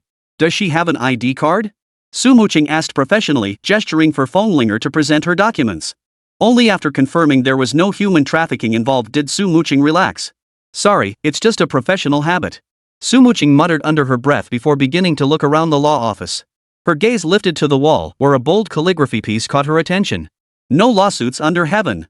These 4 simple characters made Su Muqing pause for a long time. You run a law firm, yet you wish for no lawsuits in the world? Su Muqing clasped her hands behind her back and slowly turned her head. Then wouldn't you be putting yourself out of a job? A world without lawsuits is indeed my goal. My understanding holds 2 layers of meaning. First, there is no crime in the world. Morality restrains all human nature, achieving universal harmony. But that is the highest ideal. As for the second meaning, it is that the law is sufficiently clear and sound, that all trials are conducted according to the law, that there are no wrongful convictions or miscarriages of justice, and that there is no need for debate. Lin Rui looked at Su Muqing before him. You police secure evidence, and in your eyes, many lawyers exist only to secure acquittals and save lives, even becoming traitors to the cause. But in my eyes, lawyers are the last lifeline for ordinary people. It is precisely because lawyers exist that judges have a reference point when determining sentences. It is precisely because of lawyers that many legal provisions become more than just cold, lifeless words. Lin Rui lifted his gaze to the calligraphy scroll above, murmuring softly. Truth be told, this was a dream he'd held in his previous life. Only back then, he hadn't had time to fulfill it before being transported here. Then he would fulfill it in this world. Su Muqing couldn't help but glance sideways at Lin Rui standing beside her. Though not yet old, the composure in his eyes as he spoke far exceeded his years. As a detective, Su Muqing had studied considerable forensic knowledge. She knew how to infer a suspect's age and daily habits from their behavior. Yet even standing right before her, even after spending so much time together, Lin Rui still felt like an enigma to Su Muqing, a shrouded figure she could neither see clearly nor understand. Yet the more elusive he seemed, the more Su Muqing yearned to uncover the true nature of Lin Rui. But at that moment, the entire law firm scene took on an eerie quality. Lin Rui stared blankly at the calligraphy hanging above, while Su Muqing continued to gaze intently at him. Feng observed the pair, sensing something off about the situation. She formed a seal with her right hand, carefully calculated, then murmured softly, "This doesn't add up either. The female police officer isn't the boss's true match." Hearing this, Su Muqing cleared her throat awkwardly before turning to Lin Rui. "We forgot to discuss the main business. Our chief observed your interrogation process and wants you to give a report. Mainly your line of reasoning during the interrogation. It'll help us learn." Su Muqing finally broached the real subject to ease the awkwardness. "Have me give a report?" Lin Rui was taken aback. "Giving a report to your chief? That'd be like showing off in front of the master." You're being too modest." Su Muqing waved her hand with a faint smile. "To be honest, I've been following your lead throughout this entire case. In all these years, you're the first one who's gotten a criminal to confess without solid evidence. And now, based on Li Guodong's confession, we've gathered sufficient evidence to close the loop. So when it comes to psychological interrogation, it's a skill our squad and even the entire provincial force is sorely lacking." Su Muqing admired Lin Rui from the bottom of her heart. Faced with identical evidence and identical investigative progress, Lin Rui could pinpoint the culprit directly. While she could only fret helplessly. "Then I'll be stepping out of my depth here." Hearing this, Lin Rui dropped the pleasantries. For a lawyer, building good relations with local police was essential. Though Lin Rui wasn't one to stoop to petty tactics, he knew when to play by the rules. "Alright, I drove here in a police car. Come with me now. Strike while the iron's hot. They're organizing case files today, and after hearing your explanation, they'll work even more efficiently." Su Muqing grabbed Lin Rui's arm and pulled him out. "So much urgency?" Lin Rui hadn't expected things to move so quickly. He joked half-heartedly, "Did you figure out I had no business today? Feng, you stay here to watch the shop. If anyone comes in for a case, take their materials first. I'll decide everything when I get back." Lin Rui gave his instructions. Feng nodded her little head and quietly returned to her seat. Su Muqing pulled open the car door and slid into the driver's seat. Through the glass, she watched Feng sitting in the law office, dressed in her Taoist robe. For some reason, a thought suddenly popped into her mind. This policewoman isn't the boss's true match either. Chapter 86. Oh no, the sky is falling. Isn't this true love? For some reason, upon hearing those words, Su Muqing felt an inexplicable wave of irritation well up inside her. Could it be that she truly had feelings for Lin Rui? What a joke. At most, she could only say she admired Lin Rui's talent. Affection? Absolutely not. Su Muqing silently repeated to herself. Just then, Lin Rui pulled open the door and slid in. Holy crap, this seat is so cramped. At 6 feet tall, Lin Rui couldn't even stretch his legs out after sitting down. Su Muqing said nothing.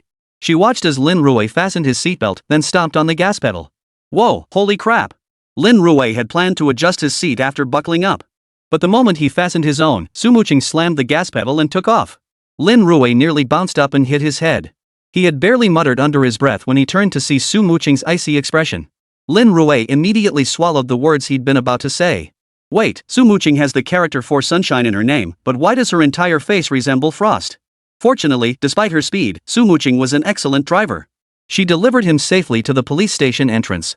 As soon as Lin Rui stepped out of the police car, he grabbed the branch of a nearby tree with his right hand as a wave of nausea washed over him. This was unbearable. Watching Lin Rui clutching the tree branch and retching, Su Muqing couldn't help but mutter, "You're no good at this. You need more practice." "Me? I can't handle it?" Lin Rui mumbled, trying to chase after them. But as soon as he took a step, his legs began trembling uncontrollably. His stomach churned violently. The more he felt like vomiting, the more he knew he couldn't engage in strenuous activity. Otherwise, it only made him feel worse. Lin Rui braced himself against a tree branch, retching repeatedly. Su Muqing turned to glance at Lin Rui, then stood waiting in place. Su, aren't we supposed to be heading to the meeting?" Just then, Chen Yu appeared out of nowhere, smiling as he greeted Su Muqing. "MHM. Su Muqing merely glanced at Chen Yu and gave a light nod. "I see you haven't grabbed your notebook yet. Shall I walk with you to get it? Today's meeting is organized by the director. It's a crucial study session, we absolutely can't be late. Did you just get back from a mission? I went to the office looking for you earlier but couldn't find you. Want to grab some crackers to tide you over? I have your favorite soda crackers in my office. Shen Yu hovered around Su Muqing like a devoted puppy. No need. You go ahead. I'm waiting for someone. Su Muqing frowned, her face brimming with impatience. Who are you waiting for? Shen Yu instinctively scanned the surroundings. His gaze swept the area, spotting Lin Rui clutching a tree branch and retching. You're waiting for Lin Rui? No need. It's about to start. I'll just have an intern greet him when he arrives. This is a study session organized by the director. Being late will get you reprimanded. Shen Yu repeated himself, but Su Muqing coldly retorted, if you want to go, you go first. I've got my own 2 hands and feet, I can walk to the conference room myself. If you keep dawdling here, you'll be the one who's late. Su Muqing's expression was icy, her tone radiating an aloof coldness that kept others at arm's length. Shen Yu shrank back, not daring to respond. Then I'll go in first. Shen Yu muttered under his breath, only to see Su Muqing stride toward the police car. She opened the door, retrieved a bottle of mineral water, and handed it to Lin Rui. Watching Su Muqing tend to Lin Rui, Shen Yu felt like nothing but a clown. A surge of inexplicable anger flared up inside him. He strode inside. Inside the conference room, Commissioner Lee slowly pushed open the door, and all the officers stood at attention. Everyone, you've all worked hard. Director Lee greeted them, then glanced around and noticed Su Muqing's seat was empty. Let's wait a moment for Captain Su. Director Lee said as he sat down, and everyone else stood at attention, waiting stiffly. The entire conference room fell instantly silent. Everyone was waiting for Su Muqing. Having the director wait for a team leader was indeed quite unusual. After a minute or two, Shen Yu couldn't sit still any longer. Sweat beads formed on the foreheads of several colleagues around him. Director Lee, Captain Su was attending to Lin Rui. How about I arrange for someone to take Lin Rui to the office to rest first, so Captain Su can come to the meeting? Shen Yu stood up and prepared to leave. I see. No problem, I'll go with you. Director Lee said, preparing to rise. Seeing this, the surrounding officers also stood up one after another.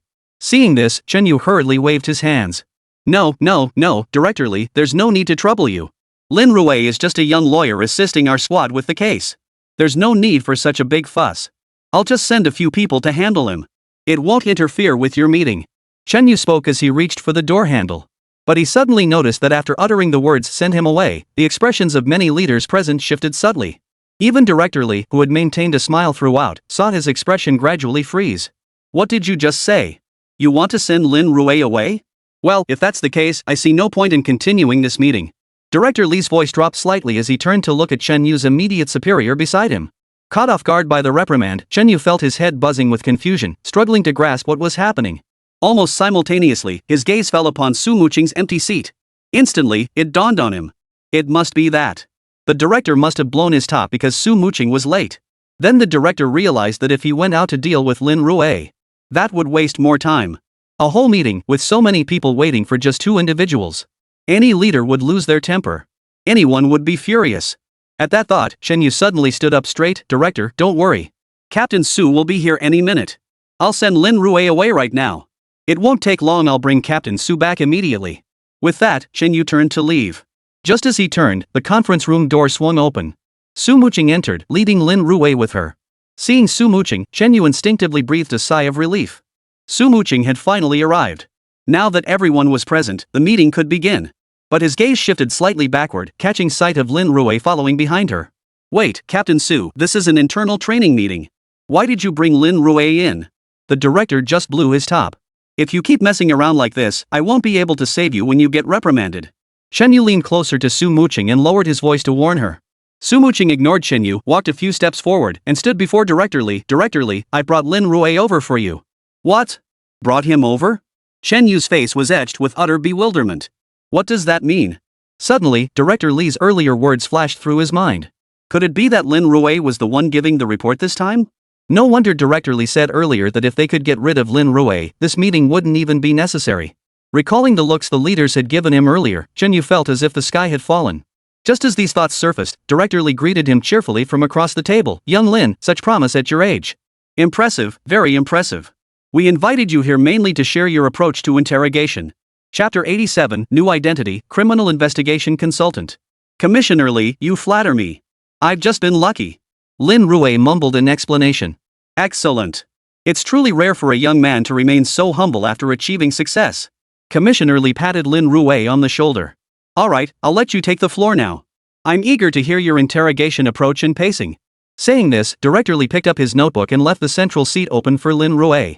Lin Rui cleared his throat twice, about to glance at the screen beside him, only to find Chen Yu still standing there. What? Are you planning to speak? Lin Rui unfolded the whiteboard marker in his hand, but Chen Yu immediately shook his head.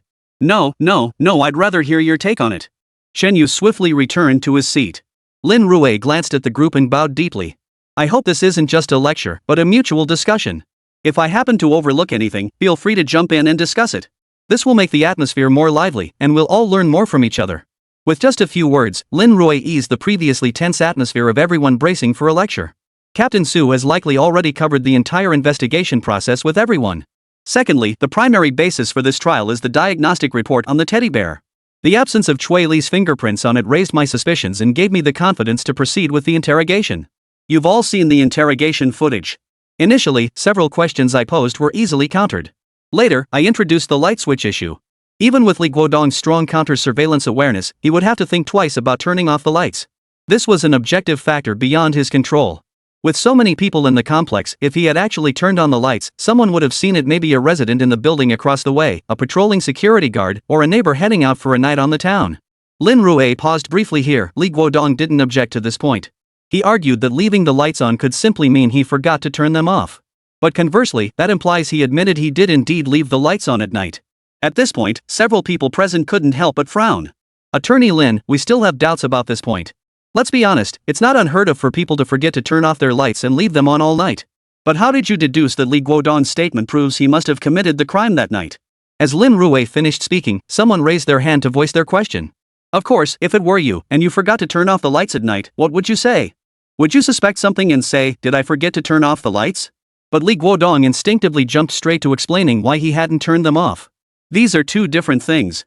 In Li Guodong's subconscious, his line of thinking was, I did leave the light on at night, but I don't know who saw it. Compared to another way of thinking like yours, for example, your line of reasoning would be, did I leave the light on? I don't remember. Two different situations naturally lead to different responses.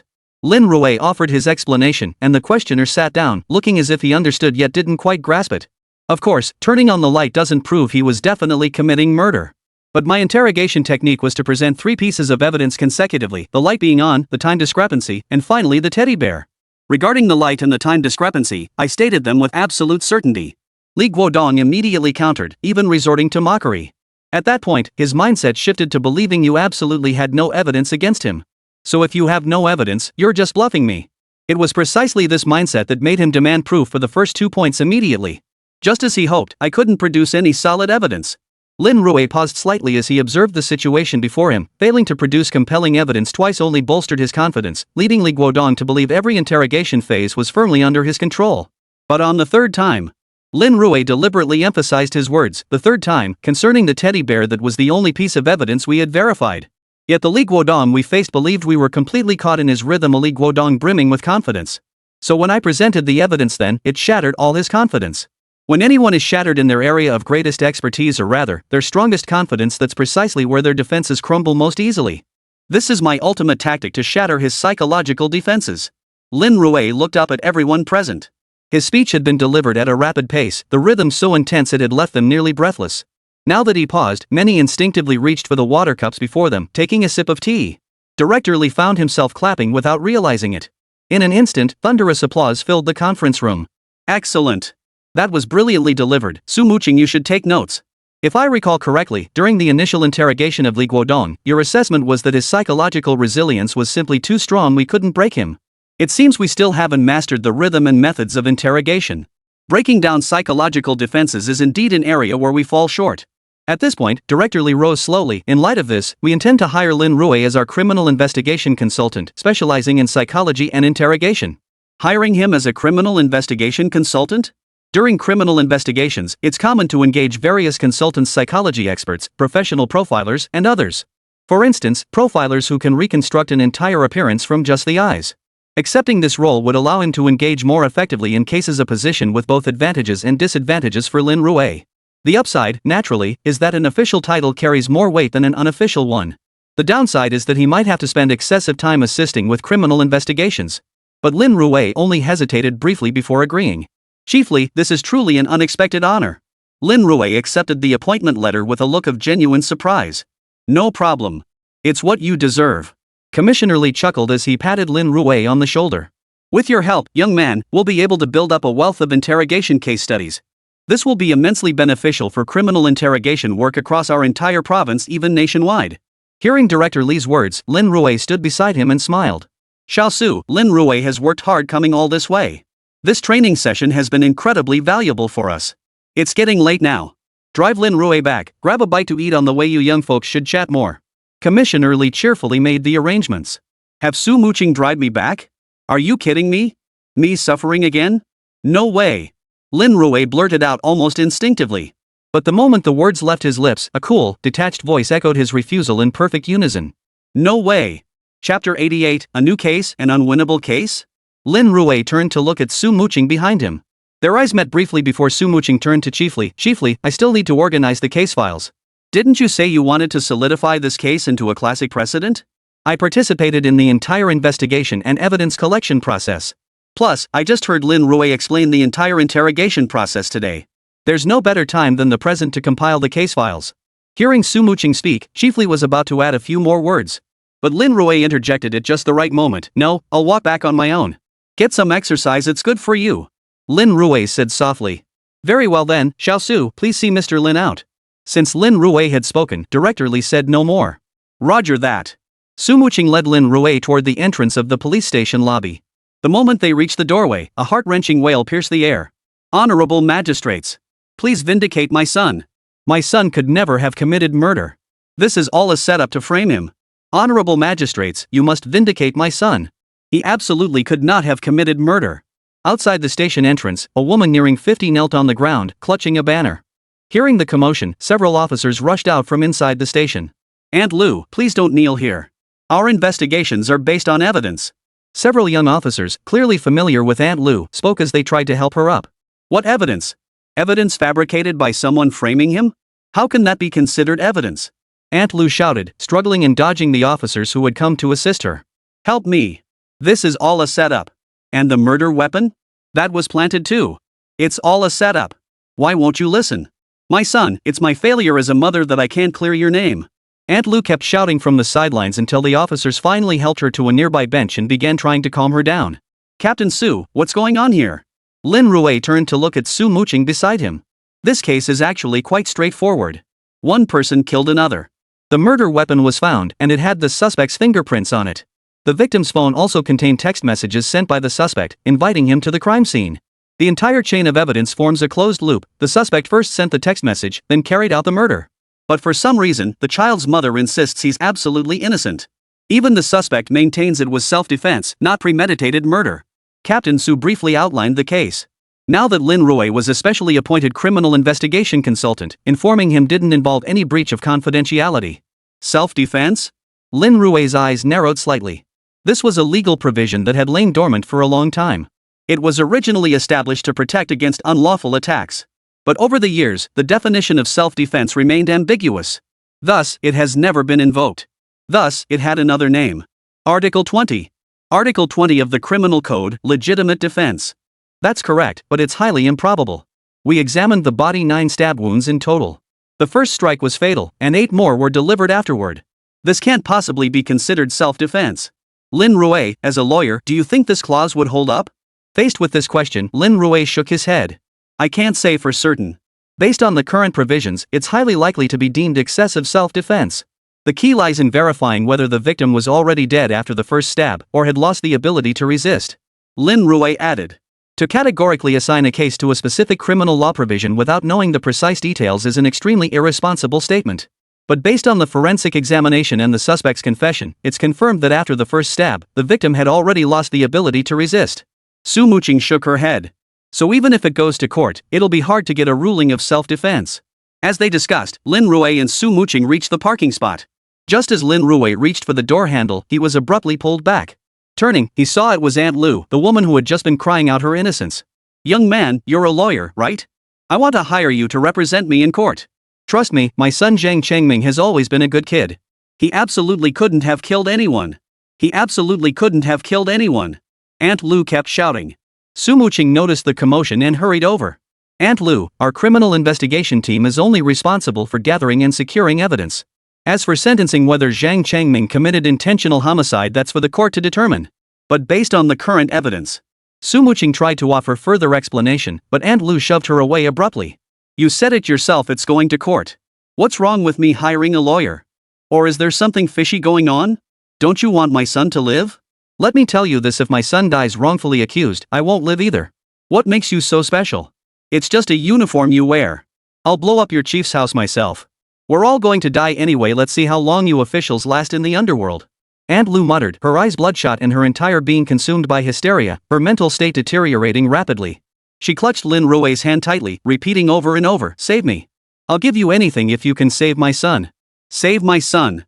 Seeing the situation unfold, Su Muqing stepped forward to pull Aunt Lu away. But just as she took her first step, a voice rang out, causing her to pause. "I'll take this case," Lin Rui declared. Su Muqing looked utterly bewildered. The entire chain of evidence was complete. Zhang Changming's murder was proven beyond doubt. With such solid evidence, how could the case possibly be overturned? Why would Lin Rui take on such a hopeless case? Hearing Lin Rui agree to take the case, Aunt Lu was stunned too. Don't lie to me. I wouldn't deceive you. If you don't believe me, come back with me and sign the retainer agreement. Lin Rui took Aunt Lu's right hand, his tone as calm as possible, helping her gradually relax. Captain Su, is it okay if you take us to the law firm? Of course it's fine. Su Muqing looked utterly perplexed, but her position prevented her from saying more. Half an hour later. Outlaw Lawyers Law Firm. Su Muqing parked the car. Aunt Lu had clutched Lin Rui's arm the entire ride, terrified he might jump out the window and run away. Lin Rui was utterly exasperated. They were taking the intercity ring road back, cruising at around 90 miles per hour. Even if he jumped, he'd either die or get crushed by the cars behind. Yet now, he felt like Aunt Lu's lifeline. She clung to him desperately. After getting out, Lin Rui called out to Fenglinger, who was minding the store, "Pour Aunt Lu a glass of water first. Help her calm down so we can discuss the case later." Only after Aunt Lu was sent away did Su Muqing seize the moment. "Lin Rui, why did you take on this case? You're bound to lose." Chapter 89, Spill It. Why did you kill him? A losing case. Su Muqing's words made Lin Rui pause slightly. You think this is just a case, but for the person involved, it's their life. Besides, have you ever seen a suspect refuse to confess when the evidence is irrefutable? Lin Rui looked at Su Muqing before him. But the evidence is right here. You're right, evidence is fact. Fabricated evidence is still evidence. Evidence planted by others is still evidence. Evidence is merely the surface. Our job as lawyers is to look beyond it and reconstruct the truth of the case. Lin Rui understood clearly that as a criminal investigator, Su Muqing's job was to gather and secure evidence to obtain confessions and physical proof. But how the case was adjudicated was the domain of the courts and the procuratorate. Therefore, Su Muqing could only approach the case from the perspective of evidence. As a lawyer, however, he must approach it from a legal perspective to uncover the truth. Su Muqing stared at Lin Rui before her, speechless for a long moment. She abruptly lifted her head and fixed her gaze on the calligraphy hanging in Lin Rui's office. No lawsuits under heaven. She seemed to have gained a whole new understanding and perspective on lawyers. Previously, whenever cases were sent to the procuratorate, the lawyers hired by the defendants always focused on mitigating sentences or seeking acquittal. This means that many who should receive the death penalty ultimately only get life imprisonment. Life sentences can be commuted through repeated reductions, allowing inmates to eventually walk free. And the mastermind behind all this? The lawyer. But Lin Rui gave her a different feeling. All right, if you have nothing else, you can go back. I need to discuss matters with my client first, Lin Rui said, turning to enter his law office. The moment he stepped inside, a notification suddenly popped up in his mind. New case assignment, legitimate defense case. Investigation details, existing evidence forms a closed loop with irrefutable proof. But is the truth truly as it appears on the surface?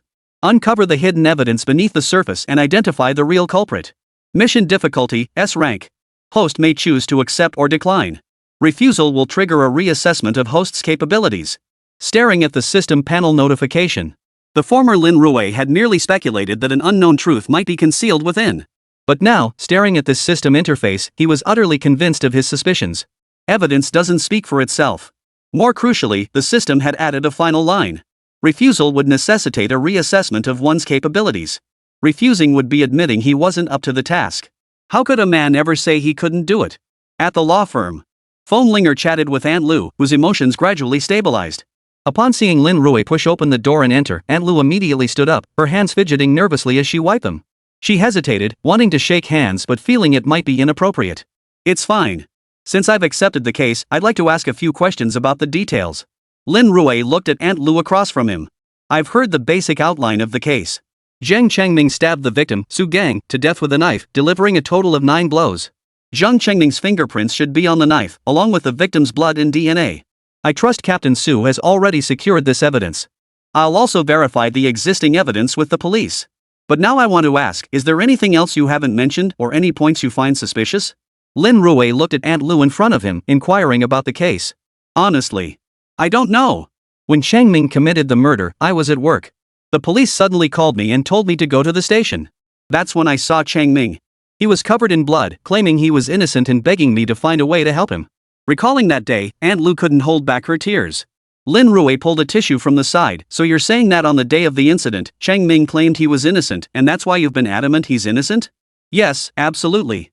Changming had been a model student since elementary school. How could he possibly commit murder?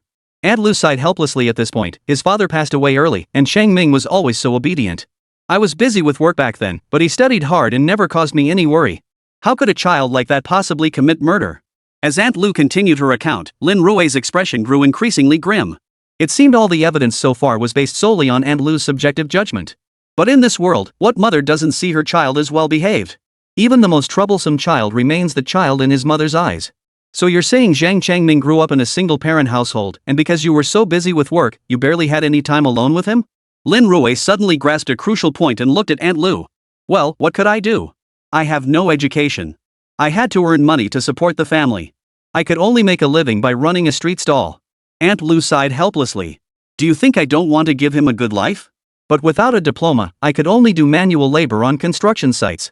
These past few years, my body couldn't handle it anymore, so I had no choice but to make money by running a stall. So, has Zhang Changming confessed to the crime yet? Lin Rui pressed on with another core question. Of course not. My son is innocent. How could he possibly confess? At the mention of a confession, Aunt Lu sprang to her feet, her expression filled with agitation. Not pleading guilty means there's still hope. Lin Rui muttered under his breath, glancing at the case file information Phonelinger was recording. I'll schedule a meeting with the defendant.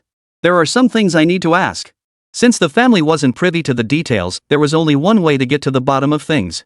Talk to the client. Attorney Lin, are you planning to meet with Changming? Upon hearing Lin Rui's words, Aunt Lu stood up, her lips trembling slightly from the intensity of her emotions. I will see him. Lin Rui nodded, observing Aunt Lu's expression. Is there anything you'd like to give him? I know the rules, lots of things aren't allowed inside. But I want to make dumplings. Changming loved my pickled cabbage dumplings when he was little. Do you think that's okay? Aunt Lu's request caught Lin Rui off guard, and he was about to refuse. But seeing the urgency in her eyes, he nodded instead. I suggest you make them right here at the station though. Otherwise, it'll be a hassle if they come looking. Alright, no problem. Aunt Lu paused briefly before readily agreeing. Lin Rui immediately began making arrangements. Leveraging his status as a criminal investigation consultant, the process proved relatively straightforward. An appointment was quickly secured.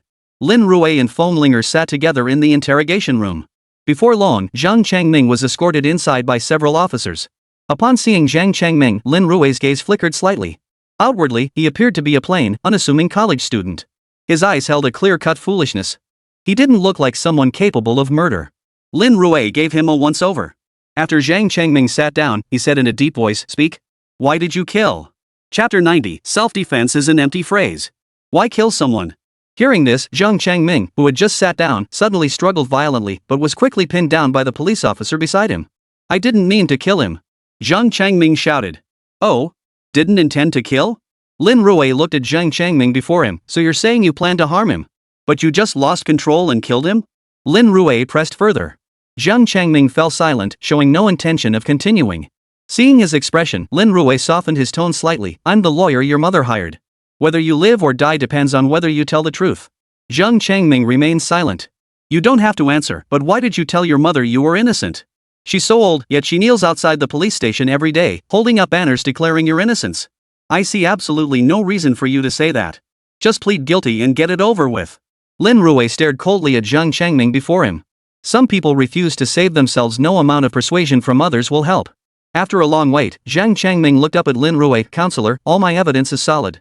Do I really still have a chance? Tell me the truth. Lin Rui didn't waste words, simply uttering these few words in a measured tone. Zhang Changming swallowed hard. Alright, I'll tell you everything. According to the evidence provided by the police, you invited the other party to come via text message. Why did you invite them to the crime scene? Lin Rui held the evidence provided by Su Muqing. The victim Su Gang's phone did indeed contain text messages sent by Zhang Changming. The content and timing of the messages matched perfectly. It was precisely this evidence that led investigators to trace the source directly to Zhang Changming and carry out his arrest. No, I didn't send that. Zhang Changming shook his head vehemently in denial upon hearing about the text message evidence. Not sent by you? Lin Rui looked at Zhang Changming before him. Then, prior to the incident, was there any record of your phone being used by someone else or being lost? No. Zhang Changming's expression stiffened slightly, but he quickly denied it. You claim the phone was never lost and remained in your possession the entire time, yet you insist you didn't send the text? If you keep lying, no one will be able to save you. Watching Zhang Changming's cowardly habit of climbing up at the slightest provocation, Lin Rui felt a surge of anger welling up inside him. He was here to help. But he wouldn't say a word. Is there something you can't bring yourself to say? Lin Rui looked at Zhang Changming before him and repeated his question, met only with silence. Fine. You've been insisting all along that it was self-defense. Then describe the situation at the time. Why did you believe it was self-defense? Based on the scene, Su Gang didn't have any weapon that could threaten you. On the contrary, you had a deadly knife in your hand. Lin Rui pulled out a photograph of the evidence. This photograph was the very image of Su Gang being stabbed to death. No, Su Gang was wearing brass knuckles. And he picked up a wooden stick nearby, intending to threaten me with it. If I hadn't fought back, I would have been the one killed. At the mention of the murder weapon, Zhang Changming immediately spoke up. Brass knuckles? Lin Rui knew what they were, steel rings typically worn on the hands. When clenched into a fist, they delivered a powerful blow with significant lethality. With knives now restricted, some thugs resorted to using knuckle dusters instead. So you're saying Su Gang was carrying brass knuckles at the time? Yeah, not only did he have brass knuckles, but he also threatened me with a stick. Zhang Changming stated with absolute certainty. But no brass knuckles or sticks were found at the scene. Lin Rui flipped through the case files but found no mention of the items Zhang Changming described. I don't know. Zhang Changming shook his head. Maybe someone else picked them up. Other people? Lin Rui looked at Zhang Changming across from him, grasping the crux of the matter, and pressed further. Are you certain there really were other people around? No, I'm not sure. After I stabbed Su Gang to death, I was completely panicked. I didn't even notice if anyone else was nearby. I'm certain Su Gang was wearing brass knuckles. If they weren't found at the scene, someone must have taken them. Lin Rui narrowed his eyes slightly as he studied Zhang Changming. Another uncertainty. All the evidence now was uncertain. Even Zhang Changming's statement was one-sided. There weren't even any witnesses. Such testimony clearly couldn't be considered valid. In your recollection, did anyone pass by this stretch of road, or are there any surveillance cameras? Lin Rui asked one last polite question. But the outcome was already clear. Most likely, there was no progress at all. After hours of questioning, an officer outside entered carrying a steaming bowl of dumplings. Seeing the dumplings before him, Zhang Changming couldn't help but pause. The officer didn't waste words, placing the dumplings directly in front of Zhang Changming. These are the dumplings your mother asked us to bring in. She made the dough herself and wrapped them outside. You gave everyone hope, but if you choose to destroy yourself, no one can save you. Lin Rui looked at Zhang Changming across the table. Think it through carefully. Think it through before telling the warden. If you do this again, I see no point in appealing. Get yourself to court and get sentenced directly. It'll be far quicker than any other route. With that, Lin Rui stood and left. The interrogation room was left with only Zhang Changming eating dumplings and the guard watching over him. Boss, there's something I don't quite understand. He's clearly given up on life. Then why are we even bothering to fight his case? If we were to leave someone like this on the mountain, we'd only say one thing. Drop the whole helping people thing. Respect others' fate. Having just emerged, Feng Lingerborn under the Taoist master's tutelage gazed at Lin Rui before her with utter bewilderment. Someone so determined to die should be left alone to fulfill his wish. Facing Feng Linger's words, Lin Rui merely smiled faintly. I don't know what happened to him. Lin Rui paused briefly before continuing, but judging by his facial features, does he look like the type to kill indiscriminately? By his facial features? Feng Linger froze at this, shaking her head. Hardly. He's lived such a pathetic existence, he doesn't seem the type to start trouble. What if it was legitimate self-defense?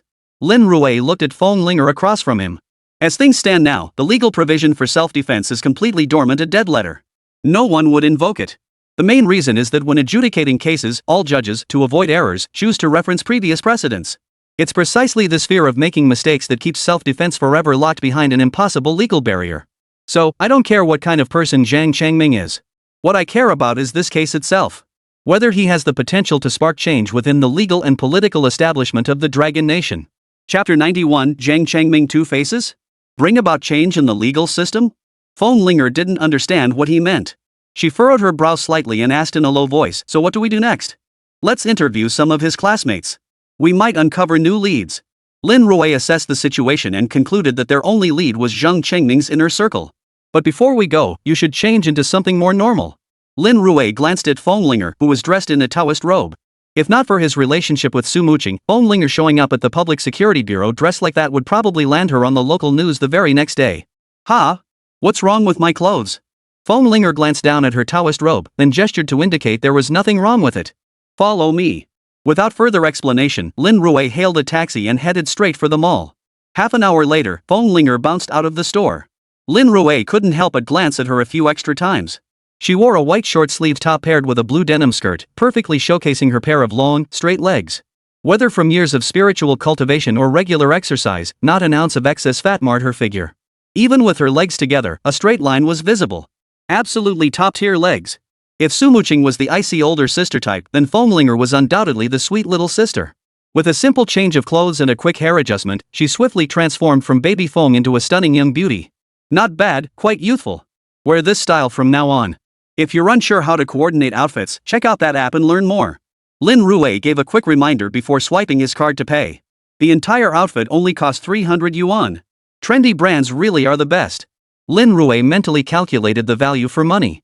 Arriving at Zhang Chengming's school, he leveraged the criminal consultant credentials Su Muxue had provided to quickly contact Zhang Chengming's classmates and roommates.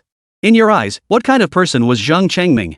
Lin Rui gathered his classmates together, ordered a cup of milk tea, and casually remarked with a smile. The classmates around him exchanged glances, none willing to speak first. "It's okay, speak freely. Tell me everything you know." Lin Rui softened his tone.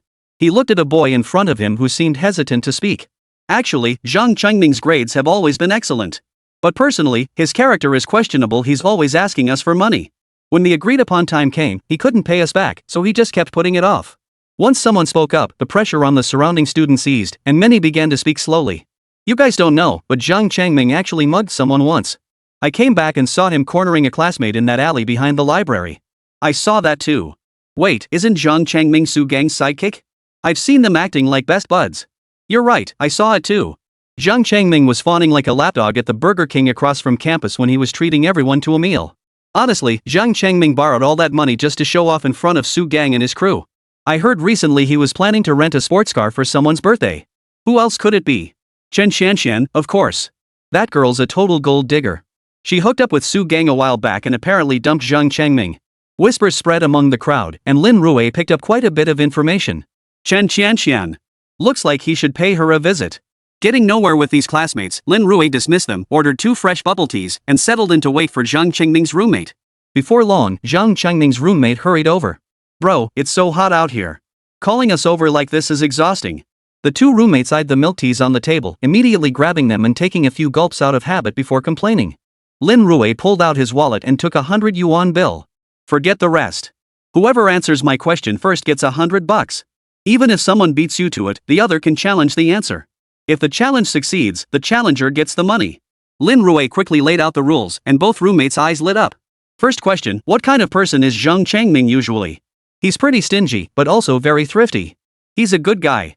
One roommate answered, and surprisingly, the other didn't challenge him. Hearing this answer, Lin Rui furrowed his brow. Among their classmates, Zhang Chengming had a reputation for poor character. Not only did he borrow money and never repay it. Beyond that, he was also implicated in robbing classmates. This went far beyond mere bad character. "Does Zhang Chengming usually bully you guys?"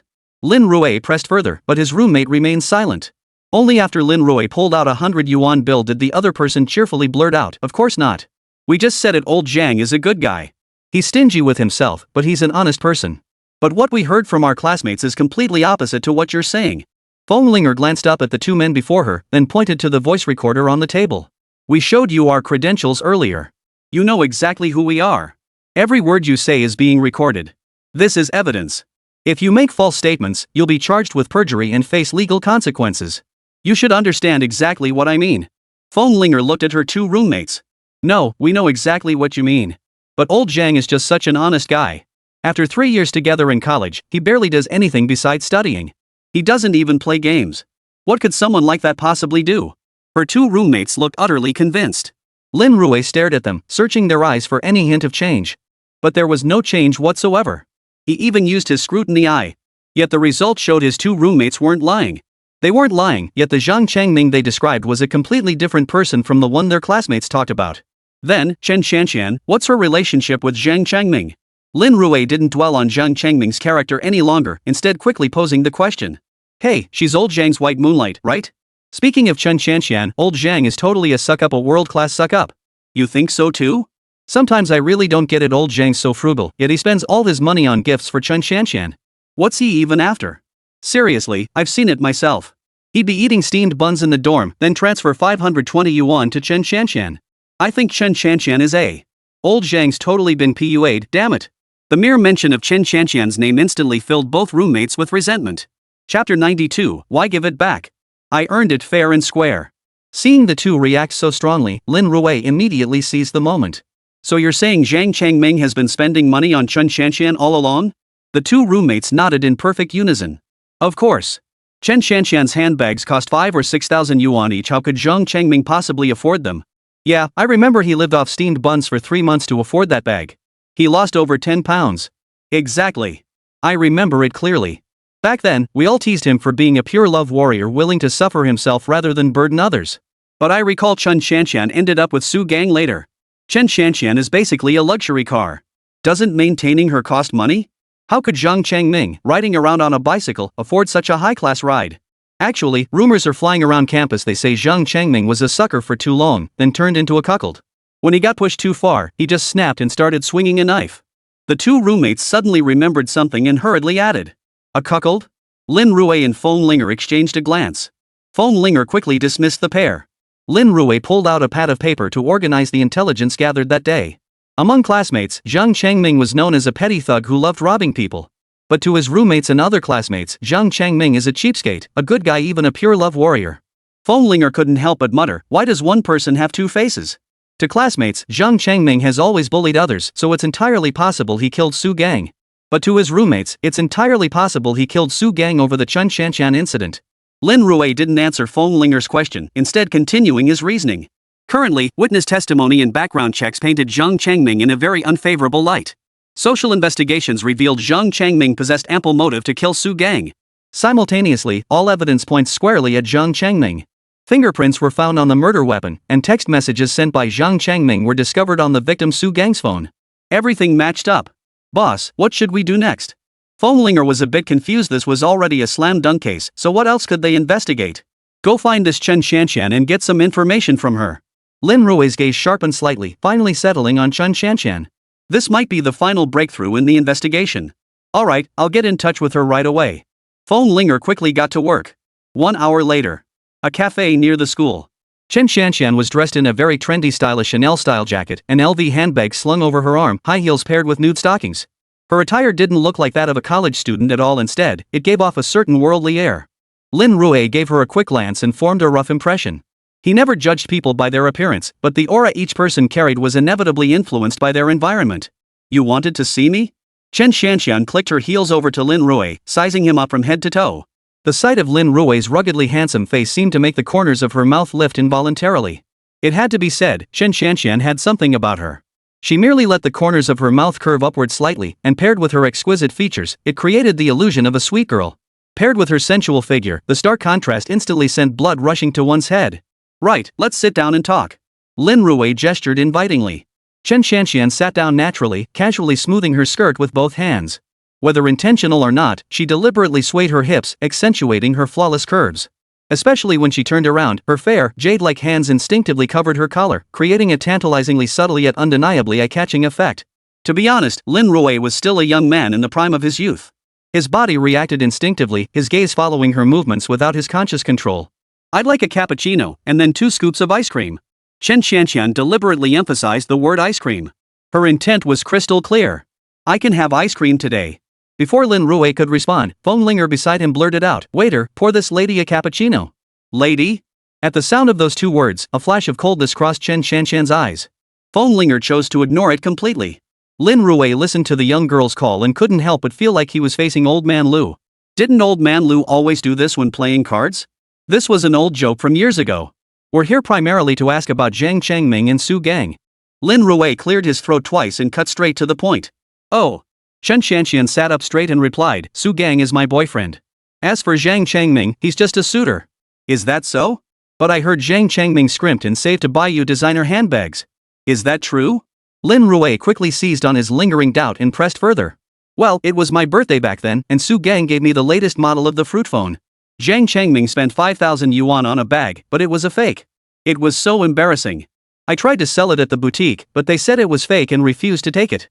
A look of contempt flashed across Chen Xianxian's face as she mentioned the bag. Did you know Zhang Changming's family isn't well off? Lin Rui didn't respond, just kept asking. I didn't know. Wait, his family's not well off, yet he's pretending to be loaded? I really don't get what these guys are thinking. Broke and still trying to copy others to pick up girls? Chen Xianxian said with disdain. Over the years, according to his roommate's tally, he must have spent tens of thousands on you, right? If you don't like him, why did you keep all those gifts? Lin Rui continued at his own pace. No, it's not like that. Just because he gave me gifts doesn't mean I have to be with him. When we go out with a big group, if he wants to give gifts and I refuse, wouldn't that be embarrassing him? So I was just being considerate. I had no choice. Zhang Changming is like a sticky plaster, he just won't let go. What could I do? If it weren't for saving face, I would have refused ages ago. Chen Xianxian pulled out a Licoon cigarette from her small bag and lit it up. Dressed in designer labels, smoking Licoon cigarettes. She really should save where she can and splurge where she should. If you find him so disgusting, why didn't you return the gift? Feng Linger struggled to contain her anger, forcing herself to suppress the rage boiling in her chest as she snapped the question. Hey, why are you yelling at me? Return it? Why should I return it? They spent their money on me, why should I give it back?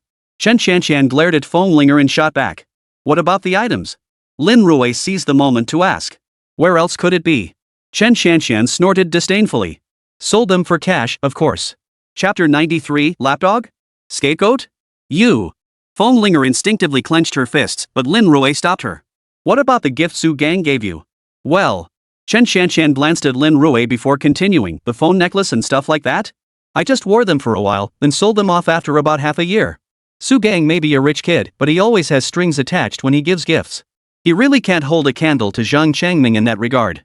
Chen Xianxian muttered under her breath before turning to Lin Rui. Anything else you want to ask? Nothing else. You can go now.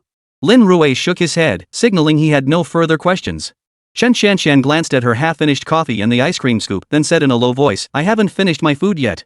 You guys go ahead. Alright, got it.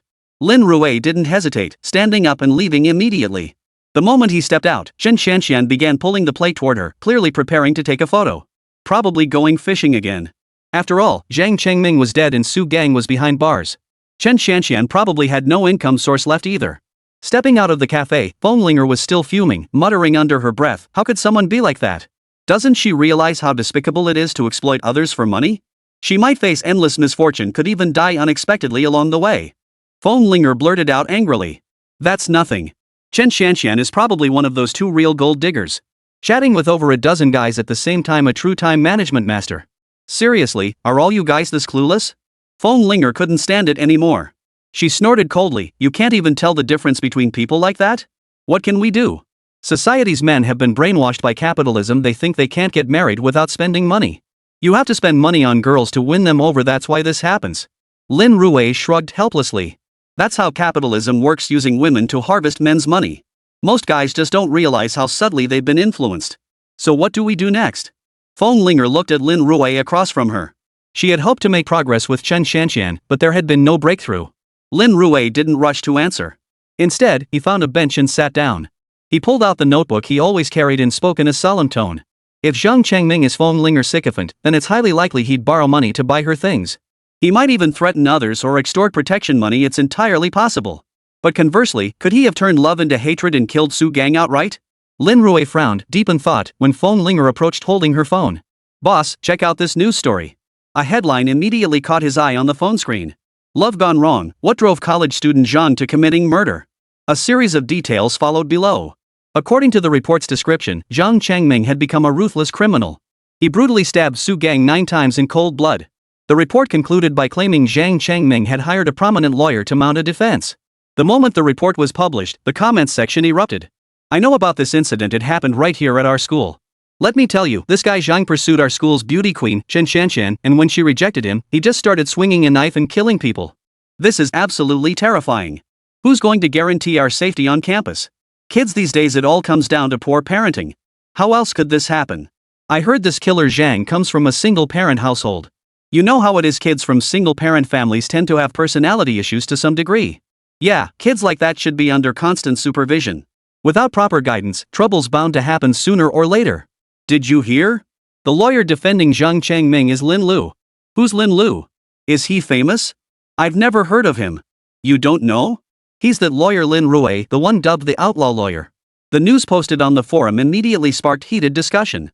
In an instant, it became a hot topic. Lin Rui, the outlaw lawyer, is he really defending a criminal? Even if Lin Rui is an outlaw, he shouldn't defend criminals, he should seek justice for the deceased. After several rounds of heated exchanges, the comments section below the post had turned into a chorus of condemnation against Lin Rui. These people are going too far. They haven't even figured out the truth of the matter and are just making wild accusations here. Phonelinger glanced at the posts condemning Lin Rui and snorted in exasperation. Enough. As a lawyer, he should make his own judgments. Lin Rui muttered under his breath, glancing at the documents in his hands before sitting up. Let's go see Zhang Changming again. Go see him again? Honestly, with that pathetic attitude, if I were Chen Xianxian, I'd never like him either. Phonelinger snorted in annoyance but quickly followed suit. The two arrived at the detention center, where Zhang Changming was brought in once more. Lin Rui ignored him completely, continuing to flip through the documents in his hands. Phonelinger couldn't be bothered to engage either, pulling out a Taoist scripture to read beside him. The interrogation room fell into complete silence. After several long minutes, Zhang Changming grew restless and turned to Lin Rui. Attorney Lin, did you summon me today because you've made progress? Are you ready to talk? Lin Rui met Zhang Changming's gaze. If you refuse to talk, this case will lead straight to the death penalty for you. But have you ever thought about your mother? In this sweltering heat, you're sitting in prison with air conditioning, while she's out there begging on her knees. Oh, right, you wouldn't care about any of this anyway. You're just a pathetic sycophant. Once you're dead, Chen Xianxian will become someone else's wife and bear his children. Knowing Chen Xianxian's temperament, she might just hook up with some old guy. He's not that old, maybe just 20 years older than her, a pot-bellied middle-aged man. Chen Xianxian's very proactive. Who knows, maybe they'll go at it for hundreds of rounds. You're nothing. You're just a hollow grave. What do you think Chen Xianxian will do? Honestly, I saw her. In her words, you're nothing but a bootlicker anyone could kick on the street.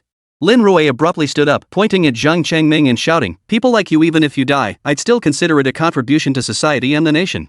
The only pity is your mother, how could she give birth to such a worthless piece of trash? You blow money on women while you're eating plain steamed buns yourself? Forget everything else, take that 5,000 yuan bag you bought last time. If you just shelled out 200 for your mom to buy a scarf, she'd be thrilled for half a year.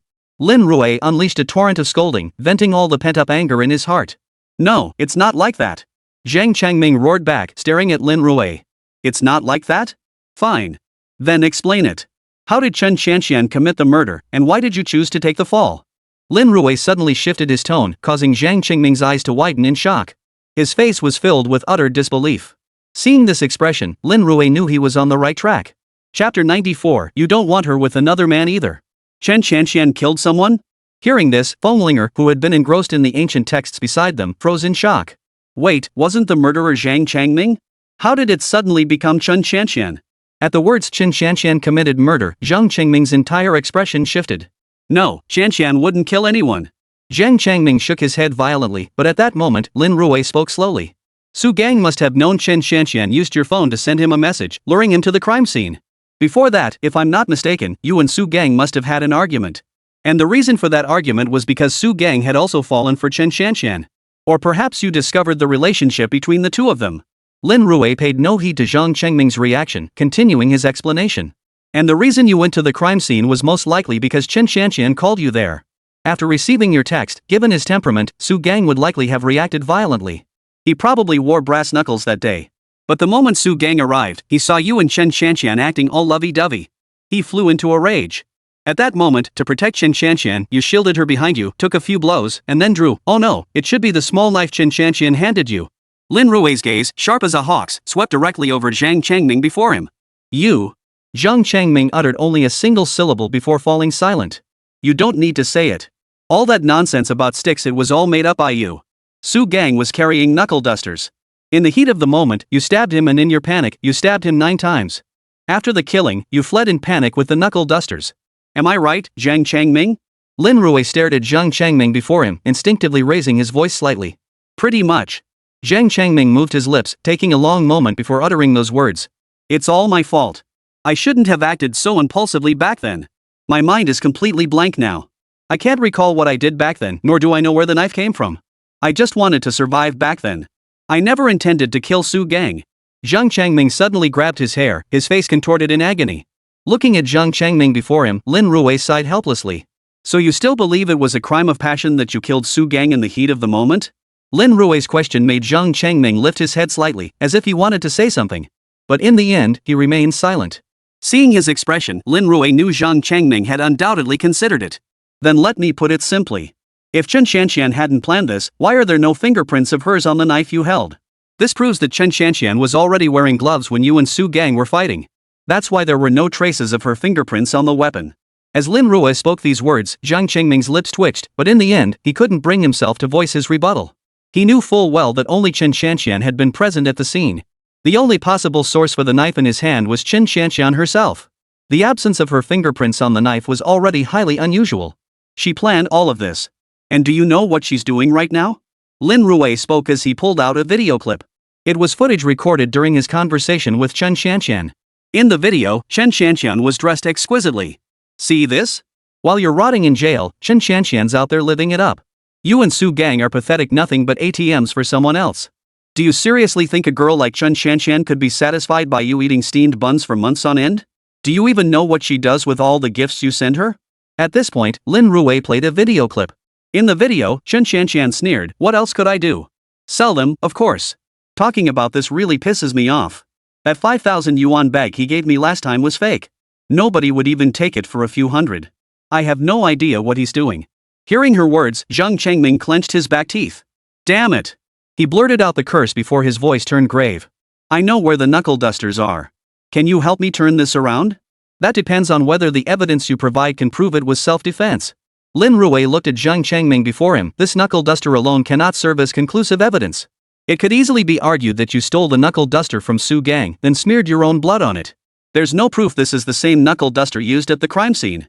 Moreover, the judge will ask you why you didn't produce it earlier. Lin Rui stared at Zhang Changming. Honestly, this item is extremely difficult to prove your innocence with. Faced with this situation, Lin Rui's brow furrowed deeply. Then what can I do? Zhang Changming was utterly panicked. He had believed that by biting it off directly, he could make Chen Shanxian remember him. To prove his resolve through death. But now it seemed that after just a few days in custody, Chen Shanxian had completely forgotten him and was already dressing up to pursue someone else. My advice is to sue Chen Shanxian outright. Lin Rui looked up at Chen Shanxian before him, his voice growing grave. Sue? Zhang Changming looked at Lin Rui with utter confusion. What should I sue her for? Fraud.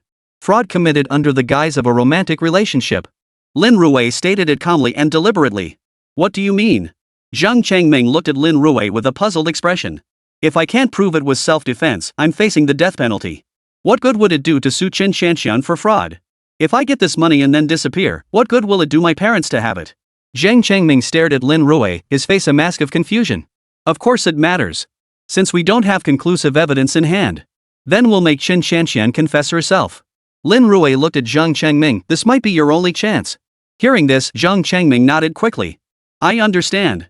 All the transfer records should be traceable from my bank account. There are also WeChat transfer records on my phone. All of this can be traced. Zhang Changming looked at Lin Rui, still uncertain. Are you really confident you can overturn my conviction? I can't guarantee that. As your lawyer, I'll do everything in my power to uncover the truth. Whether the case can be overturned ultimately rests with the judge. Lin Rui looked up at Zhang Changming. But you don't want Chen Shanxian to walk free and get cozy with other men, do you? Chapter 95. If you were an outlaw, what would you do? Not long after, Lin Rui and Feng Linger emerged from the interrogation room. Boss, are you really going to sue Chen Shanxian for fraud? Feng Linger looked puzzled. Will this really help Zhang Changming's case? That's none of your concern. Head to the bank in the next few days and gather Zhang Changming's bank transfer records. Find a way to investigate Chen Shanxian's gift sales activity. Lin Rui assigned tasks to Feng Linger. No problem, leave it to me. Feng Linger nodded and eagerly prepared to get to work. To be honest, she was furious with this gold digger too. Now that she was in her hands, there was no way she was letting her get away. After assigning Feng Linger her task, Lin Rui returned home. He quickly logged into his live streaming account. The chat notifications had piled up to 99+. Lin Rui skimmed through a few messages, all demanding to know if he truly intended to whitewash a murderer. Faced with such questions, Lin Rui didn't hesitate, he went live. Within mere minutes of going live, the chat room exploded with over 100,000 viewers. This surge in popularity shot him straight to the top of the hourly rankings. Lin Rui cleared his throat twice and addressed the sea of viewers in the chat. Everyone, regarding this case, I just want to present a few points. First, our client, Mr. Zhang, did not commit murder. Second, the case is relatively complex, with certain contradictions in many details. Therefore, we cannot hastily conclude that Zhang is a murder suspect. Not only that, but I intend to file a lawsuit against Chen Shanxian for fraud. The complaint has already been submitted to the court. According to Longhua's legal system, the trial will commence shortly. It may even be heard concurrently with this case. Lin Rui glanced at the viewers in the live stream room. After just a few brief remarks, he shut down the broadcast. In the entire live stream room, 200,000 viewers bombarded the black screen with a barrage of comments. Is Lin Rui publicly admitting he'll defend a murderer? Damn it, Lin Rui is going rogue. I heard the murder evidence chain is completely closed. Does he even stand a chance? Haven't you heard? Lin Rui said there are still major discrepancies in the case. It's not conclusive that Zhang is the killer. Didn't you hear defense lawyer Wang Xin? Zhang's fingerprints were on the murder weapon, and the victim received an invitation text from him. By all accounts, Zhang is definitely the killer. Everyone, stop hanging around here. Hurry over to Teacher Luo's livestream. Teacher Luo has started analyzing the case. Someone shouted, and the crowd gathered in Lin Rui's livestream rushed over to Teacher Luo's livestream. Luo Xian's livestream. Holy crap, today's stream hit 100,000 viewers so fast. Everyone here wants to hear the case analysis, right? Then I won't waste any more time, let's get right into it. Luo Xiang couldn't help but feel secretly delighted as he watched the exploding viewership numbers. By consistently explaining legal provisions and following Lin Rui's lead, he had unknowingly become a top streamer with millions of followers. First, we need to analyze the existing evidence of the crime. The most direct evidence is the blood-stained murder weapon, the dagger. Zhang's fingerprints were found on it, so we can essentially conclude that Zhang used the dagger to kill someone. Luo Xiang began by addressing the core direct evidence. Simultaneously, during the investigation, police uncovered text messages where Zhang invited the victim to the crime scene. This circumstantial evidence further supports Zhang's suspicion of murder. Both points are crucial. As for the motive, I'm sure you're already aware. There are two theories. One is a love triangle murder. Both men were pursuing Chen Shanxian, and Zhang lost out. Since he couldn't win her affection, he decided to go down fighting. The second theory suggests Zhang had a history of bullying classmates. It's possible Su Gang resisted, prompting Zhang to stab him to death. Personally, I lean toward the love triangle theory. Combined with the text messages, we can almost conclude this was a premeditated murder. Luo Xiang surveyed the crowd before him and offered a concise analysis. His conclusion drew widespread agreement from viewers in the livestream chat. I also think the entire chain of evidence makes perfect sense. Driven by love, he lured the victim to the crime scene, pulled out a pre-prepared knife, and brutally stabbed him 9 times. I agree, but Lin Rui mentioned today that there might be hidden circumstances involved. What hidden details could there be? Isn't Teacher Luo's logical chain already complete? Even an outlaw wouldn't dare pull something like this. Exactly. With such solid evidence, how could he possibly escape punishment? Stop going on about Lin Rui all the time. You guys are just idolizing him. He's human too. Facing such an ironclad case, how could he possibly overturn it?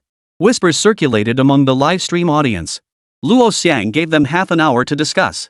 Once the discussion seemed to have run its course, Luo Xiang finally spoke up. Right now, all of us are focused on how to get him off the hook. But don't forget what Lin Rui is, an outlaw beyond the law. Now, let's think like an outlaw. If you were this outlaw Zhang, how would you try to avoid punishment?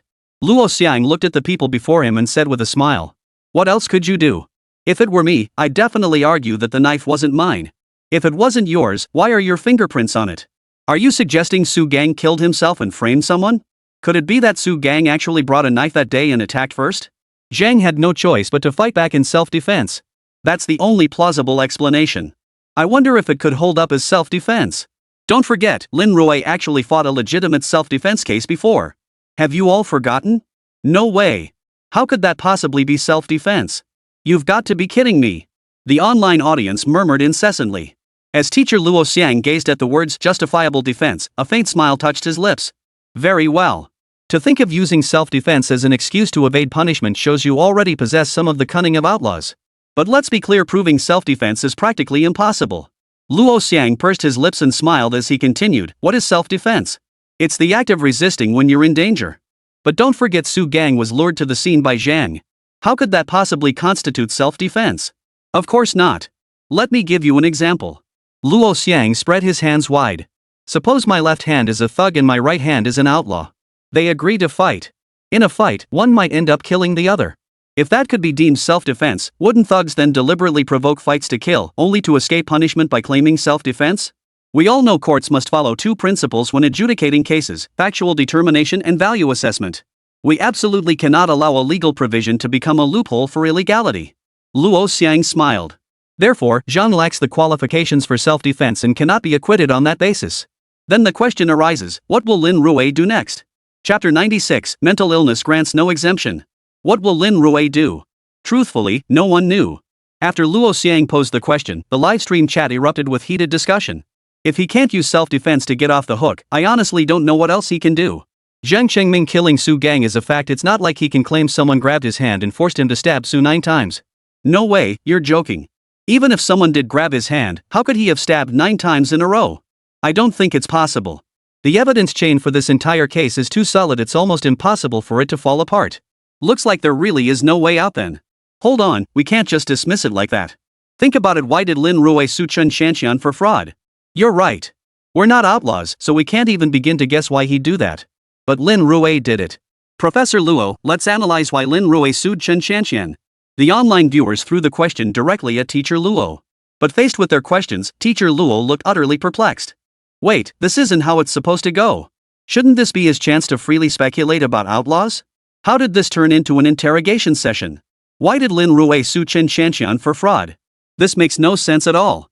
But with so many viewers asking questions, Luo Xiang couldn't just ignore them. He cleared his throat twice. Well, I believe Chen Shanxian may have defrauded Zhang of a significant amount of money under the guise of a romantic relationship. Once Zhang's intentional injury charge is confirmed, he'll likely face the death penalty or at least life imprisonment. Since he's going to die anyway, he might as well demand some money from Chen Shanxian. That way his parents can live a little better. After all, Zhang Changming is still a student, all his money comes from his parents. It would lighten the family's burden. Teacher Luo offered a few explanations. But somehow, this explanation felt strangely hollow. Teacher Luo, I thought you might be trying to shift blame, but I didn't expect you to only see it this way. Asking Chen Shanxian for money? Do you really think Lin Rui's motives are that simple? If they were, he wouldn't be the lawless lawyer. Back when reconstructing the crime scene, he exposed the witness's perjury outright, spent 50 grand to send that school bully straight to jail. Do you really think Lin Rui would stoop to such childish tricks? Everyone around him expressed disbelief.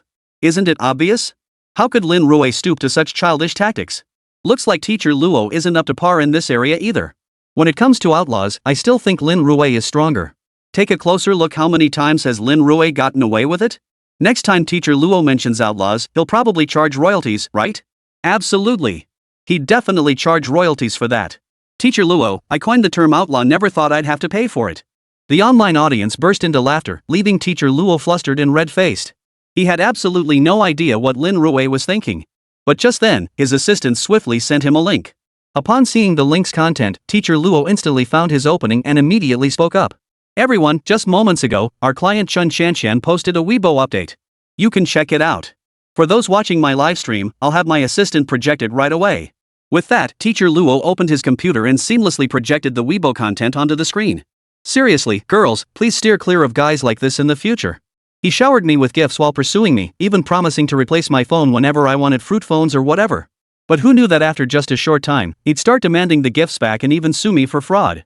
You tell me, isn't that infuriating? If he actually succeeds in suing, then girls, you'll have to be careful about accepting gifts from now on. Who knows when a breakup might happen, and he could sue you for fraud to get everything back. Especially you love-struck girls, don't forget, none of these guys are any good. With this precedent set, they'll shower you with gifts to make you fall head over heels, then trick you into bed, break up afterward, and basically get everything for free. Chen Shanxian took to Zaya Honshu to publicly condemn Lin Rui. This statement immediately drew significant attention. You know what? Men are exactly like that. They'll spend money freely while chasing you, but once they get you, it's like they're two different people. My husband's exactly like that. He spent freely when we were dating, but now he wants me to get a job to help with household expenses. Honestly, I used to think dating saved me money since he paid for everything. But now we're married, he's broke, getting fatter, and uglier by the day. They say men's spending phase is short-lived, and now I see it's true. Not only can he not earn money, but he just lies around at home all day being lazy. The court absolutely can't approve this case. What a joke, isn't it their duty to spend money? How can they sue for fraud? What about the compensation for our girls' lost youth? Shouldn't they pay for that? Many people had already started offering Chen Xianxian advice. Regardless of anything else, this single post alone caused Chen Xianxian's follower count to surge by 500,000. Thanks for all your advice. I won't let that pathetic loser Zhang Chengming get away with this. And that Lin Rui defending murderers is one thing, but he actually helped that scumbag sue me for fraud. He's truly despicable. I'm exposing this publicly. Lin Rui opened an outlaw law firm right outside the Handao Provincial Court. Without hesitation, Chen Xianxian exposed the exact location of Lin Rui's law firm. The comments section immediately flooded with responses. Damn it, right in front of the court? That prime location must be connected to some shady dealings. He's definitely taking dirty money. Forget the rest. How could Lin Rui defend murderers without taking dirty money? He's a scumbag lawyer. He's always twisted the truth. What a piece of work. Sisters, I'm ready to take down Lin Rui and rid the world of this menace. My psychiatric diagnosis report is all set. I'm taking him down right now. Numerous comments flooded the thread below. But just as they were discussing, Lin Rui's Weibo account reposted the psychotic comment above. Everyone, Dragon Nation law states that mental illness does not grant formal immunity. Only minors and pregnant women are exempt from the death penalty, not the mentally ill. Please, fellow netizens, understand the law and know how to break it. Lin Rui's repost of the comment immediately shot to the top of the trending topics. Chapter 97, the law firm was smashed. Under Lin Rui's Weibo post, comments flooded in rapidly. After handling several high-profile cases, Lin Rui had amassed millions of followers. And now, with recent revelations that he'd be defending a murderer, coupled with teacher Luo's livestream clarifying the facts, the successive waves of public opinion had propelled Lin Rui into internet stardom. The comments section below the post was absolutely packed. Support him, guys. Be honest, how many girls date you just for the temporary meal ticket? I can't speak for others, but take my ex-girlfriend. She demanded 388,000 yuan as a marriage dowry. Is this even marriage? 38.8, bro, you must be from Jiangxi asking for that much. Nowadays, I don't even think a big dowry is that bad. My ex-girlfriend was way more extreme. She claimed she felt insecure, so after marriage, I had to hand over my entire salary and even my parents' retirement savings. Dude upstairs, are you sure this is marriage? This sounds like a freaking home invasion. So I agreed, but I didn't end up with her. Because I knew I could live without a wife, but I couldn't live without being filial. When a man utters those words, by our ancestors, an unfilial son. Numerous comments followed below, but the vast majority were from fellow men. Shortly after Lin Rui reposted the thread, Chen Xianxian made another direct transfer. Everyone, I just received notification from the court that the two cases will be consolidated. I've retained lawyer Wang Xin to represent me in both cases. Regarding Lin Rui's online defamation against me and the insulting comments below, I have screenshotted all evidence. The internet is not a lawless zone. Without further ado, Chen Xianxian posted a Weibo update. These men are truly despicable, haggling over something as trivial as a dowry. Forget everything else. My family raised me all these years. Now I'm supposed to go to your house, do your laundry, cook your meals, serve tea and water, and wait on your parents? Is asking for this dowry really too much? Stop spouting nonsense. I'm the one who cooks at home anyway. Forget cooking. Even when she wants a piece of fruit, she makes me cut it for her. This isn't marrying a wife, it's practically hiring a servant to wait on her hand and foot. Wait, we're supposed to bury your children. Do you even know how dangerous and painful that is? Don't even bring up having kids. Is that something we can decide on our own? The guy upstairs is right. If the woman doesn't consent, it's basically rape after marriage. But if she does agree? Congratulations, you're serving a life sentence. Everything has to go their way. Wait, what kind of logic is that? What do you mean let them call the shots? No wonder you can't find a wife. Stop spreading your nonsense. Let's observe 3 minutes of silence for your future wife. The online debate raged on, with both sides locked in a fierce argument. With such high heat, how could the media stay away? Almost simultaneously, the Handong Daily wasted no time and immediately interviewed Chen Xianxian. Reporter, during your relationship, how much money did Zhang Chengming spend on you? Chen Xianxian, not that much, really. I calculated it. These past few days we dated for about a year, and he spent roughly 100,000 yuan. Reporter, 10,000 yuan? That's essentially spending 10,000 yuan a month, right? Chen Xianxian, yeah, but he didn't have to spend it. The money was in his pocket, not on me.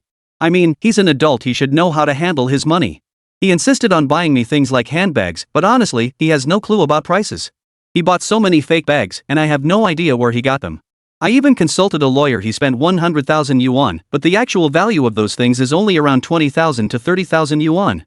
So he's suing me for fraud? I could just give him the money back. It's only 2 or 3,000 yuan. That's not even enough for a few trips to the beauty salon. I really don't know how such a low-class guy could package himself so well. Chen Xianxian vented directly to the reporter in front of her. So you know he's about to be sentenced? I heard it was intentional homicide. Care to elaborate? The reporter changed the subject. Of course. Thank goodness he got arrested. Otherwise, if we had actually dated, I might be the one dead by now. What kind of person demands all his money back the moment you break up? He clearly sees everything as having a price tag that's blatantly objectifying women. Let me warn all my sisters out there, keep your eyes wide open when choosing a boyfriend. Bringing a guy like that home is asking for domestic violence.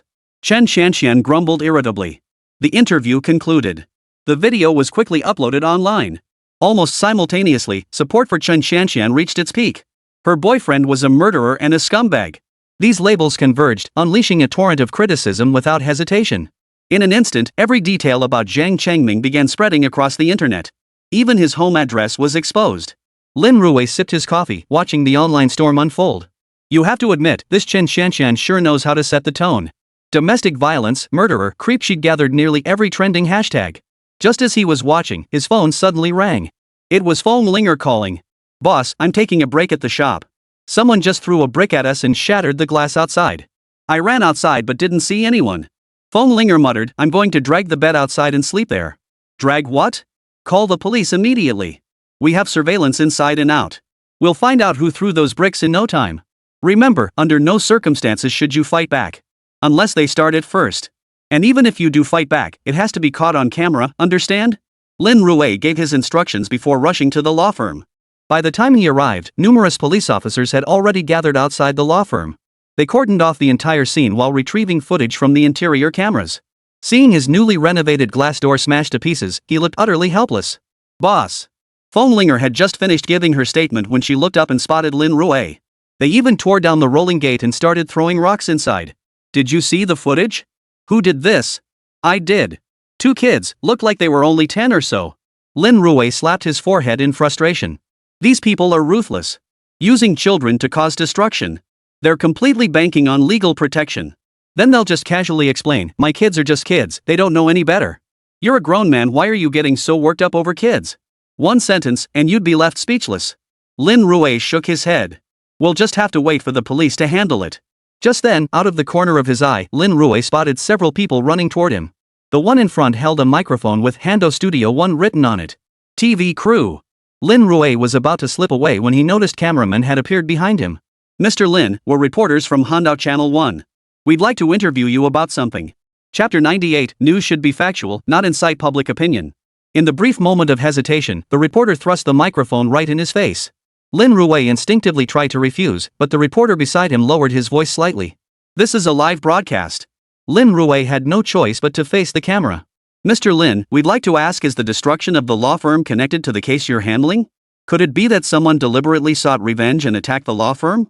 As far as I know, Attorney Lin has been involved in several high-profile cases recently, especially defending a murder suspect. Could it be that the victim's family holds a grudge against you, so? The reporter fired off 2 questions in succession. Lin Rui's gaze sharpened slightly. The questions appeared objective on the surface, but they were anything but. If Lin Rui nodded in agreement, it would imply deliberate retaliation. But the case hadn't been fully investigated yet. The surveillance footage clearly showed 2 children were responsible. This fact would inevitably be made public later. Then, the blame for jumping to conclusions without a proper investigation would land squarely on his shoulders. But if he denied it? Given the intense public outcry earlier, if you were to deny it now, it would clearly look like you're caving to Chen Shanxian and her crowd. At least that's how it would appear to all netizens. A lawyer who shows fear before the trial even begins, what credibility does that leave? Who would ever hire them to represent them in court then? Lin Rui paused briefly before replying, I'll follow the police's lead. Faced with such a statement, the reporter before her also froze in surprise. By the time she asked the first question, she had already prepared the second one. Combined with the live interview, her online channel was sure to ride the wave of buzz. But she never expected Lin Rui to say something like that. It instantly left him with a helpless feeling, like punching straight into cotton. Mr. Lin, as a lawyer, you must have your own judgment on this matter, right? The reporter looked at Lin Rui before him, or did you receive some kind of threatening letter before seeking revenge? Lin Rui sized up the reporter before him. This guy meant business. The investigation isn't complete yet. We still don't know the suspect's motives. As a lawyer, I must strictly adhere to the facts. My purpose is to assist the police and the court in reaching a fair ruling on the case. That's why I said earlier that I'm following the police's lead. There's nothing wrong with that. Are you, a reporter, really more accurate in your judgment than the police? Or have you somehow obtained first-hand information? Or perhaps someone tipped you off about this case long before it happened? Otherwise, why were you the first media outlet here when so many others haven't arrived yet? Lin Rui stared at the reporter before him. Since she wasn't holding back, he saw no need to be polite either. Faced with a barrage of questions, the reporter opened her mouth but found no rebuttal.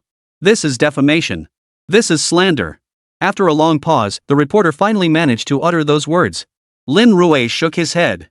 Netizens, let me clarify, defamation is a crime involving the deliberate fabrication and dissemination of false information that damages another person's character and reputation, constituting serious harm. But in this situation, we're not in the suburbs. The only media outlet present is Hando TV. Therefore, I have every reasonable basis to infer whether they received advance inside information. This isn't defamation, it's conjecture and suspicion. It's an inference based on the fact that you arrived early. I see nothing wrong with that. Lin Rui looked up at the camera in front of him. It's the reporter here who, when I made a reasonable assumption, flew into a rage and accused me of defaming her. If this were in court, it would already constitute the crime of false accusation.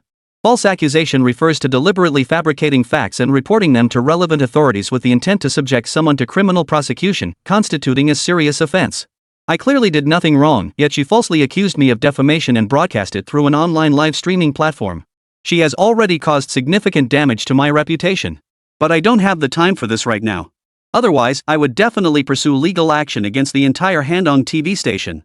At the same time, I urge all journalists, or rather, online media professionals. We must be truthful and pragmatic, presenting the facts to the public. Media exists to report the truth, not to chase sensationalism and deceive the people. Lin Rui declared with righteous indignation.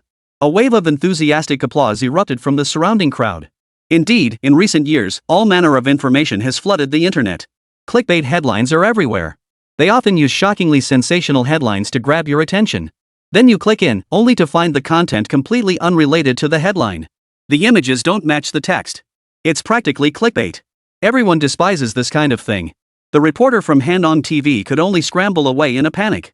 Lin Rui handled the situation here, then pulled out his phone to search for nearby hotels. The law firm's glass doors had been smashed. Clearly, staying there was no longer an option. Boss, are you looking for hotels? Phone Linger leaned in, peering at the screen of Lin Rui's phone. Yeah, the law firm's no longer an option. I'm booking you a hotel. Lin Rui nodded, glancing at the scattered glass shards on the floor. It's fine. I'll clean it up and we'll be good. Phone Linger muttered, back in the mountains, we slept on grassy fields. This place is already pretty good. No need. Once these cops leave, who knows who else might show up. It's not safe for a girl to stay here alone. Lin Rui muttered under his breath before tucking his phone into his pocket. I booked you a nearby hotel. Just go check in when they leave. Huh? Boss, aren't you staying with me? Phone Linger looked at Lin Rui with confusion. I saw you book a double room just now. Double room? It was already 1 a.m. There are only so many star-rated hotels, and they're all booked. So what if I booked a double room? Isn't that perfectly normal?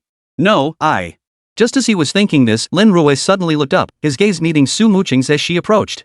Su Muqing glanced at Lin Rui, biting her red lips lightly with her pearly teeth, remaining silent for a long moment. When Lin Rui looked over, their eyes met briefly. Then Su Muqing turned and walked away quickly. What the hell? Lin Rui muttered, rubbing his chin. Alright, go check in quickly. Don't stay out too late. Got it, I'll go check in right now. Phone Linger glanced at Lin Rui, then looked toward Su Muqing in the distance before hurrying away. Lin Rui stared at the wrecked law office before him and said in a low voice, this is just throwing money down the drain, isn't it? Chapter 99, Compensating the Male Student for Emotional Distress. As online public opinion grew increasingly heated. Under everyone's watchful eyes, the trial date finally arrived. Su Tiancheng presided as the chief judge once again. Numerous media outlets gathered at the scene. Moreover, before the trial commenced, headlines were already flying everywhere. Should guys spend money on their girlfriends when dating? Why do girls expect guys to have the assets of a 30-year-old when they're both 18? Shocking. A cheapskate man in Handong province demands girlfriend return all expenses after breakup. Each headline sent the courtroom's intensity soaring. Even before the trial began, the online livestream had already reached 200,000 viewers. 20,000 people simultaneously watching a court trial live that rivals many major live-streamed competitions. Su Tiancheng slowly entered the courtroom. The court clerk immediately announced the courtroom rules. To maintain court security and order, ensure the normal conduct of trial proceedings, safeguard the lawful exercise of litigation rights by participants, and facilitate public attendance. Lin Rui looked at the opposing counsel, Chen Shanshan, and defense attorney Wang Xin. This was Lin Rui's first encounter with attorney Wang Xin. He knew only that the man possessed an impressive academic background and hailed from a prestigious law firm, ranking among the top young lawyers in the field. His consultation fee alone was a staggering 10,000 yuan per hour. Hiring such a lawyer clearly demonstrated that Su Gang's family was far from strapped for cash. This time, they might be here to fight tooth and nail. After the court procedures were announced, everyone took their seats. The simplest fraud case was naturally heard first. Su Tiancheng glanced at Lin Rui. Plaintiff, please state your claim. Thank you, Your Honor. Lin Rui stood up, picked up the documents before him, and his voice carried through the microphone. Your Honor, our primary claims are as follows. First, the defendant Chen Chanxian is guilty of fraud. Under the guise of a romantic relationship, she defrauded our client Zhang Chengming of dating expenses totaling 128,000 yuan. Second, we demand Chen Chanxian compensate our client for emotional distress and lost romantic time, totaling 1.2 million yuan. Third, we strongly demand that Chen Chanxian issue a verbal apology to our client. Given the social impact of this case, we further demand that Chen Chanxian publish a written apology statement on public platforms such as Weibo. Lin Rui succinctly stated his demands. But as soon as these demands were voiced, they immediately caused an uproar. Wait, what? Are you saying Chen Chanxian has to pay Lin Rui compensation for emotional distress? Holy crap, what did I see when I woke up this morning? Could it be that all the men in our dragon nation have finally awakened? I must be seeing things. Even such an unrealistic scenario is playing out before my eyes. This is outrageous. Why should he pay compensation for emotional distress? After being harassed by a man like Zhang Chengming, shouldn't Chen Chanxian be the one receiving compensation for emotional distress? I agree. This is utter nonsense. Why should Chen Chanxian be the one paying? Professor Luo, could you explain in detail? Is there any basis for this compensation for mental distress? Stop tagging him. Teacher Luo's buried in his books again. Inside Teacher Luo's livestream. Now, all netizens instinctively open two livestreams, the courtroom livestream and Teacher Luo's livestream. The reason is simple, Teacher Luo explains the legal provisions. Otherwise, watching just the trial livestream feels like watching a Nolan film. You can't understand it without rewinding. Everyone's focus is on this compensation for mental distress. This issue has always existed. With the push for gender equality now, if Chen Chanxian did indeed have fraudulent intentions or sought illegal gains, then after adjudication, it's entirely possible to sue the other party for compensation for mental distress. There's no issue with that point. As soon as Teacher Luo finished speaking, the live chat exploded with comments.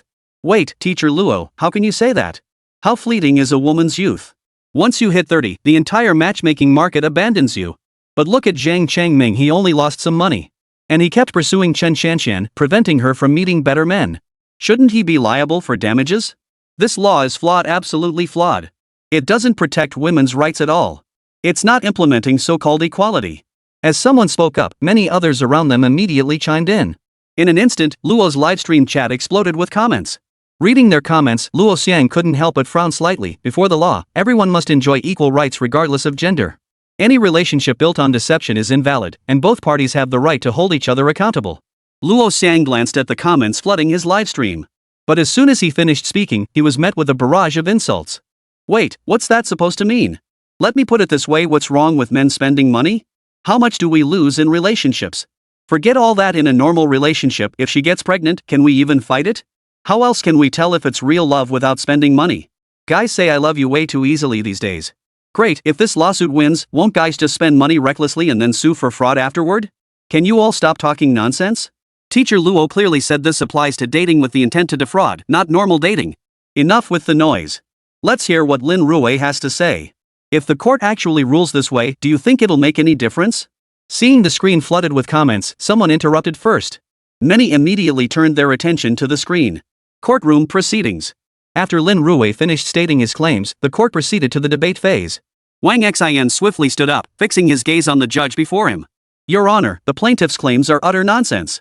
First, the plaintiff sent gifts worth 128,000 yuan to our client, but after verification, most were counterfeit goods, so their actual value is only around 20,000 yuan. Second, during the romantic relationship with our client, the plaintiff engaged in repeated harassment, causing our client to miss out on many better opportunities. Therefore, following the plaintiff's own logic, he should compensate our client 1.2 million yuan. As for the third demand, an apology. Zhang Chengming initiated the pursuit of Chen Chanxian entirely on his own accord. If we follow your reasoning, does that mean he must apologize simply because Chen Chanxian never explicitly rejected him? Wang Xian rose swiftly, delivering a logically rigorous rebuttal. The moment he finished speaking, the entire livestream erupted in applause. That's more like it.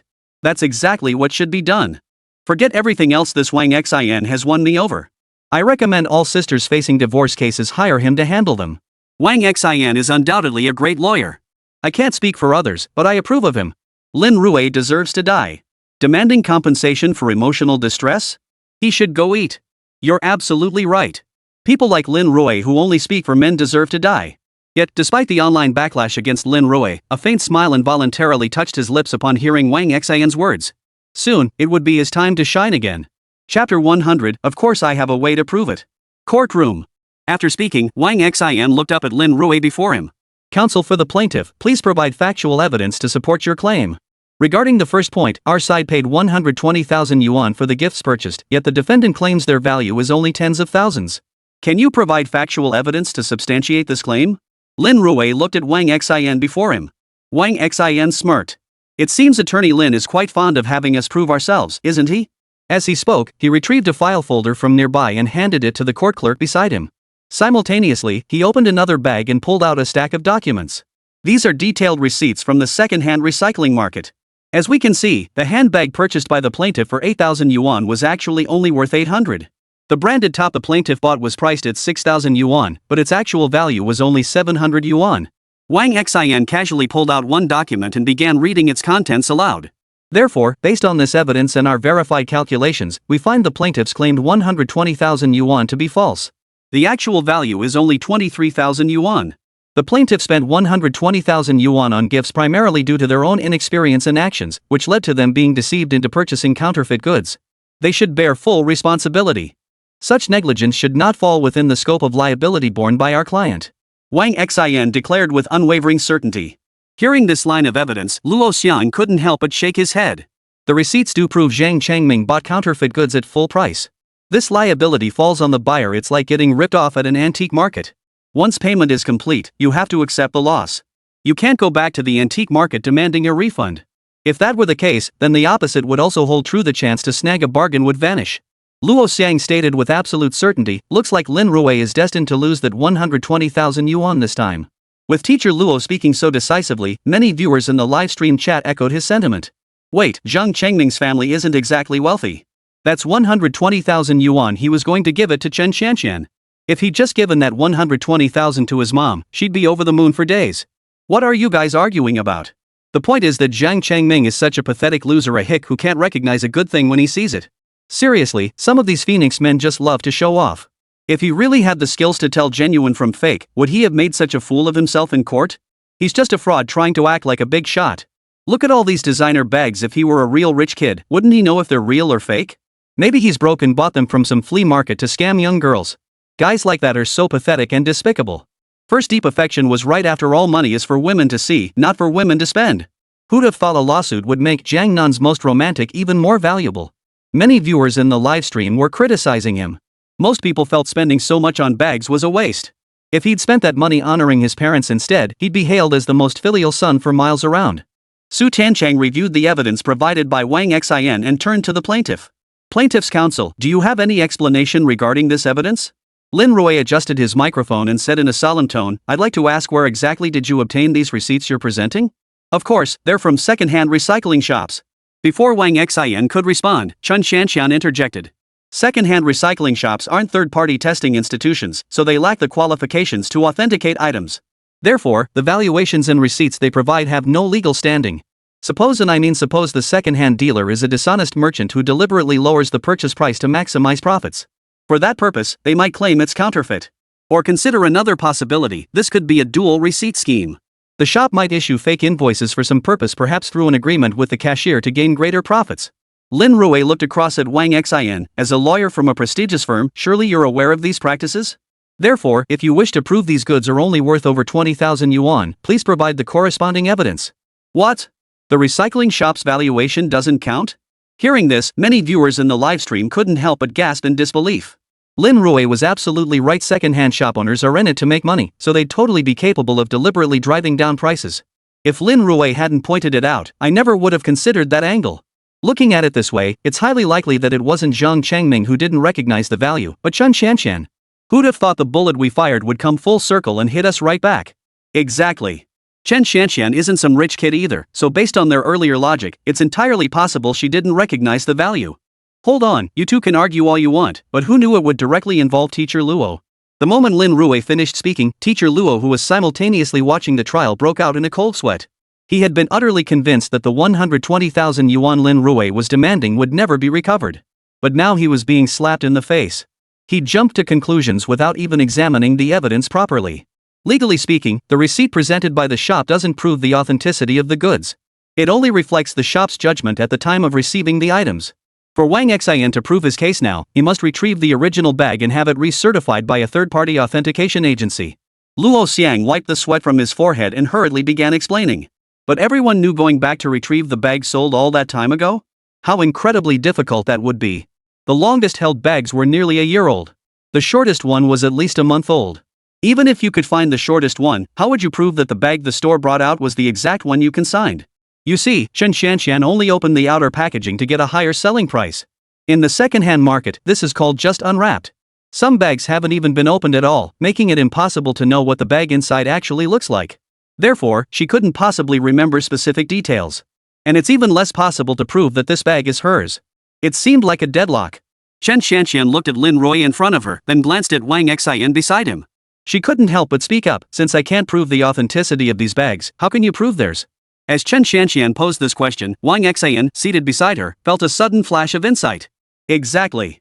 This was the legendary magic defeating magic. I can't prove it. How can you prove it? You can't prove it's worth 12,000. Then I won't have to pay the claim. Just as Wang Xian thought he'd found a way out, Lin Rui calmly interjected, I certainly have a way to prove these bags are genuine. Chapter 101, Romance is a Scam. What? Lin Rui actually claimed he could prove these bags were genuine? How could that be possible? It's like going to the bank to withdraw money and being asked to prove your mother is your mother. In this situation, even if you had your household registration book, you couldn't prove your mom is your mom. And don't even get me started on the fact that Lin Rui is holding a bag. Accessories like handbags all look nearly identical, let alone having any distinguishing features. How can you possibly prove it? Chen Xianxian looked at Lin Rui before her, her expression grave. Here are our merchandise procurement records. This document details the product codes and the locations where they were sold. We can contact the retailers based on the sales locations to request their corresponding batch purchase records and inventory receipts, thereby verifying whether that batch is counterfeit. If that batch is confirmed counterfeit, we can send samples to a third-party testing agency for verification. Lin Rui presented the solution. But this plan left Chen Xianxian and the online community in stunned silence. Logically, this verification method was flawless, yet something about it felt off. Moments later, Luo Xiang found himself clapping spontaneously in the livestream. That's Lin Rui for you. Why didn't I think of this method? Finding the store's inventory records would directly trace back to that batch of goods logically, it makes perfect sense. But there's a subtle flaw. Suppose this vendor only occasionally passed off inferior goods as genuine. When the court collects evidence, do you think they'll seize the real bags or the fake ones? As Luo Xiang uttered these words, countless viewers in the livestream chat flashed expressions of sudden realization. I see. Even if the shop owner had previously sold counterfeit goods, when the court comes to collect evidence, he'll definitely present the genuine ones. If he handed over a fake, wouldn't that be like smashing his own shop's reputation to pieces?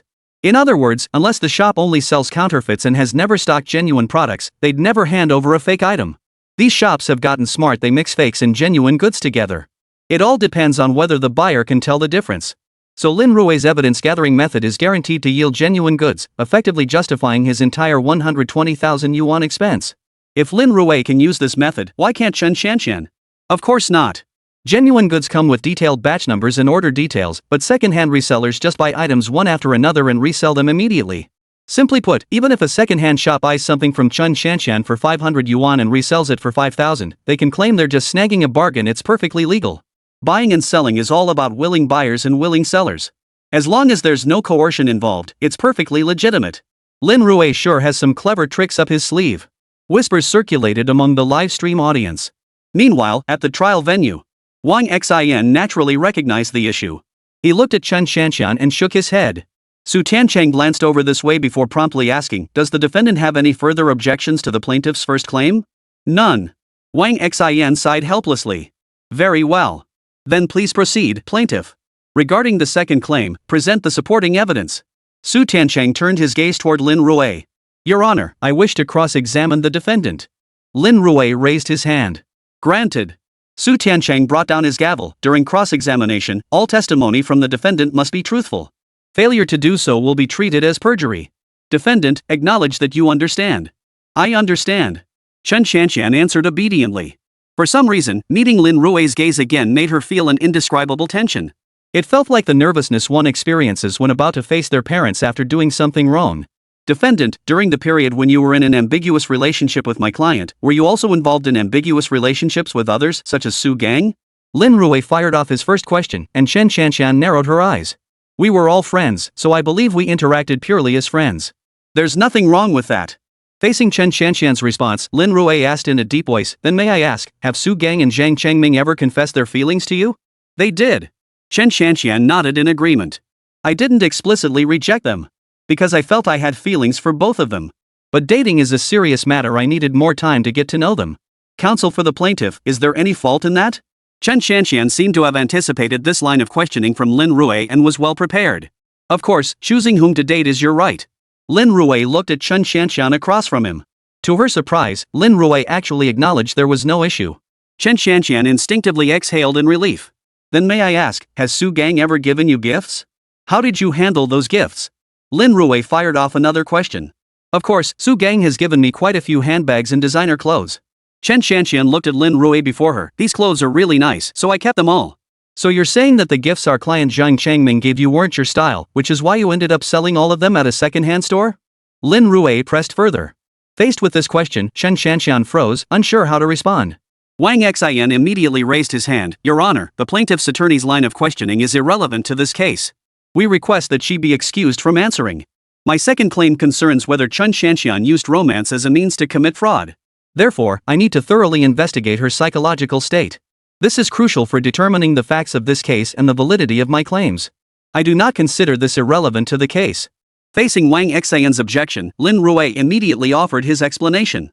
Su Tiancheng paused only briefly before banging his gavel. The plaintiff's counsel's position is granted. Of course not, I was just... Chen Shanshan attempted to fabricate further justification, but Lin Rui cut her off decisively.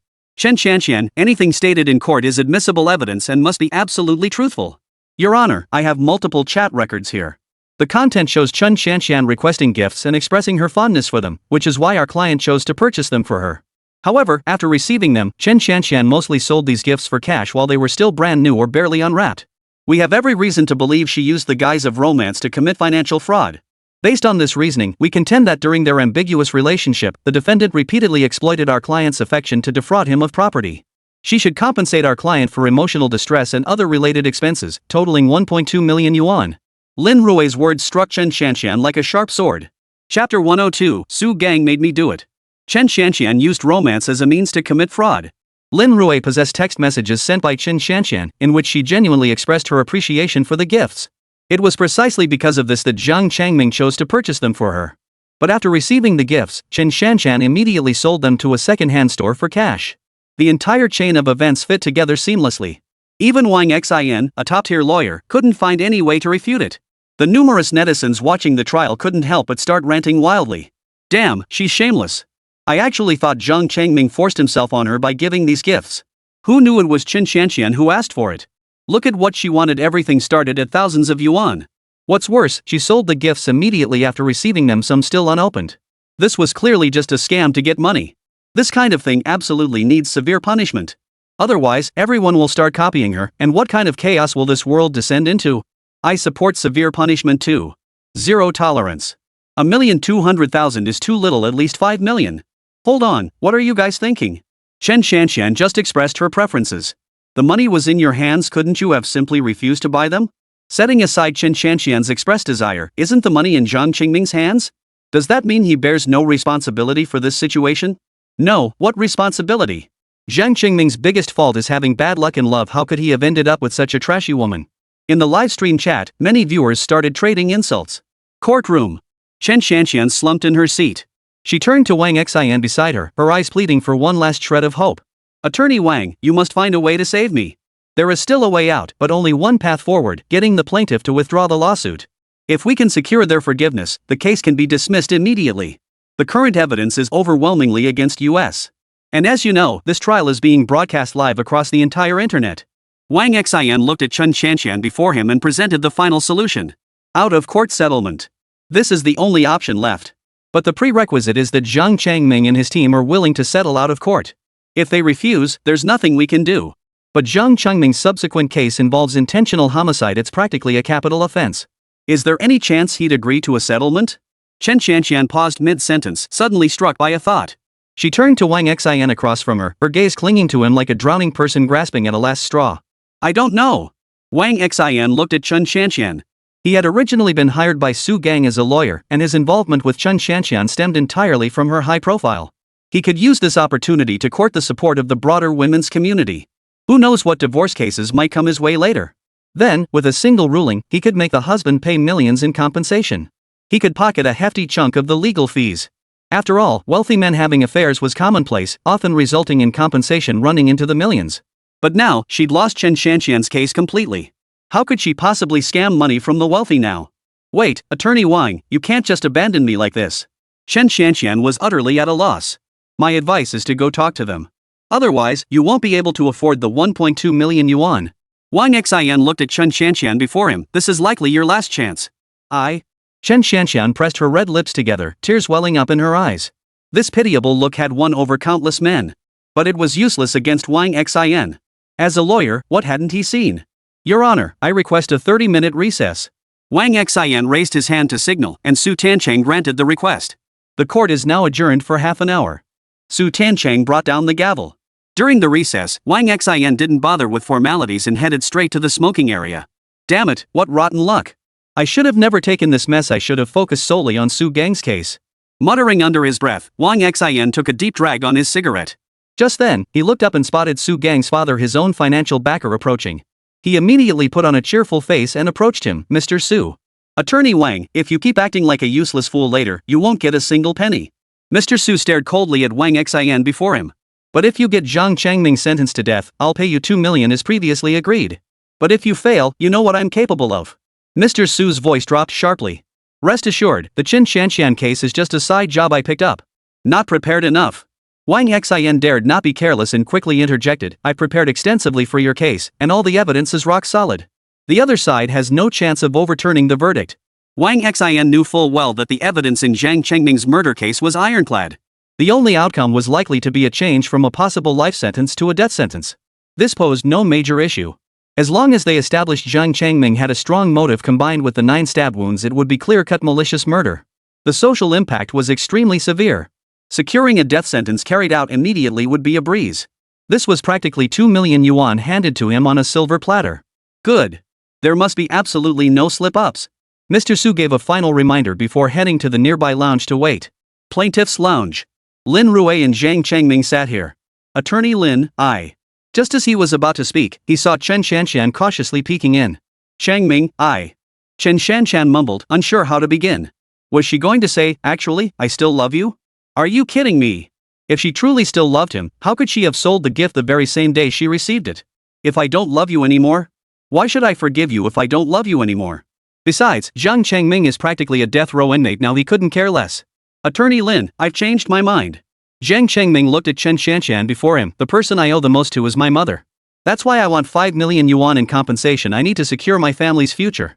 Not a penny less. 5 million. It must be 5 million. Zhang Chengming growled lowly. Hearing the figure of 5 million, Chen Xianxian felt a sudden pang of panic. She couldn't even come up with over 1 million. How could she manage 5 million? No, Chengming. For the sake of what we've been through, you can't do this to me. Chen Xianxian was completely panicked. She took a few steps forward, reaching out to grab Zhang Chengming's arm, only to have him brush her hand away. Stop pretending here. You never liked me at all. I see it now. You're just after the money. You ruined me, and now you're begging for forgiveness? How thick-skinned can you be? I'm telling you, not a single penny less than 5 million. I won't let you off even if I become a ghost. Chen Xianxian, if it weren't for you, how could I be here waiting to die? I can't live, and neither can anyone else. Zhang Chengming glared at Chen Xianxian before him, his teeth clenched. No, it's not like that. Chen Xianxian couldn't stop the tears, shaking her head frantically. Su Gang made me do it. Chapter 103, I have proof. Su Gang. Hearing that name, Lin Rui and Zhang Chengming's gazes both flinched slightly. Zhang Chengming's expression grew even colder. What do you mean? You're shifting the blame onto a dead man now? If you hadn't used my phone to send that text back then, how could you have tricked me into that alleyway? I'm telling you, you're the murderer. Even if I become a ghost, I won't let you rest easy a single night. You hear me? I'm telling you, you'll never find happiness. Zhang Chengming roared furiously. No, it really was Su Gang who made me do it. I have proof. Chen Xianxian was completely panicked, looking helplessly at Zhang Chengming and Lin Rui in front of her. No, Chen Xianxian, at a time like this, you're still lying? Zhang Chengming stood with his hands on his hips, watching Chen Xianxian before him, shaking his head slightly. Still lying here. I'm not. Chen Xianxian nodded firmly. Of course I'm not lying. I have proof in my hands. Faced with the situation, Chen Xianxian pulled out her phone and played a recording. Xianxian, is that Zhang Chengming still bothering you? Should I send some guys to deal with him? Gang, you're absolutely right. He's like a stubborn plaster impossible to shake off. Do you have any idea how miserable this is making me? No problem. Here's what we'll do. On Saturday, just lure him to the alley entrance. I'll teach him a lesson and make sure he stays away from you. That'd be perfect. The recording contained a conversation between Su Gang and Chen Xianxian. Hearing this, Zhang Chengming clenched his fists. Staring at Chen Xianxian before him, he ground his teeth for a long moment before spitting out two words, bitch. I had no choice. Su Gang is so rich, I couldn't help it. If I didn't stay with him, how could I afford nice handbags? How would I cover my everyday expenses? Chengming, forgive me. If you can forgive me, I'll agree to anything. I can testify in court. I can explain exactly what happened that day. Chen Xianxian reached out and grabbed Zhang Chengming's arm. This time, however, Zhang Chengming didn't pull away. Instead, he turned his gaze to Lin Rui beside him. Whether she could walk free depended entirely on Lin Rui. Lin Rui frowned. We have this recording, but it's clearly not enough. The recording only proves that it wasn't Zhang Chengming who invited Su Gang to the alley. It merely casts doubt on the primary motive, but the conflict between the two men is undeniable. In other words, after accepting Su Gang's invitation, Zhang Chengming could very well have brought a knife and planned to kill Su Gang. If the defense argues along these lines, it won't exonerate Zhang Chengming, it could actually solidify the case for premeditated murder. So the evidence you've provided so far is nowhere near sufficient. Lin Rui shook his head. Hearing this, Chen Xianxian grew visibly flustered. After a moment's hesitation, she said firmly, I still have a video recording. This footage proves Zhang Chengming acted in self-defense. Hearing this, both Zhang Chengming and Lin Rui's eyes lit up. A video recording that could prove it was self-defense. Let me see it. Lin Rui didn't rush. He looked up at Chen Xianxian before him, his voice growing stern. I originally intended to use this to threaten Su Gang, but I never imagined. Chen Xianxian spoke as she pulled out her phone, rummaging through her file library before finally locating an encrypted video buried deep within her files. She tapped play immediately. The scene from that time finally unfolded before Lin Rui's eyes. In the footage, Su Gang roared incessantly, hurling threats. Zhang Chengming, I'm telling you Chen Xianxian is my woman. Get the hell away from her. No way, Su Gang, you're out of your mind. How dare you act so cocky as a third wheel? Do you even know Chen Xianxian likes you? I've been with Chen Xianxian for over a year. I know exactly what she likes and dislikes to eat. Do you even know when her period is? Zhang Chengming snorted in exasperation. Come on, Xianxian, tell me what you like to eat? Whatever you crave, whatever you want, I'll take you out to eat it. Unlike some hicks and broke-ass losers who have to wait forever just to get some sashimi. I suggest you stop chasing girls and take better care of your mom. She works hard to make money, stop messing around. Maybe your mom's pimping herself out behind your back just to support you. How else could she afford to raise you? Su Gang snorted derisively and spat lightly on the ground. What the hell did you say? Zhang Chengming's rage boiled over at Su Gang's words. He lunged forward, swinging a punch straight at Su Gang's face. Su Gang tilted his head slightly, dodging the blow. Damn it, you dare hit me? Su Gang suddenly clenched his fist and delivered a punch straight to Zhang Chengming's chest. Lin Rui quickly hit the pause button and zoomed in on the footage. The image clearly showed that Su Gang's hands were indeed clad in brass knuckles. The punch sent Zhang Chengming reeling backward, gasping for breath. But in that instant, Su Gang stepped forward and charged at him. Faced with this situation, Zhang Chengming grabbed a broom lying nearby, intending to fight back. Seeing the broomstick over a meter long, Su Gang swiftly grabbed a wooden baton and swung it down with all his might. Zhang Chengming couldn't match Su Gang's strength, and deep down, he felt uneasy. Su Gang was notorious as the school's top bully. To put it bluntly, he once knocked out two front teeth of a student who tried to fight back and faced no consequences whatsoever. Zhang Chengming felt uneasy and thought about retreating quickly. But in a fight, momentum is everything. Zhang Chengming was already thinking about running. The broom in his hand was too heavy to swing effectively. Just then, Su Gang suddenly produced a brick from somewhere and hurled it straight at Zhang Chengming's back. Thud! The brick slammed into Zhang Chengming's back, sending him stumbling and crashing to the ground. Run, you bastard! Aren't you the one who's always running? Su Gang gripped the stick in his right hand and swung it through the air a few times. The stick whipped through the air around him, making a whistling sound. Looking for trouble. Su Gang charged forward, the stick relentlessly striking Zhang Qingming's body. As the pain surged, Zhang could only clasp his head to block the blows. Thud! The stick snapped in two. Su Gang, exhausted from the beating, caught his breath and began adjusting the brass knuckles on his hand. Damn it, you dare steal my woman. Just then, Zhang Changming, lying on the ground, produced a dagger from somewhere and sprang to his feet. Ah! With a low growl, Zhang Qingming's eyes turned bloodshot as he wildly swung the dagger in his hand, slashing again and again. Blood spurted relentlessly, splattering Zhang Qingming's face. Yet he seemed utterly oblivious to the pain. Until Su Gang slowly collapsed. Zhang Changming froze in place. The video ended there. Lin Rui stared at the scene before him, silent. In the footage, the knife believed to be the murder weapon lay on the ground, picked up directly by Zhang Changming. But how did this knife get there? From the footage, it was absolutely impossible for Chen Shanshan to have handed it to him. That left only one possibility: Zhang Changming was lying. Chapter 104, The Trial Self-Defense? He lied. Only Zhang Changming's fingerprints were on that knife. No one else's. Therefore, there's only one possibility for this knife: Zhang Changming prepared it himself. That's why there are no other fingerprints. Following this logic, Zhang Changming wasn't telling the truth earlier either. Lin Rui turned to face Zhang Changming, his gaze brimming with accusation. Zhang Changming took a deep breath before revealing the truth. Actually, ever since Su Gang started targeting Chen Shanshan, I've been carrying a portable fruit knife for self-defense. Su Gang has always been a troublemaker at our school. When he encounters enemies, he beats them to a pulp. That's why I was scared, that's why I chose to carry the knife for protection. Zhang Changming paused, saw Lin Rui shaking his head, and hurriedly explained, I'm not lying this time. My roommate and classmates can vouch for me. I didn't say anything at first because I was afraid that if I did, you'd drop my case. And if that happened, I'd be completely finished. Zhang Changming hurriedly clarified, I'm telling the truth this time. I genuinely feared these consequences, which is why Lin Rui kept his gaze fixed on Zhang Changming. His insightful eyes were activated. This time, Zhang Changming was telling the truth. Enough of that for now. Lin Rui looked at Chen Shanshan before him. We can withdraw the lawsuit, but only on the condition that you testify truthfully as a witness and provide all evidence. You must truthfully present all the video and audio evidence from earlier. You should know this is a courtroom. If you change your story again, I'll charge you with perjury. Then it won't just be a matter of over 1 million yuan in compensation. You'll go to prison for how many years, I don't know. But prison isn't nearly as free as the outside world. Lin Rui stared intently at Chen Shanshan. I absolutely will not commit perjury. Chen Shanshan stated truthfully. Then hand over the evidence for us to secure it first. Lin Rui reached out, wanting Chen Shanshan's phone. You won't go back on your word, will you? Chen Shanshan still hesitated. What gives you the right to bargain with us now? Lin Rui's gaze turned icy. If you produced this evidence earlier, do you think Zhang Changming would have been detained this long? Now Zhang Changming's mother kneels outside the police station every day pleading for justice for her son. Have you considered the cost of all the scorn she endures? Even if you present it now, we can still sue you for withholding an incomplete evidence, demanding compensation for Zhang Changming's emotional distress. That sum will far exceed a mere million or so. So think carefully about which side you're really on. Lin Rui fixed his gaze on Chen Shanshan before him, his tone growing sharper.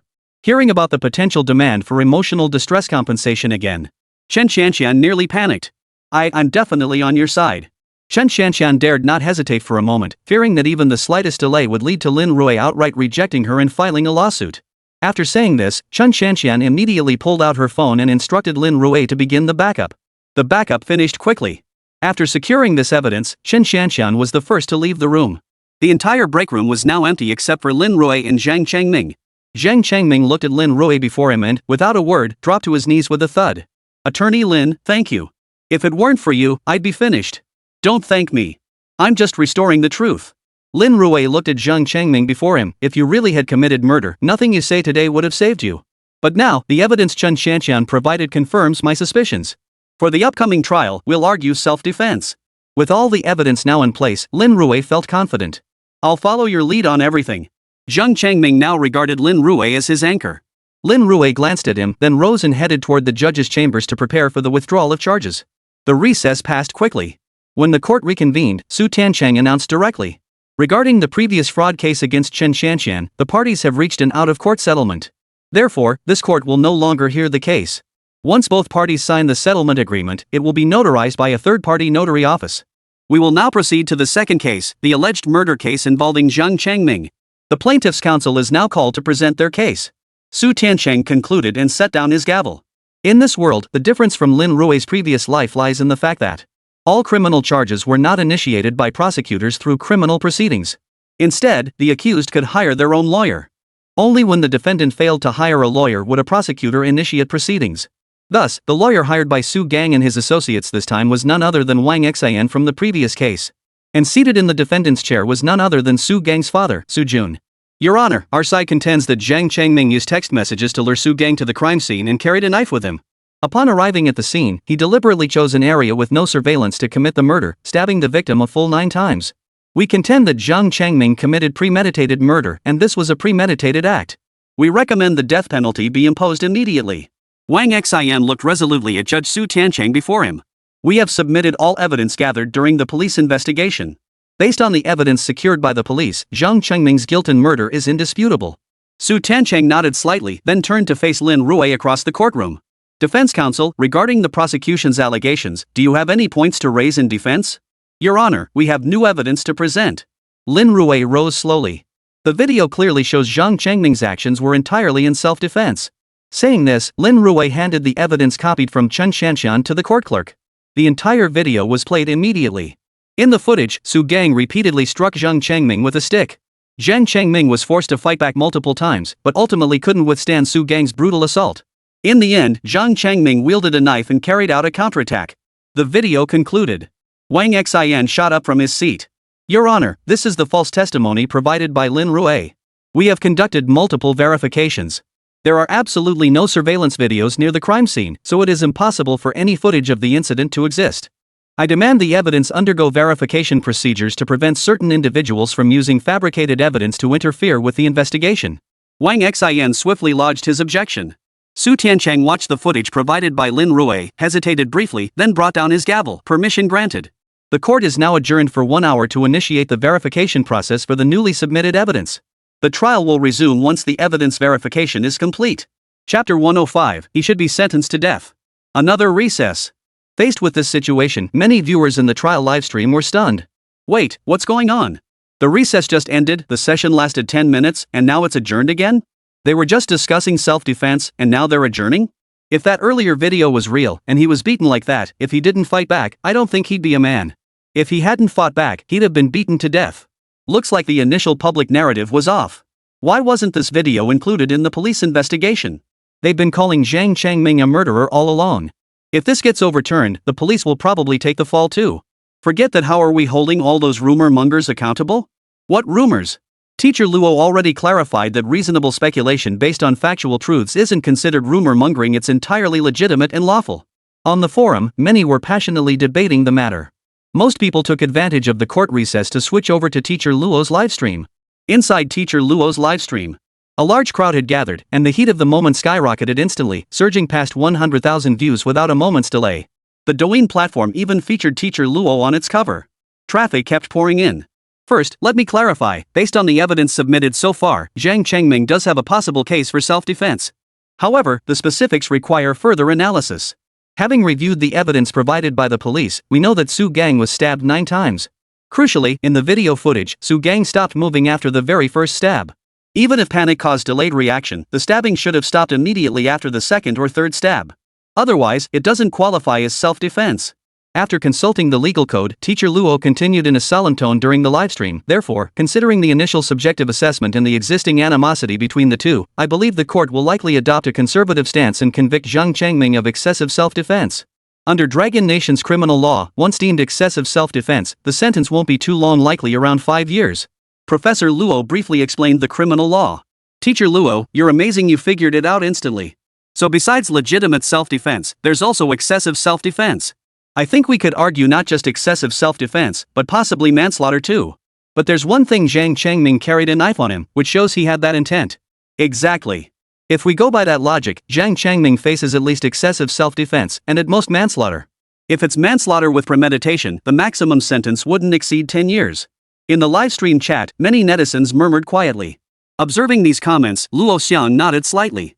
It seems that after this period of growth, many people have developed a basic understanding of the law. Indeed, if Su Gang's defense attorney seizes on this point, it's highly likely he'll be convicted of manslaughter. Based on my assessment, the current evidence isn't sufficient to prove manslaughter. While there was motive, he acted in self-defense. Manslaughter refers to unintentional or unpremeditated killing, death caused by negligence, or death resulting from ordinary negligence. Therefore, under the analysis of subject and object, Zhang Changming subjectively carried a knife and inflicted the stab wound. It's difficult to conclude this resulted in manslaughter due to negligence or similar reasons. Luo Xiang spoke eloquently in the livestream. Then it's likely excessive self-defense. The legal boundaries for self-defense have always been quite ambiguous. I don't think Judge Su would have been confident in ruling it self-defense. 9 stabs? Anyone stabbing someone 9 times, especially in vital areas like the chest, how could that possibly be self-defense? If it had been the abdomen, I might understand it's not necessarily fatal. But the chest? That's a vital area, whether it's the lungs or the heart, it's absolutely critical. I don't think it should be ruled that way. Given the situation, if Zhang Changming hadn't fought back, he would have been beaten to death. How can you expect someone on the verge of being beaten to death to count how many times he stabbed someone or determine where he stabbed them? Hold on, you weren't even there. How can you make such a judgment based solely on a video? Are you that skilled? Amidst the heated discussion, the recess period had ended. Su Tiancheng strode in, robed as a judge. All eyes shifted back to the courtroom. Wait, look at Wang Xian's expression. Did he find some incriminating evidence during the recess? No idea, but he looks so smug. Probably thinks Lin Rui's self-defense won't hold up. Even if it's excessive force, he's still got this in the bag. With this evidence, it'll be tough to sentence Zhang Changming to death. Many netizens watching the proceedings were eagerly anticipating the verdict. Will Lin Rui's self-defense plea succeed? If he fails, wouldn't this be the first time we see Lin Rui lose? But even so, Zhang Changming was facing the death penalty before. Now it's been downgraded to excessive self-defense. He's essentially saved his own life. Even if Lin Rui loses, it will be a defeat with honor. The court is now in session. Su Tiancheng gave Lin Rui a meaningful look before signaling the clerk to announce the recent forensic findings. After multiple expert evaluations, the video evidence submitted by the defendant's representative, Lin Rui, shows no signs of editing, AI manipulation, or other technical alterations. Therefore, this video evidence is deemed valid and accurately reflects the circumstances at the scene. Hearing this, many netizens breathed a sigh of relief. How could Lin Rui possibly provide fake video evidence?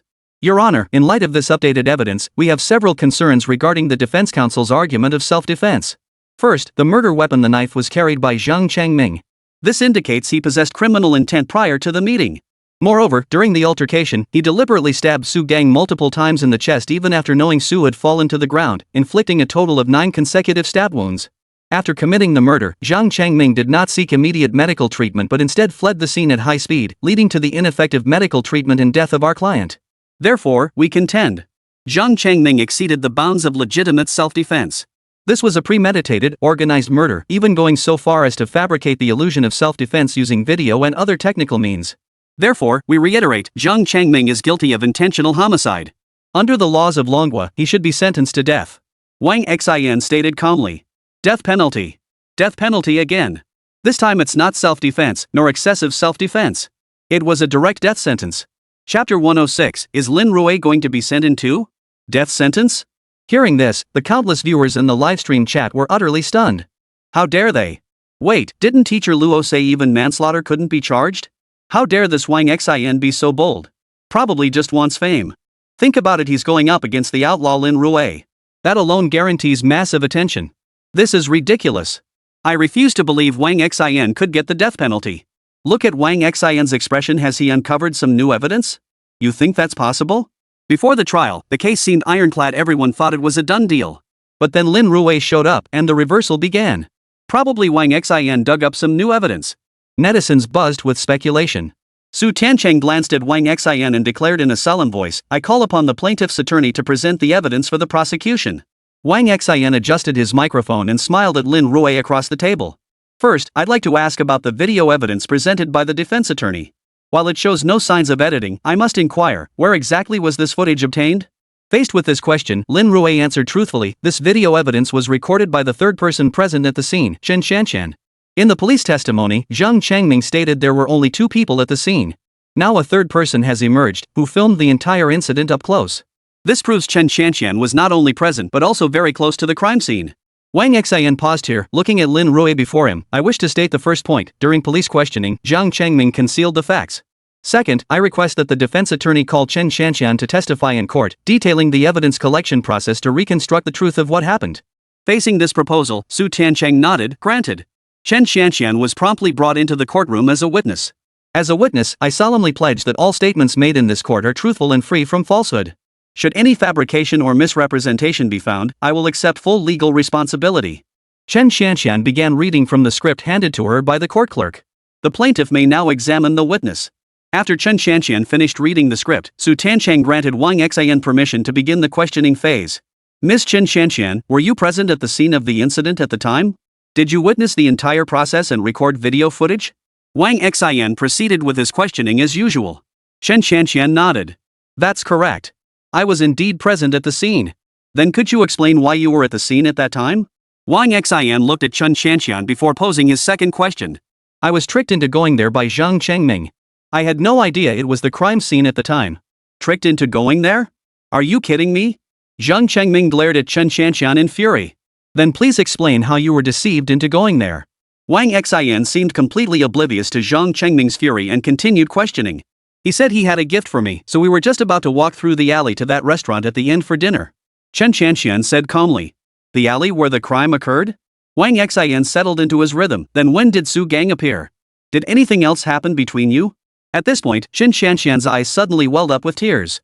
When we were in the box, Zhang Chengming suddenly grabbed me, pinned me against the wall, and tried to kiss me. That's when Su Gang showed up. He yelled a few curses, then rushed over to save me. Hearing this, Wang Xian glanced at Lin Rui across from him before continuing his questioning of Chen Xianxian. In other words, Zhang Chengming attempted to assault you, even harassing you, and Su Gang witnessed it, rushing in to act heroically. I don't know. Chen Xianxian shook her head. I can't remember clearly. When I was pinned against the wall, my mind went completely blank. Weren't you the one who texted Su Gang on your phone, asking him to come to the alley entrance to protect you? Or was it? Wang Xian pulled out the evidence provided by Lin Rui and handed it to Chen Xianxian. No, that's not it. I never sent Su Gang any messages. Chen Xianxian flatly denied it. Liar. Your Honor, she's perjuring herself. Zhang Chengming couldn't bear to listen any longer. A low growl escaped his throat. If he hadn't been restrained and flanked by 2 court officers, he would have stormed out to slap her across the face. Your Honor, the defendant is disrupting the court proceedings with her outburst. She has a volatile temper. Wang Xian paused briefly. My questioning is concluded. Considering witness protection protocols, I request the witness leave the courtroom after I present the facts. Su Tancheng glanced at Wang Xian. The court does not currently deem Zhang Chengming a physical threat. The plaintiff's attorney may proceed with his statement of facts. Very well. Wang Xian didn't dwell on the matter. From the earlier debate, we can see that Zhang Chengming deliberately entered the alleyway. Upon seeing Su Gang appear there, he proceeded to harass Chen Xianxian. He knew Su Gang had feelings for Chen Xianxian, so he anticipated Su Gang would react violently upon seeing them together, which explains the scene captured in the video evidence presented earlier by the defense attorney. Zhang Chengming clearly understood the distinctions between self-defense, excessive self-defense, and premeditated murder. His plan was to use excessive self-defense or manslaughter as a defense to avoid conviction. That's why he fled backward, was knocked down by Su Gang, and once the critical situation described in the legal statutes was established, he pulled out the pre-prepared knife to kill in retaliation. Wang Xian pulled a photograph from the file folder. The murder weapon was purchased by Zhang Chengming 2 weeks prior to the incident. This evidence establishes his motive for premeditated murder. The evidence Wang Xian presented was Zhang Chengming's purchase receipt. No, that's not true. I bought the knife for self-defense. Zhang Chengming immediately protested. My roommate can vouch for that. Your roommates? Wang Xian chuckled. I've already questioned your roommates. They did confirm you intended to use the knife for self-defense. But could that have been part of your plan? How can you prove you didn't deliberately deceive your roommates to cover up your motives? With just a few simple sentences, Wang Xian left Zhang Chengming speechless. Prove it wasn't deliberate? How could that possibly be proven? The crucial issue was that Chen Xianxian had recanted her testimony again. Your Honor, I'm filing a complaint against the defendant's lawyer for attempting to coerce me into providing evidence favorable to him by threatening to use the compensation from the first trial to force an out-of-court settlement. I move that his license be revoked and that he be prosecuted under the Criminal Code of Manhwa. Just as everyone stood stunned, Chen Xianxian, standing nearby, raised her hand to signal the judge. Hearing this, many viewers in the livestream chat erupted in excitement. Wow, this is a complete reversal. Looks like Wang Xian isn't just trying to send Zhang Chengming to jail, he's going after Lin Rui too. Many viewers in the livestream were ready to watch the show unfold. Chapter 107, who could plan this so precisely? Inside the trial livestream. No way, could Wang Xian really send Lin Rui straight to jail? If he actually gets locked up, how can Lin Rui keep being an outlaw? But even Professor Luo thinks this case is at most excessive self-defense. Yet Wang Xian is pushing for the death penalty. If Wang Xian actually secures the death penalty, it'd basically mean climbing to fame by riding Lin Rui's popularity wave. That would make him an overnight sensation. Wait, are you guys even real Lin Rui fans? You look like fake followers. Do you seriously think Lin Rui will just sit back and take this? Many netizens couldn't resist joining the discussion. Most netizens hope to see Lin Rui humiliated. But many die-hard Lin Rui fans, facing this situation, firmly believed he had what it took to bounce back. Faced with the current situation, teacher Luo Xiang stepped forward to explain directly. Wang Xian's evidence is quite clear, focusing on the following key points. First, the origin of the weapon. It was carried by Zhang Changming, who also possessed a strong motive. Second, he stabbed the victim 9 times and fled the scene without calling emergency services for medical aid. Additionally, the question remains, did Zhang Changming book this location? If he did, then the subsequent sequence of events becomes quite clear. Zhang Changming harbored subjective intent to kill, carried the weapon, and fled immediately after stabbing Su Gang. Linking all these facts together, under this assessment, it's entirely possible to directly conclude it warrants the death penalty. Professor Luo Xiang immediately corrected himself. Earlier, I did omit some evidence, so the judgment should be excessive self-defense. In reality, excessive self-defense and premeditated murder are distinct charges. However, since Zhang Changming intended to use legitimate self-defense as a defense, this constitutes premeditated murder concealed under the guise of self-defense. Therefore, based on the current evidence, if all of Wang Xian's evidence holds up, Zhang Changming could very well be prosecuted for premeditated murder. Hearing teacher Luo's words, many netizens expressed deep emotion. Looks like Zhang Changming really did commit premeditated murder. Hearing Lin Rui defend him earlier, I actually felt sorry for him. But now it's clear this guy is way too cunning. Not only did he plan this long ago, but he actually tried to use self-defense as an excuse to get off scot-free. He's truly despicable. I agree. People like this belong locked up in prison. If this is proven, I suggest the death penalty. If he gets off scot-free, what message does that send to other kids?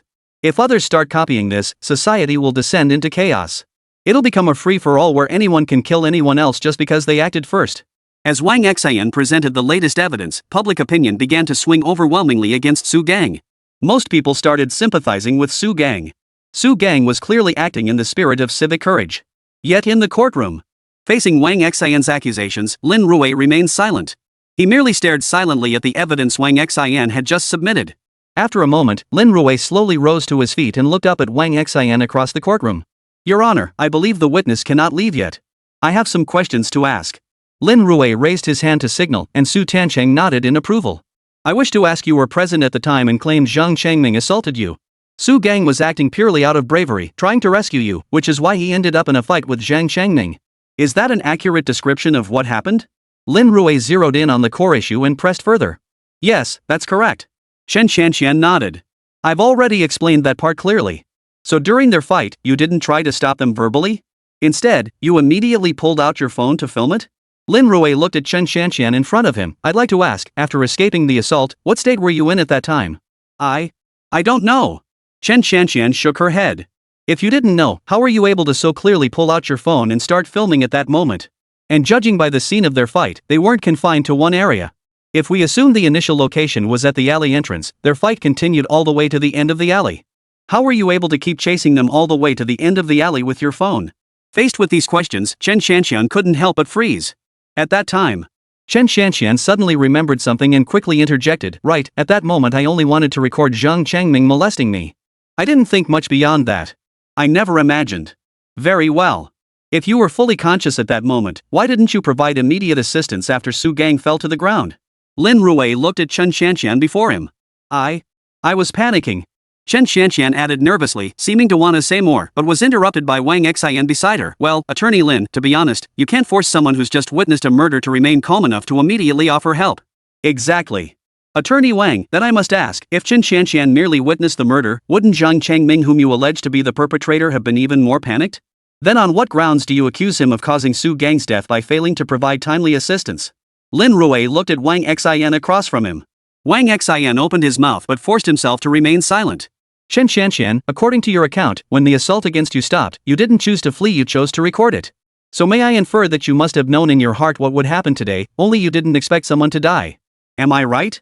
Lin Rui's tone softened immediately, as if offering a release valve for the tense Chen Xianxian. She nodded almost instinctively. Yes, that's right.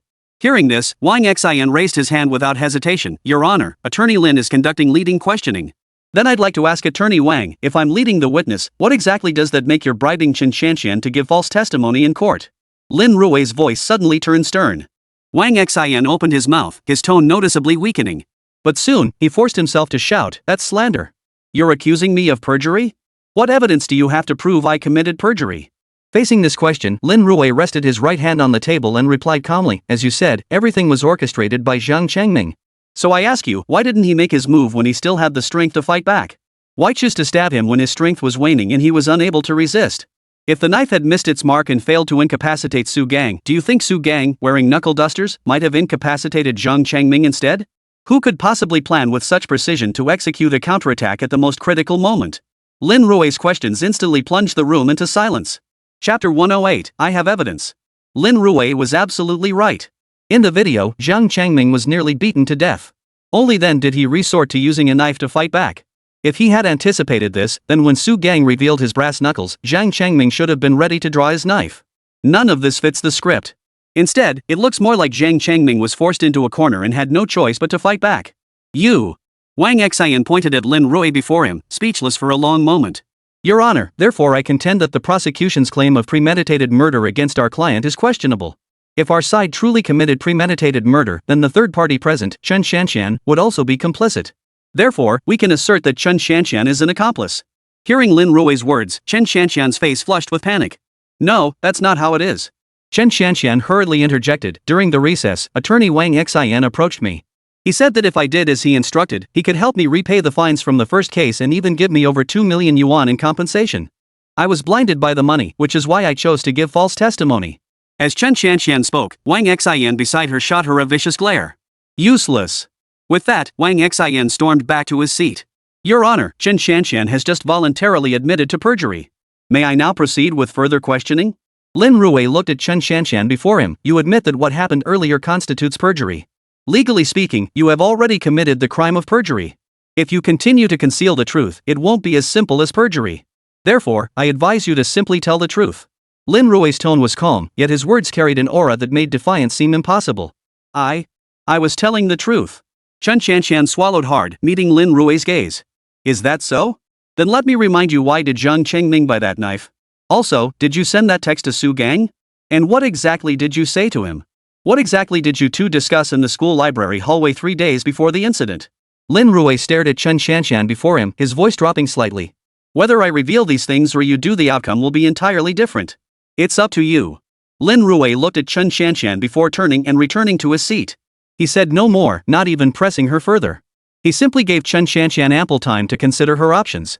I'll talk. I'll tell everything. I was the one who persuaded Zhang Chengming to buy the knife. At that time, Su Gang was already pursuing me, so I convinced him to buy a knife for self-defense. It was only 3 days ago in the library hallway that Su Gang told me to leave Zhang Chengming. But at that point, I felt like I'd finally found an ATM. I didn't want to just give it up like that. So I chose. Sorry, I made that up. I told Su Gang that Zhang Chengming kept harassing me, spending over 100,000 on me just to sleep with me, and I refused. Su Gang flew into a rage when he heard that. He has a fiery temper and was ready to confront Zhang Chengming right then, but I stopped him. Later, when Su Gang found out Zhang Chengming was still messaging me daily, he told me to lure Zhang Chengming into an alley to settle things. At this point, Chen Xianxian looked directly at the judge. My main reason for wanting to record the video was that once I was with Su Gang, I definitely couldn't keep spending Zhang Chengming's money. So I thought maybe I could record an embarrassing video to blackmail Zhang Chengming later. After all, getting into fights outside school could easily lead to expulsion. Zhang Chengming's family wasn't well off, and he often mentioned how hard it was for them to afford his education. So I thought maybe I could use that to blackmail him. But I truly never imagined that Zhang Chengming would kill Su Gang. Chen Xianxian sobbed as she revealed every detail. The entire room fell silent. 2 college students, both nearly losing their lives over Chen Xianxian, a gold digger, nearly lost their lives together. On the live streaming forum, many couldn't help but lash out in anger. Seriously, this Chen Xianxian is way too much. Does she have any morals? This is the epitome of a gold digger, a green tea. Just look at what she said earlier. She knew Zhang Chengming's family was struggling. Knowing Zhang Chengming's family struggles, yet still trying to exploit the situation by recording videos to extort more money. This woman deserves to die. I used to feel sorry for Su Gang, but now I think both Su Gang and Zhang Chengming are just pathetic suck-ups. Respect the dead. Forget Su Gang. I'm showing this case to my son so he never becomes a suck-up. Seriously, how twisted are your minds, guys? How is this being a suck-up? Didn't you hear? Zhang Changming always wanted to sleep with Chen Xianxian. Are we supposed to just hand her over to you for free? It's just normal romantic attraction. Following your logic, what's the difference between this and sleeping with prostitutes? So crude. Love is built on a foundation of material security. If you can't even provide that, why should we follow you? Our families won't let us suffer hardship at home, why should we suffer it with you? You still think you can fight? What makes you so special? On the forum, the two factions began hurling insults at each other. Meanwhile, at the courtroom proceedings, Wang Xian stared at Chen Xianxian before him, his brow furrowed. Your Honor, Chen Xianxian is susceptible to financial inducements and may be suspected of perjury. So we can't tell from the current situation whether Chen Xianxian is telling the truth.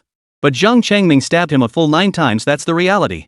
So even if Chen Xianxian's account is true, Zhang Changming still committed excessive self-defense. Faced with this situation, Wang Xian stated directly. With the motive still unclear, and the video evidence failing to prove Zhang Changming acted with premeditation. Therefore, we must settle for the next best option and build our defense around excessive self-defense. Well then, I'm truly sorry to inform you that I happen to have an audio recording as evidence. Lin Rui raised the USB drive in his hand and handed it to the clerk in front of him. This recording clearly proves that Su Gang did indeed conspire with Chen Xianxian to lure Zhang Changming to the crime scene. This recording not only corroborates Chen Xianxian's earlier testimony but also proves that your accusation of premeditated murder against our client is pure slander. Lin Rui instructed the court clerk to play the recording immediately. Xianxian, you should have arranged to meet Zhang Changming. Chapter 109, Infinite Right to Self-Defense. The voice in the recording was indeed Su Gang's. Upon hearing the recording, Wang Xian froze momentarily before instantly comprehending its meaning. He glared viciously at Chen Xianxian before him. Bitch. Your Honor, our side believes the plaintiff's attorney has posed a significant threat to our witness. To protect the witness's safety, I move that the witness be excused from the courtroom for now. Hearing these familiar words, Wang Xian clenched his fists. He never imagined Lin Rui would have turned Chen Xianxian. She had now become his witness.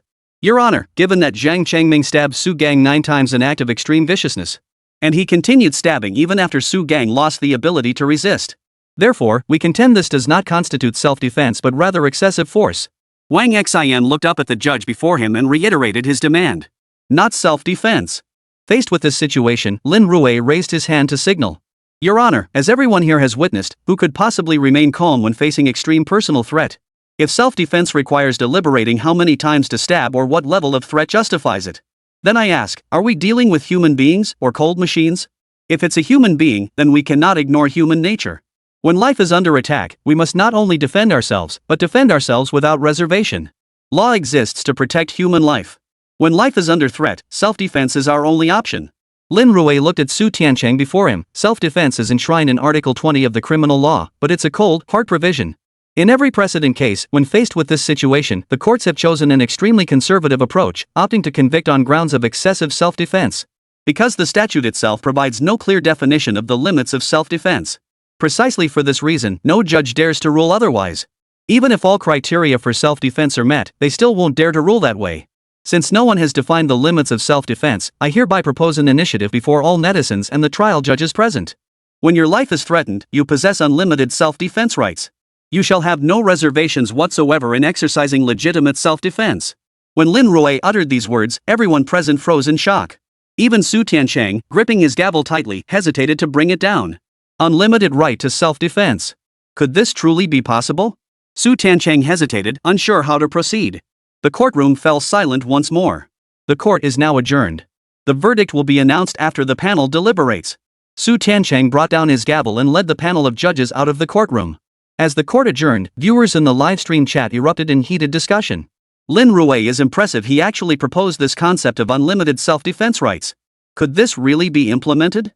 I can't speak for everything, but the fact that Lin Rui dared to raise it in open court, I think this pioneer truly deserves the title. We owe these trailblazers a debt of gratitude. Remember back in the day? If you lost your train ticket, you had to buy a new one at full price, a total ripoff. It wasn't until someone stood up to the Ministry of Railways single-handedly that we finally got ID-based boarding. Back then, after buying a ticket and entering the station, you had to pay extra just to use the restroom. Wasn't that bullying? Until a pioneer came along. Many in the livestream began recounting specific cases from back then. In stark contrast to the boisterous livestream, the court office was shrouded in silence. Su Tiancheng looked at the two deputy judges before him. Everyone, share your thoughts. How do you assess this case? A tall, slender male judge spoke first. While Lin Rui's argument for unlimited self-defense sounds plausible, there's no precedent for it. Moreover, Zhang Changming brought all the knives himself. There was indeed a dispute between the two, creating a motive for murder, and he continued stabbing multiple times after the victim lost the ability to resist. The nature of the act is extremely heinous. Based on previous cases, I believe it should still be ruled as excessive self-defense.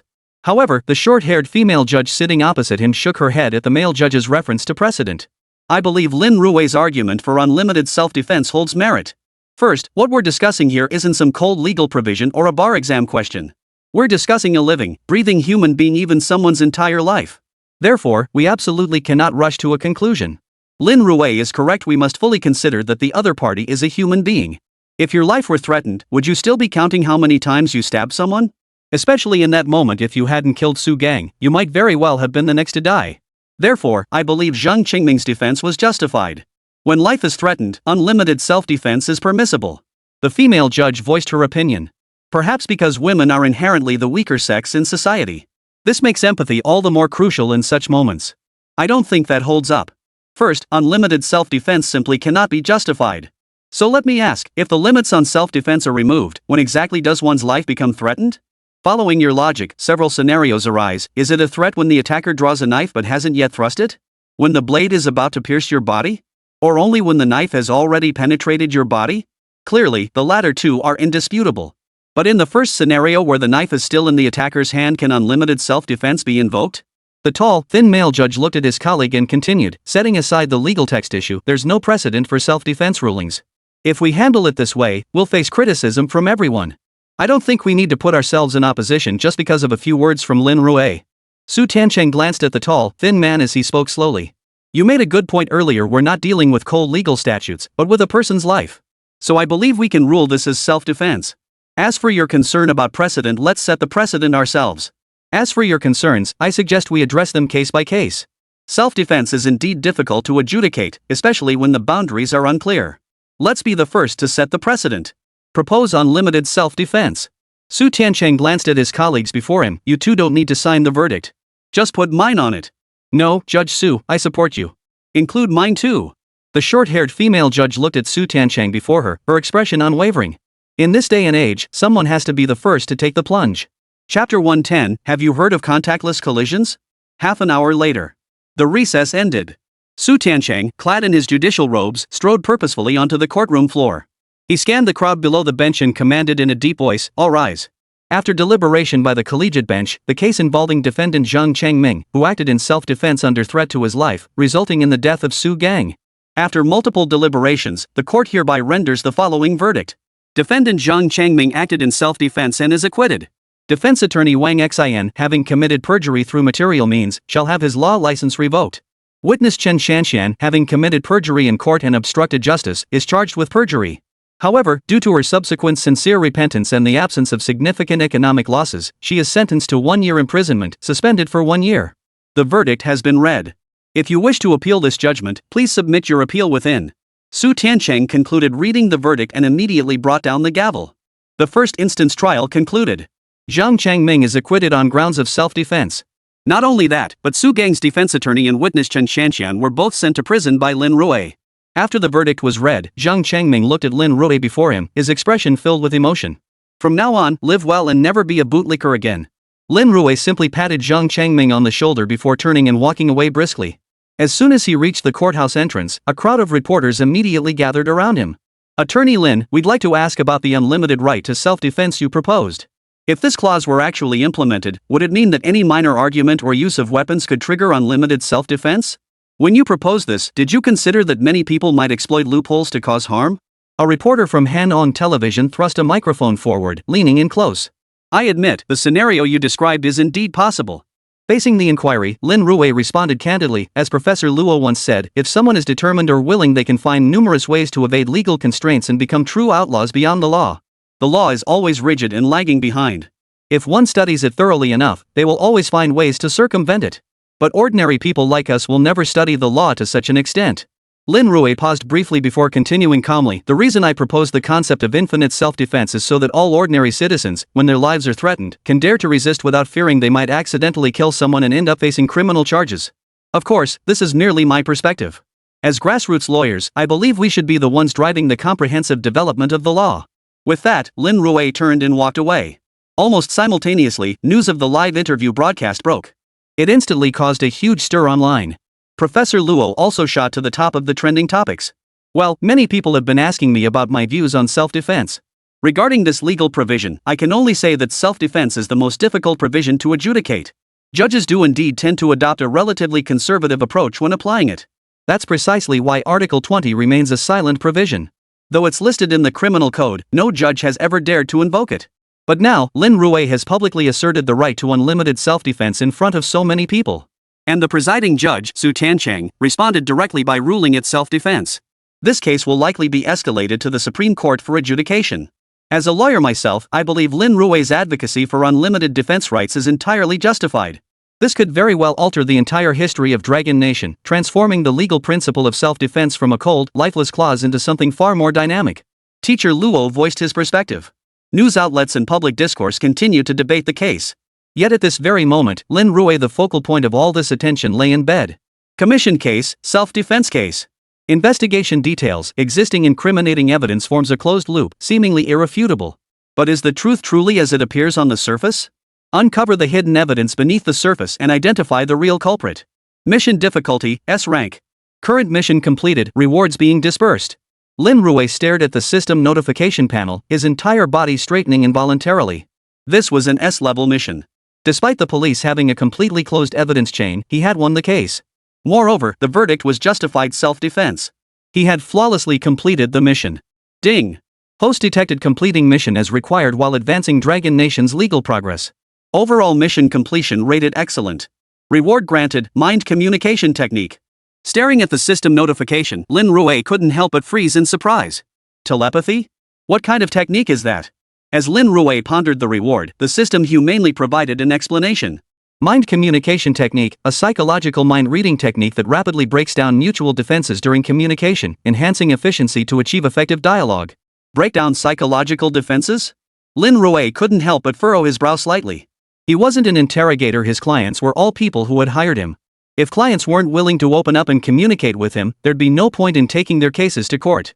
So this skill seemed pretty useless to him. But this was an S-rank reward. Why reward me with something useless? Just as Lin Rui was puzzling over this, the phone in his pants pocket suddenly vibrated. A tingling sensation shot up from below, and Lin Rui abruptly stood up, answering the call. "Hello? Lin Rui, can you come to the police station? We've got a very tricky case here."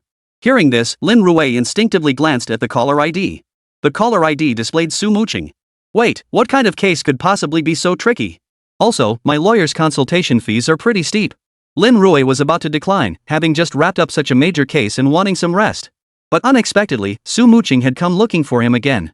"This case is a bit out there, but I think you'll find it interesting.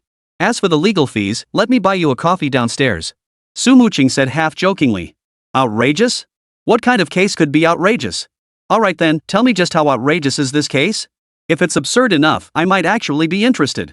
Lin Rui glanced at the phone and said half-jokingly. Have you heard of a no-contact collision? Chapter 111, did it hit or not?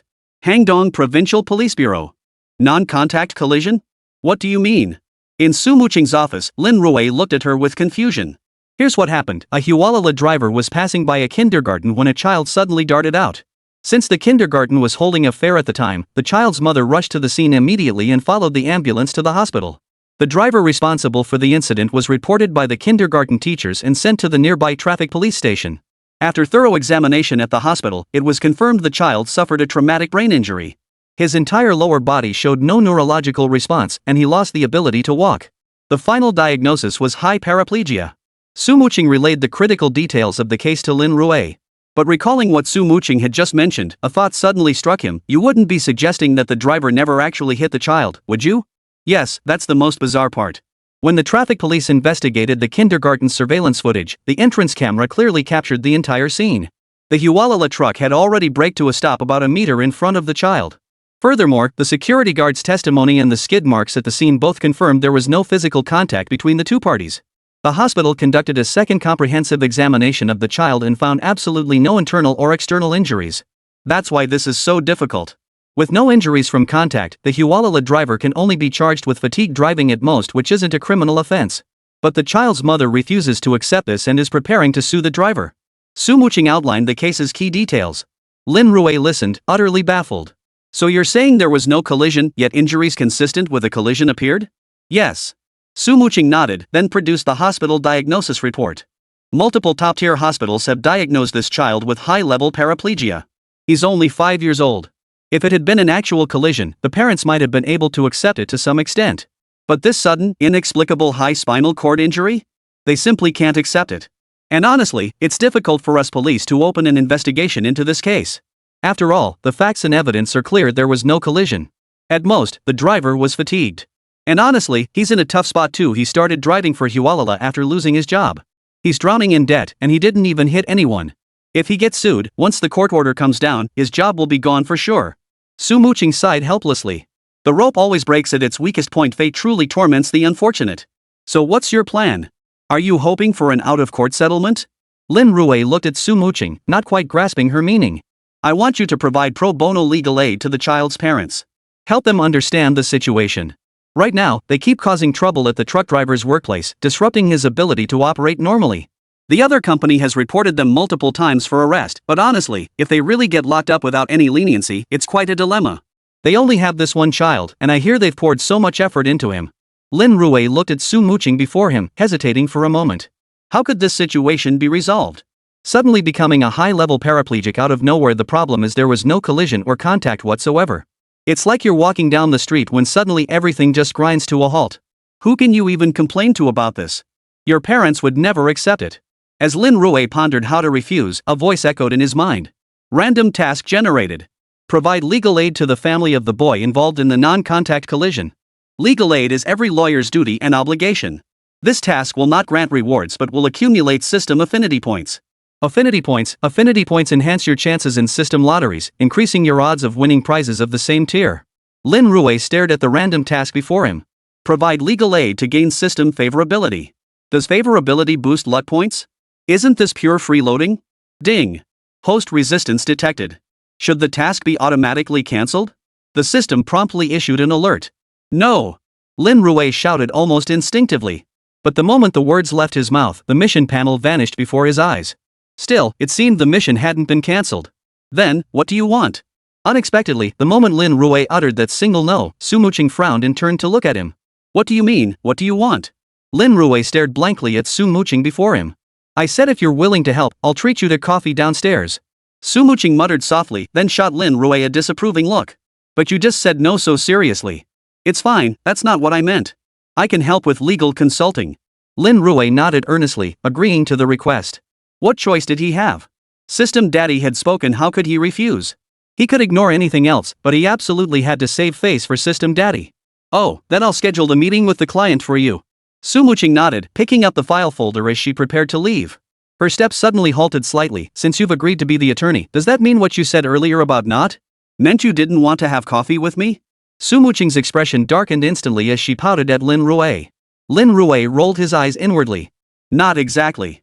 I'm actually pretty tired myself. You can buy me a cup of coffee. Lin Rui yawned and stretched lazily. I don't have that kind of time. Su Muqing shook her head, hugging the case files as she returned to her office. Watching Su Muqing disappear from view, Lin Rui shook his head. That's weird. Didn't she just invite me for coffee a moment ago? Lin Rui shook his head again and turned to leave. Watching Lin Rui's retreating figure, an unusual expression flickered in Su Muqing's eyes. She bit her red lips slightly, shook her head, and ultimately remained silent. Just then, a wail suddenly pierced the air outside the police station. You have to do something for me. I'm telling you, my son was left paralyzed from the waist down for no reason. Our whole family is ruined. That Hualala driver claims he didn't hit anyone. How could this happen if he didn't hit anyone? He must have used some trick to frame my son. My son couldn't possibly have injured himself to the point of high paraplegia. You absolutely must get justice for me. This villain can't be let off the hook. A mother in her 30s was escorted by several officers to a nearby rest area.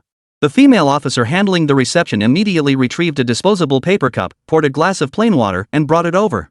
The woman looked to be in her 30s, but her temples were streaked with gray, and she bore dark circles under her eyes. She clearly hadn't rested properly in a long time. Lin Rui strode over and addressed the woman. Hello, I'm attorney Lin Rui. How may I assist you? Chapter 112, A Strange Occurrence. Lin Rui. Attorney Lin Rui. The words echoed in the old woman's ears, causing a glimmer of light to flicker in her weary eyes. Are you the lawyer everyone's talking about online, the one who defies the law? You absolutely must save my son. He's so young, yet he's paralyzed from the waist down. What will become of him for the rest of his life? They all say the Hualala driver never even hit him, but how could that be? If he didn't hit him, how could he have fallen and become paralyzed from the waist down? The woman clung to Lin Rui as if he were her last lifeline. First, tell me exactly what happened. Lin Rui spoke as he prepared to help the woman up and lead her to the nearby office. It's so tragic. My child is just so tragic. The woman sat down and said in a heavy voice, Tong Tong is only 5 years old, and he was hit so hard he became paralyzed from the waist down. Well, you might want to be a bit more careful with that. Based on the evidence at the scene, it appears the other party didn't actually collide with Tong Tong. So your earlier claim that he was hit and left with high-level paraplegia is inaccurate. Lin Rui looked at her and corrected her statement. You lawyer. You haven't investigated anything, yet you're twisting the facts here? Let me ask you this, if there was truly no collision, how could collision injuries have occurred? Therefore, I believe there must be issues with the police evidence collection. Otherwise, there's absolutely no way a collision could have occurred without contact. The woman articulated her viewpoint before suddenly realizing she hadn't introduced herself. Oh, I forgot to introduce myself. My name is Lin Rui. Lin Rui? Lin Rui couldn't help but curl his lips inward at the sound of that name. What a bold name. I've already reviewed the police evidence. Do you have anything else to add? But Ms. Lu, I can tell you this, even if we go to court, with the current evidence, you won't win. Lin Rui looked at Lin Rui before him. The facts clearly show that the other party never collided with you. Impossible. Absolutely impossible. Lin Rui shook her head, then suddenly smiled at Lin Rui. I get it now. You must have been bribed by the other party. Why else would you speak so favorably of him? Spill it. How much did he pay you? I can offer double that amount right now. I will make him pay for this. Lin Rui clenched her jaw, her emotions running high. Lin Rui glanced at her and said solemnly, Ms. Lu, I don't know if the child's father. Seeing Lin Rui's agitated state, Lin Rui considered speaking with the child's father. Perhaps he was a reasonable man. But, when the topic of the child's father arose, Lin Rui stared at Lin Rui with an icy expression. He's dead. Long gone, who knows where. What? As the child's legal guardian, isn't it enough that you're telling me? Why must you seek out the father? Or are you discriminating against us, a widow and her orphan child? A widow and her orphan child? While they were talking, Su Muqing took the opportunity to hand over a document. Lin Rui glanced at the cover page, which listed Lin Rui's personal information. Under the marital status section, it read, divorced. Lin Rui frowned.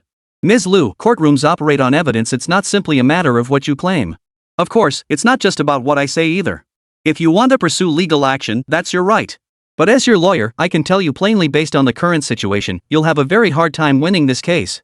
Lin Rui gathered all the files from the table. I've said everything I needed to say. Go home and think it over carefully. I understand you're hurting right now, but legally speaking, the Hualala driver is also innocent. Faced with such a client, Lin Rui wasn't about to coddle him. Very well, Lin Rui. Everyone says you're a master at litigation, but I see it's nothing special. The cases you won before, were they all slam dunks with ironclad evidence? Mark my words, I'll pursue this to the bitter end. He's my only son, and now look what's happened. Let me be perfectly clear, no matter the cost, even if it means selling everything I own, I'll make sure the driver pays with his life. Lin Rui slammed the door shut without another word. Lin Rui frowned, looking at Su Muqing standing in the doorway. Captain Su, it seems she's not exactly lacking legal assistance. Of course not. Su Muqing shook her head. I wanted you to provide legal aid to the Hualala driver, Shinjun. The other party hasn't arrived yet. I didn't expect Lin Rui to come first. Shinjun? Lin Rui stopped in his tracks, then pulled out a file from his briefcase and studied it carefully. Shinjun, 45 years old, 2 children, rural household registration. He used to be a programmer at a major tech company but was laid off at 35. After that, he delivered food for a few years before switching to driving for Hualala. His eldest son had just entered university after passing the college entrance exam, while his daughter was in high school. Life was a bit tight, but they managed to get by. But now he's entangled in a lawsuit. If the other party persists, Shinjun might lose his job as well. Just as he was thinking this, the office door swung open from the outside.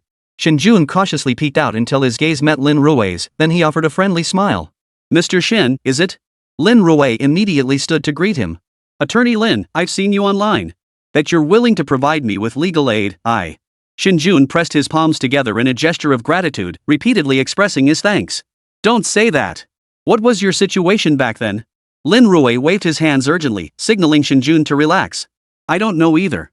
I clearly remember driving my Hiwalala truck near the kindergarten entrance. The navigation system warned me about the school ahead, so I instinctively hit the brakes. But somehow, everything suddenly blurred before my eyes. It seemed like a child had dashed out from the kindergarten onto the road. I was driving a small truck, and the child wasn't very tall.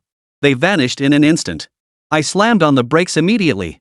Shinjun held out his arm to reveal a bruise on the back of his elbow. I slammed on the brakes so hard I ended up hurting myself like this. Listening to Shinjun, Lin Rui lifted his head slightly and confirmed again, "You just said that you actually hit the brakes before passing the kindergarten entrance, so your speed wasn't fast at the time." "Yeah, that's right." Shinjun suddenly seemed less certain. Lin Rui's gaze sharpened slightly before he said in a solemn tone, "Mr. Shin, this is crucial. Please think carefully again. I must have hit the brakes, it's a school zone, after all, with heavy foot traffic." Shinjun frowned. "But when you asked if I slowed down, I honestly don't know. I'm the driver, so I usually just hit the pedal once. Whether I slowed down or how much I slowed down I can't say for sure." Hearing this, Lin Rui's brow furrowed again. If Shinjun had indeed hit the brakes, it would at least prove he was driving safely. But now he wasn't so sure. It seemed he'd have to explore other avenues while also submitting the dashcam footage to a third-party forensic lab for analysis. But something strange did happen when I passed by the kindergarten entrance. Chapter 113, Court Summons. Strange? What was strange? Lin Rui seemed to have grasped something crucial as he looked up at Shinjun. Actually, something felt off when I passed by the kindergarten entrance.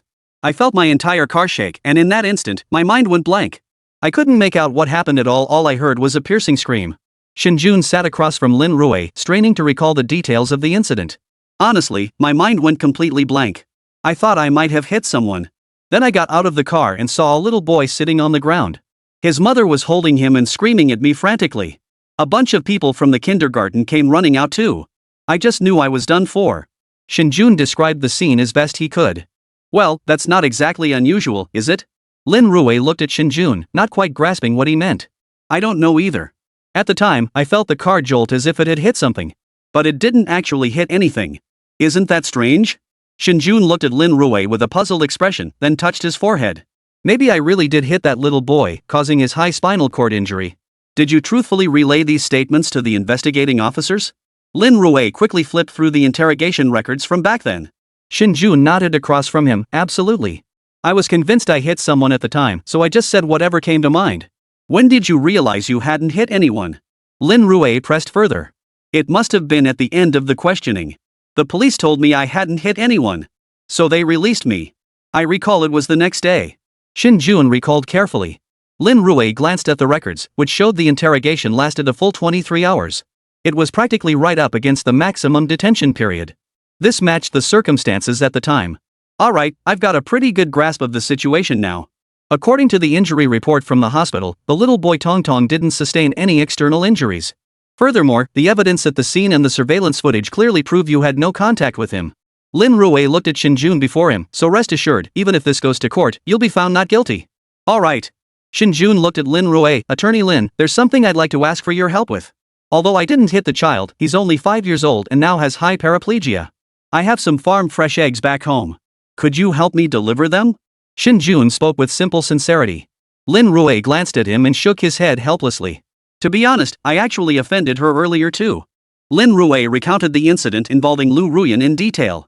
Listening to the other person's incessant chatter, Shinjun sighed helplessly. "What can you do? Who wouldn't feel heartbroken if something like this happened to their family? But if you just trip and fall on the street, ending up with high paraplegia, you just have to accept your fate. It's just bad luck that this happened to me. So let her vent if she needs to." Shinjun sighed helplessly, showing understanding toward Lu Ruyan. Lin Rui glanced at him. From the earnest, straightforward look in his eyes, Lin Rui knew Shinjun's concern came from the heart. Not just empty words. "It's fine. Just take it easy and rest up these days. Just come to work as usual." Lin Rui offered a few reassuring words, but unexpectedly, when the topic of work came up, a bitter smile touched the corner of Shinjun's mouth. "The company fired me." A bitter expression lingered on Shinjun's lips. "Why did they fire you?" Lin Rui seemed to have guessed something, but asked anyway. "For a whole week straight, Lu Ruyan kept showing up at the company causing trouble. Then the boss got worried something bad would happen, so he told me to go home and rest for a few days. But I never expected that yesterday, the boss just fired me outright, saying I was absent without leave." Shinjun sighed helplessly. Unauthorized absence? Earlier, he had hoped Shinjun would take some time off to rest. Now it's suddenly become unexcused absence. What a brilliant scheme. Did he fire you without giving you severance pay? Lin Rui retorted. Of course not. The boss called me and said, you violated company policy by not requesting leave. So this counts as unexcused absence. I didn't show up for work for a whole week straight. Lin Rui looked at Shinjun across from him. Did you keep any written records or call recordings? Of course not. Shinjun looked at Lin Rui. I remember when Lin Rui came to cause trouble on her first day, the boss just mentioned it verbally to me. I wasn't paying attention to such details back then, it never crossed my mind. It was total chaos then, lots of people were trying to stop Lin Rui. Lin Rui couldn't help but shake his head. Their legal awareness was truly lacking. Or rather, they trusted the boss far too much. They never imagined what would happen later. When he told you that, wasn't anyone else around you? Even if there's no physical evidence, surely there must be witnesses? Shinjun paused briefly before shaking his head. Probably not. I recall the boss called me into his office to talk privately. After that, I packed my things and left through the back door. Forget it. These guys in the fleet are all down on their luck souls. If I ask them to come forward and testify for me, how will they ever get by afterward? I got my pay, but they'd probably struggle to make ends meet. Shinjun shook his head again, still convinced it wasn't worth it. Lin Rui opened his mouth, but ultimately forced himself to swallow the words he wanted to say. What could he do? He was just a lawyer. If his client didn't want to pursue it, then he wouldn't either. But then again, Shinjun's boss had seized upon this very point, knowing these people dared not resist and thus acted with impunity. Lin Rui glanced at the case file in his hand. Lin Rui will likely sue you soon. Don't worry. If the police or other lawyers question you, don't say a word, just call me over immediately. After imparting these instructions, which Shinjun committed to memory, he took his leave. Returning to the law firm, Lin Rui turned to phone Linger beside him. You'll have to put in a bit more effort these next few days. Head over to the Forensic Evidence Center and have them determine whether Shinjun applied the brakes before reaching the kindergarten. After giving the instruction, Lin Rui began organizing the case files in his hands. Just then, Shinjun's call came through. Attorney Lin, I received the court summons. Chapter 114, such a promising young talent, I must introduce him to my master. It's fine, don't worry. Who's the opposing counsel? Lin Rui calmed Shinjun over the phone while gathering crucial details. I'm not entirely sure, but I think it's Fong Ping, from Yongping Law Firm. Shinjun flipped through the court documents and relayed the opposing counsel's details. Yongping Law Firm? Fong Ping? Lin Rui's fingers flew across the keyboard. Before long, a day's worth of information appeared. Yongping Law Firm, senior partner. The Ping in the firm's name likely referred to this Fong Ping. This was his first encounter with a law firm partner. Lin Rui casually looked up Yongping Law Firm online. A junior law firm? Lin Rui stared at the title displayed on the firm's official website, searching the original host's memories stored in his mind. In this world, law firms were ranked by tier. Law firms of different tiers naturally earned varying amounts of money.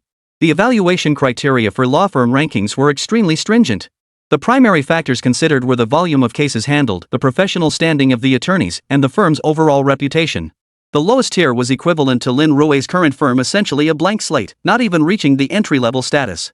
Subsequently, the tiers progressed to junior, intermediate, senior, and special grade law firms. Above that tier lie the elite firms. Lin Rui had encountered attorneys from several red circle firms in his previous cases. But those were merely lawyers. Within the legal profession itself, there are also distinct tiers. First are associate attorneys, equivalent to newly hired lawyers.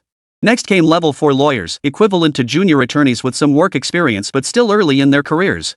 Following that are level 3, level 2, and level 1 attorneys. Level 1 attorneys essentially hold the highest professional title. Moreover, most level 1 attorneys are partners and pillars of their law firms. Of course, the difference from my previous life lies in the fact that, due to the tiered classification of law firms, entry-level firms handle relatively straightforward cases that cannot compare in complexity to those taken on by top-tier firms. Therefore, in terms of case handling experience, lawyers from top-tier firms overwhelmingly outshine those from entry-level firms. The reason is simple: practice makes perfect. Lin Rui glanced at Fong Ping's profile. He was a criminal defense attorney, handling mostly criminal cases. His win rate hovered around 80%. Across the entire province of Hanong, that placed him among the top tier.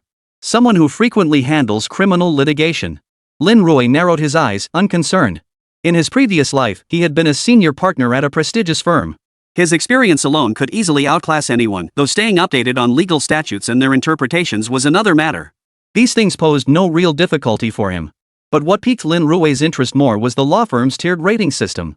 This was a rating system that didn't exist in his previous life. Ding! Congratulations, host, on discovering the law firm ranking system. The path of the lawyer's series of tasks has been activated. A law firm has now been established. New objective generated.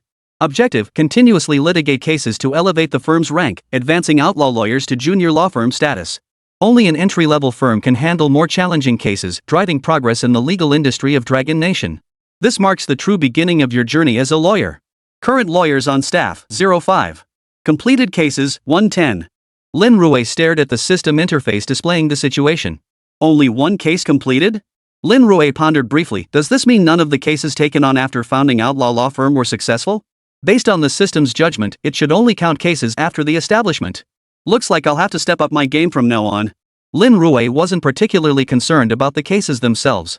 His profile was skyrocketing now, and as a criminal investigation consultant, he could at least guarantee a steady stream of cases. So the real issue right now is that my firm has far too few lawyers. 0, apparently. They probably counted Linger as an assistant, not a lawyer. Lin Rui stroked his chin. Looks like I need to hurry up and let Linger grow on her own. Setting that aside, I still need to find 4 more lawyers. Even though I have some recognition, I'm still just a blank slate law firm. Few people would willingly come to me. Lin Rui suddenly felt stuck.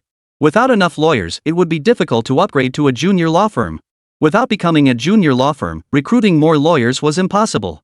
It was a complete vicious cycle. This was indeed a tough situation. Just as he was pondering this, Linger walked in from outside and placed a stack of case files on Lin Rui's desk. Boss, I went to investigate the brake issue as you instructed. From the dashcam footage captured by the Hualala driver, it shows he did slow down when passing in front of the kindergarten.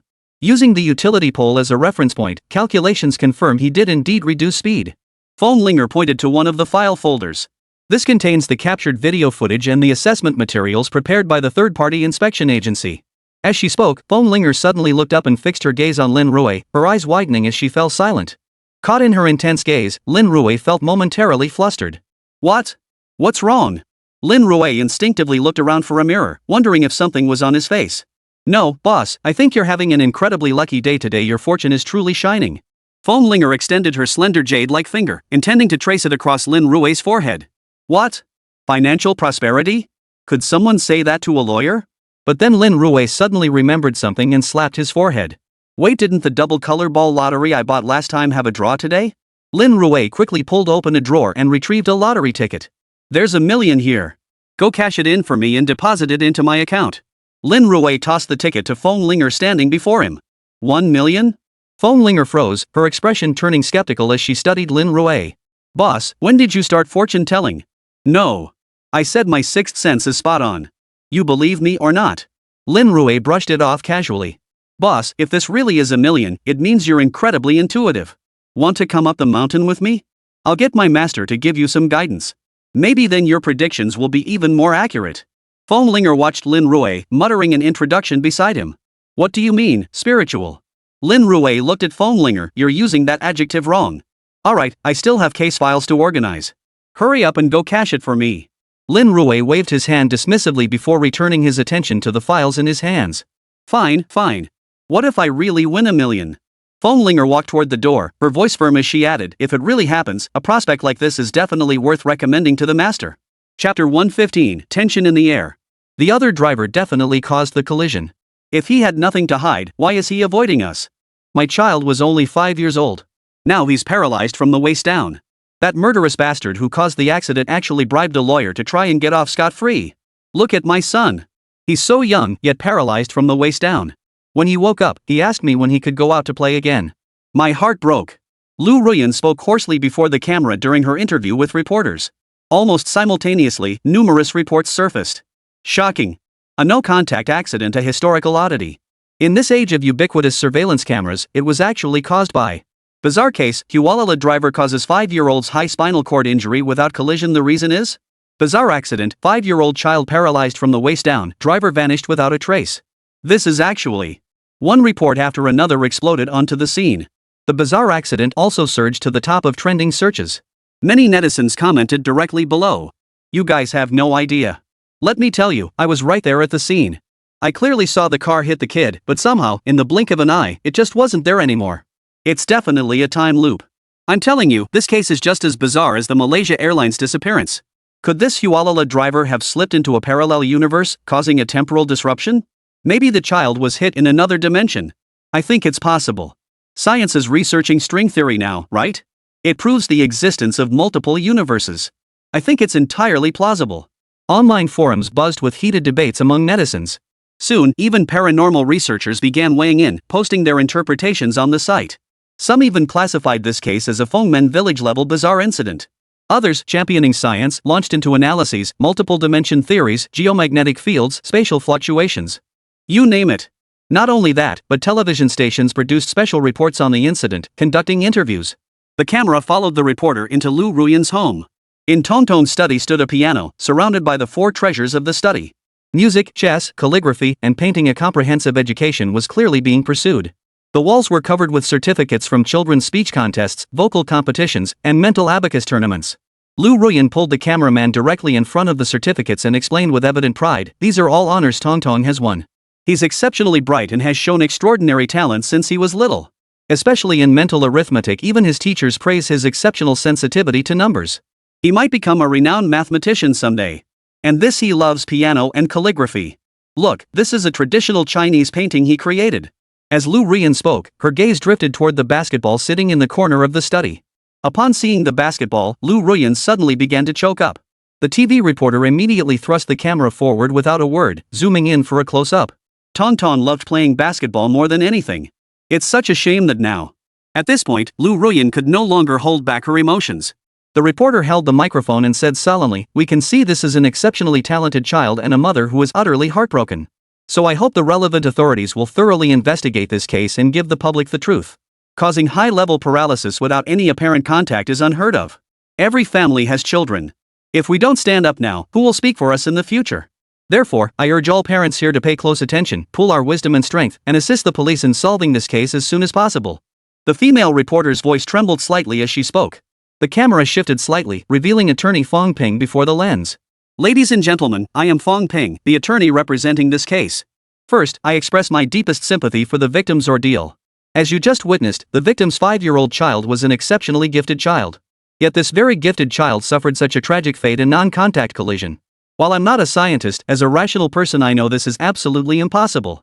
As a lawyer, I will relentlessly gather evidence to ensure the perpetrator receives the punishment they deserve. If perjury or even corruption is involved, I will fight to the end. I will root out every last one of these vermin and restore integrity to our justice system." At this point, Fong Ping suddenly took a deep breath. "To be honest, I studied in Eagle Country. There, every single school bus is built to bulletproof standards. For the Eagle Nation, they believe that any school bus could be carrying the future president of the Eagle Nation, one who could lead the Eagle Nation to glory. But look at our country now. Kindergartens barely have any school buses. Kindergarten teachers are messing around with paint-filled buns, and frankly, some of them aren't even fit to be called educators. Under this system, I believe Tongtong is far from an isolated case. I urge all parents to stand up. Only by uniting can we make the nation see the reality of our situation. Therefore, I urge everyone not to turn a blind eye. Only by continuously raising our voices can we demand attention." At this point, Fong Ping clenched his fist tightly. The TV reporter, visibly moved, unconsciously clenched his own fist. "Attorney Fong, the defendant's legal team has hired Lin Rui, that viral lawless rogue lawyer who's been all over the internet lately. What are your thoughts on that? As a lawyer, especially a partner at a junior law firm, I must say, lawyers are not tools for internet celebrities to make money. If you're doing public service or providing pro bono legal education, that's perfectly fine, we fully support it.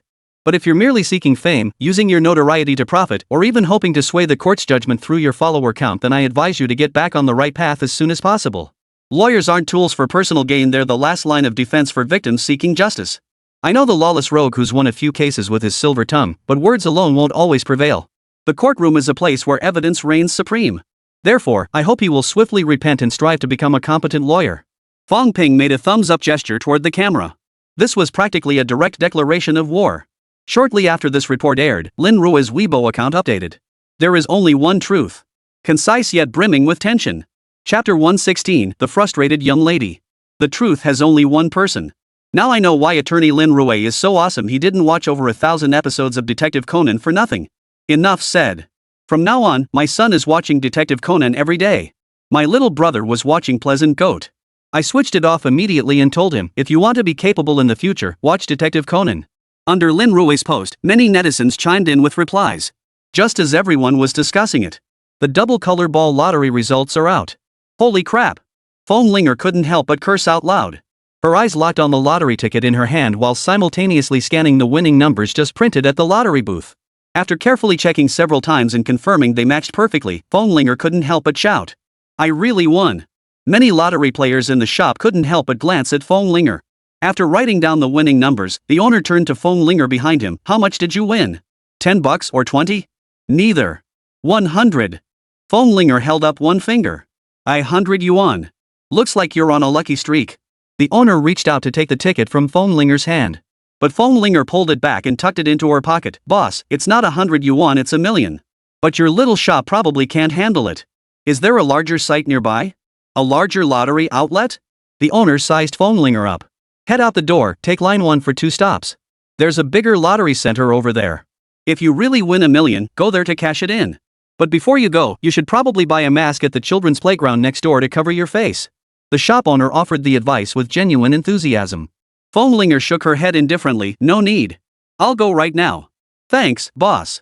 With that, Linger dashed out. After 2 subway stops, Linger emerged from the station, ready to search for a nearby lottery center. The area was crowded, with the streets largely blocked by street vendors. Not only that, but right next door was a children's playground, with many kids just emerging from inside, their faces beaming with smiles. Linger circled the area once, unconsciously finding herself in a narrow alleyway. The moment she stepped into the alley, her pace slowed involuntarily. She could distinctly sense someone following behind her. Linger let out a soft gasp and instinctively quickened her pace. But just then, the figure behind her surged forward. Freeze! Hand over your lottery ticket. Her right hand was seized by the assailant and pinned against the alley wall as a deep voice boomed from behind. You dare to rob someone in broad daylight? Linger snorted coldly. Your name isn't on the ticket. You were sneaking around in the lottery shop earlier, you stole my ticket. Don't think I didn't notice. I've been following you. Give me back my ticket. The man behind her lowered his voice slightly.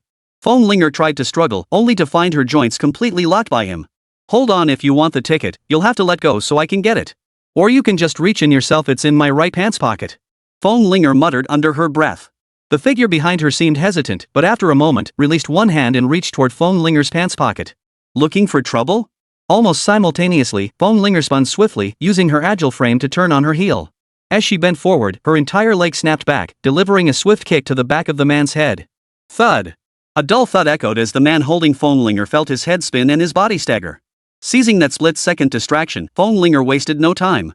She grabbed him by the wrist, spun him around, and slammed him against the nearby wall. Ow ow ow, that hurts. He whimpered incessantly, but Linger clearly had no intention of coddling him. She applied a little more force. Taking advantage of the moment, Linger got a clear look at his face. It was the same middle-aged man who had been sitting next to her earlier at the lottery shop. You know this is a crime, right? Linger said in a low voice. What crime have I committed? The middle-aged man snorted indignantly. The lottery ticket doesn't require a name, and purchases aren't registered under real names. I just wanted to see your lottery ticket. What crime is that? Hearing his grunts, Linger said sternly, this is robbery. No, even if it is robbery, it's robbing your lottery ticket. A lottery ticket is only worth a few bucks. That amount isn't even worth filing a case over. The middle-aged man snorted, young lady, I suggest you brush up on your legal knowledge instead of spouting half-baked ideas like this. I'm half-baked? Linger was so infuriated she burst out laughing. She was a licensed lawyer, after all. And now this middle-aged man was calling her a know-it-all? When it comes to lottery tickets, no matter when, the prize amount is always included in the robbery amount. In other words, this lottery ticket in my hand is worth 1 million. Your robbery amount has already reached 1 million. According to Longwa criminal law, this qualifies as a massive sum. You should be sentenced to life imprisonment or death. Linger stared at the middle-aged man before her. So you still think this is just a lottery ticket worth a few bucks? But I didn't know if you'd won. The middle-aged man tried to wriggle out of it, but Linger cut him off. You were sitting in the lottery shop the whole time. When the winning numbers were announced, I told everyone there was a winner. You were right there beside me. The surveillance footage from the shop owner should confirm your location at that moment. And even if you hadn't, robbing someone on the street to steal this ticket still warrants the death penalty. Linger stared at the man before her as she pulled out her phone and dialed the police. I've never heard of robbery charges being based on the winning amount. Do you really think I don't know that? Young lady, let me tell you this, a person should live by their conscience. I was just passing by, and you immediately pinned me down and snatched the ticket from my hands. You have no shame. How did you even survive to this day? Everyone, come see. These kids nowadays have no manners. They bully an old man like me and steal my lottery ticket. What a lack of decency. Just as Linger was lecturing him, a crowd began gathering around them. Seeing the commotion, the middle-aged man immediately started shouting. Many of the gathered onlookers, seeing the scene before them, began shouting without a moment's hesitation. "Hey, what's wrong with you, little brat? Have you no shame? Stealing in broad daylight? Is that how your family raised you? He's old enough to be your father. You hit him so hard, what do you think you're doing? Shame on you. Come on everyone, take a look." These young people nowadays have no skills. They either live off their parents or resort to stealing money like this. What a lack of manners. What kind of parenting is this? It's a complete failure of the education system. A crowd of women gathered around, pointing fingers and whispering about Fönlinger. After being berated by these people, especially with constant insults directed at her family, Fönlinger's eyes stung with tears. Pointing at a 50-year-old woman, she snapped, "Hey, you don't know anything. How dare you just start cursing people out? I don't know? Oh my, you're quite the little smart aleck." The woman looked at Fönlinger with contempt. "What else do I need to know? It's all right there. You little brat, have some shame, will you? Honestly, if I were your parents, I'd want to find a place to bury myself alive. How could they have raised a girl like you?" Chapter 117, she started it, "I was just defending myself." Wait, do you know what happened? If she hadn't seen the woman was over 40, Fönlinger would have instinctively charged forward. Don't tell me I can't see what's going on? Do you think I'm blind? Let me tell you straight up, I didn't even have to look to know you pinned him against the wall just now.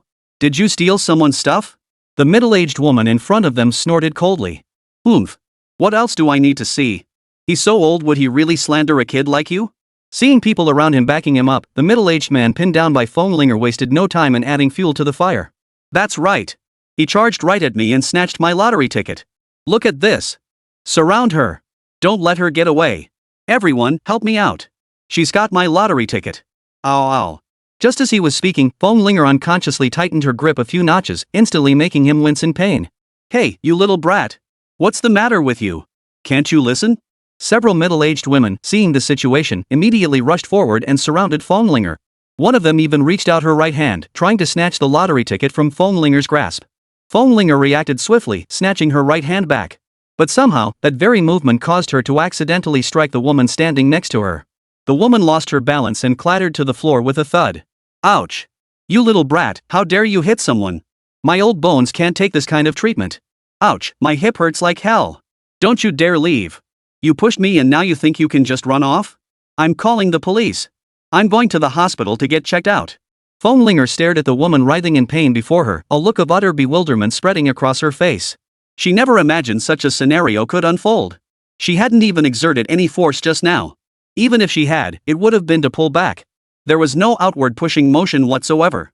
At most, her arm had swayed slightly as she swung it. There was no pushing involved whatsoever. Wait, I didn't push you. Fönlinger stared at the scene before her, suddenly at a loss. She'd never witnessed anything like this before.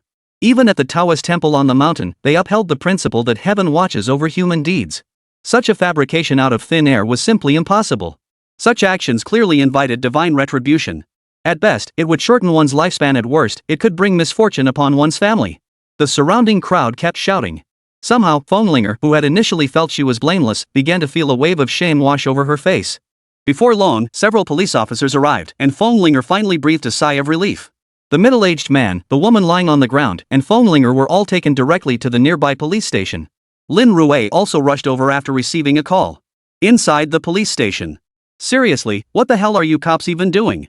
I already explained clearly. This little brat shoved me right onto the ground. Look at the bruises I got. At this point, the middle-aged woman rolled up her sleeve, revealing a scrape on her elbow. Look, we need to gather evidence.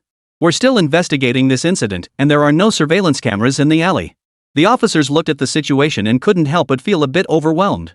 Wait, there were so many people around who saw it. She's the one who pushed me. How can you not confirm that? What the hell are you doing? Facing the surrounding officers, the middle-aged woman erupted into a tirade.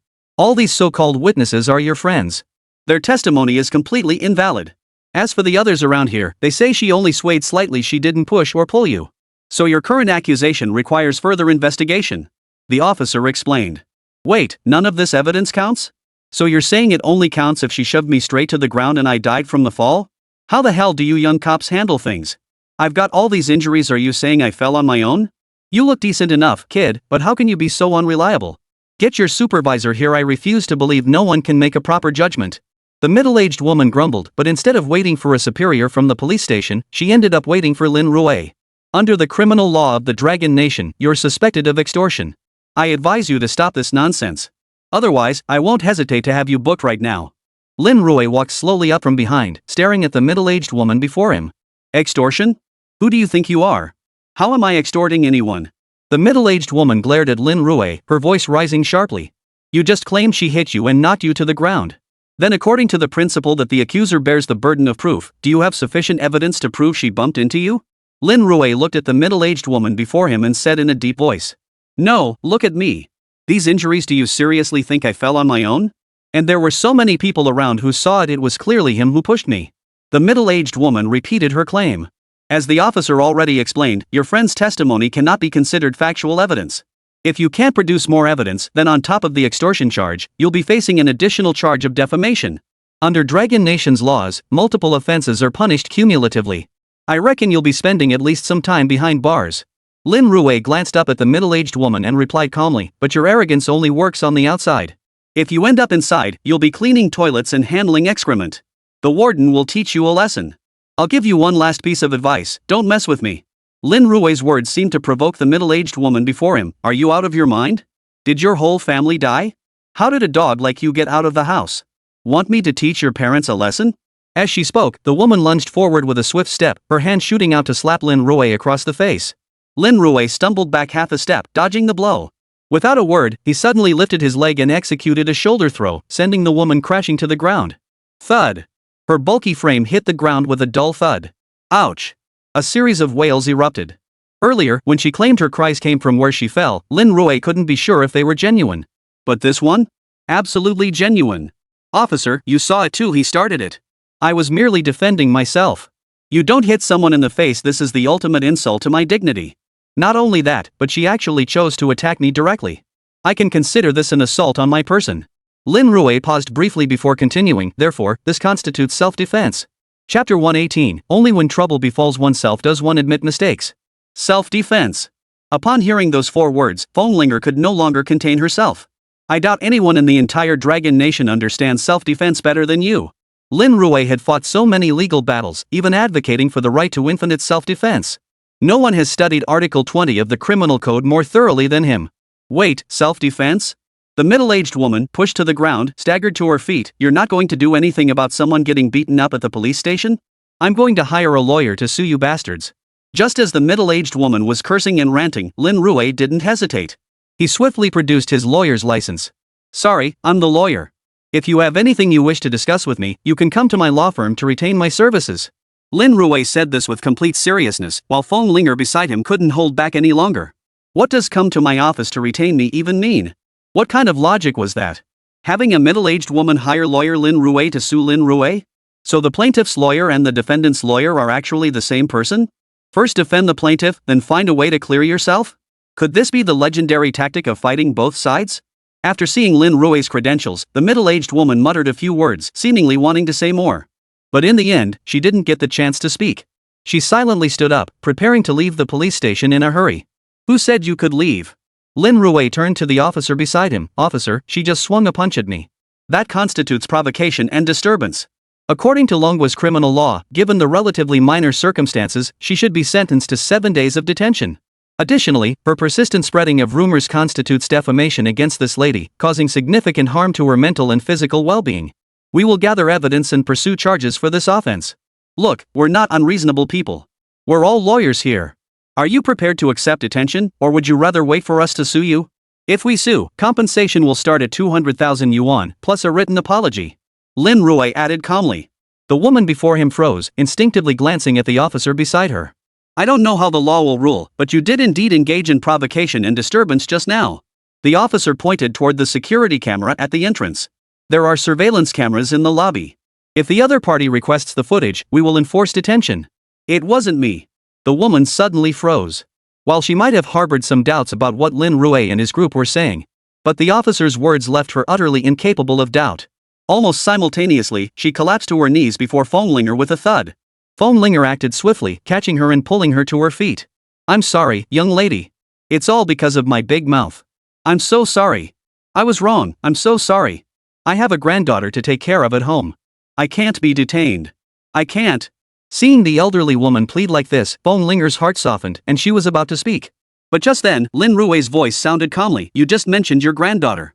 What if, in the future, someone slanders her? How would you feel then? You may feel satisfied venting now, but what about later? What will you do when your granddaughter suffers this kind of treatment? Hearing this, the middle-aged woman suddenly froze in place. Lin Rui knew full well that all the apologies, even the kneeling, had been fake. Her actions were merely an attempt to evade legal consequences. Deep down, she refused to accept her guilt. Only when disaster struck her own life would she truly realize her mistake. Smack! The middle-aged woman before her suddenly slapped herself across the face. Lin Rui watched her silently. You can go now. Lin Rui waved his hand dismissively. If you want to sign a release agreement, we can do that too. No, this is my fault. I don't deserve your forgiveness. The woman looked at Lin Rui before her. I used to think that winning an argument made me strong. Because when I was little, my mom was always arguing with others, haggling for a few cents off groceries. I even thought that in this world, only those who argued fiercely could avoid getting the short end of the stick. But you just reminded me I was wrong. Terribly wrong. The middle-aged woman glanced at phone linger nearby. You're absolutely right. I followed my mother's example back then, and look at me now. If this continues, others will follow suit. My granddaughter might suffer the same fate. Young lady, I'm the one who's wronged you. I apologize. With that, the middle-aged woman bowed deeply to phone linger. Phone linger's resentment instantly eased considerably. After dealing with the woman, Lin Rui turned to face the middle-aged man before him. So you're saying this lottery ticket is yours? Unexpectedly, Lin Rui didn't argue. Instead, he asked softly. Of course it's mine. Everyone saw it. She ran up from behind and snatched it right out of my hands. This isn't my lottery ticket, what's he grabbing? Seeing Lin Rui actually speaking up for him, the middle-aged man felt his confidence surge. If this really is yours, I can defend you. Lin Rui added calmly. Defend me? The middle-aged man couldn't help but pause in surprise. Could such a good thing exist? A lawyer would defend him in matters he couldn't explain clearly. And since the other party wanted to make money off him, they'd surely give it their all. If he couldn't even get $1 million, he wouldn't pay them a single penny. Judging by Lin Rui's demeanor, he must have just become a lawyer recently and was desperate to make money. No problem, this is definitely mine. If you successfully defend me, I'll pay you 50,000 yuan as your retainer fee. The middle-aged man gave Lin Rui a knowing look. Lin Rui cleared his throat twice, his expression shifting back to the professional demeanor he'd worn in court. His entire demeanor shifted instantly. This shift only deepened the middle-aged man's conviction that hiring this lawyer to handle his case was absolutely the right choice. Here's the thing. If I take this case, I need to make a declaration first. I'll be recording this conversation on my phone and submitting it to the court. Any deception on your part will constitute perjury. Lin Rui spoke calmly and deliberately. The steady tone in his voice gradually eased the other man's guard. No problem. Ask away. The middle-aged man stood up straight and adjusted his attire. At that very moment, phone linger suddenly grasped Lin Rui's intention. A faint smile touched her lips. Chapter 119, I will make the criminal pay. After receiving the other party's permission, Lin Rui activated his phone's camera and aimed it at the middle-aged man before him. Seeing the camera lens on the phone, the middle-aged man felt a twinge of unease. But years of watching TV dramas had taught him that this seemed to be a standard procedure before every court hearing. Without further thought, the man nodded directly at the lens. Alright, since you've agreed, here's the first question. You don't know me, and there's no conflict of interest between us. Lin Rui fired off the opening line. The middle-aged man was still puzzled. Why did this feel so different from what he'd seen on TV? But then he heard the mention of conflict of interest. It seemed he really did need to admit to these things. With that thought, he nodded without hesitation. Today is our first meeting. We've never met before. There's no conflict of interest whatsoever. At most, I'd pay for legal consultation fees. The middle-aged man nodded with satisfaction, pleased with his response. But the moment he finished speaking, Lin Rui tucked his phone away. Seeing this, the middle-aged man froze, looking at Lin Rui with confusion. Is that all? Of course. We've gathered all the evidence. Why keep filming? Lin Rui muttered under his breath, then looked up at the man before him. You said you've never seen me before. Today is our first meeting. I've been in this area since I entered the police station. The surveillance camera is right ahead. It should serve as evidence for the timeline. Therefore, I now demand that the police verify the fingerprints on the lottery ticket. Verify the lottery ticket fingerprints. Hearing this, the middle-aged man's expression instantly betrayed a flicker of panic. Just as he was about to speak, Lin Rui cut him off. Don't worry. Since it's your lottery ticket, your fingerprints will definitely be on it. I'm requesting fingerprint verification just to secure the evidence. No need to worry. Though Lin Rui said this, the middle-aged man finally relaxed a little. He had touched the lottery ticket just moments ago. His fingerprints were undoubtedly on it. After waiting about 10 minutes, the fingerprints on the ticket had been fully analyzed. Attorney Lin, according to the fingerprint analysis results, we clearly see Fonglinger's end. The officer placed the fingerprint analysis report before everyone. Seeing his own fingerprints on the report, the middle-aged man smirked smugly. Young lady, I told you this lottery ticket is mine. I don't know why you're trying to take it. Hold on. Lin Rui glanced at the reports in his hand and pointed to one of them. This report shows that my fingerprints are also on the lottery ticket. But we've only just met. I never touched the ticket. How did my fingerprints end up on it? No sooner had Lin Rui finished speaking than Fonglinger hurried up behind him. Boss, you told me to go redeem the lottery ticket, and then he snatched it right out of my hands. Fonglinger's words made the middle-aged man's eyebrows twitch in surprise. What? This winning ticket actually belongs to Lin Rui? Then that means entrapment. You're all here to entrap people. The middle-aged man looked at Lin Rui before him, then glanced at the surrounding officers. Oh, is that so?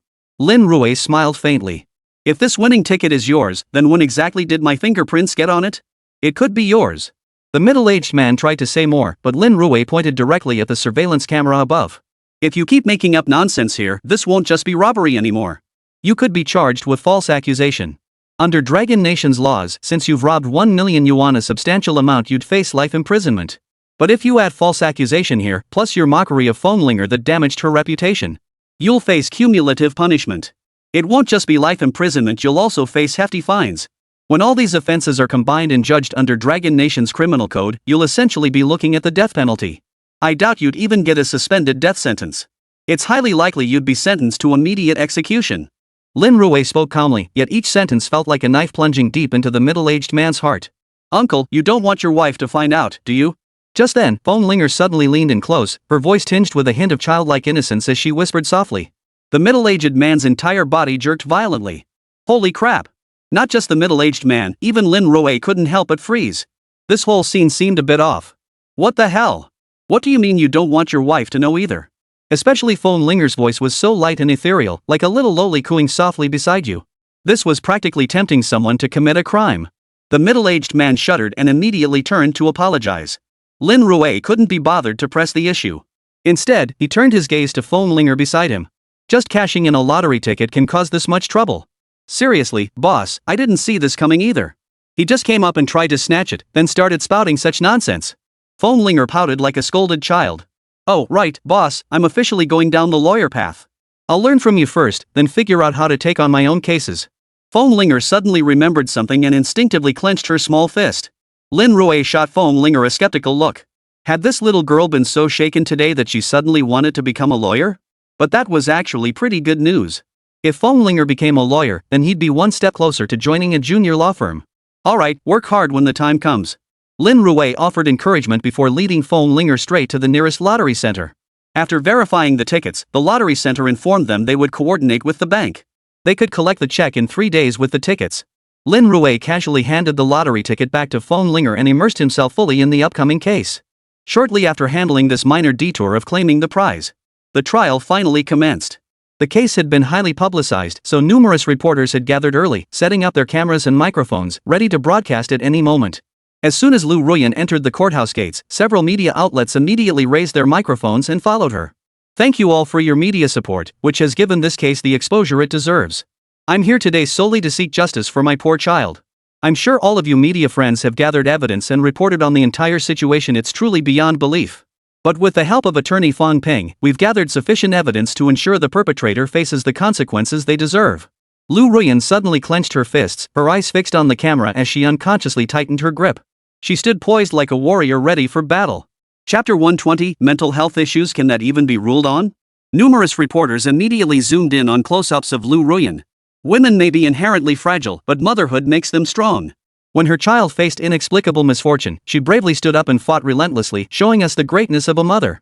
We all know Miss Lu divorced her husband due to irreconcilable differences. Precisely because of this, she understands better than anyone that she is her child's last and only pillar of support. Her relentless efforts make for such a moving story. Who says women are inferior to men? Even alone, we can hold up the sky. But look, where is the child's father? After all this time and all these news reports, he has never once shown his face. Almost simultaneously, as these self-media outlets and television stations continued their coverage, online discussions grew increasingly intense. See? That's how men are. You can never find them when it really matters. I'm a single mom too. Every ounce of my energy goes into my son. If something like this happened to him, I'd feel like the sky had fallen. I feel the same way. My child is my entire world, the continuation of my hopes. That's why I admire Ms. Lu so much. Facing such a devastating tragedy, she remains so strong, fighting for her son. Now look at the child's father. If he's dead, then I owe everyone an apology. But if he's alive, how can he call himself a father when he shows no concern whatsoever? Almost simultaneously, Lin Rui received overwhelming support from a large number of single mothers. Online, Lin Rui even launched her own account. Single Mothers Seek Justice Through the Law. She posted numerous short videos detailing the bizarre circumstances of her case. Not only that, she also established private chat groups to continuously update followers on case developments. In no time, her follower count surged past 500,000. She's become a major internet celebrity. She's definitely capitalized on her son's fame. Compared to Lin Rui, who was being swarmed by media interviews, Lin Rui's side was noticeably quieter. Taking advantage of the chaotic crowd, Lin Rui and Shinjun split up and made their way into the courtroom.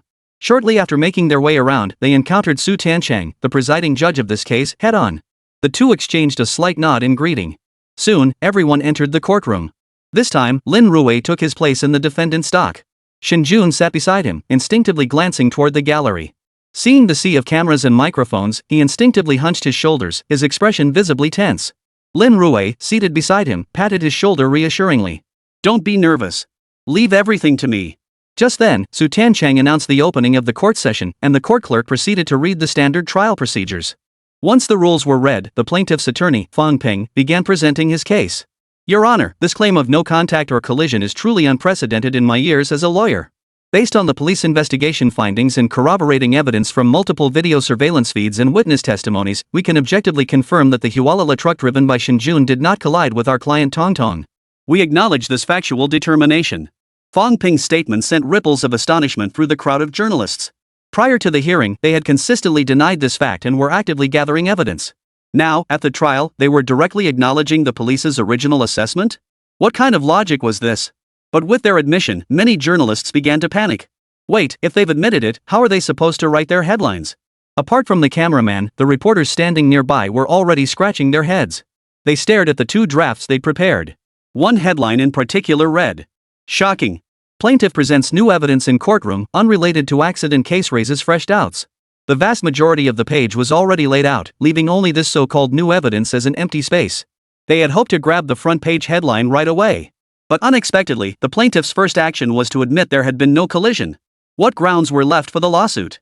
Upon hearing the plaintiff's lawyer admit there was no collision, Shinjun instinctively looked up, a flash of astonishment crossing his face. Only Lin Rui frowned deeply. He had expected the opposing lawyer to seize on a loophole in the evidence and try to prove that a collision had indeed occurred. But unexpectedly, they sidestepped it entirely. To win the case now, they'd have to approach it from a different angle. As he pondered this, Fang Ping suddenly sat up straight and adjusted his microphone. But setting aside the fact that no collision occurred, the defendant failed to slow down while passing through the school zone. Although the brakes were applied promptly, the immense noise upon the vehicle's sudden stop and the imminent threat of collision caused significant physiological trauma to our young client, Tong Tong. This is the psychiatric evaluation report obtained from a third-party hospital. It clearly states that our client is currently suffering from depressive mutism and has diminished cognitive perception of her surroundings.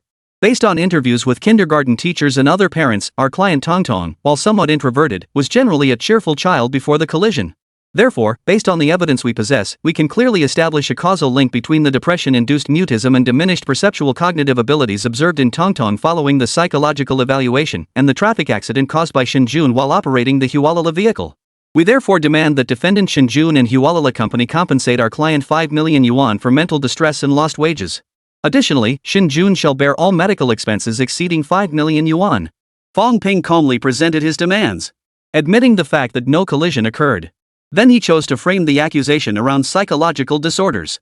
The entire logic was exceptionally rigorous, truly befitting a partner at an established law firm. Almost simultaneously, the eyes of the tabloid reporters seated in the gallery lit up. Report after report was instantly revised. No collision occurred, no physical injury sustained, yet psychological trauma cannot be underestimated. Shocking, should psychological effects from car accidents be included in damage clauses? An undeniable truth, children are not toys. Psychological effects could profoundly impact their entire lives. Some spend their entire lives healing childhood wounds. Lessons from this accident we've never witnessed. Fingers danced across keyboards as journalists released reports like falling snowflakes.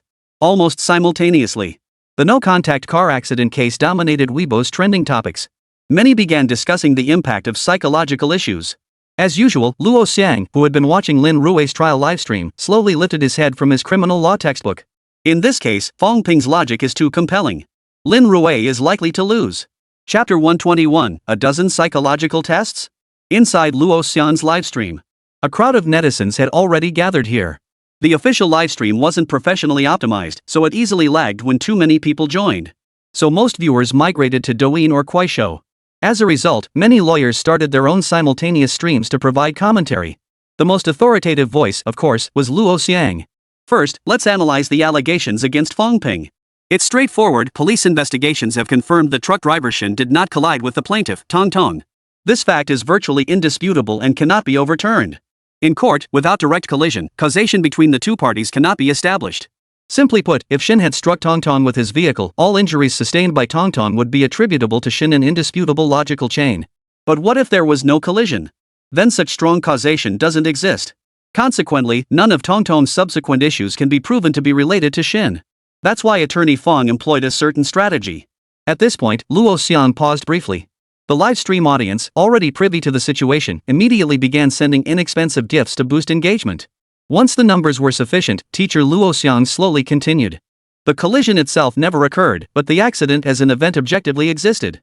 Therefore, since this accident could easily cause invisible impacts such as psychological factors, attorney Fong directly took the client, Tong Tong, to a psychiatric hospital for a mental evaluation. Simultaneously, they interviewed other individuals, collected statements and witness testimonies to assess conditions before and after the accident. This is a common comparative analysis. After completing this analysis, it was proven that all psychological issues Tong Tong is experiencing at this stage are likely aftereffects of the accident. After teacher Luo's explanation, many viewers in the livestream nodded in agreement. I get it now. It's like how many soldiers returning from battle suffer from PTSD. This is also a form of work-related injury. No wonder attorney Fong Ping is a partner-level lawyer. His logic is airtight, leaving absolutely no room for flaws. Lin Rui has been a lawless rogue for so many years, but now he's finally met his match. How will he wriggle out of this? I think it's incredibly difficult. The logical connection here lies in the psychological changes before and after the accident. Fong Ping is proving the presence of trauma, which can be demonstrated through witness interviews and third-party assessment evidence he's already secured. But for Lin Rui to prove the absence of trauma? That's nearly impossible. I doubt Lin Rui can prove it. Tong Tong is already in a state of psychological distress. It's nearly impossible to disprove that this condition wasn't caused by the accident. It's tough.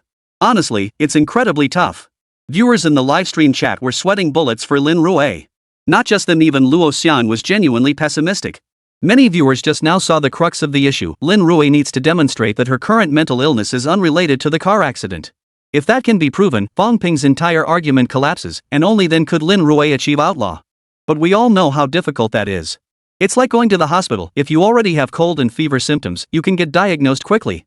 But if you have no symptoms at all, it's hard for the doctor to give you a diagnosis. According to information I gathered from consulting psychiatrists, there are over a dozen possible causes for symptoms like the depressive mutism Fong Ping described. A sudden emergency like a car accident is one of them. For Lin Rui to deny this possibility is inherently difficult. What I just said might still be unclear to everyone. It's like when you have a fever, it could be from catching a chill, or it could be from a bacterial infection, or it could be a virus. But Fong Ping has now had his blood tested, proving it's a viral infection. With this ironclad evidence, you have to prove it's not a viral infection, but some other problem causing it.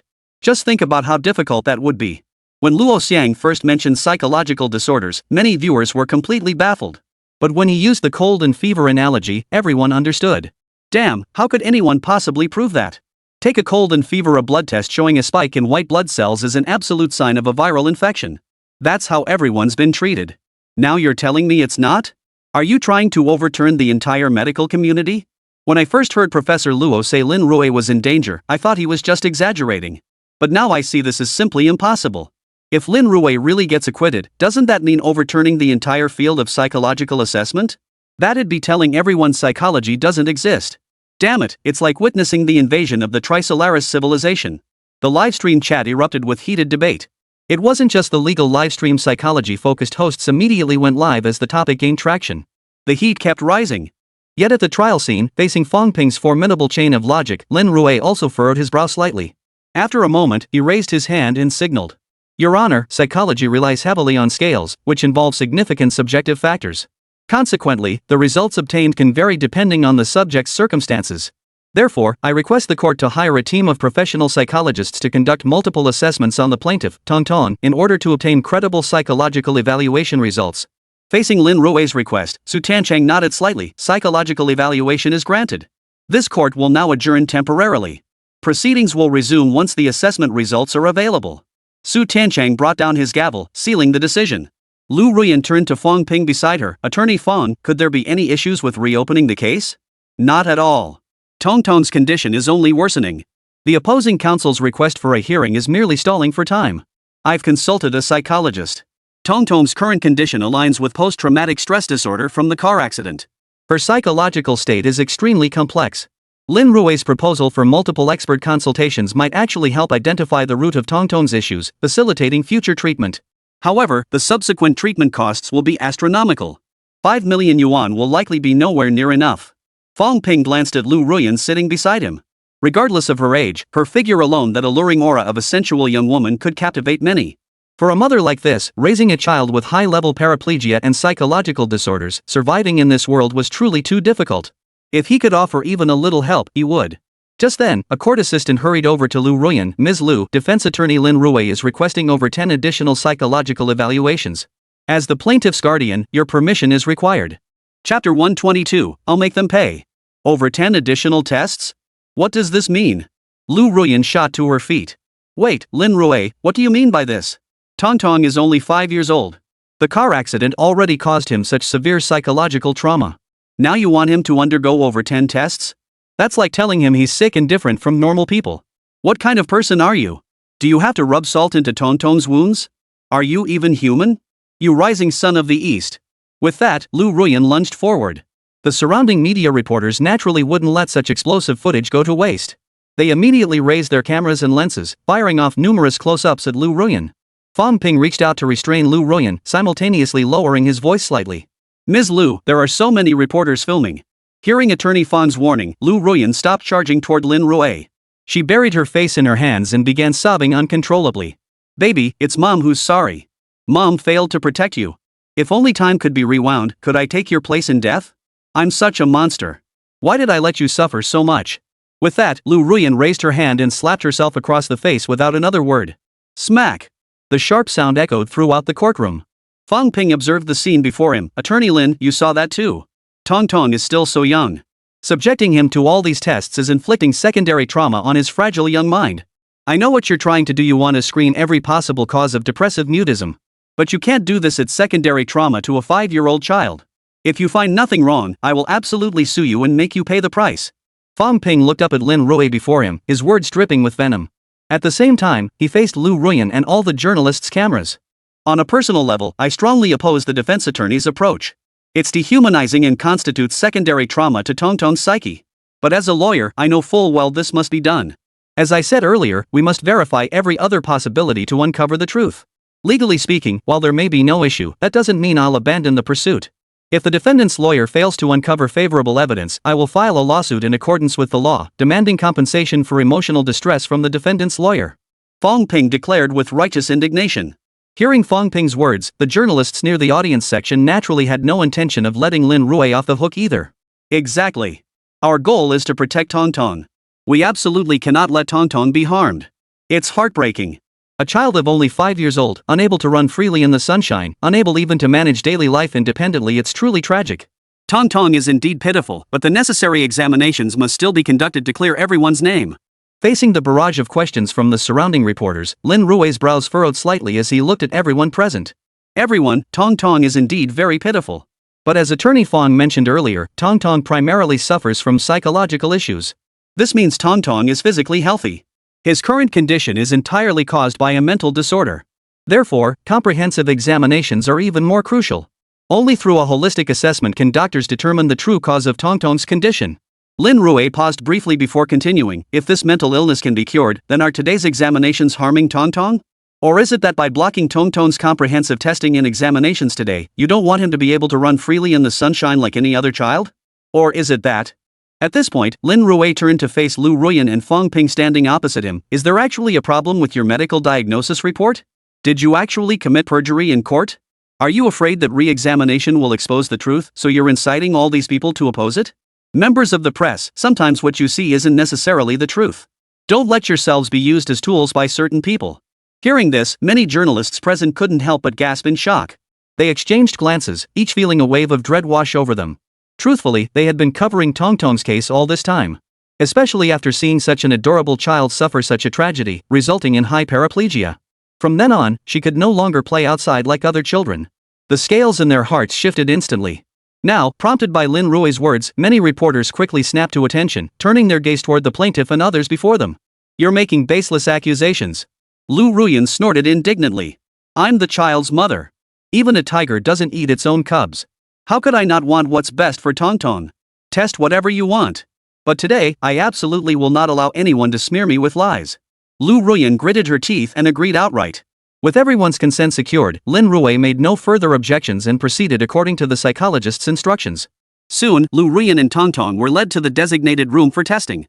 Lin Rui waited in the courtroom lounge. Shin Jun's legs trembled uncontrollably as he kept glancing up at the clock. This recess period was truly agonizing for him. Nearly an hour later, the door to the testing area finally creaked open. Lin Rui emerged, holding Tong Tong's hand. Numerous media reporters waiting at the entrance immediately thrust their cameras and microphones forward. "How is Tong Tong doing now?" "Ms. Liu, many of us are deeply concerned about Tong Tong. Could you please share an update on his condition?" "Tong Tong?" Reporters instantly surrounded Lin Rui and Tong Tong. Tong Tong suddenly saw the crowd and instinctively took a few steps back, hiding behind Lin Rui. "Enough! Stop putting pressure on Tong Tong. In just these few days, Tong Tong's depression has worsened. Don't crowd her here. If she suffers a stress reaction, every single one of you will be held responsible." Fang Ping's voice turned stern, causing several reporters to instinctively step back. They had only come to conduct interviews. Becoming defendants would be far from ideal. Watching them retreat, Fang Ping declared firmly, "Regarding the examination results, the professional psychological counselor has already submitted the report to the court. We haven't seen it either. Moreover, the counselor will testify in court this time. Everyone will see the truth then." After dismissing the swarm of reporters like flies, Fang Ping turned his gaze to Lin Rui, who was holding Tong Tong close. "Ms. Liu, rest assured. I will make Shin Jun and his associates pay for this." Chapter 123, Cognitive Error? High Paraplegia? With the psychological evaluation concluded, the trial resumed. Su Tiancheng strode into the courtroom, drawing everyone's attention once more. Court is now in session. Su Tiancheng brought down his gavel, and Lin Rui and the others took their seats. Before the session began, Lin Rui received the comprehensive diagnostic report issued by the psychologist. After Su Tiancheng declared the court open, all eyes turned to him. Now, the plaintiff is requested to restate his position based on the medical records. Su Tiancheng glanced at Fang Ping seated beside him. Fang Ping rose slowly and bowed deeply to the assembled crowd. "Ladies and gentlemen, I'll briefly outline our side's position. First, this psychological evaluation report in my hand clearly indicates that Tong Tong suffers from depressive mutism. Additionally, I have a report from 1 week ago. Comparing the various parameters, it's evident that Tong Tong's symptoms are progressing toward moderate depression. I've also consulted with nearby psychiatrists who attribute this primarily to his growing awareness of his differences from others after regaining consciousness. This likely triggers a self-perception deficit, ultimately deepening his depression." At this point, Fang Ping paused abruptly and looked up at Shin Jun before him. "And all of this is because of Shin Jun. If not for him, Tong Tong wouldn't have suffered this traumatic stress, nor would she be in this state today. Therefore, we demand that the court order Shin Jun and Hualala Company to pay 30 million yuan in compensation." Fang Ping deliberately emphasized his words. The moment he uttered 30 million, the entire room erupted in an uproar. 30 million yuan. 30 million yuan for post-traumatic stress disorder compensation? I don't think that's excessive. Think about it, Tong Tong is only 5 years old now. His entire future life is gone. 30 million to buy Tong Tong's entire life. While it might seem high, it's not entirely unreasonable. Wait, haven't you considered Shin Jun? He's just a driver. And when he was about to hit Tong Tong, he decisively slammed on the brakes. Does that mean from now on, if you're in an accident, whether you brake or not, you're still at fault? Exactly. Don't forget Shin Jun is a tragic figure too, unemployed in middle age, drowning in debt. He was desperately delivering food and hauling goods just to make ends meet. Does that mean his life doesn't matter? You people, Tong Tong is indeed pitiful, but he's just one person. Yet 30 million yuan would destroy Shin Jun's entire family. Hearing the 30 million yuan compensation figure, many viewers in the livestream chat instinctively widened their eyes. Many genuinely thought it was outrageous. Facing this situation, teacher Luo Xian cleared his throat twice and explained calmly. Fang Ping's logic in pointing out the discrepancy holds up. But there's one crucial point everyone must remember: judges consider social impact during trials. Take this case, for instance. Shinjun was driving a Hualala truck and didn't directly collide with anything. In fact, he even hit the brakes before the accident happened. As a driver, his actions were technically flawless. But the impact he created directly triggered Tongtong's stress reaction. So I ask you, if any of you were in that situation, would you hit the brakes or not? Luo Xiang didn't answer directly, instead posing the question to the live stream audience. Wait, isn't braking when a pedestrian crosses the road just basic? But think about it: if you brake, they'll demand compensation for emotional distress. If you don't brake, you'll kill them outright. Following that logic, you'd face penalties either way, brake or no brake. Wait, look at this: they're demanding 30 million yuan for emotional distress. If I remember correctly, even if you hit someone and kill them outright, the maximum penalty is just a few million, right? Damn it, if Fangping actually wins this case, then in future accidents, I bet a lot of drivers will just floor it and speed straight through. Many netizens suddenly snapped back to reality. Exactly. From a driver's perspective, Shinjun's actions were entirely justified. But if he's held responsible even when he did nothing wrong? What exactly should one do to be in the right? After reading through the discussions, Luo Xiang nodded slightly. You're all correct. Luo Xiang paused briefly before continuing. As one netizen rightly pointed out earlier, even if a driver accidentally causes a fatal collision, the compensation should be around 1 million yuan. If there's insurance, the insurer typically covers the costs. But now Fangping is demanding 30 million yuan in compensation. If the court actually rules that way, the social repercussions would be disastrous. It could even lead to the situation you mentioned earlier, where people think it's better to just floor the gas pedal than risk paying $1 million for a fatal crash. After teacher Luo Xiang explained it this way, many people around him nodded in agreement. We absolutely cannot let this happen. Otherwise, how dangerous would that be? Who would dare linger in front of a car afterward? Cut the noise. What are you implying, that Lin Rui is bound to lose? Don't forget, he's an outlaw. Did you see how Lin Rui just kept his head down and said nothing after Fangping finished speaking?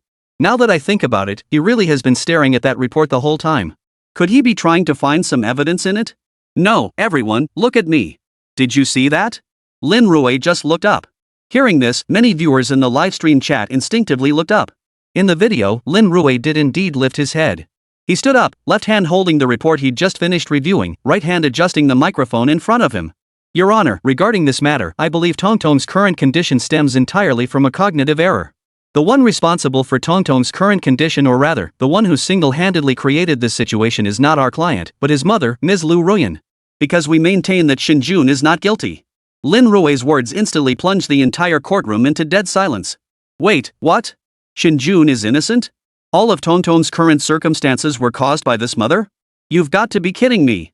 Lu Ruyan clearly loves Tongtong so much, how could she possibly have caused this? You, Lin. You're making baseless accusations. Lu Ruyan slammed her hand on the table, pointed at Lin Rui, and erupted in fury. Fangping abruptly reached out, pinning Lu Ruyan down. Attorney Lin, you just said cognitive errors caused Tongtong's condition? Do you have any evidence? Chapter 124, Shock: Can Misconceptions Truly Kill? Do you have any evidence? Fangping stared coldly at Lin Rui before him.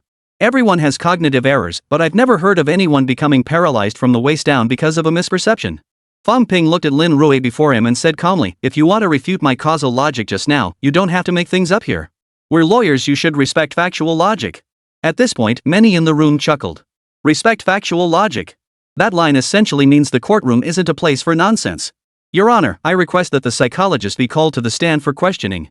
Lin Rui ignored Fangping and turned his gaze toward Judge Su Tiancheng. Su Tiancheng nodded slightly, granted. After a brief pause, a psychiatrist in a white coat strode into the courtroom. Good day. I'd like to ask, if a person's self-perception becomes distorted, could that lead to physical changes? Lin Rui looked at the psychologist before him and asked calmly. From a psychological perspective, it is possible. The psychologist nodded. For example, a man who believes he is a girl may gradually begin to exhibit feminine changes, such as his voice becoming softer. Not only that, but there could also be an increase in estrogen levels. These phenomena have indeed been documented in past cases. The psychologist paused briefly before providing the answer. Hearing this, Fangping immediately raised his hand. What you just described, it's the emergence of feminine characteristics. Could more pronounced characteristics like breast development also occur? Fangping directly challenged the statement in court. This was the QA session anyone with thoughts or questions could ask. Absolutely not. The psychologist shook his head. Even if psychological issues arise, he remains a distinct individual physiologically. With some male hormones present, breast development is impossible. Otherwise, there'd be no need for gender reassignment surgery. Psychological acceptance alone would suffice. The psychologist frowned, dismissing the opposing argument. Fang Ping looked at Lin Rui before him. Attorney Lin, as the doctor just stated, drastic physical changes are impossible. Therefore, your earlier hypothesis is impossible. Fang Ping paused briefly before continuing. Unless you can present more detailed evidence or cite similar documented cases, I cannot accept that such a scenario is genuinely possible. Present an actual case? Many viewers in the livestream couldn't help but let a hint of amusement flicker across their faces.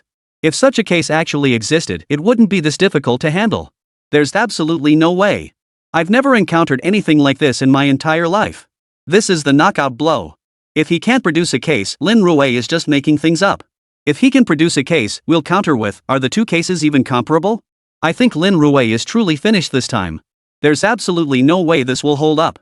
Even if he finds this, it still doesn't prove Tong Tong qualifies for this case. Viewers in the livestream chat showed him no mercy, immediately launching into a brutal takedown of Lin Rui. Everyone wanted to see the outlaws' tactics backfire. Defense counsel, produce the precedent. Su Tancheng tapped his gavel and pressed Lin Rui further. The judge had made his demand. Fang Ping's face was filled with a playful smile. How could anyone possibly produce a precedent? In 1950, on the Atlantic Ocean, there was a cargo ship carrying frozen goods. During unloading, a crew member was accidentally locked inside a freezer due to a work error and froze to death. Lin Rui recounted the case slowly. Fang Ping frowned slightly. Hold on, Lin Rui. If you're going to make up a story, at least make it plausible. What does that have to do with the cognitive differences we're discussing today? Fang Ping looked at Lin Rui before him, utterly bewildered. What if I told you that freezer had been cleaned and wasn't even operational? When people discovered him, they opened the freezer and saw the display clearly showing a temperature of only 20 degrees. 20 degrees Celsius is merely cool. It absolutely couldn't freeze someone to death. Lin Rui looked at Fang Ping, and what killed this man was his own self-perception. In his own mind, he believed this was a freezer with sub-zero temperatures inside. So in the darkness, he lost environmental feedback, leading to a fatal misperception. Lin Rui paused, then looked up at Fang Ping. So you think cognitive bias can't kill someone? No, you made this story up, didn't you? Then let me ask you, who was the man who froze to death, and which freight company was it? Fang Ping stared at Lin Rui before flatly denying it. Are you kidding me? You say cognitive bias can kill someone, so it really can kill someone? That's absolutely impossible. No, he's telling the truth. Just as Fang Ping voiced his skepticism, the psychologist beside him spoke with surprising certainty. I know about this too. The psychologist knows too. Hearing this, many netizens were utterly stunned. No way, could something like this really happen? Freezing to death in a non-functioning freezer, is that even possible? Why don't you go try it? Come to think of it, I recall something sometimes at night, even when there's nothing there, if you witness something utterly terrifying, you could still die of fright. Does dying from fright count as a cognitive error leading to death? Hearing Lin Rui's explanation, many netizens around him began to support his view. That's not quite right. That person died because they were in complete darkness with no reference points. But Tong Tong was on a busy street. He was fully conscious, it was daytime, and he knew exactly what was happening. So he didn't have the environment you're describing. Your case can't be compared to ours. Fang Ping immediately objected, but Lin Rui calmly interjected, hold on. I mentioned that case only to prove that people can be scared to death by their own perceptions. Hearing this, the entire room fell silent. The psychologist before them had just affirmed, under certain specific circumstances, what you described could indeed occur.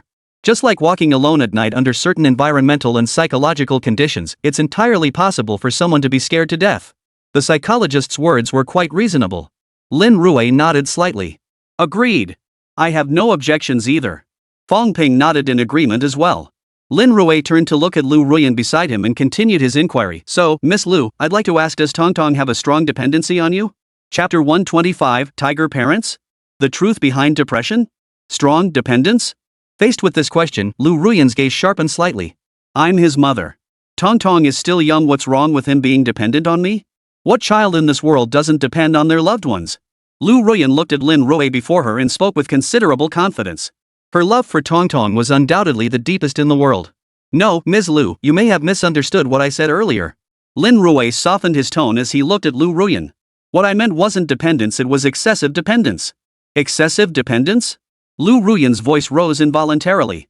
What do you mean by that? What do you mean by excessive dependence?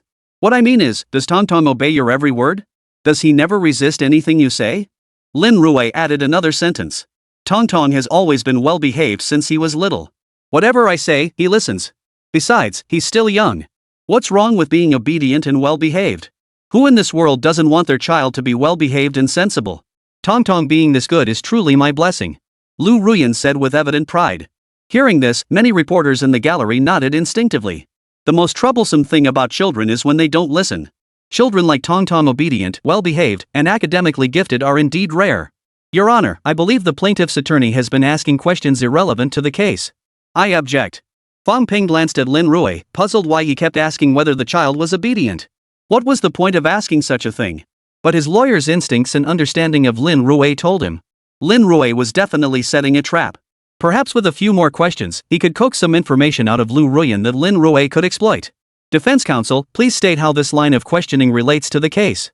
Upon hearing Fong Ping's objection, Su Tiancheng swiftly made his decision. Your Honor, please hold on. I have a few more questions. After I finish asking them, I will explain the connection. After responding to Su Tiancheng, Lin Rui turned his gaze back to Lin Rui. I'd like to ask Miss Liu, who enrolled the child in these extracurricular classes? How were the kindergarten activities and the after-class practice sessions for these extracurricular classes completed? Lin Rui's questions left Lin Rui puzzled. I enrolled him in all these classes. Public speaking and elocution were to develop his communication skills that's crucial in today's society. As for calligraphy and traditional painting, those lay the foundation for the child's future. Calligraphy not only hones handwriting but also teaches the child to sit still and focus for extended periods. It's absolutely essential. Abacus mental arithmetic? Mainly because quick calculation skills are vital for all kinds of exams later on. That's something you can't afford to lose.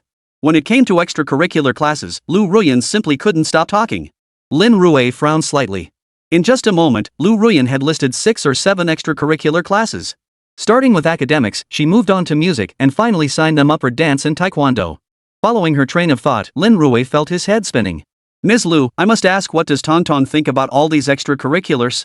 Does he genuinely enjoy these activities? As Lin Rui posed the question, several reporters immediately turned their cameras toward Lin Rui. Signing up for so many extracurricular classes, this tiger parenting behavior had become a hot topic recently. Tong Tong is only 5 years old. How could he possibly understand the value of these things? But as parents, we can't just sit back and do nothing. If we miss the optimal age for nurturing these talents, once he enters elementary school with its heavy academic workload, where will he find the time to learn these things? Besides, these skills are laying the foundation for Tong Tong's future. What's wrong with that? Lin Rui declared with conviction, I'm doing all this for his own good. When he grows up, he'll thank me for it. Hearing Lin Rui's words, the surrounding media reporters all sighed. Pushing kids to the limit, absolutely pushing kids to the limit. Not only that, but in the online livestream chat, many viewers started venting their frustrations. Seriously, my parents signed me up for crazy English back then. I came home every day just to study, never even getting a chance to play with friends. It directly led to me being super introverted. Now I don't even know what to say anymore. I think some things really depend on the child's interests. Tong Tong may only be 5, but he's not some little doll. Sometimes, when he doesn't like something, he can show it.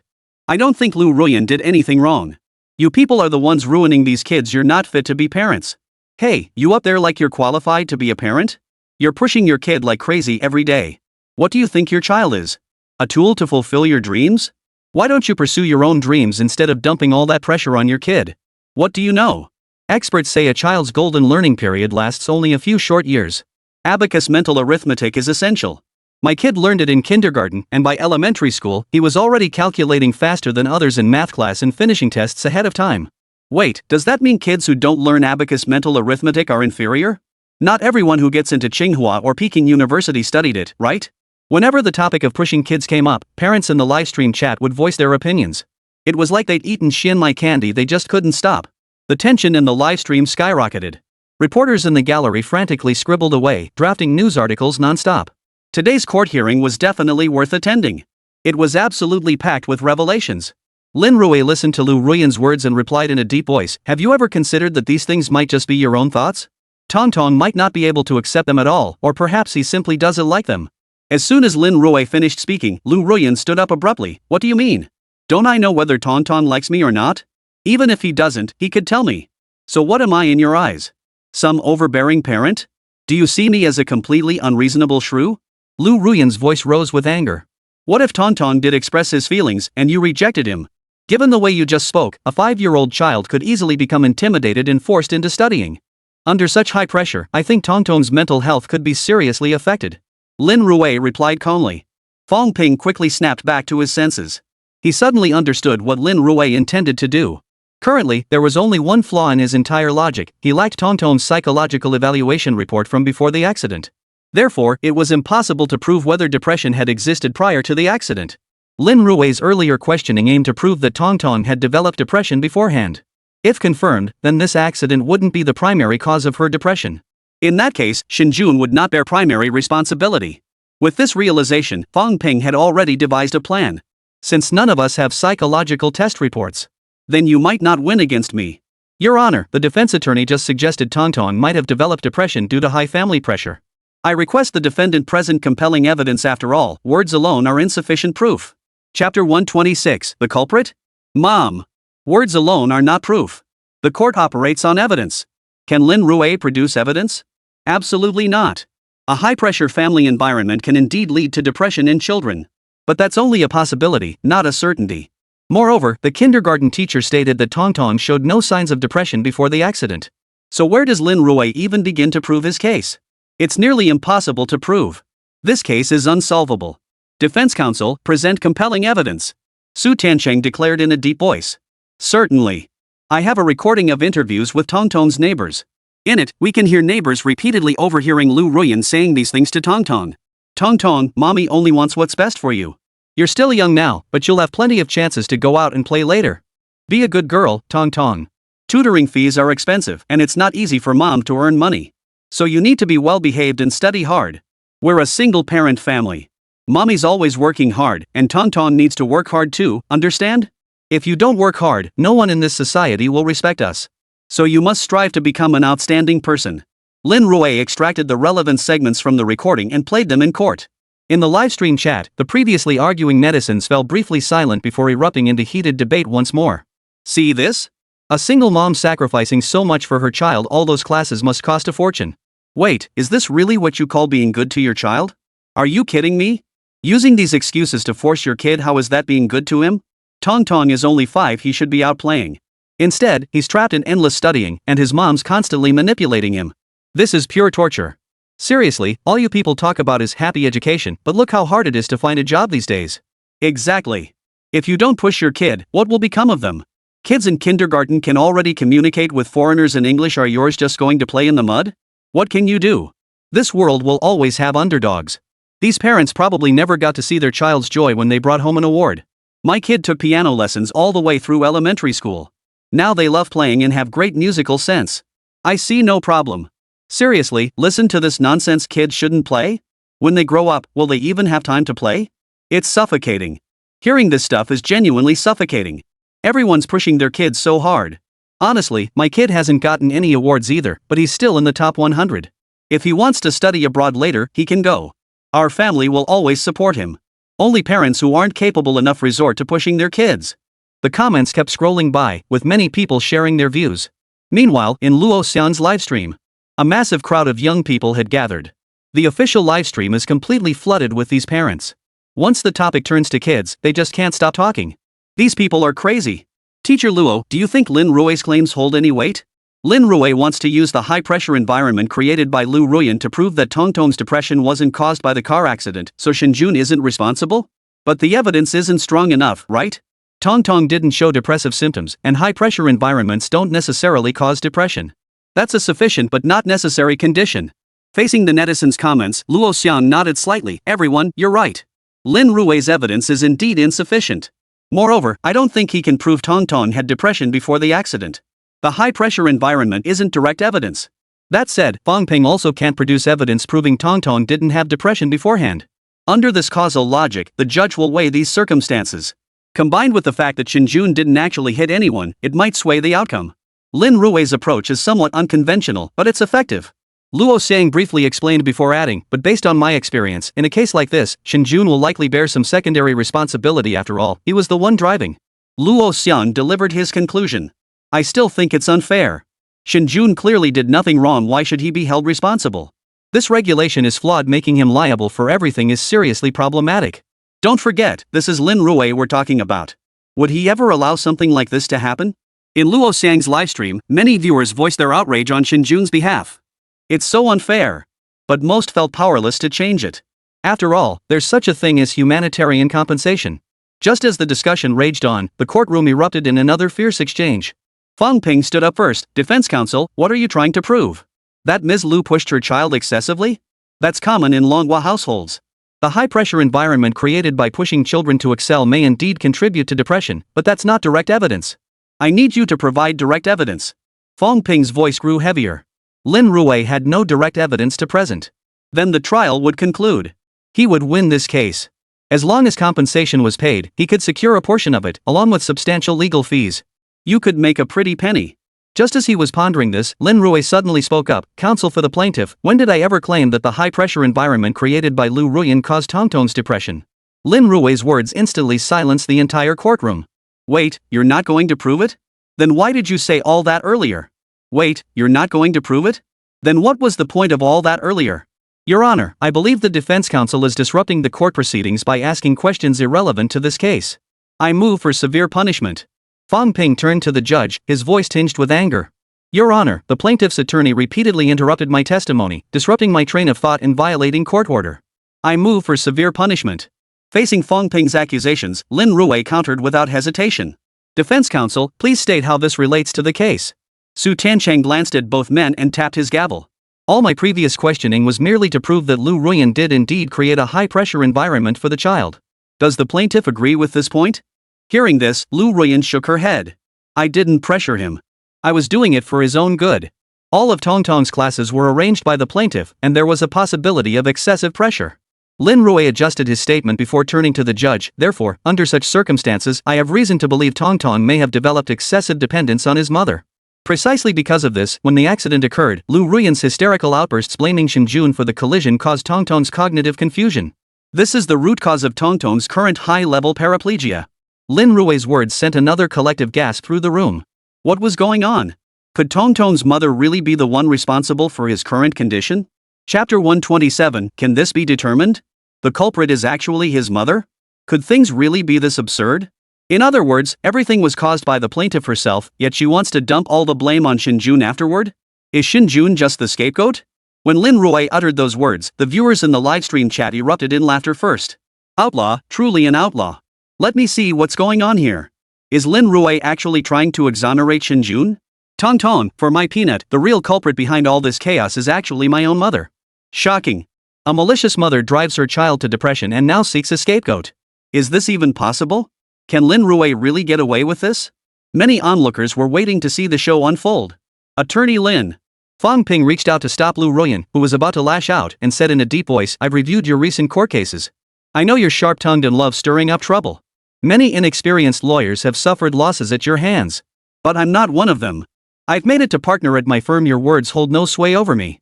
Fang Ping paused briefly before turning to Judge Su Tiancheng seated above. This is a courtroom. Everything requires evidence. Is that not clear?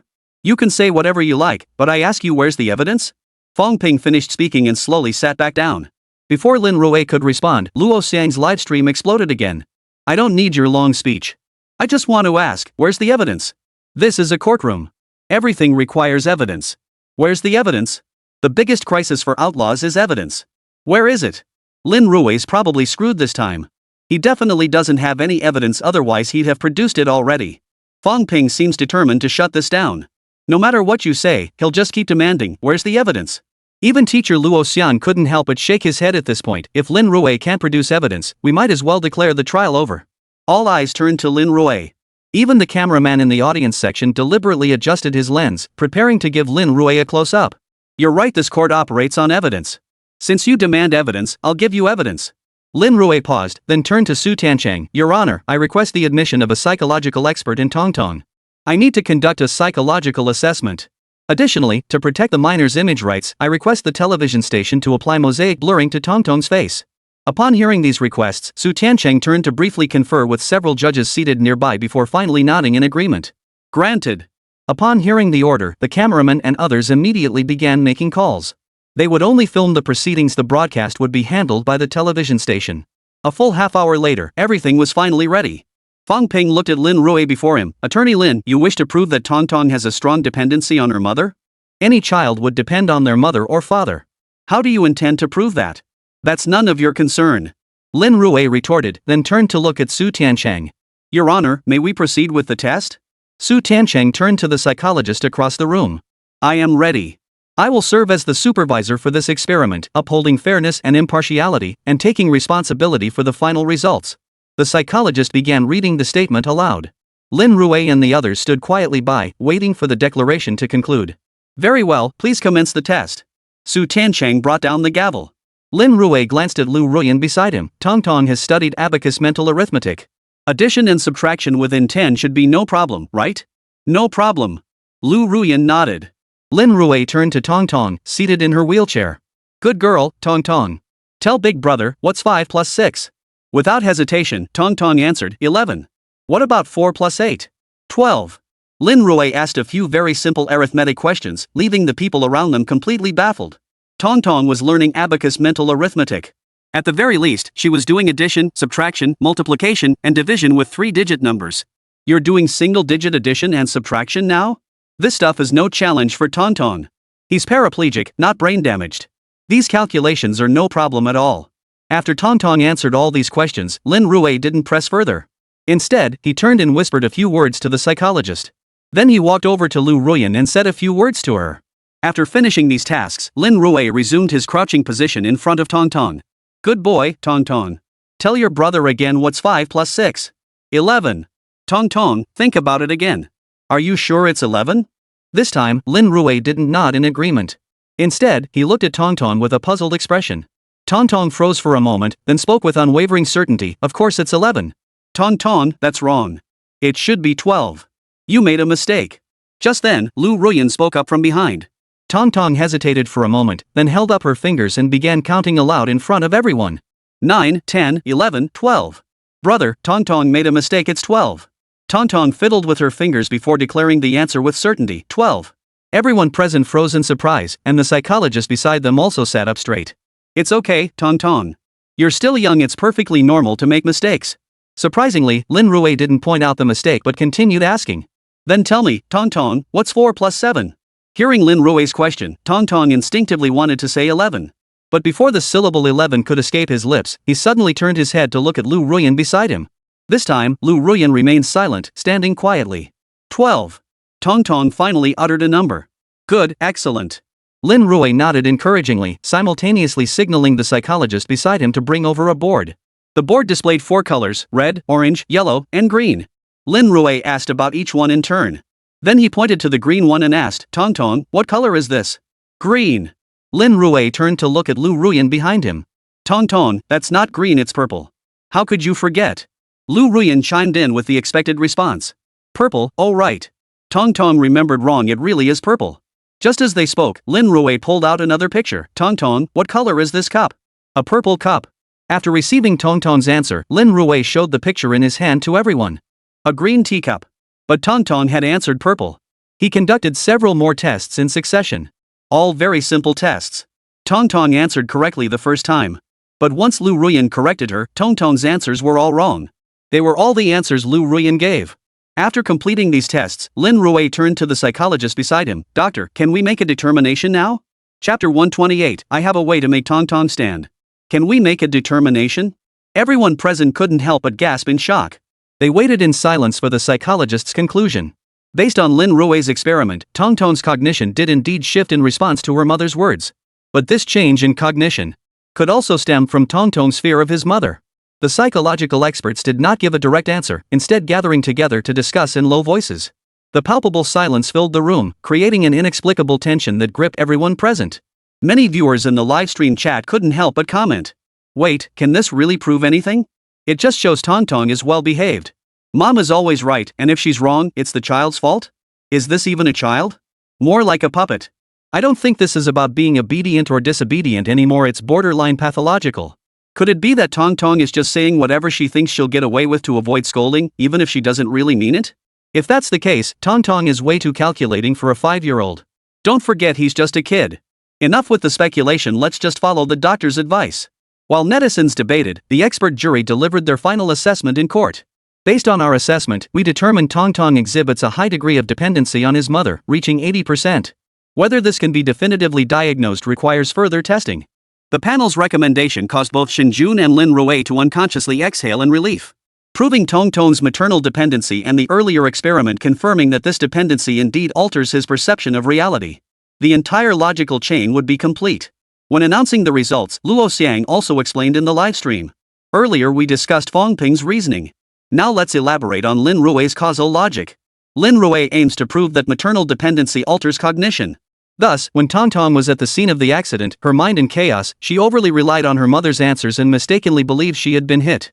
Under these circumstances, his cognitive confusion, combined with a degree of depressive symptoms, could very well have led to symptoms like high paraplegia resulting from the accident. Luo Xian paused briefly before continuing, but this logic has a flaw. Everything stated so far is based on probability. How do we prove such an outcome is indeed possible? In other words, how can we prove Tong Tong was indeed cognitively impaired? Professor Luo Xiang raised the objection. Fong Ping, who was present at the trial, also noticed this issue and spoke up without hesitation. Attorney Lin, how can you prove that Tong Tong's cognition was indeed impaired, and establish a direct causal link between that impairment and his high spinal cord injury? Fong Ping posed the crucial question. Hearing this, even teacher Luo unconsciously sat up straighter. Xiao Manson syndrome. Lin Rui swiftly offered the official medical term. At the mention of this term, everyone froze. Almost simultaneously, they opened search engines and typed it in. Munchausen syndrome is actually a psychological disorder. Individuals with this condition crave attention and care from those around them, resorting to self-harm, harming others, or feigning illness to gain sympathy and draw attention. Lin Rui explained the symptoms to everyone simultaneously. Fong Ping lowered his head to carefully read the description of Munchausen syndrome, then looked up at Lin Rui. Are you saying Tong Tong is faking her illness? Lin Rui shook his head and turned to Judge Su Tiancheng seated above. I request to question the psychiatrist. Su Tiancheng nodded. Lin Rui turned to the psychologist beside him. Doctor, I'd like to ask if Tong Tong is Xiao Mengsen syndrome and is experiencing cognitive interference. Could he believe he was hit by a car and suffered high-level paraplegia? It's entirely possible. The psychologist replied with certainty. To what extent can such psychological symptoms cause physical abnormalities detectable by medical instruments? Lin Rui pressed further. It's possible. High paraplegia is primarily controlled by nerves. In this regard, beyond instrumentation, we rely more on subjective testing. The doctor explained, therefore, due to the reliance on subjective testing, the diagnosis of high paraplegia is likely based on a combination of instrument readings and subjective test results, supplemented by the physician's clinical experience. The doctor provided the explanation, but the surrounding crowd remained utterly baffled. Fong Ping was particularly bewildered. He was just a liberal arts student completely clueless about this stuff. It's simple. Diagnosing high paraplegia relies partly on data from instrumentation and partly on physical responses, combined with the physician's subjective experience. So when psychological factors trigger physical responses like somatization symptoms, it can cause the lower limbs to become immobile, leading to a diagnosis of high paraplegia. Lin Rui explained it as simply as possible. So you're saying this was a misdiagnosis by the specialists? Fong Ping looked at Lin Rui in front of him, carefully processing the meaning behind his words. Issues stemming from other causes presenting symptoms of high paraplegia, yet no actual high paraplegia occurring, isn't that a misdiagnosis? Not just Fong Ping, but many others understood it this way. That's a fair way to put it. Lin Rui glanced at the psychiatrist, unsure himself. Mental illnesses were the most difficult to diagnose. But that doesn't make sense. If it's a misdiagnosis, it implies recovery after a brief cognitive error. So why? Fong Ping suddenly turned his head toward Lu Ruyan, as if struck by a realization. He understood. Lin Rui observed Fong Ping's expression and replied calmly, because Lu Ruyan has been reinforcing his erroneous beliefs. She kept repeating how pitiful her child was, paralyzed from the waist down at just 5 years old, completely unable to move his lower body. She didn't just say it herself, she told the media too. That's why everyone in the ward, and society at large, came to believe it. Tong Tong is only 5 years old and lacks the ability to discern the society around him. Combined with his intense dependence on his mother and the added complications of Xiao Mengsen syndrome. That's why he's always been confined to a wheelchair. Lin Rui's words plunged the entire room into silence once more. Everyone was reflecting on what they had done during this time. Lu Ruyan gave interviews daily, lamenting how pitiful her child was. Not only that, but numerous media reporters directly filmed footage of Tong Tong, paralyzed from the waist down, unable to care for himself. These images, combined with Lu Ruyan's constant insinuations, only served to reinforce Tong Tong's psychological conditioning. No, impossible, absolutely impossible. Lu Ruyan suddenly erupted in fury. She loved her child so deeply, how could she have caused his high spinal cord injury? You're talking nonsense. Tong Tong is perfectly healthy. There's no such person as Xiao Mengsen. You're talking nonsense, utter nonsense. Lu Ruyan's eyes reddened as she raged. She couldn't understand. She had given him all her love, so why had Tong Tong become like this? Lin Rui paid no heed to Lu Ruyan's outburst, speaking calmly instead. I have a way to help Tong Tong walk again. Chapter 129, the trial can resume. Make Tong Tong walk again. The furious roar of Lin Rui abruptly fell silent. She stared at Lin Rui before her like a drowning person clutching at a last straw. You really have a way? Lin Rui sounded uncertain. I can try, but I'll need your cooperation. Before Lin Rui could finish, Lin Rui nodded without hesitation. No problem. I'll cooperate. Whatever it takes. Lin Rui nodded. Your Honor, I move to adjourn the proceedings. Let's put the case on hold and focus entirely on treating Tong Tong. Granted. Su Tiancheng brought down his gavel. The court is now adjourned. In the live stream room, the page went completely dark as the court adjourned. But the viewers didn't leave. Everyone was eagerly discussing. Do you think Lin Rui can cure Tong Tong? I feel like Tong Tong has piled on psychological issues what with Xiao Mengsen and depression. I think it's entirely possible. Lin Rui just said Tong Tong's issues stem from cognitive distortions. Once those are corrected, it should be fine. It's not that simple. If psychological cognition were so easy to fix, there wouldn't be so many depression patients in the world. As a psychologist, this is incredibly difficult to treat. Jonathan syndrome is a highly complex condition. Managing it is extremely challenging. If Lin Rui can pull this off, it'd be nothing short of a miracle in medical history. It's so difficult Lin Rui probably won't be able to pull it off. Oh, Tong Tong is just too pitiful. Not just her mother, all these reporters surrounding her are accomplices. They should all pay the price and take responsibility. Many netizens instantly united in shared outrage. As soon as self-media accounts and public platforms published articles, they were flooded with a barrage of angry comments. The rapidly escalating public outrage instantly placed immense pressure on the surrounding journalists. Meanwhile, in an office outside the courthouse, a group of journalists had gathered. All had been invited by Lin Rui. In the center stood several psychologists. Lin Rui briefly outlined his thoughts. After receiving medical validation, Lin Rui felt even more confident. Before long, Tong Tong was wheeled in by Lin Rui. As soon as he entered, the surrounding reporters immediately gathered around and eagerly asked, "Did you hear? After medical certification, Tong Tong can stand up now." Of course. Her mother confirmed it after hospital treatment. She can now stand and walk completely without any issues. This is absolutely incredible. It must be considered a medical miracle, right? You bet. That's why they called us here to film and document this great medical miracle. Many reporters murmured among themselves, some deliberately raising their voices.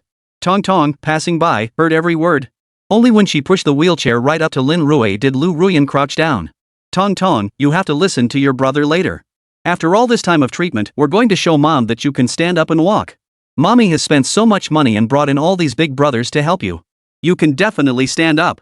Tong Tong, come on. Follow the big brother step by step. Believe in yourself. Lin Rui encouraged him incessantly from the side. Don't worry, Mom. Tong Tong will do his best. Tong Tong replied in his babyish voice. Lin Rui looked at Tong Tong encouragingly, gently patting his little head. I know you can do it. Tong Tong, slowly lift yourself up. Focus on your own thoughts and see if you can stand up from the chair first.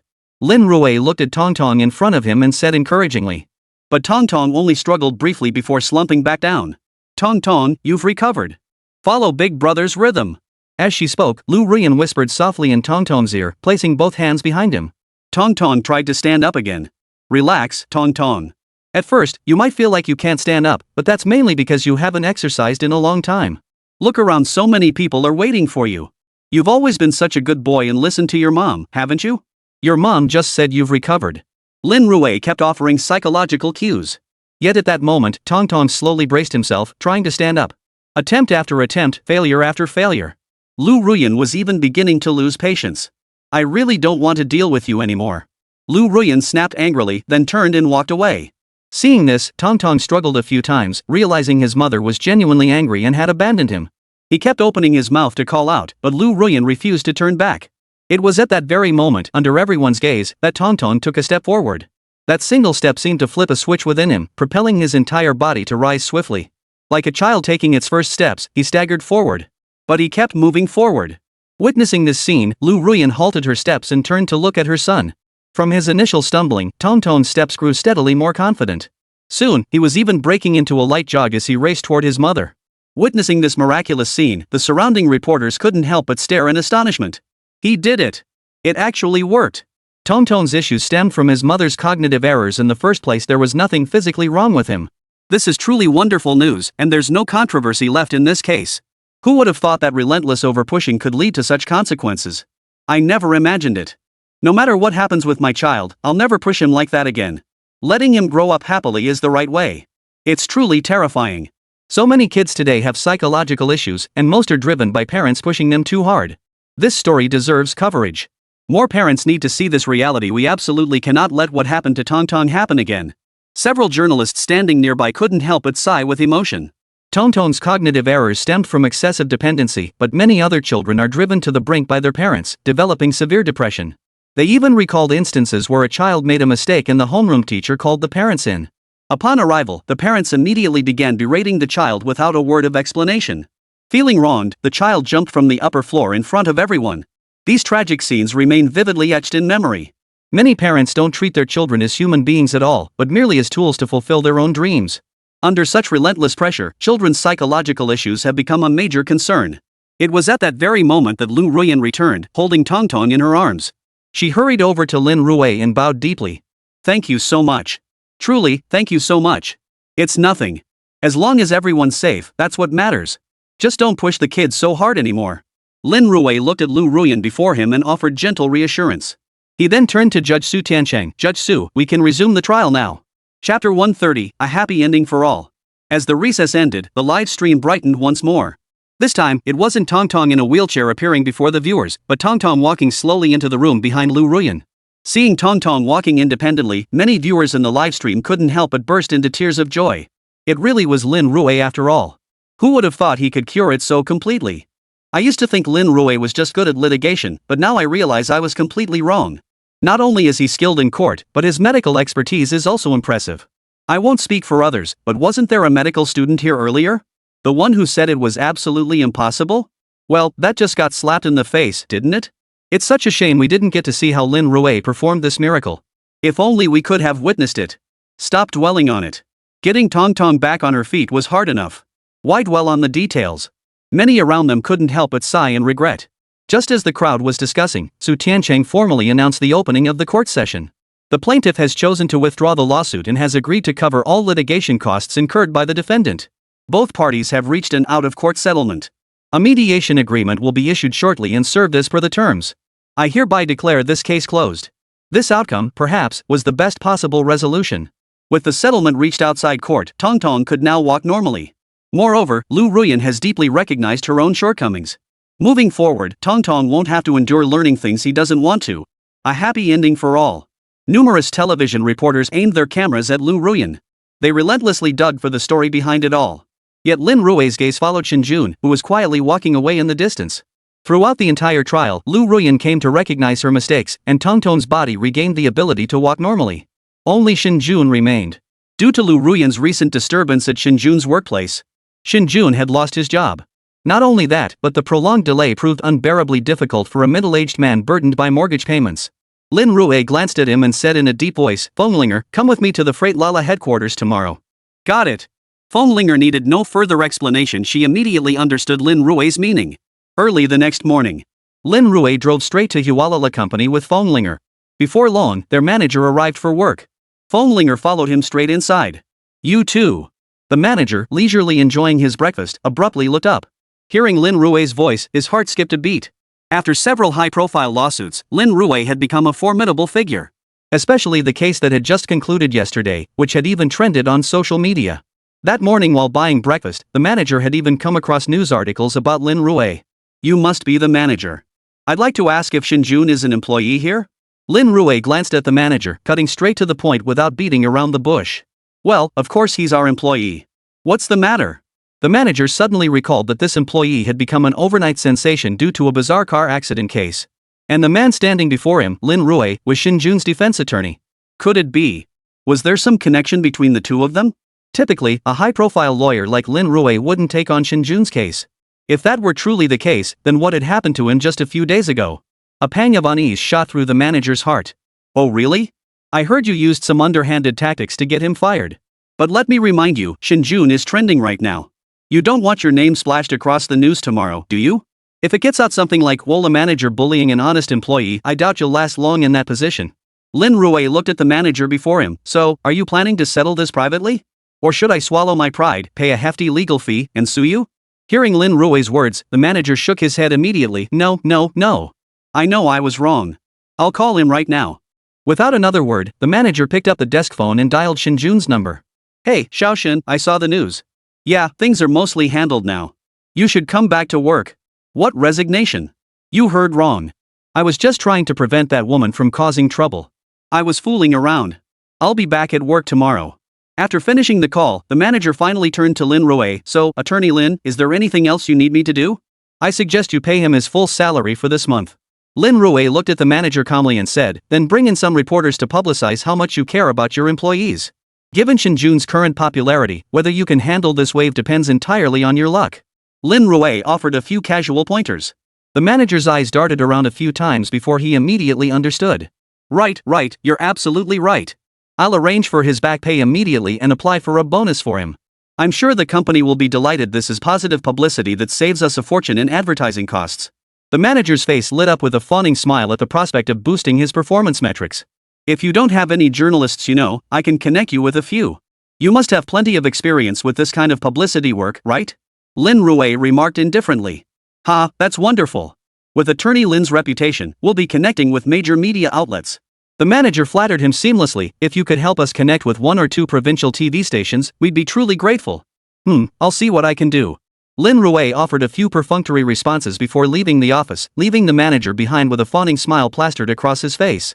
Not long after stepping outside, Feng Linger couldn't help but snort coldly. Disgusting. Less than half an hour, and he's already switched between several different faces. Feng Linger nearly gagged beside him. But boss, how could you put up with that? And you're giving him advice? Have you forgotten how he framed Shinjun?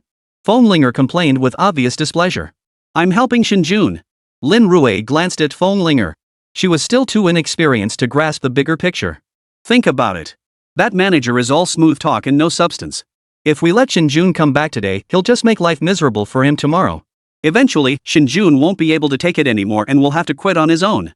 But now, with all the media exposure about Shinjun, which also counts as free advertising for Hualala, he's become deeply tied to their employee benefits system. So even if someone wants to target Shinjun, they'll have to consider the repercussions. Lin Rui broke it down step by step, but Feng Linger still only grasped a fraction of it. Forget it. As long as Shinjun isn't fired, that's all that matters. Feng Linger felt genuinely pleased she could help Shinjun. But just then, a notification sound rang out, causing Lin Rui's eyes to light up. Chapter 131, New Teammate, Intermediate Lawyer. Ding. Mission completed. Legal aid mission completed. Earned 500 reputation points. Reputation system activated. Reputation serves as a key metric for enhancing your law firm's prominence. We encourage you to continually elevate your reputation to lay the groundwork for your firm's future renown. Increasing your system affinity boosts your lottery win rate. The barrage of system prompts left Lin Rui feeling overwhelmed. However, a new reputation system had appeared on the system interface. As Lin Rui glanced at it, a prompt immediately appeared. Current law firm level, whiteboard. Partial access to the reputation system has been unlocked.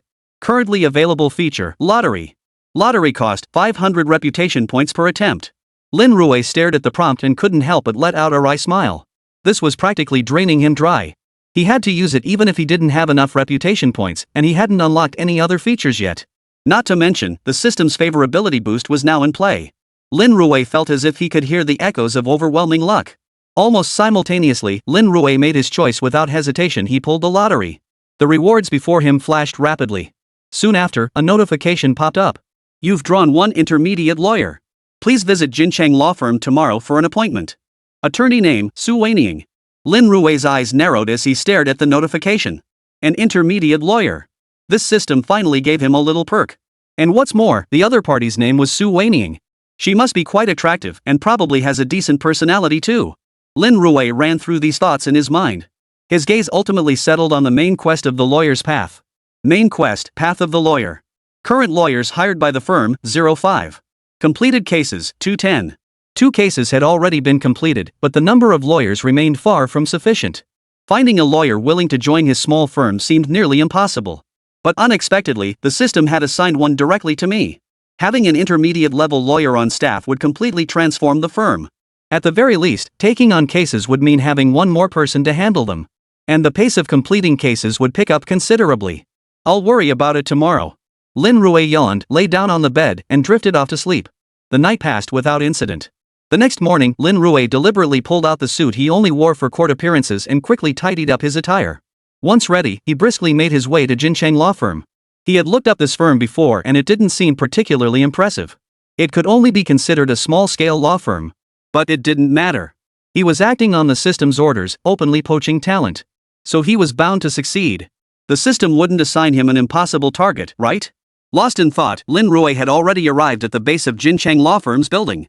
Located on the 18th floor of an office building, the lobby on the first floor featured a coffee machine and a lounge area, where many white-collar workers sat resting and chatting. Just passing by, judging from their conversations, most of these people were in finance. It was all about which stocks were soaring, what sectors to focus on lately, and preparing to go all in. I need to figure out how to rent an office floor myself someday. Forget the rest, just working here would make me feel high-end, sophisticated, and upscale. Lin Rui's gaze swept toward the front desk, where several security guards stood at attention. Lin Rui approached the security desk, explained his purpose, and was about to ask if he needed to register. The security guard opened the door without a word and let him pass. Seeing this, Lin Rui couldn't help but curl his lips. No way, office buildings still aren't safe enough. These security guards are seriously irresponsible. Muttering to himself, Lin Rui stepped into the elevator. Soon, he arrived on the 18th floor. Just as he stepped out, wondering where Jincheng Law Firm was located, a sudden commotion erupted around him. It sounded like someone was yelling inside. Many employees who had come out to use the restroom and were looking to slack off instinctively glanced over. Seriously, just listen to me for a second. Being a lawyer isn't some easy gig. After all this fuss, haven't you had enough? You're a girl, born into a family like ours. You should know better than anyone that your destiny isn't in your own hands. A few years back, grandfather indulged you, letting you go out and see the world. But you shouldn't push your luck. You can't just stay out there and refuse to come home. Sis, listen to me. Why not hurry up and marry into another wealthy family? Be a proper rich lady. What were you thinking, getting involved in lawsuits here? You're getting older. Who's going to want you then? A rough-looking young man scolded her, only to be met with a flying water cup. Lin Rui followed the sound and glanced up at the door plaque. Wasn't this precisely Jincheng Law Firm? Could someone be causing trouble here? Lin Rui quickened his pace to catch up. As he reached the doorway and peered inside the law office, he saw a young woman in a business skirt suit, her fists clenched tightly. Her pearly teeth bit lightly into her red lips, but she remained stubbornly silent. Sis, let me tell you, the Wang family's young master is great. He's got a good character and he's handsome too. I'm telling you, if you pair up with him, you won't regret it. The man outside the door bellowed. If he's so great, why don't you marry him? The woman in the business suit finally couldn't hold back, her voice cold and distant, exuding the aura of a cool, aloof older sister.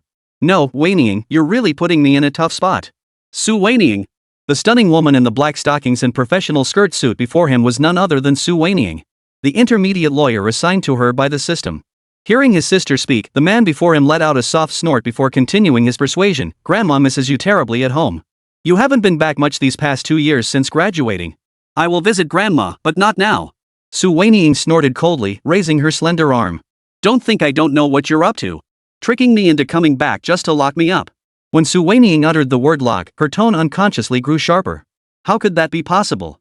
Her brother outside the door tried to say something more, but met Su Weining's icy glare. All these years, isn't that enough? Su Weining's voice was icy. The bet with the old man was for 2 years. There's still over a month left before it's up. Why are you in such a rush? Could it be that your investments failed again and now you're trying to curry favor with the Wang family? Oh no, probably you can't even handle it yourself, so you're selling your sister? Su Weining stared at her brother before biting her lip, unable to hold back the words, you truly disgust me. Chapter 132, Destruction Before Rebirth. Disgusting? You can't handle your own problems, so you start selling your sister? How could he even do something like this? Judging by their conversation, Su Weining's family must have deep connections. Seems the system really maxed out my favorability points. Generous rewards indeed. The legal profession is much like finance.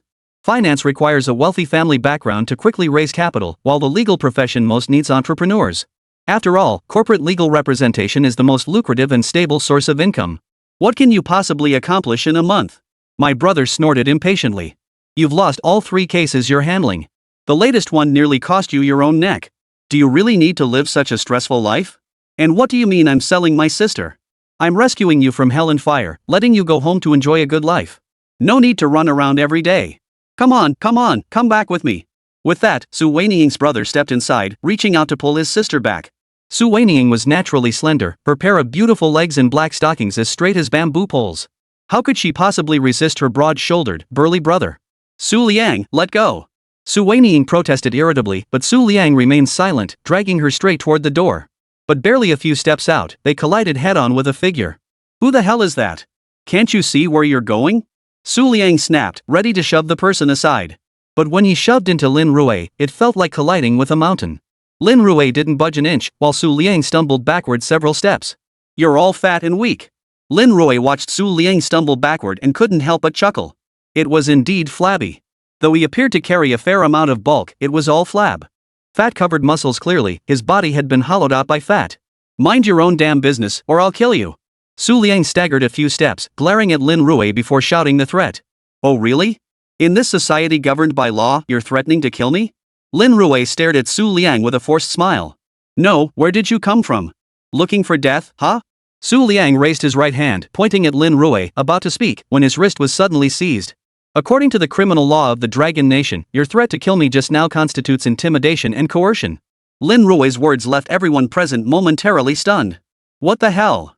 Someone wants to fight you, and you're accusing them of threats and intimidation? And you're quoting legal statutes? So what if I threatened you? Su Liang tried to pull his hand back, but after a few twitches, his wrist felt like it was clamped down on, completely immobilized. "Threatening me again?" Lin Rui looked at Su Liang before him. "You're incorrigible. I can't speak for anything else, but according to the Public Security Administration punishments, you're looking at least 5 to 10 days in detention. But based on your earlier actions, I deem you a serious threat to me. Therefore, you shouldn't be punished under public security regulations. You should be charged with provoking trouble." Lin Rui stared at Su Liang before him, reciting legal provisions with the precision of a walking encyclopedia. "Me?" Su Liang couldn't help but yell, "You think I can't handle you?" As he spoke, he swiftly pulled out his phone, ready to call for backup. "Looks like you're planning a gang attack."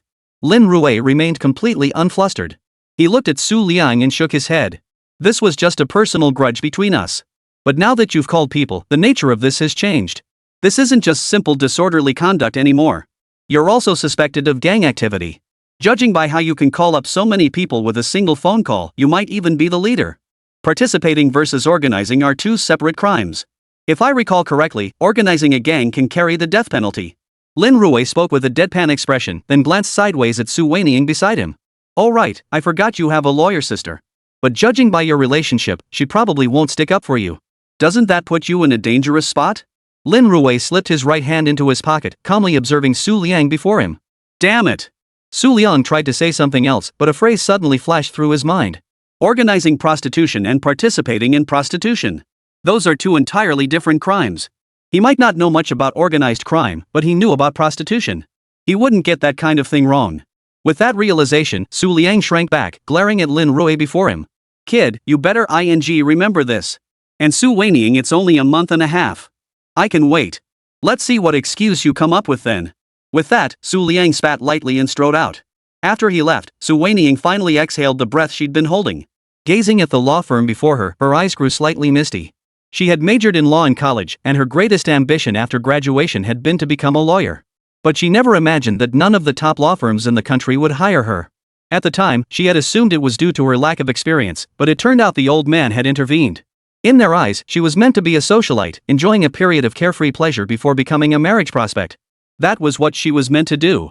That's precisely why she had such a huge fight with her family when she returned home. Fortunately, her grandmother still cared for her deeply. This forced her father to compromise, setting a 2-year deadline. Within 2 years, she had to make a name for herself without relying on any family connections. In the first year, despite her father's insistence, her uncles and aunts couldn't bear to see her struggle. They looked out for her, finding ways to secure numerous cases for her. She built up some reputation and became an intermediate lawyer. But unexpectedly, in the second year, these uncles and elders stopped acknowledging her altogether. Only then did Su Weiniang truly understand. These people weren't trying to help me at all. It was just my father proving that without the family's influence, I was nothing. On my own merits, I wouldn't get a single case. But she refused to accept this. Using the savings she'd accumulated in her first year, she ventured out on her own. She took on 3 exceptionally difficult cases. She lost every single one. With these failures on my record, fewer and fewer people came to me for legal help. The entire law firm had no income, and the few lawyers who had followed him all bailed. After all, they needed to earn a living too. Unexpectedly, today his own brother brought people to cause trouble at the office. The once clean and tidy law firm was now in complete disarray. All the hardships and injustices surged into her heart at that very moment. Just as Su Weiniang was lost in her sorrow, footsteps drew near and stopped behind her. So what if it's a mess? It's fine. Destroy to rebuild. Chapter 133, Marital Rape Case. Destroy to rebuild? Hearing this slightly unfamiliar voice, Su Weiniing took a deep breath to steady herself, her slender fingers discreetly wiping away tears from her eyes. Thank you for earlier, Attorney Lin. A faint smile touched Su Weiniing's lips, revealing the professional composure of a lawyer. It must be said that Su Weiniing was already dressed in a professional suit. Now, with that faint smile, the strands of hair brushing her forehead exuded a unique charm. Yet, her gaze drifted downward to reveal a delicate oval face paired with large, sparkling eyes of pure, innocent beauty. There was no childlike contrast, but rather a gentle blend of innocence and allure. It was nothing short of perfect. Perhaps due to her upbringing in a well-to-do family, she radiated an air of scholarly refinement. Combined with her current career as a lawyer, Lin Rui felt that no adjective could fully capture her essence. You know me? Lin Rui stared at Su Weiniing before him, taken aback. He hadn't even introduced himself since walking in. How could she possibly know him? I've been following the recent online trials, especially the last few cases. You've won them all quite impressively. Su Weiniing offered a faint smile, her compliments sounding almost like polite small talk. It's nothing special, just a bit of luck finding some crucial evidence. Lin Rui chuckled, his gaze drifting to a case file resting on the table. Marital rape case. Seeing that title, Lin Rui's mind instantly flashed back to the marital rape case that had just concluded its first trial a few days prior. Lin Rui had skimmed the news report. Essentially, the husband had wanted to be intimate with his wife, but she had refused. Unable to handle the rejection, the husband resorted to a very rough manner to have intercourse. Afterward, the wife grew increasingly furious and immediately reported her husband for rape. She had clearly expressed her resistance. Not only that, but neighbors had also heard the woman's cries. After the wife fled back home, her mother-in-law, believing her daughter had been victimized, confronted her son-in-law. The son-in-law apologized, but unexpectedly, the mother-in-law recorded the conversation. The audio evidence and testimonies from neighbors were all gathered together. The wife demanded compensation from her husband, including transferring the entire property into her name and assigning all savings to her account. Then they divorced. Lin Rui was familiar with this case, but he never imagined it would be handled by Su Weiniing. According to the first instance ruling, the husband must publicly apologize, and both parties must file for divorce. Regarding property ownership, the husband was not required to transfer the property to the wife's name. However, after the incident, the woman had undergone an injury assessment at a medical center. During the struggle, she was diagnosed with minor injuries. These injuries were insignificant on their own, but in this context, they became evidence of the husband's domestic violence. Not only did the man violate the woman's will, but he also resorted to violence. Therefore, the court ultimately ordered the husband to pay the wife 1 million yuan as economic compensation. It can be said that Su Weiniing suffered a complete defeat in this case. The entire case unfolded entirely on the woman's terms. The man had only a marriage certificate as proof. Following the verdict, a phrase gained immense traction online. Marriage does not grant sexual consent rights. As this phrase exploded online, netizens immediately launched into heated debate. Wait, if marriage doesn't grant sexual consent rights, then what's the point of getting married? If a wife can still refuse after marriage, then why bother getting married and working yourself to death? Might as well just go out and find someone else. You men are so pathetic. Isn't it normal for a wife to refuse? Is that all you think about? Why not focus on earning money to support your family? What do you mean by that? Do you see us women as nothing but playthings? This is absolutely unfair to women. I think the judge's ruling is spot on. Think about it, we women are already exhausted doing laundry, cooking, taking care of the elderly and the kids at home. Then you expect us to, what? Are we animals? Wait, are you implying that you run the household and we contribute nothing? We earn money to support the family, working like dogs for our bosses, grinding away like corporate slaves. Does none of that count? No, but did we create this situation? Why get married without money? You're ruining 2 families. What I hate most are those who can't afford it but still want kids. That's ruining 3 families. The kids born into that won't have money either, and they'll go ruin other girls' lives too. What's that supposed to mean? Are you saying poor people like us aren't even worthy of having children? No one said you're unworthy. But if you have the guts to bring a child into this world, you better have the means to raise them. What kind of mess is it if you can't afford to support your own kid? The entire forum was buzzing with heated discussion. The discussion had completely veered off course from the case itself, spiraling in a different direction. Following Lin Rui's gaze, Su Weiniing also spotted the case file on the table. She sighed helplessly. There's nothing we can do about it. We haven't had any decent cases to take on lately, so we had to take this one. Actually. Just as Lin Rui was about to offer some words of comfort, a voice suddenly echoed in his mind. Ding! Host detected accessing marital rape case files. Task generation in progress. Mission generated. Marital rape case. Host must dedicate efforts to uncovering the truth behind the marital rape case and exposing the illegal activities involved. Punishing illegal acts is the duty of every lawyer. The system will evaluate the host's performance based on the extent of truth uncovered, assigning a corresponding rating. We hope you achieve an S-rank rating. The mission rewards are substantial. A voice suddenly echoed in Lin Rui's mind. Upon hearing it, Lin Rui's tone shifted instantly. Actually, I suspect there might be some hidden truth behind this case? Lin Rui continued with the second half of his thought. Inside story? Su Weiniing instinctively shook her head, looking at Lin Rui before her. There shouldn't be any hidden motives. The evidence is crystal clear. The female victim's body tested positive for the male suspect's bodily fluids and semen stains. That's conclusive evidence they had intercourse. Additionally, the neighbors heard a heated argument between them. While the police evidence shows the neighbors couldn't make out the specifics of the argument, it's clear there was no possibility of a consensual relationship. Second, there's the audio recording of the man apologizing and admitting fault to his mother-in-law, along with evidence of the woman seeking medical examination for injuries that same day.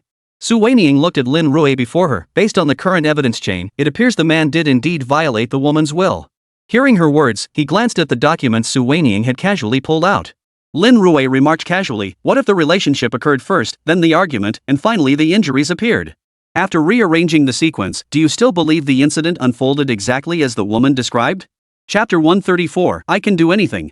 Rearrange the sequence? Su Weiniing stared blankly at the evidence before her. What do you mean? What I mean is, this couple had sex that day, and the woman was completely willing. Afterwards, they got into an argument over something. In fact, the argument became so heated that physical violence ensued, so... Lin Rui retraced the sequence of events in the case. But, wait.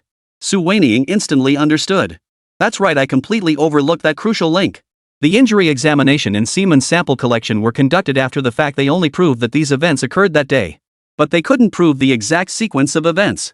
Staring at the evidence in her hands, evidence she depored over countless times, Su Weiniing suddenly felt a strange sense of unfamiliarity. From the very first moment she took on the case, the logical sequence she had heard was this.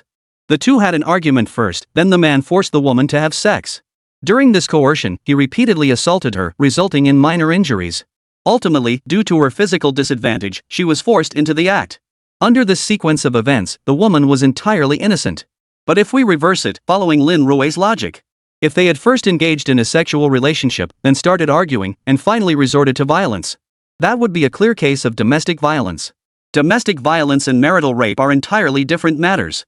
So you're saying we could challenge the case by examining the sequence of events? If there are inconsistencies, there might still be a chance to overturn the verdict? Su Weiniing looked at Lin Rui before her, then seemed to recall something. Wait, there's also that recording. The recording provided by the woman's mother, the mother-in-law back then. Su Weiniing suddenly remembered something, immediately turned and walked to her desk. Without a word, she opened her computer and played the recording. My daughter married into your family only to be beaten by you? To be honest, all these years, I've always spoiled him at home. I've never laid a finger on him once. How could you hit him so hard? And when my daughter refused, saying she wasn't feeling well today, you just forced yourself on her? Don't you know how to cherish your wife? Let me make this clear, my family won't take this lying down. My daughter has already hired a lawyer and is preparing to sue you for rape. We'll settle this in court. The recording began with the mother-in-law launching into a furious tirade. After a long pause, the man finally spoke in a submissive tone. I'm sorry, please don't make a scene at my workplace. I was wrong, I know I was wrong. I won't dare do it again. I'll be completely obedient from now on. I'll never do this again. I can't lose this job. The recording ended there. Su Weiniing instinctively looked up at Lin Rui sitting across from her. Did you apply for evidence verification for this recording? Lin Rui asked casually. Su Weiniing shook her head. Seems this young lady still lacks courtroom experience. She didn't even verify the evidence. Even if this evidence is genuine, an audio file alone is utterly insufficient to prove whether Lin Rui admitted to rape. After listening to this recording, it sounds to me like the mother-in-law is threatening to sue for rape. It just so happens that her last sentence mentioned the word rape. Lin Rui's few simple sentences struck Su Weiniing like a bolt of lightning. She carefully pondered the meaning behind his words. Exactly. This doesn't prove the male party admitted to rape. He was mostly worried about losing his job if the scandal blew up. Looking at it now, both of the man's statements were about his job. It was only because her mother-in-law's final remarks explicitly mentioned the rape that she had jumped to conclusions without deeper thought, assuming the man was apologizing for his actions. Besides, this recording hasn't undergone forensic analysis. You can't confirm whether it's been spliced or edited. Lin Rui pointed out another oversight.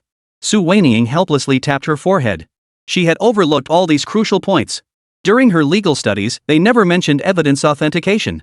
Every single case study, including mock trials, assumed the opposing evidence was authentic and valid. Lin Rui looked at Su Weiniang across from him, now roughly understanding the situation. When he first joined the firm, he was merely a paralegal, similar to Feng Linger's position. Back then, he had a dedicated mentor guiding him. Though he hadn't presided over any trials himself, he had at least participated in numerous court sessions, learning many details during his internship. Su Weiniang's recent cases, however, were likely handed to her by her family. The cases she'd taken on this year were the ones she'd actually handled herself. With little experience, losing was inevitable. I imagine when you questioned the defendant, he must have vehemently denied it, insisting he didn't commit rape. But from your perspective, you believe the defendant was merely trying to avoid responsibility, so he kept insisting he didn't commit rape. Lin Rui stated this calmly and deliberately. Hearing this, Su Weiniang immediately felt her composure slip. She nodded awkwardly. I assumed everyone would claim innocence, so? You're a lawyer. You've never just fought cases, you've fought people's lives. If you've already mentally convicted the other party, then isn't that? Lin Rui didn't continue. If you already believe the defendant is guilty, how could you possibly mount a not guilty defense? Once a lawyer thinks that way, who else but you would lose the case? I know I was wrong. Su Weiniang said, sounding somewhat aggrieved. Has this case been appealed to the second instance yet? Lin Rui glanced at Su Weiniang before him and asked casually. Yes, it has been appealed. The hearing is in 20 days. Su Weiniang looked at Lin Rui with eager anticipation. No problem. I'll take this case. Come with me to meet the client. Lin Rui glanced down at the scattered case files on the table. Also, organize the entire file. Ideally, prepare a 20-minute briefing so I can grasp the full picture of the case. This will also serve as your reflection on why the first trial failed. Lin Rui began issuing instructions to Su Weiniang with natural authority. Su Weiniang nodded obediently and immediately sprang into action. She showed no sign of caring that she was the owner of Jincheng Law Firm. By the way, how many people are left in your firm? Currently, there are only 2 lawyers left. Another junior lawyer is out handling a case. Su Weiniang replied casually while organizing the case files in her hands. If I recall correctly, should you lose this case, then this firm would. Lin Rui said meaningfully. Su Weiniang bit her lip lightly, taking a long moment before replying, yes. But as long as I can save the firm, I'll do whatever it takes. Chapter 135, better to take it directly than admit it. Anything? That phrase was highly ambiguous. Especially coming from such a stunning beauty. Lin Rui smiled with a hint of amusement. Really? Anything at all? As he spoke, Lin Rui found himself unconsciously drifting closer to Su Weiniang. Their eyes met effortlessly, their gazes locking across the mere distance of raised eyelids. He could even hear her breathing clearly. You? Su Weiniang instinctively pulled her neck back, like a startled rabbit. Nothing. If I win your case, this law firm is mine. Lin Rui laid his cards on the table. His outlaw law firm, though well located, was still just a small shopfront. But Su Weiniang's Jincheng Law Firm? That was a real office building in the heart of the business district. She couldn't speak for everything else, but the office building environment alone could attract quite a few people. Otherwise, how could her newly established, blank slate law firm possibly attract clients? Moreover, what did Lin Rui lack most right now? People, of course. To complete the task for his fledgling law firm, he absolutely had to recruit 5 lawyers.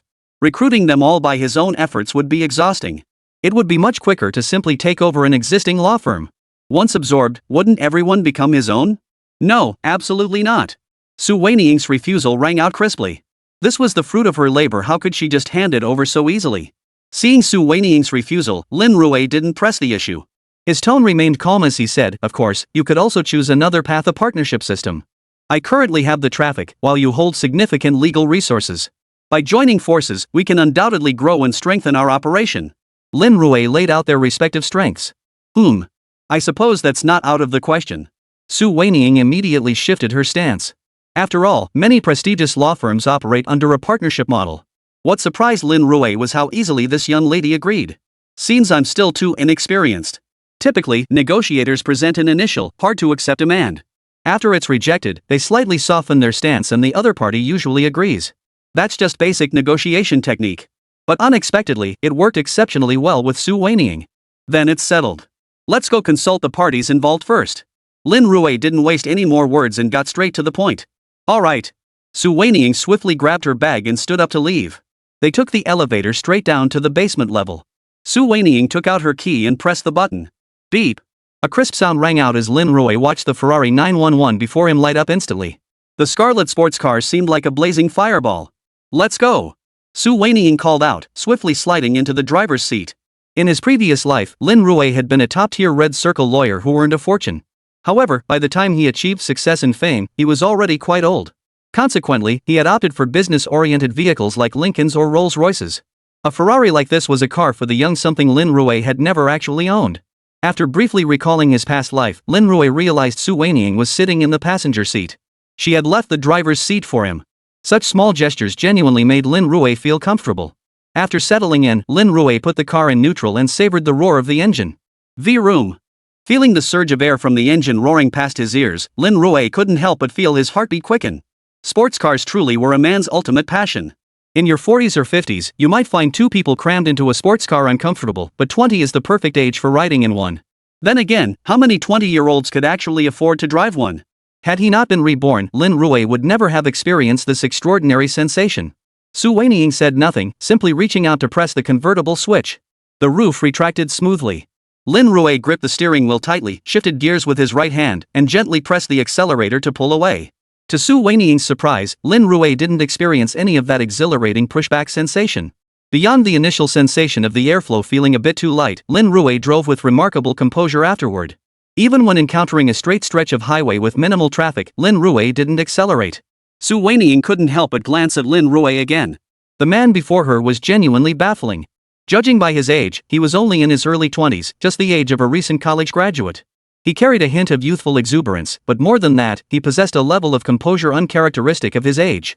Not only in daily life, but even in the courtroom, his formidable logical reasoning and unflappable composure during cross-examination far exceeded the maturity expected of someone his age. Such qualities weren't something one could simply put on. It was a seasoned expertise honed through countless cases.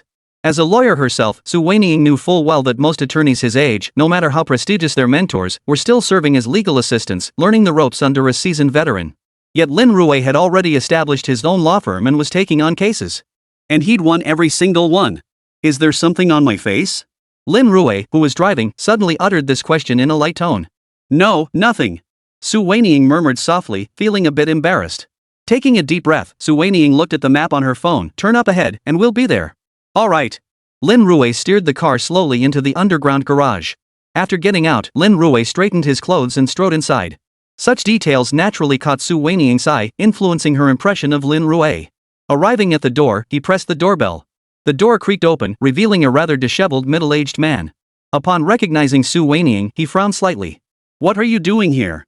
You're not welcome. As he spoke, the man made to close the door. But a pair of thick, powerful hands blocked the door entirely. Seeing this, the man shook his head. I won't be retaining you as my defense attorney for the appeal. You've already lost once. I'm replacing you. The middle-aged man snorted impatiently. Hearing that he intended to replace her, Su Weiniang immediately grew anxious. If she couldn't win this case, she might lose her law firm. Wait, who are you replacing me with? The trial is less than a month away. A new lawyer won't be familiar with the case. Su Weiniang hurriedly protested. No problem. The lawyer I've hired is Lin Rui, that outlaw. The client's words left both people outside the door stunned. Su Weiniang instinctively turned to look at Lin Rui, her eyes seeming to ask, did he hire you? Lin Rui looked puzzled. I have no idea. Seeing the two outside remain silent, the client prepared to close the door again. Now you know how formidable he is. If there's nothing else, I won't keep you here. But when the middle-aged man tugged at the door twice, he found it held fast by a hand it wouldn't budge. Are you sure you're looking for Lin Rui? Chapter 136, I absolutely did not commit domestic violence. Are you sure you're looking for Lin Rui? Hearing this, the middle-aged man paused in surprise. Of course it is. I was even live streaming with him yesterday. He asked me to meet him privately today. I was just about to head out. Don't hold me up. The middle-aged man shouted, his tone tinged with irritation. It seemed Su Weiniang's negative influence on him was truly immense. If you really did contact Lin Rui, I suggest you call the police. Lin Rui's voice turned stern. If you go today, you'll likely lose both your money and your life. Impossible. The middle-aged man shook his head. At that moment, Lin Rui flashed his lawyer's ID. The name Lin Rui stood out clearly. Not only that, Lin Rui pulled out his phone and displayed his live streaming account. You're the outlaw Lin Rui? Upon seeing Lin Rui's live stream had over 1 million followers, the middle-aged man finally began to believe him. The one I know? The middle-aged man immediately pulled out his phone and opened the page, only to find that the person he knew was just a small streamer with 2,000 or 3,000 followers. His homepage was filled entirely with Lin Rui's videos. Seeing this, Lin Rui instantly realized someone was impersonating him. Not only was someone impersonating him, but they had also used AI to replace his face. That's precisely why the person hadn't recognized him even when standing right in front of him. Seeing this, Lin Rui pulled out his phone and dialed phone Linger's number. Linger, contact the official teams at Douyin and other short video platforms. Gather evidence against the illegal reposters and those who AI swapped my face. Sue them for infringement of reputation and portrait rights. Demand they rectify this immediately or we'll see them in court. I'm handing this case over to you. Send me the complaint for review, then you can handle the trial independently. What? You say you lack experience? No problem. This case is a sure win, treated as training. But if you lose, all damages will be deducted from your salary. Lin Rui hung up immediately after speaking. Su Weiniang couldn't help but glance at Lin Rui again. Standing beside him, she chuckled softly. I didn't expect you to be so tough on your subordinates. Not really. Sometimes you just have to push them to grow faster. Lin Rui slipped his phone into his pocket and turned to the client before him. Lu Ming, right? I've reviewed your case file. We won't need to go over the details of the case again for now. I have a few questions now that I need you to answer truthfully. What exactly happened that day? Start from when you and your wife met up. Lin Rui was ushered into the room by Lu Gang, and the two sat down on the sofa to talk. Here's how it went that day. We came home after dinner, planning to watch a movie, but somehow, we just got in the mood. But you know how it is, sometimes you're not quite in the mood, so things happened a bit too quickly. After just a few minutes, I couldn't keep going. That's when Huan, my wife, Yanwan, started playing with her phone. Lu Ming frowned as he recalled the events. After I got out of the shower, I saw my wife on her phone. I thought, let's try again, so I went to grab her phone. To my surprise, she panicked and immediately turned off her phone screen. Seeing my wife so flustered, I couldn't help but feel a slight jolt of alarm myself. At this point, Lu Ming took a deep breath. I immediately snatched her phone, unlocked it, and discovered she was chatting with someone named He Chao. Yanwan explained they were just colleagues. I tried to scroll through the chat history, but after swiping up just a little, I saw their transaction records. That's when I completely lost it. They had transferred 1,314 yuan between them. Seeing that number, my temper flared instantly. I couldn't control myself. We ended up arguing right then and there. Lu Ming still sounded furious as he spoke, clenching his fist tightly and slamming it hard on the table. I was so furious. Yangwan even said I was a broke loser and marrying me was the worst luck she could have. You know how women can be sometimes, their words really cut deep. I just snapped. Then she mocked me, saying it was too short, not even half as long as that guy He Chao's. I just couldn't control myself. You know, I'd just gotten divorced and was feeling pretty insecure. I lunged at her and slapped her right across the face. I admit I was wrong. I lost control. Hitting someone is wrong. At this point, Lu Ming suddenly buried his face in his hands and burst into tears. Hearing this, Su Weiniang's eyes widened in shock.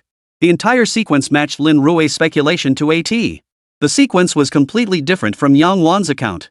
Moreover, Yang Wan hadn't mentioned He Chao at all. Lin Rui looked at Lu Ming before him. During the first trial, your mother-in-law presented an apology recording.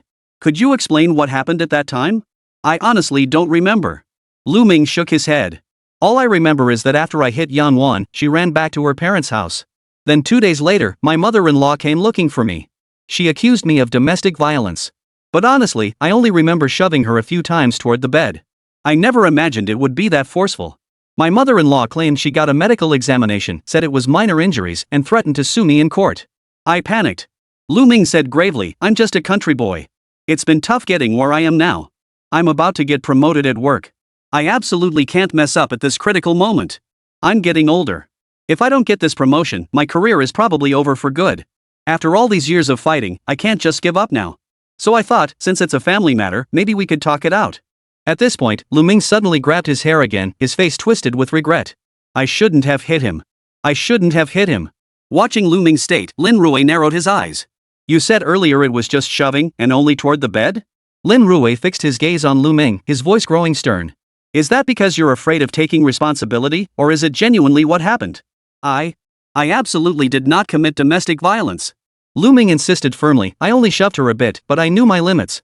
I might have even slapped her a few times. I really can't remember clearly. A few slaps shouldn't cause any minor injuries, right? I didn't kick her or anything. Lu Ming suddenly seemed uncertain. Lin Rui shook his head. The injuries are hard to assess, but judging by your own admission, you likely didn't intend to commit domestic violence and have no history of it. Then this next question is crucial. Are you aware of the relationship between He Chao and Yang Wan? Chapter 137, this He Chao, he's got something going for him. The relationship between He Chao and Yang Wan. This is crucial for the trial. Su Weiniang, who had been listening beside Lin Rui, quickly grasped the significance. Exactly. Since the sequence was different, Yang Wan was suspected of perjury during the first trial. This meant numerous pieces of evidence needed to be re-examined. For instance, the relationship between Yang Wan and He Chao. And then there was the matter of Yang Wan's injuries. If Lu Ming's account was true, either Yang Wan's medical report is fake or she deliberately aggravated her injuries to extort more money from Lu Ming. Such incidents have happened before. Lu Ming hesitated, then shook his head after a moment. I never investigated their relationship. After receiving the lawsuit, I was completely overwhelmed. I never even considered these things, nor did I have time to think about them. Lu Ming sighed helplessly. At this point, Lin Rui knew he'd gotten enough. Pressing further would likely yield no useful information. Alright, we've got the gist of the situation. Lin Rui glanced at Lu Ming. If you still trust us, then entrust us with your appeal. If you feel it's necessary to seek another firm, that's also an option. Before Lin Rui could finish, Lu Ming rushed forward and embraced him tightly. Attorney Lin, you're my only hope now. Only you can save me. I trust only you. Lu Ming was practically on his knees before Lin Rui. Lin Rui braced himself with both hands and helped Lu Ming to his feet. Rest assured. The law will never wrong an innocent person, nor will it ever wrong a guilty one. Hearing this, Lu Ming took a deep breath and nodded solemnly. Whatever you need me to do, I'll do it. Can you find any information on He Chao? Lin Rui replied softly, I'm not entirely sure, but Yang Wan mentioned he's some rich kid in the building materials business. His family's pretty well off. Building materials? Ask around here for specifics on which company. Send me the details once you have them. Lin Rui began gathering his things to leave. Whatever happens next, keep me updated promptly. With that parting instruction, Lin Rui stood up and departed. Passing through the living room, he caught sight of the wedding photo hanging on the back wall. Lin Rui couldn't help but glance at it again. In the photo, Yang Wan's lips curved into a faint, almost professional-looking smile, while Lu Ming's face alone radiated genuine excitement. Your wife, Yang Wan, is she from the city? Yeah, she grew up in the city and never had to endure much hardship. Lu Ming also turned to look at the photo as he spoke, his mind drifting back to their wedding day. Everything was fine when we got married. I don't know how things ended up like this. Listening to Lu Ming's lament, Lin Rui shook his head silently. Only after stepping into the elevator did Su Weiniang purse her lips, a hint of resignation on her face. Looking at the wedding photos, they seemed so happy. How did things suddenly turn out like this? Can't you tell? At this point, Lin Rui couldn't help but give a wry smile. They've been married for nearly 3 years now. It's not like they don't want children, but they just haven't been able to conceive. Plus, Lu Ming finishes pretty quickly, which suggests things aren't exactly harmonious. Plus, Lu Ming's family is originally from the countryside, while Yang Wan grew up in the city. I'm not saying that's inherently bad, but often, differences in upbringing lead to a lack of empathy on many issues. Su Weiniang listened with a mix of understanding and confusion. She wasn't very familiar with these matters. So you're saying it still comes down to matching social status? Yeah, like if you have a sports car, but you date someone who's a self-made man, someone who started from the bottom. What would you usually do? Lin Rui glanced at the fiery red Ferrari before him and asked casually. I'd probably try to spare his pride. I'd be careful. Su Weiniang struggled to come up with an answer. You often go to high-end restaurants, right? Like Michelin 3-star places? Occasionally spending a few thousand on a meal, ordering Australian lobster within your lifestyle, that's pretty normal. But for your boyfriend, a few thousand might be his parents' monthly salary. He doesn't understand many things and can't fit into your circle. So when he meets your friends, he'll inexplicably feel inferior because of the social gap. That inferiority keeps growing, making him uncomfortable in the relationship. If both people aren't comfortable, I think trouble is bound to happen sooner or later. You think you're carefully protecting his self-esteem, but in his eyes, it feels like charity. Lin Rui had only briefly outlined a few scenarios, and Su Weiniang fell silent. Let's go. First, we need to look into He Chao. Lin Rui got into the car, but this time he didn't take the driver's seat, he sat in the passenger seat instead. How do we investigate? All we know so far is that He Chao is the second son of the building materials company. Su Weiniang frowned as she spoke. The information was too sparse. Yang Wan works as a clerk. How could a clerk possibly come into contact with someone selling building materials? So I suspect this He Chao is most likely her ex-boyfriend, or someone she had a past relationship with. Find a way to investigate their social network, we should be able to uncover something. Lin Rui spoke with his eyes closed, leaning back in his seat. Su Weiniang started the car. The breeze streaming through the window caressed Lin Rui's face, bringing a pleasant sensation. System, activate insightful eyes. Lin Rui swiftly activated Incite Eye and began searching for evidence. Evidence of Xingxing Building Materials Company's involvement in organized crime. Evidence of He Chao's illegal lending. Hujia Village gambling den. Lin Rui hadn't expected the system to provide so many prompts at once. He Chao's company was named Xingxing Building Materials. It seemed this enterprise was far from legitimate. Not only is it implicated in organized crime, but it's also engaged in illegal lending activities. And there's apparently a casino in Hajia village? With this much incriminating evidence, he could be sent straight to jail. He'd only intended to use the insightful eye to investigate the situation, but unexpectedly uncovered a major scandal. Can we just let him get away with this? Whoa! Lin Rui couldn't help but suck in a sharp breath, slowly opening his eyes. What's wrong? Is the wind too strong? Su Weiniang spoke as she prepared to slowly raise the awning. No need. Let's head straight to Xingsheng Building Materials, Lin Rui said, pulling out his phone. After opening the map app and searching for a moment, he placed it on the front mount. Start navigation. The intelligent voice of Sister Jiling sounded. Su Weiniang glanced at it and sped toward the suburbs. Chapter 138. This is more than just a business card. Xingxing Building Materials. This company seems to be no ordinary operation. Su Weiniang sped through the streets in her red Ferrari, soon pulling up at the factory gates. The Xingxing Building Materials site was vast, with warehouses under construction everywhere and goods piled high. Trucks continuously rolled out, kicking up clouds of sand and dust. Looks like Xingxing Building Materials is doing pretty well, Lin Rui remarked casually, just as he spotted a Mercedes-Benz G-Class speeding toward them. After it came to a halt, a man and a woman stepped out briskly. Lin Rui glanced over and froze in surprise. Wasn't that woman Lu Ming's wife, Yang Wan? And the man beside her the only person who could be at Xingxing Building Materials at this hour was undoubtedly He Chao. As Lin Rui studied the man, He Chao seemed to sense the gaze and slowly lifted his head. His gaze immediately fixated on the red Ferrari ahead. His gaze then settled on Su Weiniang, who had just emerged from the Ferrari. Su Weiniang was still dressed in her professional skirt suit, her beautiful legs encased in black stockings instantly making He Chao stare blankly. Su Weiniang had driven in flats, and now, as she prepared to leave, she reached inside to retrieve her black high heels. She sat on the car frame to change her shoes. He Chao's gaze felt as though it had been seized by something, utterly unable to look away. Beside her, Yang Wan let out an annoyed snort and quickened her pace. Seeming to seek a confrontation, she walked over only to catch Su Weiniang looking up at that very moment. Are you the lawyer Lu Ming hired? Yang Wan's expression grew even colder at the sight of Su Weiniang. What business does he have with you? Tell him not a single penny less than $1 million.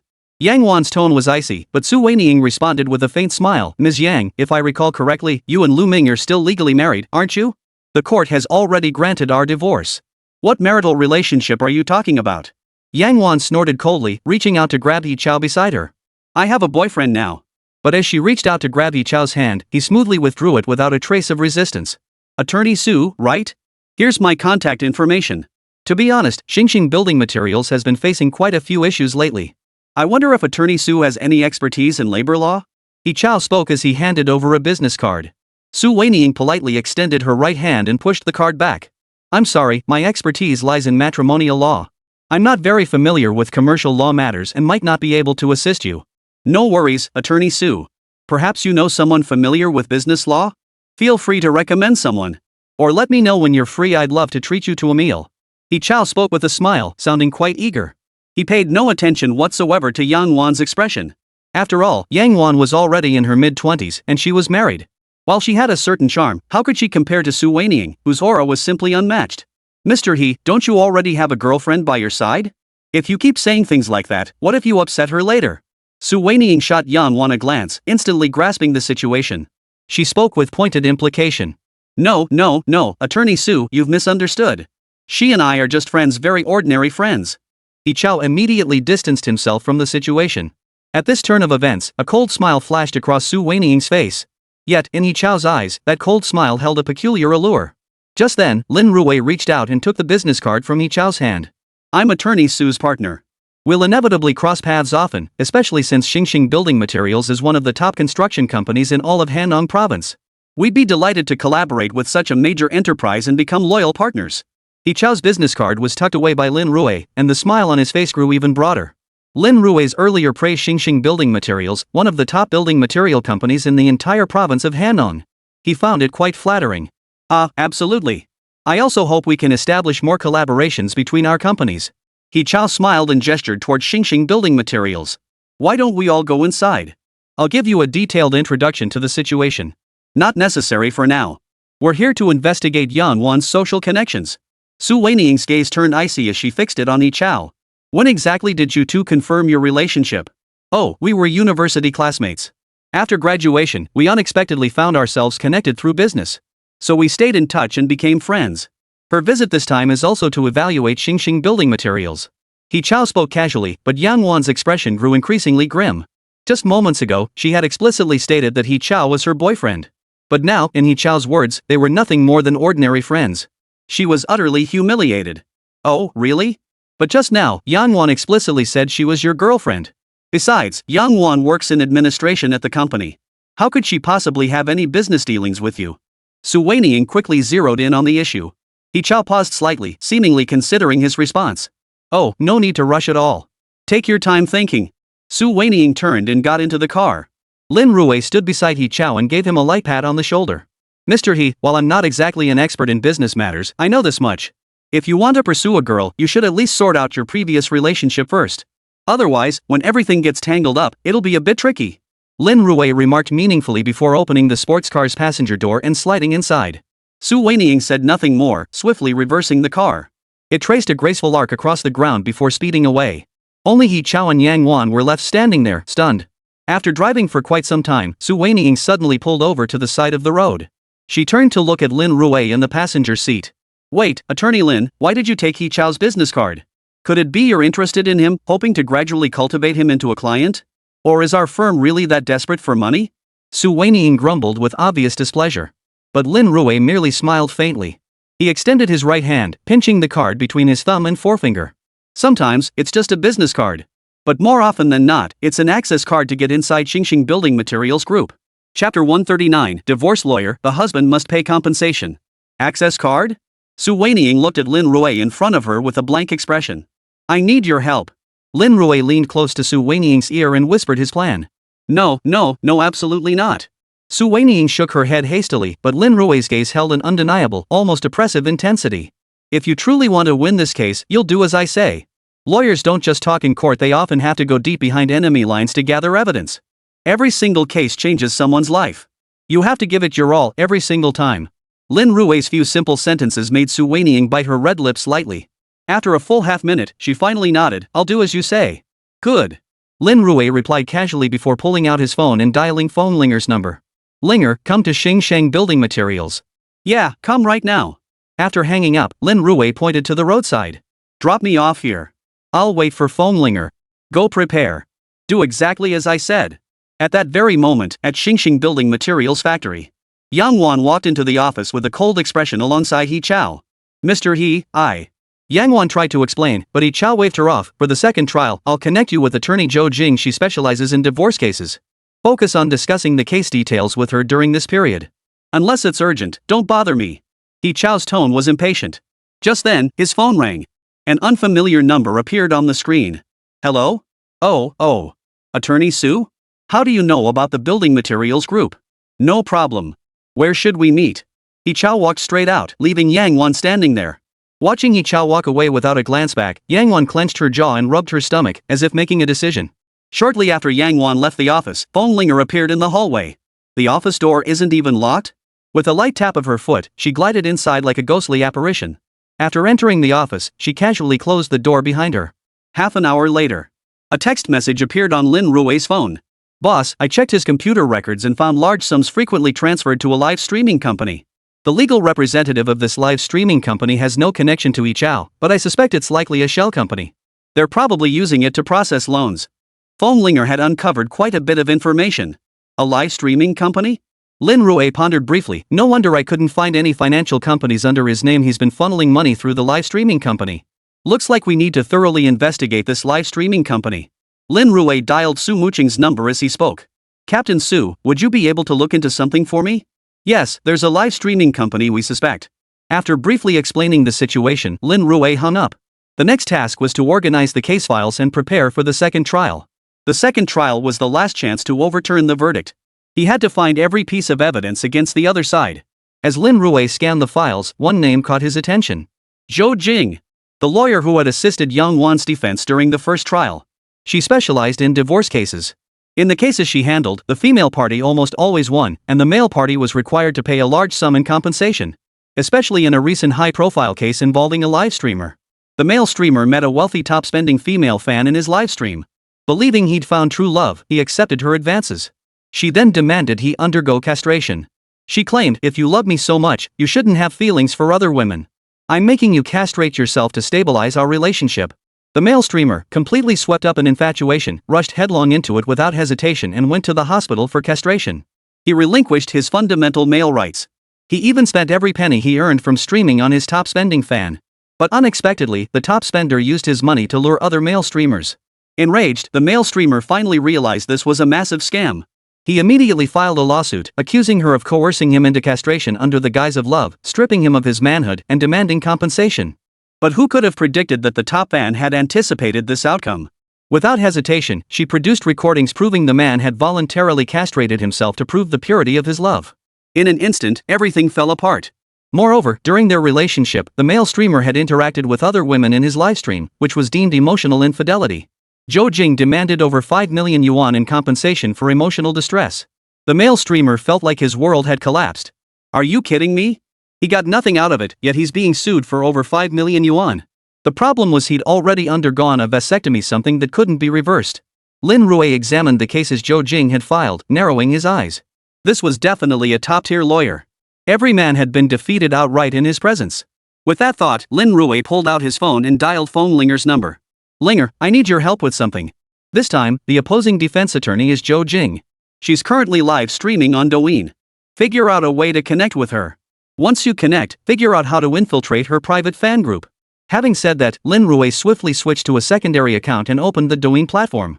After entering the platform, he clicked into a live stream. Attorney Zhou Jing Online Legal Education.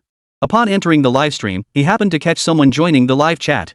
Lin Rui lurked below, eavesdropping. "Attorney Zhou, I'm truly at my wit's end. You know my family is from the countryside, but my husband is from the city. The house we live in and the car we drive, he bought everything. But I feel no sense of security at all. I want him to hand over his paycheck card, but he refuses. So I suggested he should at least hand over part of it, that way I'd feel more secure, but he refuses. And lately, I've noticed he's been coming home later and later. Plus, he's been really half-hearted about that other stuff." By this point, the woman on the call was choking back tears. Facing this situation, Zhou Jing said in a solemn tone, "Baby, don't be upset. I've always said that when men act like this, not wanting to come home, refusing to hand over their paycheck cards, it usually means they've got another woman on the side. Don't worry. I have a fan group on my homepage. Apply to join first. Once you're in, I'll teach you how to fight the legal battle and get back every single house and car. Remember, women are the most vulnerable group in this world. Only by banding together do we stand a chance to win back what's rightfully ours." Hearing Zhou Jing's words, Lin Rui clicked on her homepage. Sure enough, there was a group number listed. But when he clicked to apply, it prompted him to enter an order number for the group admission fee. Lin Rui looked around again and discovered the entry fee was a whopping 10,000 yuan. Holy crap! The group had over 900 members. In other words, just the entry fee alone brought in over 9 million yuan. Are lawyers making this kind of money nowadays? Chapter 140, this is outright fraud. Over 9 million just from the entry fee alone? Lin Rui glanced at the group name. This was already the third group. Probably 2 full groups before this one. Just as he was speaking, Phone Linger quickly sent a message. "Boss, joining this group requires a 10,000 yuan entry fee." Lin Rui didn't say a word, he just transferred the 10,000 yuan. A moment later, Phone Linger messaged again, "I've infiltrated the group, but to join her elite fan group or one-on-one coaching on divorce cases, you need to pay another 100,000 yuan. Boss, what should we do about this 100,000 yuan? 10,000 yuan? One-on-one coaching?" Lin Rui took a deep breath and paid the 100,000 yuan without hesitation. As the 10,000 yuan transferred away, Lin Rui felt as if his heart was bleeding. A moment later, Phone Linger sent another message. "Boss, to hire attorney Zhou Jing, you'll also need to provide proof of your assets. If your proof shows less than 10 million yuan, they'll assign someone else to handle the case. And the customer service rep just told me that attorney Zhou Jing's consultation fee is deducted from the final lawsuit settlement. Whatever the male party compensates, converted to market value, they take 30%. Reading Phone Linger's message, Lin Rui was utterly speechless. She really is a real lawyer. A 30% fee. Forget everything else, take the previous male streamer case, where 5 million yuan was awarded in compensation. 30% of that is 1.5 million. She could buy a house in Hando province with the fees from just one case. How lucrative is that? Now look at myself, I've fought multiple cases and barely made a dime. See if you can fake an asset verification online. They probably won't verify the funds. See if we can slip it in." Lin Rui rapidly tapped his keyboard and sent a message. Phone Linger's side fell into a brief silence. No reply came. Lin Rui wasn't in a hurry. He figured it wouldn't be resolved anytime soon. Just as he was pondering, Sumuching was the first to call. Lin Rui, the live streaming company I investigated really is shady. They have several monthly payments flowing through different accounts, and many of those funds come from overseas accounts. They're likely involved in money laundering.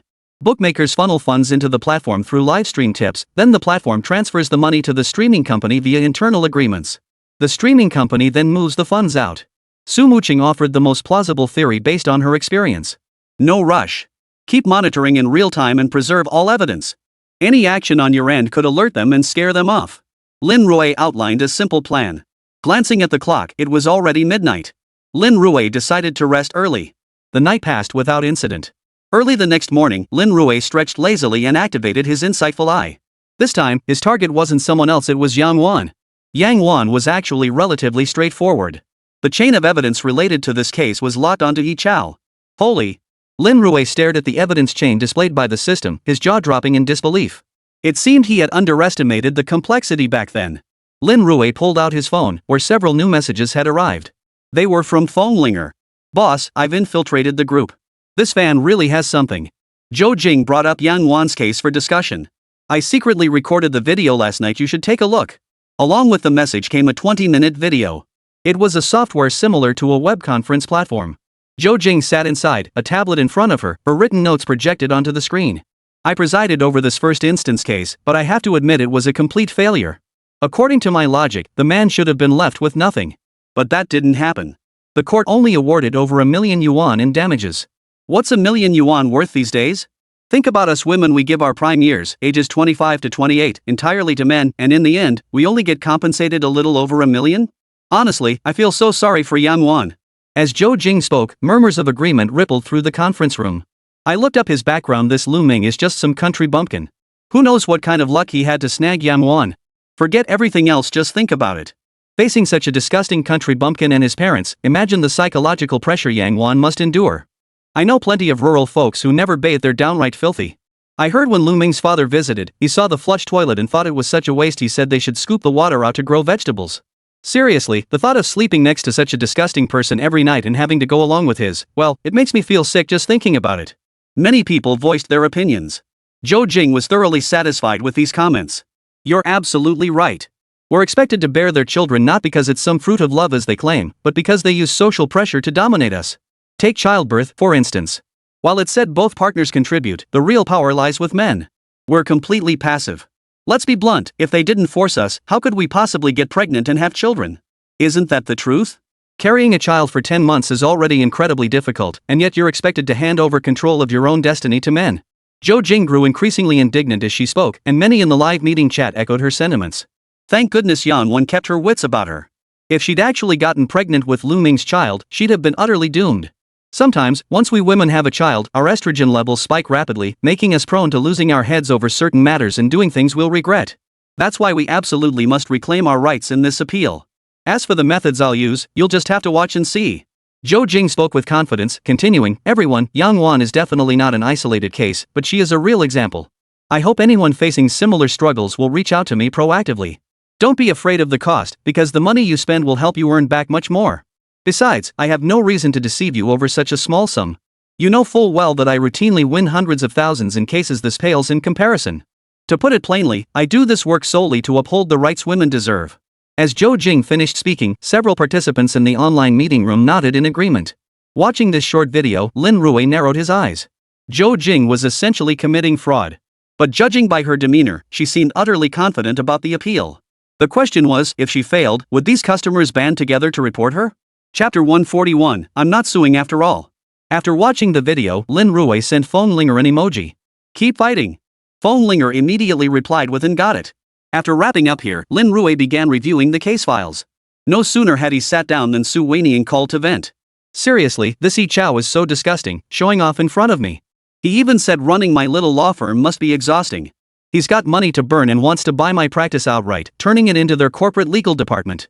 He even claimed he has a bunch of lawsuits coming up and desperately needs legal talent. Su Weinian couldn't help but vent her frustration. Listening to her rant over the phone, Lin Rui glanced at the case file again. How about this?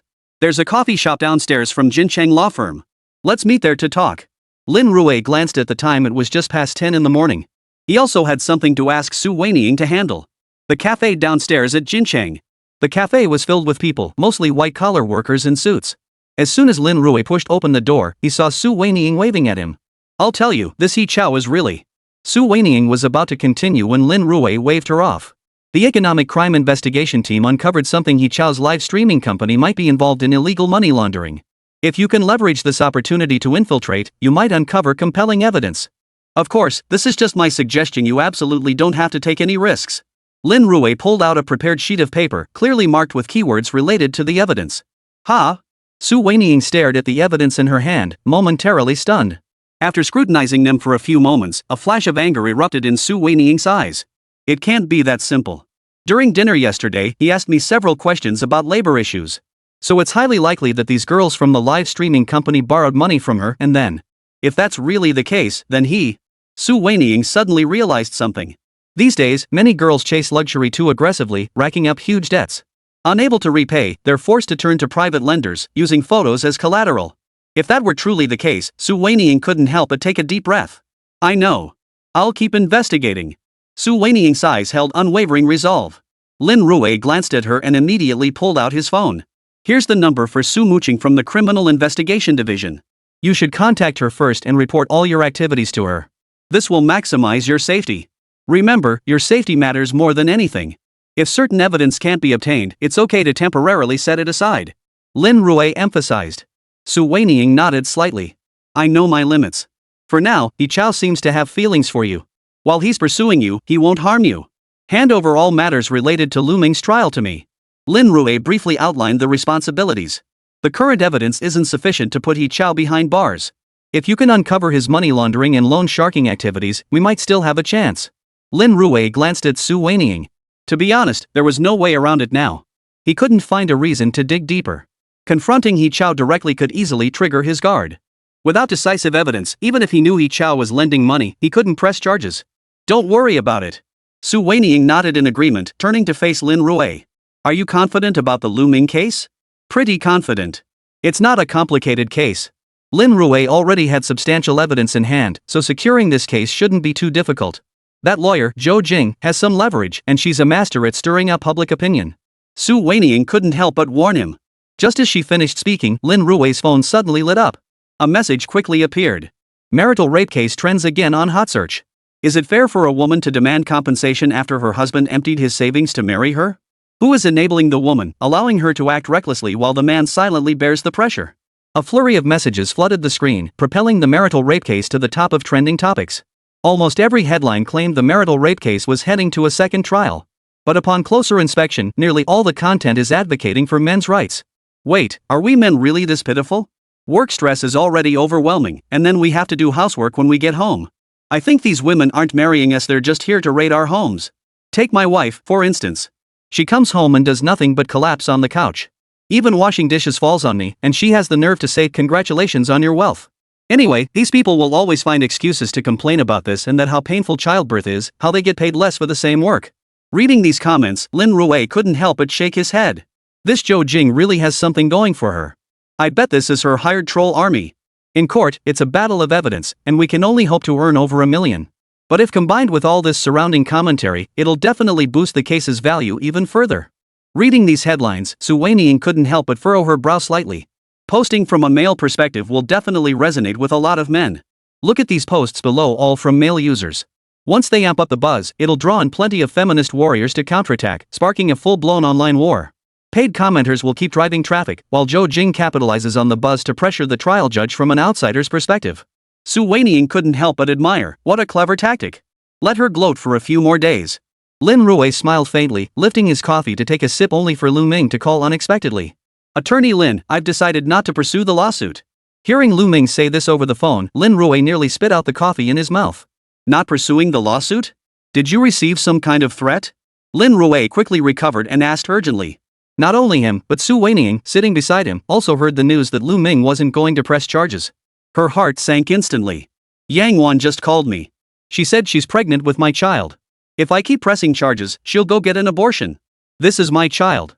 Lu Ming sounded tense over the phone, so, Attorney Lin, I'm truly sorry, I won't be pursuing the lawsuit after all. What? Yang Wan is having a baby? Chapter 142. If it's not biological, does that mean you can't raise it? Yang Wan has a child?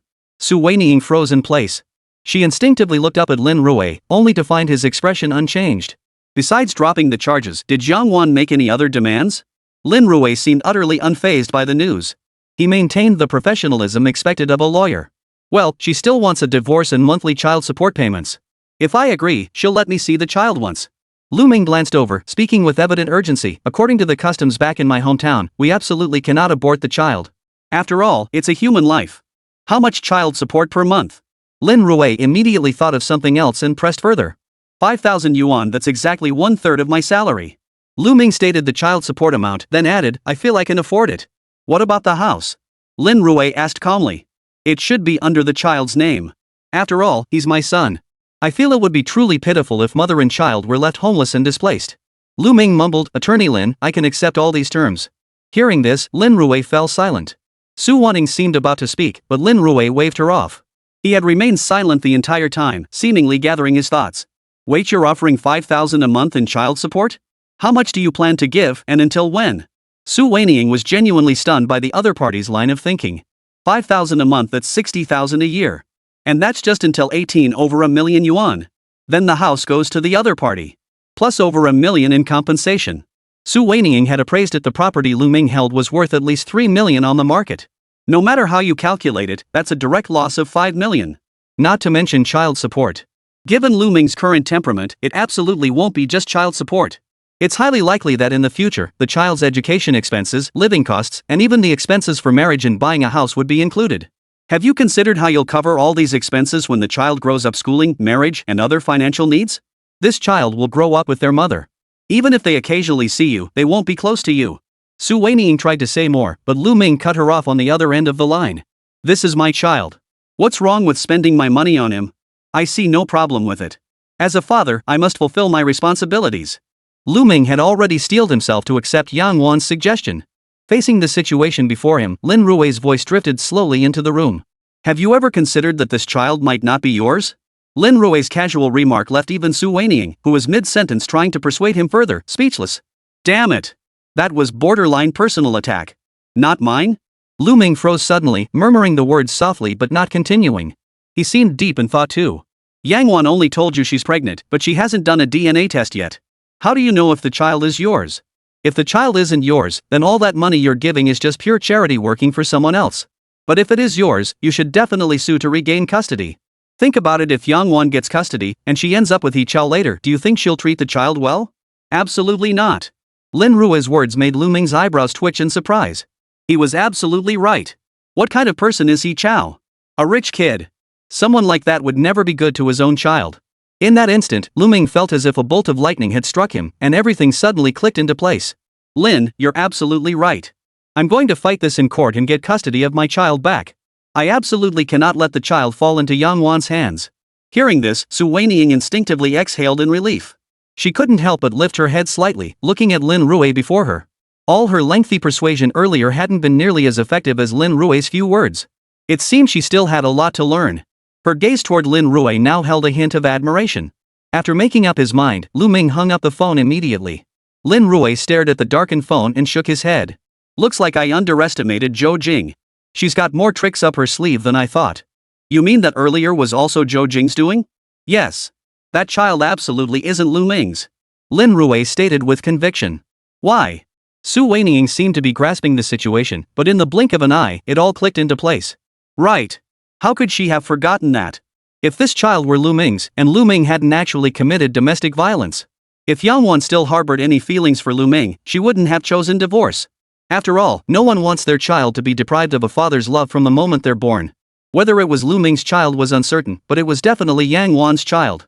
No mother would ever let something like this happen.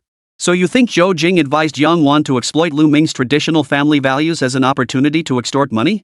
By the time Lu Ming realized what was happening, the child would be at least a teenager, and she'd have secured a house plus years of child support? Su Weiniang instantly understood. Given Lu Ming's mindset, he'd already convinced himself this was his child. He'd never consider a paternity test. By the time the child grew up and showed no resemblance to him, it would be too late to conduct a paternity test. This reminded Lin Rui of a classic case. A couple had 3 children. None of the children were biologically related to the husband. Even the woman herself didn't know who the children's real father was. The husband raised them all for 18 years until they reached adulthood before suspecting something was amiss and preparing to sue. But the wife's response was even more shocking. So what if they're not biologically yours? They've called you dad for 18 years. What's wrong with spending a little money on them? Must they be biologically yours? They're not, but they've treated you well. Haven't they still shown you filial piety? Faced with such a bombshell statement, even the husband was rendered speechless. Setting aside everything else, just being their father for 18 years. Wasn't that enough to repay his nurturing kindness? But somehow, something just felt off about it all. Yet when she tried to articulate it, the words simply wouldn't come. Lin Rui's words served as a wake-up call for Su Weiniang. But her actions are just exploiting the fact that DNA testing isn't possible right now. Doesn't her conscience ever bother her? Chapter 143, Fraud Charges and Divorce? Conscience? Lin Rui chuckled at the word. You expect these lawyers to have a conscience? Forget divorce lawyers, even corporate legal departments representing big businesses. The labor contracts they draft are riddled with unfair clauses designed to target ordinary workers with no power. Did they consider conscience when drafting them? Absolutely not. They have countless ways to serve capital. And it's not just that. Take a certain internet company, they plagiarize others' work, yet their legal team still finds loopholes to shield the company from liability. Lin Rui looked at Su Weiniang before him. Among all practicing lawyers in Longwa, those who could honestly claim to have consistently upheld their conscience were truly few and far between. Lawyers are human too. Resisting the lure of money and staying true to one's principles is nearly impossible. These people are truly despicable. Isn't this pure fraud? Su Weiniang couldn't help but vent. You've reminded me, why not just sue them for fraud this time? Lin Rui stated the charge. Su Weiniang froze in shock. What? Divorce fraud being prosecuted as fraud? What kind of novel approach is this? But considering Zhou Jing and Yang Wan's current actions, calling them fraudsters would be entirely justified. It absolutely constituted fraud. That said, does Lin Rui actually have any evidence? The reason Yang Wan dared to commit fraud so brazenly is precisely because the child is too young to undergo DNA testing. Without DNA testing, there's no way to prove it false. But conversely, it's certain that Yang Wan was pregnant. Therefore, the judge will likely show bias when rendering the verdict. I've already had Phone Linger gather that evidence. Lin Rui finished the last of his coffee, stood up, and prepared to leave. Your sole responsibility now is to resolve one issue, He Chao's illegal lending. Understood. Su Weiniang nodded and headed upstairs to her office. Over the next few days, online discussions about the marital rape case showed no signs of cooling down. Many people were debating, and some even began discussing whether there should be sexual consent rights after marriage. Honestly, I don't think such a right should exist. Take me, for example, sometimes I'm just exhausted, yet I still have to fulfill my marital duties. Forget everything else now, I sit in my car smoking a cigarette after work before I even think about going upstairs. It's not that I don't love her anymore, it's just that the work pressure is too much. I spend my days walking on eggshells with my boss, then come home to placate my wife. Sometimes she flies off the handle for no reason, it's unbearable. Honestly, it's better not to get married at all. I don't feel happy at all. Coming home every day feels like putting on heavy shackles. Hold on, were women what's wrong with venting? Can't you guys cut us some slack? It wasn't like this when we were dating. Back then, if I wanted something to eat, my boyfriend would go out and buy it for me. But what happened after that? It all boils down to not loving us anymore. All this nonsense about not understanding us, do you even grasp how hard we work? Wait, doesn't it hurt your hearts to say that? We work so hard to earn money outside, just wanting to eat a meal when we get home. This society should have equal pay for equal work. Why do your positions pay so much more than ours? The argument dragged on with no resolution. Men felt earning money was tough enough, and coming home to their wives' disapproving looks made it all pointless. Women felt they had to bear children, raise kids, handle this and that, yet for the same work, they got paid less. The marital rape case has expanded far beyond the case itself. Amidst the ongoing online uproar, Yang Wan dialed Zhou Jing's number. Attorney Zhou, I just received a court summons. Lu Ming is suing me for fraud. Hearing this, Zhou Jing casually brushed it off. No big deal. Didn't we agree? Trust me and just follow my lead. No, Lu Ming is suing me for fraud. Yang Wan repeated urgently. Fraud? It's fine. Didn't we agree? What? Is he crazy? Suing you for fraud? Zhou Jing sounded utterly bewildered on the other end of the line. Who sues someone for fraud over a divorce? Attorney Zhou, the court summons says exactly that, fraud charges. The hearing is in 3 days. Could there be a problem? How could I possibly be charged with fraud? Yang Wan said, utterly bewildered. What part of getting married constitutes fraud? Don't worry. Lu Ming must be furious, which is why he came up with such a ridiculous charge. Zhou Jing took a deep breath. After you get married, the house and any money Lu Ming earns will all be considered joint property. There's absolutely no fraud involved. So don't worry, he has no chance of winning this case. Besides, you're pregnant now. Do you know what that means? It means you can't be disproved. So demanding child support is perfectly reasonable, and putting the house in the child's name is perfectly reasonable too. We still have the first trial as evidence.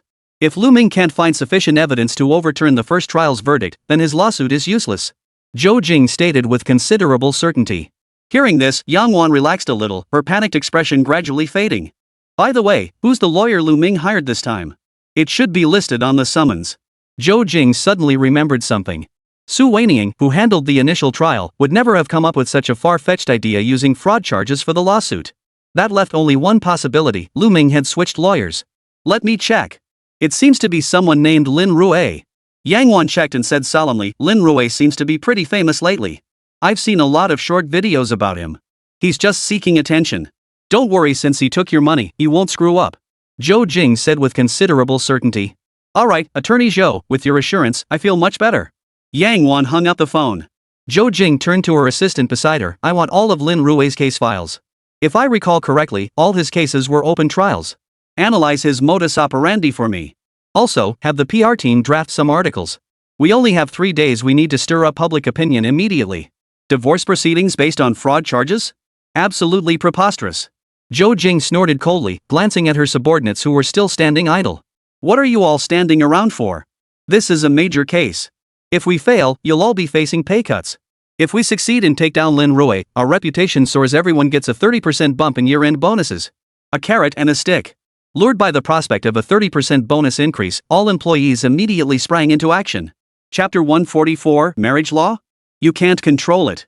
Under Zhou Jing's direction, blog posts began flooding out. Shocking. Lawyer Lin Rui files for divorce on fraud charges. Does he even understand marriage law? Is the lawless outlaw truly invincible? Or is it that he doesn't understand the law, so he can't be pinned down?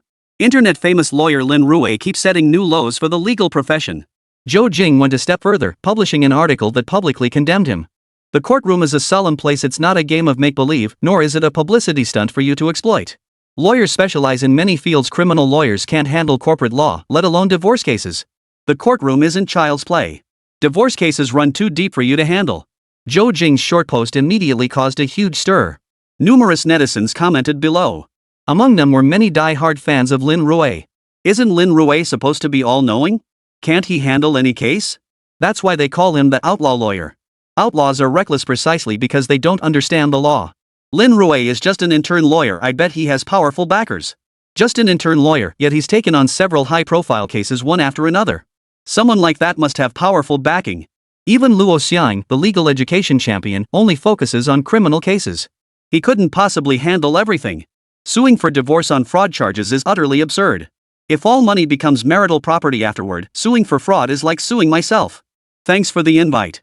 As a lawyer, I can responsibly say that even if your wife spent all the money during marriage, it absolutely doesn't constitute fraud. Hey, why is it always the wife who spends all the money? Why not the husband? You people don't know jack. Men love to gamble away their money, then leave us women to shoulder the debt even after divorce. Mr. Luo, could you give us a quick legal lesson? At Luo Xiang. As the discussion heated up, Luo Xiang quickly decided to ride the wave and went live. The livestream's viewership surged rapidly, hitting 200,000. 20,000 viewers right off the bat. And every single viewer was a real person. The platform, of course, seized this opportunity, immediately featuring it on the homepage. As a result, many others were drawn to the scene. The intensity of the marital rape case continues to surge. Everyone here is likely interested in whether divorce can be prosecuted as fraud. Actually, according to Longgua's laws, if someone deceives another into giving money under the pretense of marriage before the wedding, it could constitute fraud. But now that Lu Ming and his wife are married, it no longer qualifies as fraud committed with the intent to marry, so it doesn't constitute fraud. Luo Xian paused briefly before continuing. Of course, many might ask, does deception cease to exist after marriage? For instance, could one party unlawfully appropriate marital assets for some purpose? As Luo Xiang spoke, many viewers nodded in agreement. Such situations don't constitute fraud. It's more about the unreasonable disposal of shared assets. This involves determining marital fault, but it won't be classified as fraud. For instance, if you gambled away the money or transferred it, the husband can legally recover it. Just like in past cases where a husband transferred money to his mistress, he could legally get it back. But here lies the issue: the accuser bears the burden of proof. If Lin Rui can produce evidence, he can absolutely pursue recovery. When teacher Luo reached this point, many of Lin Rui's fans felt a pang of regret. Looks like Lin Rui might have really messed up this time. Guess no one's perfect, no lawyer can master every single law. I think Lin Rui probably made a mistake, but it's okay. He's still young and can grow and learn. Exactly. Who doesn't make mistakes? Lin Rui is still young. If he messed up, he just needs to study harder. Wait, you can whitewash this? A lawyer who can't even get basic legal terms and charges right doesn't deserve to be called a lawyer. I think this will seriously damage Lin Rui's reputation.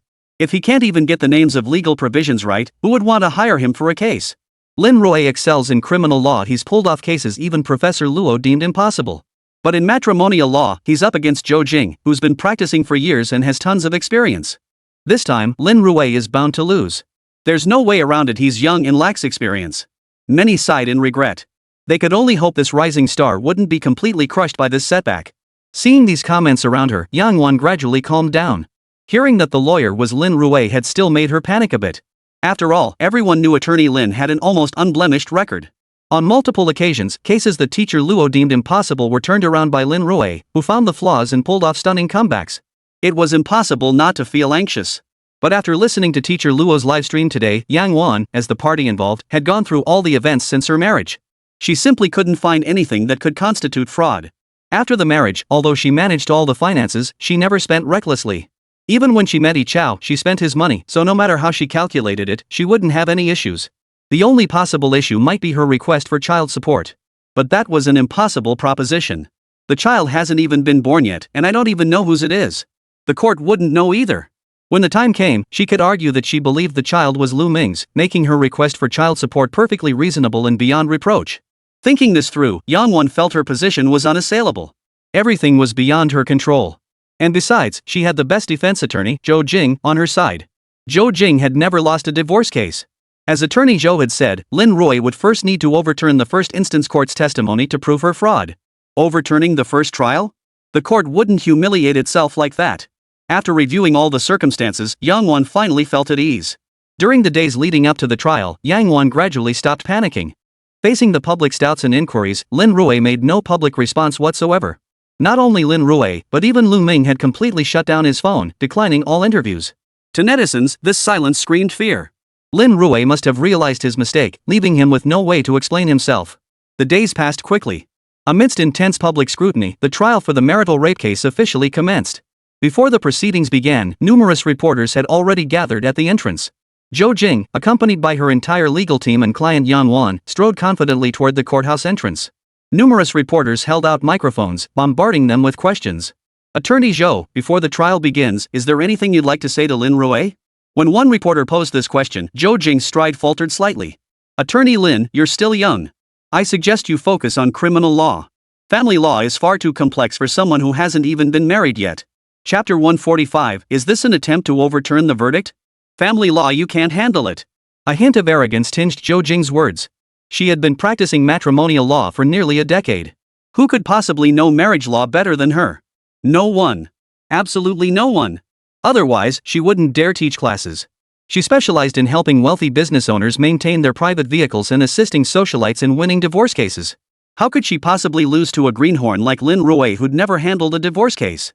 Zhou Jing swiftly entered the courtroom. Shortly after she left, Lin Rui's entire team arrived. Reporters surrounding the scene seized the opportunity, thrusting microphones directly at Lin Rui.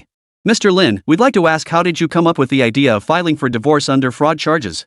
The reporter wasted no time, launching straight into a hard-hitting question. By now, the entire internet knew that Lin Rui's decision to file for divorce under fraud charges was nothing short of a colossal joke. It was widely seen as a blunder born of his ignorance of the law. Nearly every reporter stood by, silently waiting for Lin Rui's response. Yang Wan committed fraud. I sued her for fraud. What's wrong with that? Lin Rui's answer instantly stunned the journalists present. Yang Wan committed fraud? So Lin Rui sued her for fraud? That seems perfectly reasonable. But upon second thought, it was completely wrong. Yang Wan never committed fraud in the first place. This charge doesn't hold up. Attorney Lin, many prominent lawyers online have stated that Yang Wan's fraud charges don't hold up. Are you sure you're not making a mistake by still pursuing this case? Clearly, the reporter, having caught on, wasn't about to let Lin Rui off the hook so easily. Just because they say it doesn't hold up? Have they even investigated? Besides, it's the court that ultimately decides guilt, not these lawyers. The final verdict of the court shall prevail. After speaking, Lin Rui turned and strode quickly into the courtroom waiting area. After Lin Rui entered, many reporters outside couldn't help but let out a muffled groan. Who knows what he's so smug about? Once he steps into the courtroom, he'll have plenty to cry about. Does Lin Rui think he's invincible just because he's won a few cases in a row? He probably thinks so. He's just too young. I've got my article ready, just waiting for Lin Rui to make a fool of himself. Alright, both parties are here. The trial should start soon. Let's hurry inside. Many reporters around them also hurried toward their assigned camera positions. This hearing was taking place at the Intermediate People's Court. The presiding judge for this case was Yu Liang. As the plaintiff and defendant took their seats, Yu Liang instructed the court clerk to announce the trial procedures. After the standard procedures concluded, Yu Liang looked at the documents in his hand and spoke in a solemn tone. As the defendant objects to the first instance judgment, an appeal has been filed with the Intermediate People's Court. I am presiding Judge Yu Liang for this case. Plaintiff, please state your case. Zhou Jing rose slowly. Your Honor, we maintain our position upholding the original judgment. However, our client is now pregnant, so we request an amendment to the claims made in the first instance judgment. Building upon the divorce decree issued in the first instance, our client demands that the defendant assume child support obligations of 5,000 yuan per month. Our client permits the defendant to visit the child twice monthly. Furthermore, we request that the property deed for the marital home be registered under the child's name as future security for the child. Zhou Jing delivered her arguments with steady composure. Many reporters lowered their heads to review the first instance judgment. Moreover, due to the high public interest in this trial, Douyin specially invited Professor Luo Xiang to participate in this legal education program. Viewers, some may be unclear about the first instance ruling, so let me summarize it here. The first instance ruling required the defendant to compensate the plaintiff for emotional distress totaling 1.2 million yuan and to agree to a divorce settlement with the plaintiff. Now in the second trial, the plaintiff has added to the first trial's demands. In other words, the property registration must be transferred to the child, and on top of the one-time payment of 1.2 million yuan, the defendant must also bear the child's maintenance costs. Luo Xiang paused briefly before continuing. Given that the plaintiff is currently pregnant, her additional demands are entirely reasonable and lawful. Hearing teacher Luo's explanation, many viewers in the livestream couldn't help but vent their frustration. No way. That's so much compensation. A house costs at least 3 million yuan. Looking at Lu Ming, he doesn't seem particularly wealthy. If he has to leave the house to the child, pay 1.2 million in one lump sum, and then cover child support, he'll be practically left with nothing. Buying a house in Handao City must have drained his savings. This total loss of assets is basically confiscating his entire fortune.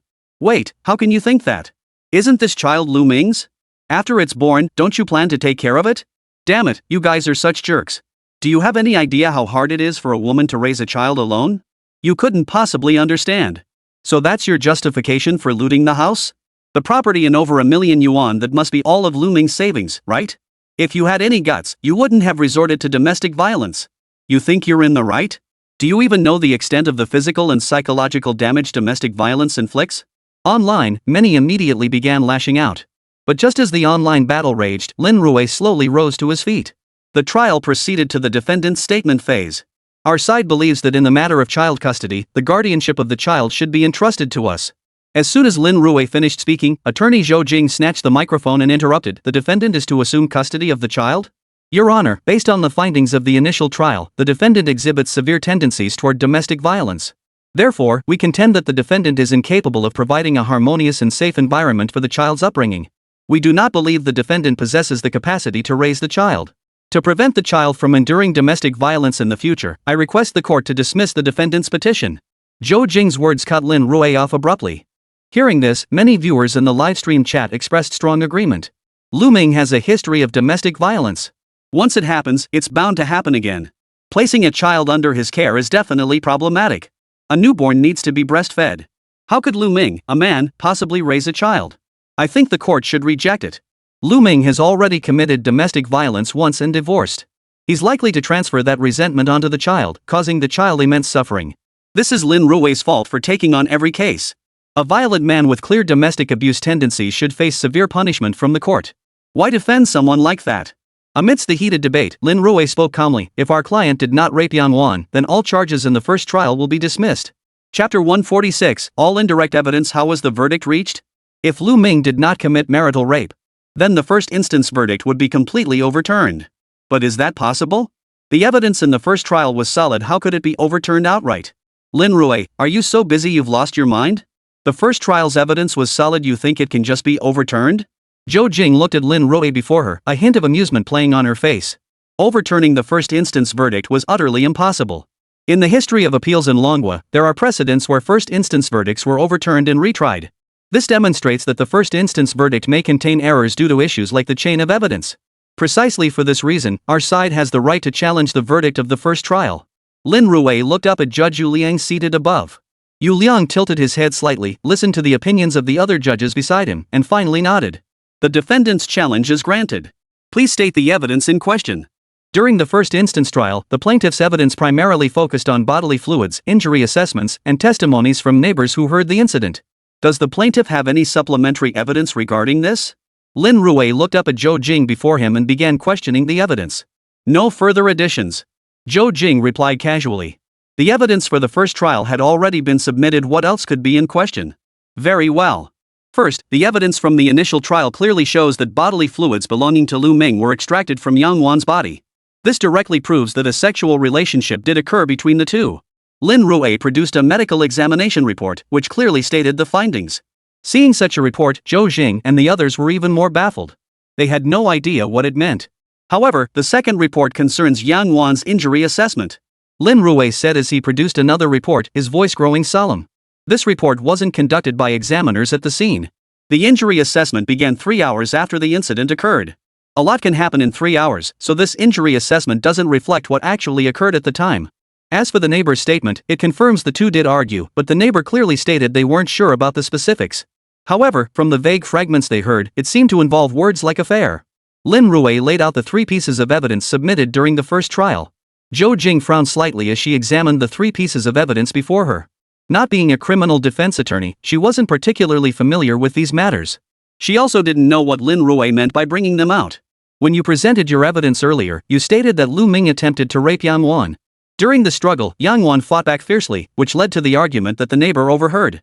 Moreover, the neighbor did indeed witness Lu Ming assaulting someone. Therefore, you concluded that Lu Ming committed domestic violence and also attempted rape against the woman's will. This was the crucial evidence that ultimately influenced the first trial's verdict. Lin Rui spoke calmly and deliberately, then turned to look at Zhou Jing across the table. Attorney Zhou, do you have any objections to what I've stated? None. The first trial did indeed rule that way. It's clearly stated in the judgment. Zhou Jing nodded in agreement. She wasn't sure why Lin Rui was digging up these old matters. So far, you've only presented one possible scenario for the chain of evidence. Now, let me describe something else. Do you think it could have happened? After Lu Ming returned home, he first had relations with his wife. Then, while they were washing up afterward, Lu Ming discovered evidence of infidelity on his wife's phone. This led to an argument between them. The supporting evidence for this theory is that a neighbor did indeed seem to hear words suggesting infidelity. During their heated argument, the escalating rhetoric caused Lu Ming to lose control and strike Yang Wan. This scene was witnessed by a neighbor who was rushing over to intervene, which is why it appears in the testimony. However, Lu Ming merely lost control temporarily. Immediately after striking her, he recognized his mistake and ceased the assault. At that point, Yang Wan chose to leave the room and return to her parents' home to seek refuge. Lin Rui looked at Zhou Jing calmly and said, if Yang Wan had undergone an examination afterward based on my earlier account, she could very well have obtained evidence identical to that in the first trial. There would be bodily fluids, the testimonies of surrounding neighbors, and the injury assessment. Hearing Lin Rui's words, many viewers in the livestream chat were stunned. Holy crap, is this some kind of logic puzzle? Based on what attorney Zhou Jing described, that's rape. But if we follow Lin Rui's reasoning, it's clearly just a domestic dispute. I think Lin Rui's explanation is more credible. If the couple was arguing and neighbors immediately stepped in to break it up, how could anything happen in such a short time? They'd probably get arrested for that. Civilized live streaming, please watch your language. Following Lin Rui's logic, this can only be considered a domestic dispute at most. The crux now is, if it was just a domestic dispute involving minor shoving, how could it possibly constitute so-called minor injuries? Many viewers in the livestream immediately spotted the flaw. Zhou Jing, seated in the courtroom, naturally wouldn't let such a glaring flaw go unchallenged. Attorney Lin, if it was truly just a simple shove as you claim, then why did Yang Wan's injuries qualify as minor? This medical report clearly states that Yang Wan sustained multiple bruises. Zhou Jing paused briefly before continuing. Could it be that Yang Wan inflicted these injuries on herself? Whether she brought this upon herself, I don't know. But if the examination was conducted 3 hours after she left, then under criminal law, this report cannot be used as direct evidence. Lin Rui looked up at Zhou Jing before him. Take this analogy, you're riding a bicycle, take a tumble first, then unfortunately get into a traffic accident. After the accident, you go to the hospital for an injury assessment. If you don't mention the injuries from the earlier fall, who can prove whether they were from the fall itself or the scrapes from the accident? Lin Rui looked at Zhou Jing. This city isn't that big. If you hadn't reacted or had time to compose yourself after returning home and had undergone the injury assessment within an hour, I might have reluctantly accepted it as valid. But now, this cannot be used as direct evidence. Similarly, the neighbor's testimony can only serve as circumstantial evidence proving an argument did occur between them. But whether that argument stemmed from infidelity or something else remains unknown. Lin Rui's words instantly caused many expressions in the room to become quite interesting. Indeed, viewed this way, during the first trial, aside from the bodily fluids that directly proved the two had a relationship, everything else was circumstantial evidence. Holy crap, was Lin Rui really going to overturn the entire case? Chapter 147, Divorce cases are my true domain.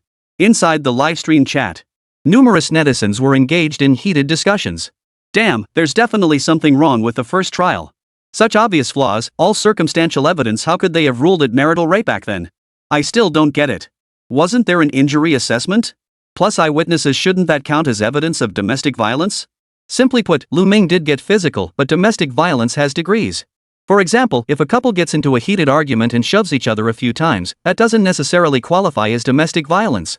Why can't that be considered domestic violence? He physically hit her, how isn't that domestic violence? So if we go by your logic, if you women just slap someone for no reason, does that count as domestic violence? A slap? Where exactly? Does spanking count as domestic violence? Holy crap. If we go by that logic, my little brother was once bitten down hard, I couldn't move, I was terrified. Many people immediately started shouting. Luo Xiang's livestream wasn't idle either. As the platform's official commentator, Luo Xiang was diligently explaining the situation alongside the action. First, as a criminal lawyer, I can clearly tell everyone that evidence is indeed categorized into direct and circumstantial evidence. For example, to determine whether sexual intercourse occurred, if the male's bodily fluids are found inside the female's body, this indicates bodily fluid exchange and absolutely proves intercourse took place. But regarding the injury assessment, since they didn't call in the forensic doctor on the spot and conducted it themselves legally, it cannot be considered direct evidence.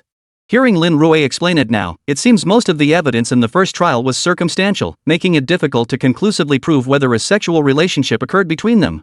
Teacher Luo explained, and many audience members nodded in agreement. Now I understand. This evidence can't prove the relationship between the subject and object.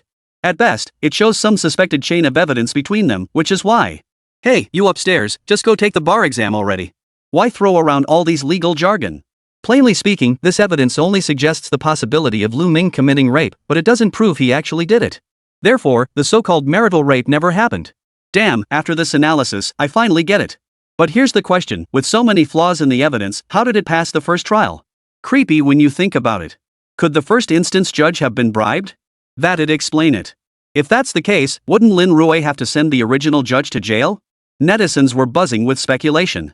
Meanwhile, Zhou Jing's mind was racing. If the neighbor's testimony and injury assessment could only serve as circumstantial evidence, what else could serve as direct evidence? What else? Right. After the incident, Lu Ming's mother-in-law questioned him that can be used as proof. Zhou Jing's voice grew solemn as she turned to face Lu Ming in the defendant's dock. At that time, Lu Ming personally admitted to committing rape. Is that so? Your Honor, I request to play the recording of that conversation in court. Lin Rui raised his hand toward the judge. Yu Liang glanced at the court clerk, and soon an audio clip began playing. I was wrong. I'm sorry, I really shouldn't have done it. I can't lose my job. In the recording, Lu Ming sounded utterly submissive. Hearing this, Lin Rui said in a deep voice, all of Lu Ming's responses revolve around his remorse for hitting someone and his fear that the incident might escalate, potentially jeopardizing his job. As a child from the countryside, Lu Ming worked tirelessly to achieve his current position. Yet Yang Wan and her mother-in-law constantly tried to trap him with their words, aiming to destroy this hard-working man. This is a courtroom, so I can't criticize their actions directly. But I must ask, is Lu Ming truly responsible for causing these minor injuries? Do you truly believe the current judicial system can't detect this? Several injuries here clearly resulted from being struck with a stick. The marks were photographed as evidence. So I ask, where is the stick? Lin Rui lifted his gaze toward Yang Wan, standing not far away, his voice icy cold. If such severe injuries were inflicted, there must be an instrument of violence. The fingerprints on the baton would be the best evidence. If the police conducted a thorough investigation, they could definitely uncover it. Yang Wan opened her mouth, unsure how to respond. Zhou Jing took a deep breath, realizing she had unknowingly fallen into Lin Rui's rhythm. She looked at Lin Rui before her. She had to admit, the man was quite skilled. With just a few words, he was about to overturn everything from the first trial. Attorney Lin, you certainly have quite a few tricks up your sleeve when it comes to handling criminal cases. But don't forget, everything you're saying now is merely one possible scenario based on the existing evidence. You still can't prove whether these two actually committed rape. Zhou Jing paused briefly, as if she'd found a way to counterattack, then said firmly, I don't need to prove it. Lin Rui looked at Zhou Jing before him. Don't forget, I'm the defendant. The principle that the accuser bears the burden of proof. Attorney Zhou wouldn't have forgotten that, would she? Are we now expected to prove our own innocence? Lin Rui stared at Zhou Jing. Attorney Zhou, I may be just a small-time lawyer, but I know my rights. Hearing Lin Rui's words, Zhou Jing snorted coldly. She really had lost her head. She'd been completely led astray by Lin Rui. She'd even forgotten she was the plaintiff. She was suing Lu Ming for rape. However, while attorney Zhou Jing felt helpless, everyone in the livestream couldn't help but burst into laughter. If I recall correctly, Zhou Jing recently published an article saying Lin Rui was a complete novice who didn't understand many things. Who'd have thought Lin Rui would strike back like this? He who accuses must prove it. That's basic logic. You don't have to prove your own innocence in court. The boomerang traced a beautiful arc through the air, only to come back and hit her in the end. Who told Zhou Jing to be so arrogant? Serves her right now she knows the problem, huh? The earlier public opinion had left many of Lin Rui's fans feeling humiliated. It was one thing for Zhou Jing, a seasoned lawyer, to criticize Lin Rui, but even Professor Luo Xiang had stepped forward to point out Lin Rui's issues. The statements from these two heavyweights left Lin Rui's fans feeling utterly defeated. But now, Lin Rui had gone head-to-head in court, delivering a direct hit. This move made many of Lin Rui's fans feel like they were seeing the lawless rebel he once was. Even if the rape charges don't hold up, then I must ask, on what grounds do you even bring up this so-called fraud? Zhou Jing no longer wished to expend energy on the rape case. Rape was a criminal matter, but her specialty lay in divorce cases. Only in divorce cases was she truly in her element. Chapter 148, What if the child belongs to Lu Ming? When Zhou Jing said this, the entire livestream audience erupted in laughter again. Wait, what does that even mean? Is she just throwing in the towel? Forget the rape case for now. Let's just talk about the divorce case. Is there something fishy about this case? Attorney Zhou, criminal cases are too murky. You're completely out of your depth. Seriously, don't be so sarcastic. Attorney Zhou has already shifted gears and moved on to the divorce case segment. If I recall correctly, both Attorney Zhou and Teacher Luo stated that divorce proceedings couldn't possibly constitute fraud. Now I realize that for that lawless rogue Lin Rui, nothing is impossible. Outlaws don't understand the law? Wrong, it's the law that doesn't understand me. Many viewers in the livestream chat were now filled with anticipation. They all wanted to know how Lin Rui had been convicted of fraud. It was right after Attorney Zhou Jing finished speaking that Lin Rui looked up at Judge Yu Liang. Judge Yu, may we proceed with the statement now? Yu Liang nodded and tapped his gavel. The parties now switch roles. Plaintiff's attorney Lin Rui, please proceed with your indictment and statement. We accuse Yang Wan of fraud, involving an amount as high as 5 million yuan. Defendant Yang Wan, in the first instance judgment, fabricated a false medical injury assessment report. Simultaneously, in collusion with her attorney Zhou Jing, she devised a series of schemes in an attempt to defraud our client of 1.2 million yuan in cash. Furthermore, prior to today's hearing, she exploited her pregnancy to demand child support payments from us while simultaneously attempting to defraud our client out of a downtown residence valued at 3 million yuan. The evidence is conclusive, and the facts of the fraud are clear. Given the substantial amount involved, we believe Yang Wan should be sentenced to life imprisonment. Attorney Zhou Jing, who instigated the crime, should be sentenced to 20 years in prison. Lin Rui lifted the indictment in his hand and read aloud the printed text. What? The courtroom erupted once more upon hearing these demands. Holy crap, did I hear that right?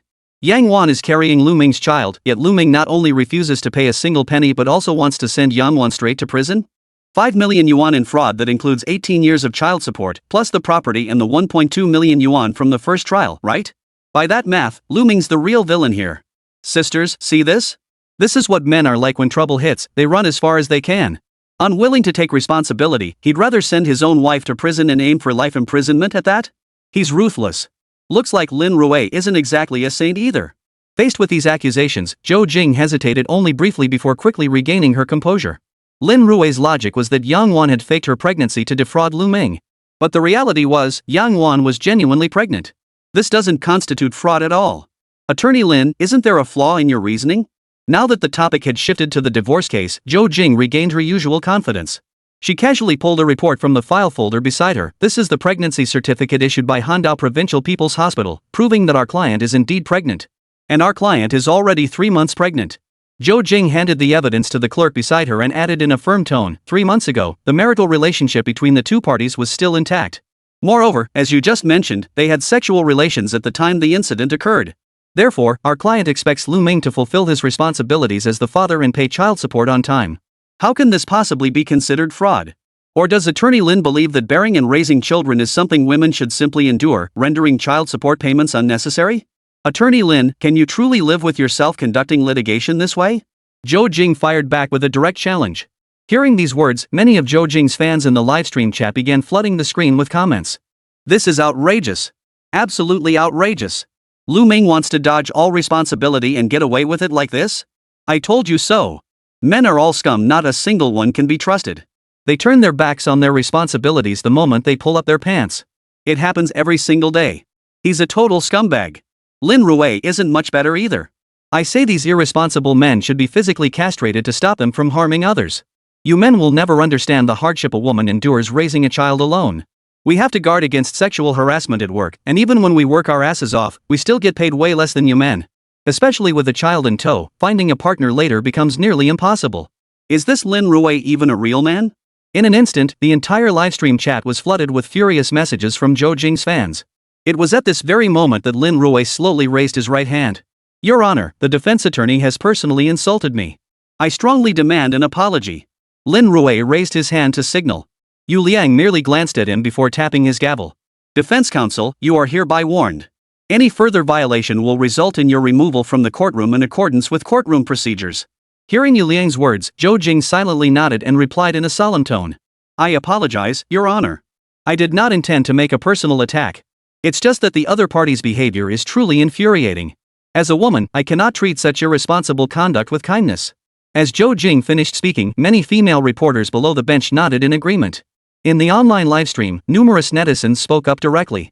I think this judge is problematic too.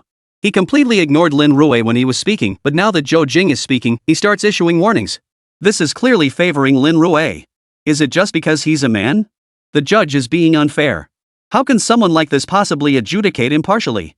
We women are truly pitiful. Many people around began to voice their condemnation of Judge Yu Liang. Just as they were venting their frustrations, Lin Rui raised his hand again. If the child in Yang Wan's womb isn't Lu Ming's, could we then conclude that Yang Wan is suspected of using the unborn child to commit fraud? Lin Rui's words instantly stunned the entire courtroom. What was going on? The child in her womb wasn't Lu Ming's? Was this some kind of bombshell? If it truly wasn't his, then Yang Wan's excessive demands would indeed amount to fraud. In an instant, the gossip-hungry curiosity within everyone's hearts flared up fiercely. Chapter 149, I have direct evidence. The child isn't Lu Ming's. Then this is a huge deal. The cameraman in charge of the live stream knew exactly what the audience wanted to see. Without a word, he adjusted the camera lens and focused it squarely on Yang Wan and Lu Ming's faces. Originally, the live stream featured a dual-screen display of the plaintiff and the defendant's seats. But with this adjustment, it was like giving the plaintiff and defendant a close-up. Lu Ming calmly studied Yang Wan across from him. Yang Wan, on the other hand, wore a look of helpless pallor. Faced with such a juicy scandal, netizens naturally wouldn't let the discussion die down. Seriously, the way this looks, Yang Wan must have some serious backstory. There's definitely more to this. Just look at her expression. This kid is no ordinary child.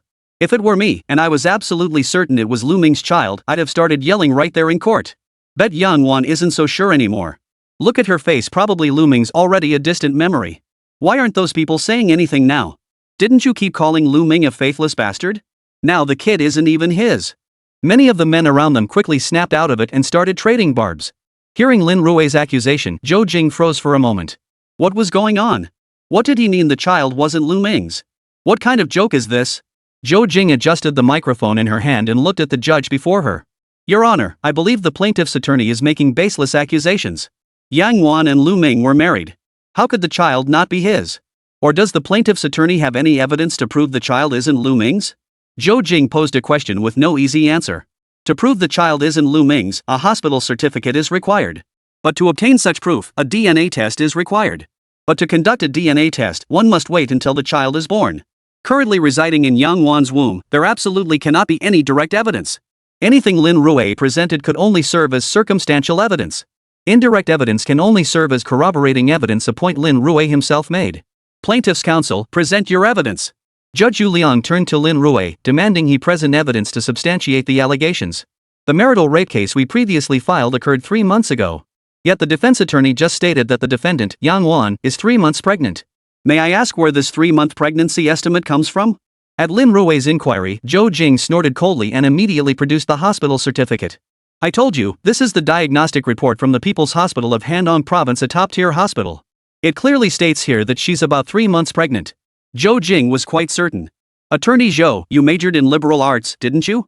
Faced with such evidence, Lin Rui unexpectedly fired off a completely unrelated question. Yes, so what? Any hospital's test report has a margin of error, especially when it comes to fetal gestational age. Because each fetus develops at its own pace, determining the gestational age is always an approximate range. And that range is roughly around 2 weeks. Lin Rui presented his evidence. Zhou Jing, sitting across from him, seemed to latch onto a key phrase, about half a month? So you're saying it's entirely possible for it to be 3.5 months, or even 4 months? If we're talking about 4 months, then no arguments had occurred yet. It's entirely possible they were pregnant at that time. Zhou Jing's statement left everyone speechless. What did that mean? Wasn't Lin Rui trying to prove Yang Wan's pregnancy wasn't Lu Ming's? After all that talk, how did the evidence Lin Rui finally presented end up becoming the strongest argument against his own case? Not only were those present baffled, but viewers in the livestream chat were equally bewildered. Wait, what is Lin Rui doing? What does this mean? Lin Rui's logic is trying to prove that 3 months ago, the two had already had an argument, so no relationship occurred within the past 3 months. Therefore, Yang Wan couldn't possibly be carrying Lu Ming's child. Wait, if he just said that directly, it would have made perfect sense. But then he suddenly brings up this measurement error. Isn't that basically telling everyone the pregnancy period could easily extend to 4 months? If it extends to 4 months, Lu Ming hadn't had the argument yet. It's entirely possible they had marital relations, leading to the pregnancy. The most fitting sophistry for an outlaw, yet he ended up digging his own grave. Many in the audience looked utterly bewildered. But most were waiting for Lin Rui's response. Lin Rui pulled out a case file and pointed to it, his voice solemn. Everyone should be able to see this. The time frame stated in the first trial for the incident occurred 112 days ago, roughly 3.5 months. This time frame exceeds the margin of error in the doctor's diagnosis. Lin Rui continued presenting evidence, but Zhou Jing shook her head at this point. That's not right. At the time of the incident, the two parties had a relationship, so it's possible she conceived then. Moreover, that half-month margin is merely a theoretical figure. It cannot serve as concrete proof. As the plaintiff's attorney mentioned earlier, circumstantial evidence cannot serve as direct proof. It can only suggest a possibility. Does what we just discussed suddenly become invalid when it comes to your argument? Hearing Zhou Jing's words, the live stream viewers began discussing again. Exactly. These things can only serve as circumstantial evidence. They can't directly prove there was no connection. Right now, whether it's the medical diagnosis report, the timeline of events, or even the initial complaint, all are being used as circumstantial evidence to support the possibility Zhou Jing described. This is bad. All the evidence currently points against Lin Rui. Even if he's a lawless criminal, it'll be tough to handle him. Amidst the viewers' discussions, Luo Xian, the officially invited expert, cleared his throat twice before offering his definition. None of the evidence Zhou Jing has presented so far directly proves the child is definitely Lu Ming's. However, the multiple lines of circumstantial evidence he has provided strongly suggest the child is highly likely to be Lu Ming's. Therefore, the court will deliberate carefully when rendering its verdict.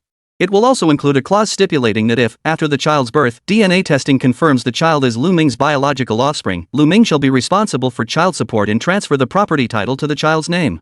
Even so, Lin Rui has essentially lost this case. Otherwise, given the current situation where the child's paternity remains undetermined, I don't believe Lin Rui possesses any medical evidence capable of proving the child is Lu Ming's. Luo Xian paused briefly before offering his response. Even if Lin Rui is an eloquent speaker, without direct evidence, the court will likely opt to accept circumstantial arguments. But just as teacher Luo finished speaking, in the courtroom, Lin Rui adjusted his microphone and declared in a solemn voice, "Your Honor, I have direct evidence proving the child is not Lu Ming's. However, I require an in-court cross-examination session. I hope the judge will grant this request." Chapter 150, is 10,000 too much for you? Lin Rui actually has direct evidence? The second half of teacher Luo's sentence caught in his throat. Damn, that slap in the face came fast. It was as if teacher Luo had been pressed into pause mode. Are you kidding me? Even the host of the official livestream couldn't help but step in to smooth things over. Outlaws truly live up to their name. They always manage to find decisive evidence at the most crucial moments. Even teacher Luo, the creator of Zhang San, gets caught off guard sometimes. But while the host tried to smooth things over, the audience wasn't so kind as to let teacher Luo off the hook. Wait, how did Lin Rui manage to gather direct evidence? Professor Luo just said it himself with childbirth, only DNA testing can prove it. There's no other way. Thanks for the invite. As a chief obstetrician gynecologist, I can confirm Professor Luo is correct. DNA is the only way to prove paternity without harming the child. If we don't harm the child, then there's another possibility aborting the fetus? Then proving it? That's too cruel. Are you kidding? Didn't you see Lin Rui say he already has direct evidence? That means Yang Wan didn't have an abortion. I get it now. Lin Rui isn't just an outlaw, he's also a fortune-telling master who can directly predict the child's biological father? This is a courtroom. You're promoting superstition here? Don't you fear immediate arrest? Whispers spread through the crowd. Just as the discussion reached its peak, Judge Yu Liang brought down his gavel. Proceed immediately with the plaintiff's cross-examination, but questions must strictly pertain to this case. Any violation by the plaintiff's counsel will result in termination of questioning. Yu Liang permitted the cross-examination. Yang Wan was clearly nervous, but Zhou Jing beside her gently reassured her, "It's okay. Didn't you hear the judge? The judge doesn't think Lin Rui can get anything out of you, and besides, I'm here to help. Just answer whatever he asks." After Zhou Jing's reassurance, Yang Wan visibly relaxed. Lin Rui took the microphone and said in a solemn tone, "Plaintiff, I wish to ask, after the events of the first trial, did you have any further substantive contact? And is it impossible that a marital relationship could have developed?" Of course. Yang Wan hadn't expected such a straightforward opening question and answered truthfully. But she quickly grew tense. Typically, interrogations begin with a few simple questions to lower the subject's guard. The real focus would come later, striking at the critical points to break down the defense. Yet no one anticipated that Lin Rui's next statement would leave the entire courtroom stunned once more. "All right, Your Honor, I conclude my questioning." Lin Rui even moved the microphone away. "What? Cross-examination concluded? After asking just one question? That's it? Has Lin Rui given up the fight?" Even presiding Judge Yu Liang was stunned. What does this mean? Could it really end so abruptly with such a nonsensical question? But since Lin Rui had declared it over, Yu Liang still announced in a solemn voice, "Now, the plaintiff may proceed with the presentation of evidence." Very well. Following the preceding cross-examination, both parties have stated unequivocally that no relationship whatsoever occurred after the events of the initial trial. Both parties have no objection to this point. As Lin Rui finished speaking, he turned to look at the defendant, Yang Wan. Both parties nodded repeatedly, indicating no objection. Excellent. This is the bodily fluid evidence provided by Yang Wan during the first trial, proving that Lu Ming's bodily fluids were indeed present in her system at the time. After consulting medical experts, we understand that bodily fluid collection is a complex process. A fundamental prerequisite for such collection is that the female party was not pregnant at the time. The evidence from the first trial shows that Yang Wan underwent bodily fluid collection, which indicates that the doctor had already screened her to rule out the possibility of pregnancy at that time. In other words, Yang Wan's pregnancy occurred 3 months after the initial lawsuit was filed. Lin Rui directly produced the evidence from the first trial. Immediately after, Lin Rui produced another USB drive. This contains video evidence proving that Yang Wan was already involved with He Chao of Xingxing building materials before the first instance judgment had taken effect. So, combined with the neighbor's earlier claims of infidelity, do we have reason to suspect that He Chao and Yang Wan had already developed a romantic relationship before the first trial was even filed? Lin Rui played the contents of the USB drive, and indeed, Yang Wan called He Chao her boyfriend. Lu Ming's expression grew visibly agitated upon hearing the name He Chao. "No way, Yang Wan, you've got some nerve. That day you claimed I abused you, but when I came out of the shower, what were you doing? You were texting He Chao, calling him baby, and saying I'm useless and can't satisfy you. You even planned a secret rendezvous next time, then called me to make me the cuckold. Judge, I just want to ask you, you're a man too. If your wife said that, wouldn't you fly into a rage? Wouldn't you lose control?" Yu Liang suddenly felt a wave of frustration wash over him. How was he supposed to answer that? Hearing Lu Ming's vicious tirade, Yang Wan's temper flared completely. Without a word, she fired back. "What do you mean? Before we got married, you promised you'd work hard. And what happened? 3 years later, you haven't even made it to department manager. Your monthly salary is just over 10,000 yuan. What can you possibly do with 10,000 yuan? Let me tell you, most of my girlfriends don't even work. Their husbands give them 20,000 to 30,000 a month. What kind of loser are you? Honestly, marrying you was the worst luck I ever had. When I go out with the girls, they can look at dresses costing thousands, but I can't even afford to buy them. I just sit there feeling like a loser. Lu Ming, you're useless. Stop painting pie in the sky pictures here. If it weren't for my family pushing me to marry, do you think I'd have ever looked at you?" Yang Wan snapped back, her voice dripping with irritation. Many reporters in the gallery pulled out their recorders. The copywriters behind them scribbled furiously. This was absolutely earth-shattering gossip. Just then, Lin Rui calmly added from the side. "Yang Wan, you're an administrative assistant, right? How much do you make a month?" 3,500. Why? Yang Wan shot back irritably, "Listen, I got married to have a better life. If my quality of life doesn't improve, then what was the point of getting married? Hearing this, Lin Rui merely smiled faintly and returned to playing with his phone at his seat. But Lu Ming, unable to contain his anger, roared back. Didn't I give you money? I work my ass off at my day job, then take on freelance gigs at night. I make over 20 grand a month. I give you 10 grand, and you still think it's not enough? No, isn't 10,000 a month plenty? Any random guy out there could easily spend 10,000 on a woman. Yang Wan snorted indignantly. Even if you went out for fast food, it'd cost 2 or 3,000 now, wouldn't it? Chapter 151, Why even get married when things are like this? Hearing such explosive words, the viewers in the livestream chat went wild. Wait, what? How can fast food cost thousands? What kind of fast food is that? This fast food isn't your typical fast food. What are you thinking? Even pre-made meals from certain brands wouldn't dare charge that much. By that logic, Yang Wan spends over 10,000 a month and cheats on her husband. She'd be better off eating fast food.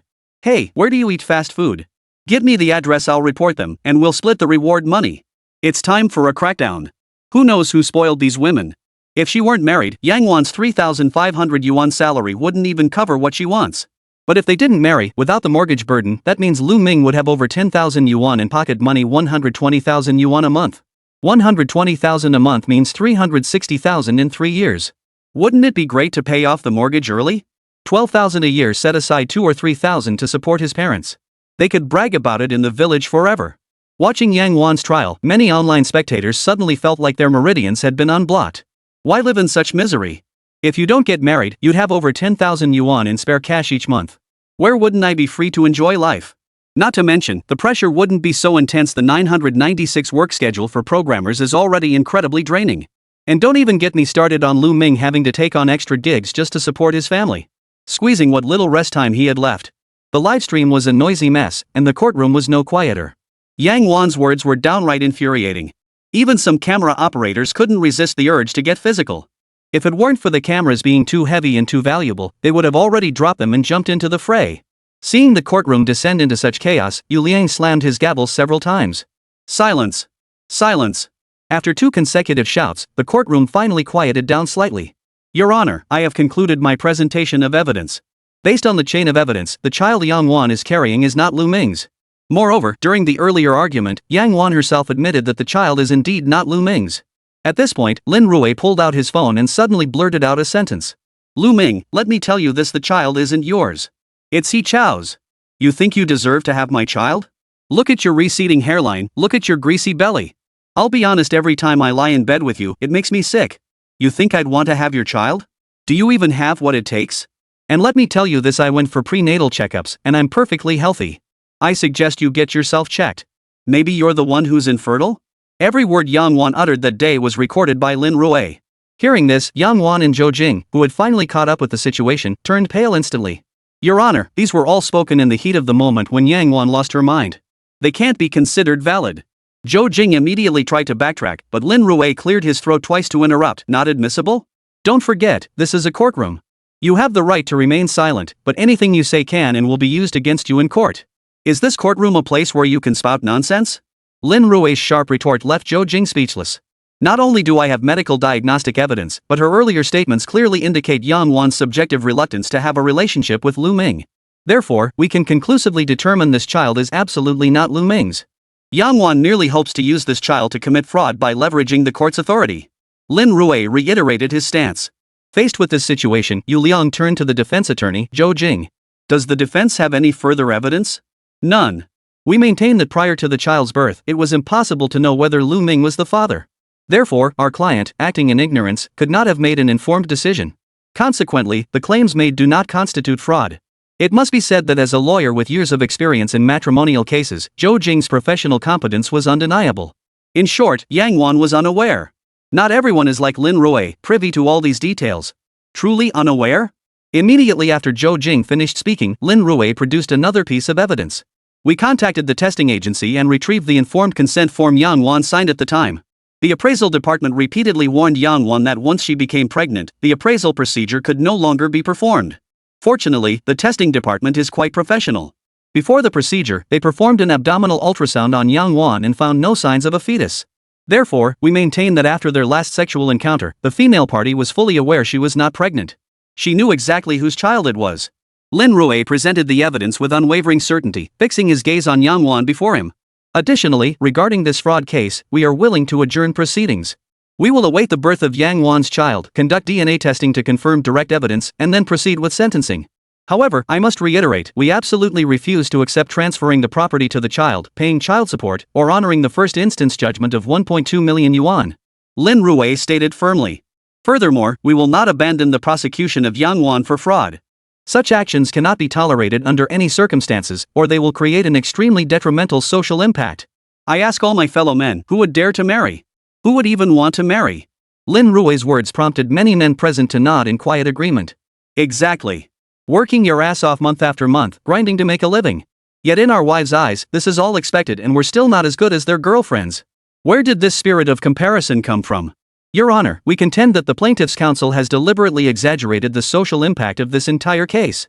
Our client is merely an isolated case and does not influence others' views on marriage. Therefore, we reject the notion of societal impact as claimed by Lin Rui.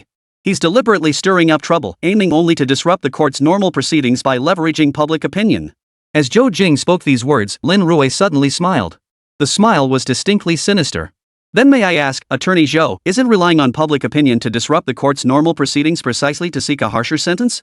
Isn't that your standard tactic? Why is it that when I speak honestly, you label me as inciting public opinion to interfere with the court? Lin Rui paused briefly before turning to Judge Yu Liang seated above. Your Honor, do not forget my arguments are not yet concluded. Next, I demand a hearing on Zhou Jing's incitement of Yang Wan. Chapter 152, I accuse Zhou Jing of incitement. Zhou Jing incited Yang Wan? When Lin Rui uttered these words, the entire courtroom fell silent once more. Wait, what? So everything that just happened was instigated by Zhou Jing? I think it's entirely possible. Otherwise, how else could she have come up with all that? But Lin Rui doesn't have any evidence yet, right? Yang Wan was Zhou Jing's client to begin with. Even if they discussed something, that wouldn't count as incitement, would it? If that counts as incitement, who would dare consult a lawyer in the future? Many online commenters chimed in with their opinions. As a professional lawyer specializing in criminal law, Luo Xiang stepped in to explain. Instigation refers to a situation where an instigator persuades, entices, or threatens another person to commit a crime, leading the instigated party to carry out the criminal act. For it to be established, two elements must be present, the intent to incite and the act of incitement itself. Furthermore, the incited individual must be a specific target with criminal responsibility. After providing this professional legal explanation, lawyer Luo added, of course, Chinese criminal law explicitly states that instigators should be punished according to their role in the joint crime. Therefore, instigation is not a standalone criminal charge. Let's consider a hypothetical scenario. Assuming Zhou Jing's incitement charge holds, the primary offense she'd be charged with remains Yang Wan's fraud. Given the current circumstances, Yang Wan's fraud involves a staggering 5 million yuan, a crime that could easily warrant a life sentence. So if Lin Rui can obtain sufficient evidence proving the connection between the two, it's entirely possible to send her straight to prison on charges of incitement. Hearing teacher Luo's words, many viewers in the livestream chat revealed malicious grins. Typical Lin Rui, every time he's the defendant, he ends up sending the plaintiff to jail. Nothing surprises me anymore. I'd be genuinely shocked if Lin Rui ever failed to send someone to jail. Honestly, I bet the photographers sitting in the gallery are terrified every time. They must be scared stiff that one wrong move could land them in jail too. Seriously, the judges in these trials look terrified. One wrong move, and Lin Rui could send them packing too. This time, even with only circumstantial evidence, the trial judge dared to rule against Lu Ming outright. Now that Lin Rui overturned the verdict, the judge must be freaking out. Enough said. That first instance judge is probably scrambling to figure out how to explain this. Might even lose his job over it. Many netizens sighed in dismay. Meanwhile, back in the courtroom. After Lin Rui stated his request to have Zhou Jing's alleged incitement of Yang Wan admitted as evidence, Zhou Jing's gaze sharpened slightly. She said in a solemn tone, Attorney Lin, as you just mentioned, this is a courtroom. Every word we speak here must be backed by evidence. You have the right to accuse me of incitement, but I expect you to provide sufficient evidence. Otherwise, I will consider this a false accusation, and you must bear the corresponding legal consequences. Zhou Jing stared at Lin Rui before her, a stern expression crossing her face. Of course, I won't give you that chance. Lin Rui looked up at Judge Yu Liang. Judge Yu, Attorney Zhou leverages the reputation she built through her divorce cases to operate fan groups. She uses these groups to screen clients and reap enormous profits. As Lin Rui spoke, Zhou Jing couldn't help but let out a cold laugh. Attorney Lin, I conduct live streams based on my professional expertise while expanding my client base. What's wrong with that? Zhou Jing paused briefly before glancing toward the media gallery not far away. I'm sure many journalists here also stream privately, earning money through their professional expertise. When did that become shameful? Relying on professional expertise isn't shameful. To be honest, I'd stream on platforms too. Lin Rui's voice darkened, but maliciously inciting others or fabricating evidence for profit violates a lawyer's professional ethics. Can that still be considered earning legitimate income? You. Zhou Jing turned to Lin Rui. This is a courtroom. Please provide sufficient evidence. This is your private group chat. It requires verification. Lin Rui said, flashing a screenshot of the chat log. So what if it needs verification? When it comes to divorce cases, I'm considered one of the top lawyers in the country. If just anyone could come to me for a lawsuit, I wouldn't have enough time. So is setting a threshold really that problematic? Zhou Jing sneered dismissively, but Lin Rui calmly produced another screenshot. After the verification is complete, you'll need to pay an entry fee 10,000 yuan. In other words, just to meet with attorney Zhou Jing, you'd have to shell out at least 10,000 yuan. And there are over 900 people in her group. That means she's already made nearly 9 million yuan just from this group alone. And that 9 million is just the threshold to meet attorney Zhou Jing. As soon as Lin Rui finished speaking, the online livestream of the courtroom erupted in an uproar. Holy crap! I've heard lawyers make good money, but I never imagined it was this lucrative. Over 9 million? I'll never make that much in my entire life. Wait, that doesn't even include legal fees and such. If I recall correctly, attorney Zhou Jing always portrays herself as a hard-working martyr, constantly complaining about being utterly exhausted with never-ending tasks. Who knew she could rake in that much?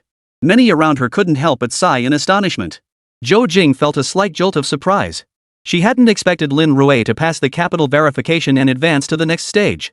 But since he dared to start this venture, she had long anticipated such a day. Attorney Lin, as you mentioned earlier, first the capital verification, then the 10,000 yuan threshold payment. Throughout the entire process, I did not resort to any illegal violence or coercion to force them to undergo the capital verification or pay the 10,000 yuan threshold fee. Therefore, I see no fault on my part. Attorney Zhou Jing was a legal scholar herself. How could there be any obvious fault? This was free trade. In business, it's always a case of one party willing to give and the other willing to take. If both parties are in agreement, what could possibly be wrong? Zhou Jing glanced up at Lin Rui, then turned her gaze to the judge above. Your Honor, I request that the plaintiff's attorney present direct evidence. If this is all they have, mere circumstantial evidence, I will file a lawsuit against him for false accusation. But when I paid the 10,000 yuan threshold fee, I saw this content. Lin Rui said, playing a video clip. The footage showed Zhou Jing analyzing a specific case. The central figure of the case, naturally, was Yang Wan.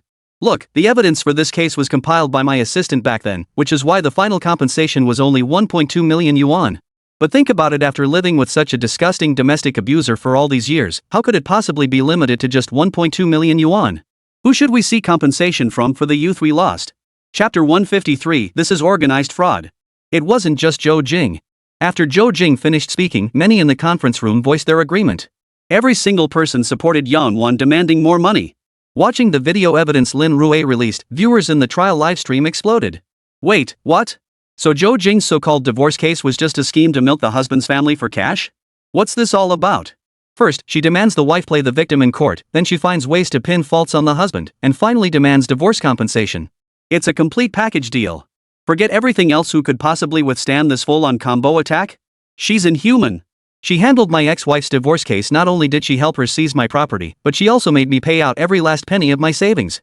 Women like Zhou Jing deserve to die.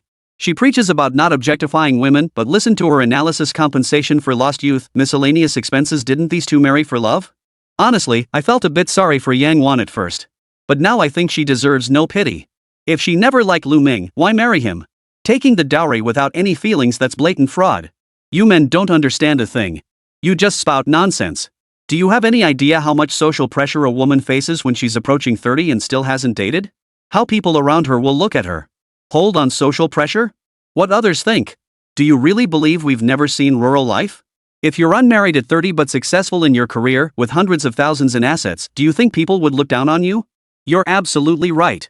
Back when Brother Dong was 40 and still unmarried, who dared look down on him? But if you're only 30, haven't accomplished anything, and still aren't married, that's when you'll get those disapproving looks. So you don't think it's your own fault, you just blame society for everything? Almost simultaneously, upon seeing Zhou Jing's incitement, the entire livestream exploded. Zhou Jing took a deep breath and said solemnly, the Yang Wan case is just one example. Especially after I learned she was pregnant, I genuinely believe the first instance sentence was too lenient. What's wrong with that? I admit my words were indeed a bit extreme, but what can I do? As a lawyer, my job is to fulfill what my client wants me to do. As a lawyer, whatever my client needs me to do, I must do it. Lin Rui's eyes narrowed slightly. So you chose to incite Yang Wan to file a lawsuit? Not only that, you've represented numerous socialites in court. Many here are company executives, and quite a few are entertainment stars. Of course, given the barriers you set up, ordinary people find it nearly impossible to reach you. Lin Rui paused here, turning his gaze toward the camera's position. This camera was for recording the online trial.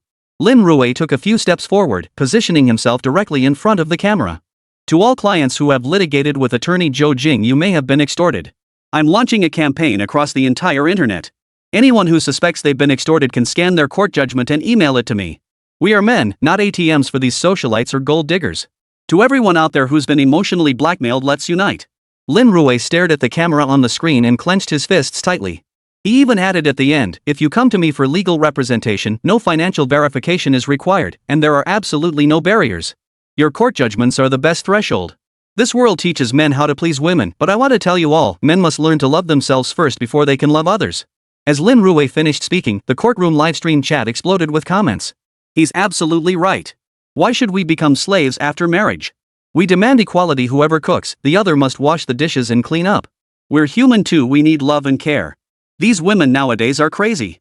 They constantly demand, do you love me, and complain about no romance on holidays as if that proves you don't love them. It's so annoying. Every month there's a holiday, and you have to buy gifts. Where are we supposed to get the money for all that? Marriage is supposed to be about living well together, not feeding the capitalist machine. Honestly, I thought living together would save us money, but after marriage, we're constantly buying stuff and spending way more. Lin Rui's words ignited the pent-up frustration many men had been harboring. Why should men foot the bill for women? Forget everything else, I feel the pinch just eating a bowl of fried rice over $20 by myself. But if my girlfriend wants to splurge on a 200 or 300 yuan barbecue feast? I bite the bullet and pay without a second thought. Dude, stop. You're brainwashed by capitalism. Before, they'd say if a guy didn't spend money on you in a relationship, he didn't love you. Now they're preaching that men need to love themselves. How can you date if you don't love yourself? Damn it, turns out the most despicable thing in this world is capitalism. When they want to make money off women, they spout all this nonsense. But once they start cashing in on men, suddenly they're telling guys to love themselves and not be suck-ups. Online comments instantly erupted into heated debate. Hearing Lin Rui's words, Zhou Jing instinctively narrowed her eyes. Your Honor, Lin Rui is exploiting this trial for personal gain. I request the court order him to cease this behavior. He is severely disrupting court order. Zhou Jing immediately raised her hand to signal the judge. Just as Yu Liang was about to speak, Lin Rui slowly and deliberately stated, I'm merely leveraging the power of the internet to provide professional technical services. What's wrong with that? Lin Rui looked at Zhou Jing before him. Besides, I don't have your 10,000 yuan threshold, nor do I require capital verification. I haven't even profited from this at all. What I'm doing now is seeking justice for the victims you incited to commit fraud. Lin Rui walked to his seat, swiveled his laptop, and exposed the screen. Your Honor, this is all evidence of Zhou Jing's instigation of fraud. The fraud amount on this single page alone is already approaching 30 million. Moreover, Zhou Jing orchestrated this fraud with premeditation. Therefore, it cannot be treated as a simple fraud charge, it should be prosecuted as organized cyber fraud. I request a temporary adjournment to allow me 3 days to prepare evidence. After Lin Rui issued his call in the livestream, numerous people immediately responded. Now Lin Rui was requesting a recess. He wanted sufficient time to gather evidence. Hearing this request, Zhou Jing felt a wave of dizziness wash over her, nearly causing her to stumble and collapse into her chair. Chapter 154, You've lost both inside and outside the courtroom. Fraud and organized fraud. These are two distinct charges. If Zhou Jing were convicted of organizing fraud, her sentence would be significantly increased. Your Honor, the facts of this case are clear. Yang Wan attempted to use her pregnancy to extort money. She did not communicate with us prior to carrying out the extortion, so I was completely unaware of it. Therefore, we respectfully request the judge to carefully consider this case. As Zhou Jing uttered these words, all strength seemed to drain from her body. She slumped in her chair, took a deep breath, and all traces of her earlier arrogance vanished. As soon as she finished speaking, the online livestream erupted in an uproar. Holy crap, I never expected Zhou Jing to be this ruthless. She just sent the client straight to jail? At this point, abandoning Party A was the smartest move, otherwise, both of them could have ended up behind bars. As a lawyer and the client's most trusted person, she thought she could get off scot-free. Who knew the one sending her to jail was the very lawyer she paid to defend her? In short, I paid to get myself locked up. Stop it, upstairs. Why does this feel like I'm watching Quan taking notes from a script? Don't forget there's also that outlaw Lin Rui here. He's got 2 bullets left, plus his east skill to close in fast and reload. Exactly. With Lin Rui here, there's absolutely no way Zhou Jing will get away. Whispers rippled through the crowd. Yet at that moment, Lin Rui seated at the plaintiff's counsel table stunned everyone. We support the defense counsel's position. Hearing this, everyone in the livestream froze in shock. What's going on? Lin Rui is supporting Zhou Jing's position? Does he want to let her off? Power for money deal. There's definitely insider trading going on here. I always thought Lin Rui was incorruptible and fiercely opposed to injustice. Who knew he'd let that old hag Zhou Jing off the hook? I told you so. Lin Rui's just a mercenary lawyer selling his soul for cash. Only people like you would follow him blindly. As a lawyer myself, I find Lin Rui's actions utterly despicable. This is a disgrace to our legal profession. Many murmured in disbelief, utterly baffled by Lin Rui's actions. Presiding Judge Yu Liang, seated above, paused in surprise and turned to Lin Rui. Attorney Lin, are you prepared to withdraw the charges against Zhou Jing? That's correct. We are withdrawing the charges against Zhou Jing. Lin Rui answered solemnly. Yu Liang gave Lin Rui a meaningful look. The only allegation in this case that remains unresolved is Zhou Jing's alleged involvement in organizing fraud. As the plaintiff has now chosen to withdraw the lawsuit, the facts of this case are currently clear. The court hereby announces the following judgment: all claims brought by Yang Wan are dismissed. Yang Wan is guilty of fraud involving substantial sums. After deliberation by the court, the final verdict is hereby pronounced. Having obtained Lu Ming's forgiveness, Yang Wan is sentenced to 3 years imprisonment in order to compensate Lu Ming 60,000 yuan for emotional distress. However, considering her current pregnancy, in accordance with Longwo law, the presiding judge finished reading the verdict. The courtroom erupted in an uproar. Even in the livestream chat, comments flooded the screen. No way, Lu Ming actually chose to forgive her? Now that's a real gentleman. This proves Lu Ming genuinely cared. Now look at Yang Wan, she got pregnant and immediately schemed to scam him into raising her child. Doubt it. That kid'll probably become an ATM. Once she's drained Lu Ming dry, she'll likely ditch it altogether. Ultimately, the child is the most pitiful. Someone like Yang Wan doesn't deserve to be a parent. It's better for everyone if the baby isn't born. No, you're focusing on the wrong thing. Shouldn't the question be why Lin Rui let Zhou Jing go? Yeah, at the end of the day, Yang Wan is also a victim. If Zhou Jing hadn't instigated her, she never would have done something like this. Wait, I don't get why Lin Rui dropped the charges? Many netizens murmured their complaints. As legal education expert Luo Xiang cleared his throat twice, he prepared to speak. Well, everyone, I know you're all quite concerned about Zhou Jing's situation right now. Despite numerous attempts at prediction, I simply couldn't fathom Lin Rui's reasoning. So this time, I'm going to think outside the box and abandon my criminal defense lawyer's mindset. First, let's assess whether Lin Rui harbors any intention or desire to send Zhou Jing to prison. As Luo Xiang paused here, he glanced at the live comments only to see everyone flooding the screen with the word nonsense. Undeterred by the lack of enthusiasm, Luo Xiang pressed on. Looks like we're all on the same page. Let's build our reasoning from this fact. Lin Rui couldn't let Zhou Jing go, yet he requested to drop the charges. That leaves only one possibility. Instigation isn't an independent crime. If prosecuted for instigation, sentencing can only be based on the underlying crime. Luo Xiang paused briefly here, seemingly giving the audience time to think. This pause paid off handsomely, as numerous netizens flooded the chat, urging Luo Xiang to continue. Of course, if charged solely with incitement, the sentence would be based on Yang Wan's punishment. Since Yang Wan has secured forgiveness, the sentence won't be severe. Thus, incitement is a secondary offense. Consequently, Zhou Jing's sentence will be even lighter. Thus, Lin Rui's decision to withdraw the lawsuit has two possible reasons. After withdrawing, he'll have ample time to gather evidence. Don't forget, Lin Rui intended to sue for the crime of organizing fraud. If that charge were to hold, it would certainly be much more severe than inciting Yang Wan. So based on this reasoning, it's highly likely Lin Rui withdrew the lawsuit to prepare for a stronger case later. Teacher Luo Xiang shared his perspective. Netizens erupted in astonishment once more.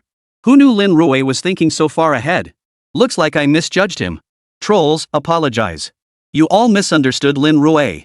He just wanted to build a big case. But all you could think about was some secret deal between him and Zhou Jing. That wasn't his intention at all.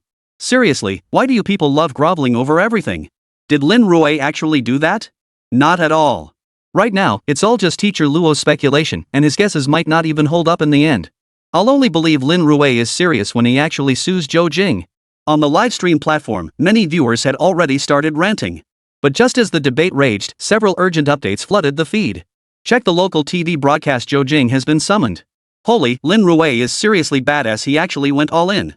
The cops were waiting right outside the door and took her away. Zhou Jing probably never imagined she'd walk free in court only to be taken away outside. Upon the reminder, many immediately switched streaming platforms. Just in time, they witnessed Zhou Jing being cuffed by several uniformed officers and led away. The scene unfolded before their eyes, swiftly captured by surrounding reporters and turned into news articles. Within moments, the story exploded in popularity. Chapter 155, Su Weiniang Subduction. Amidst the escalating buzz, Lin Rui's interview was also released. Whether intentional or not, the interview footage opened directly with Zhou Jing being led away. After she was taken away, the camera immediately cut to Lin Rui standing before them. Mr. Lin, what are your thoughts on the Zhou Jing incident? The reporter held the microphone directly in front of Lin Rui. I believe everyone should act according to their conscience. Those who only seek quick profits are bound to face consequences like this. I also urge everyone defrauded by Zhou Jing to bring their court judgments to me. Only by fostering legal awareness among all can we bring scoundrels like Zhou Jing to justice and restore integrity to the legal profession. After speaking, Lin Rui bowed deeply to the media before walking away briskly. In an instant, the internet exploded with outrage. Shocking. Divorce lawyer Zhou Jing secretly engaged in such schemes. Divorce who knew it could become a bargaining chip for extortion? Better stay vigilant these days. Zhou Jing incited the wife to commit fraud, all to strip the husband of his assets. Marriage is supposed to be a contract of love between two people, yet it has become a tool exploited by some. Several news reports surfaced, instantly igniting heated online debates. Many were outraged. Consequently, Luo Xiang's popularity skyrocketed. Hello everyone, I'm Luo Xiang, the outlaw. I finally got one prediction right. People always called me a jinx, but I never thought I'd finally get one right. Shocking. After 20 years studying criminal law, Professor Luo finally got one right by pure luck. One WeChat public account post after another has gone viral. Professor Luo Xiang was crying his eyes out in the bathroom. He never imagined that after all these years of analyzing criminal law, he'd never gone viral. Yet just one correct prediction sent him straight to the top of the trending list, and his follower count skyrocketed again. This wasn't due to his own lack of skill, it was because Lin Rui was a genius lawyer. He never played by the book, always approaching cases from impossibly sharp angles that were utterly unpredictable. Even if he faced Lin Rui head-on, he estimated it would be a 50-50 chance. Just as the entire internet was buzzing about Lin Rui, an unfamiliar call rang through. Mr. Lin, I wonder if you're free tomorrow? Let's find a place to sit down and talk. The voice on the line was deep and husky. Who are you? Why should I meet with you? Lin Rui glanced at the caller ID, indeed an unfamiliar number. But the location of the number showed it was from within Hando province. We haven't met before, but you should be quite familiar with Su Weiniang, right? When the name Su Weiniang was mentioned on the other end, a flustered murmur could be heard in the background. Shut up! Someone barked the order, and the stammering ceased immediately. Lin Rui narrowed his eyes, pondering briefly. You're with Xingxing Construction, one of He Chao's men? Or are you He Chao himself? Attorney Lin, I must admit I did underestimate you a bit. A low chuckle came from the other end of the line. If you want her alive, go to Hujia village on the outskirts of town. There's an auto repair shop there. Once you arrive, someone will receive you. But you have until 6 in the evening at the latest. After that, you can go collect Su Weiniang's body. With that, the line went dead before Lin Rui could respond, replaced by a busy signal. The other party had hung up. Lin Rui quickly opened his map app and searched for the location. Suburban area, Hujia Village Auto Repair Shop. A pinpoint marker instantly appeared on the map. After confirming the location, Lin Rui dialed phone Linger's number. Linger, something might have gone wrong with Su Weiniang. Lin Rui briefly recounted the situation. Boss, I'll go with you. I may not be good at court proceedings, but I have other strengths. I know a little bit about martial arts. Phone Linger's tone was resolute. Lin Rui paused briefly before replying in a solemn tone. Alright, you can come with me. But don't go inside just yet. Stay outside. If I don't come out, call the police immediately. But boss. Phone Linger tried to say more, but Lin Rui cut her off. If you don't agree, then there's no point in going. Alright. Phone Linger on the other end of the line pursed her lips and agreed. After everything here was taken care of. Early the next morning, Lin Rui swiftly drove Phone Linger to Hujia Village Auto Repair. Upon entering the nearby county town, Lin Rui motioned for Phone Linger to dismount. He continued on the motorcycle toward Hujia Village Auto Repair. Bro, this Hujia Village looks pretty well off. Did some big shot come from here? Sitting behind the motorcycle driver, Lin Rui made small talk casually, trying to gauge the overall situation in Hujia Village. Hey, don't even ask, they've got a big boss in the village now. You wouldn't believe it, last Chinese New Year, they literally stacked cash into walls and handed out bundles to every villager. We were green with envy. Because of this big shot, if you want to marry a girl from their village, the dowry has to be tens of thousands more than usual, and even then, it depends on whether she's interested. Lin Rui sat on the back of a motorcycle taxi, gathering information. The big boss who emerged in Hujia Village must be He Chao's family. They've really made a big splash. Looks like they've been buying people's loyalty left and right. The more entrenched a village like this is, the harder it is to break. After years of manipulation by He Chao and his son, the entire village was likely already a solid, united front. Others might not realize it, but in today's rural areas, this kind of solid unity is the most feared thing. Once you step foot in the village, even Uncle Hat would find it a headache to investigate. By then, a swarm of villagers would gather at the entrance, some blocking the way, others spreading the word. As for what Hajia village is like, just watch the TV series Tazai Village to get the picture. Is it the Xingxing Building Materials Company? Lin Rui asked casually, but the motorcycle taxi driver fell silent for a moment before replying, I don't know about that, but I heard it's some kind of live streaming company, the kind we watch on short videos all the time. Anyway, they're raking in the cash. Last year when they came back to the village, the second son brought a bunch of beauties dressed up like showgirls. Honestly, a lot of folks were jealous. That lifestyle? It's like something out of an imperial drama, feasting and revelry. As the motorcycle taxi driver spoke, a hint of longing flashed across his face. Listening to the man's words, Lin Rui formed a rough judgment in his mind. Chapter 156, Leveling the Playing Field, Fairness at the Table. The other party ran a family business, and the entire village benefited equally. It had to be said, He Chao had figured out how to run the village.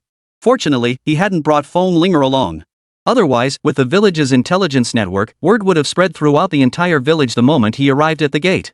Never underestimate the village's ability to spread news. The motorcycle taxi driver dropped him off in town and pointed ahead. Keep going straight, and you'll see the auto repair shop. This area belongs to someone else. It's not right for me to come over and pick up business here. I'll just drop you off right here. The motorcycle taxi driver said apologetically. No problem, go ahead. Lin Rui chuckled, glanced ahead, and opened his phone's location app. At the same time, he pressed lightly on the button on his clothing. Both devices could track his location simultaneously. Lin Rui pulled out his phone. After receiving Feng Linger's reply, he casually activated the recording function and slipped the phone back into his pocket.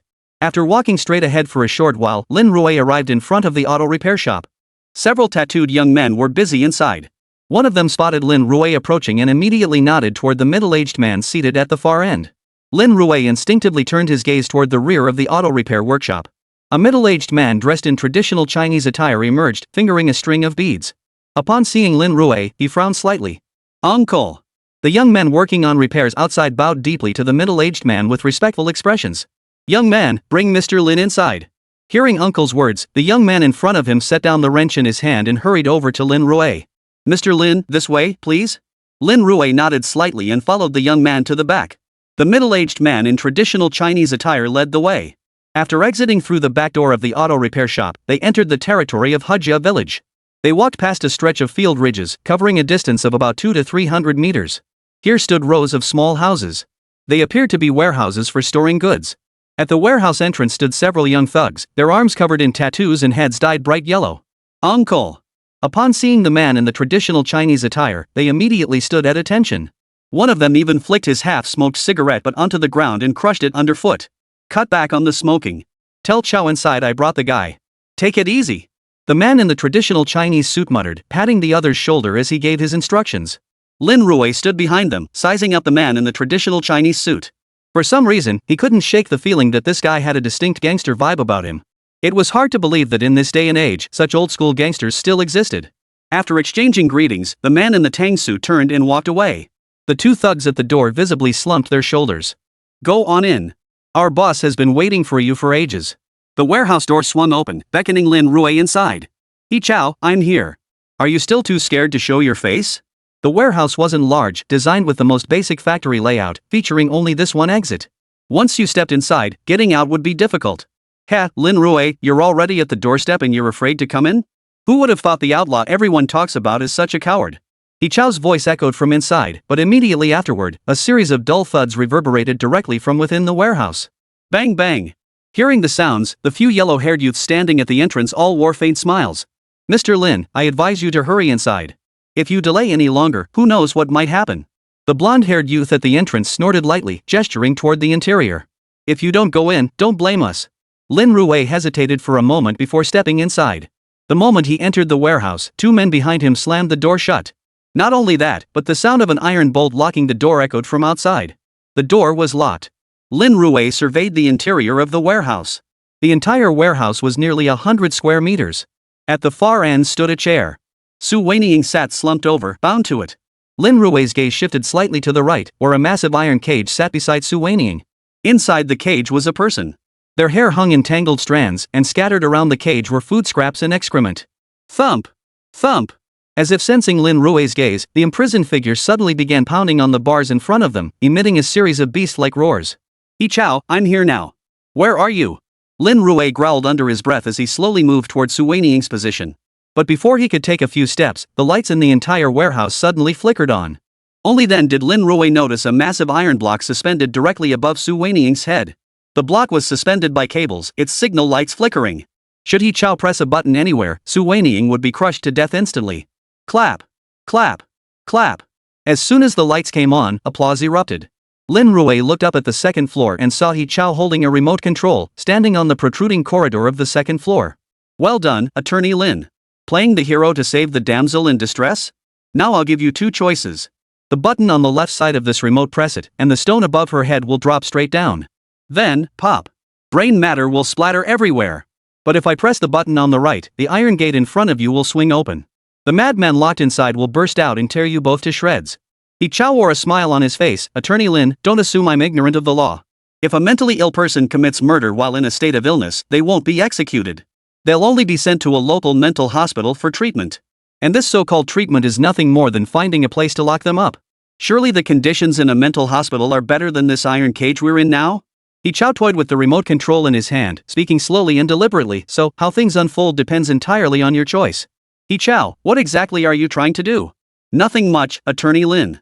If you just focused on your case, we could have coexisted peacefully." Yichao clutched the remote control in his hand. "But you had to go digging into things you shouldn't have. I know your bargaining chips, and you've seen mine. A perfectly fair deal. We can sit down and negotiate. If both sides are satisfied, it might just be a win-win situation."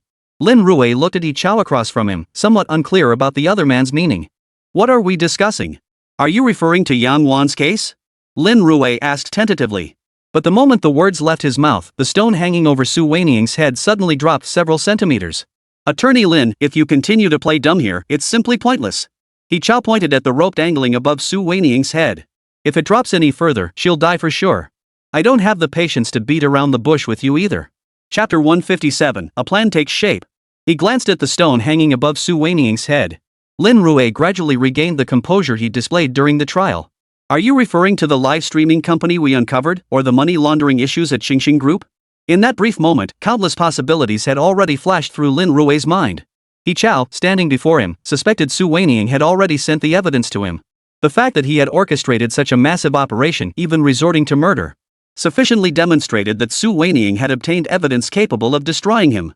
Yet Su Weiniang hadn't shared this evidence with him. Yichao, however, believed he already possessed it. If he slipped up with a single word, Yichao caught on, and the balance of the negotiation shifted. The bargaining chips held by both sides were unequal. Then he could unleash slaughter without restraint. On the enemy's turf, both he and Su Weiniang would be dead men walking. These thoughts flashed through his mind as Lin Rui posed a deliberately broad question. Attorney Lin truly is a clever man." Yichao looked at Lin Rui before him. "Hand over the goods, and I'll let you go. We'll each mind our own business and live our separate lives. Isn't that better? No need to destroy each other completely. Making money isn't easy for us either, is it?" Yichao fixed his gaze on Lin Rui. "So, destroy the evidence in your possession. We'll all be happy." "Yichao, after what you've done, how could I possibly trust you? Even if I destroy it, how can I trust you'll let us go?" Lin Rui's voice darkened slightly. "Attorney Lin, in business, integrity is what matters most. As long as you take the initiative to destroy it, I'll honor my promise." Yichao gave a cold laugh, about to continue speaking, when his phone suddenly rang. After answering the call, Yichao instinctively glanced at Lin Rui, muttered a few brief responses, and hung up immediately. Overtime. "Lin, looks like we're out of luck. My people confirmed that during the time Su Weiniang infiltrated, no data was leaked out. In other words, we made a mistake. We truly apologize." Having said this, Yichao unexpectedly bowed deeply to Lin Rui. Then, he slowly raised his head, a sinister grin spreading across his lips. "Well then, goodbye." Yichao raised the remote control in his hand and pressed the button without hesitation. Boom! The deafening roar echoed, causing Lin Rui to instinctively look up toward the space above Su Weiniang's head. However, the stone suspended above did not fall. Instead, the sound of rattling iron bars came from the side. Yichao had actually opened the cage holding the madman. Lin Rui hesitated briefly before a powerful gust of wind whipped past his ears. Worse still, a foul, putrid stench assaulted his senses. It felt like the stench of fermented human waste in an outhouse. Unbearably foul. Wave after wave of nauseating stench surged upward. Lin Rui glanced at Su Weiniang before him. She was bound tightly with ropes, her legs secured by iron rings on the chair. Escaping in the short term was nearly impossible. And to make matters worse, the madman who had just been released was closing in at breakneck speed. I have to lure the madman away first. Lin Rui made a swift decision, his feet stomping the ground as his body rose into the air. Thanks to the combat skills granted by the system, Lin Rui was unusually attuned to changes in his surroundings. He sidestepped the madman's punch. The madman's fist slammed into a nearby pillar, sending a distinct crack spreading outward from the point of impact. What immense force! Lin Rui couldn't help but suck in a sharp breath. Psychiatric patients, while mentally unstable at times, possess incredible physical strength. As the saying goes, big breasts, no brains. Oh wait, it's actually muscle-bound and brainless. Lin Rui dared not take any chances, swiftly backing away to create distance between himself and Su Weiniang. Su Weiniang was still unconscious at the moment. If this madwoman were to swing a punch at Su Weiniang's head during a fight, Lin Rui couldn't be sure Su Weiniang's body was as sturdy as the concrete pillar beside her. Thankfully, he's not fast. The madman, who had just punched the pillar, locked onto Lin Rui and began running, panting heavily. Fortunately, the man possessed formidable attacking power but lacked speed. With his agile physique, Lin Rui could easily sidestep the blows. Before long, Lin Rui was circling the warehouse interior, the madman constantly trailing behind him. Ha, Lin Rui, are you planning to wait until you're completely exhausted? This is getting boring. How about I make it more fun for you? You like to run, don't you? Let's see how long you can keep it up. Watching Lin Rui circle the warehouse endlessly, He Chao let out a cold laugh before pressing the button in his hand once more. This time, the rope suspended above Su Weiniang's head shifted. Instead of descending downward, it slowly ascended toward the warehouse ceiling. Upon reaching the peak, the entire stone block swayed gently a few times before slowly descending downward. Damn it! Lin Rui watched the slowly descending stone and couldn't help but curse under his breath. Continuing to waste energy fighting this madman was clearly futile. If this dragged on, his stamina wouldn't be depleted before Su Weiniang was crushed to death by the stone. Ha, you like to run, don't you? Well, I'll see if you're trying to save your own life or save Su Weiniang's. He Chao watched Lin Rui before him with amusement. Just as he spoke, his phone rang again. After listening to the call, He Chao appraised Lin Rui with a glance. Interesting. Absolutely fascinating. Who'd have thought you'd bring someone else in? The village has suddenly got so many rats. Once I catch that rat, you two can reunite in the warehouse. Lin Rui, I'll be watching to see how you choose then. Just as he spoke, He Chao swiftly backed into the office. Moments later, all was quiet. Hidden at the back of the office was an exit. After roughly assessing the situation, Lin Rui looked up at the stone hanging above Su Weiniang's head. Judging by the stone's descent speed, he had at most 5 minutes. 5 minutes. If he couldn't think of a way out, Su Weiniang would surely die. Countless possibilities raced through Lin Rui's mind. Untie the ropes first, but the chair below was the real key. If he couldn't get Su Weiniang off the chair, even if he untied the ropes, she still wouldn't be able to escape. Wait, the chair. Lin Rui couldn't help but glance at Su Weiniang's chair. A common wooden chair. Wood. Lin Rui instinctively glanced back at the madman still chasing him. An idea struck him. Chapter 158, Undercover at the Casino. Wooden chair. Lin Rui slowed his pace slightly this time. He glanced back at the madman who had been chasing him around in circles. If he wanted to escape from here, perhaps there was one possibility. Seeing Lin Rui halt, the madman let out a low growl. His legs surged with power, accelerating his pace once more. His fists clenched with fierce force as he slammed one directly into the wooden chair before him. Crack! His fist slammed into the mahogany chair. The chair couldn't withstand such force, sending splinters flying everywhere. But this time, the madman's fist merely grazed the chair. After his punch missed, the madman, seeing Su Weiniang still unconscious before him, lunged forward and bit down on her neck. You're asking for it. Lin Rui growled lowly, kicking out with his foot. Thud. The madman was sent flying by Lin Rui's kick, crashing to the ground. But he quickly scrambled back up on all fours, clenching his fists once more as if driven by relentless fury. This punch aimed straight for Lin Rui's midsection. Feeling the fist closing in, Lin Rui swallowed hard, mentally calculating the distance. Retreat! Lin Rui silently commanded himself, his body twisting as the madman's fist followed. This time, it whizzed past Lin Rui's side, slamming heavily into the wooden chair before him. Boom! The force erupted, and the wooden chair before him could no longer withstand the impact, shattering into pieces. Su Weiniang, deprived of the chair's support, crashed to the floor. Lin Rui rushed forward swiftly, dragging Su Weiniang out first. Without the chair's restraint, the iron ring clamped around her leg slipped free with ease. The madman's body, driven by momentum, slammed heavily onto the ground. But at that very moment, the suspended stone reached the end of its rope. Clunk! A sharp sound echoed as the suspension mechanism holding the stone snapped, sending it crashing down. Seeing the situation unfold, Lin Rui had no time to catch his breath. He kicked out at the madman lying on the ground. Thud! Lin Rui's strength was limited, and the hasty kick only sent the madman flying a short distance, narrowly avoiding the stone's impact on a vital spot. The stone landed. Lin Rui swiftly untied the ropes binding Su Weiniang, then abruptly hoisted her onto his back and charged toward the second floor. This was the very spot He Chao had escaped from. Upon bursting into the office, Lin Rui spotted a small door. Pulling it open, he raced down the stairs and finally stepped onto solid ground. Once on solid ground, Lin Rui scanned his surroundings. Many villagers were gathering toward the village entrance. Fortunately, his remote location meant few had witnessed the commotion.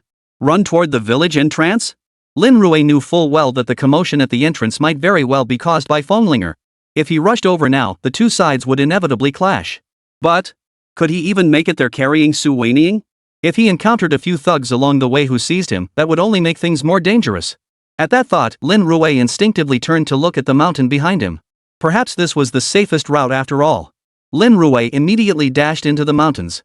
He'd find a cave to hide in first, wait for Su Weiniang to wake up, and then figure out how to escape. Feeling Su Weiniang's steady breathing, Lin Rui didn't slow his pace. Only after deep into the mountains did Lin Rui pause to catch his breath. He laid Su Weiniang down nearby and began surveying their surroundings. The hilltop wasn't particularly high, so Lin Rui climbed a bit further up, hoping to use the elevated vantage point to survey the surrounding terrain. However, upon reaching the summit and looking toward the valley below, several makeshift shelters caught his attention. Villagers were entering in small groups, while others emerged looking dejected. Lin Rui quickly turned back. Just as he was about to find a place to hide Su Weiniang, she let out a few soft whimpers. Awake? Lin Rui lowered his voice, striving to keep his tone steady. Su Weiniang instinctively tried to struggle, but upon recognizing Lin Rui, her emotions calmed considerably. You're safe for now. Lin Rui briefly explained the situation, then turned to Su Weiniang. Answer whatever I ask. Did you find crucial evidence against He Chao? Facing the newly awakened Su Weiniang, Lin Rui cut straight to the chase without further ado. He Chao isn't just laundering money through his live streaming company, he's also running an illegal gambling den in the village, luring villagers from all around to gamble. Whenever villagers lost, he'd make them mortgage their land and property to borrow money from him. I looked at the ledgers, he's practically drained the entire village dry. Plus, there's a portion of his accounts I couldn't figure out the purpose of, so I copied those out first. Su Weiniang gestured as she spoke. Copied? Lin Rui studied Su Weiniang. After He Chao was apprehended, he'd surely been searched, so Su Weiniang probably wouldn't have kept anything on her person. I had no choice. All I had was my phone, so I saved it there. Su Weiniang looked at Lin Rui, her expression tinged with guilt. As a lawyer, looking so disheveled during an investigation was truly embarrassing. Then, where's the phone? Lin Rui looked at Su Weiniang. Since she hadn't produced it yet, it clearly wasn't on her person. But if not on her person, where could it be? Well, I just grabbed a plastic bag, wrapped it in several layers, and tossed it into the village pond. Hearing this, Lin Rui couldn't help but pause in surprise. What the hell? She just tossed the phone into the pond?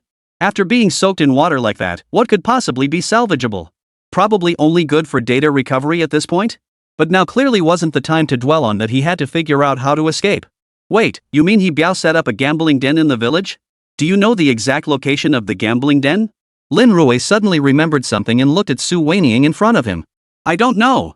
Su Weiniang shook her head. I hadn't managed to find out before I got caught. I think I know where it might be. Lin Rui pondered briefly, the scene from the mountaintop flashing through his mind. He glanced at Su Weiniang. Can you still walk? Should be fine. After resting a bit, I feel much better. Su Weiniang braced her right hand against the ground and slowly stood up. Seeing how strange she looked, Lin Rui reached out and pressed his hand firmly on her shoulder. I plan to climb to the summit to gather evidence. Find a way to hide nearby. Once we have sufficient proof, we'll leave together. After leaving those words, Su Weiniang tried to protest, but realized she truly lacked the strength. If she rashly followed Lin Rui now, she might only slow him down. Don't worry, I'll be back soon. With that, Lin Rui swiftly began climbing toward the summit. This time, Lin Rui didn't linger at the summit to observe. Instead, he followed a narrow path alongside it, steadily closing in on the tents below. But just as Lin Rui peered through the tent flap to look inside, the scene before him made his eyes widen in shock. Chapter 159, I know a thing or two about fighting. At the entrance of Hujia village. Fenglinger stood at the village entrance, her right hand gripping an iron rod. Beside her, several yellow-haired thugs clutched their stomachs, curled up on the ground like shrimp in oil, wailing incessantly. Little brat, this is Hujia village. Not some place for you to run wild. At the village entrance, several tattooed youths wielding farm tools shouted. But they dared only to shout. Not a single one dared to take a step forward. The men lying on the ground had all been taken down instantly by this little girl. And these were some of the toughest fighters in the village. Quick, quick, move aside. Brother Chow's here. Brother Chow. Don't ing block my way. Get the hell out of my path. After He Chow appeared, several henchmen suddenly materialized from nowhere, forcibly pushing the crowd aside to clear a path. You're He Chow? Fong Linger sized up He Chow before her voice turning stern. Release my boss, Lin Rui, or don't blame me for being rude. With that, Fong Linger rolled up her sleeves, gripping her stick with both hands. Back in the mountains, her master had taught her this truth. Out in the world, if reason fails, fists must prevail. What Lin Rui? I've never heard of him. But you, little girl, you injured so many of our men. I saw it with my own eyes. Let me tell you, I called the cops on the way here. This is intentional assault. He Chow held a cigarette between his lips and took a deep drag. Everyone, attack her now. If she doesn't pay for hurting our Hajia village people, how will we ever hold our own around here? And mark my words, she started this fight. We can beat her to a pulp. Even if we get sued, it'll be justified as self-defense. Did you hear that? Brothers, beat the crap out of this little. He Chow shouted. A crowd of over a dozen men surged toward the village entrance. Each of them wielded shovels and hoes. These thugs were no strangers to gang fights and quickly surrounded Fong Linger. Go! Beat her to death. Someone shouted the command, and several youths swiftly swung their hoes, aiming blows at Fong Linger's body. Almost simultaneously, Fong Linger's stick whirled through the air, sweeping out to block the descending hose. Simultaneously, her right foot shot forward, stomping down on the toes of a nearby thug. She lowered her center of gravity and thrust her leg forward. Ah! The thug only had time to let out a startled cry before Fong Linger, without hesitation, thrust the lower half of her stick viciously toward his groin. Monkey steals peach. In a real brawl, it's all about one-hit kills. Who has time for fancy moves? The stick struck the thug's groin, and tears instantly streamed down his face as he sprang backward. The encircling formation instantly tore open a gap. Thugs nearby tried to close in and seal the perimeter. But Fong Linger's stick was already poised. With a swift flick upward. Whoosh! The stick whistled through the air. The thug rushing to fill the gap shuddered violently, instinctively trying to dodge. The very thought of evasion slowed his movements. Fong Linger charged forward swiftly, raising her stick and bringing it down without hesitation. Crack! The staff struck the man's shoulder, producing a crisp cracking sound. The thug's right arm fell limp at his side, unable to rise again. One strike, one defeat. Fong Linger had shown restraint, otherwise, the blow wouldn't have landed on the shoulder, but squarely on the top of his skull. A furious iron rod strike to the crown of the head would mean death or serious injury. Seeing the thug before her rendered incapable of further combat, Fong Linger swiftly delivered a kick. His body flew backward like a sandbag. Thud! At that very moment, Fong Linger felt something jab into her back, sending a piercing pain shooting through her. Gritting her teeth, she forced herself to ignore the agony and broke free from the encirclement. Chase her! Damn useless bunch, how did you let her get away? In the blink of an eye, He Chow never imagined that Fong Linger, who had been completely surrounded, would slip through like an eel and dash out. Rage surged through him, and he couldn't hold back any longer, erupting into a torrent of curses. Several thugs quickly gave chase. But they were the type who spent their days smoking, drinking, and gambling. Their bodies looked lean, but they lacked real strength. They might be able to handle ordinary people. But when they encountered someone like Fong Linger, who had trained in martial arts, their speed clearly couldn't keep up. How the hell did she get away? He Chow cursed angrily, pulling out his phone to make a call. Uncle, block the village entrance for me. Got it. One piglet's escaped. We gotta catch it. No sooner had He Chow finished his call than a roar erupted from the auto repair shop at the village entrance. Several cars sped out, blocking the road. The thugs who had been working on the cars moments before jumped down, wrenches in hand. Fong Linger saw the road blocked ahead and the villagers chasing her from behind. Her resolve hardened. I'll fight to the end. With her resolve set, Fong Linger charged toward the friendliest mechanic. Seeing Fong Linger charging toward him, the mechanic let out a cold snort, raising his wrench high before bringing it crashing down. Thud! The sound of metal clashing echoed. The steel pipe in Fong Linger's hand was hollow, and it caved in instantly. The repairman staggered back several steps, his palm numb from the shock. All of you, attack her. She's got some skills. Though the repairman couldn't handle her alone, he figured numbers would give him an edge. Several others reacted swiftly, gripping their wrenches as they closed in, surrounding Fong Linger. Fong Linger was caught between two fires. These men were clearly the village's enforcers. Unlike the thugs who had surrounded her earlier, mere drunken fools whose bodies had long been drained of strength. The ones before her, however, worked regularly in auto repair. Their bodies were solid muscle, and their strength was incomparable to that of the thugs. Don't even think about resisting. Drop the stick right now. Otherwise, we can't guarantee your face will stay intact. The repairmen surrounded Linger. One of them wiped his nose and growled. Bull. Linger wasted no words, swiftly raising the steel pipe in her hand and swinging it forward.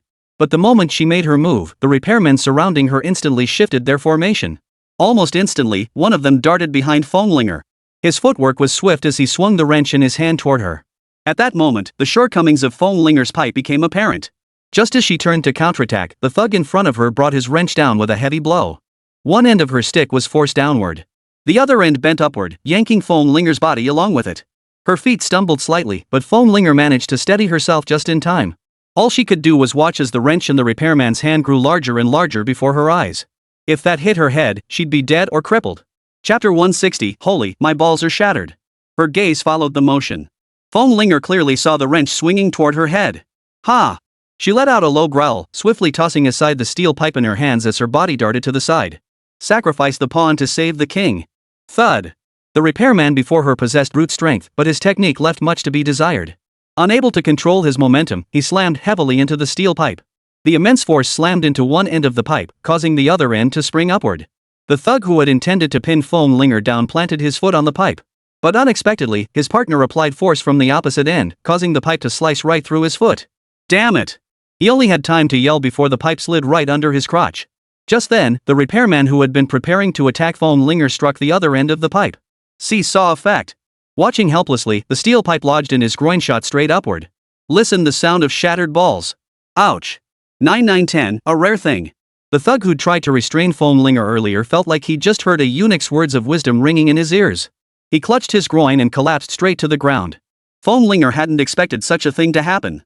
But there was no time to dwell on it now. The villagers who had been left behind seized the momentary opening to close in. Linger planted her feet lightly on the ground and leapt upward. With a light stomp on the hood, she broke free from the encircling vehicles. Useless bunch. He Chow caught up, glaring at the thugs clutching their groins on the ground, unable to hold back his curse. But just as the words left his mouth, Linger, who was sprinting ahead, heard a whistling sound tear through the air beside her. Her instinct was to dodge sideways, but she was just a split second too slow. Thud. Something seemed to strike Linger's back with tremendous force. In that instant, Linger felt a metallic taste in her throat and her breathing became uneven. She staggered, grabbing hold of a nearby pillar as she gasped for breath. At that moment, she felt as if something had choked her, waves of intense suffocation washing over her. Linger knew all too well the attacker must have wielded some kind of hidden weapon, striking the rear of her lungs. Just as she gasped for air, a middle-aged man dressed in traditional Chinese attire emerged from the auto repair shop. If Lin Rui had been there, he would have recognized him immediately. This was the very same man who had led her to the warehouse. Little girl, do you think Hajia village is some place you can just wander in and out of whenever you please? The uncle gripped a wooden stick, his expression dark and menacing. Is there no law in this place? Linger shouted, her breath now uneven. If she recklessly continued sprinting, she wouldn't get far before collapsing. Law? Let me tell you, in Hajia village, what I say is the law. You're looking for your leader, Lin Rui, aren't you? Give up resistance, and I'll take you to him. Oh, forgot to mention he's probably dead by now. He Chow, who had caught up, wore a smug grin. You dare kill people? Linger roared in fury. TSK, don't talk nonsense. How could we dare kill someone? It's just bad luck for that Lin Rui. Why did he have to mess with our village's madman? He got beaten to death, who's to blame? But I've heard rumors killing this lunatic? It'd be pointless anyway. He Chow wore a cold smile. Picking a fight with a madman? How could Lin Rui possibly have provoked a madman?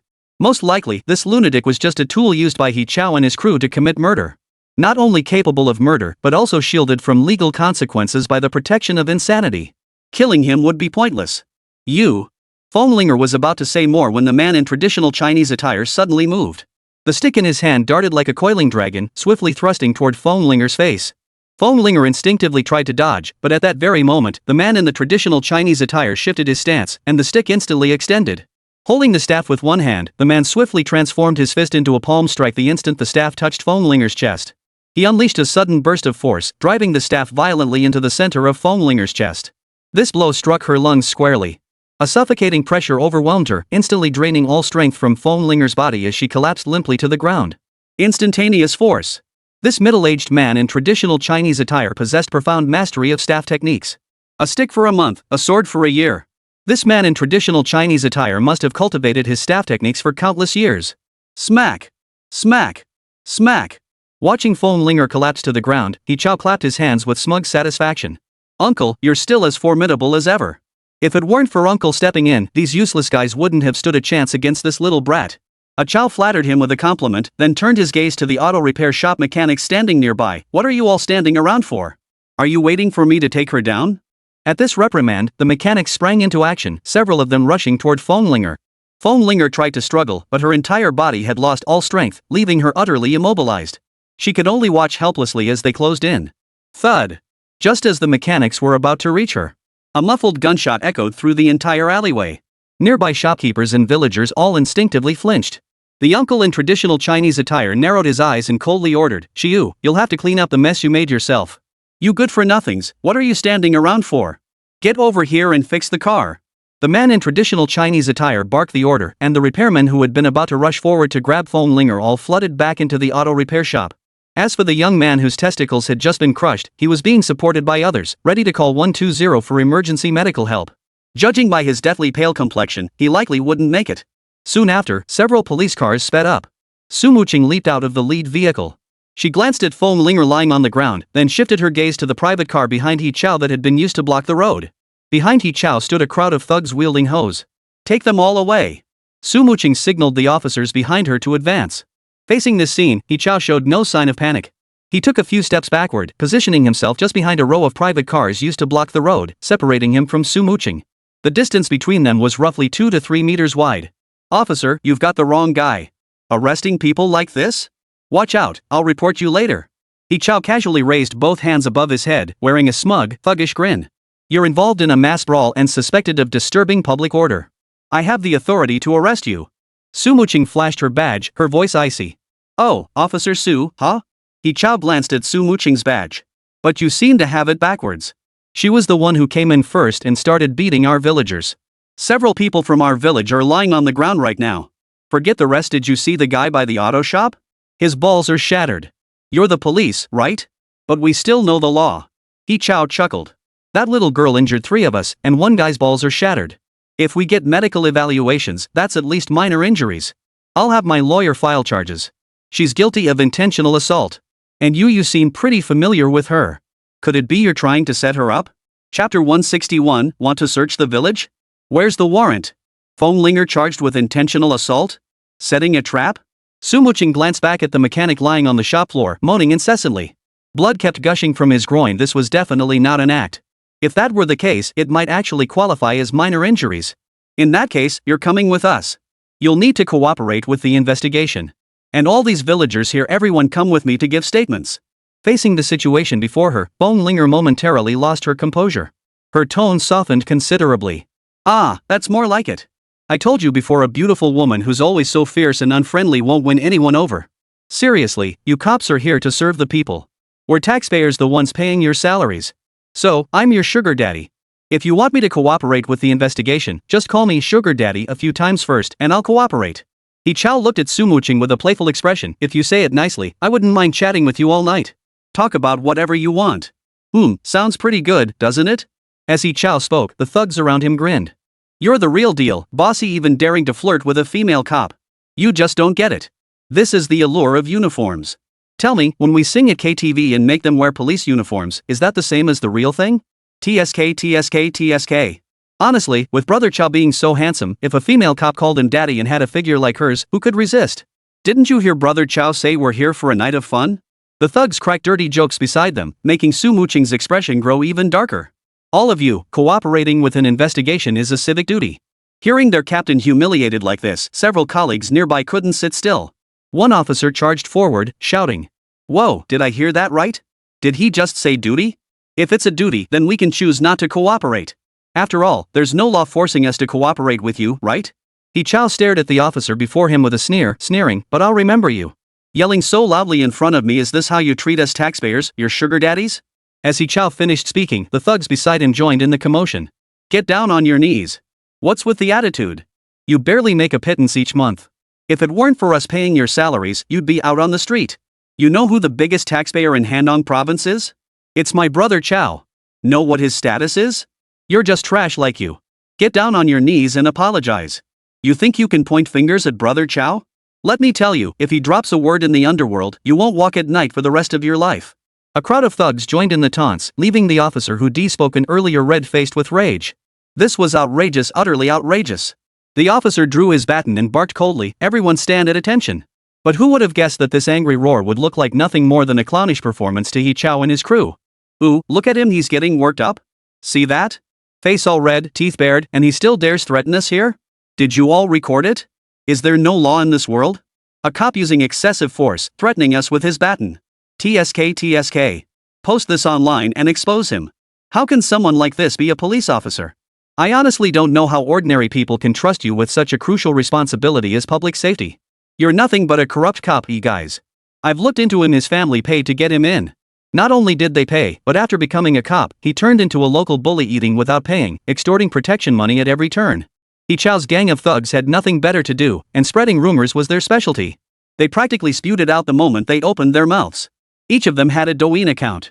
Without a second thought, they launched straight into action. Watching the scene unfold before her, Sumuching clenched her jaw. Wearing this uniform meant she couldn't strike first. And to make matters worse, they'd chosen to go live. If she acted, they'd smear her reputation. Slandering her personally was one thing, but she absolutely couldn't let them tarnish the reputation of the uniform she wore. Just as Sumuching and He Chao were locked in a standoff, Linger finally regained her composure. Captain Su, Lin Rui is still in the village. The latest location shows him on that hill ahead. He Chao and his crew are illegally detaining him and using mental illness as a cover for murder. If we don't go in now, it'll be 2 lives lost. Linger murmured softly as she handed over her phone, which clearly displayed Lin Rui's coordinates. Right in the mountains. Search. Watching the scene unfold before her, Sumuching could no longer hold back. She immediately issued the operational order. Surrounded by criminal investigators, some even former armed police officers. When had they ever encountered such a brazen, insolent insult from someone like He Chao? A surge of pent-up fury now boiled within every officer's chest. Hey, you want to search? Fine by me. But just as all the officers gathered around, He Chao's arrogant expression vanished instantly, replaced by a pitifully helpless look. If you want to search the village, we must cooperate, it's our duty as law-abiding citizens. But we know a thing or two about the law. Searching the village is fine, but where's the warrant? Without a warrant, how can we just let you search the village? He Chao's tone sharpened when he mentioned the warrant.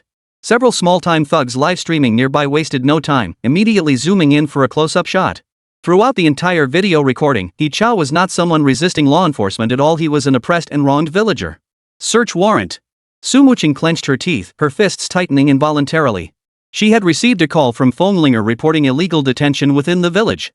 This was a criminal case. She'd rushed straight over with her team, there was no time for formalities, let alone applying for a search warrant. Seeing Sumuching fall silent, He Chao's smile grew even broader. But when the camera cut to him, he instantly adopted a look of wounded innocence. Officer, we're all law-abiding villagers. You can't possibly break the law yourself, can you? We have rights too. If you don't have a warrant, how can I possibly explain it if something goes missing from a villager's home after letting you search? This is a society governed by law. Shouldn't you complete the proper procedures before searching the village? He Chao's words were like pouring oil on the fire. Sumuching took several deep breaths before she could barely suppress the rage surging within her. Without a search warrant, they couldn't conduct a search. But what was He Chao implying? That if he searched the village, he couldn't account for any missing items from the villagers' homes? This was an insult, a complete and utter insult. A search warrant, huh? Officer Wang, get me one now. Before Officer Xiao Wang beside her could even respond, a thunderous roar echoed from the distant mountains. Boom!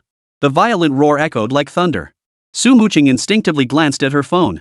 The location marker representing Lin Rui suddenly went dark. Chapter 162, Why Withdraw? Gone. Lin Rui's location signal had vanished.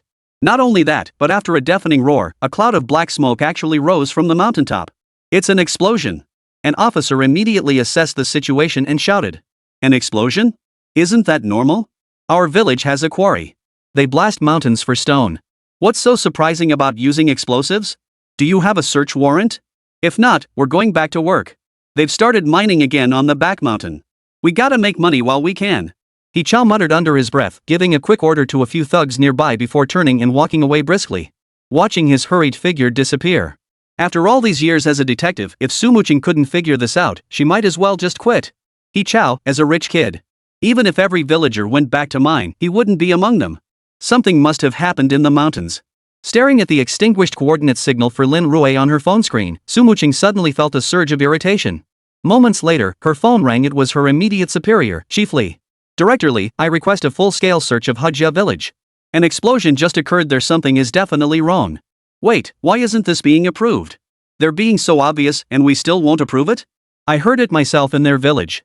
Not just me, every officer nearby heard it too. Why won't you approve it? Wait, I'm not being unreasonable. What? You want me to withdraw? Su Muqing froze.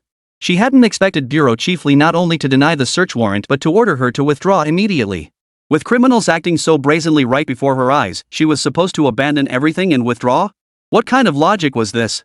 Su Muqing, withdraw everyone immediately. Or you can expect to be suspended pending investigation. Hearing no response from Su Muqing, Director Lee's voice grew harsher over the phone. Su Muqing gripped the phone so tightly her knuckles turned slightly white. Why withdraw? Su Muqing couldn't make sense of it. Just then, several thugs from Hajia village standing opposite him overheard Director Lee's order. Did you hear that? Your boss will never approve a search warrant for you lot. Hajia village is a major taxpayer in Hanong province. You lowly nobodies don't have the authority to conduct searches here. I advise you to listen to your boss. Don't risk losing your job. The thug's taunts made Su Muqing clench her fists. She stepped back slightly, looked at her comrades in arms, and relayed Director Lee's orders. Stand down. Not a single officer moved at the command. They all stared silently at Su Muqing. Captain Su, that definitely wasn't a mountain blast. I'm from a mining town. The sound of a mountain blast is a deep rumble, nothing like what we just heard. Just look at how panicked they were. It definitely wasn't a mountain blast. Captain Su, just give the order to move in. We'll follow through no matter what. These people are way too arrogant. Even if it costs me my uniform, I'm going in to search. I've never seen such arrogance. They completely disregard us. Captain Su, just tell us what to do. Many team members around them were itching to get started. Su Muqing looked at the crowd before her. Xiao Wang, you're getting married soon, right? The dowry's already been paid. They're after your status. They love a soldier. And old Wu, don't think I don't know your kid's about to start school, right? There'll be expenses galore. And you, Xiao Li, your family's struggling. Your younger siblings depend on this job of yours. Those Su Muqing singled out all lowered their heads, looking somewhat embarrassed. Guys, we have to trust that Director Lee has his reasons for doing this. Panicking won't help. If we rush in now, the villagers will destroy the scene and we'll end up with nothing. Follow orders now. Get in the car and pack up. Su Muqing offered a word of reassurance before stepping into the vehicle first. Upon hearing Su Muqing's decision, Fenglinger prepared to exit the vehicle. But the moment she moved, silver handcuffs snapped shut, securing her to the seat. Listen to me. I'm just as worried about Lin Rui's safety as you are, but we can't act recklessly now. Su Muqing urged, then returned to the driver's seat, started the car, and drove away from Hajia village. Many of the Hajia village thugs blocking the entrance whistled loudly with mocking expressions. Hearing the whistles echoing from behind, the police officers inside the car felt a surge of anger welling up inside them. They were truly too arrogant. Back at the police station, all the officers were dejected. Without a word, Su Muqing stormed straight into Chief Lee's office. Wait, Chief Lee, why did you order us all to withdraw? There's definitely something wrong with that village. They blew it up right in front of us. And now you want us to pull back immediately? Are we even going to investigate Hajia village? Su Muqing shouted at the top of her lungs. She had ordered the retreat because her team members all had families. She couldn't drag them into reckless danger. Now that the entire team had carried out the order, she was left completely alone. There was nothing left to worry about. What explosion? Did anyone from Hajia village file a report? Commissioner Lee stared at Su Muqing before him. No one reported it.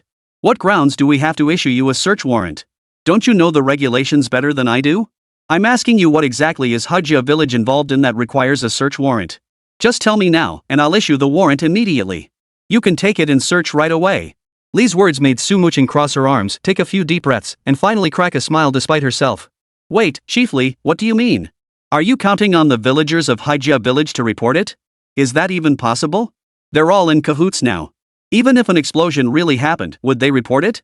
Su Muqing stared at Bureau Chief Lee, finding his words increasingly hard to take seriously. Then what can we do? Chief Lee looked at Su Muqing. We must follow protocol. Without a report filed, how can we request a search warrant? You've got nothing else to do, do you? I see you've been bored lately. You took the whole team out for a day, leaving a mountain of work piled up at the station. And as for Hajia village, stay out of it. Even if they file a report, it's not within our jurisdiction. It's none of your business. Director Lee glanced at Su Muqing and ordered. Wait, Chief Lee. Just as Su Muqing was about to speak, a commotion erupted outside the office. What's all this noise? Su Muqing, already seething inside, spun around and flung open the office door. The scene that met her eyes froze her in her tracks. Not only her, but even Director Lee instinctively stood up. Chapter 163, We might not be able to take down Yi Chao. Outside the office. Lin Rui stood at the doorway, his clothes torn and tattered. Dirt caked his clothes, and some areas were even torn to shreds. His right hand braced against the tabletop, his arm hastily bandaged with rags. Crimson bloodstains were clearly visible on his clothing. Lin Rui's left arm was supported by a man wearing a hard hat and dressed like a construction worker. Upon seeing Lin Rui safe and sound, Su Muqing instinctively let out a sigh of relief. Without knowing why, her whole body suddenly stumbled uncontrollably toward the doorway. She just wanted to get closer to Lin Rui, just a little bit closer. Thank you. Approaching Lin Rui, Su Muqing softly thanked the construction worker beside him and instinctively reached out to support Lin Rui. However, the man standing beside Lin Rui didn't move at all. He even stood perfectly straight. Su Muqing froze slightly, about to speak, when she heard Director Lee's familiar voice from behind. You're back? Mission accomplished. The migrant worker helped Lin Rui sit down on the chair beside them. Hearing this, Su Muqing finally took a closer look at the man beside her. He was dressed like a construction worker, but he was wearing a motorcycle helmet and underneath it, a pair of sunglasses. His entire facial features and contours were completely concealed. Seeing this outfit, combined with what Director Lee had just said, Su Muqing instantly understood. Could this man be Director Lee's undercover operative? Su Muqing, come to my office. Commissioner Lee glanced at the construction worker-dressed figure before him and beckoned him over. Su Muqing didn't hesitate, swiftly following Director Lee into his office. Once inside, the construction worker removed his helmet and sunglasses, looked at Su Muqing, and extended his right hand politely. Captain Su, it's a pleasure to meet you. I look forward to working with you. Su Muqing took the opportunity to size him up. Without the helmet, he revealed a sharp, cropped haircut and a resolute face, his jawline chiseled like it had been carved by a knife. Even in his oversized work clothes, his robust physique was unmistakable. And you are? He recognized her, yet she had no recollection of him whatsoever. This is my special operative. Haven't you been wanting to investigate the Hajia village incident? Commissioner Lee glanced at Su Muqing before gesturing toward the operative beside her. Let him tell you. Su, our undercover agent has actually been monitoring Xingxing construction for some time. The economic crime investigators were the first to uncover them. Xingxing Building Materials has over 100 million in turnover, and most of it is distributed to villagers through dividends, bonuses, and similar forms. Initially, the economic crime investigators assumed it was a village-town enterprise, so they believed most employees were villagers. But after investigation, we found almost none of these villagers actually worked at Xingxing construction. Some were even caught shoplifting around town. The special agent paused briefly before adding gravely, after apprehending several petty criminals, we discovered they had no money at all. Most of it was just paper transactions. That's why we'd already assigned special agents to monitor Hajia village. But the entire village was a closed system, outsiders couldn't get in at all. We've been circling the area for over a month. Never expected to run into you lot today. The special agent turned to Director Lee. Director Lee, this presents our chance. An explosion definitely occurred on the village's rear mountain. We should seize the momentum and storm in. If Yi Chao and his men try to block us now, the injured villagers will surely harbor resentment. We might be able to exploit that to drive a wedge between them. As long as the village isn't completely sealed off, if there's a crack, we'll find a way to pry it open. The operative suddenly stood at attention. Director, give the order. Stay safe. Director Lee patted the special agent on the shoulder. The latter immediately saluted with a military-style salute, swiftly donned his helmet, and departed. Commissioner, I request to join the investigation into the explosion case. Su Muqing looked at Director Lee before her and said in a solemn voice. Approved. Commissioner Lee paused briefly. Refusing Su Muqing would likely spark a scene, so it was better to let her join the investigation directly. Setting that aside, Su Muqing was one of the explosion's eyewitnesses. Her involvement would allow them to pinpoint the location most efficiently. Yes, sir. Su Muqing snapped a quick salute, then jogged out of Director Lee's office, calling out to her teammates waiting outside. All units, target Hajia village. Move out. At those words, the officers present all lit up with renewed energy. Captain, Hajia village? Approved? Captain's got guts. Only you'd dare defy the chief like that. I'll be damned if Hajia village dares to act cocky now. They wanted a search warrant? Let's give it to them. As they spoke, Lin Rui slowly raised his head, his overall demeanor noticeably improved from before. Su Muqing, if you go to Hajia village, there's a phone in the pond. It contains crucial evidence. Lin Rui was utterly exhausted, gasping for breath after every word. Help me retrieve it. It contains evidence that could destroy Yi Chao. Don't worry, I'll handle it. Su Muqing clasped Lin Rui's right hand tightly, then called out to the administrative staff nearby. Xiao Zhang, drive Lin Rui to the nearest hospital. Everyone else, follow me. Facing the incoming mission, Su Muqing instantly reverted to her decisive policewoman persona. Her orders were crisp and decisive. Lin Rui tried to refuse, but his current physical state simply couldn't handle it. He had no idea how much time had passed. Lin Rui jolted awake from his slumber, staring at the stark white ceiling above him. The distinct scent of hospital disinfectant tickled his nostrils. Upon waking, Lin Rui instinctively reached for his phone to check the time. The movement startled Linger, who had been resting by the bedside. "Boss, you're awake?" Linger's hand was wrapped in bandages, indicating she hadn't escaped unscathed either, yet she remained vigilant by his side. How long have I been asleep?" Lin Rui muttered, staring at Linger in disbelief. "Over a day, actually. It's already the third day now." Linger glanced at the time on her phone. "The third day?" Lin Rui struggled to sit up, but somehow tugged at his wound, wincing in pain. Did they retrieve the phone from the pond? Is there any data inside? Lin Rui suddenly remembered something and hurriedly pressed, "How is Su Weiniing doing now?" Linger's brain momentarily froze under the barrage of questions. Su Weiniing is fine. She only sustained minor injuries. She should be at the police station right now, helping Su Muching review the evidence on the phone. Linger muttered under her breath, "But this time, we might not be able to bring Yi Chao down." Chapter 164, Overthinking? Low blood sugar? What? We can't bring charges against Yi Chao?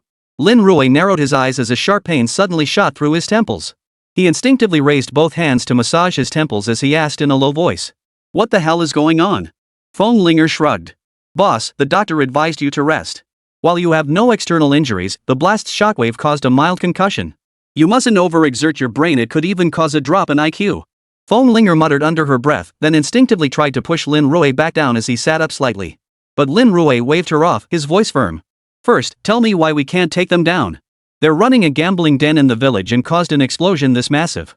Lin Rui stopped mid-sentence as an inexplicable tearing sensation shot through his head. It felt as though something was relentlessly sawing through his skull. Hijia village made it crystal clear the gambling den was run by He Erling from their village. Besides, that mountain forest was already a wasteland. Hardly anyone went in there. And since they're all neighbors, He Xingxing, that's Yi Chao's father, the village chief of Hujia village, just turned a blind eye. After all, it's just a village pastime. How big could it really be? If you were to calculate the amounts, it probably wouldn't even match the winnings from mahjong during the New Year festivities. Linger mimicked He Xingxing's mannerisms as she relayed this to Lin Rui. Then what about the evidence Su Weiniing found proof of their money laundering and the casino's income? As soon as Lin Rui finished speaking, he glanced at Linger's expression and could roughly guess the answer. Most likely, the phone had been submerged in water for too long. The data couldn't be recovered. "Boss, don't overthink it right now. Just get some rest. Officer Su has brought in technical experts to recover the phone's data, and Su Weiniing is on her way too. The tech team estimates the recovery success rate is only about 10%. Linger really didn't have much social experience. She spilled the whole truth in just a few words. Only about a 10% success rate.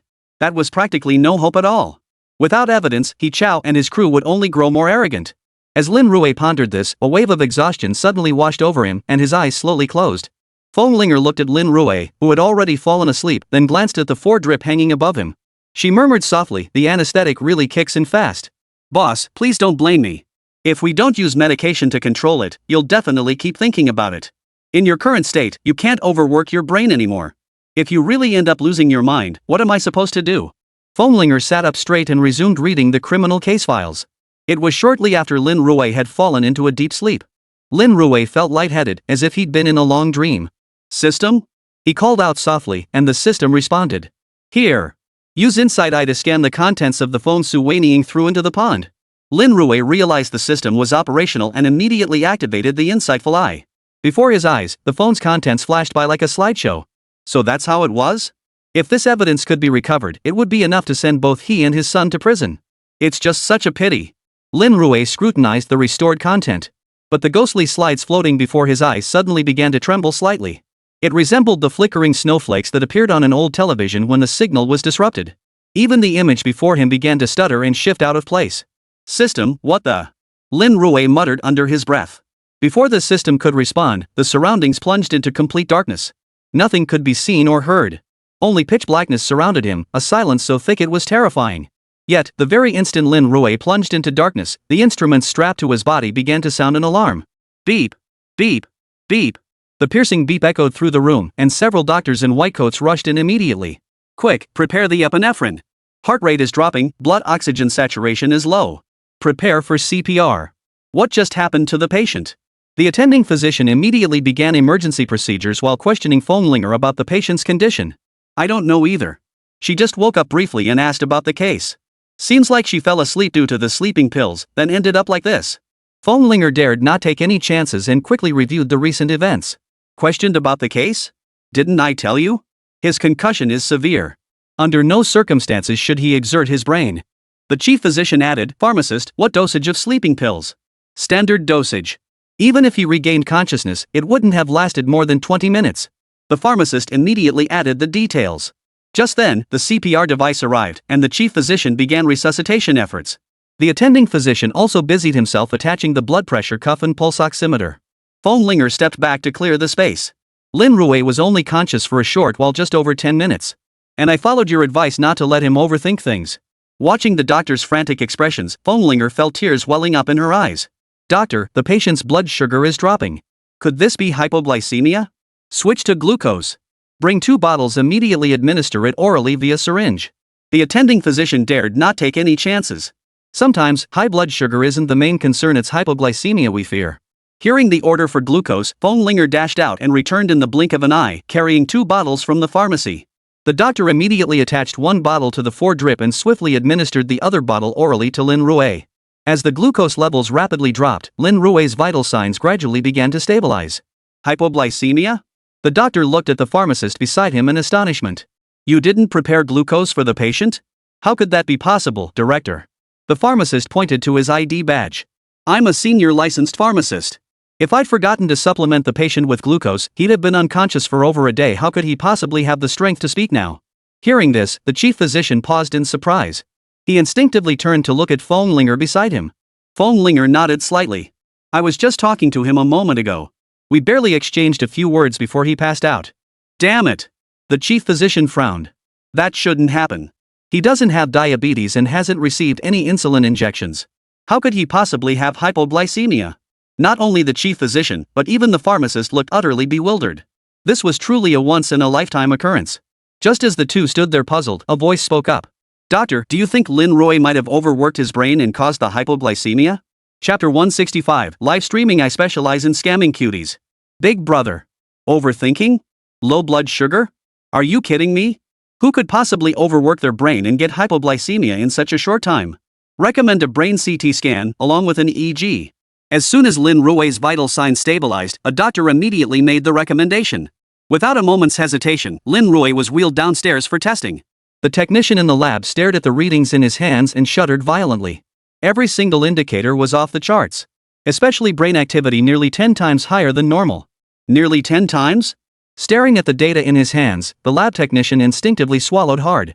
Brain activity 10 times that of an ordinary person. What do you mean nearly 10 times? The attending physician stared blankly at the lab technician, waiting for an explanation. Simply put, the patient's brain activity is 10 times that of an average person. Therefore, energy consumption within the same unit of time will be over 10 times that of an average person. If the injected glucose fails to meet the demands during intense mental activity, hypoglycemia is highly likely to occur. And this parameter data. The lab doctor raised his right hand, pointing at the CT scan results showing brain activity zones, and stated in a solemn tone, based on these CT scan results, Lin Rui's active brain regions account for 13%. The doctor emphasized the number 13% with deliberate emphasis. 13%? What does that mean? The attending physician was unclear about its significance.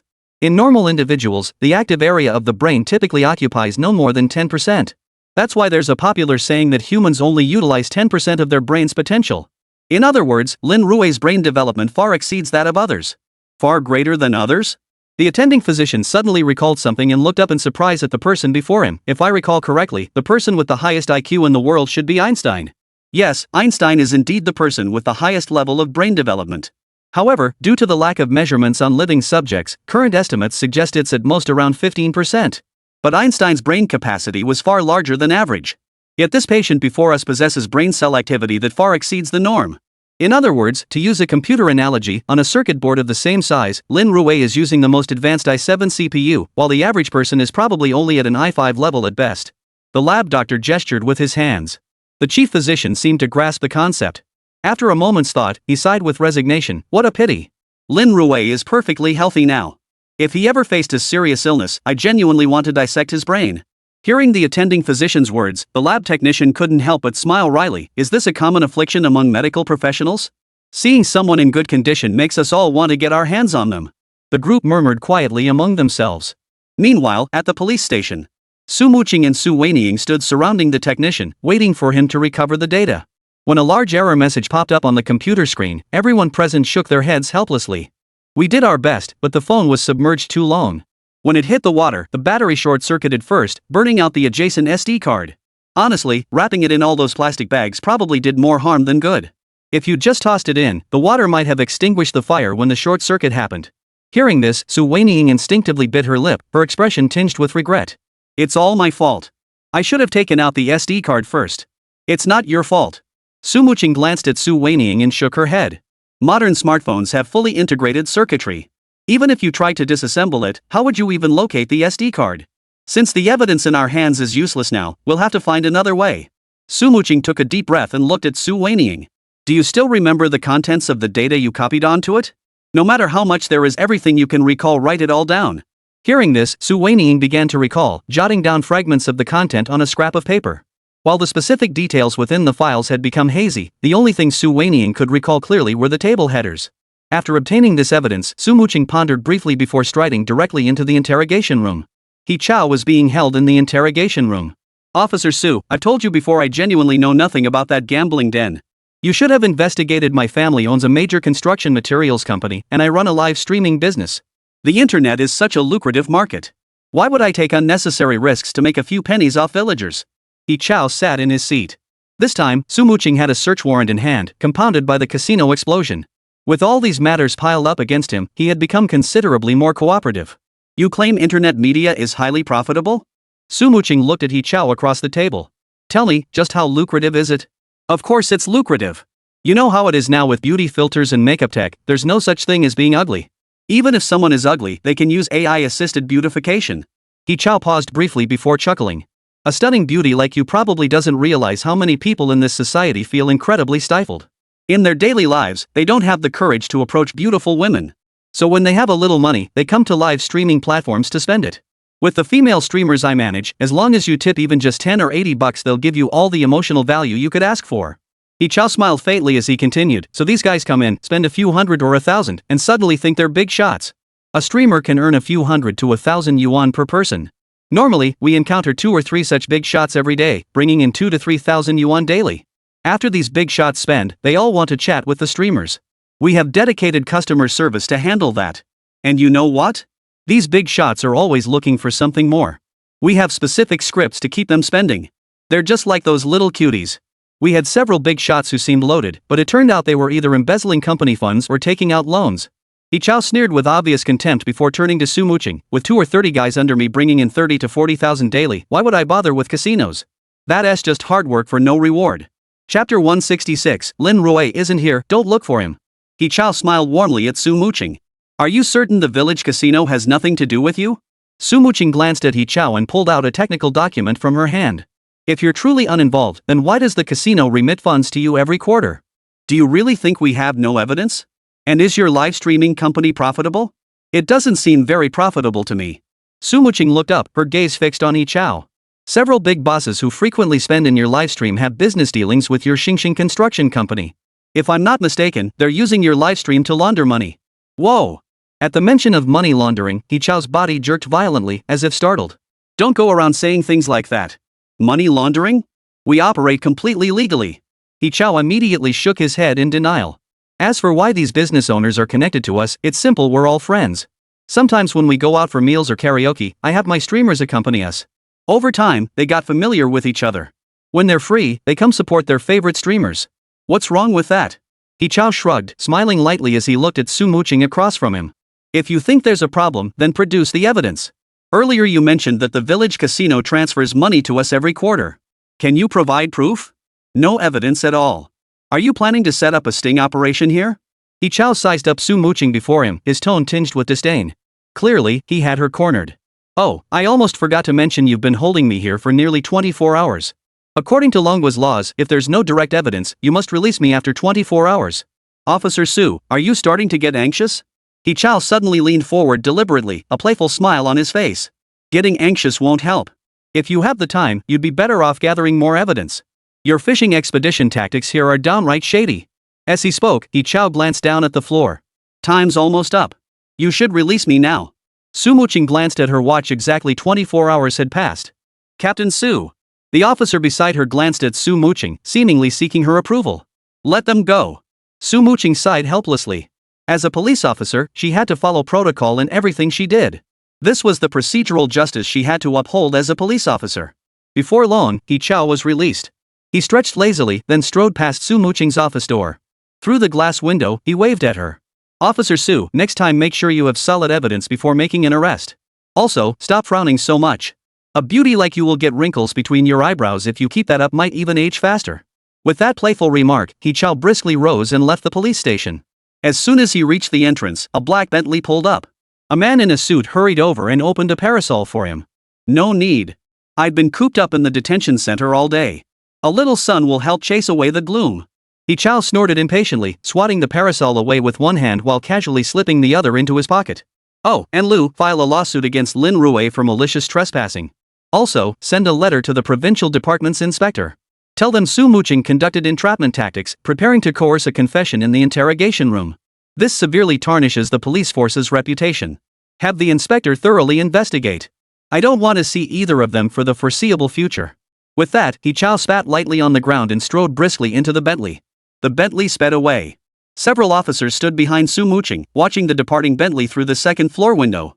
Seriously, Captain Su, this He Chao is way too cunning. We searched the village's accounts and found no records linking them to the casino. We coordinated an investigation into Xingxing construction materials, and all project expenditures were compliant. The only slight issue was a minor tax discrepancy with the live streaming company, but none of this is fatal. I'm even starting to wonder if that minor problem with the live streaming company was deliberately left for us. Several officers hung their heads, their faces already showing signs of waning confidence. After all that digging, everything turned out to be perfectly legal and above board. Su Muqing narrowed her eyes, mentally reviewing all the evidence gathered. Commissioner Li had deployed the special operations team to monitor Hujia village primarily because He Chao's live streaming company was suspected of money laundering. They must have obtained decisive evidence, or at least had strong suspicions, to deploy the special task force. But why, when she investigated now, were the entire accounts spotless, showing no issues whatsoever? Had they already laundered the accounts? If that were the case, then the money laundering case would naturally cease to exist. All their previous efforts would have been wasted. The village harbored a hidden gambling den that exploded, and the one running it was just the village simpleton. According to the dimwit's confession, he started out running nothing more than a mahjong parlor. Later, a few villagers felt mahjong was too slow money-wise and not exciting enough. So they started running a dice game. This is a common practice in rural areas. Similar to dice games. Gradually, it grew larger, attracting more and more people. The man who blew up the gambling den had lost so much money there that his wife berated him when he returned home. In a moment of reckless impulse, he stole explosives from the mine and blew the entire place to smithereens. But when he tried to sneak in, he was spotted and kicked right back out. So this explosion killed 3 people, collapsed the entire gambling den, and crushed many others.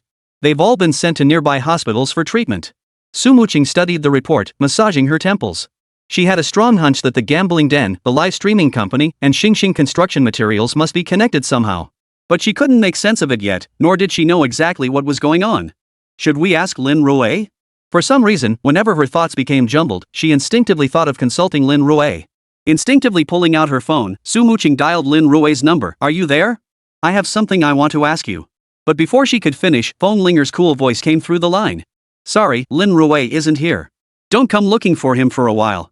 Chapter 167, The publicity war. Lin Rui's in a tight spot. At the entrance to Lin Rui's hospital room. Su Muqing hadn't even changed her clothes before rushing straight to Lin Rui's room. So you're saying Lin Rui overworked his brain, causing hypoglycemia that nearly killed him? Su Muqing looked utterly stunned upon hearing Lin Rui's condition. Overworking the brain causing hypoglycemia? This was the first time she'd ever heard of such a thing. That's what the doctor said.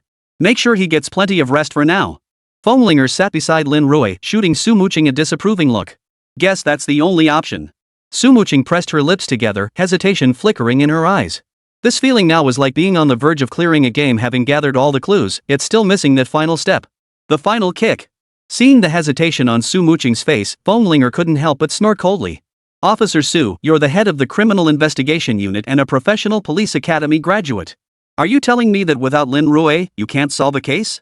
Then how did you solve your previous cases? Lin Rui is in no condition to help. He was only lucid for a moment earlier, barely grasping the case details before fainting from low blood sugar. You're not asking him to solve the case, you're risking his life. Feng retorted irritably. 2 flushes of crimson instantly spread across Su Muqing's fair cheeks. Indeed, what was wrong with her? Whenever she faced a problem, she instinctively turned to Lin Rui. It was as if Lin Rui were some kind of universal key. No matter what problem arose, just shoving it in would solve everything. Ding! Just as Su Muqing was feeling guilty, the phone she'd placed on the nearby table suddenly lit up. It was a local news trending alert. Feng also lowered her head to check the content on her phone. Xingxing Media Group Chairman He Chao has formally filed a lawsuit in court against rogue lawyer Lin Rui. Trespassing into private residences. Can lawyers conducting evidence collection truly have no limits?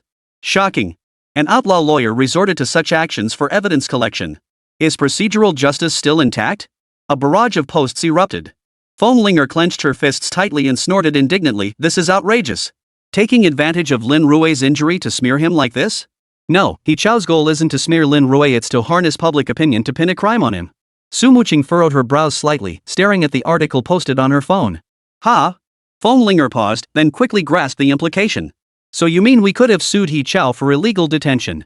But now, He Chao has launched a public opinion campaign first, aiming to make people mistakenly believe that Lin Rui would resort to any means to gather evidence, even trespassing on private property.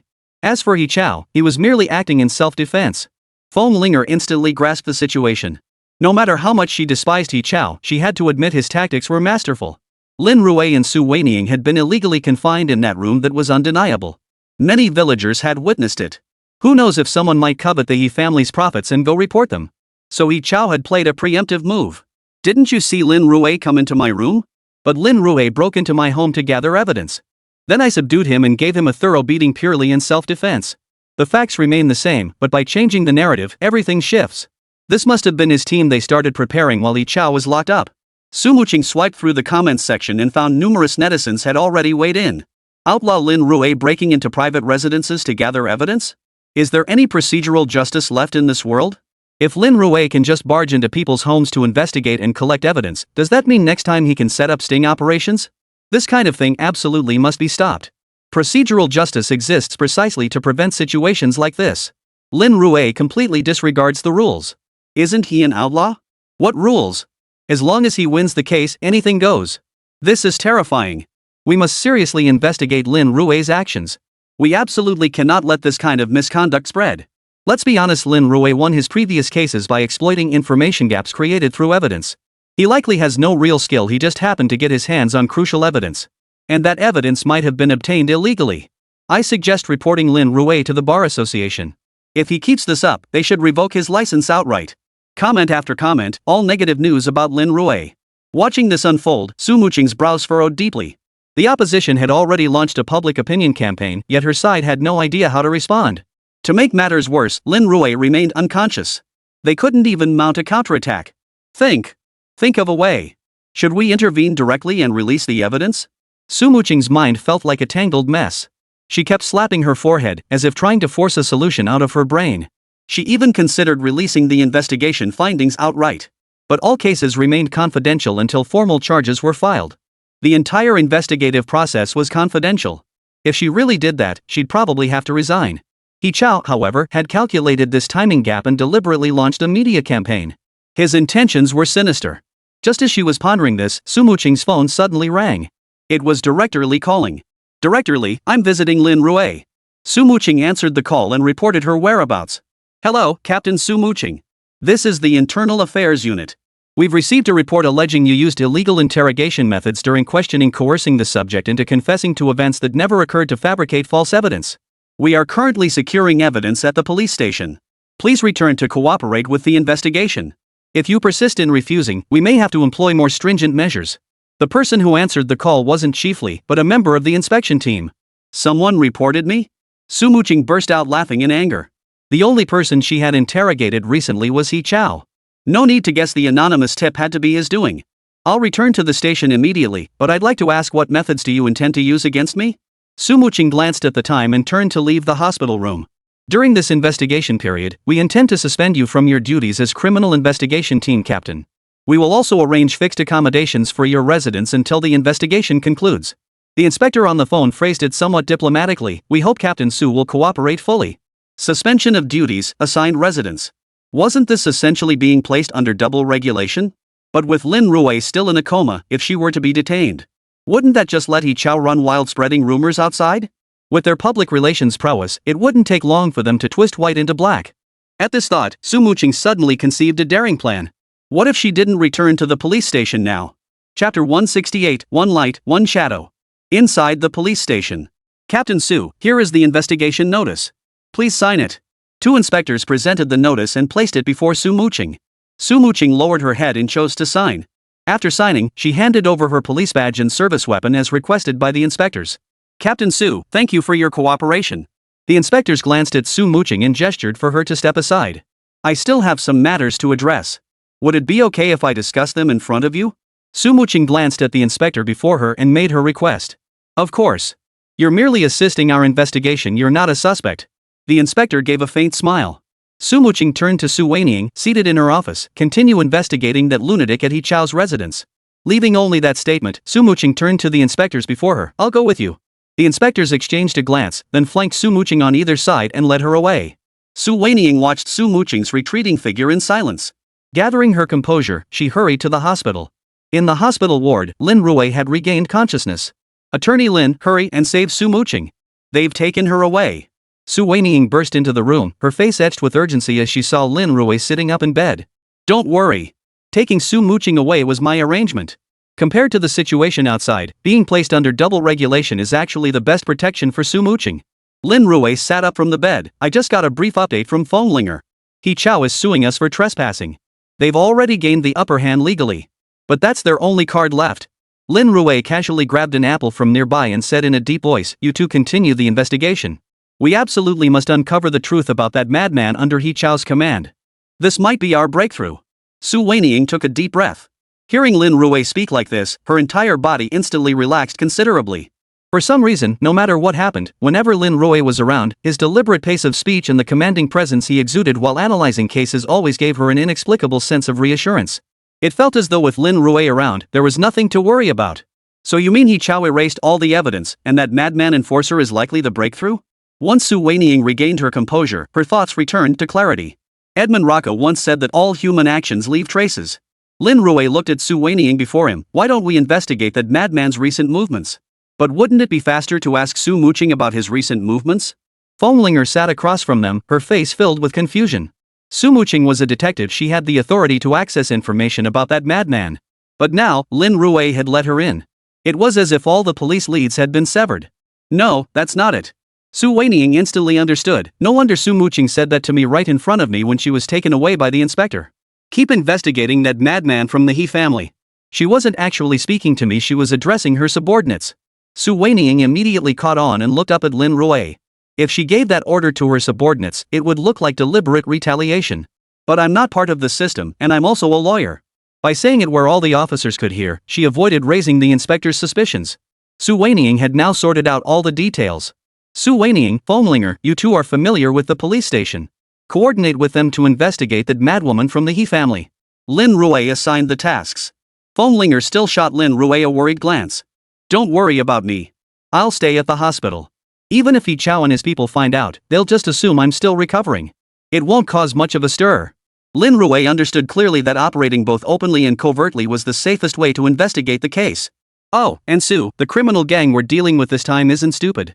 They used fake money laundering reports to draw police attention, then detonated the casino on the back mountain right under the noses of all the special agents. Everything was exposed to the special agents, yet He Chao and his crew managed to resolve it without a scratch. She could even turn the tables and sue me for trespassing, while also reporting Su Muqing for improper interrogation practices. Lin Rui paused here, rubbing his chin thoughtfully. An interesting player. I just hope they don't throw all their cards on the table. Su Weining's brows furrowed tightly. She too sensed the formidable strength of He Chao's gang. Fenglinger nodded, though she seemed to grasp only part of it. The team quickly dispersed, but Lin Rui remained lying in his hospital bed. He wasn't idle at all. After the doctor finished rounds, he set up his phone mount and immediately started a live stream. The moment Lin Rui opened the streaming app, his channel instantly drew a crowd. Everyone was concerned about the lawsuit against Lin Rui. Attorney Lin, as an outlaw beyond the law, now that you've been sued by He Chao, is there anything you wish to explain? Trespassing, illegal evidence gathering. Attorney Lin, it turns out you're the real outlaw. Attorney Lin, what kind of person is this He Chao? Weren't you just helping with a divorce case? How did you suddenly get entangled with him?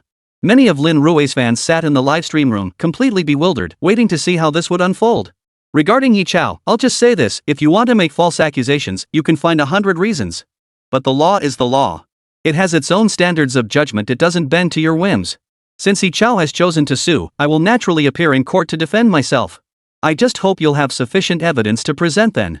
Lin Rui offered no further explanation regarding Yi Chao's case. It was all fabricated nonsense to begin with. Haha, hearing attorney Lin say that puts my mind completely at ease. No worries, Lin. We've got your back. Be bold if anything comes up, just go for it. Attorney Lin, what's your take on the recent case in Dachang City? Lin, we just want to hear your take. What's really going on with Dachang's cases? Do we men even have any dignity left? What the hell is the judicial system doing these days? They hand down ridiculous rulings all the time. Look at how arrogant these little princesses have become. I seriously wonder if our judges have been brainwashed by Western countries.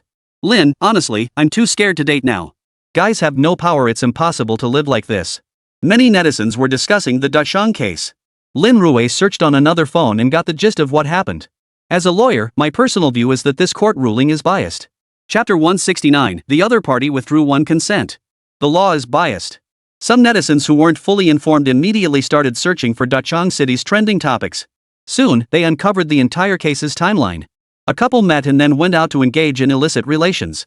Unexpectedly, the girl's parents found out and immediately countersued him for rape. The man presented substantial evidence proving the woman had consented entirely. He even presented audio recordings as evidence. It proved that during the encounter, the woman was not only willing but also very proactive. The man used ample evidence to prove there was no rape involved, it was entirely consensual. However, the woman presented only one piece of evidence. That was her claim that after the incident, she suffered severe psychological trauma and consequently developed depression. During the first trial, the court rejected all evidence presented by the man.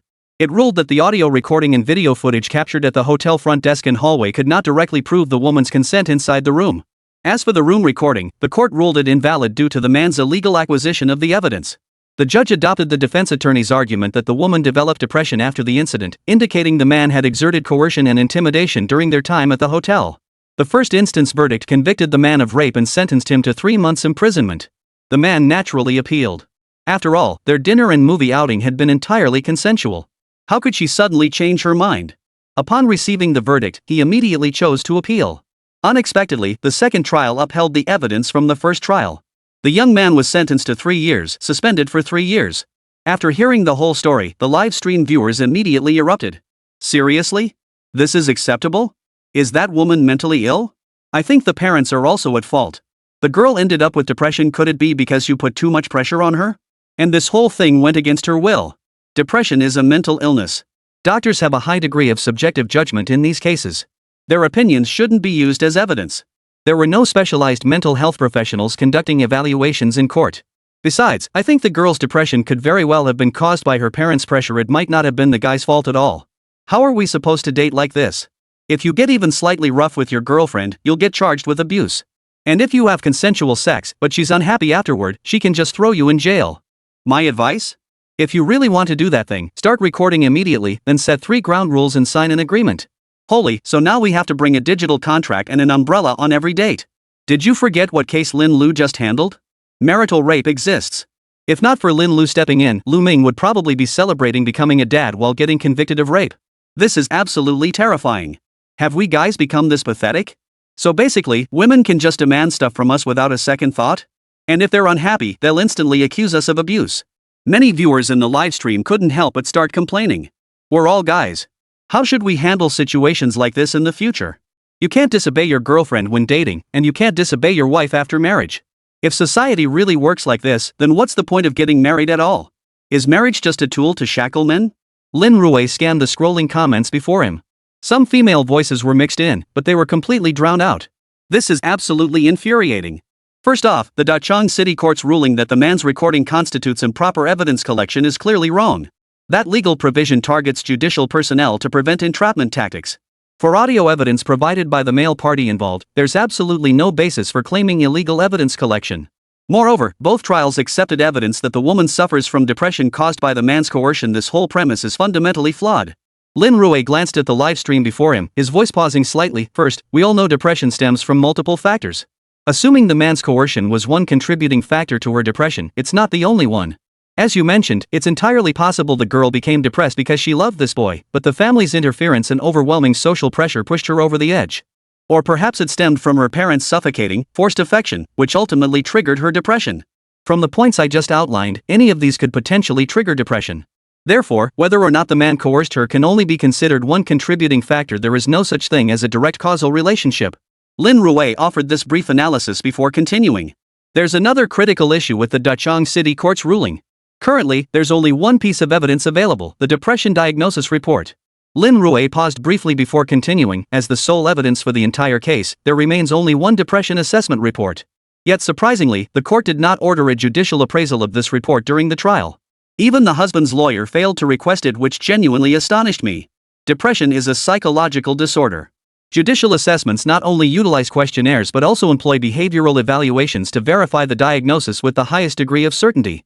Yet the Dachang City Court skipped this crucial part of the assessment and simply accepted the mental health certification from the opposing third-party institution. If the woman deliberately answered the questionnaire incorrectly and bribed the hospital to issue a questionable diagnosis, it's entirely possible. Lin Rui stated his assessment candidly. The moment he finished speaking, the entire livestream exploded. Holy crap, it seems like it really is the case.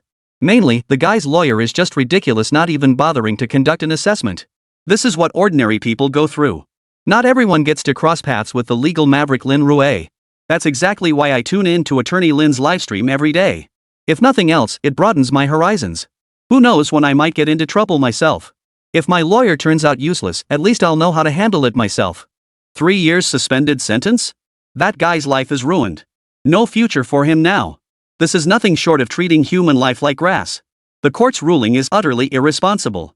Did they even consider that this sentence destroys the kid's entire future? Many viewers in the livestream couldn't help but sigh in dismay. Chapter 170, Boys Should Learn to Love Themselves Even More. While many viewers were still expressing their admiration, a flurry of comments suddenly flooded the livestream. This is so messed up. How could you think like that? Setting aside everything else, don't you guys have any responsibility here? How many people use dating as an excuse to get laid? I think the court ruling is spot on. Now let's see who dares to mess around like that. A lot of times, we girls are emotional creatures. When the mood builds up to this point, we get swept up in it, and then these things just happen out of nowhere. When we wake up, isn't it okay for us to change our minds? Regret? That's hilarious.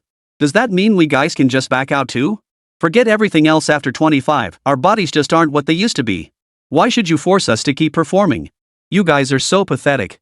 Do you think we enjoy this? We only agree to be the ones getting penetrated to strengthen our bond. How much do we sacrifice? So many diseases come from you men. Sometimes it's downright disgusting. And if we're not careful about hygiene, we could get pregnant. Are you men even responsible? You don't say a word, just leave after you're done. We're the ones left hurt. Honestly, Lin Rui is such a jerk. I'm heading to Zaiamaksu to vent about you. In an instant, for some reason, a flood of comments poured in. Most were replies from women. Facing their scorn and ridicule, Lin Rui couldn't help but frown slightly. As women, you have the right to refuse. This is protected by law, it's your fundamental human right. But the laws of China clearly state that as adults, we are responsible for our own words. Only those with intellectual disabilities or lacking capacity require guardians to assist with daily decisions. So I believe that as normal people, we should demonstrate the basic decency expected of normal people. As Lin Rui finished speaking, the viewers in the livestream chat could no longer contain themselves and burst into laughter. Did you hear that? Since we're all normal people, we should do what normal people should do. Regretting things after the fact, does the world have a regret pill? Of course not. Adults should take responsibility for their choices. I think it's really about revising the legal provisions. Why should women alone have the right to regret? They can just go to the hospital for a bodily fluid test, then retract their consent afterward. What happens outside the room can't prove consent inside. This whole process is truly beyond words. What about us guys? We're completely defenseless. If I recall correctly, didn't we have cases before where women accused men of taking advantage after they passed out? Many began to clamor, but Lin Rui waved his hand. Let's not dwell too much on procedural issues. As guys, sometimes we genuinely need to protect ourselves. After all, these recent cases clearly show that we're often the vulnerable party. Whether it's dating or marriage, we need to protect ourselves. We can't let love cloud our judgment and throw ourselves in headfirst. We need to love others, but we must learn how to love ourselves first. Lin Rui's words resonated with many viewers in the livestream chat, who nodded in agreement. Goodness gracious, all the media keeps pushing how boyfriends should love their girlfriends, what gifts to buy, this holiday or that holiday. Only Lin Rui genuinely advocates for men. He doesn't just teach us how to love others, he teaches us how to love ourselves. Stand with Lin Rui. We absolutely can't let those fairy-like girls gain power. Otherwise, us guys will just get pushed around more and more. I think dating is fine, it's about two people teaming up to get by. Times are tough now, making money is hard enough. So stop trying to milk guys dry. It's best for both partners to work together. Lin Rui scanned the comments section below the livestream, briefly answering viewers' questions. Nearly 2 hours had passed, and Lin Rui judged it was about time. This stream wasn't about making money, it was just about making a good impression. To make an impression in front of He Chao and the others. After ending the stream, Lin Rui pressed the service bell in front of him. Nurse, I'd like to request a transfer to a private intensive care room. 1 day passed. Fomlinger and Su Weining gathered substantial information and came to Lin Rui's room to report. According to our investigation, the mentally ill man under He Chao's control is named He Zhang. He is He Chao's older brother. As a child, he suffered from meningitis due to a fever or some other cause, which left him with intellectual disabilities. He's usually confined within the village. Everyone in Haijia village knows this boy frequently loses control and goes berserk. People even hear him howling in the dead of night. Fomlinger reported to Lin Rui on her reconnaissance near Haijia village, while Su Weining pushed her glasses up and said solemnly, "My investigation reveals that He Zhang has appeared at several construction sites involving Xingxing Group. It mainly involves holdouts refusing relocation. When that happens, He Chao sends his brother He Zhang to cause trouble at their homes." As a lawyer, Su Weining possessed far greater acuity in handling cases. "Did any of these people file police reports?" Lin Rui asked casually. "Only one household filed a report, but the person involved was mentally ill. The police couldn't do much and just had them admitted to a nearby psychiatric hospital. But after being detained, they'd be released within days, only to come back and cause trouble again. After this happened several times, the holdouts couldn't take it anymore and had no choice but to agree to the terms." Su Weining briefly reported her findings. Hearing this, Lin Rui narrowed his eyes. "So you're saying He Chao and his crew exploited He Zhang's mental illness for illegal profit? Can we contact the families forcibly evicted during the demolition?" If no breakthrough could be made through He Chao, they'd have to find another angle. Using these evicted families' cases as an entry point might yield new discoveries. Several of those families relocated to other cities. Only 3 remain locally. I've managed to track down their addresses. Su Weining pulled out her phone, handed it to Lin Rui, and displayed several address details. "We'll pay them a visit tomorrow. I'll go with you." Lin Rui jotted down the addresses, all resettlement housing units located within the designated relocation zone of Handong province. He estimated they could cover all the addresses in a day, which seemed like a reasonable amount of time. "You're coming with us?" Su Weining glanced at Lin Rui's hospital gown. "Is that okay? The bait's already been cast. Now we just wait for them to take the hook. Shouldn't be a problem." Lin Rui glanced at Su Weining. "Let's go check out the resettlement area together tomorrow." Chapter 171, New Clues. Resettlement area. This area housed residents displaced by Handong province's urban redevelopment projects. Many citizens who had once lived in the city center were relocated here during large-scale urban renewal. In some buildings, residents were originally from the same village and knew each other well. Lin Rui didn't take long to locate the displaced family's home. "Attorney Lin, this is Aunt Wang's place. Her husband passed away last year from a cerebral hemorrhage, leaving behind only their child who just graduated from university.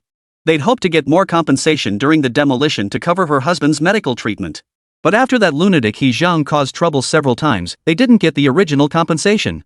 Worse, the old man got so upset he ended up hospitalized, and his condition worsened significantly. I heard from neighbors that her son is extremely dissatisfied with Xingxing construction. He says if it weren't for their forced demolition, his father could have lived several more years." Before entering, Su Weining had briefly outlined the situation to Lin Rui. This family is indeed the easiest to break through." Lin Rui couldn't help but nod in agreement. A family member had passed away due to the demolition, and on top of that, the original compensation had been withheld. The depth of their resentment was easy to imagine. "Right, they filed a police report, so the station has backup records," Su Weining said as they arrived at Aunt Wang's door. Lin Rui knocked on the door, and a response came from inside. "Auntie Wang, it's me." Before Su Weining could finish, Aunt Wang shot her a wary glance before opening the door. "Come in quickly." Seeing Aunt Wang's guarded expression, Su Weining didn't hesitate. She followed Lin Rui swiftly into the room. Without another word, Aunt Wang shut the door behind them. "Auntie Wang, what's wrong?" Su Weining entered and stared at Aunt Wang in surprise. "Xiao Su, after you visited last time, rumors spread throughout the building that I still harbor resentment over the demolition compensation and even hired a lawyer. It's not that I don't want to talk about it, but let bygones be bygones. All I want now is to live peacefully and never provoke that madman again. Aunt Wang sighed helplessly. That very year of the demolition, that lunatic sat outside our door day and night, trapping us inside. My son got into a fight with him and ended up beaten so badly he had to stay in the hospital for days. We did call the police. They came and determined the lunatic was incompetent to stand trial, so they committed him to a mental hospital. But they released him after just a few days. We were helpless. In the end, my old man got so furious he ended up hospitalized. We spent a fortune on emergency treatment, but he didn't make it. Aunt Wang sighed helplessly, turning her gaze to the black and white photograph on the nearby table. Her eyes immediately welled up with tears. Auntie Wang, if we told you I have a way to get that madman He Zhang locked up, would you believe us?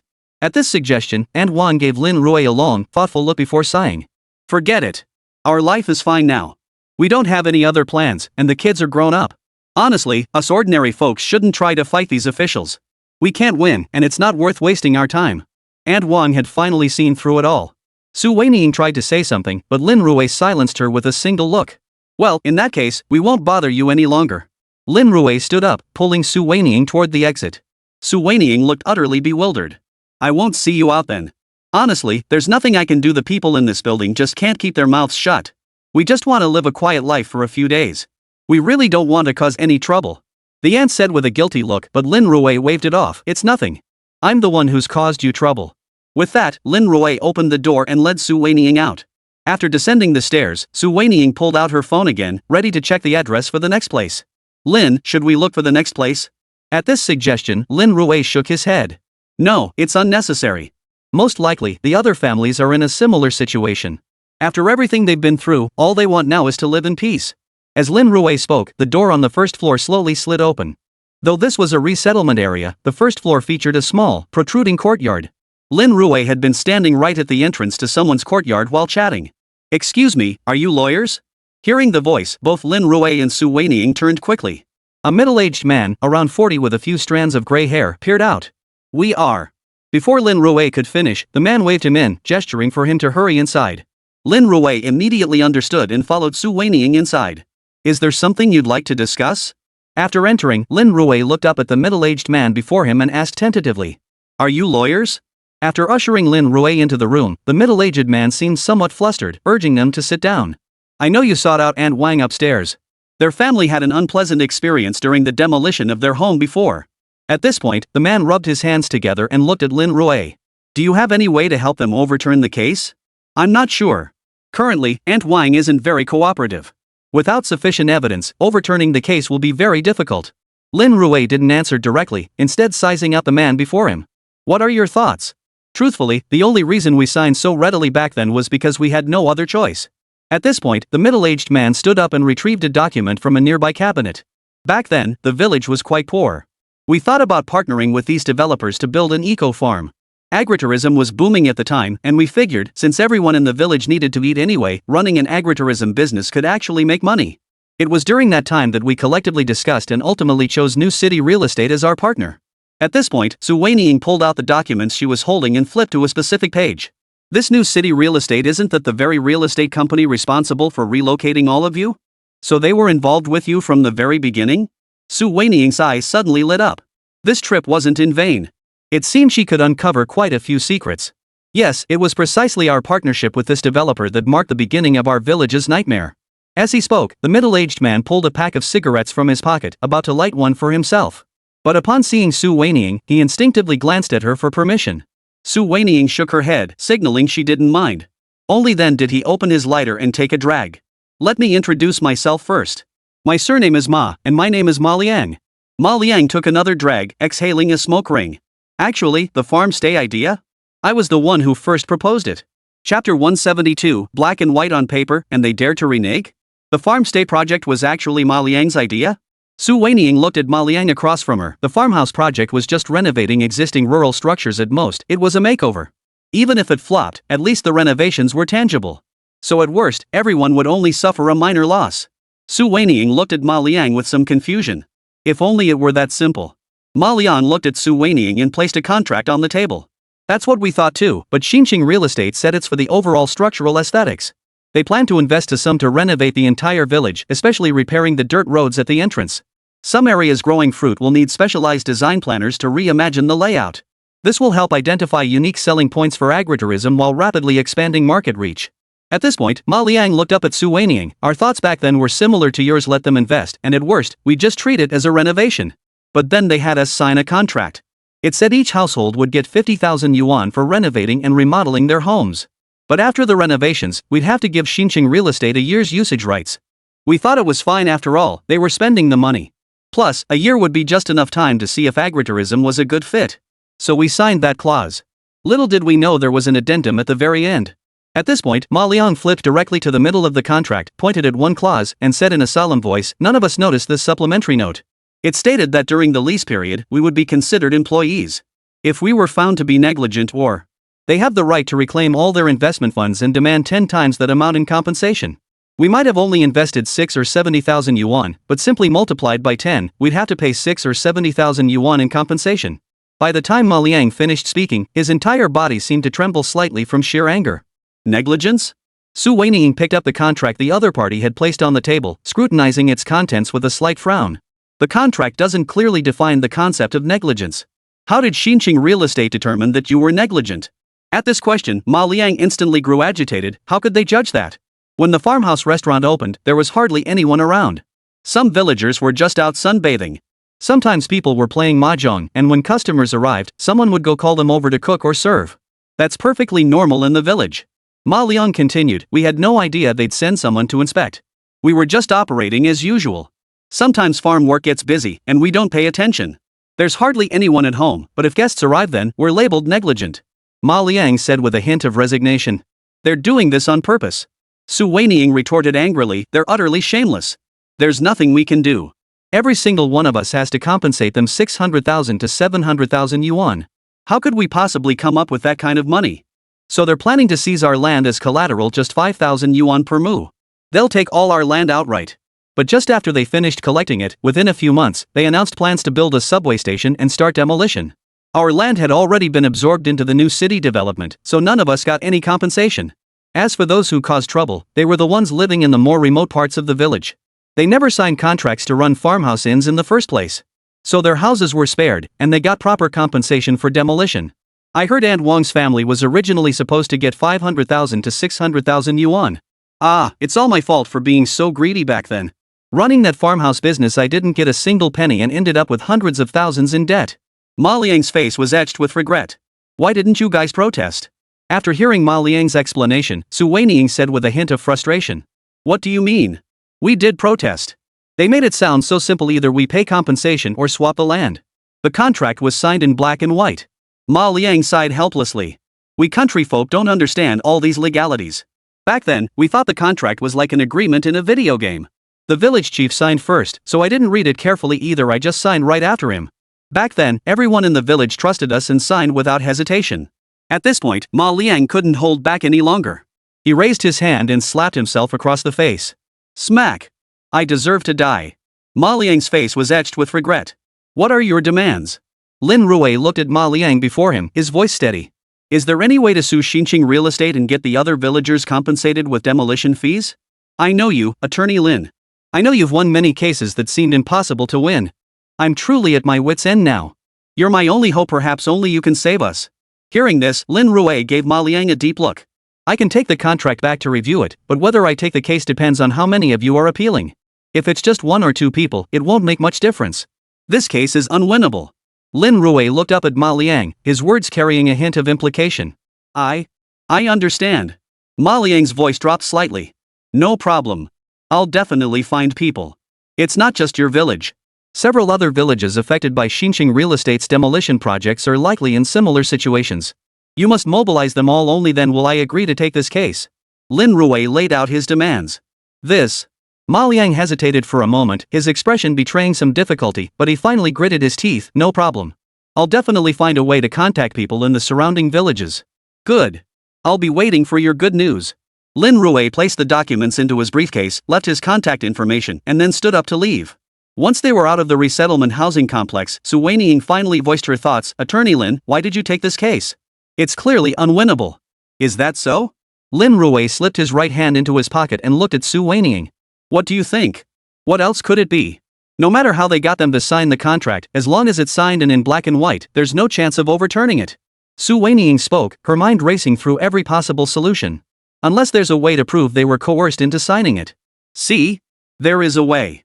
Lin Rui smiled faintly, his words carrying a hint of implication. But? Su Weiniang froze. The demolition was already complete.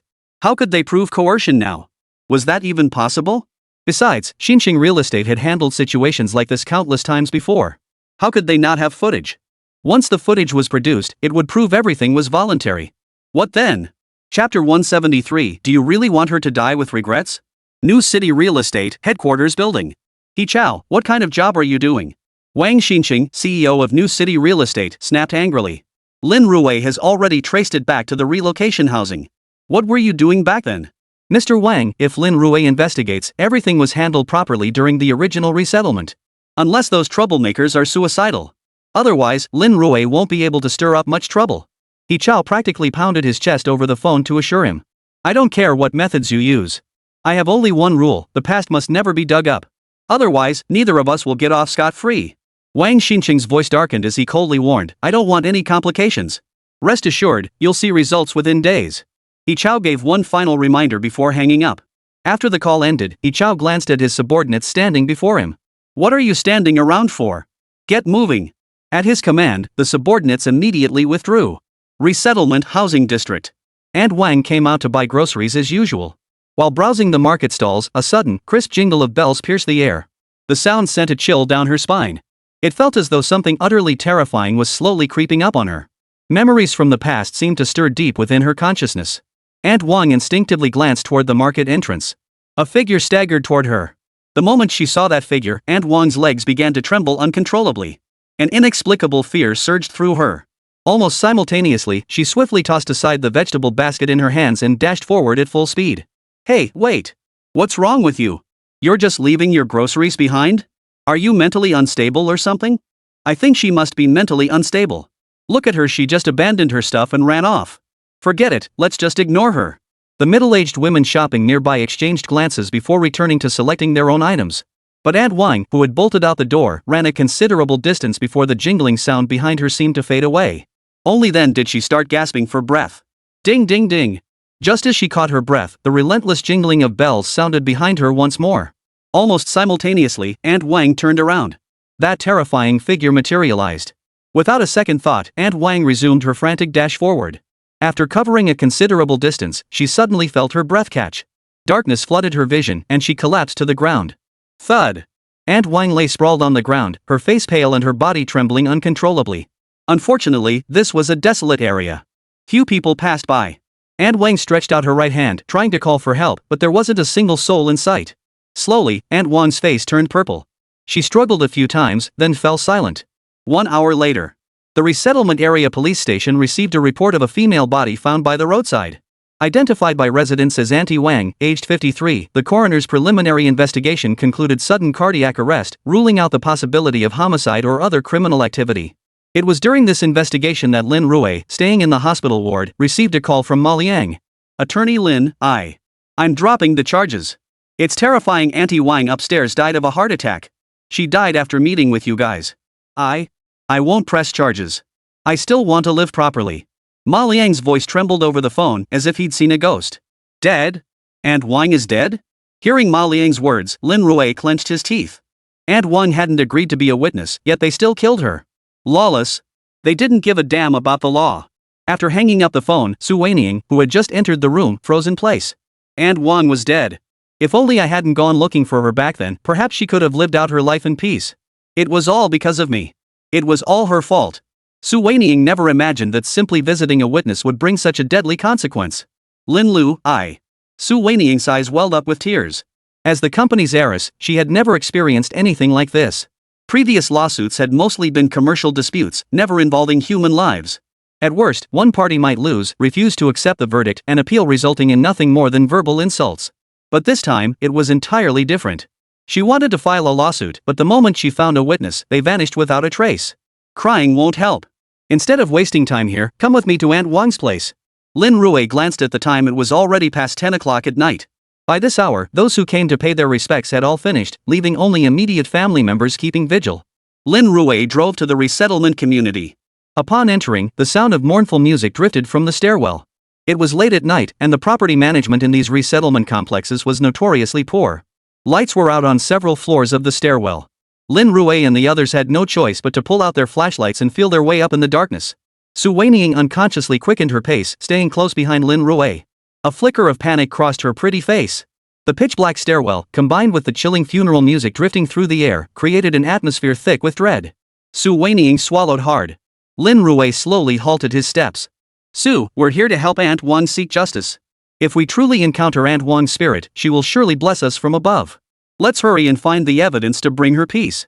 Otherwise, if Aunt Wang was truly murdered and you fail to find evidence because of cowardice, then her spirit might truly haunt you. As Lin Rui spoke, he suddenly remembered something and slapped his forehead. This kind of thing we should get Feng Linger involved. Her main job as being a Taoist priestess lawyer is just her side gig. But they were almost at the house already.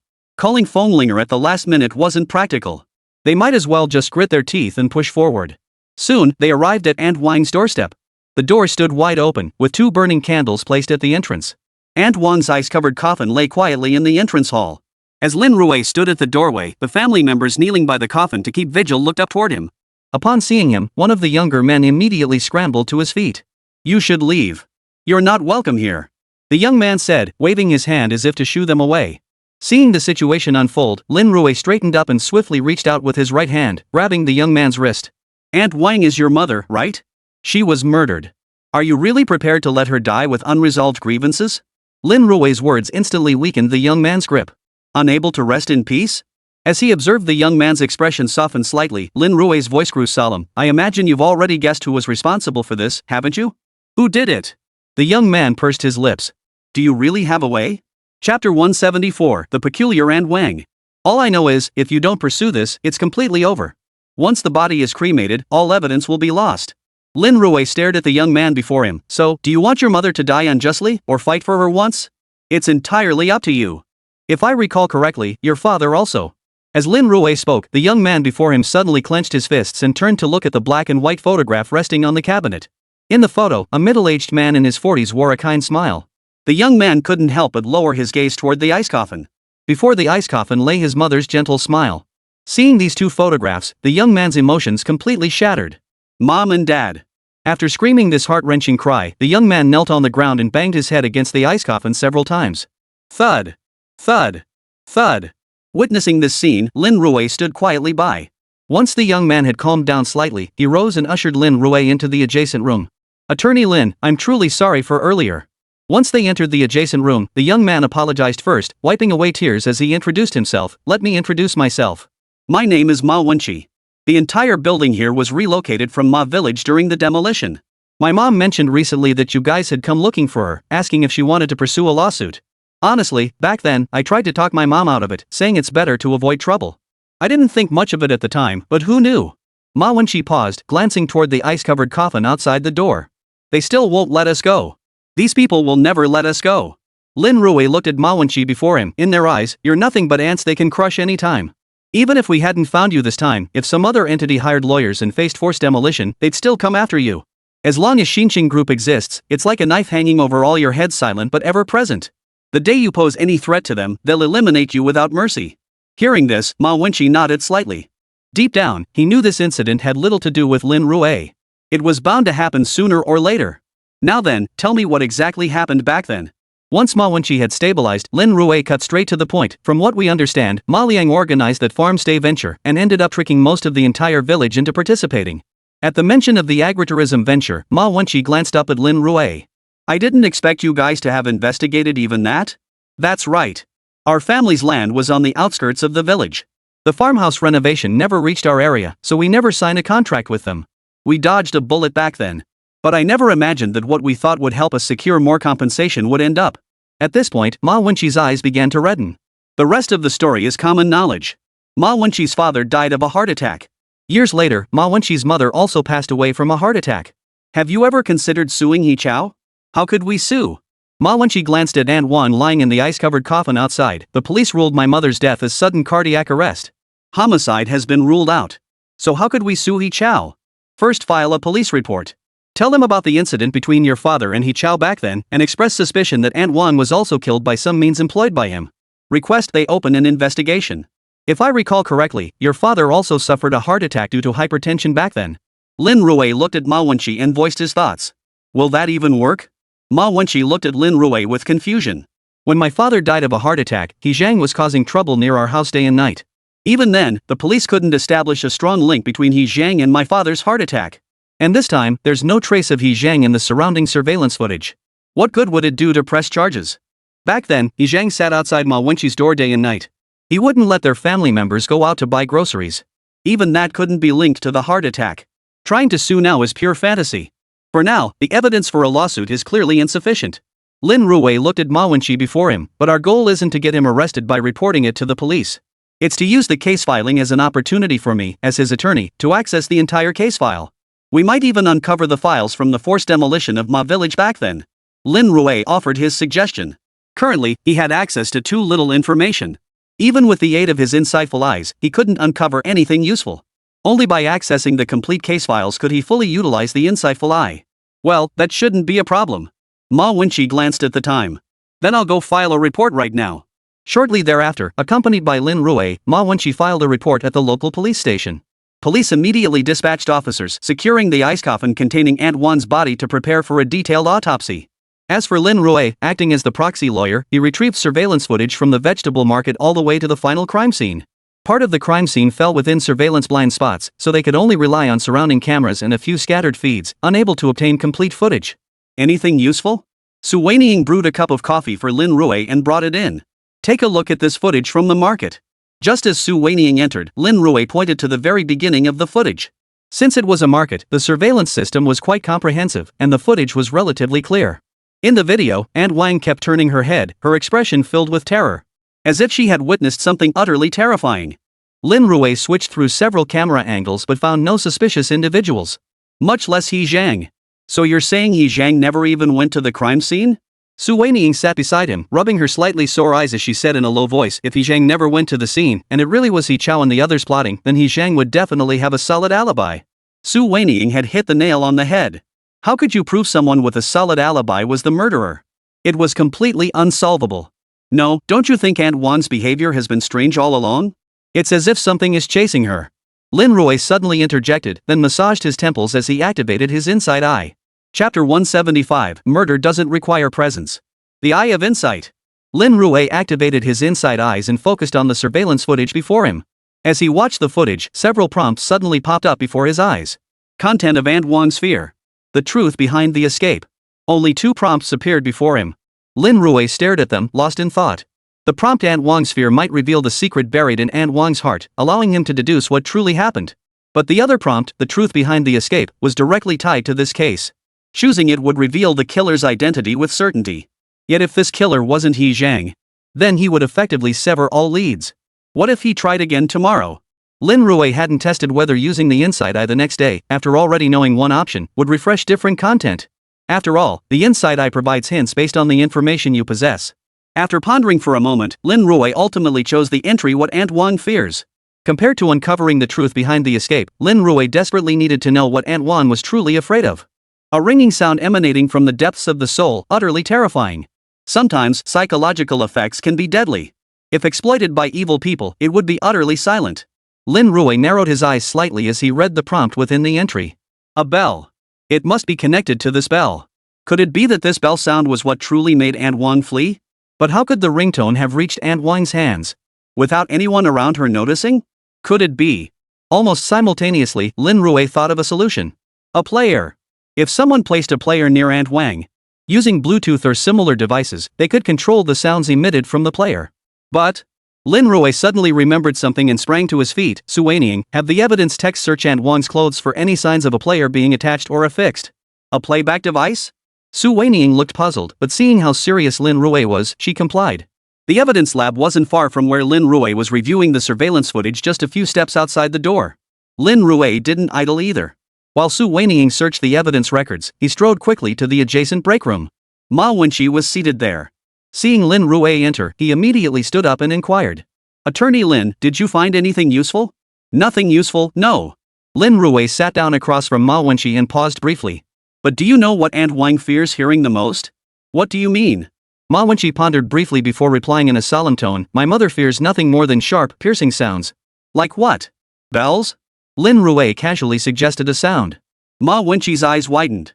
Exactly. Bells. Do you know why? It all started during the demolition a few years back. That madman He Zhang would wander around our neighborhood every single day, clanging that damn bell non-stop.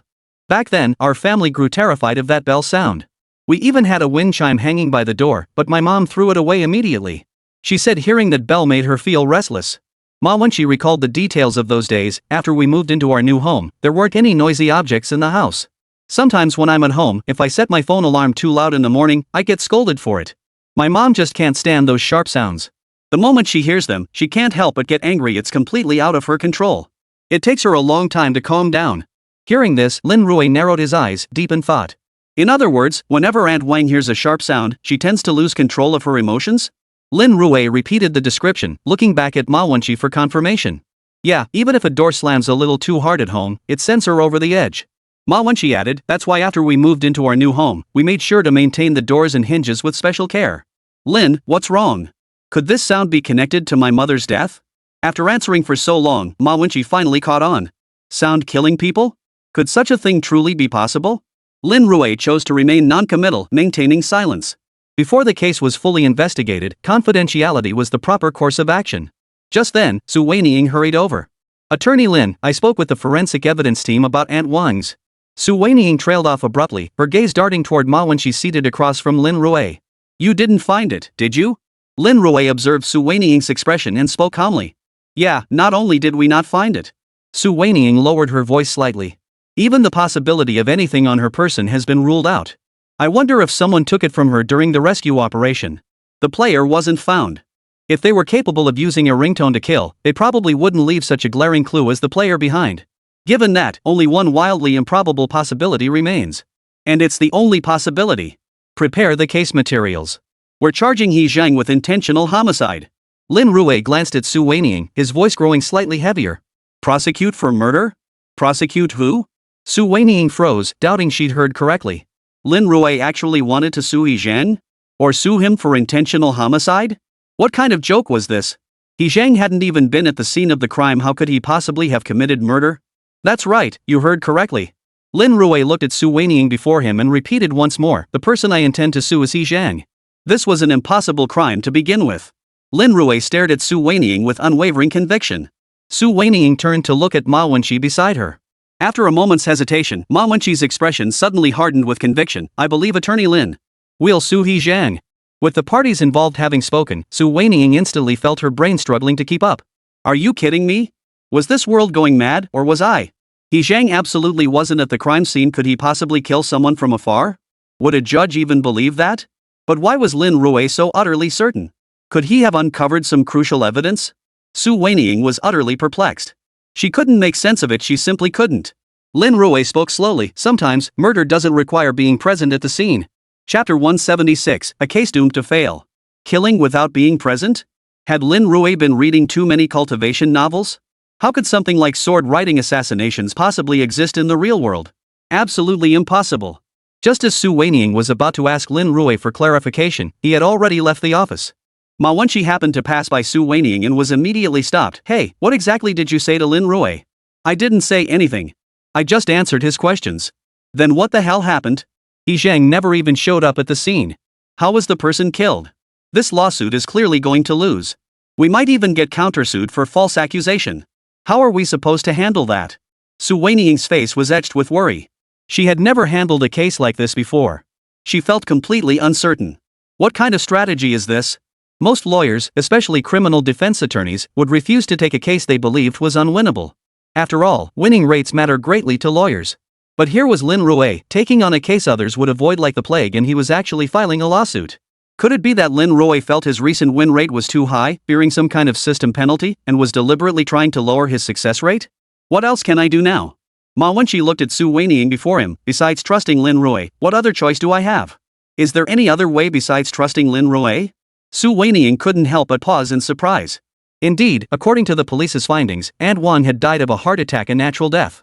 All possibilities of homicide had been ruled out. But Lin Rui suing He Zhang had at least kindled a glimmer of hope in Ma Wenqi's heart. Besides, I'm certain Lin Rui wouldn't make baseless accusations. When Ma Wenqi reached this point, Su Weiniang remained silent. She hadn't even trusted Lin Rui as much as Ma Wenqi did. It must be my fault. Su Weiniang shook her head, gathered her things, and prepared to leave. Back in her office, she stared at the lawsuit in her hands, feeling troubled.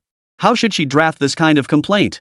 After agonizing over it for a long time, Su Weiniang felt she had never drafted such a difficult complaint before.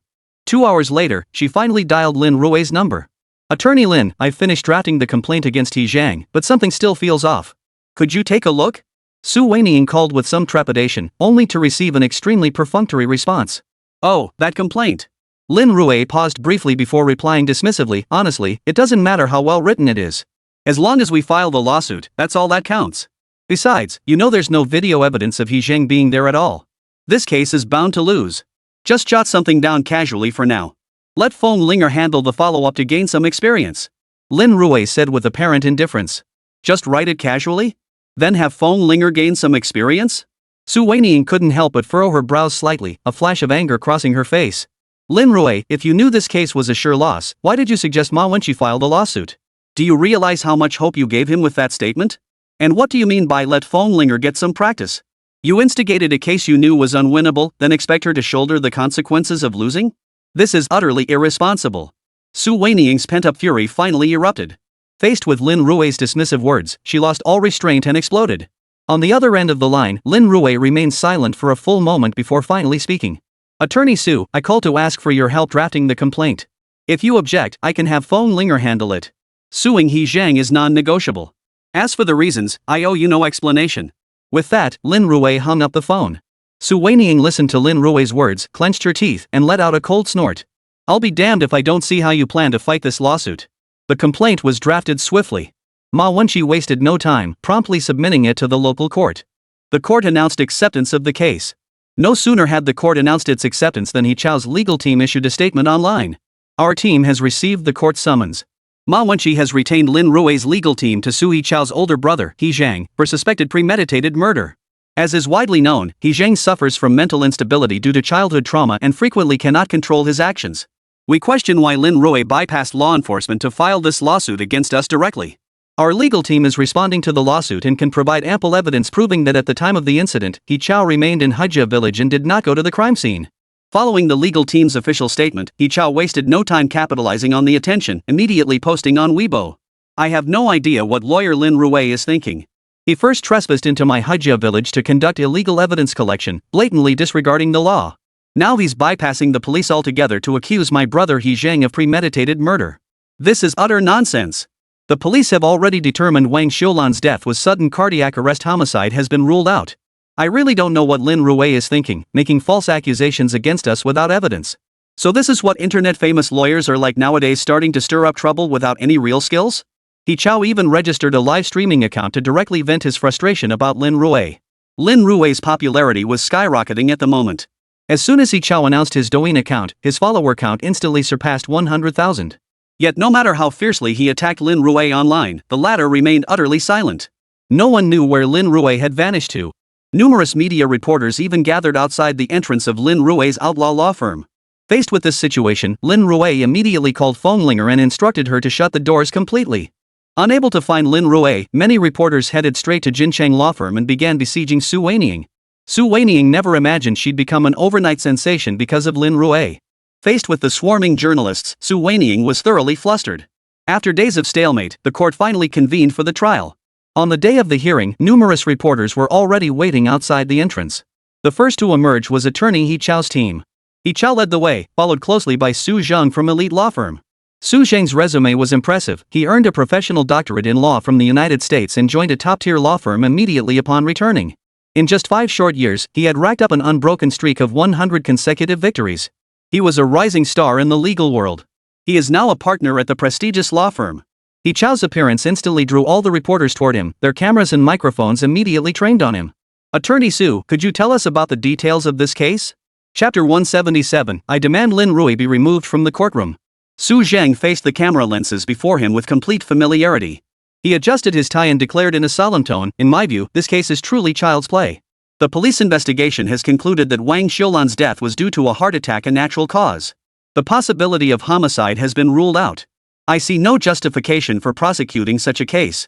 When I first reviewed it, I suspected Ma Wenqi was exploiting this to generate publicity while attempting to defraud Xingxing Construction of funds. Su Zheng remarked half-jokingly. Hearing this, several journalists nearby couldn't help but chuckle. It seems Attorney Su was completely confident in this case.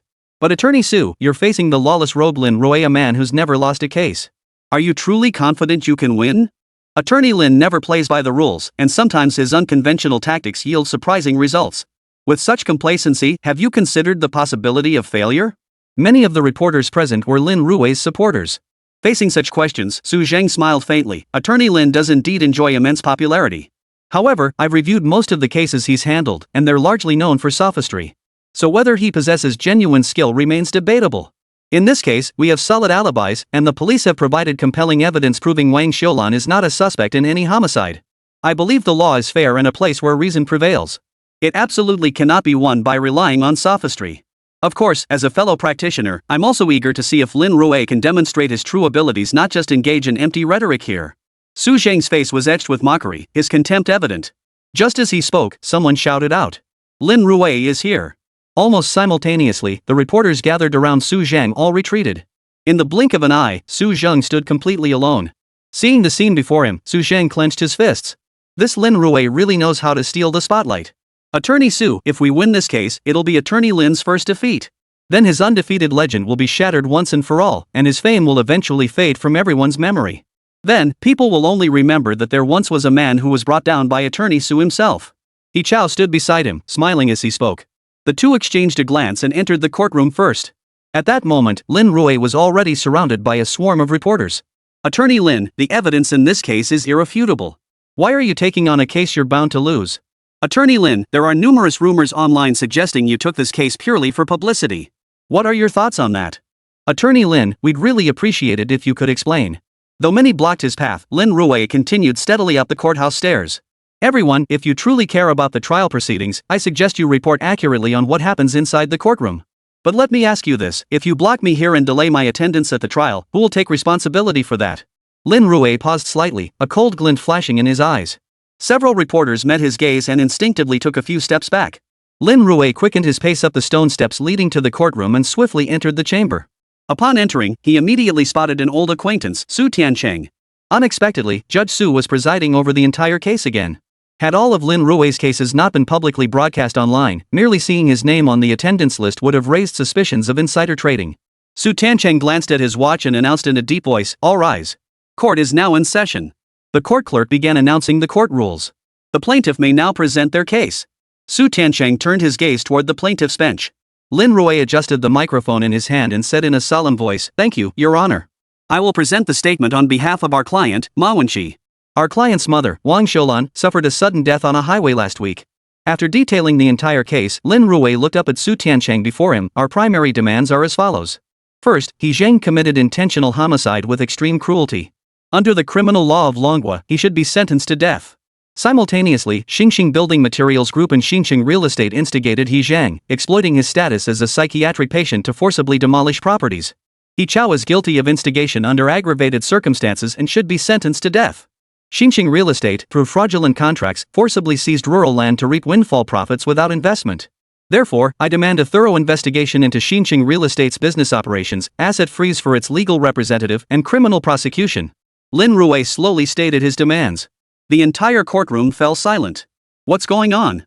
Wasn't today's hearing about the murder of Wang Xiulan? How did Lin Rui's accusations shift to Xingxing Building Materials and Xingxing Real Estate? Is there any crucial connection between them and Wang Xiulan's murder? In the gallery, many reporters exchanged glances, their eyes flashing with excitement. There's definitely a big scoop here. I'm exhausted. Lin Rui is no ordinary man. Whatever he touches turns into a major scandal. When Su Zheng heard Lin Rui mention Xingxing Building Materials and New City Real Estate, his expression shifted slightly. He immediately grabbed the microphone, his voice turning stern. "The plaintiff's accusations are irrelevant to this case and constitute a serious disruption of court order. I hereby lodge a protest. I demand Lin Rui be removed from the courtroom." After Su Zheng made his statement, many reporters in the gallery couldn't help but smile. The trial had barely begun, and already they were going at each other. This was definitely newsworthy. Almost simultaneously, the audience watching the livestream online burst into laughter too. Damn, I just came from the league matches, and I didn't expect there to be ban slots in the courtroom too. Who would have thought the defense lawyer would just ban the plaintiff's lawyer when they couldn't win an argument? He's right. The best way to stop an outlaw is to just pull the plug, keep him off the field, and that's that. Damn it, isn't protesting usually Lin Rui's thing? This time he got his lines stolen. No worries. That's Su Tiancheng up there, a veteran actor. He'll definitely side with Lin Rui. Many online commenters couldn't resist launching into rant mode. Just as they were discussing, Su Tiancheng raised his gavel in the courtroom and struck it down forcefully several times. Objected. Counsel for the plaintiff must demonstrate the relevance of this accusation to the case, or face charges of contempt of court. Chapter 178, Mental illness can't escape the death penalty. As Su Tiancheng spoke, the online audience erupted once more. Lin Rui, Judge Su, hold your fire, I'm one of your own.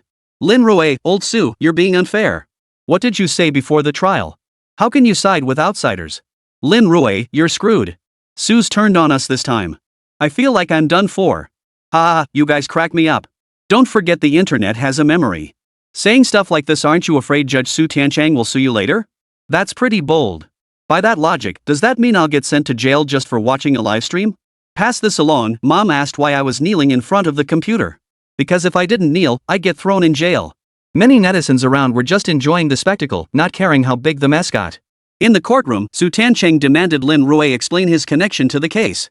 Lin Rui cleared his throat and spoke solemnly. This traces back to the demolition of Manhwa village 3 years ago. At that time, Ma Wenqi's father was terminally ill, and his family urgently needed funds for treatment. Consequently, there was some dispute regarding the demolition compensation. At this point, Lin Rui glanced at the opposing defense attorney, Su Zhang. Attorney Su was also one of the lawyers hired by New City Real Estate at the time. He should be quite familiar with this matter. Could you elaborate in detail? At the mention of New City Real Estate, Su Zhang instinctively grew defensive. His voice dropped slightly as he replied, I'm not very familiar with that part. But what does New City Real Estate have to do with this case? Surely it can't be argued that because I handled a case for Xinqing Real Estate, their affairs are now relevant to this case? Su Zhang's half-joking remark drew suppressed chuckles from several reporters in the gallery. What a joke! Could it be that the only connection between the two cases is that they hired the same lawyer? If that were truly the case, then across the entire nation, there are only a handful of top-tier core lawyers, most of whom handle major cases. Wouldn't that imply every case is connected? Silence. Su Tiancheng tapped his gavel and turned his gaze toward the plaintiff's bench. Counsel for the plaintiff, please state the relationship between the two cases promptly. Su Tiancheng reminded again. Lin Rui stood up straight and stated in a solemn voice. During the demolition of Ma village, due to unresolved compensation issues, He Zhang persistently caused disturbances outside Ma Wenqi's residence, disrupting their daily life and forcing them to sign the demolition agreement. Furthermore, as He Zhang's interference severely disrupted the Ma Wenqi family's daily life, Ma Wenqi's father had previously engaged in a verbal altercation with him and reported the incident to the police. However, since He Zhang is a psychiatric patient, the authorities ultimately only required his guardian to exercise stricter supervision. After being released, He Zhang repeatedly escalated his harassment of our client Ma Wenqi's family. This ultimately led to the sudden death of our client's father from a heart attack triggered by hypertension. Faced with these accusations, Su Zhang merely cleared his throat twice. First, He Zhang does indeed suffer from mental illness and is legally incapacitated. Therefore, his actions are unpredictable. Even with a guardian present, we cannot control He Zhang's behavior, only monitor it.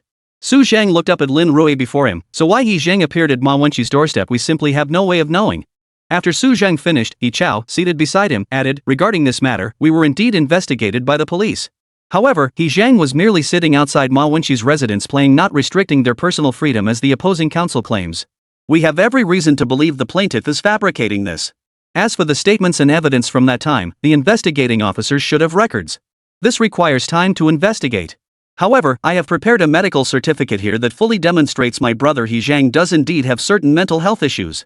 As he spoke, He Chao swiftly pulled a medical certificate from his briefcase and handed it to the clerk before him. The clerk promptly projected the document's contents onto the large screen. With this supporting evidence, Su Zhang's confidence grew even stronger. He spoke in a solemn tone, we trust the court will deliver the most just verdict possible. According to our client's testimony, He Zhang does indeed suffer from mental illness. Combined with the police investigation findings, he was merely playing nearby. First, I must state, even someone with mental illness remains a citizen of the Dragon Nation. No organization or individual has the right to restrict a citizen's freedom of movement. Therefore, we contend that the allegations made by the plaintiff's attorney constitute false accusations. We demand he cease these infringements immediately. Furthermore, we demand compensation for the damage to our client's reputation. Su Zhang seized the core of the issue, refusing to let Lin Rui off the hook, and launched a direct offensive. In the online trial livestream, many viewers proactively switched over to teacher Luo Xian's livestream. After all, they couldn't make heads or tails of it. Why was Lin Rui suddenly caught off guard and crushed? Not only did he lose the evidentiary battle, but he might even face compensation. This wasn't Lin Rui's style at all. Wait, Lin Rui is completely out of his element. He's practically being pushed around by the other side. At this stage of the lawsuit, it's clear to me that Lin Rui has almost no chance of turning this around. How could Lin Rui possibly win? The other side started with a major advantage, claiming they're mentally ill and not liable for any legal responsibility. Then they pulled out the original police records, proving they were just playing around nearby and didn't pose any real threat. Honestly, put yourself in my shoes. If a mentally ill person was hanging around my doorstep day and night, even if they didn't do anything, it would make me feel uneasy. There's nothing we can do. Everyone knows mentally ill people can't be held legally responsible, even for murder. They won't get the death penalty. With that immunity, unless it's a one-for-one exchange, there's absolutely no way to convict him. Listening to the netizens' discussion, teacher Luo Xiang pulled out his criminal law compendium once more. After flipping through it carefully, he said solemnly, "Everyone, it seems you've misunderstood a key concept. Mentally ill individuals can still be sentenced to death. In Manhwa, only two groups can escape capital punishment: pregnant women and minors. As for so-called mentally ill patients, there must be strong evidence proving they lack the capacity to act at the time. But as everyone knows, establishing such proof is extremely difficult. Legally speaking, only in the rarest of cases can mental illness be used to avoid the death penalty." Teacher Luo Xiang's words instantly reignited the livestream chat. Chapter 179, Casting a Long Line to Catch a Big Fish. Wait, did you hear that? Mentally ill individuals can still be sentenced. Don't you think Lin Rui came prepared this time, dragging up past cases? If so, he might just get He Zhang sentenced to death outright. Multiple charges combined, even with that mental illness buff, it'll still stick. He's truly formidable. Even with that mental illness buff in his favor, it can't shield him from his multitude of crimes.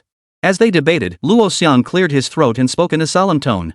Barring any surprises, Lin Rui should be presenting evidence of malicious harassment. Teacher Luo Xiang looked up and said gravely, "As long as we can prove that during the period of malicious harassment, He Zhang was not in a state of complete incapacity, then his charges will be established outright.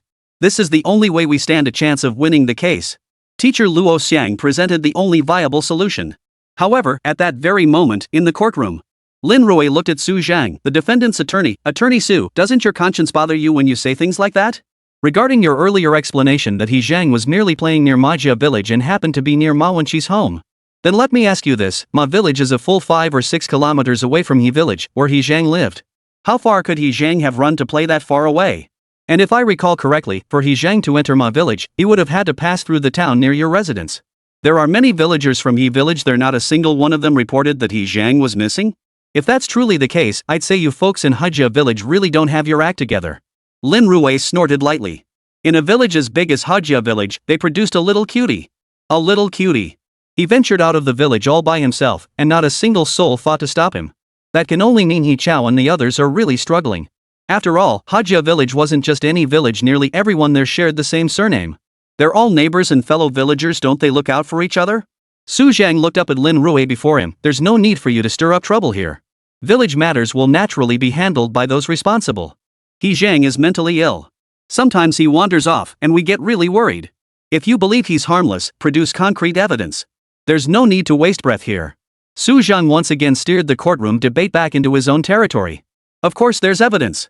Lin Rui swiftly raised his right hand and declared in a deep voice, "First, a mentally ill patient who roams around Ma Wenqi's house punctually every day, always finding his way back precisely, that alone is highly abnormal.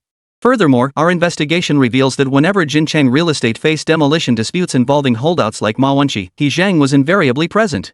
So, do you still think this is something a mentally ill person could pull off? Or do you believe someone lacking self-awareness could consistently pinpoint these holdouts?" Lin Rui stared at Su Zhang before him and said gravely, "Therefore, I demand a re-evaluation of He Zhang's mental state." A re-evaluation of He Zhang's mental state? Su Zhang couldn't help but pause in surprise. Even He Chao was taken aback. "Wait, after all this, you're just asking for a re-evaluation of He Zhang's mental illness? Does this even need your assessment? We've had third-party institutions evaluate him countless times. If He Zhang were fine, would we dare let him out to cause trouble with such ease?" Upon hearing Lin Rui's response, Su Tiancheng turned to the defendant's counsel. "Defense attorney, do you have any objections to this?" "Your Honor, since the plaintiff's counsel suspects our client is not mentally ill, we require a judicial psychiatric evaluation." This procedure is both reasonable and lawful. I believe our client has no grounds to refuse. Su Zhang nodded in firm agreement. Forget a forensic evaluation. He Zhang's condition requires hospital checkups every few days. If he weren't mentally ill, he wouldn't dare release him. No one understood He Zhang's condition better than he did. Very well. As the forensic evaluation requires time, it has been decided after deliberation to adjourn the proceedings temporarily. Su Tiancheng brought down his gavel. The next session will convene promptly at 10 a.m. the day after tomorrow. All rise. Su Tiancheng rose first and departed. After he departed, He Chao's team followed suit. As they passed by Lin Rui, Su Zhang shot him a contemptuous smirk. Though the trial had concluded, the heat in teacher Luo Xian's livestream continued to rise. Wait, according to teacher Luo's script just now, shouldn't Lin Rui prove that when he was hanging around Ma Wenqi back then, the guy wasn't in a psychotic state? You upstairs just don't get it. Trying to prove a mentally ill person isn't mentally ill. How hard is that? Ever heard of the world's toughest problem? Proving you're not mentally ill while you're in a mental hospital. That's a tough one. If you're in a mental hospital and ace all the tests, it could easily be an act to get released. How do you prove you're sane? But have you ever considered this? Every time demolition hits a holdout, He Zhang shows up right around them. That's clearly orchestrated. And if it's orchestrated, then He Zhang must be mentally ill. Lin Rui's proposal for this evaluation is utter nonsense. He Zhang is definitely mentally ill. The evaluation results will inevitably confirm it. It's not nonsense, it's just that this evaluation result is meaningless. Many netizens were debating the issue, and teacher Luo was also carefully considering the matter. Indeed, if the entire incident was deliberately orchestrated by He Chao, then He Zhang must be mentally ill. If that were the case, Lin Rui's forensic evaluation would hold no significance whatsoever. But why would Lin Rui insist on conducting it? Was it to deliberately delay the trial? Deliberately delaying the proceedings. Luo Xiang suddenly seemed to grasp something, slapping his forehead sharply as he declared in a deep voice, I think I understand now. Lin Rui isn't conducting this forensic examination for its own sake. He has other motives. First, we know this case has garnered significant attention for two main reasons. Lin Rui himself is already a high-profile figure, and Xinqing Real Estate is one of the top real estate companies in Hanong Province. So Lin Rui's goal is simple. He wants to leverage this attention to expose the entire affair. Once it's out in the open, he'll use the forensic examination to secure a 2-day adjournment. Competitors of Xinqing Real Estate will then proactively contact Lin Rui, offering him evidence. This move by Lin Rui is called casting a long line to catch a big fish. Chapter 180, Wooden Man, You've Lost. Baiting the big fish? Hearing teacher Luo Xian's analysis, the entire livestream audience erupted. Damn, that makes sense. When you can't solve a problem, muddy the waters. Once things blow up big enough, someone will step in to take down Xinqing Real Estate. A real estate company that's grown this big within the province can't possibly be clean. There'll definitely be a flood of lawsuits. But wait, even if Lin Rui muddies the waters, that's just business competition. He still can't give Ma Wenqi justice. Theoretically, New City Real Estate's reputation might suffer, but Lin Rui still lost the lawsuit. That's actually true. Many viewers in the livestream couldn't help but mutter among themselves. Meanwhile, Lin Rui, the very center of this storm, sat leisurely at a street stall, savoring a bowl of braised pork rice. Across from him sat Su Weining. Su Weining merely picked at her food, utterly unable to enjoy it. Lin Rui, why did you have He Zhang undergo a psychiatric evaluation? Could He Chao and his crew really make such a rookie mistake when they've been acting so brazenly? Facing Su Weining's question, Lin Rui said nothing, merely staring down at his phone. Lin. Su Weining suddenly urged him with a hint of urgency, but Lin Rui simply held up his phone and slid it toward her. It displayed a text message from Zhou Jing. Attorney Lin, I have several clients who were mistresses kept by Xinqing Real Estate. During their lawsuits, we obtained substantial evidence against them. I recently watched your trial and was wondering if you... Zhou Jing? Wasn't she the defense attorney for the opposing party in Lin Rui's previous case? Why was she reaching out to Lin Rui? And it seems like she might have some compelling evidence to offer? When did their relationship become so close? Oh, and I've received quite a few pieces of evidence in my email too. You'll need to compile and organize them later. For the time being, your primary focus is on the Zhou Jing case. Lin Rui finished the last bite of his pork knuckle rice before looking up at Su Weining across the table. So, Zhou Jing's meaning is? Su Weining stared at the text message, unsure how to respond. Zhou Jing's words clearly indicated she wanted an inside deal. What do you mean? Can't you find this evidence yourself? Do you need her to provide it? Don't you understand the meaning of illegal acts will be prosecuted?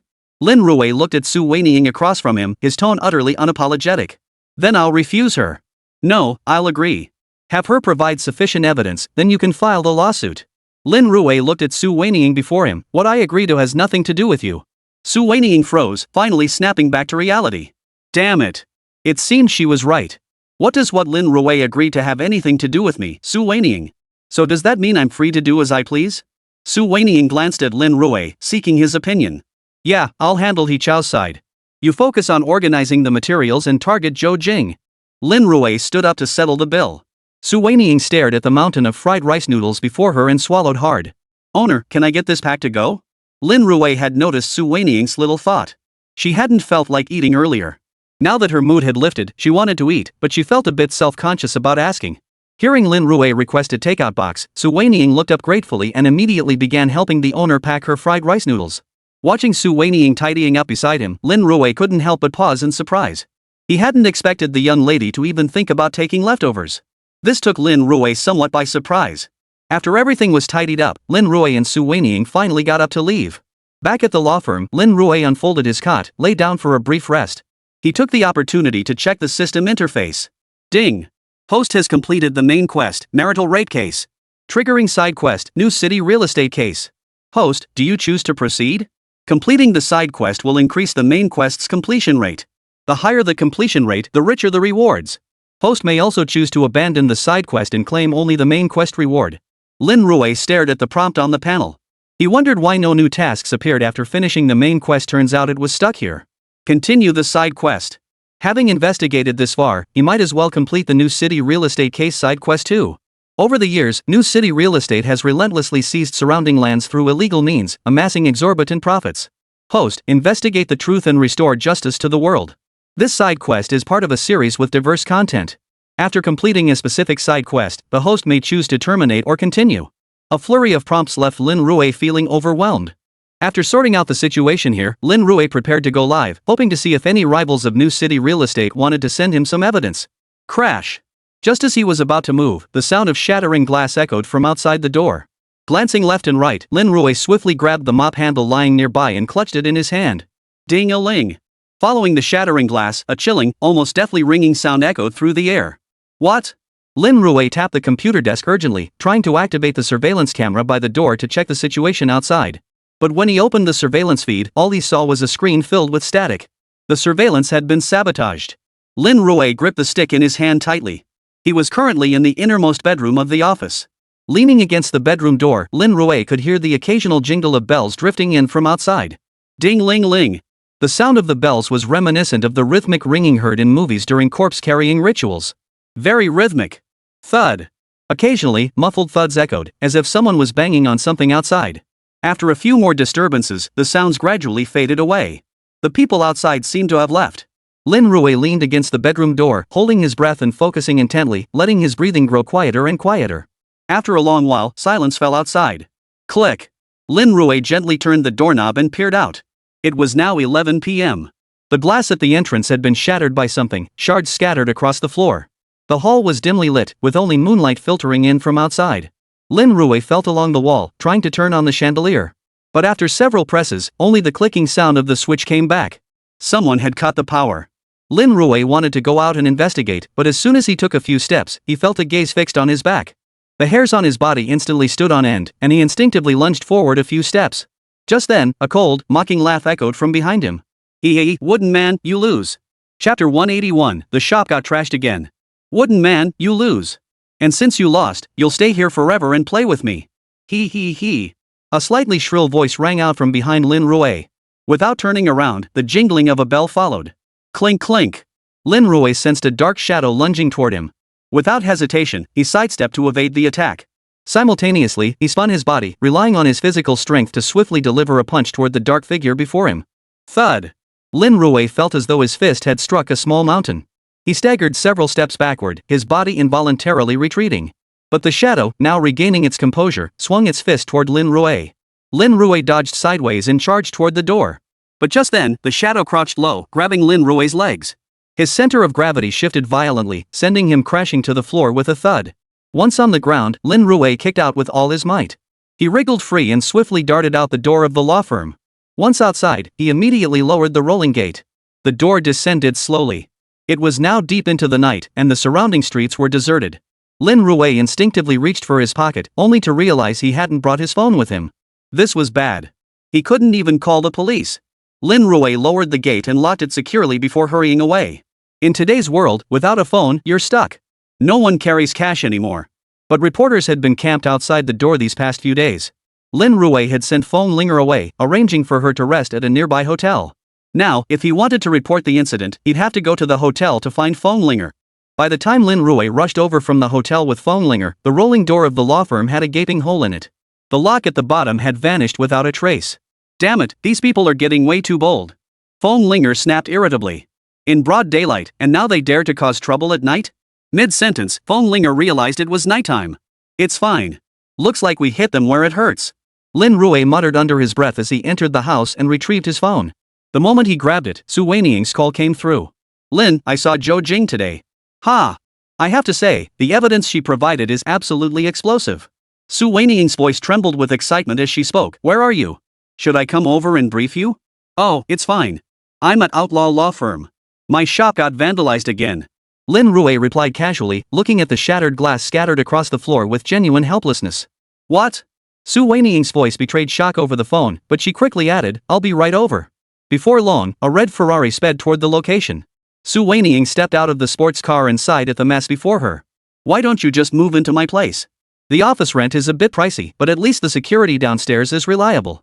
Su Weiniang suggested. Sounds good. Then let's go into partnership and rename it Outlaw Law Firm? Lin Rui didn't hesitate, immediately claiming naming rights. If it weren't for Lin Rui's decisive intervention back then, Su Weiniang's law firm would likely have gone under by now. Regarding Lin Rui's insistence on naming it, Su Weiniang merely pursed her lips without objection.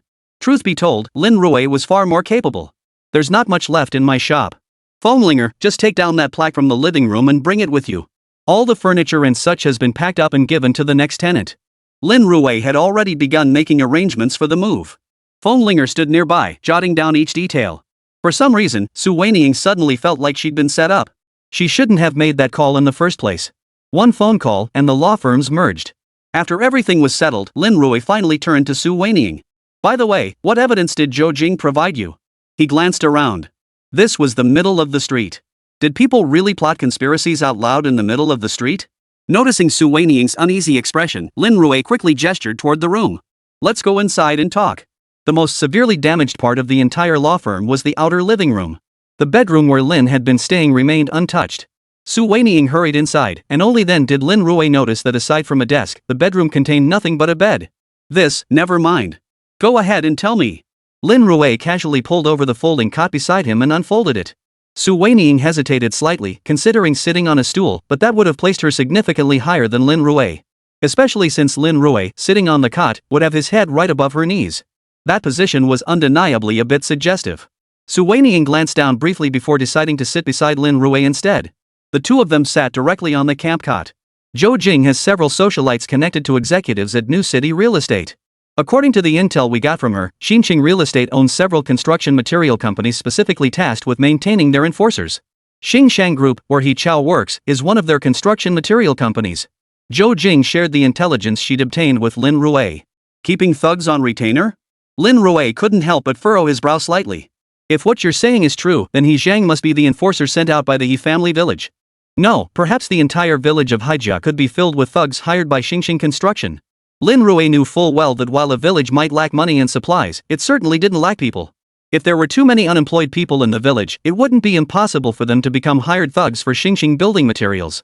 After all, when it came to dealing with ordinary people, these thugs and ruffians were quite experienced. That remains to be seen. Su Weiniang suddenly thought of something and said solemnly, when Director Li's team targeted Haijia village back then, it was likely through the Economic Crime Investigation Unit. So it's highly probable that the village isn't just harboring hired thugs, it's also involved in money laundering. Money laundering in the village? The most obvious place would be a gambling den. Or rather, that place might not be a casino at all, but a money laundering operation. There, funds are transferred in batches to villagers who then withdraw cash. This money is subsequently deposited into relatives' accounts in other villages through various channels. After several such layers, the funds are completely laundered. Rural areas, especially around the Lunar New Year, naturally involve substantial financial transactions. After all, young people working away from home return, and most withdraw cash to send red envelopes like crazy. If things truly unfolded as I suspect, then the recent explosion in the village might not have been an accident. It could have been deliberately orchestrated to destroy evidence. Chapter 182, A New Witness.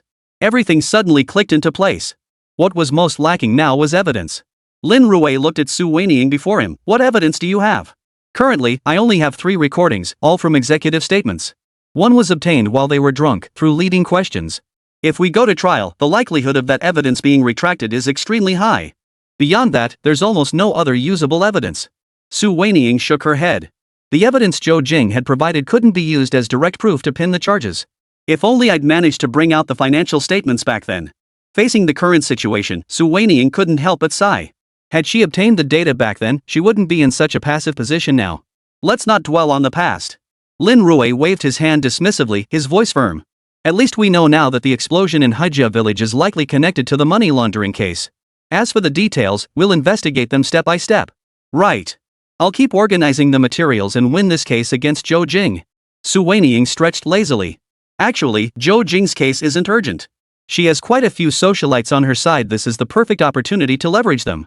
See if there are any real estate executives hostile to new city properties.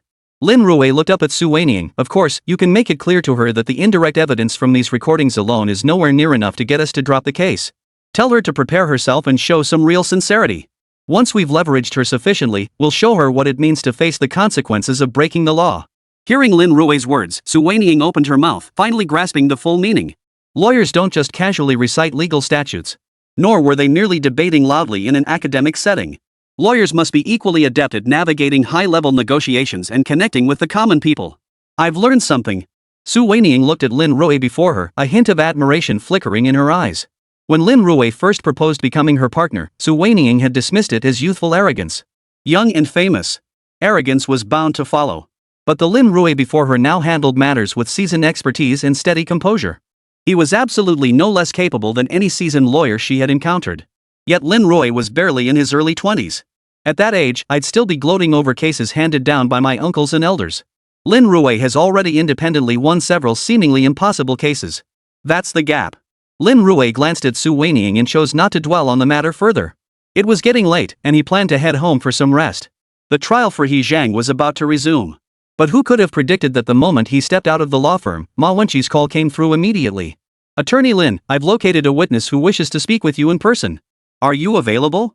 Lin Rui glanced at the time. It was already 3 in the morning. What kind of witness would want to talk to him in the middle of the night? Could Ma Wenqi have been coerced? But then again, that didn't quite add up. What if Ma Wenqi really had some crucial witness? Lin Rui paused briefly before speaking up. I recall there's a quiet cafe near the Handong Municipal Police Bureau. Why don't you bring the witness over there? My law office just got vandalized. Things are a mess right now. I still need to go to the police station for questioning later. Timing-wise, it should work out for you to come over. Lin Rui calculated and came up with an unassailable excuse. Arranging to meet near the police station meant that even if He Chao and his crew had kidnapped Ma Wenqi, they wouldn't be able to cause much trouble. Oh, okay. See you at the cafe in an hour. Ma Wenqi didn't waste words and nodded in agreement. Lin Rui relaxed a little. After finishing his statement at the police station, Lin Rui arrived at the cafe well ahead of time. It was already 4 in the morning, and sanitation workers had begun their day's work on the streets.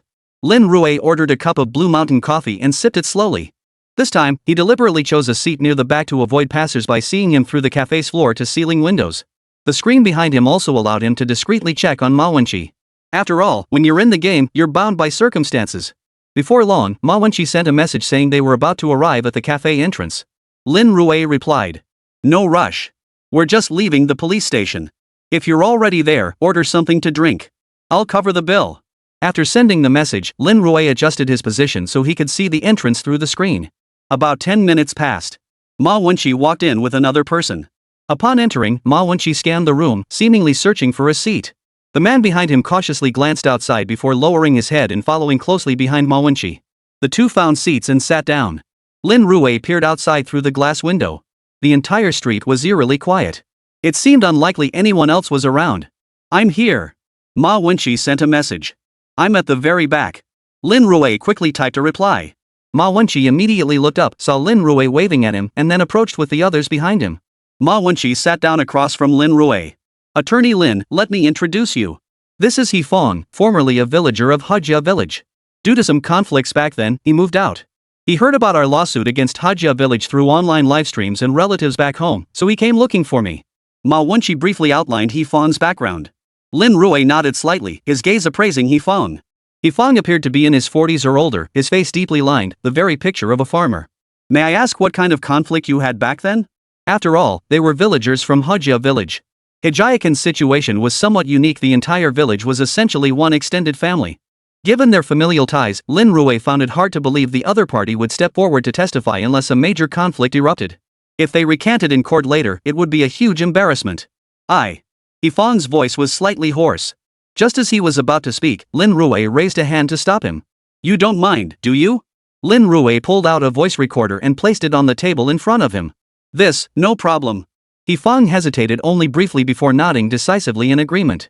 Then let's go through the procedure. As a witness, you must provide your personal details, and then. Lin Rui turned to Ma Wenqi beside him. If it's convenient for you, you can record the entire process. That way we'll have evidence on record. You're from Hojia village. We're doing this to secure evidence. We appreciate your understanding. Chapter 183, Spies Right Under Our Noses. I am willing to assume legal responsibility for the facts I state. Fong provided his ID number and, as Lin Rui requested, stated his willingness to accept legal responsibility. After completing the formalities, Lin Rui looked at Fong across from him. You had a conflict with Hojia village. What was it about? My son, they killed him. At the mention of the conflict, Fong clenched his fists unconsciously. His son murdered? Lin Rui didn't interrupt, simply waiting quietly for Fong to continue. My child's name was He-won.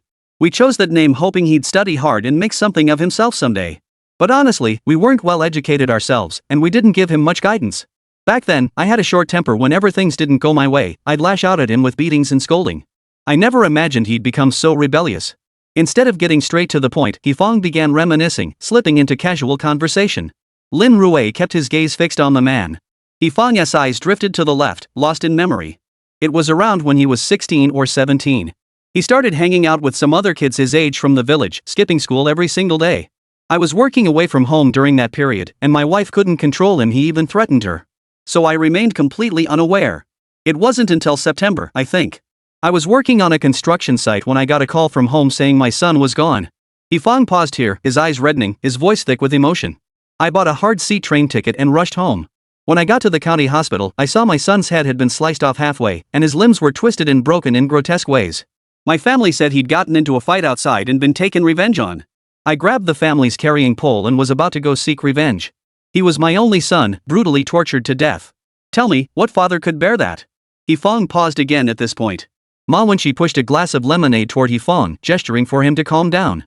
A few close friends from the village told me they'd been working at He Xingxing's building materials factory in the village.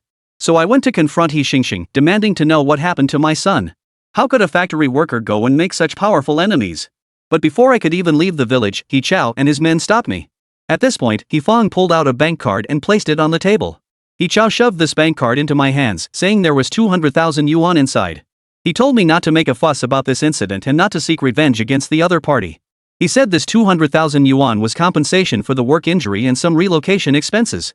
Back then, 200,000 yuan was a lot of money. Working myself to the bone as a migrant worker, I could only save 7 or 8,000 a year. But this was my son's life, not some commodity. I raised him for 17 years. I just want to know how he died. Fong looked at Lin Lu before him. I kept demanding answers back then, but He Chao refused to say anything. When I went to ask the village chief, He Xingxing, he flat out shut me down. Eventually, they got so fed up with me that they threatened either take the money and shut up, or we'll send you down to join your son. At this point, Fong held out his left hand, where 2 fingers were missing. These fingers were severed back then. They threatened me. When I refused to comply, they chopped off 2 fingers. After I got home, my wife told me to just let it go. She said, forget it. Take the money and be done with it. If we lost one child, we could probably have another 1 or 2. Seeing her say that, I knew she must have inside information. After pressing her, I finally learned that although He Chao and his crew were supposedly working at Xingxing Building Materials Factory, they were actually hired thugs specializing in forced demolitions. My son was working on a demolition in another village when he got hit in the ankle and then attacked by the villagers. They wanted me to keep quiet because if I kept making a fuss or reported it, the demolition work in the village would have to stop. Then the real estate company would lose a lot of money and might even fail to meet their targets. Fong paused briefly here, taking his sip of tea. So you're saying that after that villager killed your son, the developers used that incident to threaten the villagers, ultimately forcing them to sign the demolition agreements? Lin Rui grasped the gist of the situation upon hearing this. So what direct evidence do you have? Lin Rui looked at Fong across the table. No. Fong shook his head. By the time I rushed back, my son was already dead. Where could I possibly find evidence? But ever since I learned about this, I've been observing the village and discovered that gambling den on the back mountain. That gambling den is actually where they distribute the money. My son had 2 bank cards. After each job, they'd transfer the money to his salary card as wages. At the same time, another sum would be deposited into the other card under the guise of supporting his parents. Once they got the money, they'd withdraw it from nearby credit unions and banks according to a pre-arranged schedule, then hand over the cash to the gambling den. After handing it over to the casino, they transfer the money elsewhere. Fong laid out everything he knew. The details about the casino matched Lin Rui's suspicions. The casino served as a money laundering operation. Running a casino in the countryside just didn't make financial sense. In fact, the risks were enormous. Especially since this one had exploded, effectively broadcasting its existence to everyone. All this information you're sharing, is it based on hearsay? Do you have any concrete, reliable evidence? Lin Rui's voice dropped slightly. Not exactly, but I heard the casino's manager, Erlingzi, was arrested. He's currently out on medical parole. I have a way to convince him to testify in court. Truth is, Erlingzi is just as honest as I am. He had no choice, they dragged him into this mess to be the scapegoat. Now that the casino blew up, he knows he's probably looking at life in prison. Fong spoke with considerable confidence. Lin Rui furrowed his brow slightly, then looked up at Fong. Without direct evidence, this case might be difficult to handle. Everything you just mentioned is hearsay. It doesn't prove any connection to Xingxing Group. And your son's death, you claim it was caused by demolition, but Xingxing Group could easily argue he was a skilled worker who suffered an accident while on the job. So none of your evidence forms a complete chain of proof. Lin Rui paused, then reached out and turned off the voice recorder. But I have no other options. Fong's face showed a look of helplessness. He Chao and his crew operate too covertly. They always have scapegoats to take the fall. If I could find Erlingzi, I might still have a chance to persuade him. He must be holding evidence against He Chao and the others. At the mention of Erlingzi, Lin Rui shook his head. He's under police custody with medical parole. Even we can't get access to him. Still, thank you very much for the information. Lin Rui stood up to see him out. Fong hesitated to say more, but ultimately kept silent. Ma Wenqi escorted Fong out before turning back to the cafe. Attorney Lin, this He Chao is truly too cunning. He leaves absolutely no trace of anything he does. Indeed. They're far too cunning. They've even prepared to plant someone right under my nose. Chapter 184, The Lawyer's Talent Scout System. Planted someone right under my nose? Ma Wenqi murmured the words softly, then suddenly remembered something. His voice turned cold. So Fong is their spy? Probably because He Chao and his crew couldn't locate Erlingzi, so they figured they'd try through me. Lin Rui lifted his coffee cup, took a sip, and said gravely, the story about his son might be true, but the rest of the logic doesn't hold water at all. First off, Erlingzi's identity as a secret money laundering front for He Chao and his crew, the casino's manager must be one of their own people. After all, money laundering is essentially the primary source of income for people like He Chao. Why would they bother finding a front man? Even if they did use a front man, how could he possibly have evidence after we helped Fong persuade Erlingzi? Lin Rui knew full well that Fong's goal wasn't to persuade Erlingzi to provide evidence. His real goal was to pinpoint Erlingzi's location. That was the crux of the matter. Ma Wenqi listened to Lin Rui's analysis, his eyes widening in surprise. He hadn't considered this angle at all. But that doesn't make sense, Attorney Lin. If this dimwit knows nothing, then why would He Chao go looking for him? Ma Wenqi still couldn't wrap his head around it. If there was no evidence, then finding the dimwit would be pointless. There was no threat whatsoever. Hearing Ma Wenqi's words, Lin Rui shook his head. Not necessarily. While the dimwit may not know what exactly happened inside the casino, as its operator, he bears some legal responsibility. The police don't need Erlingzi to provide any incriminating evidence. They just need him to come forward and report. Lin Rui trailed off abruptly. The evidence the police currently held was physical proof of He Chao's financial irregularities. Even if they later balanced the books, money laundering couldn't be stopped. They would definitely continue their operations. Securing physical evidence was only a matter of time. Meanwhile, the demolition projects in Handong province were far from over. Not only their village, but many others were still awaiting demolition. Would He Chao and his group resort to the same tactics? Assuming Erlingzi is merely a front man, no substantial evidence could be extracted from him. Then all that's needed is to turn him into an informant to expose He Chao's Xingxing Group. For Erlingzi, this would be a major achievement. Combined with the existing chain of evidence, the police could use this opportunity to formally file charges. Next, it's just a matter of waiting for He Chao and his crew to strike again and slip up. With extensive police surveillance deployed, apprehending He Chao would pose no difficulty. Precisely because of this, He Chao was desperate to eliminate Erlingzi immediately. As long as Lingzi remained alive, he would serve as a formidable strategic asset capable of intimidating the entire Hajia village. He Chao probably couldn't even sleep soundly at home. What? Ma Wenqi was about to ask more questions, but Lin Rui glanced at the time. It's getting late. Get some rest. The day after tomorrow, the trial resumes tomorrow, and I still have a pile of case files to organize. We'll have to end our conversation here for now. Seeing Lin Rui's subtle dismissal, Ma Wenqi didn't press further and took his leave. Back at home, Lin Rui felt as if someone had pressed the power button on him. He rested until evening before waking up. He opened his phone to find it flooded almost entirely with messages from Su Weining and Fenglinger. Lin Rui skimmed through them, nothing urgent. They'd simply moved into a new law office, cleaned it up, and taken some photos. Lin Rui had his own private office. Directly above his desk, as per Lin Rui's request, hung the 4 characters, "No lawsuits under heaven." Moving was fine, no need to live in fear. Every case he took on meant the firm risked getting vandalized. What's the point of this? Ding. Congratulations, host, on improving the law firm's environment. A pleasant office environment is key to recruiting lawyers. An elegant space attracts more talent. Complete the law firm renovation side quest on the path of the lawyer. Outlaw Law Firm has now transitioned to a partnership structure. Outlaw Law Firm. Level, Pre-Junior. Number of attorneys, 3. Cases completed, 310. Firm reputation 0. Lin Rui swiftly opened the law firm interface and frowned upon seeing the contents. He had assumed that after the merger, they could directly inherit the former Jincheng law firm's reputation and become a beginner-level firm. But now he realized it still wasn't enough. It had merely advanced from the initial tier to quasi-entry level. Pre-entry level still meant they hadn't reached entry level, didn't it? As he pondered this, a voice suddenly chimed in. Ding! The entire firm is thriving. Having 3 lawyers is a great start. Reward acquired, lawyer scouting system. This system allows you to view the various abilities of lawyers within the firm, facilitating tailored training and focused development. Important notice, this system only applies to lawyers who have already joined the firm. For those yet to join, only basic information can be viewed. Lin Rui narrowed his eyes slightly as he read the prompt before him. What does this mean? Was this system meant to let him assess lawyers' abilities and then cultivate them? This system is starting to feel more and more like a talent-raising game. Still, with rewards on the line, Lin Rui naturally had to give it a try. Without hesitation, he activated the lawyer scouting system and immediately began reviewing Fenglinger's lawyer profile. Fenglinger. Position, assistant lawyer. Development path, none currently. Evaluation, an assistant lawyer with exceptional combat prowess. Though not adept at criminal or civil litigation, when utilized effectively, she often achieves remarkable results. Reading this profile, Lin Rui couldn't help but feel a bit helpless. The development path listed on this panel? None. The evaluation called him the most combat-capable assistant lawyer. From now on, whenever physical action is required, just send Fenglinger in. That would be absolutely no problem. After reviewing Fenglinger's attorney profile, Lin Rui wanted to check Su Weining's information as well.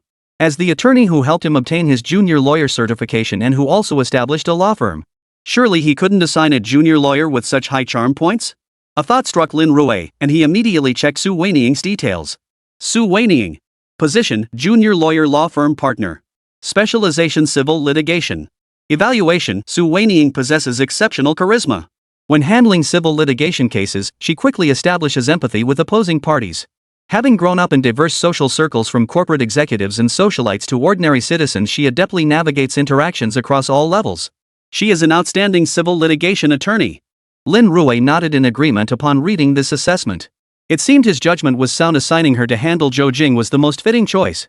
If nothing else, the innate elegance radiating from Su Weining perfectly matched Zhou Jing's lifestyle standards, fostering an instant natural rapport.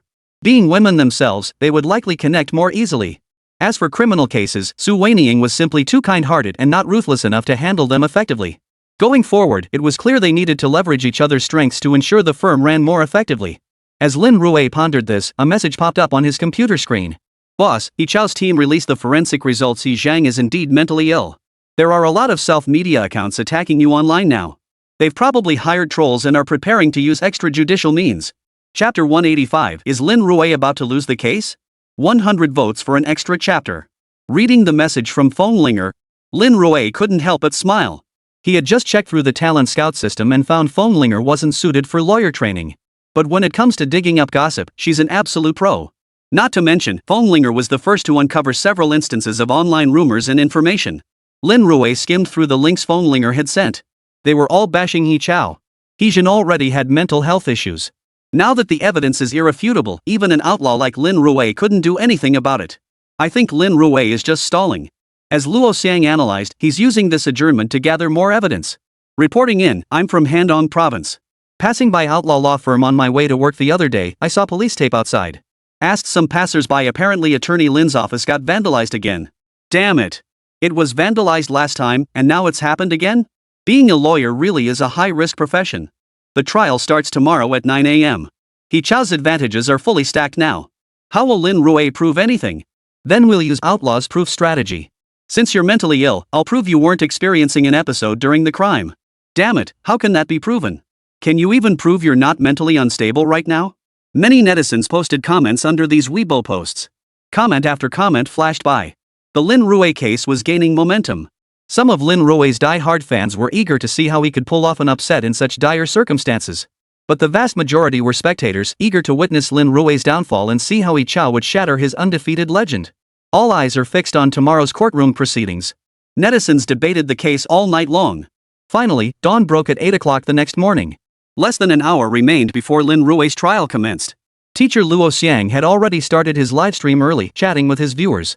He had fully capitalized on this massive surge of traffic. Everyone, based on my prediction from the day before yesterday, Lin Rui should present evidence proving that He Zhang was not in a state of illness at the time of the incident. Teacher Luo Xiang muttered, my bold guess is that Lin Rui might have initially sought a judicial assessment to prove He Zhang wasn't mentally ill. If he fails that assessment, all his previous advantages vanish. But unexpectedly, He Zhang passed the forensic evaluation, proving he is indeed mentally ill. Now Lin Rui has no trump cards left. So if he wants to win this case now, there's only one possibility left. Lin Rui must find evidence proving He Zhang lacked the capacity to act when committing the crime. Teacher Luo Xiang glanced at the comments posted by netizens, reviewed them carefully, and selected a few to address. I just saw someone in the comments questioning whether the forensic evaluation might be flawed. Everyone needn't worry about that. I can guarantee absolutely no issues whatsoever. People have these concerns mainly because current hospital assessments all claim to use some incredibly powerful model, then rely on subjective testing methods like questionnaires. If I'm not mentally ill, when faced with these questions, I'd naturally choose answers that align with that perspective. Luo Xiang paused briefly before continuing, but forensic evaluations are different. Mental illness and other psychiatric assessments are extremely rigorous because they involve relevant laws and the enforcement of penalties. Therefore, the assessment process doesn't rely solely on basic questionnaires like these. It also incorporates behavioral analysis. At this point, Luo Xiang's expression darkened slightly. The mere thought of behavioral assessment made him feel nauseous. In short, the forensic evaluation process is incredibly complex and rigorous. There's absolutely no room for error. With Professor Luo's assurance, many viewers in the livestream chat agreed. I think we should stop with the conspiracy theories. Trust that the forensic evaluation is absolutely genuine. If the forensic results hold up, Lin Rui is in deep trouble. Professor Luo explicitly stated that proving a mentally ill person wasn't experiencing an episode during the crime or proving it afterward is incredibly difficult. Many viewers were not optimistic about Lin Rui's prospects. As everyone chatted idly, the clock ticked toward 8:45. With only 15 minutes left until the 9 a.m. hearing. Yet Lin Rui still hadn't shown up. No way. Does that mean Lin Rui knows he's bound to lose and just isn't planning to show up? It shouldn't come to that. How embarrassing would that be? Just walking out without even trying to argue his case? He probably won't. Given Lin Rui's personality, he'll at least try to save face with some verbal sparring.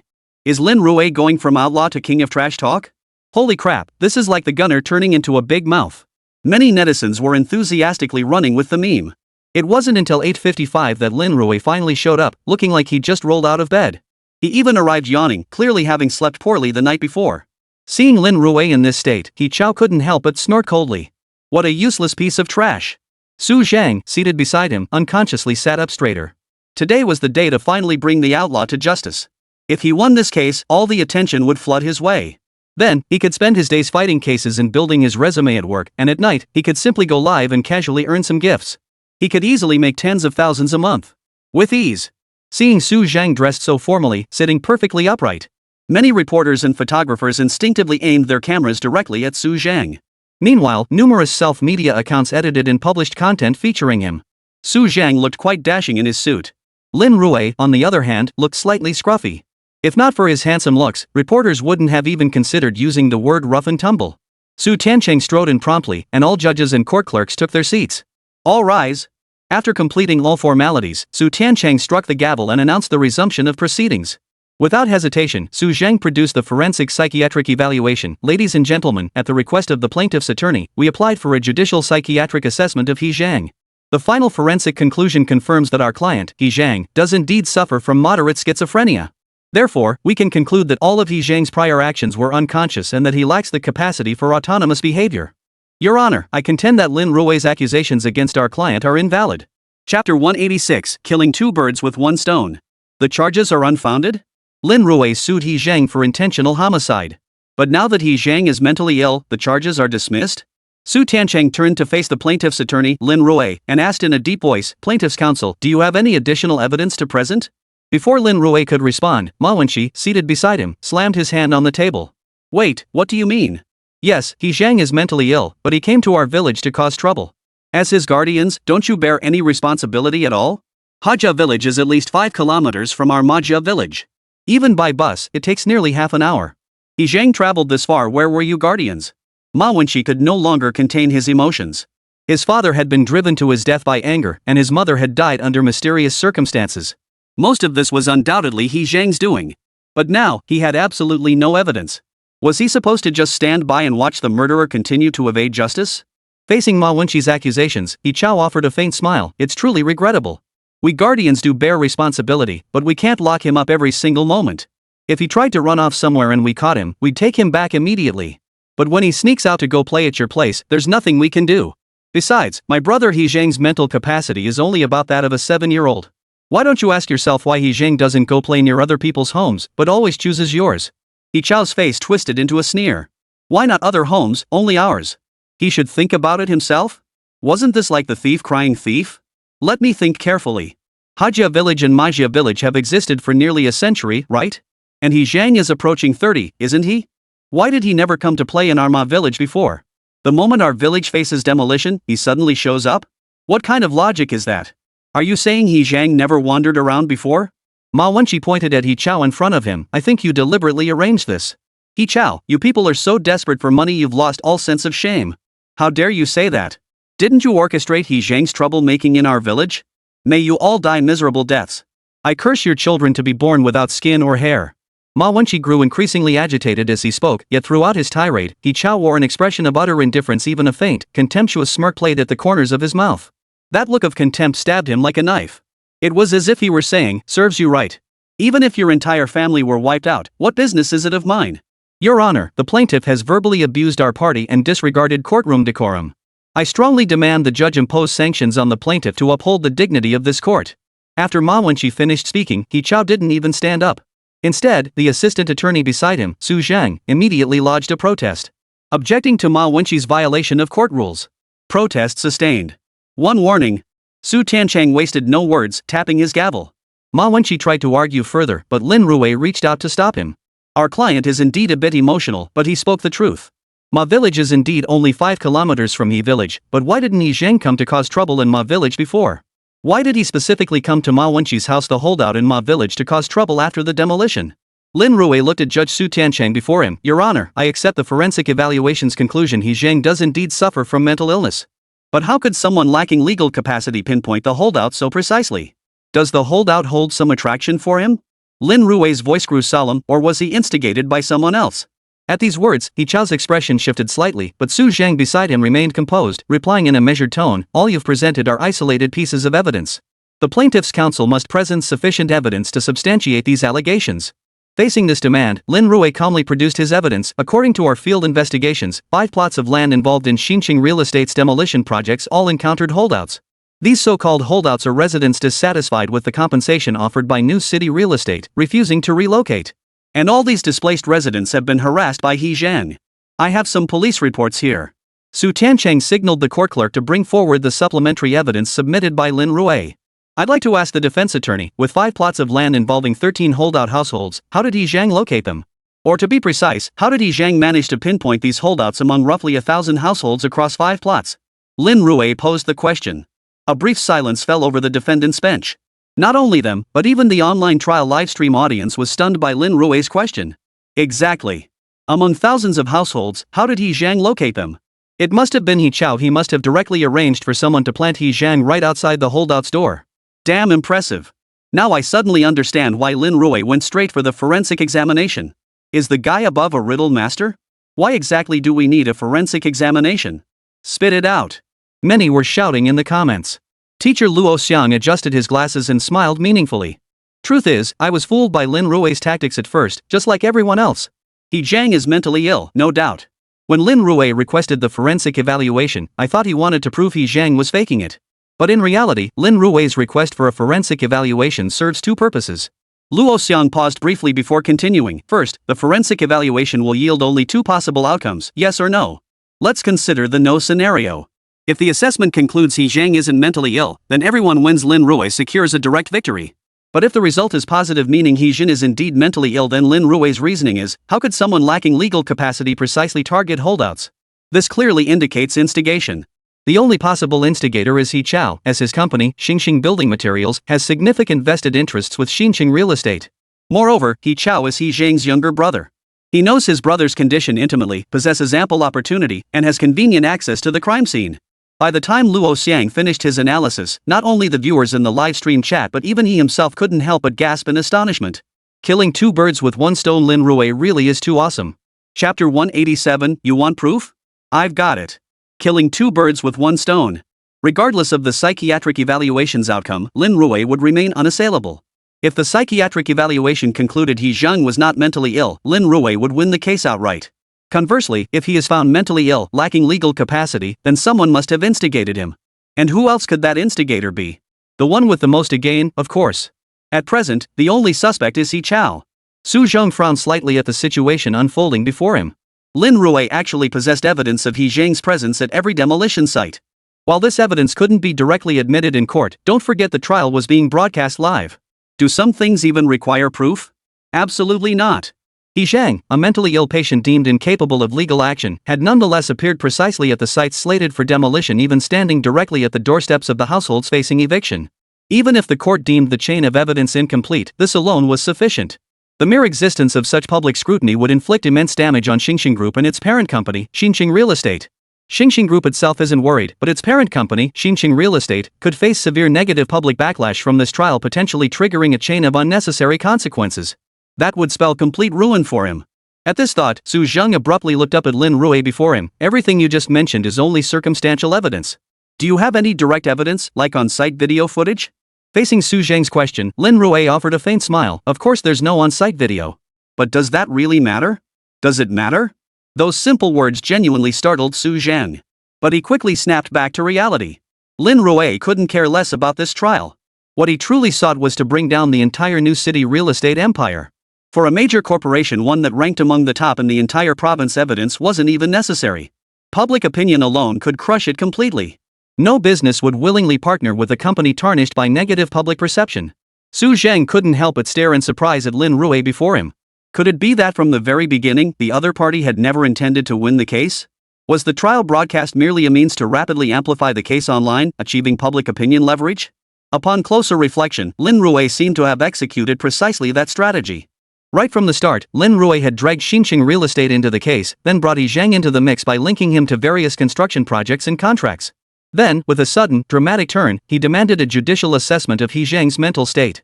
At the time, I was quite pleased, convinced that He Zhang's mental illness was a done deal.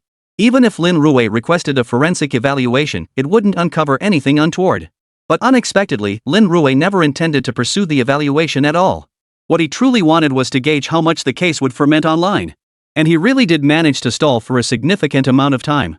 Over the 2 or 3 days of the evaluation, public outrage only intensified. Before the trial even began, I made the foolish mistake of leaking some of the forensic findings online, effectively pouring more fuel on Lin Rui's fire. Su Zheng felt his face turning green with embarrassment. From the very beginning, he had fallen into Lin Rui's trap, and he hadn't even realized it. Each time he completed a step, he felt quite satisfied. But what was the reality? Lin Rui was like a cat poised to pounce on a mouse, watching silently. A sense of being toyed with like a clown welled up inside him. Watching Su Zheng's expression, as if he'd swallowed a dead fly, was unbearable. Many viewers in the livestream chat couldn't suppress the smiles on their faces. Damn it, now I get it, Lin Rui couldn't care less whether he wins the trial or not. Others use public opinion to sway court outcomes, but Lin Rui flips it, he uses public opinion to sway the jury's verdict. No one else could pull that off. Only Lin Rui could make it happen. Unbelievable. I thought lawyers could only sway the courtroom, but Lin Rui can sway the entire world. Xinjiang Real Estate must be panicking now. They've crossed a lawless rogue a direct hit. If they don't clarify the He Zhang incident, things are going to get messy. Who dares do business with Xinjiang Construction? With forced demolitions like He Zhang's, who would risk provoking them? You're right. If they can ruthlessly target these evictees, they'll likely turn that ruthlessness on us next. Nowadays, real estate companies are desperate to clean up their act. Who wants to get entangled in such karma? Whispers rippled through the crowd. Meanwhile, in the courtroom, Su Zhang's face alternated between pale and ashen. He took a deep breath, his professional training as a lawyer preventing him from erupting into curses in court. Attorney Lin, this is a courtroom, a place where evidence speaks. If you accuse us of instigating He Zhang, then produce the evidence. Without proof, this is false accusation. Not only are you falsely accusing us, but you're also implicating Xinjiang Real Estate. We will gather evidence and sue you. Hearing this, Lin Rui merely smiled faintly. This is a courtroom, of course it's a place for evidence. And I do have evidence in my possession. Lin Rui turned to the clerk seated above. Your Honor, I wish to submit additional evidence. I have surveillance footage of the law firm being vandalized. The recording clearly shows how He Zhang broke into my law office and caused the damage. I have already filed a police report and submitted all evidence to the authorities for preservation. The case is currently under further investigation and review. Results should be forthcoming soon. Lin Rui looked at the court clerk before him. Among the evidence I provided to the police, He Zhang's facial features are clearly captured. This constitutes direct evidence.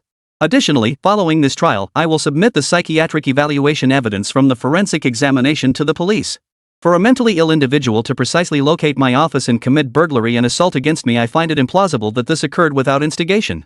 According to the criminal law of Manhwa, the sentence for burglary typically ranges from 10 years imprisonment to life imprisonment or death, along with fines or confiscation of property. Lin Rui loudly recited the legal provisions while adding, during the investigation of the burglary, it was discovered that all the external surveillance cameras I had installed were damaged to varying degrees. This is absolutely beyond the capabilities of a mentally ill person. Therefore, there must be an instigator behind He Zhang. Inciting a mentally ill person to commit a crime carries equal liability and may even result in enhanced punishment. According to Article 29 of the Criminal Law of the People's Republic of China, inciting individuals below the age of criminal responsibility or mentally ill persons constitutes indirect principal liability. When incitement coincides with teaching criminal methods, it shall be treated as a single offense.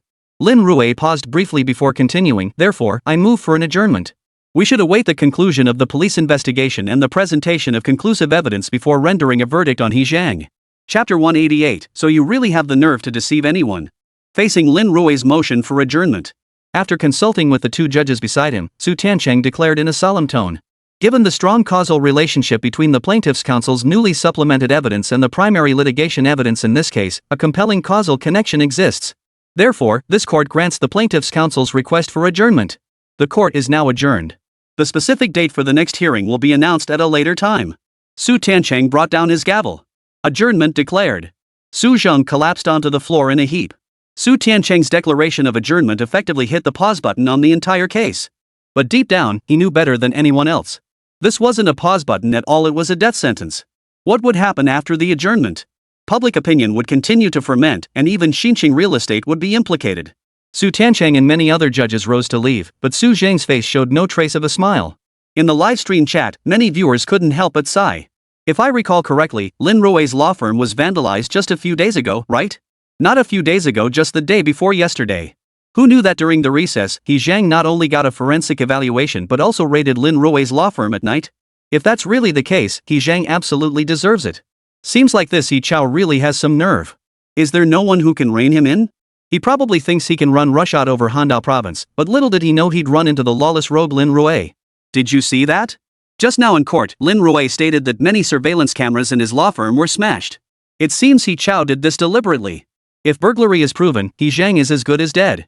If the judicial authorities continue investigating and find evidence of instigation, He Chao will likely face charges too.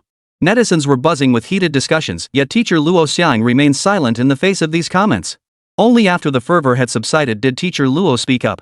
To be honest, Lin Rui is the lawyer I find most baffling, no contest. I used to think he sought the forensic evaluation just to prove He Zhang wasn't mentally ill. But now it seems that the so-called forensic evaluation was merely a delaying tactic.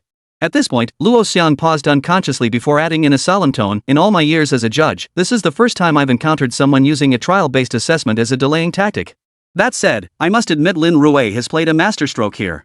Regardless of the outcome, it kills two birds with one stone, amplifying public scrutiny and directing everyone's attention toward new city real estate.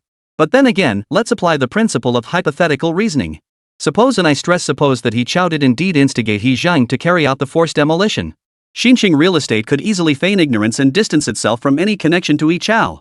Then Lin Rui's elaborate scheme stirring up public outrage and pursuing forensic analysis would yield very little actual benefit. Teacher Luo analyzed meticulously. He Chao and He Zhang were direct contacts. If Lin Rui sued them, it would be relatively straightforward to bring He Chao down. But to take down Xinxing real estate, there's the intermediary relationship with Xinxing building materials, making it far from straightforward.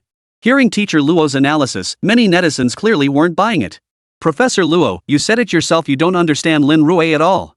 Earlier you analyzed that Lin Rui felt proving a mentally ill person wasn't ill during the crime was too difficult, so he had to prove they weren't ill at all. But look at the result. Lin Rui wasn't trying to prove anything about mental illness at all.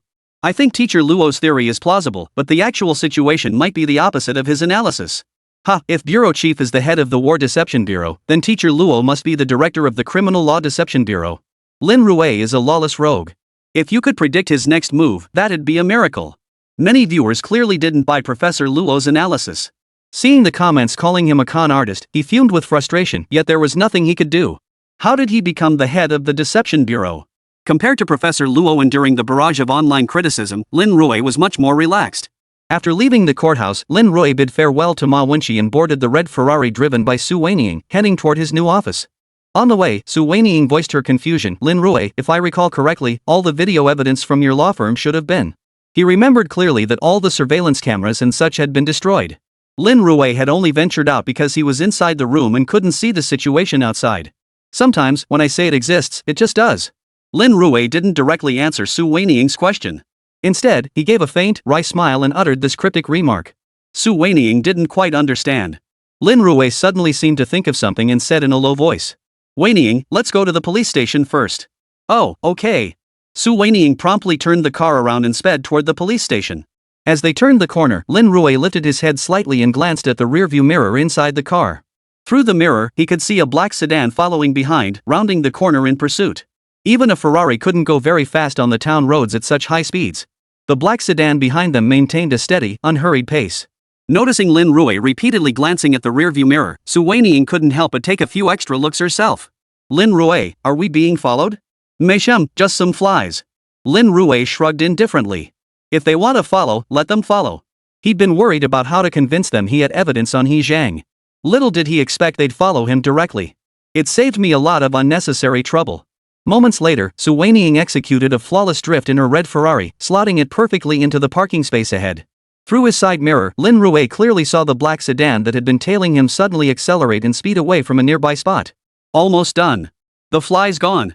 Su Weiniang prepared to rev the engine and drive off again, but Lin Rui opened the door and stepped out.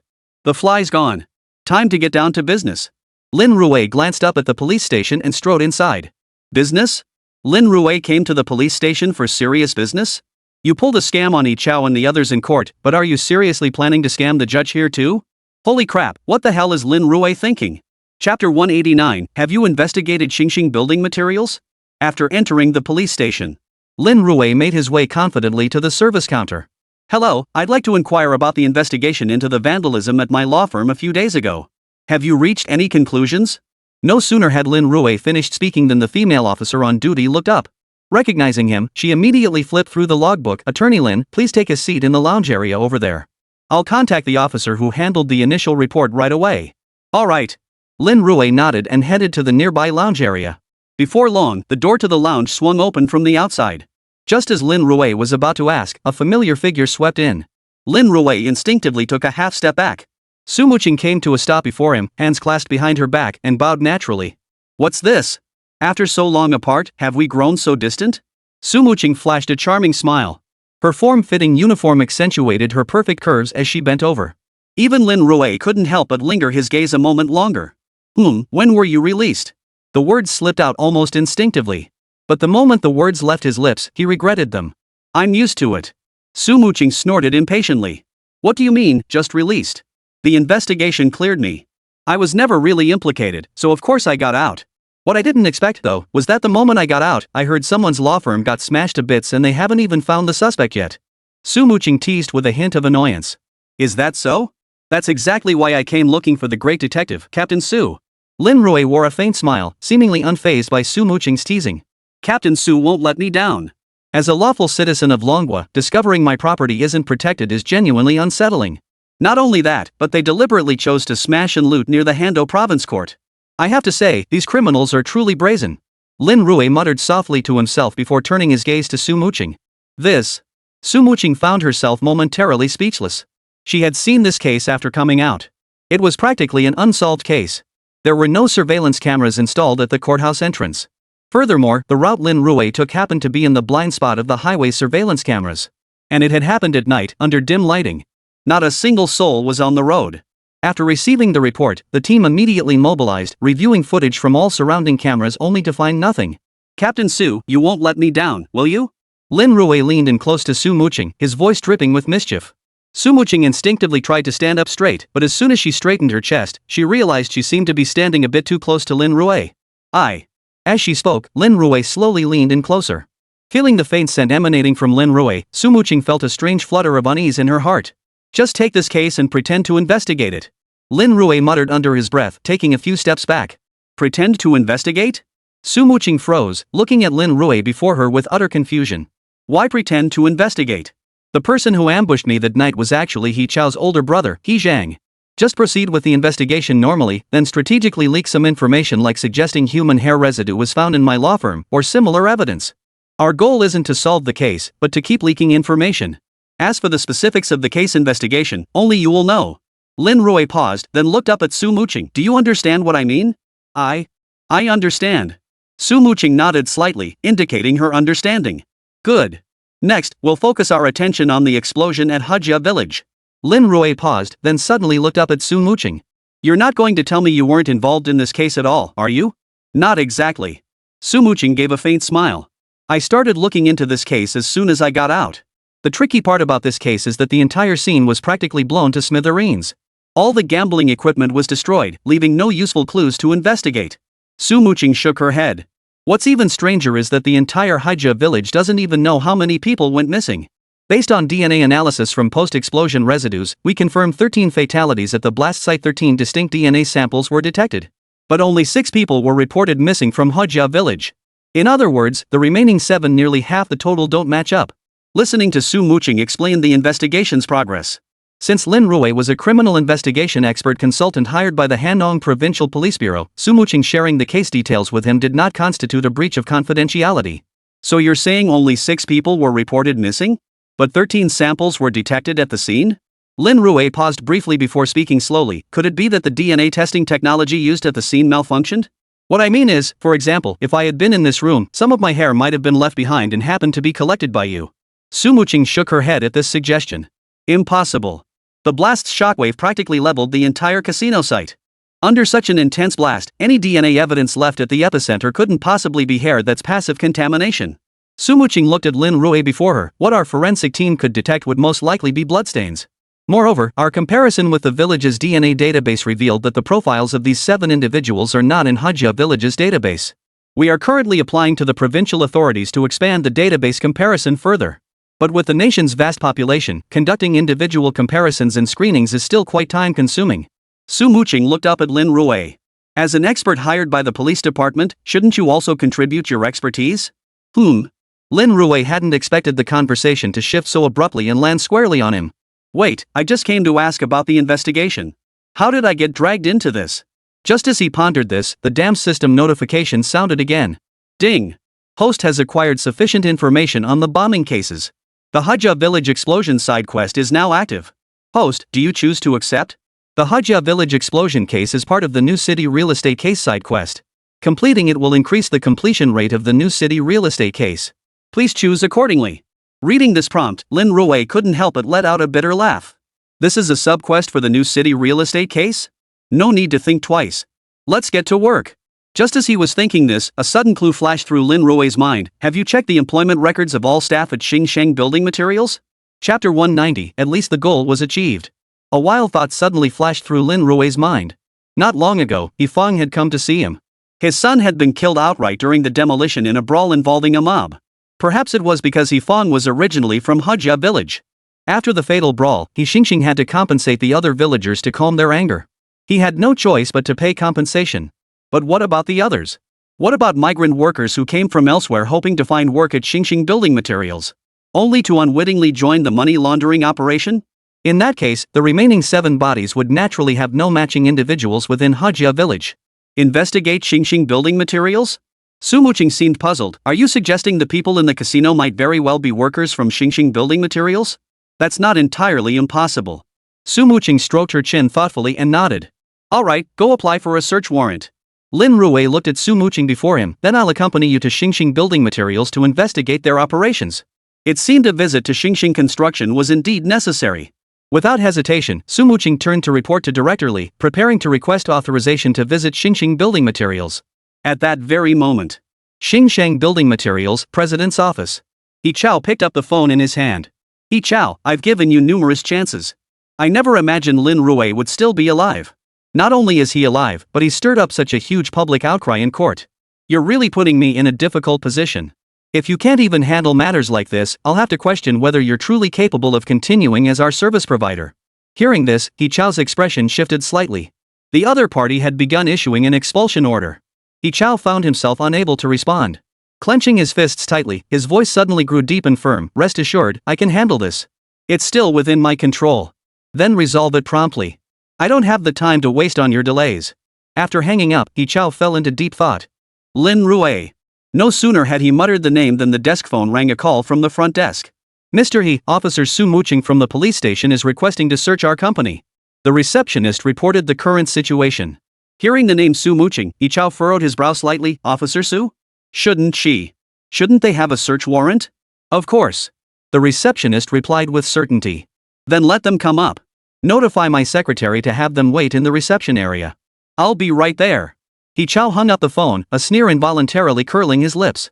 Su Muqing, I never expected you to be out so soon. But this works out well. I've been looking for someone to take the fall for my current situation. Since you're out now, just wait.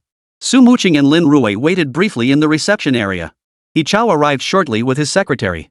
The moment he pushed open the door, He Chao's gaze immediately locked onto Lin Rui. A hint of coldness flashed across his lips. Mr. He, it's been ages. Su Muqing rose first to greet him. He Chao gave a polite nod before shifting his gaze back to Lin Rui. Attorney Lin, you've really pulled off quite the stunt. Stirring up public opinion. Now I open my phone and all I see is talk about Xingxing Building Materials aiding Xingxing real estate in forced demolitions. He Chao frowned slightly. You're now seriously disrupting our normal business operations. There's nothing I can do about it. In court, evidence is paramount. Lin Rui shrugged, gesturing towards Su Muqing beside him. Besides, my primary purpose here is to assist her in investigating the Hajia village explosion case. The matter concerning He Zhang is not the purpose of this visit. Investigating the Hajia village explosion? He Zhang's matter is not part of this discussion's purpose? He Chao gave Lin Rui a deep look before turning to Su Muqing beside him. Captain Su, if you have any questions, ask them directly. We may need to verify the identities of all Xingxing Building Materials employees from the past year and collect their DNA samples. This is a rather extensive undertaking, and we hope Mr. He will extend his full cooperation. Su Muqing spoke in officialese. Verify my employees from the past year? He Chao froze, staring at Su Muqing in disbelief. Is there a problem with them? Nothing major, really. We identified 13 DNA profiles from the explosion in Hajia village, but only 6 employees were reported locally. Nearly 7 DNA samples remain unmatched. We've submitted a request to screen the provincial database, but Xingxing Group is the closest county-level enterprise to Hajia village. Therefore, we aim to complete the DNA matching process as soon as possible. Su Muqing briefly shared the investigation's findings. Lin Rui had been studying He Chao's facial expressions the entire time. When the mention of 7 missing individuals surfaced, He Chao's gaze shifted unconsciously. Of course, no problem. He Chao pulled out his phone and beckoned his secretary over. Go to HR and pull up the employment records for all staff members who have been on the payroll within the past year. The past year? The secretary looked at He Chao. Boss, that might be a bit difficult. What's the problem? He Chao looked at the secretary with a puzzled expression. Administrative staff are manageable and factory transportation workers are relatively stable too. But production workers? That might be a bit tricky. The secretary looked at He Chao. At most, we're considered a township enterprise, so most workers come from nearby villages for casual jobs. Some are even paid daily. The factory workers are too transient, and sometimes with tight deadlines and heavy workloads, there's simply no time to carefully register everyone's names. Many people just signed their names manually, no ID numbers, and started working right away. They leave after 3 or 5 days, leaving behind little useful information. Hearing this, He Chao's expression softened with a hint of guilt. This is truly regrettable. We admit there are significant oversights in our management. But it's unavoidable.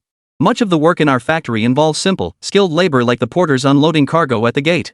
They might stay for 3 or 5 days before leaving. Most people from nearby villages come to work when they're not busy with farm tasks. When the fields get busy, they head right back. He Chao admitted with a hint of guilt. Faced with this explanation, Su Muqing's brows furrowed deeply. Regular administrative staff simply wouldn't have the opportunity to work at demolition sites.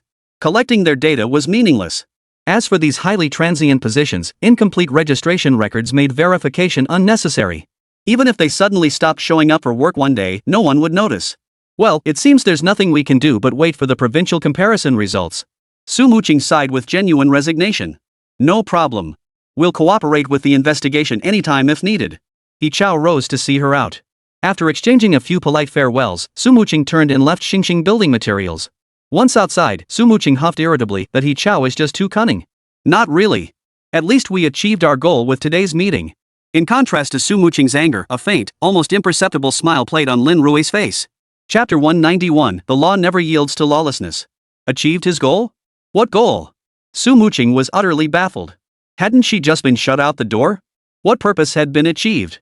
There was no outcome at all. Lin Rui couldn't help but roll his eyes. First, we've proven that employee turnover is extremely high in certain departments at Xingxing Building Materials Factory. This indicates that these highly mobile employees were likely not hired for work, but rather to facilitate money laundering. The scope of our investigation is now rapidly narrowing, focusing on specific departments with high turnover rates. Lin Rui looked at Su Muqing before him. He also revealed that most of these individuals are temporary workers from nearby villages.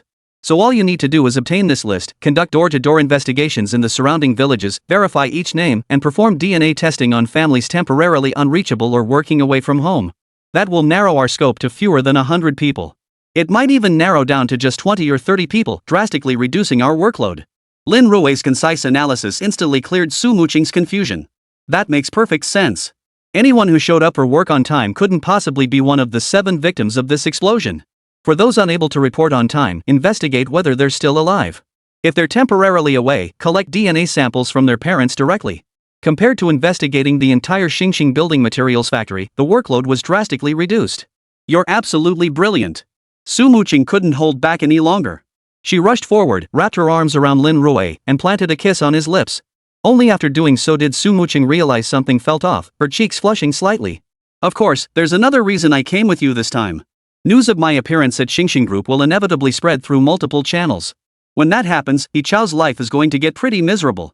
Lin Rui glanced meaningfully at the Xingxing Building Materials signboard and shook his head. Once the pressure mounts, the vulnerabilities multiply. You mean? Su Muqing snapped back to her senses. After all, Xingxing Building Materials was merely a front for Xingxing Real Estate. He was just another worker. The deeper the investigation into the money laundering went, the more Xingxing Real Estate would sense the crisis. And they'd shift all the pressure onto Xingxing Building Materials. Huff. At this realization, Su Muqing exhaled a long breath. The temperature had dropped, and her exhaled breath now formed a wisp of white mist. It's getting late. I know a decent hotpot place nearby. Why don't we grab a bite together? Lin Rui glanced at his watch. It was already past 5 in the afternoon. Sure. Su Muqing didn't refuse. She was genuinely feeling hungry. During her period of double regulation, she'd been confined to the hotel and hadn't eaten anything particularly good. She thought she'd finally get to enjoy a proper meal once released. But the bombing case immediately demanded her full attention. Now she had no chance to enjoy a proper meal. Soon, they hailed a cab and headed straight for a nearby hot pot restaurant. The copper pot arrived swiftly, its rising steam banishing the biting cold they'd carried inside. Lin Rui swiftly added lamb slices. A large chunk of lamb rolled continuously in the copper pot. Honestly, this hot pot is all about putting in big chunks of meat. Then, once it's cooked through, you wrap it in that prepared sesame paste. Look, just like this. Lin Rui said, immediately scooping up a large chunk with his chopsticks. He swirled it a few times in the sesame sauce before swiftly lifting it out. The sesame-coated lamb immediately went into his mouth. It was pure, satisfying indulgence. Shabu-shabu lamb is meant to be devoured in big bites. Su Muqing followed Lin Rui's lead, taking a hearty bite herself. A sense of satisfaction welled up within her. This is amazing. Perhaps because the lamb was too hot for her mouth, she kept blowing on it like a mischievous child, exuding a touch of cuteness. Actually, I'm really grateful you let me choose to undergo the investigation back then. After finishing another bite, Sumuching gulped down a large mouthful of ice-cold cola and looked at Lin Rui across from her. When she encountered the inspector, Sumuching had considered running away. She believed that was the only way to uncover the truth. In her moment of indecision, she made a call straight to Lin Rui. At that moment, Lin Rui had made it crystal clear, go with the inspector and cooperate fully with the investigation. Hardly. I just thought you'd be safer under the inspector's supervision. Lin Rui took a bite of mutton, then added more from the plate on the table. Supervised by the inspector? Sumuching smiled. Actually, I'd been under investigation these past few days, but I've also been thinking a lot. In the past, I encountered many situations where I thought brute force would get things done. But this time, I finally get it. Following procedures isn't just about upholding justice, it's also about protecting yourself, keeping yourself from being blackmailed by criminal forces. Take this case, for instance. It's just a real estate company within Hannan province, yet they dare to act so brazenly, hiring thugs and using 13 lives to destroy evidence. If this were outside, Sumuching dared not imagine the consequences. If they could act this brazenly within the province, what if something involved multiple provinces or even the entire nation? How vast would their influence become? So sometimes, we don't have to go head to head. Biding our time, growing stronger, and leveraging another power to take them down, that's the right path. Lin Rui looked at Sumuching before him. Isn't there a saying that justice is never absent, only delayed? But isn't there another saying? Sumuching picked up a large piece of lamb with her chopsticks and popped it into her mouth. Is delayed justice still justice? At that, Lin Rui fell silent, choosing not to respond immediately. Sumuching realized she might have misjudged the situation. She lifted her cola, about to speak, when Lin Rui slowly replied. I believe justice is never late. Because upholding justice is never for the sake of the victim alone, it's to inspire those who come after. It's not that the wronged party suffered injustice, and later the injustice was cleared, that delayed justice isn't justice. The very existence of miscarriages of justice reveals flaws in our judicial system. The ability to correct these errors proves our system is evolving. That's precisely why justice arrives late. Justice arriving late precisely demonstrates our judicial system's progress. The delayed justice for one or two individuals ensures that justice will no longer be delayed for everyone else. Lin Rui looked at Sumuching before him. Ever since Shang Yang's reforms, the Dragon Nation has established laws. Yet after so many years of development, loopholes still exist in the legal system. Society evolves constantly, while laws lag behind. If we encounter injustice or situations like your recent inspection audit where you tried to evade accountability, can this nation still be called a rule of law state? Therefore, in my heart, there is only one principle: the law shall never yield to lawlessness.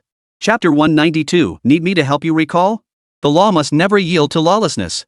Lin Rui's words were simple, yet they plunged Sumuching into silence. He was absolutely right. If the law temporarily yields to injustice, justice will be delayed. And what Lin Rui truly believed was this: the law must never yield to injustice.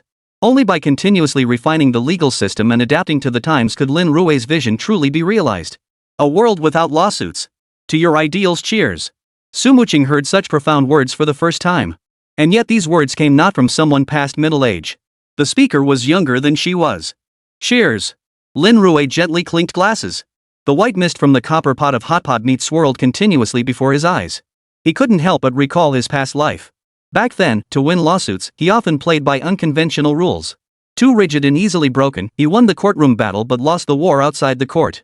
Fortunately, heaven did not forsake him, granting him a second life where he could continue to stand upon the law. No lawsuits in the land. This signifies that humanity's moral character has reached its zenith. Laws would become utterly unnecessary. But the path to such a world remains long and arduous. The two emerged from the hot pot restaurant well past 8 in the evening. Perhaps due to the charcoal-fired hot pot in the copper pot, the air inside the restaurant felt stuffy, leaving both men feeling a bit lightheaded. Let's walk it off. Lin Rui stepped outside into the cold breeze, instantly feeling much more refreshed. Sumuching didn't mind either. Though young, Lin Rui beside her had a remarkably perceptive way of seeing things.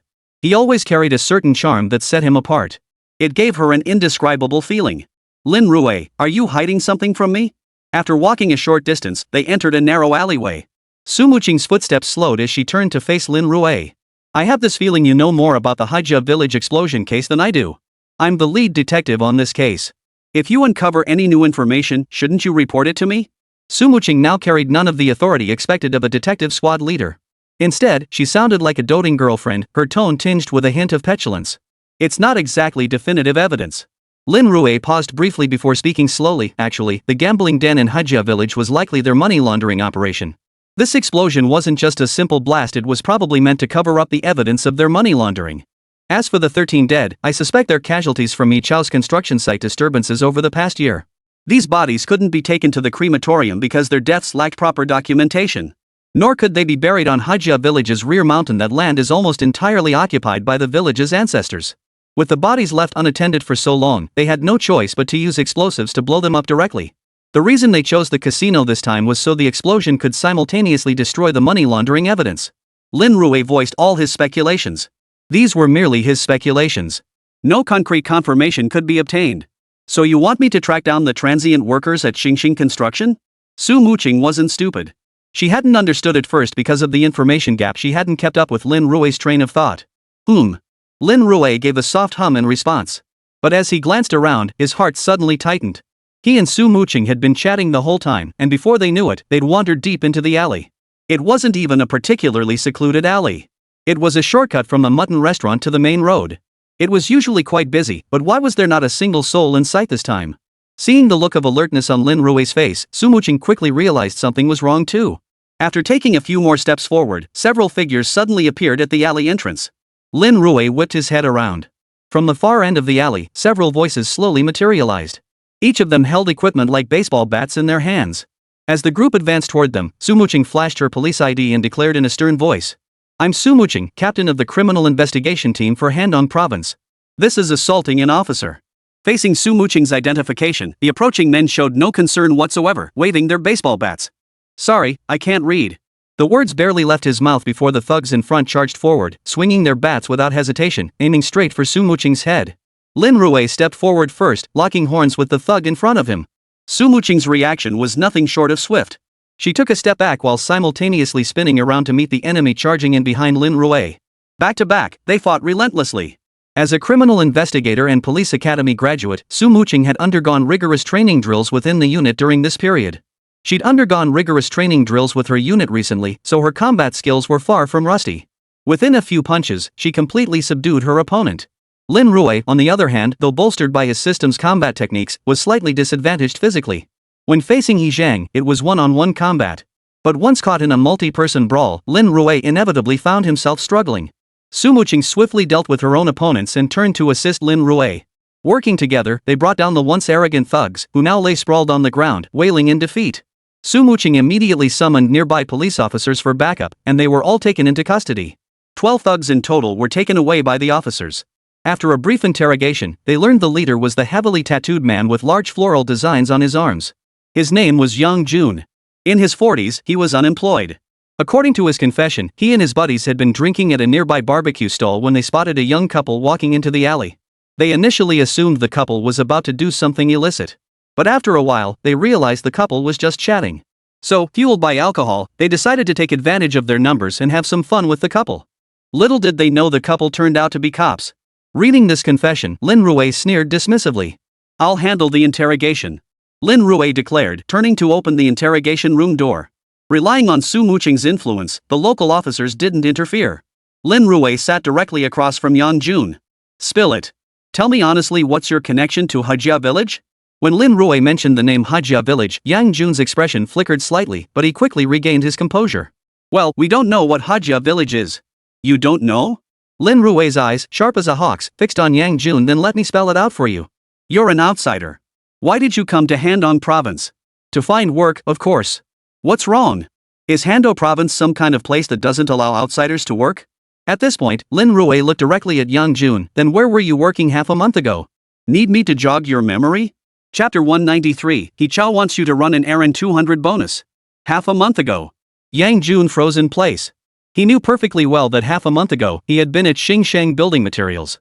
Right next to Xingsheng Building Materials was Hajia Village. "What do you mean, half a month ago?" Yang Jun wasn't quite sure what evidence Lin Rui had in hand. "My crew and I originally came to work in Handong province, but we never expected the wages at the factories here to be so low. They didn't even provide meals or lodging, so we just quit. So we've been taking on daily pay jobs outside. As long as we can eat our fill, that's good enough. We've been doing day-to-day jobs these past 2 weeks. If you ask where we were half a month ago, I honestly don't know." Yang Jun replied vaguely. "Daily rate jobs?" Lin Rui asked with some surprise. "Then tell me, which factories near Handong province pay higher daily wages? Where else would you go? Either electronics factories or helping others with logistics and transportation. The daily pay jobs we find are all manual labor. We guys don't have much education, and we can't handle jobs that require thinking, so we just take whatever manual work we can find to barely get by. Yang Jun chuckled at this, his jowls jiggling with the sound. Oh, so daily wages must be decent then. Judging by the layer of fat on your body, you clearly haven't been starving. Lin Rui muttered under his breath. Yang Jun gradually relaxed. It's okay. The assembly line at the electronics factory was brutal. Staring at those parts all day long made our eyes go blurry. None of us could stick it out. Lately I've been doing long-haul trucking. It's fast money and gives you freedom. My buddy and I take turns driving, and a round trip brings in a decent chunk. Meals and lodging are all covered. Yang Jun said with a smile. You bet. We just sleep right in the truck. Guess you guys take turns driving too, so you can chat when you're not busy. After a few casual words, Yang Jun seemed to open up. Looks like you know your stuff. We picked this job because it seems pretty low maintenance. So what do you transport? Agricultural products? Livestock? Or something else? Building materials, of course. Agricultural goods might pay well per trip, but they demand strict timelines. You'd be stuck driving nonstop for online orders. Exhausting. As for livestock, you know how pigs stink. Plus, once they're loaded up, you have to deal with waste disposal and feeding them. It's just not practical. Yang Jun shook his head. You said you drive big rigs. Have you ever hauled steel coils? Lin Rui suddenly asked. Yang Jun shook his head immediately. Rolls? No way. That stuff's dangerous. One wrong move and you could lose your life. Us guys are just trying to scrape by. Of course we go for the easiest, least stressful jobs. Yang Jun opened up, his guard against Lin Rui gradually lowering. Oh, so which companies do you usually haul for? Lin Rui asked casually, his head bowed. What other companies? Just the larger building material factories in Hanong, like Xingyun Building Materials, Dadong Building Materials, Xingxing Building. At that point, Yang Jun seemed to have triggered some sensitive keyword and immediately clamped his mouth shut. Xingxing Building Materials? Why did you stop making stuff up? You guys drive big trucks to haul goods, and you sleep in the cab? With just a dozen or so of you, shouldn't they be providing you with a whole fleet? Or maybe you're super tight with your truck crew, so you call them out for drinks and maybe get a little something else going on? Lin Rui stared at Yang Jun before him, his voice rising involuntarily. Yang Jun immediately hung his head, unable to speak. Then let me explain it to you. Half a month ago, you were hired by Xingsheng Building Materials, supposedly to be assigned work. But unexpectedly, not long after you arrived, an explosion occurred at Haijia Village in Xingxing Building Materials, and your job assignments were put on hold. With no income during this period, you had no choice but to look for odd jobs. Lin Rui paused briefly before looking up at Yang Jun. So you figured you'd take advantage of being drunk to rob whoever you could? But you never imagined your first target would be a cop. Lin Rui laid out his reasoning. Yang Jun nodded earnestly. That's exactly how it went. Is that so? Well, let me tell you this, robbery is a serious crime. And it's not just robbery, you also directly ordered an assault on a police officer. If it weren't for Captain Su's incredible combat skills, you probably would have killed someone. So if we go by that logic, let me calculate. Under Dragon Nation's criminal code, aggravated robbery involving large sums carries a sentence of 10 years or more, life imprisonment, or even death. Lin Rui pondered for a moment before stating gravely, but you orchestrated this robbery with multiple accomplices. The others have already confessed you're the mastermind behind this operation. So if we add it all up, you're charged with organizing robbery and assaulting an officer. All charges combined, let me see, life imprisonment is guaranteed. I'd say it'll be a death sentence. As for your brothers here, they're accomplices who didn't organize anything. They'll get 1 or 2 years at most. Once they're out, your boss will give them some money. Lin Rui shook his head with a wry smile. If any of them have a shred of conscience, they might buy a roast chicken and a bottle of baijiu to pour on your grave. But that cost next to nothing compared to the fat payouts they get. You're the one who has truly been wronged. At this point, Lin Rui couldn't help but let out a long sigh. They say I was the organizer? Bull. I may have been at the forefront, but I was definitely not the organizer. Whether moved by Lin Rui's words or haunted by the thought that all his gains after death would be claimed by these brothers, Yang Jun felt an overwhelming sense of injustice. Oh? Then let me tell you another version. Lin Rui didn't give Yang Jun a chance to speak, instead slowly continuing, you guys were hired thugs for Xingxing Construction. Your usual job was handling demolition work for them. After splitting the money, you'd head to the casino in Haijia Village to launder it. Of course, you get a cut every time you launder money. The catch was you had to use your own ID information. But recently, Xingxing Building Materials got caught up in a lawsuit. So they dared not defy the law anymore. No more money laundering, no more causing trouble outside. So now you've got no income, just hanging around with nothing to do. Once you've tasted the quick cash, factory work just doesn't cut it anymore. Until recently, when He Chao approached you with a job. Lin Rui spoke slowly and deliberately, but his words left Yang Jun staring blankly ahead.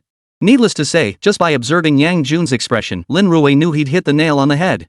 Chapter 194, Not Just a Frontman? 300 bonus. As for what He Chao wanted you to do, it was most likely to take me out for good. You've pulled stunts like this before, but this time you just happened to run into someone who can fight back. Lin Rui stopped there. The hint was sufficient. Now it was time to give Yang Jun his chance. Yang Jun fell silent before him. Lin Rui cleared his throat twice. What? Do you want me to keep talking? Let me be clear, if I spill everything, and you then reveal what I already know, that wouldn't count as meritorious service. You know what that means. Lin Rui stared intently at Yang Jun. Are you prepared to rot in prison, or are you ready to turn state's evidence? If you can prove you were acting under someone else's orders, then you're not the mastermind. Nor would you be the organizer of the robbery. Everything would be unrelated to you, even the assault on an officer. You'd only be considered an accomplice. That's a much lighter charge. Confess honestly, reform properly, and you'll have a chance to start over. But if you remain stubbornly defiant, then there's no choice. The evidence I hold is more than enough to lock you up for life. Lin Rui stared at Yang Jun across the table. You know my background, I specialize in criminal litigation. Do you seriously think any defense attorney could get you off in my courtroom? Hearing this, Yang Jun shuddered violently. He hadn't been working lately, spending his days lying around at home scrolling through short videos. Of course he recognized Lin Rui. This guy was ruthless. Not only did he send plaintiffs to jail, but he also sent defendants and judges there too. If he really ended up in court, no one could help him escape punishment from Lin Rui's grasp. I'll tell you everything. Yang Jun stared at Lin Rui before him. You're right. This evening, He Chao sent word through someone, saying he needed help with a big job tonight. After it's done, everyone gets 100,000 yuan. The job? We kill you lot and bury you somewhere. After the job was done, we'd each get 100,000 yuan. Yang Jun spoke slowly, laying out everything he knew. Kill people? Lin Rui hadn't expected He Chao to be planning a permanent solution. Yeah, he's got people lined up to handle it. All we have to do is knock you out and get you in the car. We've been hanging around on the streets for over half a month now. We're completely broke and we've gotten hooked on gambling. You know how it is, we're drowning in debt and have no way to pay it off. We have no choice but to do what He Chao says. Yang Jun looked up at Lin Rui and explained everything in detail. Then let me ask you this, are all these dozen or so men following you people you know personally? Lin Rui fixed his gaze on Yang Jun and pressed further. No, I don't. Only 3 of them are my cousins I brought along to work. As for the rest, I've only seen them a few times while on the job.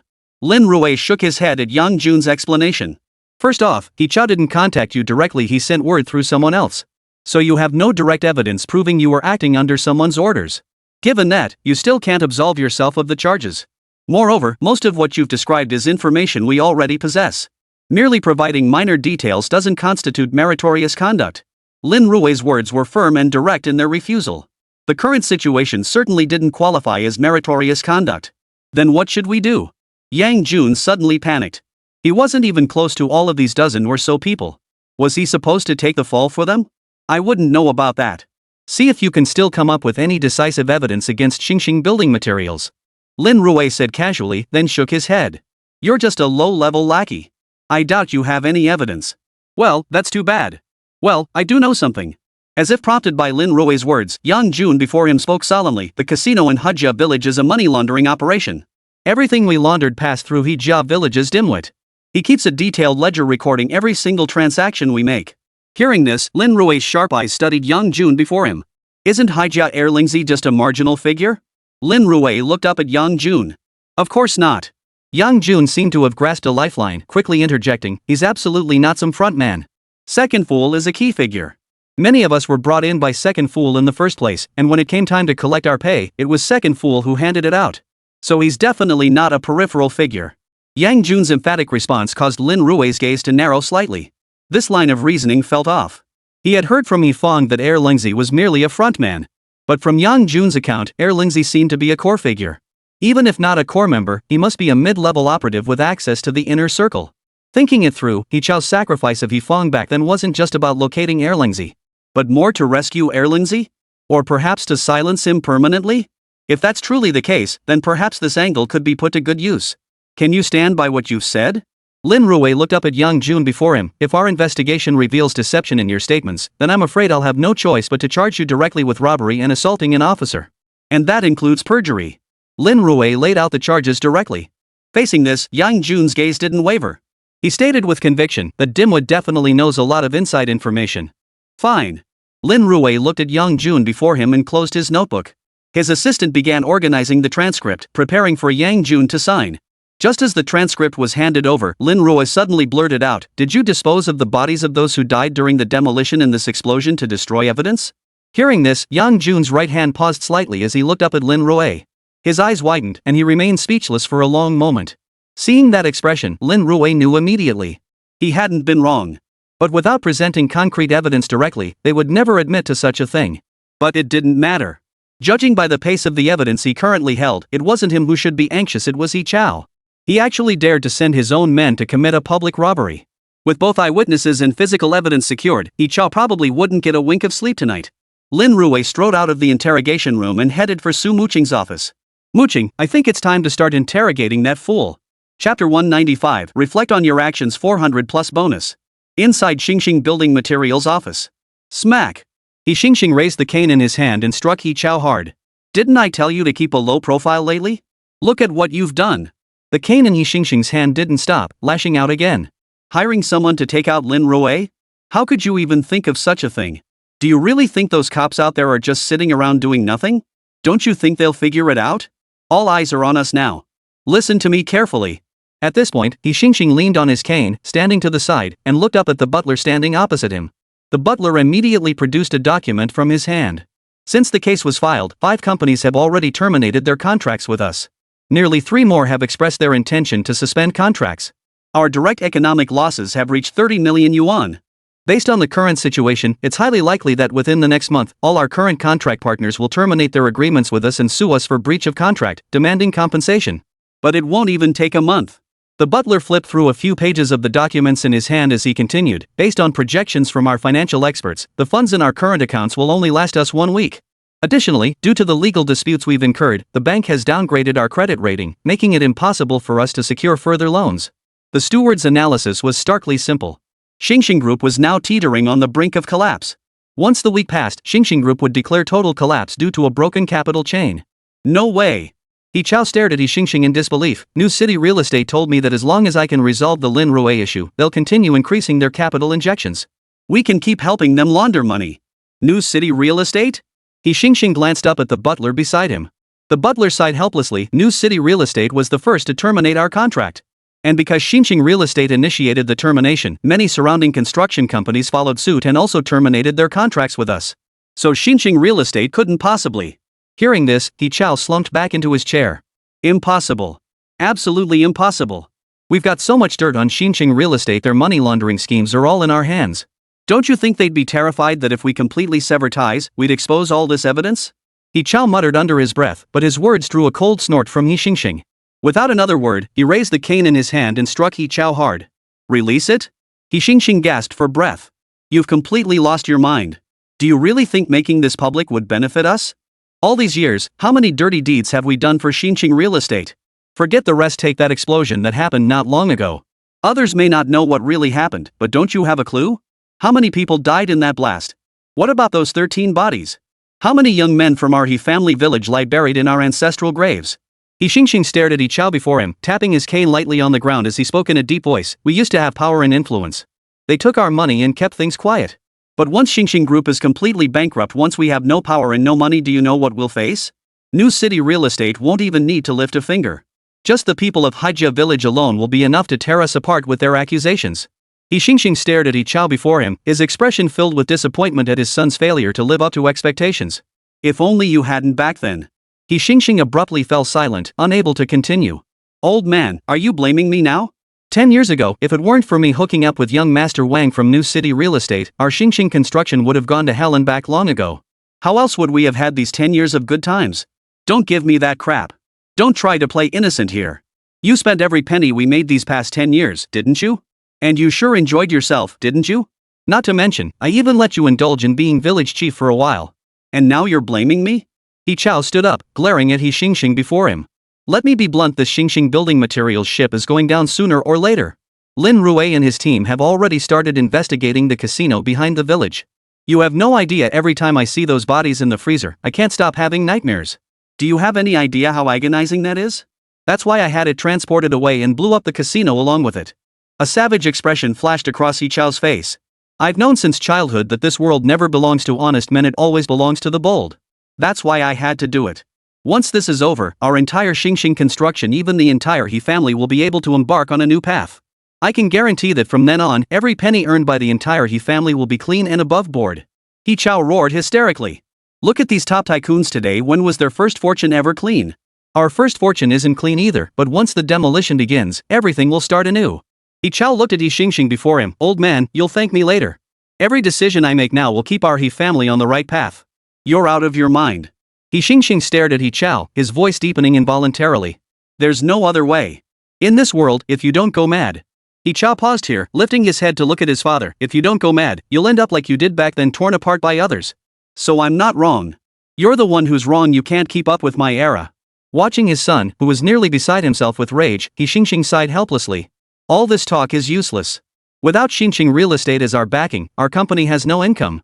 All these years, the building materials we produced have been basic, low-margin processing, utterly incompatible with today's market. We used to make money through money laundering and demolition projects, but now. He Xingxing looked at He Chao before him. We need to figure out how to keep Xingxing building materials alive. That's the most crucial thing. Survival for Xingxing building materials? He Chao narrowed his eyes, staring at He Xingxing. What do you mean? Find a time to apologize to Lin Rui and get him to drop the lawsuit. He Xingxing's voice grew stern. Once Lin Rui withdraws the lawsuit, our legal crisis will be resolved, and the banks will naturally resume lending. I'll arrange a meeting with those old guys to discuss it properly. For now, just stay home and rest. I'll handle the company operations. After giving his instructions, He Xingxing left the office without giving He Chao a chance to object. Chapter 196, A Banquet of Betrayal? Outlaw Law Firm. Since moving in, the towering office building and the clean, tidy office space had been a sight to behold. Especially the floor-to-ceiling windows in the office. Standing by them and gazing out, one could clearly see the scenery beyond. The expansive view brought an indescribable sense of ease. Lin Rui sat in his office organizing materials. Several cases were currently on his plate. The first was He Zhang's case, which was temporarily adjourned. Su Muqing had led a team to search his former law firm, collecting numerous DNA samples for analysis. Truthfully, Lin Rui couldn't care less about the DNA results. All he needed to do was demonstrate his commitment, deploy a few online trolls, and leak some information.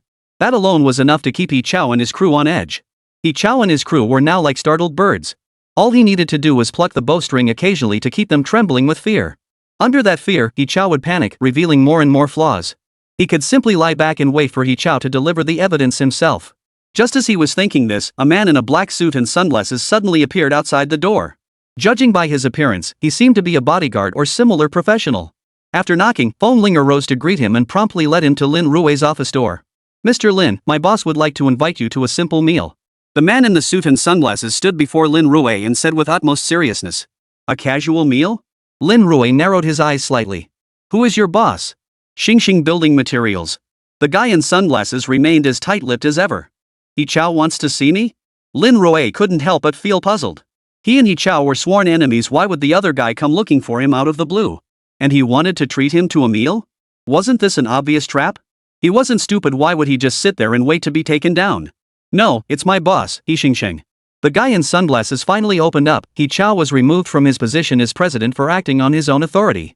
Xingxing Building Materials is now being handled by my boss, He Xingxing. He Xingxing. Lin Rui had investigated the He family's background. This He Xingxing was He Chao's father. He invited me to dinner? Feng Linger shot him a questioning look, as if seeking his opinion. Where? Haitian Grand Restaurant. The guy in sunglasses named the restaurant.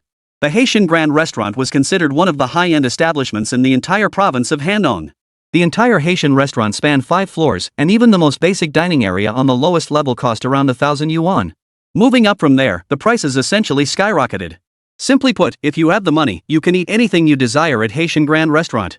As for the top floor of Haitian Grand Restaurant, only 12 private rooms exist there, rumored to be named after the 10 heavenly stems. Hence its nickname, Heaven on Earth. Up there, anything goes. Which private room? When the other party mentioned Haitian Grand Restaurant, Lin Rui's expression remained unchanged as he casually asked. Private room B. Upon hearing the room number, Feng Linger couldn't help but gasp in astonishment. It was actually in the Heavenly Realms section on the top floor. Got it. When? This afternoon. After the guy in sunglasses finished speaking, he looked at Lin Rui in front of him. Would you like us to arrange a car to pick you up? No need. I'll drive myself over. Lin Rui waved his hand, indicating he didn't need it. The guy in sunglasses didn't say much more. He nodded and turned to leave.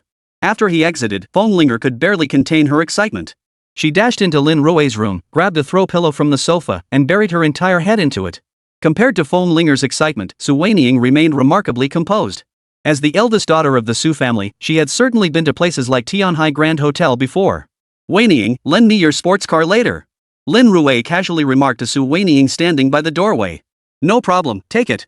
Su Weiniing placed the keys directly on Lin Rui's desk. Then, as if remembering something, she added, just remember to come back tonight. I don't want my car showing up at any business entertainment venues. Don't worry. I won't go anywhere except Tianhai Grand Hotel. Lin Rui smiled faintly. He Xingxing seeking him out now definitely wasn't to discuss business or drag him out for fun. This was most likely a trap. It was just as well he couldn't leave Tianhai Grand Hotel anyway. But just as Lin Rui finished speaking, Su Weiniing shot him a meaningful glance. But Lin Rui remained focused on the documents in his hands, completely oblivious. Around 11 o'clock, Lin Rui sped toward Tianhai Grand Hotel in his red Ferrari. Inside the Bing-numbered private room at Tianhai Grand Hotel, He Xingxing had been seated there for some time. He turned to the young man beside him wearing sunglasses. What's your take on Lin Rui? He's incredibly composed and calculating. The guy in sunglasses replied succinctly. When I mentioned room C, his face showed absolutely no emotion. Either he's seen it all, or he's calculating to the core. In short, I sense a maturity in this young man that doesn't belong to his age group. The guy in sunglasses delivered his assessment swiftly. This was He Xingxing's habit. He liked to have his subordinates interact with his guests first, then share their impressions. This helps him gauge the situation better later on. V room. At that very moment, a red Ferrari sped toward the building, executed a perfect drift, and pulled into the parking spot. Lin Rui stepped out briskly, dressed in a crisp suit and wearing sunglasses. His height and striking profile drew more than a few admiring glances from passers-by. Honestly, he looked like a movie star. When He Xingxing saw Lin Rui emerge from the red Ferrari, he couldn't help but glance up at the guy in sunglasses beside him. This is the guy with the steady temperament you mentioned? The guy in sunglasses was momentarily speechless. You really need to work on your judgment of people. Otherwise, if he toned it down just a bit, he could have fooled you. He Xingxing moved from the floor-to-ceiling window back to the nearby sofa. His secretary poured him a cup of tea. From what I understand, Lin Rui in court is like a sharp sword, often striking from unexpected angles, catching people off guard. People like that are usually quite flamboyant, convinced of their own eloquence. Once they spot a weakness, they'll attack relentlessly. Add to that his penchant for driving supercars like Ferraris. They offer no comfort beyond sheer flashiness. That alone speaks volumes about his character. Steady and composed? Not in the slightest. He Xingxing offered a few brief observations before taking a sip of tea. The young man in sunglasses stood behind him, nodding slightly. I've learned a lot. Chapter 197. Young people should listen to advice. Not long after, Lin Rui knocked on the door of the C-numbered private room from outside. Upon entering, He Xingxing rose to greet him. With autumn deepening, He Xingxing wore a worn leather coat, radiating an air of nouveau riche. After exchanging polite greetings, Lin Rui was about to find a seat. The young man in sunglasses and a suit who had greeted him earlier hurried over. He held a basket in his hand. Inside lay several mobile phones. Oh, Mr. Lin, I have a habit. I don't like being disturbed while eating. He Xingxing, seated at the head of the table, slowly spoke while resting his hands on his walking stick. We all know how you young people are these days, always glued to your phones during meals. I find it hard to enjoy my food or conduct business properly that way. Though his tone was polite, the chill in his eyes spoke volumes. Lin Rui smiled faintly, pulled his phone from his pocket, and placed it directly into the basket before him. The guy in sunglasses tried to step forward, reaching out to check if Lin Rui had any other electronic devices in his pockets. Just as Lin Rui was about to refuse, He Xingxing beside him shook his head. Hey, Mr. Lin is my guest. What are you doing? Mr. Lin, I don't know if you have any dietary restrictions. If so, I'll have the kitchen adjust a few dishes. Watching the two play their little game, Lin Rui paid it no mind and quickly sat down at his seat. No need, Mr. He. Our relationship isn't exactly friendly. Besides, we're currently embroiled in a lawsuit. If someone were to photograph me meeting privately with the defendant's father and word got out, that wouldn't be good. Lin Rui cut straight to the chase, fixing his gaze on He Xingxing across the table. Haha, young people really are straightforward. He Xingxing smiled faintly. In that case, let's get straight to business. I know you have evidence concerning He Zhang, but he's ultimately just a mentally ill patient. Surely you wouldn't want to nitpick over such matters, Mr. Lin? He Xingxing looked up at Lin Rui, gesturing for the secretary beside him to pour tea. Mr. He, that's not quite accurate. While He Zhang is mentally ill, he has also broken the laws of manhwa. If anyone could be let off the hook simply because of mental illness, then the law would cease to exist. Lin Rui sipped his tea and smiled at He Xingxing across the table. Oh, is that so? Then it seems the law holds great importance in Mr. Lin's eyes? He Xingxing's eyebrow arched slightly, his expression instantly turning colder. Lin Rui's meaning was clear, he was refusing. Of course. As lawyers, the law is our faith. If that faith were to vanish, then perhaps the very meaning of our existence would be lost. Lin Rui straightened his posture, his tone unwavering. Mr. Lin, the so-called law is nothing more than a system devised by those in power. The law doesn't apply to the elite, don't you understand that basic principle?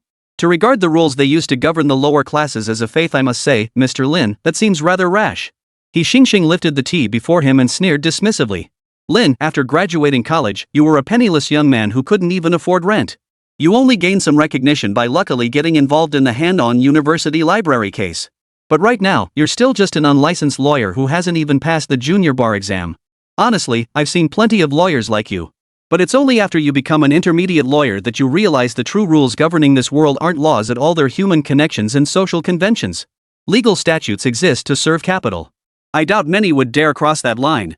He Xingxing spoke, grabbing the teapot beside him and pouring Lin Rui another cup. Now, I have two options for you. First, I have 1 million yuan. I'll buy the evidence you're about to hand over to the police. In exchange, you sign a contract pledging never to sue Zhang again. You take the million yuan outright.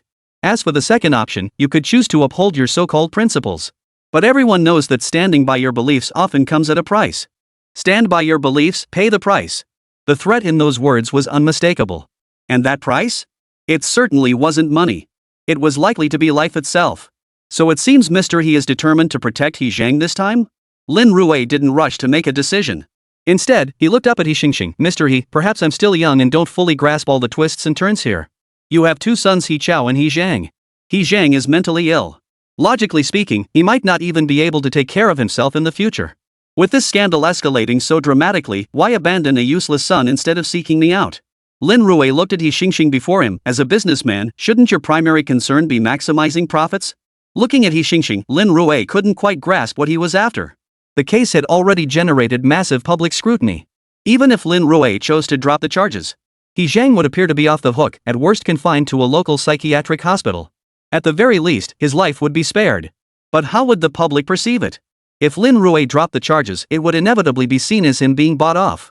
If that becomes the prevailing belief, public opinion will deem He Zhang mentally unstable regardless of any court verdict.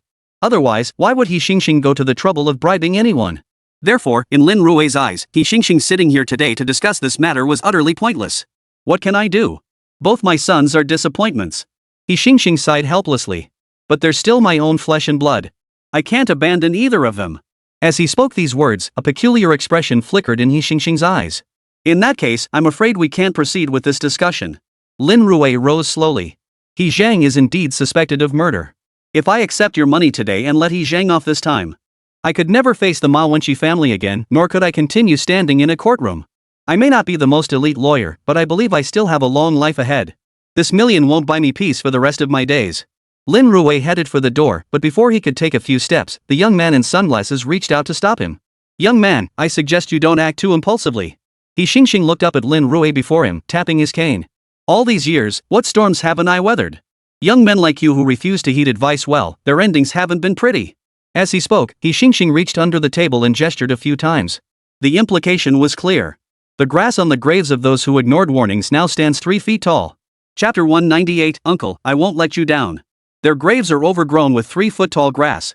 Facing such a threat, Lin Rui's lips curved into a faint smile as he slowly turned around. Mr. He, what's this? Are you planning to kill me too? I'm afraid you'll be disappointed again today. Lin Rui looked at He Xingxing before him and pointed outside the floor-to-ceiling window.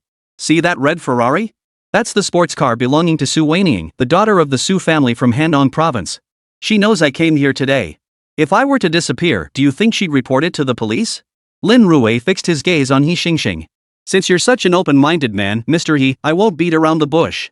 To be honest, Xingxing Construction probably can't be saved, at least not He Chao. You've been using Xingxing Construction as a front for money laundering. The Economic Crime Division is already on your trail. Not only that, but the Hujia village explosion case involves 13 lives, a major homicide in Handong province. Do you really think hiring some dimwit will let you slip through the cracks? Since escape was impossible, Lin Rui decided not to leave. He pulled out a chair and sat back down at his own spot. Remember the day before yesterday when He Chao sent a gang of thugs to beat me up? Someone has already confessed that the money laundering transactions are in that fool's hands. By now, the police likely have nearly all the evidence, so... Lin Rui paused, glancing up at He Xingxing across the table. You shouldn't be wasting time arguing with me here. You should be thinking hard about which one you should protect. He Xingxing had 2 sons. He Zhang suffered from mental illness and could potentially face the death penalty for intentional homicide. As for the other son, He Chao. Not only was he involved in money laundering and other economic crimes, but he also maintained a network of enforcers. If prosecuted, he'd likely face charges related to organized crime as well. With all these charges piled on, He Chao would struggle to stay alive. He Xingxing, no longer as arrogant as before, took a few steps back and sat down at his own seat. Mr. He, let me offer you some advice. The waters here run too deep for you to navigate. With those words, Lin Rui turned and walked away once more. The guy in sunglasses still reached out to stop him. But this time, He Xingxing sighed. Attorney Lin, do you have any better ideas? Based on the existing evidence, He Chao will be caught sooner or later. Even if he gets the lightest sentence, it'll be life imprisonment. And it's highly likely to be a death sentence. Lin Rui didn't look back, merely continuing. As for He Zhang, due to his mental illness, he lacks the capacity to act. From this perspective, if a lawyer can prove that He Zhang's actions were instigated by He Chao, then He Zhang might just save his own life. Lin Rui paused briefly at the doorway before adding, but what good would that do? Your biggest problem now isn't the fate of your 2 sons. It's that once you blow up, you'll be nothing but a worthless piece of trash in Xingqing real estate's eyes. A useless piece of trash holding some dirt. Do you really think New City real estate will keep you around? So from the moment He Chao dragged you onto this sinking ship, you've never been able to get off. Lin Rui's words struck like a dagger, piercing He Xingxing's heart. As a businessman who rose from impoverished villager to build Xingxing Construction into a powerhouse, He Xingxing was no pushover. He knew Lin Rui was right. Once his 2 sons were finished, Xingxing Construction would be discarded. New City real estate would never tolerate Xingxing building materials burdened with so much dirt remaining alive. But what can we do now? He Xingxing looked at Lin Rui before him. Any thoughts of threatening him vanished completely. On the contrary, he now regarded Lin Rui as a true lawyer. It's not impossible. If New City real estate ceases to exist, then your crisis will naturally be resolved. But if you persist in your stubbornness and let He Chao run wild, New City real estate will sever ties with you immediately and then turn around and send you straight to jail. The business world is like a battlefield.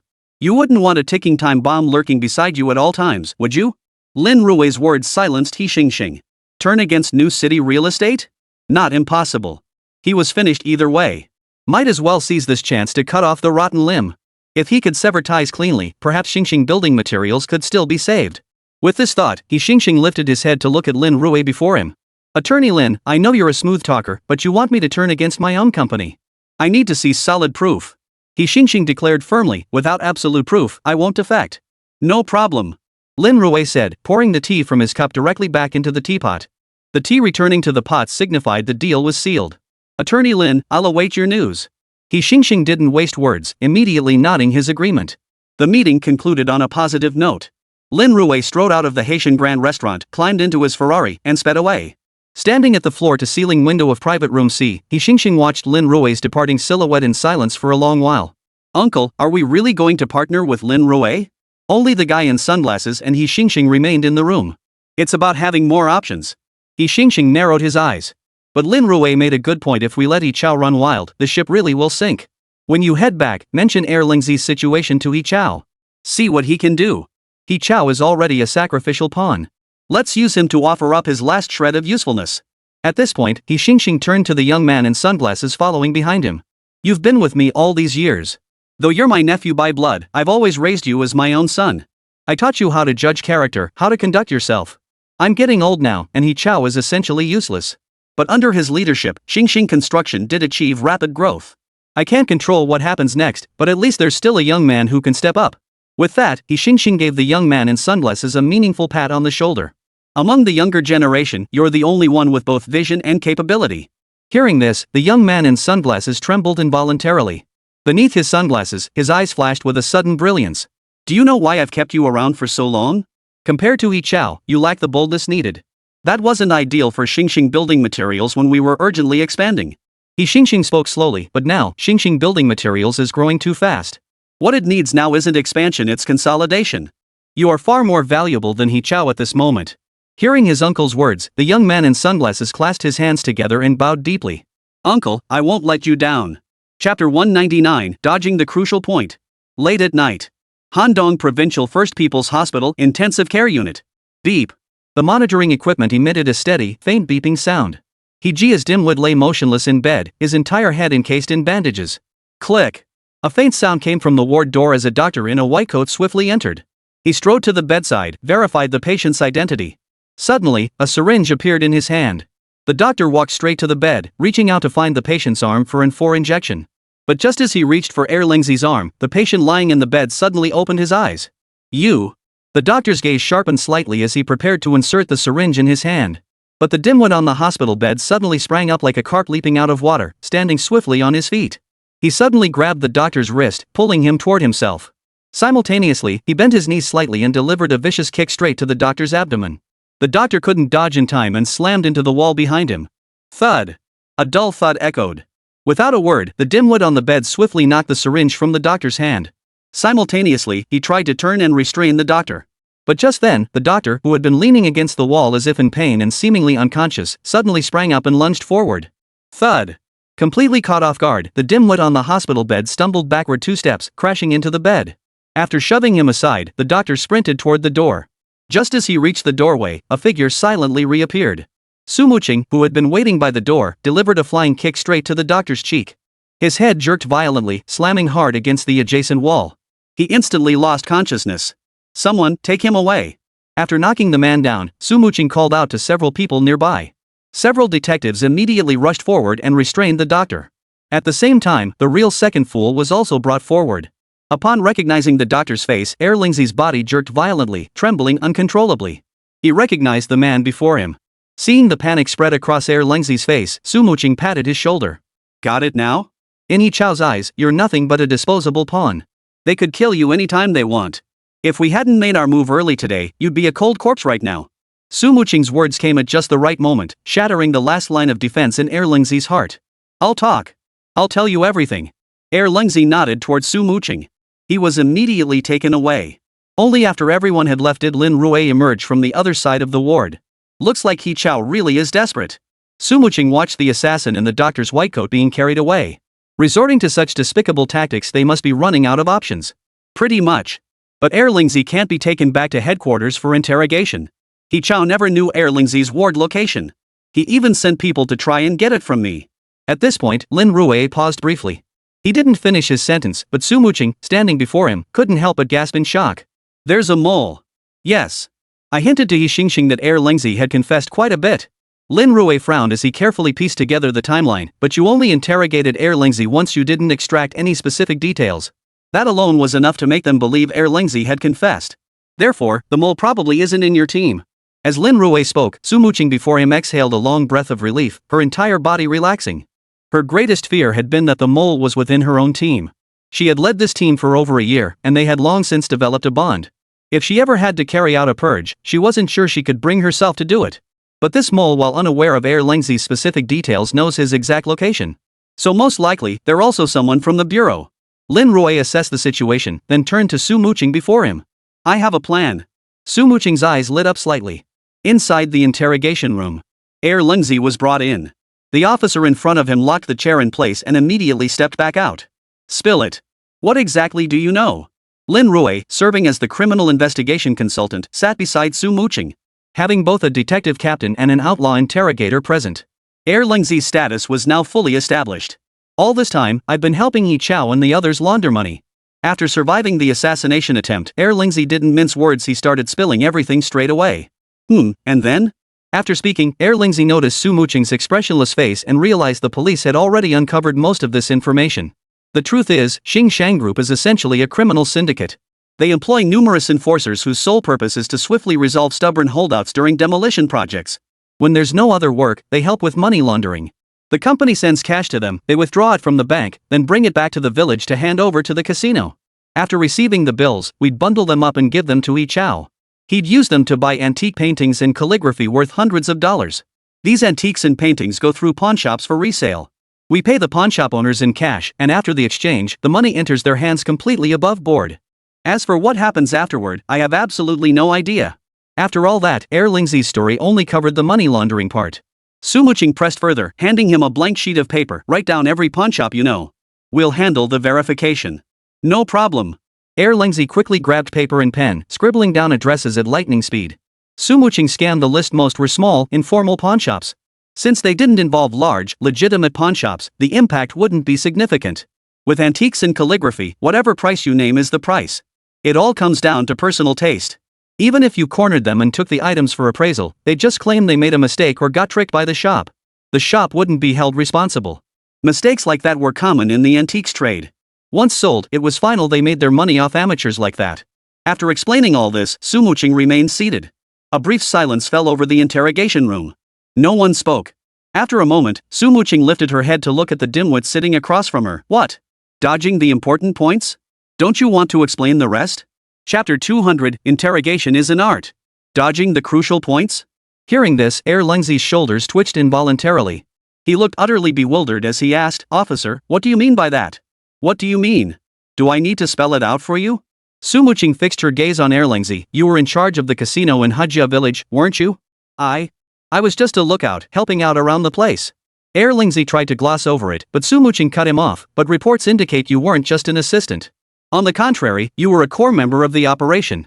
I won't say more. This evidence alone is enough to lock you up for life. 13 people died in that explosion. Su Muqing looked at the dimwit before her. Based on the scene and the evidence we currently have, natural causes have been ruled out for this explosion. It was clearly deliberate. The location of the blast is highly suspicious. Moreover, judging by the scattered remains of the victims, someone deliberately placed them at the epicenter of the explosion. Do I really need to spell this out for you? Su Muqing paused, then produced several photographs and presented them to Lengzi. The images depicted the devastated blast site and the scattered remains. Lengzi unconsciously swallowed hard. But he seemed utterly unwilling to speak. Lin Rui studied him, his voice deepening.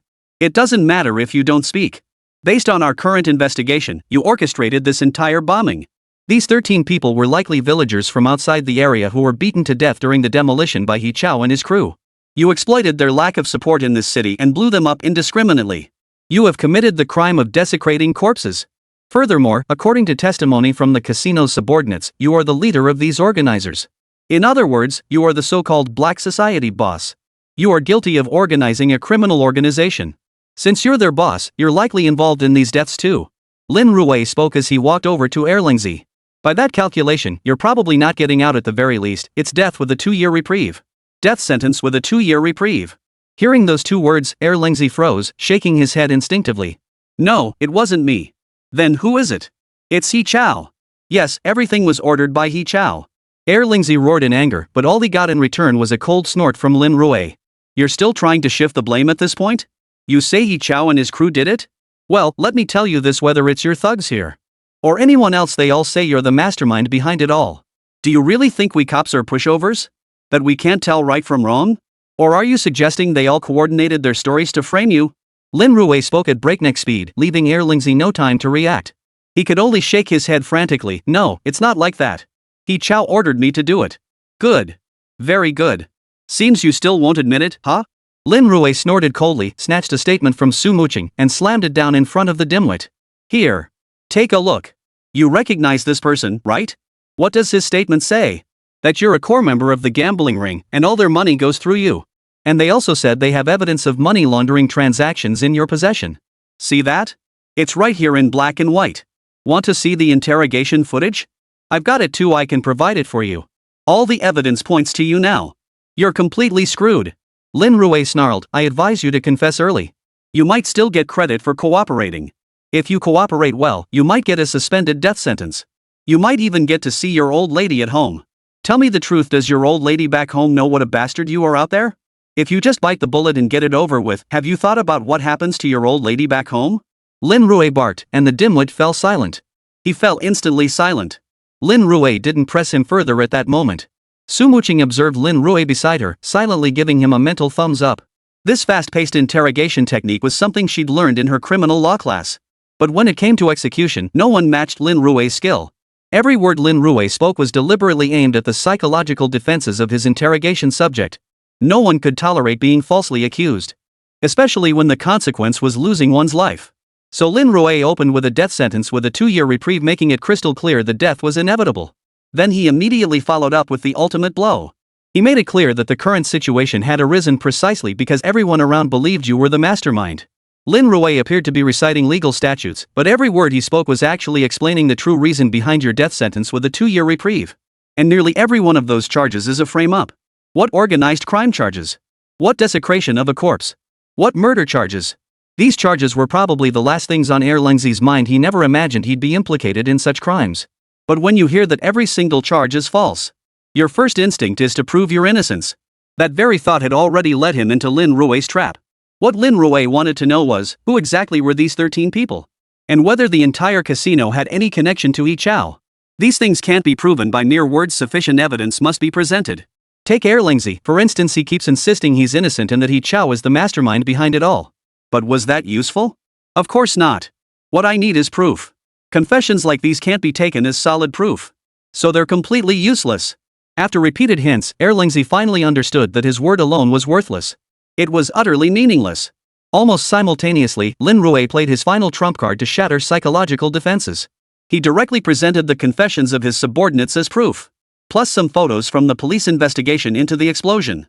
As for the details like how all 13 bodies had been deliberately placed together, they no longer mattered. Lingzi's mind had already stopped processing. All he could think about now was that his plan to destroy the evidence had been uncovered. He was finished. The police might already have enough evidence pointing to him. He'd be arrested outright as the organizer. Everything was over. Lin Rui made one final attempt to use family ties. According to the investigation, Lingzi had an elderly mother at home. After exhausting all tactics, he abruptly stopped. The rest was up to Lingzi to work through himself. Once Lingzi came to terms with it internally, his entire psychological defense would collapse completely. Then everything would fall into place naturally. But while this seemed straightforward, execution proved incredibly difficult. With only this much evidence in hand, the timing and execution of its use, every nuance of the rhythm, rest entirely on Lin Rui's own judgment. Su Muqing knew she didn't have what it took. After over 10 minutes of silence, the simpleton before her finally sighed, "I'll confess everything." Chapter 201, Lin Lu, come in 500 votes bonus. Everything. The dimwit looked up at Lin Rui before him and declared in a solemn voice, "I truly didn't kill those 13 people. The whole place belongs to Yi Chao.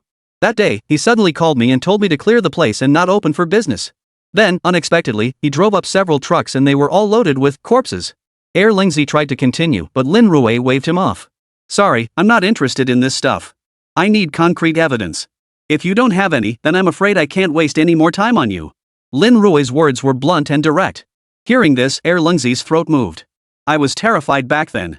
I feared that if I blew up the place, they'd just ditch me. So I kept a recording as backup." "The recording? Where is it?" "It's at my house, under my mom's bed." Hearing this, Lin Rui immediately shot Su Muqing a look. Su Muqing didn't hesitate either, immediately dispatching her team to Hujia village. "Dispatch all detectives." "Wait, no. I'll report this to headquarters immediately and request SWAT support.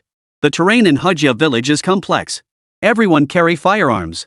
Effective immediately, everyone turn in your cell phones. No outside contact is permitted until the mission is complete." Su Muqing barked the orders as she knocked on Director Li's office door. The He village bombing had already been designated a provincial priority case.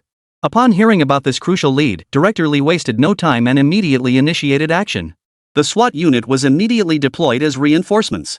The entire team sprang into action. After Su Muqing led the team away, the entire police station fell eerily silent. A figure swiftly materialized. After scanning the area to confirm it was empty, the figure hurried toward the interrogation room. Click. The door handle turned softly, unlocking the interrogation room door. Lingzi, seated at his post, spotted the unfamiliar officer entering and promptly rubbed his rumbling stomach. "Is it time for dinner yet?" Lingzi stared at the police officer in front of him all day. "You want to eat?" The officer who pushed open the door glanced at Lingzi before him, a chill flickering across his face. "Spill it. What did you confess to earlier?" The officer strode over to Lingzi, reaching out to seize his wrist and apply pressure. A wave of pain washed over Lingzi, and he couldn't help but cry out, "I killed someone." After the shout, the officer delivered a sharp blow. Lingzi froze as if paused, gasping for breath with his mouth wide open. His face contorted with agony, his entire body trembling uncontrollably. "Can't take the heat?" The officer snorted coldly. "Thanks to you, the entire squad has been called away. You're yelling your head off here. Who do you think is going to come save you? Hurry up and tell us everything you've confessed. Otherwise, we've got plenty of ways to make you wish you were dead." As he spoke, the officer pulled a packet of powder from his uniform. "You should know what this is. Once you take it, you'll be hooked for life. Know what that feels like?" The officer stared at the dimwit before him, deliberately shaking the packet. His other hand clamped down on the man's shoulder, tightening its grip. The dimwit was pinned like a chicken in a vice, unable to move. "Speak up." The officer pressed him. But just as he focused all his attention on the dimwit, he failed to notice that the interrogation room door had been pushed open from the outside at some point. Click. The door swung open, and a figure darted inside. Thud. Before the officer could even turn around, a fist slammed into his face, sending him flying backward. As he fell, Fenglinger, who had burst in, acted with lightning speed, snatching the powder-filled paper packet from his grasp. She landed steadily. "Damn it, do you know who I am? How dare you assault an officer?" The officer, pinned to the ground, immediately erupted into a torrent of curses. "Assaulting an officer? You think a traitor like you can even be called an assailant?" Fenglinger wasn't about to let him get away with it. She swiftly drew the whip she carried and cracked it twice. The whip struck the officer's body, leaving 2 bright red welts visible through his uniform.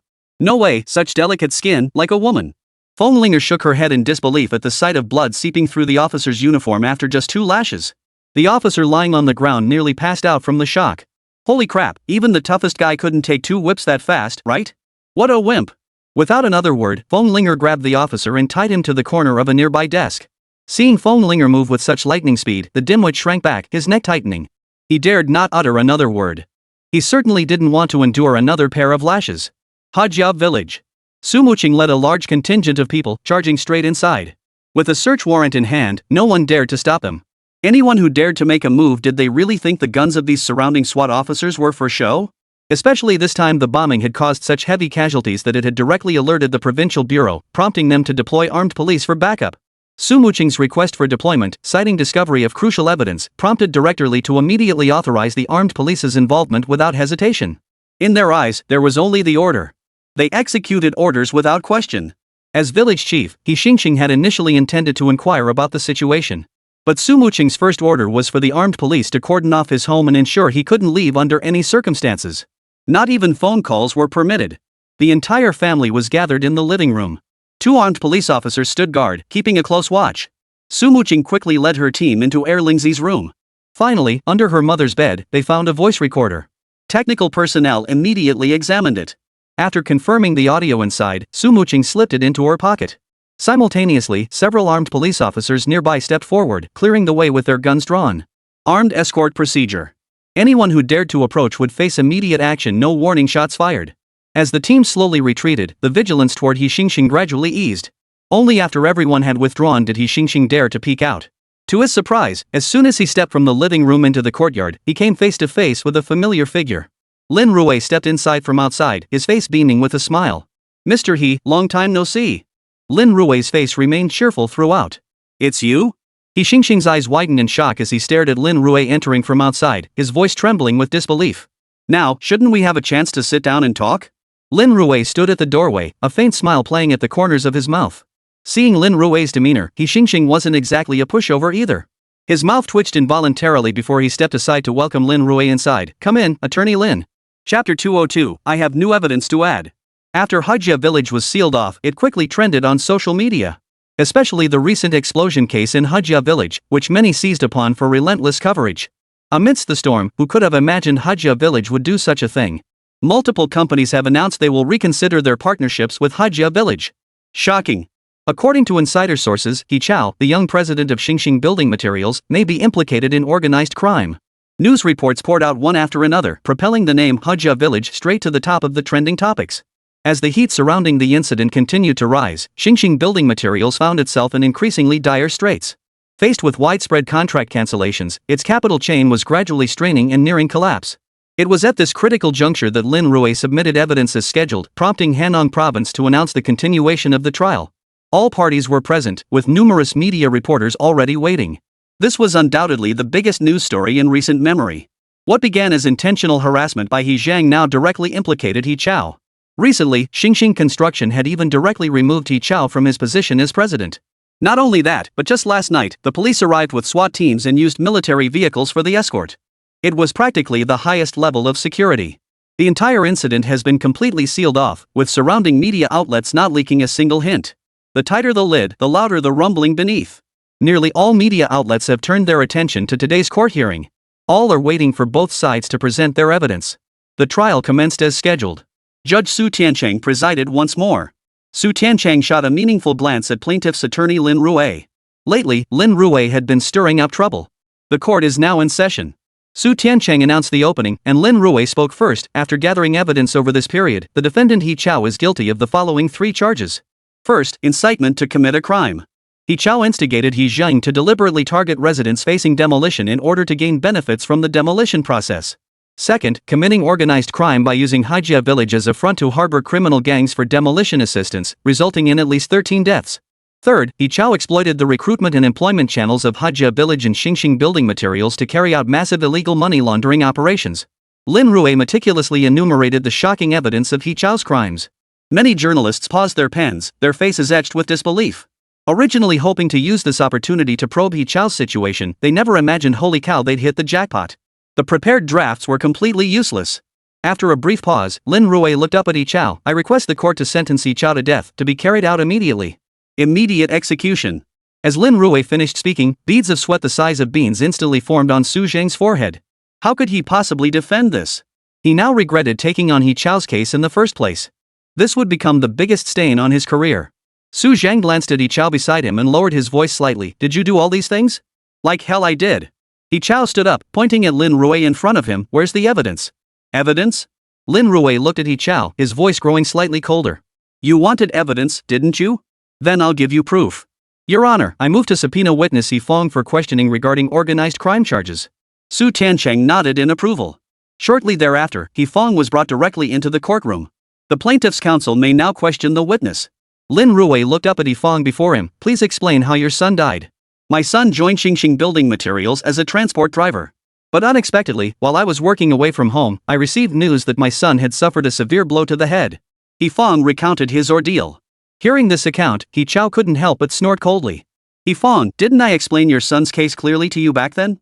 He Chao looked at He Fong before him. Your son was driving a truck when he suddenly slammed on the brakes, causing the vehicle to overturn. That's how he died. As for your so-called involvement in a fight, that's pure fabrication. I issued a workers' compensation claim form back then, and you agreed to sign it. So now you come here to falsely accuse me? What's the meaning of this? He Chao seemed to have anticipated this move entirely, immediately producing the workers' compensation claim form in his hand while speaking in a deep voice. Are you trying to renege on the agreement now? Compensation form? When did I ever sign such a thing? He Fong stared at the evidence He Chao presented and shook his head hastily. Chao, I'm your uncle, after all. How could you frame me like this? You're working away from home, of course you wouldn't know. He Chao smiled faintly. This was signed by your wife. Hearing this, He Fong froze, turning to look at his wife seated in the audience. At this turn of events, Lin Rui's lips curled into a faint, cold smile. These people really knew how to put on a show. He Chao, the witness he'd arranged if they hadn't been briefed beforehand. How did He Chao happen to have He Fong's compensation agreement in his hands? This was truly skipping the acting altogether? Has He Fong appeared in court? He did. But was the evidence useful? Of course not. Your Honor, I have a compensation agreement signed by He Fong. I have compensated him according to the work injury regulations, and he has agreed to settle. Therefore, none of the allegations made by He Fong hold any truth. This is a false accusation against me. He Chao snorted coldly and looked up at Lin Rui. Your Honor, I request to call the second witness. Facing He Chao's aggressive tactics, Lin Rui showed no hesitation and continued to request the witness summons. Su Tiancheng granted the request once more. This time, the witness summoned was He Lingzi from Haijia village. As Lingzi approached the stand, He Chao's expression shifted slightly, but he quickly regained his composure. Lingzi, what did He Chao tell you before the explosion? Lin Rui asked first after Lingzi took his place. He brought in 13 bodies, then arranged for them to be detonated immediately. Lingzi glanced at He Chao, his voice darkening. Lingzi, you're making baseless accusations. He Chao immediately stood up, pointing at Lingzi as he shouted. Your Honor, He Chao is emotionally agitated and disrupting the court proceedings. I request a warning be issued. Lin Rui lodged a protest immediately. Such an objection was harmless, yet it served to thoroughly annoy the other party. Whether Lingzi's words are true or not, I have audio evidence myself. Lin Rui immediately presented the audio evidence. Since it was evidence provided by the police, only a few judges could hear the recording. 5 minutes later, the judges exchanged glances. Su Tiancheng spoke first. After verification, the evidence is authentic. Furthermore, the police have confirmed the recording is genuine with no possibility of forgery. It is hereby admitted. Hearing this, Su Zheng sucked in a sharp breath. It seemed that Lingzi had been telling the truth. This involved 13 lives. How could he possibly defend this? Just then, He Chao raised his hand. Your Honor, I have new evidence to present. Chapter 203, Conflicting Evidence. New evidence to supplement. As He Chao raised his hand and the court clerk went to retrieve the evidence, the online trial livestream chat erupted with discussion. This He Chao killing 13 people? He's truly despicable. But he's not the organizer. Who is the organizer? Even without hearing the recording, the judge's words alone prove He Chao is the mastermind. Wait, could there be a twist? He Chao is about to present new evidence. Just as the discussions were heating up, the court clerk returned with the new evidence He Chao had requested. Your Honor, this is the complete recording from back then. It proves my innocence beyond doubt. He Chao motioned for the judge to play it in court. The audio feed from the livestream had been cut off again, meaning only those inside the courtroom could hear it. The background noise in the recording was somewhat chaotic, but He Chao's voice was still audible. No way, you idiot. How the hell did you get so bold? This is murder. Brother Chao, I didn't mean to kill him, but that guy was such a troublemaker. He beat our guy to death. What else could I do? Call the cops. Why didn't you call the cops? Now you dragged the body back here. How am I supposed to explain this to everyone? How about this? We just blow him up. Isn't there a mine in the village? We could set off explosives in the mountains and dump him in there. Boom. Gone. Bull. Blowing up the mountain? There's a whole mining operation up there with people working. If we blow it up, there'll be flesh and blood everywhere. You think the villagers won't notice? Then what the hell are we supposed to do? I don't give a damn. If you're so damn capable, you deal with it yourself. End of recording. Listening to this recording, it sounded like Lingzi suggested blowing up those 13 people. Lingzi was the casino guard, working for He Chao. When people died and He Chao didn't care, Lingzi blew his top and blew them all up. Dragging them to his own casino and detonating explosives to vent his rage makes perfect logical sense. Did you all hear that? Lingzi's recording isn't fake, nor is it fabricated, but it's incomplete. He Chao surveyed the scene before him, his voice deepening with a hint of regret. Truthfully, I bear some responsibility for this. If only I had tried to persuade him a little more back then, if I had paid more attention to Lingzi's feelings, perhaps this explosion wouldn't have happened. He Chao's eyes even began to redden. Bull. Just as He Chao was pouring out his emotions, Lingzi snorted coldly, stepping forward to retort, "Doesn't your conscience hurt saying that? When did I ever say 13 people died? What's the point of fabricating this recording? Do you really think the court will believe it?" Though a bit dim-witted, Lingzi wasn't entirely stupid. He Chao's words just now meant he was the one covering up the evidence. He Chao simply hadn't intervened in time. Then it's simple. I demand a forensic examination. He Chao looked at Lin Rui before him. "Attorney Lin, is it okay for me to request a forensic analysis?" "It's your right." Lin Rui raised no objection, and Su Zheng finally fulfilled his role as a lawyer by directly requesting the forensic examination. Su Tiancheng was forced to adjourn the hearing once more. During the recess, everyone returned to their respective lounges. Su Zheng took a call, muttered a few words, then stood up and left the courtroom immediately. The forensic analysis didn't take long. Soon, the technicians completed their examination of the audio evidence. Upon receiving the news, everyone returned to the courtroom. But this time, even after Su Tiancheng took his seat on the bench, Su Zheng still hadn't arrived. No way. Su Zheng probably figured this case was a lost cause and bailed early? I think it's entirely possible. He Chao is starting to face this alone, going head-to-head with an outlaw. Su Zheng, as long as I don't participate until the end, you can't say I lost the case. I still haven't been defeated. Exactly. In games, quitting just marks you as a deserter. It doesn't count as a loss. Many were chuckling among themselves. Su Tiancheng merely glanced over without pressing further. Lawyers could choose not to appear in court, but the trial would proceed regardless. After technical examination, the audio evidence provided by He Chao shows no signs of splicing or fabrication. Therefore, this evidence is admitted. Hearing this, Lin Rui froze for a moment. What? No signs of editing? Could it be that these people were really killed by Lingzi? Then he must be crazy. He came forward to incriminate himself? Upon hearing the judge's words, Lingzi immediately retorted, "No, I never said that. This is a frame-up. Attorney Lin, I absolutely did not do this. It was He Chao who told me he was transporting the body. I had no idea about it beforehand." Lingzi was on the verge of tears. What kind of situation is this? Where did He Chao find such evidence? He absolutely, positively never said it. He Chao stared at Lingzi before him, his voice growing slightly colder. What are you arguing about here? The judge has made it crystal clear whether you did it or not. You orchestrated everything. Scared now? You should have listened to me back then and called the police immediately. The evidence is irrefutable. What are you arguing about now? Seeing He Chao speak like this, the dimwit opened his mouth wide but still couldn't utter a word. Many viewers in the livestream chat were utterly stunned. Damn it, you really can't judge a book by its cover. Who would have thought that Lingzi, who seemed so honest on the surface, was actually this kind of person? I never would have guessed either. Who could have known Lingzi was the mastermind? Not only that, but he edited the footage to fabricate evidence and frame He Chao. Forget everything else, my brain's already fried. What the hell is going on here? Is there another twist coming? When that simpleton heard that line, he actually broke down crying. Doesn't look like he was acting. If this is an acting performance, that fool deserves an Oscar. I feel like I'm the real fool next to him. Netizens were buzzing with heated discussions. Lin Rui fell silent for a moment. During the interrogation, he had used his insightful eyes. Since it involved the organizer's identity, Lin Rui suspected Lingzi might try to shift blame to escape responsibility. But the inside eye confirmed that the dimwit wasn't lying. If he wasn't lying, why did the results show the complete opposite? The court's forensic identification department would never make a mistake. Audio editing and splicing analysis is a highly mature technology. The court couldn't possibly get this wrong. Based on this reasoning, the audio file must be genuine. But why is this happening? Could it be that the insightful eye has malfunctioned? Or was Lingzi being half-truthful during the questioning? No, if Lingzi had been half-truthful or withholding information, the insightful eye should have reacted. What on earth was going on? Just as Lin Rui pondered this, Su Tiancheng sat up straight and spoke in a solemn tone. Counsel for the plaintiff, is there anything else you wish to state? Chapter 204, Audio Evidence Discredited, Not Admitted. Contradictory Evidence. There must be something I haven't figured out. Counsel for the plaintiff, do you have any further questions regarding this evidence? Su Tiancheng repeated the question once more. Ma Wenqi, seated beside Lin Rui, gave him a gentle nudge. The judge has asked you twice already, Attorney Lin. Twice? Wait a minute. Lin Rui suddenly remembered something and abruptly looked up at He Chao across the table. Any further questions? Su Tiancheng politely repeated the question.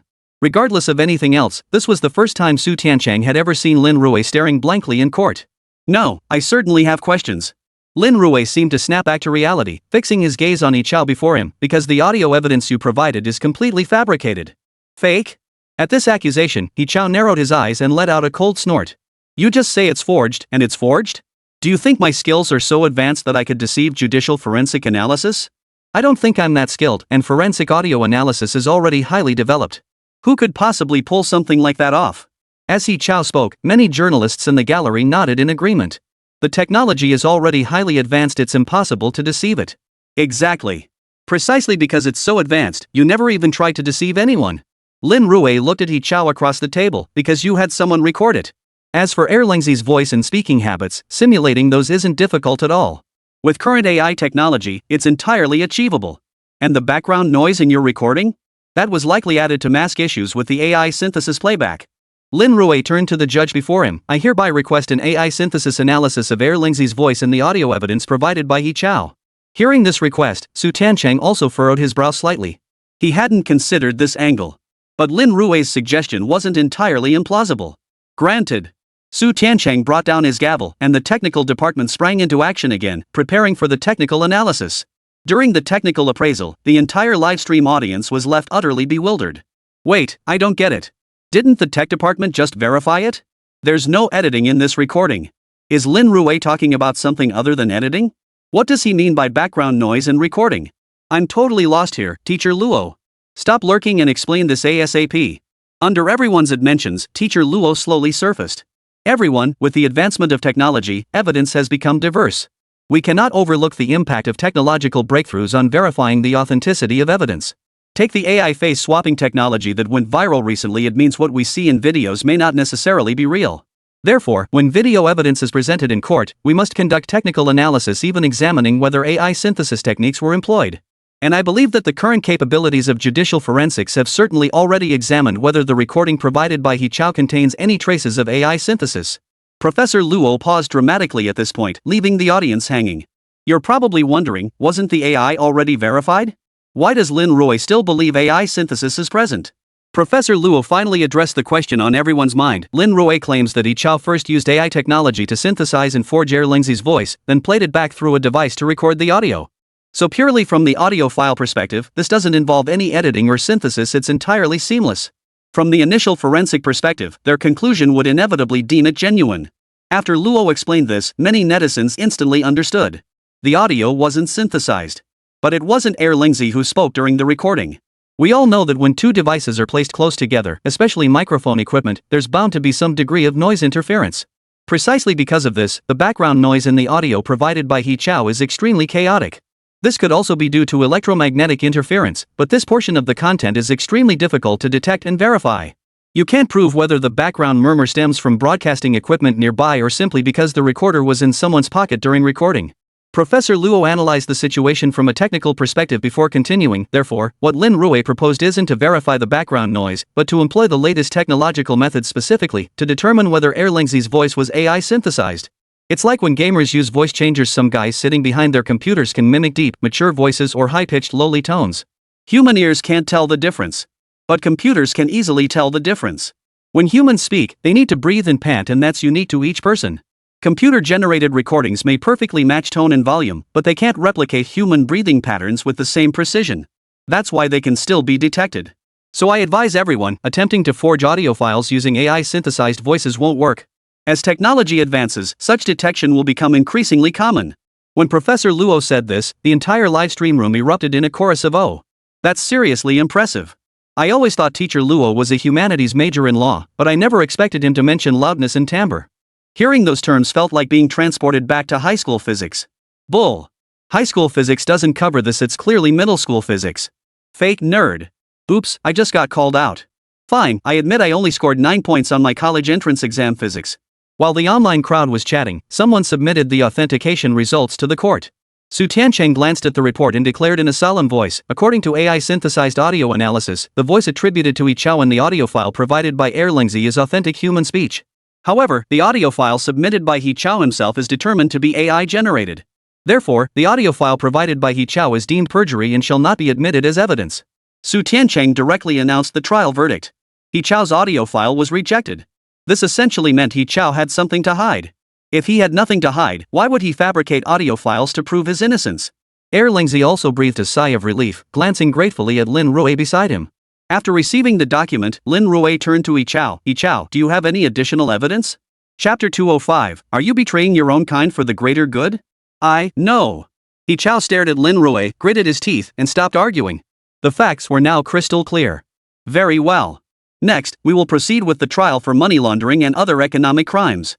Lin Rui prepared to proceed to the next step. Regarding the money laundering, Erlingzi no longer held back. The vivid memory of He Chao fabricating false evidence to frame him lingered fresh in his mind. Erlingzi now spilled everything like beans spilling from a bamboo tube. Your Honor, He Chao has been engaged in money laundering activities throughout this period.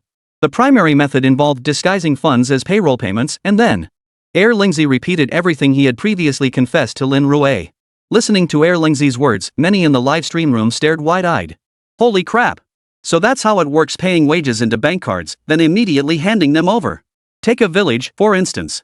There must be at least 100 people working in township enterprises. The amounts paid out? They'd never get flagged. These folks are probably already tied to criminal gangs. They're not worried about them running away. If anyone dares to flee, they'll just report them. Most are from the same village, they're all within the 5th degree of kinship. How could they run? Everyone knows each other too well. Many netizens murmured among themselves. After Erlingzi confessed everything, Su Tiancheng turned to look at He Chao beside him. Is there anything else you wish to say? He Chao lowered his head, staring at Erlingzi before him, and took a deep breath. Your Honor, when I took over Xingxing Building Materials, the entire company was on the brink of bankruptcy. I had no choice. To keep the company afloat, I had to scramble for projects. That's when I met Xingxing Real Estate. They wanted to collaborate on our projects, but we had to follow their rules. What choice did I have? I was a victim too. In the end, every last penny went to Xingxing Real Estate. At the mention of Xingxing Real Estate, Lin Rui and Ma Wenqi both instinctively lifted their heads, their faces flushing with astonishment. They never expected He Chao to confess so openly in front of everyone. But seeing Su Zheng displayed beside him, Lin Rui and the others instantly understood.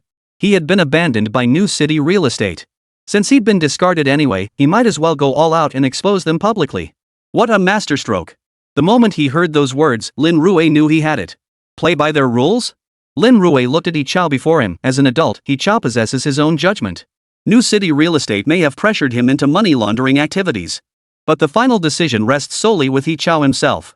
As a person with full capacity for action, he must bear the corresponding responsibility. Lin Rui's concise statement completely trapped He Chao. Organizing thugs, plus a whole slew of criminal investigations and money laundering charges. With all these charges piled on, he was heading straight for life imprisonment. Not only that, but he would also face hefty fines. Lin Rui, you win. He Chao slumped in his chair, his entire body drained of strength as he uttered those words. No, Your Honor. I now move to discuss the charge of incitement against He Chao. Hearing this, everyone froze in surprise. He Chao even sprang to his feet from his slumped position, pointing at Lin Rui before him and shouting in fury. It wasn't Lin Rui. Are you really trying to wipe us out completely? Faced with this accusation, Lin Rui merely smiled faintly. In court, we speak only of evidence, not personal feelings. It's not that I want to destroy you completely, but you've committed a crime, and I can't conceal it. After all, I don't want to lose sleep over this at night. Lin Rui's final remark left the entire audience stunned. Not just him, even the live chat comments seemed to hit pause. Wait, Lin Rui's reason for going all out is because he can't sleep soundly? Damn it, lawbreakers must be held accountable. If only all lawyers were like Lin Rui, they'd sleep soundly, and we'd sleep even more soundly. That's Lin Rui for you, thinking outside the box. No wonder he's an outlaw. If even an outlaw like Lin Rui can sleep soundly, I'll sleep even sounder. Netizens started spreading the meme, and it won't be long before sleeping soundly trends on social media. It's shaping up to be this year's new meme. Why are you doing this to me? Because I sleep soundly. Su Tiancheng tapped his gavel and declared in a solemn voice, regarding the charge of incitement, the plaintiff's attorney, please present your evidence. I need to call a witness. Lin Rui raised his hand to signal. Su Tiancheng nodded in agreement. The courtroom doors slowly slid open, revealing a figure. Upon seeing the arrival, everyone froze. Many reporters scrambled to reposition their cameras, lenses now trained on the entrance. Viewers in the livestream chat erupted in a flurry of exclamations upon seeing the figure. Am I seeing things? Oh no. Did the subtitles get it wrong? Lin Rui's witness is actually He Chao's biological father, He Xingxing? You've got to be kidding me. Could this be the legendary killing one's own kin for justice? That's ruthless. I'm starting to feel sorry for He Chao. Suffering injustice outside was bad enough, but to get stabbed in the back by his own family too? Unbelievable. This is way more thrilling than some brainless soap operas. Not just the online commenters, even the usually composed Su Tiancheng couldn't help but freeze in shock. He instinctively glanced at the witness summons. He Xingxing was indeed listed as a witness for Lin Rui's side. Please have the witness read the affidavit. The court clerk continued performing his duties. He Xingxing merely glanced at his son, He Chao, before beginning to read directly from the affidavit in his hand. I pledge. Hearing He Xingxing recite the pledge right before his eyes, He Chao's expression shifted from initial blankness to anger, and finally to resignation. If I conceal any information or commit perjury, I will accept all legal consequences. He Xingxing finished reading the entire pledge. After he finished, the entire courtroom fell silent. No one spoke. He Xingxing, you old bastard. He Chao suddenly burst into laughter, tears welling up at the corners of his eyes. Faced with this scene, Chief Judge Su Tiancheng made no move to stop him, allowing the laughter to echo freely. Soon, the laughter abruptly ceased. Why did you do this to me? He Chao glared at He Xingxing, who stood not far away in the witness stand, letting out a soft roar of fury. Because, you made a mistake, and you deserve punishment. He Xingxing stood motionless, gazing at He Chao before him, his expression unreadable. I made a mistake? He Chao pointed at himself and let out a cold snort. When I took over Xingxing Building Materials, it was on the brink of bankruptcy. I was the one who led Xingxing Building Materials to glory. It became a renowned township enterprise. I made a mistake? If it weren't for your support back then, do you think I could have achieved this? He Xingxing, you're a damn old bastard. Chapter 206, Mutual Destruction. He Chao, who tried to charge forward, was immediately pinned down by the police officers. He could only let out continuous roars, his eyes bloodshot. Inside the online trial livestream, many viewers couldn't help but sigh at the sight. He's finished. His career's gone, and now his own family stabbed him in the back. He Chao's probably going to lose his mind. Looking at his mental state right now, I suspect he's already on the brink of losing it. Thanks for the invite. I'm a medical student, and watching He Chao's current state, it's clearly showing signs of insanity. Didn't you notice that when He Chao was yelling in court, Su Tiancheng didn't even try to stop him? Probably because Su Tiancheng was afraid of causing trouble too. Amidst the buzzing discussions, Su Tiancheng sat on the bench, gazing at Lin Rui seated at the plaintiff's bench. The plaintiff may now cross-examine the witness. Lin Rui rose slowly, shaking his head. No need. Let the witness speak for himself. Upon hearing Lin Rui's words, He Xingxing reached into his pocket, pulled out a pair of glasses, and put them on. Very well, then I shall speak. I have 2 sons. One suffers from mental illness. After extensive treatment, his intellectual capacity barely reaches that of a 10-year-old child. My other son, the defendant in this case, He Chao. At this point, He Xingxing paused briefly and glanced up at He Chao. Back when our family business, Xingxing Construction Materials, faced operational difficulties, I happened to be ill and needed rest. So I handed over the entire company to my son, He Chao, to manage. After taking over, He Chao chose to partner with Xinqing Real Estate and agreed to their demands. I was aware of this, but at the time, I was focused on my recovery and lacked the energy to intervene. He Xinqing paused again before continuing. He Chao's rise to his current position, I bear some responsibility for that. Back then, partnering with Xinqing Real Estate meant Xinqing building materials could survive. Not only that, it could turn losses into profits. Driven by the prospect of gain, I didn't stop him. He Xinqing began his slow, measured account, explaining that his son primarily handled operational tasks assisting Xinqing Group with demolition projects and then started cultivating his own demolition crew. The primary function of these demolition squads was to threaten and intimidate those who refused to vacate their properties. Lin Rui had already covered these details earlier, so He Xinqing merely touched upon them briefly. After the witness finished his testimony, Su Tiancheng turned to the defendant's bench. Does the defendant have any further questions for the witness? When it was his turn to speak, He Chao studied He Xinqing before him. He Xinqing, you really have no shame. I was the one who pulled Xinqing building materials back from the brink of bankruptcy. Now you're shifting all the blame onto me? You think you can save Xinqing building materials? Let me tell you, you're dreaming. With the manufacturing technology Xinqing building materials currently possesses, it's utterly inadequate. With your half-baked skills, do you really think you have what it takes to run the entire Xinqing building materials?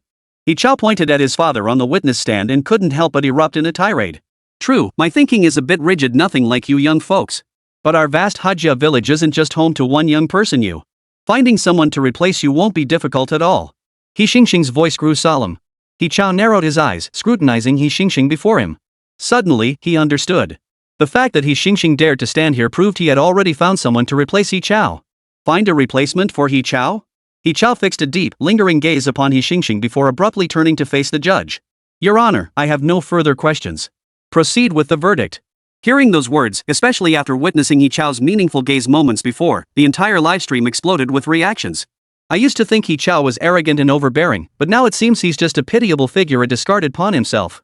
He built the entire Xinqing Group to glory with his own abilities, only for the fruits of his labor to be handed over to someone else. Who do you think it could be? Surely not He Zhang. With his mental state, he'd never take over. Did you catch He Chao's look just now? His message was crystal clear. If he keeps resisting, the entire Xinqing Group will collapse. But if he gives up and takes the fall himself, maybe there's still a glimmer of hope for the company. He Xinqing has likely been thinking this way for a while.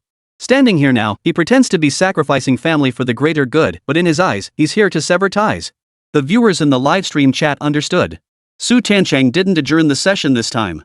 Instead, he briefly consulted with the surrounding judges. This court hereby pronounces judgment. Defendant He Chao, as the organizer of a criminal syndicate, incited He Zhang to engage in violent brawls, laundered money through company labor fees, and faces multiple other charges. After trial proceedings, the court sentences He Chao to death with a 2-year reprieve. Su Tiancheng announced the verdict.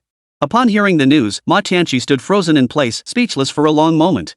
Lin Rui walked over to his side, patted him gently a few times, and offered comfort. Your uncle and aunt's spirits in heaven will find solace too. Comfort? What good does that do? Ma Tianqi stared at Lin Rui before him. He Chao was involved in at least 13 deaths. He only has one life. One life for 13 lives? Does that mean, in your eyes, his life is worth that little? Even if He Chao is executed, so what? He may be dead, but what about my parents? My father was cornered at the door by He Zhang. He couldn't even step outside. If he had, he would have been beaten. He was literally driven to his death by anger. Our family had no choice but to sign the papers and move into the new house. We thought we'd finally be safe, but never imagined. He Zhang still wouldn't let us go. He still hasn't given up on us. At this point, Ma Tianqi could no longer contain himself and rushed out the door. Looking at the two people before him, He Chao deserved his fate. But as Ma Tianqi had just said, if He Chao hadn't committed his crimes, at least a dozen families could have lived happily and peacefully. Yet because of He Chao, these families were torn apart. Ma Tianqi was merely one example among many. As for He Xinqing, while the company could find someone to take over, what about his twilight years? He alone cannot care for He Zhang. If he were to pass away, how would He Zhang survive? In criminal cases, both sides usually end up losing. Honestly, I feel both He Chao and Ma Tianqi are quite pitiful. Feng watched as He Chao was led away, sighing helplessly. Enough sighing. Lin Rui flicked Feng Linger's forehead playfully. Our fight has only just begun. Chapter 207, it's only just begun. The matter with He Chao was finally settled.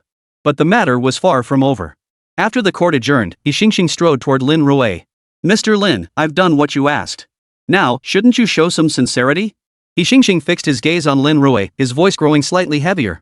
Of course, Mr. He has already made a bold sacrifice and paid his dues. I won't stop either. I will thoroughly investigate the issues at New City Real Estate Company. But equally, Mr. He, I stand by my principle, if criminal activity is uncovered in this matter, I will not let it go. Lin Rui reiterated his stance. Attorney Lin, everything that happened earlier was all He Chao's doing. At most, I'm guilty of managerial negligence. These days, you don't see parents getting arrested just because their kids went astray. He Xingxing shrugged it off with a calm smile. Wouldn't you agree, Attorney Lin? Lin Rui offered no response, merely returning the smile. We're in this together now. If Xingxing Real Estate isn't taken down, it'll be the biggest cancer in Hanong Province. He Xingxing looked at Lin Rui before him, his smile as warm and benevolent as that of an elder. Lin Rui merely smiled in response. What a load of crap about a cancer. If Xingxing Real Estate hadn't already threatened his own Xingxing construction, why would He Xingxing have ever intervened? It was all about interests. Yet from He Xingxing's mouth, it had been spun into a slogan about ridding the people of a menace. After He Xingxing left, Linger clenched her fists in frustration. That He Xingxing is so opportunistic. He Chao is his son, after all. To just abandon him like that? What kind of parents do things like that? Listening to Linger's words, Lin Rui furrowed his brow slightly, as if deep in thought. See that? He's still giving interviews. He's not human. Linger couldn't help but curse as she watched He Xingxing surrounded by reporters. Lin Rui peered through the window. Upon catching sight of He Xingxing, his pupils shifted slightly. The eye of insight. The truth behind He Xingxing's betrayal of New City Real Estate. He Xingxing's family connections. The puppeteer behind Xingxing Construction. A series of entries flashed before him. Lin Rui selected the second one directly. He Xingxing's family connections.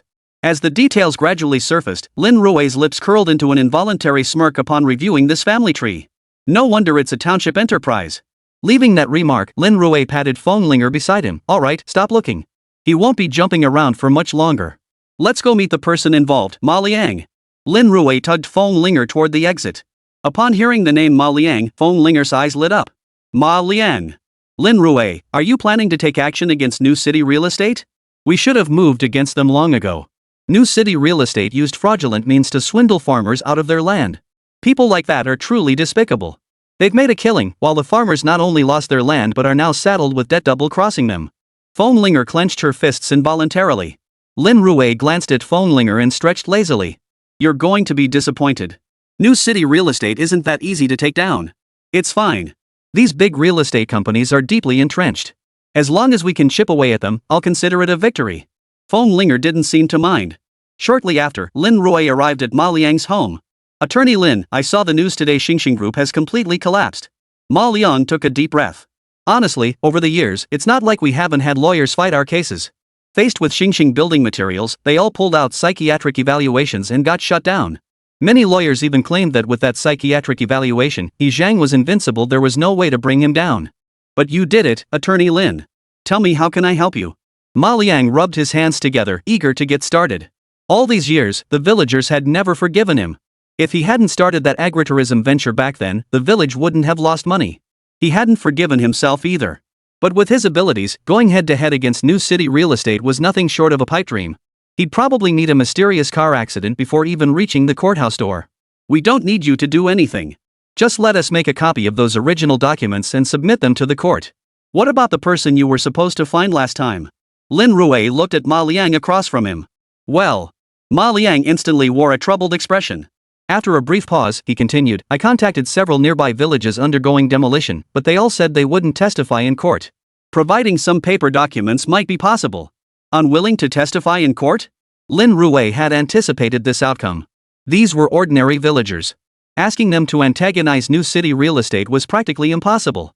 Besides, demolition affected the entire village. If no one else was stepping forward, why should they be the ones to take the lead? The principle that the first to stick their neck out gets shot was understood by everyone. What good is providing paper copies? Lin Rui looked at Ma Liang before him. Didn't the lawyer you hired before tell you to provide paper copies? Without witnesses stepping forward, even if we take this to court, we'll still lose. Hearing Lin Rui's words, Ma Liang pressed his lips together. After a moment, he frowned and spoke with resignation. What can I do? None of them are willing. I can't exactly drag them here by force, can I? So you're saying there's absolutely nothing we can do? Lin Rui looked at Ma Liang, his brow furrowed. I'll keep trying. Ma Liang agreed, though truthfully, he didn't have much confidence. If success were achievable through effort alone, he would have succeeded long ago and wouldn't be stuck here. Is your effort even useful? Lin Rui looked at Ma Liang and uttered those words. Ma Liang couldn't help but pause slightly. He didn't quite grasp what Lin Rui meant by that. I don't quite get it. If persuasion worked, I doubt you'd be in such a predicament. Lin Rui looked at Ma Liang before him and said in a deep voice, their concern lies in going it alone. The first bird to poke its head out gets shot. But what if it's not just one person, but a group? Lin Rui's words caused Ma Liang, sitting across from him, to furrow his brow slightly, a hint of hesitation flickering across his face. He seemed to be trying to figure out what Lin Rui meant, but couldn't quite grasp it. Seeing his hesitation, Lin Rui immediately spoke in a deep voice. Make a big deal out of the whole thing. You mean? Ma Liang suddenly grasped the implication and quickly added. Exactly. Only by stirring the waters thoroughly can we take advantage of the chaos. Chapter 208. Will Li Chao testify in court? Stirring up trouble to take advantage of the chaos. These words sounded simple, but in reality, Ma Liang suddenly remembered something and quickly spoke up. I get it. I need you to organize these people to stage a protest right at the entrance of New City Real Estate. I'll arrange for local media to amplify coverage of this incident. The louder you make the disturbance, the more leverage I'll gain in court. Lin Rui looked at Ma Liang and laid out his plan. But these people are shrewd. If it's just a protest, Ma Liang remained uncertain. These people were shrewd. Without sufficient evidence, they might not stir up much trouble. What if He Chao could come forward as a witness? The moment Lin Rui mentioned He Chao's name, Ma Liang's eyes lit up. He Chao. If anyone held sway, it was He Chao. He Chao was practically Xinjiang real estate's top enforcer. Regarding the demolition in your Ma village, if I'm not mistaken, He Chao should have been involved, right? Lin Rui smiled warmly at He Chao before him. That's him. Back then, our village had a few holdouts. At this point, Ma Liang suddenly remembered something, and a smile immediately spread across his face. Wasn't one of those holdouts Ma Wenqi? He Zhang had caused such a commotion right outside their doorstep that it ultimately drove his father to his death. Lin Rui had helped Ma Wenqi win the lawsuit. When it came to holdouts, no one understood them better than Lin Rui. Are you really sure you can get He Chao to testify in court? Ma Wenqi remained uncertain. He Chao was a henchman, but now he's behind bars. Testifying against Xinjiang real estate wouldn't benefit him in the slightest. Why would he do that? If you doubt me, you can always choose another lawyer. Lin Rui slowly rose to his feet, preparing to leave. Suddenly, He Chao reached out and stopped him. Attorney Lin, that's not what I meant. Of course I trust you. I get it. When it comes to stirring up trouble, we're the experts. Hearing Ma Liang say this, even Fenglinger beside him couldn't help but chuckle. Then hurry up and contact someone. I'm giving you 3 days, no exceptions. With that, Lin Rui took his leave. Ma Liang wasted no time either, immediately diving into action. Stepping out from Ma Liang's doorstep, Fenglinger furrowed her brow. Do you think He Chao will help us? He definitely will. Let's go to the Handong Provincial Detention Center. Lin Rui hailed a taxi and sped toward the detention center's location. On the way, Lin Rui didn't forget to call Su Muqing. Oh, right, Captain Su. I have a witness here who might be targeted by Xinjiang real estate. Could you see if you can help provide temporary protection? Hold on, Lin Rui. This is a police station, not your private security team. Su Muqing instinctively wanted to refuse. What kind of joke was this? This was public resources. Wait until he's killed before you show up? I'll be honest with you, they'll find him within 3 days, no more than 3 days. Xinjiang real estate will definitely come for him. If you can apprehend the killer before the crime happens, you'll go down as the most formidable cop in Long Nation's history. Lin Rui couldn't help but blurt it out. Apprehend the killer before the crime even happens. That logic felt a bit off. But then again, it seemed to make sense. After Lin Rui's persuasive words, Su Muqing finally agreed to protect Ma Liang for 3 days. Fenglinger, sitting beside them, couldn't help but give a thumbs up. Damn awesome. They soon arrived at the detention center. After receiving the transfer, the driver took off in a flash. This was a detention center. Lin Rui adjusted his attire and strode inside with Fenglinger. Using his lawyer credentials, Lin Rui quickly gained access to see He Chao. He Chao, now in custody, looked pale and haggard, with dark circles under his eyes. Clearly he hadn't slept well the night before. Almost certainly. Detention centers operate under a vertical management system. Your supervisors? The people in the bunks right next to yours. It couldn't get any more vertical than that. When He Chao was led into the visiting room and saw Lin Rui standing before him, he couldn't help but smile. Never imagined the first person to visit me would be you. He Chao sat in his seat, handcuffed, and looked at Lin Rui. As a lawyer, I'm only accountable to the truth and the law. Now that the case is closed, I think we can talk. Lin Rui looked at He Chao calmly. Chat? Lin Rui, you think too highly of yourself. He Chao's voice darkened slightly. What could we possibly talk about? Did you come here to mock me? I have no need to mock you. Lin Rui looked at He Chao before him. You were sentenced to death with a 2-year reprieve, not immediate execution. If you earn meritorious service, you might even get it commuted to life imprisonment. If you keep earning merits and reforming properly, it could very well be commuted to 20 years. At the end of the day, you're just a low-level henchman. There's no need to risk your entire life. 20 years, you'll only be in your 40s by then. Lin Rui looked at He Chao calmly. Feng Linger couldn't help but pause in surprise upon hearing this. 20 years, and you'd only be in your 40s? The prime of one's life wasted here? You say just 40-something? Are you kidding me? Ha! Lin Rui, what the hell are you spouting here? If it weren't for you, I could have spent these 20 years living it up outside, chasing girls left and right. Making me rot here for 20 years? I'd rather be dead. The truth is, I've never known a day without freedom since I was a kid. He Chao seemed like a powder keg ignited, exploding on the spot. But Lin Rui narrowed his eyes slightly, staring calmly at He Chao before him. You've never lost your freedom because you were an orphan from birth. He Xingxing wasn't your real father at all. He doesn't even deserve credit for raising you, am I right? Lin Rui looked at He Chao before him, speaking these words slowly and deliberately. He couldn't even be considered a foster father. Not even your biological father. Feng Linger's mouth fell open in utter shock. He Chao instinctively stood up, only to be reprimanded by the prison guard behind him. Sit down. You, how did you know? He Chao stared at Lin Rui before him. Did He Xingxing tell you? None of your business.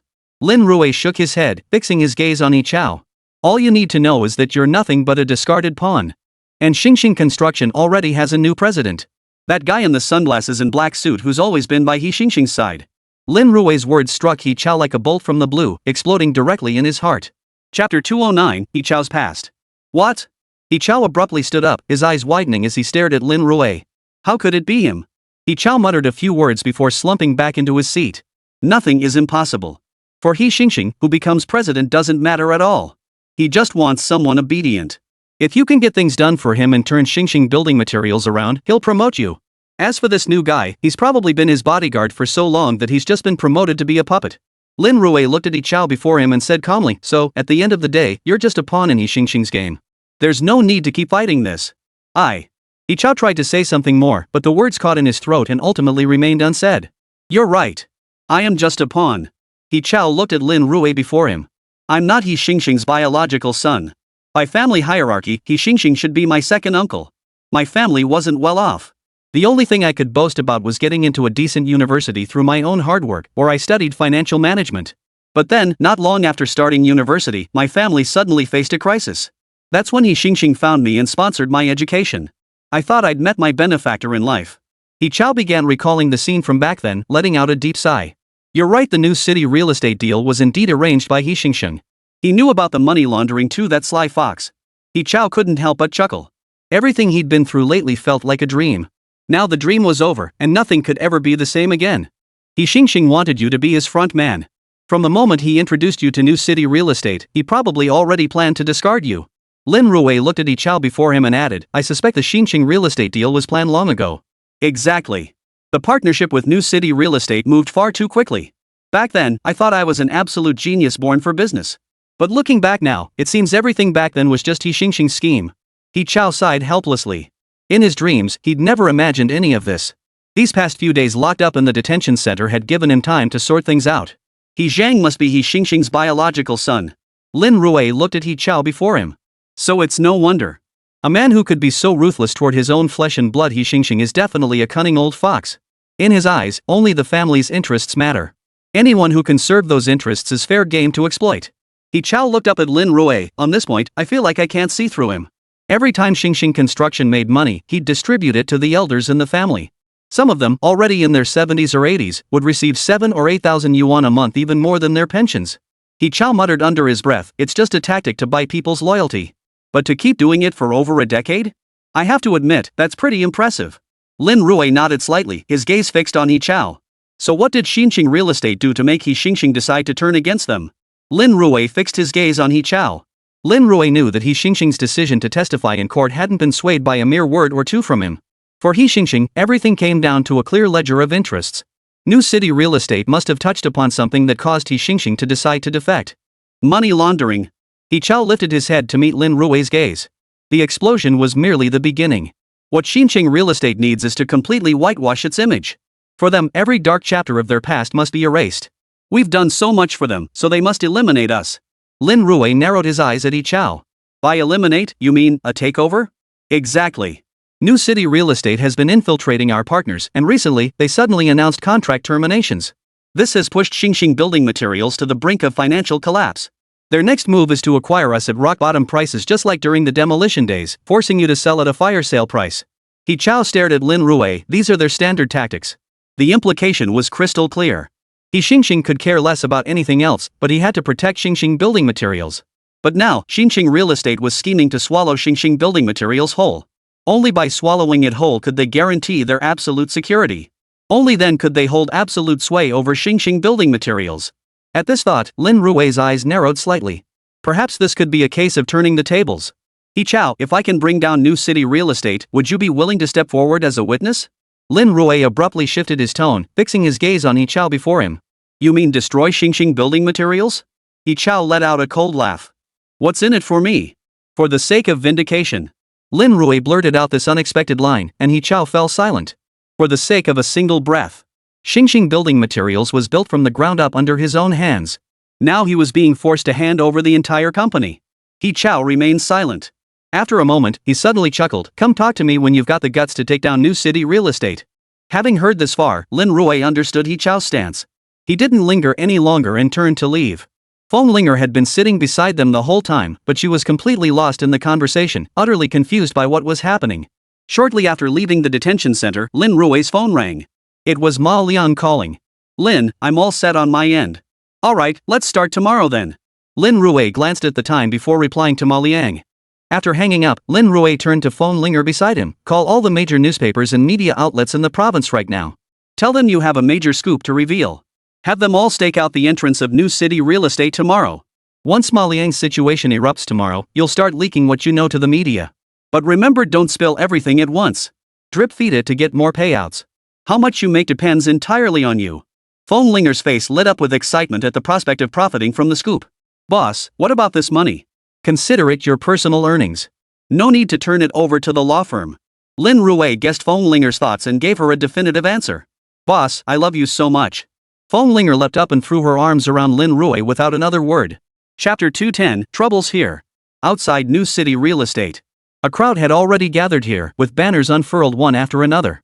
Protest violent evictions. Return our land. New City Real Estate engages in violent evictions, deliberately assaults villagers, and forces the signing of demolition agreements. The village certainly wasn't short on people. What's more, this time Ma Liang had gathered a group of troublemakers, all middle-aged men and women in their 60s. They had a natural advantage. If you dare to stop them, they'll just flop down on the ground and start demanding money. So tell me, are you going to pay up or not? New City Real Estate Headquarters, top floor. Looking down at the crowd gathered below, Group President Wang Xingxing immediately summoned the head of security. What the hell is your security department doing? You can't even clear out this crowd. They're all blocking the entrance now, a dense crowd. How are we supposed to work? I pay you useless bunch of good-for-nothings, and I have no idea what you're doing here. Grab some new hires and get them to handle this. A glint of murderous intent flashed in Wang Xingxing's eyes. Back in his younger days, he'd have simply made a phone call to summon a few vans full of men. We'd just block them with barriers and take care of it inside. Mr. Wang, it's not that we won't act, it's that there are reporters behind these people. Reporters from many major provincial media outlets are here. They've got cameras rolling, they'll start live broadcasting the moment we move. Reporters? Hearing the security chief's explanation, Wang Xingxing glanced down below. A commotion this big would certainly attract reporters. But he'd never seen reporters arrive alongside the troublemakers. Not only did they come together, but they were broadcasting live on the spot. Online media moves fast, they probably had their reports ready by now. Wang Xingxing merely furrowed his brow slightly before understanding. Looks like someone wants to make my life miserable. Wang Xingxing muttered under his breath before declaring, have the legal department come up immediately. Oh, no, send them straight to the conference hall. Notify the group's senior management immediately. Call an emergency meeting. Wang Xingxing ordered. The entire group's senior management immediately assembled in the conference room. Wang Xingxing had arrived at the conference room well ahead of time. Everyone, we all know exactly what's going on with this demolition. They've made such a big fuss and even brought in reporters. This is probably connected to Xingxing Real Estate again. Who contacted Xingxing in the first place? No sooner had Wang Xingxing finished speaking than someone raised their hand. Mr. Wang, we've already contacted Xingxing. His company says he's overseas, and we can't get through on the phone. Xingxing is overseas? He's just a country bumpkin, how could he possibly have overseas business dealings?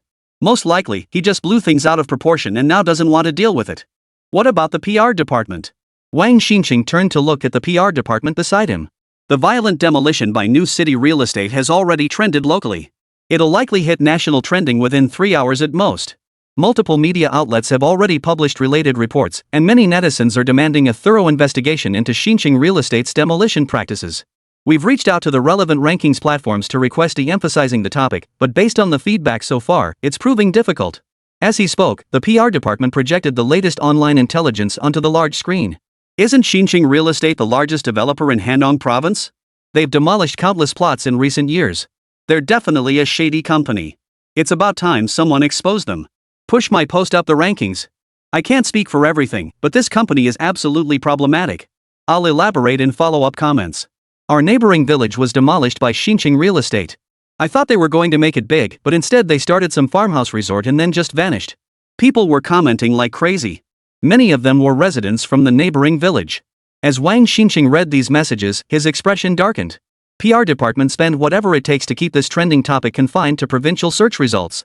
Under no circumstances let it go national. Simultaneously, locate the villagers involved below and engage in reasonable communication with them. Remember reasonable communication. Legal department, prepare for potential lawsuits. Everyone in the department must review all demolition cases in these villages and find any possible loopholes. Beads of sweat the size of beans formed on Wang Xinqing's forehead. Someone was trying to take him down? Was it he Xinqing? Probably not. Xinqing Construction might have some tricks up their sleeve, but they couldn't pull off something this big. Just as he was pondering this, someone from the PR department suddenly shouted, "Mr. Wang, take a look at this news." As they spoke, the large screen before him flickered, revealing a headline that instantly caught his attention. Outlaw Lin Rui announces acceptance of collective commission from villagers, officially taking over New City Real Estate case. Seeing this headline, Wang Xinqing's expression darkened. Mr. Wang, Lin Rui's popularity is too high. The moment this news broke, it shot straight to the top of the national trending list. There's no way to suppress it now, Mr. Wang. It might. It had already surged to the top of the national trending list. Too fast. From the initial gathering of people below to surging onto the national trending list. It took only 2 hours. Now Xinqing Real Estate will be completely exposed before the entire nation. If you can't suppress it, figure out how to fight it in court. All demolition contracts were signed properly back then. We've followed every rule and regulation. Even if they take us to court, we'll still be in the clear. Mr. Wang, we're concerned that many recent company fund flows are unexplained. Could they be exposed?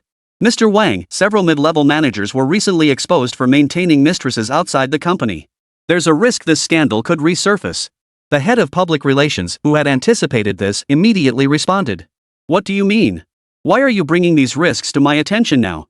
Wang Xinqing felt like he was on the verge of breaking down. He slammed his fist on the table.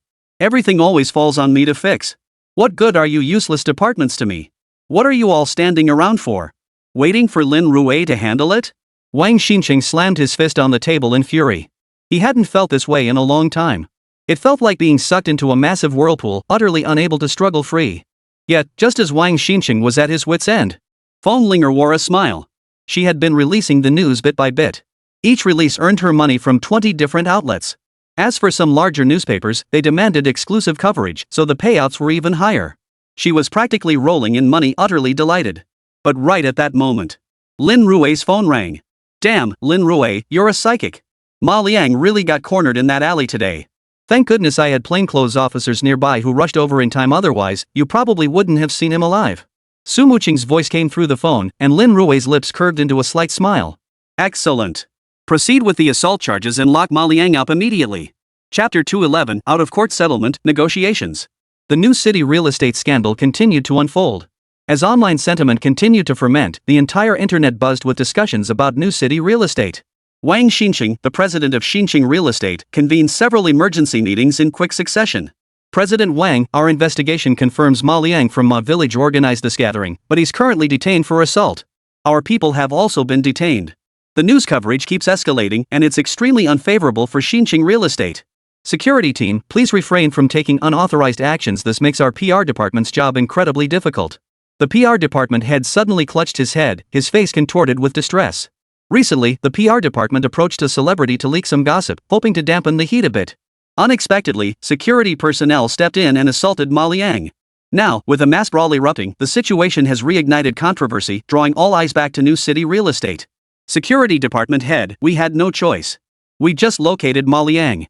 Before our men could act, an argument broke out. The patrol team arrived and pinned our men down. What could we do? We were just following orders: capture the kingpin first. We only wanted to bring Ma Liang in for a chat, but we never expected. The security team members murmured among themselves, too afraid to speak loudly. The PR department head let out a cold laugh. So take a look at the news now. As he spoke, the PR department head pulled up the news report.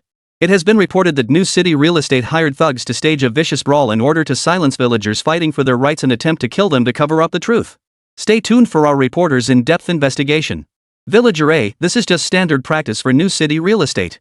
Back during the demolition, when we had holdouts here, they resorted to beatings and kidnappings. New City Real Estate is nothing short of a criminal syndicate. How they became the provincial real estate leader is beyond me. Villager B, they bullied us rural folks for being uneducated, forcing us to sign contracts for some agritourism scheme. We couldn't understand a word, so we just followed the village chief and signed. Turns out the agritourism never materialized, and now they're demanding 10 times the compensation from each of us. Villager C, we tried suing them, but they had the contracts. It's all written in black and white. What could we possibly do? Many villagers murmured among themselves, and all their words were broadcast directly through the news. Watching the footage, Wang Xinqing frowned, his voice growing slightly strained. Find a way to contact Lin Rui. Arrange a meeting somewhere. The legal department immediately began making arrangements. Moments later, the secretary walked in. We reached Lin Rui. He says there's nothing to discuss. If he truly wants to talk, he should apply for an out-of-court settlement. He can act as the villagers' representative and communicate with us. Out-of-court settlement? Wang Xinqing's eyebrows twitched slightly. Looks like they just want money. Fine, notify Lin Rui we can agree to an out-of-court settlement. But we must meet with Lin Rui and the person in charge this time, Ma Liang. Otherwise, we absolutely refuse to participate. The secretary promptly recorded the instructions and contacted Lin Rui. Mr. Wang, Lin Rui has agreed. The secretary reported after a brief exchange. Good. Then schedule it for this afternoon in the conference room at New City Real Estate. Wang Xinqing gave a brief instruction. That afternoon, Lin Rui arrived at the entrance of New City Real Estate with Ma Liang. A crowd of villagers had gathered there, surrounded by numerous reporters.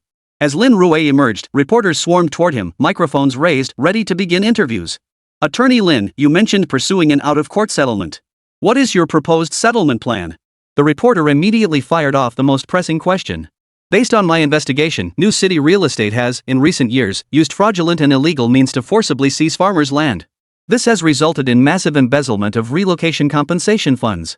After negotiations with my client and numerous villager representatives, our demands are straightforward. Xinqing Real Estate must repay all embezzled relocation funds and pay interest to the villagers. Additionally, some villagers were deceived by Xinqing Real Estate into taking on substantial debts. We demand that these coercively signed contracts be nullified. Lin Rui stated his demands. Many villagers applauded in support. After a brief interview, Lin Rui strode into Xinqing Real Estate. The interview he had just given was actually a means of self-protection. The out-of-court settlement negotiations were held in Xinqing Real Estate's reception room. Only he and Ma Liang were present. What if New City Properties tried to pull some dirty tricks? That's why he laid out all his demands up front. It offered some assurance. The group entered the New City Real Estate building. Guided by the secretary, they entered the conference room. Wang Xinqing had been waiting there all along, with a colleague from the legal department standing beside him. Attorney Lin, it's a pleasure to finally meet you. Wang Xinqing immediately broke into a laugh, extending his right hand in a polite gesture for a handshake.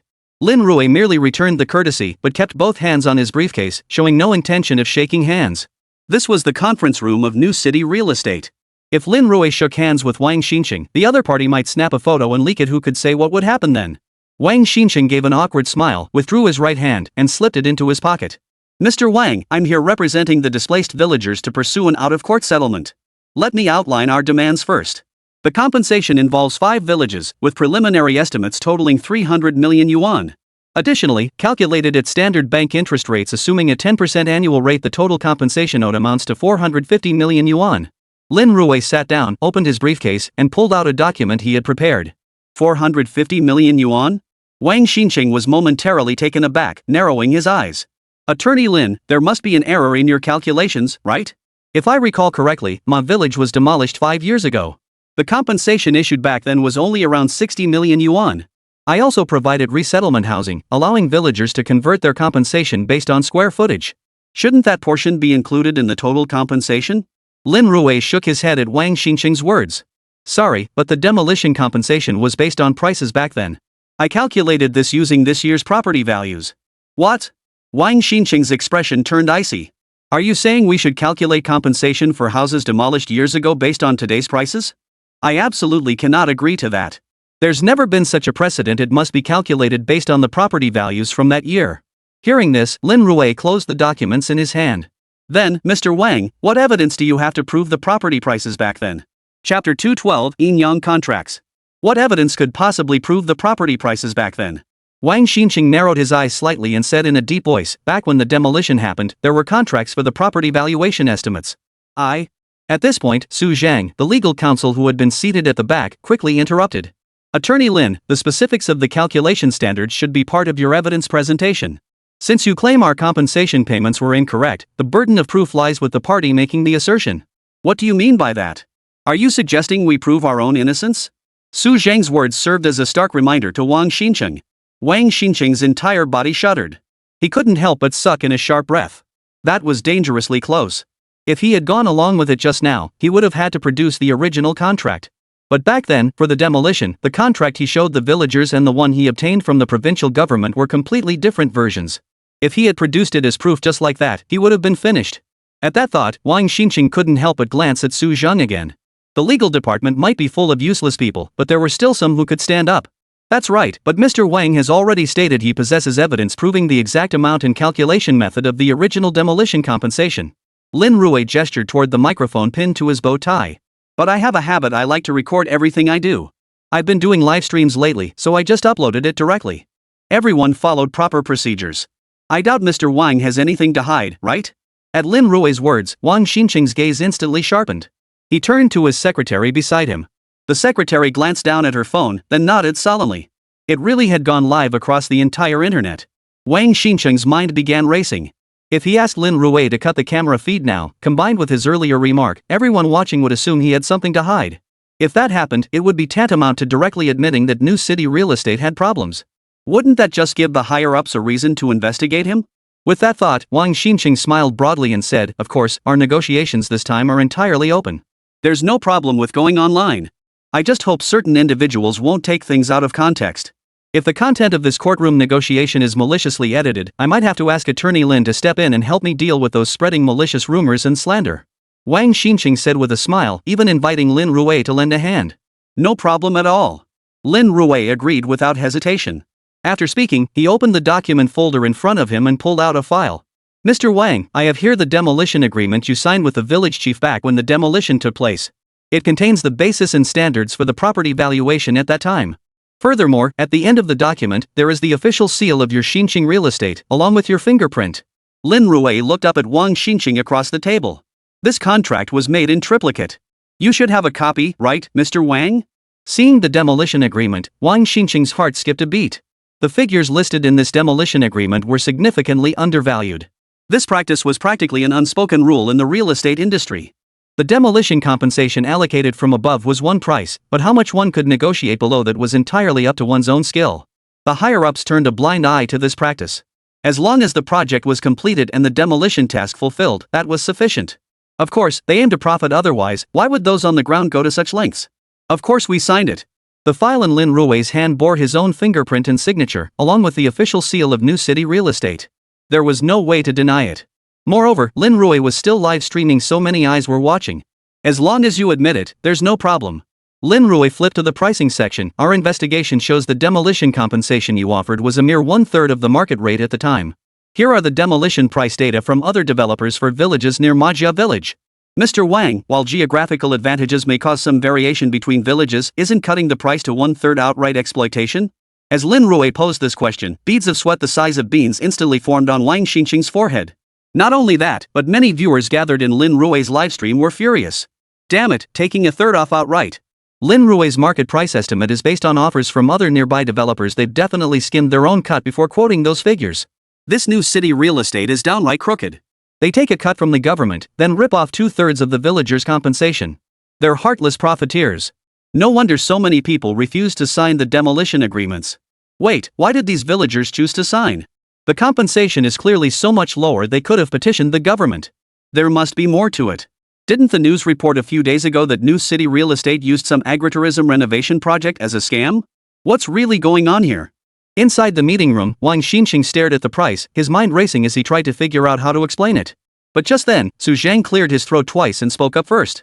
Lin Rui, what do you mean by this? The contract you're holding bears not only our Xinqing real estate seal, but also the seal of Ma Village's village chief. Additionally, there's a supplementary agreement here. It clearly bears the thumbprints of every villager, proving all residents approve this price. That's how business works. One party is willing to buy, the other willing to sell. Once the deal is done, it's final. Money for goods, no questions asked. Su Zhang stared at Lin Rui across the table. Our contract is legally binding. Bull. Signing that contract with you back then was nothing but a setup to trap me. You said you'd leverage our village to develop agritourism and invest in us. What happened? We never imagined you'd have it all planned out. Not only did our entire village earn not a single penny, but you declared us bankrupt outright. Hearing Su Zhang's words, Ma Liang was the first to lose his composure. He slammed his fist on the table and stood up abruptly. Ma Liang, if I recall correctly, you were the project manager for the agritourism renovation, right? Wang Xinqing looked at Ma Liang before him. We signed a contract in black and white back then. Are you trying to renege now? Contract? Ma Liang snorted coldly. You tricked me into signing it. The contract I saw and the one I signed were completely different documents. Chapter 213, this is purely a scam. The contract Ma Liang signed and the one he was shown were completely different. As Ma Liang shouted this, Wang Xinqing wore a smile on his face. Ma Liang, you need evidence to back up your claims. We didn't force you to sign back then. If there were two contracts, why didn't you examine it carefully before signing? Now you come here spouting nonsense about two separate contracts. This is clearly false accusation. Wang Xinqing's words left Ma Liang speechless, unable to find any grounds for rebuttal. Deep down, Ma Liang knew he'd been completely overwhelmed by the huge sum of money back then, completely oblivious to the tricks the other party had played in the contract. Back then, he'd been too young and naive, thinking only about getting his hands on the money once he signed. He hadn't noticed the trap Wang Xinqing had set. Seeing Ma Liang like this, many viewers in Lin Rui's livestream couldn't help but sigh. Ma Liang is still too young. Just look at that row of legal professionals sitting across from him. It shows how helpless he must have felt back then. No wonder he was probably so overwhelmed by the sheer size of the sum that he didn't even read the fine print before signing. He's reaping what he sowed. Ma Village was ruined by this kid. I heard Ma Liang's name has already been expunged from the Ma family genealogy. That's actually the best outcome in our village. He might have been knocked out from behind with a blunt object and killed outright.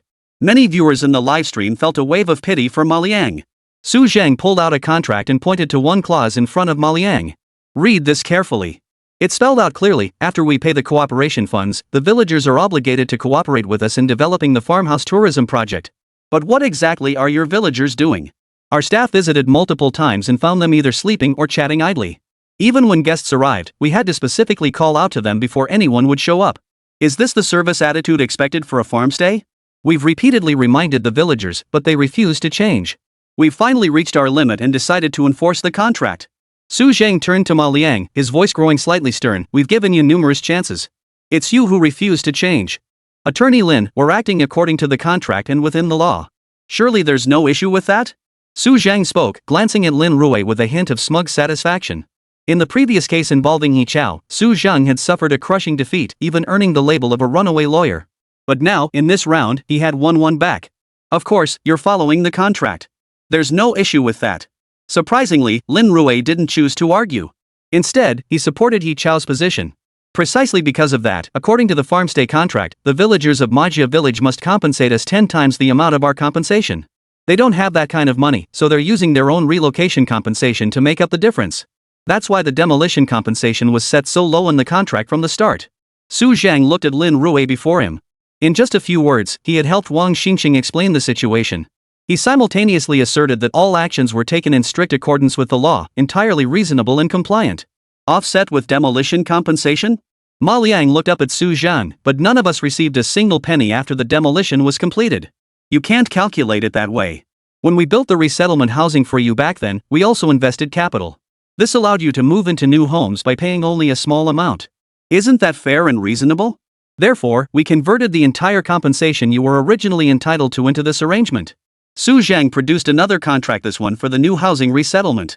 You all signed it before we issued the property deeds. You should be well aware of this. Everyone signed, including you. A smile spread across Su Zhang's face. So I don't understand what you people from Ma village are protesting about here. Staring at the two contracts in the other man's hands, Ma Liang slumped back into his seat.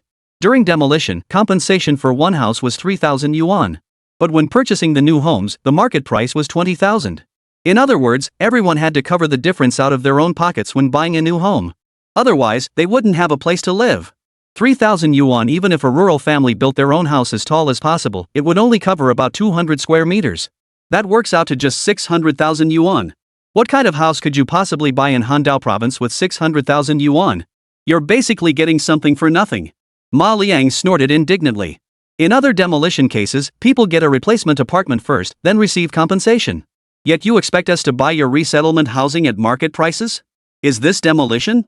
This is clearly you forcing your unsellable properties onto us. Ma Liang's words only deepened the smile on Su Zhang's face. You're correct. According to the demolition regulations at the time, all displaced households were indeed required to purchase resettlement housing, with prices calculated at cost. But were you actually being relocated? No, you weren't. All your properties were used to settle debts, so these homes never truly belonged to you. The real relocation project was carried out by our new city real estate for the Ma village redevelopment. Therefore, you villagers cannot be treated under the demolition policy. Offering you compensation of 3,000 yuan per square meter is already incredibly generous. Hearing this, the live stream viewers erupted. Holy crap, so there's this much behind the scenes in demolition? First, this Ma village signed some agritourism agreement. New city real estate invested 50,000 yuan per household for renovations. Even with 100 households in the village, that's only 5 million yuan. Then they demand 50 million in compensation? Rural houses aren't worth anything. A single property isn't even worth 500,000. Through this scheme, new city real estate legally seized all the village houses, then immediately began demolition. During demolition, they supposedly subsidized households at 3,000 yuan per square meter. But they sold the resettlement housing at 20,000 yuan per square meter. Either way, they made 17,000 yuan per square meter. 17,000 per square meter. A 100 square meter house is nearly a million yuan. Selling just 5 units covers their entire investment. If I recall correctly, the villagers of Ma village purchased 100 units back then. New city real estate didn't spend a dime. They just exploited the timing gap to pocket profits from over 90 units. At a million yuan profit per unit, that's over 90 million yuan. Pulling a fast one with no capital, that's ruthless. Ma village's resettlement housing is on the outskirts. They hyped it up by promising a subway line, but it never got built. Now prices have plummeted to 6,000 yuan per square meter. This Xinjiang real estate really knows how to play the game. Just this one move alone makes them unbeatable. The livestream audience couldn't help but sigh in collective disbelief. Chapter 214, Public Opinion Ferments. Faced with Su Zhang's relentless pressure, Ma Liang slumped back into his seat. He had no answer. Lin Rui, seated beside him, remained silent, merely organizing his briefcase. Looks like this out-of-court settlement is a complete failure. Well, in that case, I see no point in further discussion. We'll settle this in court. Lin Rui left these words behind as he stood up to leave. No problem, Attorney Lin. I look forward to seeing you in court. Su Zhang remarked with a smug tone. Having presented such compelling evidence, he had effectively silenced Lin Rui. In court, it would still be these ironclad proofs. Compared to that, Lin Rui wouldn't possibly agree to settle the lawsuit. Compensation in the hundreds of millions? Dream on.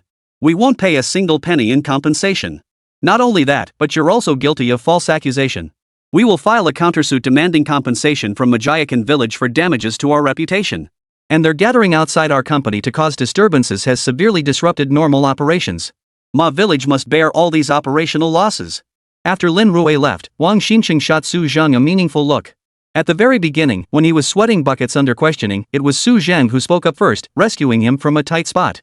Later, he played several trump cards, forcing Lin Rui into a corner with no escape. In the end, he could only concede defeat. Wang Xincheng looked at Su Zhang before him, growing more impressed with each passing moment. Effective immediately, you are appointed Deputy Director of the Legal Affairs Department. Your annual salary is increased to 1 million yuan, with a 3-month probationary period.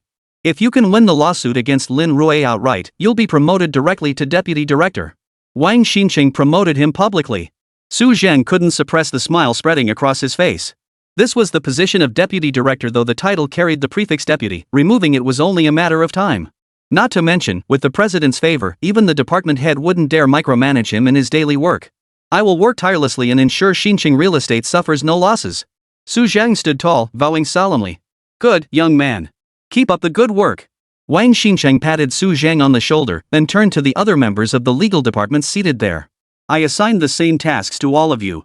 Why is Su Zhang delivering results while you lots sit here like useless mutes, unable to utter a single word? If this continues, pack your things and get out. Xinqing real estate doesn't keep dead weight. Wang Xinqing's reprimand sent shivers down the spines of everyone present. Everyone sensed the looming crisis. Only Su Zhang wore a faint smile. He left the Xinqing real estate building. Stepping outside the building entrance, Lin Rui turned to Feng Linger beside him. Did you livestream all the footage online just now? No problem. There were 3 cameras total. Besides the one in front of you, the 2 I carried were recording the whole time. Feng Linger pulled her phone from her pocket and flashed it in front of Lin Rui. Good. The online buzz should be heating up by now. Lin Rui frowned slightly before glancing at Ma Liang again. If things go as expected, Su Zhan will definitely try to contact you. Whatever demands they make, just agree to them without hesitation. Remember, it's best to record the conversation if possible. If not, at least make sure to record the audio. Lin Rui cautioned Ma Liang. Attorney Lin, what if they present this evidence during the trial? What should we do then? Ma Liang remained concerned. Judging by today's proceedings, Xinqing real estate was thoroughly prepared and logically sound. Even in court, this would all count as solid evidence. Don't worry, as long as you. Lin Rui leaned close to Ma Liang's ear and whispered a few words. All right, I'll do exactly that. Ma Liang's eyes brimmed with confidence. New City Real Estate has already lost. Lin Rui glanced back at the New City Real Estate building and shook his head involuntarily. As Lin Rui's livestream content went live, online public opinion continued to ferment. New City Real Estate used a series of deceptive schemes to swindle villagers out of their land, causing massive repercussions. Our reporter interviewed villagers from Ma Village, who stated they were unaware they needed to jointly develop a farmhouse tourism project. Interviews reveal that the current situation in Manhwa Village stems entirely from Ma Liang and the village chief. New City Real Estate acted strictly according to the contract. Ma Liang is the real instigator of this incident. Online, the criticism was no longer solely directed at New City Real Estate. Many have emerged accusing Ma Liang of betraying the entire village. Simultaneously, revelations surfaced that village chiefs from multiple villages had signed resort agreements, implicating them in insider trading with Xinqing real estate. Multiple posts shifted public opinion squarely onto the village chief. The village chief embezzled substantial funds before signing the agreement with Xinqing real estate. Villagers who had gathered near Xinqing real estate immediately returned to confront the village chief upon learning these revelations. They dared not provoke a behemoth like New City Real Estate. But taking on a minor figure like the village chief? That was something they could handle collectively. As the newsfeeds kept scrolling by, Lin Rui's smile grew even broader. Clearly, New City Real Estate seized this wave of attention and launched a swift counterattack, successfully shifting the focus of the conflict. Soon after, Ma Liang was ambushed on his way home by villagers from Ma Village. Fortunately, it was only a head injury, and his condition was not serious. Shortly after the incident, Su Zhang from New City Real Estate arrived bearing fruit to visit Ma Liang. Moreover, Ma Liang's hospital room was immediately upgraded to a special care ward. At that very moment, inside the special care ward, Su Zhang walked in, carrying a basket of fruit in his hand. Ma Liang, are you settling in okay here? Su Zhang surveyed the hospital room while placing the fruit in his hand onto the nearby table. If there's anything else you need, just let me know immediately. We'll do whatever we can to accommodate you. No, Mr. Su, you're too kind. Ma Liang, lying in the hospital bed, struggled to sit up, but Su Zhang pressed down on his shoulders and patted him. No need. I just wanted to come talk with you. Even though you're now the villagers' representative suing our New City Real Estate, this visit is purely personal. I came to see you. Look at you. Su Zhang glanced up at the bandages on Ma Liang's head. Hey, you fought for benefits for the villagers here, and look how they treated you. They beat you up like this. It makes me feel like you're not worth it. At this, anger flashed across Ma Liang's face. Just thinking about it makes me furious. I tried to help them get compensation, but they took my kindness for granted. Bunch of uneducated boors. Chapter 215, Recruiting Ma Liang 600 Bonus. Seeing the anger rise on Ma Liang's face, Su Zhang smiled with satisfaction. Honestly, I don't think you need to go out of your way to speak for the village like this. Do they even treat you like one of their own? In that case, perhaps we should have a proper talk. Who knows? We might even find common ground. Su Zhang looked at Ma Liang before him and said meaningfully. Cooperation? Ma Liang shook his head. No. After my last deal with New City Real Estate, I became a pariah in Ma Village.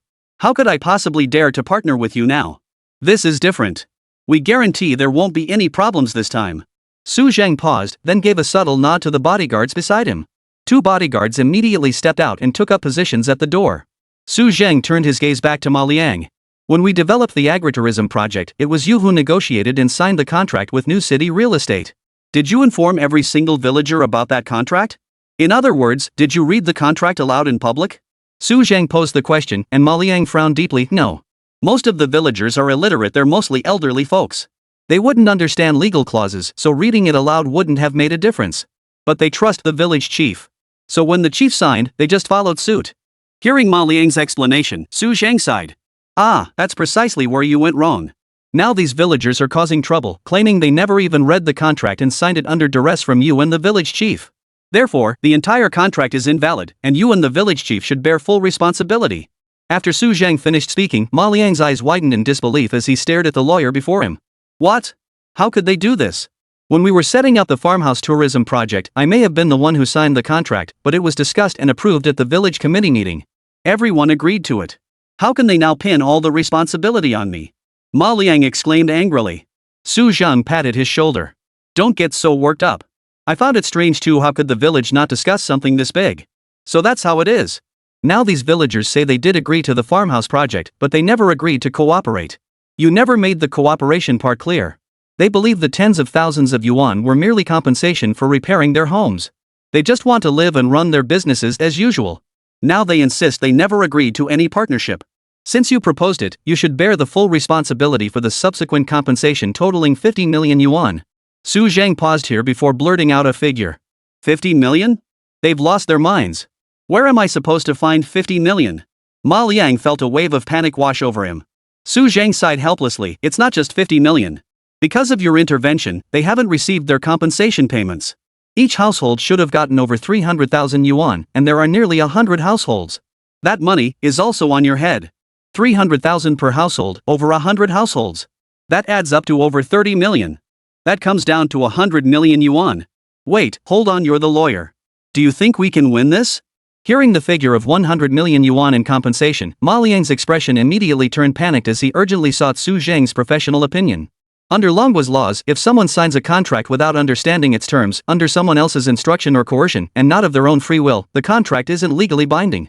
So if these villagers try to pin the entire debt on you, the court might consider that you encourage them to sign. Therefore, the contractual debt could be attributed to you.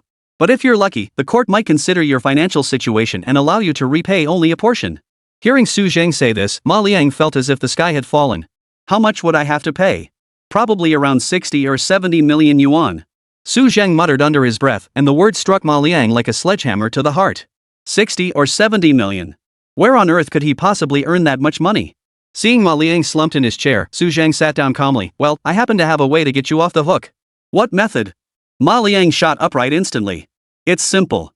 The development contract for the farmhouse resort only has 2 signatures, yours and Mr. Wang's. All the villagers' signatures are on the last page. If we add a line to the contract. This contract has been read aloud. All villagers are aware of its contents, and their signatures make it effective. Su Zhang paused here, then pulled out a contract from his hand. The contract looked somewhat worn, the paper even slightly yellowed. Yet the signature section at the end remained blank, only Wang Xincheng's name was already in place. This was an attempt to forge the contract again.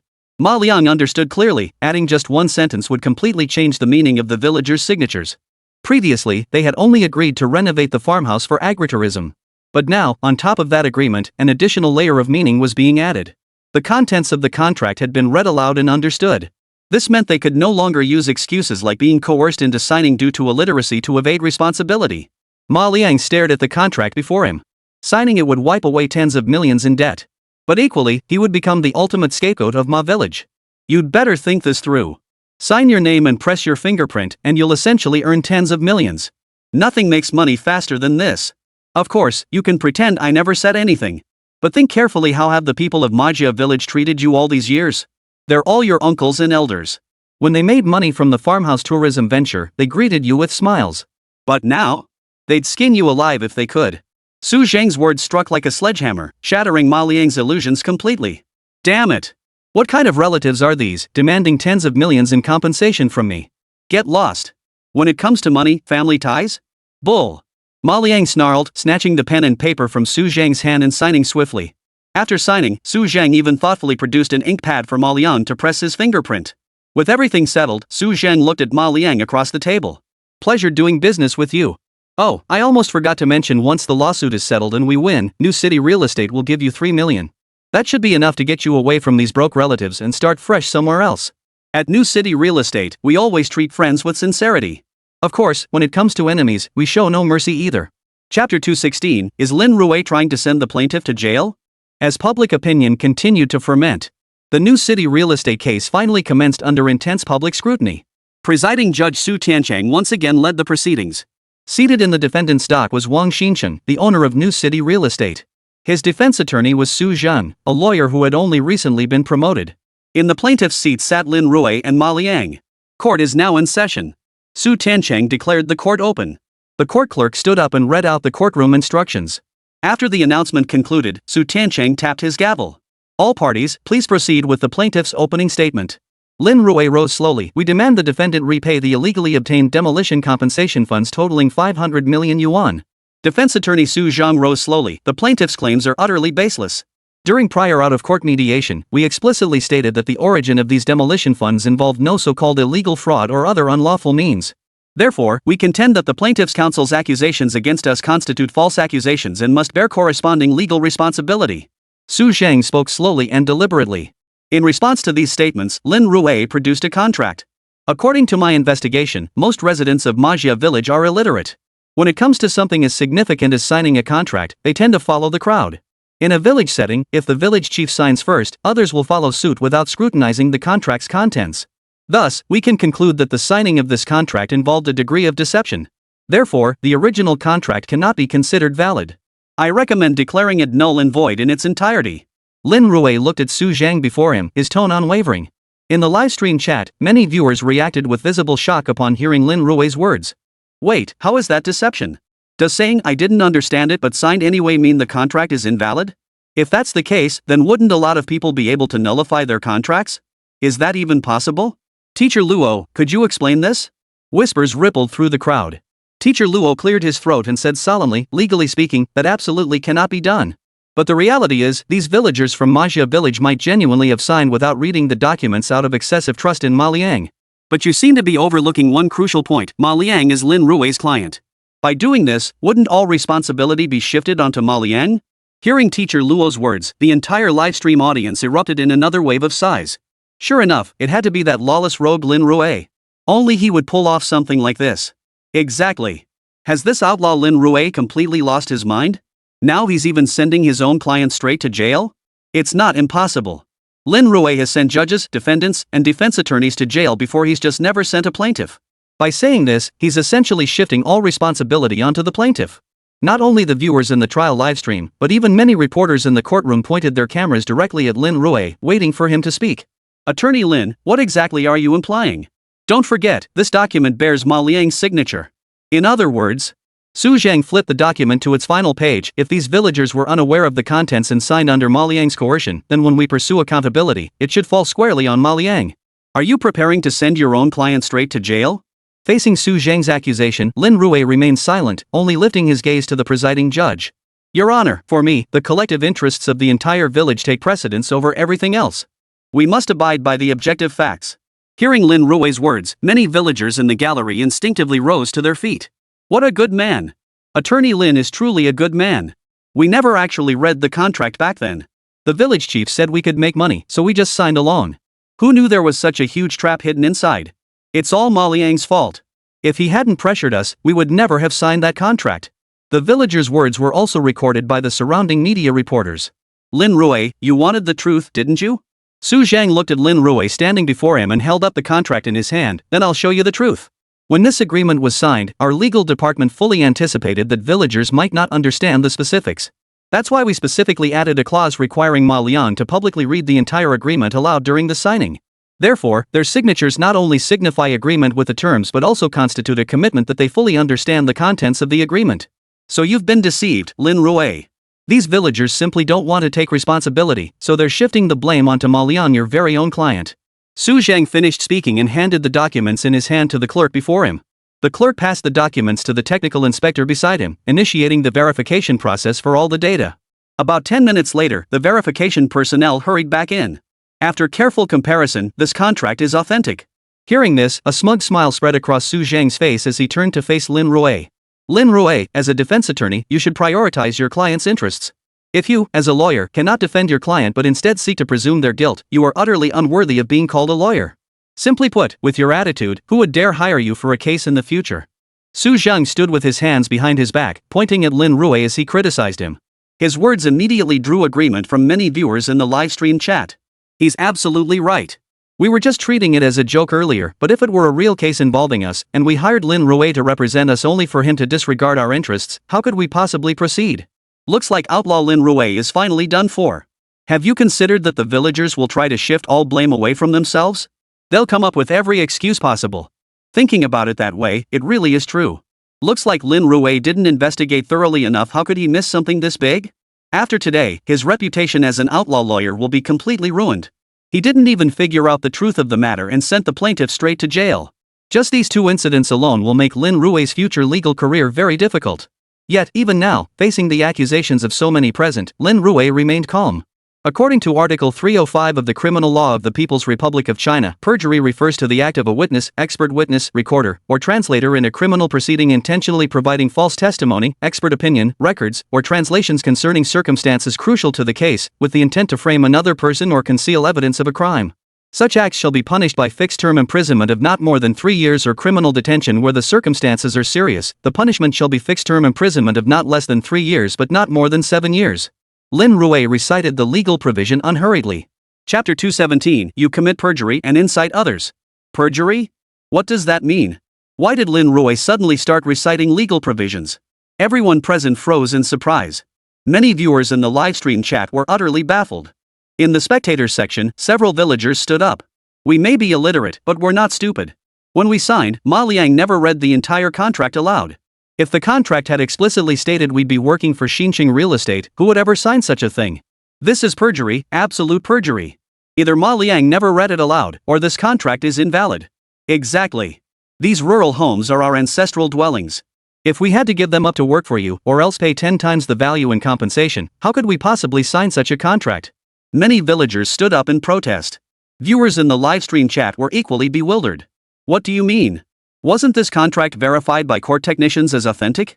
The contract itself is fine, we have to trust the court technicians. There's only one possibility, Ma Liang never read it aloud in the first place. Holy cow, Ma Liang is incredibly bold. Not reading it aloud? That's definitely his fault. That makes sense. Who would sign a contract saying they'd pay 10 times the damages if they didn't run the farmhouse properly? That's just asking for trouble. It's only tens of thousands, not hundreds of thousands. Who'd want to invite trouble for nothing? But looking at it this way, Lin Rui still sent Ma Liang to jail. There's absolutely no benefit for him in doing that. Viewers in the livestream chat were utterly baffled, completely clueless about what Lin Rui was up to. In the courtroom, Su Tiancheng also looked perplexed, and he couldn't help but bang his gavel. Are you suggesting the opposing party presented false evidence? As he finished speaking, Su Tiancheng's eyes narrowed involuntarily. Or are you questioning the integrity of our forensic institution? This amounted to questioning the very integrity of the judicial system. The contract they presented was forged from the start. Lin Rui's statement left everyone present utterly bewildered. Why did it feel like they weren't on the same page? Su Zheng's gaze studied Lin Rui before him, his mind racing with possibilities. Could it be that Lin Rui knows about my private dealings with Ma Liang? No, Ma Liang would never betray me. If he dared to, he'd have to shoulder the responsibility for all the villagers. Compensation in the tens of millions? Absolutely impossible. Ma Liang couldn't possibly afford that. Lin Rui is playing dirty. Lin Rui, you claim the contract I presented is forged. Do you have any evidence? This is a courtroom, not a place for you to show off your silver tongue. Su Zhang rebuked him in court. Your Honor, I have video evidence here that clearly proves Su Zhang is fabricating evidence. Lin Rui paid Su Zhang no mind whatsoever, turning instead to face Su Tiancheng before him. The court clerk promptly stepped forward and presented Lin Rui's video evidence. After it was presented, it was played in court. Ma Liang, do you know? Lin Rui is now rallying the villagers. They want to exploit their illiteracy. The signatures on the last page of this document belong only to you and Wang Xinqing. The footage playing captured the very details of Su Zheng's private negotiations with Ma Liang. Under Su Zheng's enticement, Ma Liang had signed his name. That's how the contract from earlier came to be. Compared to the original contract, it now contained an additional line of fine print. After the entire contract was read aloud, I now understood its entirety. Watching this short video, the entire gallery erupted in chaos. What? Ma Liang, are you still one of us from Ma Village? How could you do this? We're all your uncles and elders. I even held you when you were a child. Never mind anything else, I gave you New Year's money every year. And now you're siding with outsiders to screw us over? Are you even human? If we hadn't trusted you, the college graduate, our entire village would never have gotten into this agritourism business and ended up drowning in debt. We spared you further blame out of family ties, yet you've sided with outsiders against us. A man like you is unworthy of bearing the Ma name. Many villagers wore expressions of fury. Ma Liang, their own nephew, was now siding with outsiders. If this weren't a courtroom, back in the village, he'd probably be beaten to death right now. Silence. Seeing the chaotic courtroom, Su Tiancheng abruptly banged his gavel. Lin Rui turned to face the villagers of Ma village behind him and bowed deeply. Everyone, you've misunderstood Ma Liang. He feels deeply remorseful about the farmhouse venture. That's why he took the risk this time, putting himself in the thick of things to obtain first-hand intelligence. Lin Rui fixed his gaze on Su Zhang before him, his voice growing stern. But you, Su Zhang, you went so far as to fabricate evidence just to help Xinjiang Real Estate win this lawsuit. The evidence is irrefutable. What more can you possibly say? Irrefutable evidence. Su Zhang never imagined Ma Liang would choose to betray him. Ma Liang, do you think you're so noble? Do you believe the entire village will forgive you for this? Originally, by cooperating with me, you wouldn't have to bear any risk and could even pocket a hefty reward. But now, you'll bear the responsibility for the entire village. With the matter already reported, Su Zhang abandoned all pretense and unleashed his fury in court. After scheming for so long, his plans had been betrayed by Ma Liang. Now he'd lost his position as Deputy Minister of Justice and could even face imprisonment for perjury. Back to square one. Everything had come crashing down. Facing such accusations, Ma Liang remained silent. He slowly rose to his feet and bowed deeply toward the gallery. Uncles and elders, I have failed you all. After the deep bow, Ma Liang turned to the judge before him. Your Honor, I was also involved in this perjury. According to the criminal law of Manhwa, am I also liable for corresponding responsibility? Standing beside him, Lin Rui spoke up slowly. Under the criminal law of Manhwa, your actions constitute lawful evidence gathering. You signed this contract under duress to protect your own life. This falls under emergency avoidance. Therefore, you bear no liability whatsoever for perjury. Additionally, regarding the earlier allegation that you induced villagers to sign the contract, as long as the villagers choose not to pursue it, the charge is invalid. Having said this, Lin Rui looked up at Judge Su Tiancheng before him. Your Honor, the facts of this trial are now clear. Defendant's attorney Su Zheng committed perjury by fabricating contracts to protect Xinjiang Real Estate's interests, enabling the company to profit tens of millions. The circumstances are severe, warranting a sentence of 10 years or more. Furthermore, the opposing counsel privately met with our client and induced them to commit perjury, constituting the crime of incitement. Therefore, I recommend sentencing Su Zheng to 15 years imprisonment and imposing a fine. Chapter 218, Is it all Li Chao's fault? 15 years and a fine. When Lin Rui made this recommendation, the viewers in the livestream chat were stunned. What the hell? What kind of new logic is this? I know Su Zheng committed perjury, but what's this about inciting Ma Liang? Wasn't Ma Liang just gathering evidence legitimately? How does that count as perjury? No clue, but the kicker is Ma Liang wasn't convicted of perjury, yet Su Zheng here got charged with incitement. That's a total rip-off. Ma Liang didn't even commit a crime, so where did Su Zheng's incitement charge come from? Professor Luo, could you explain this? Although the viewers in the livestream had been learning legal knowledge alongside Lin Rui all along. But in reality, they often struggled to keep up with his reasoning. Faced with the viewers' questions, Teacher Luo seemed visibly flustered.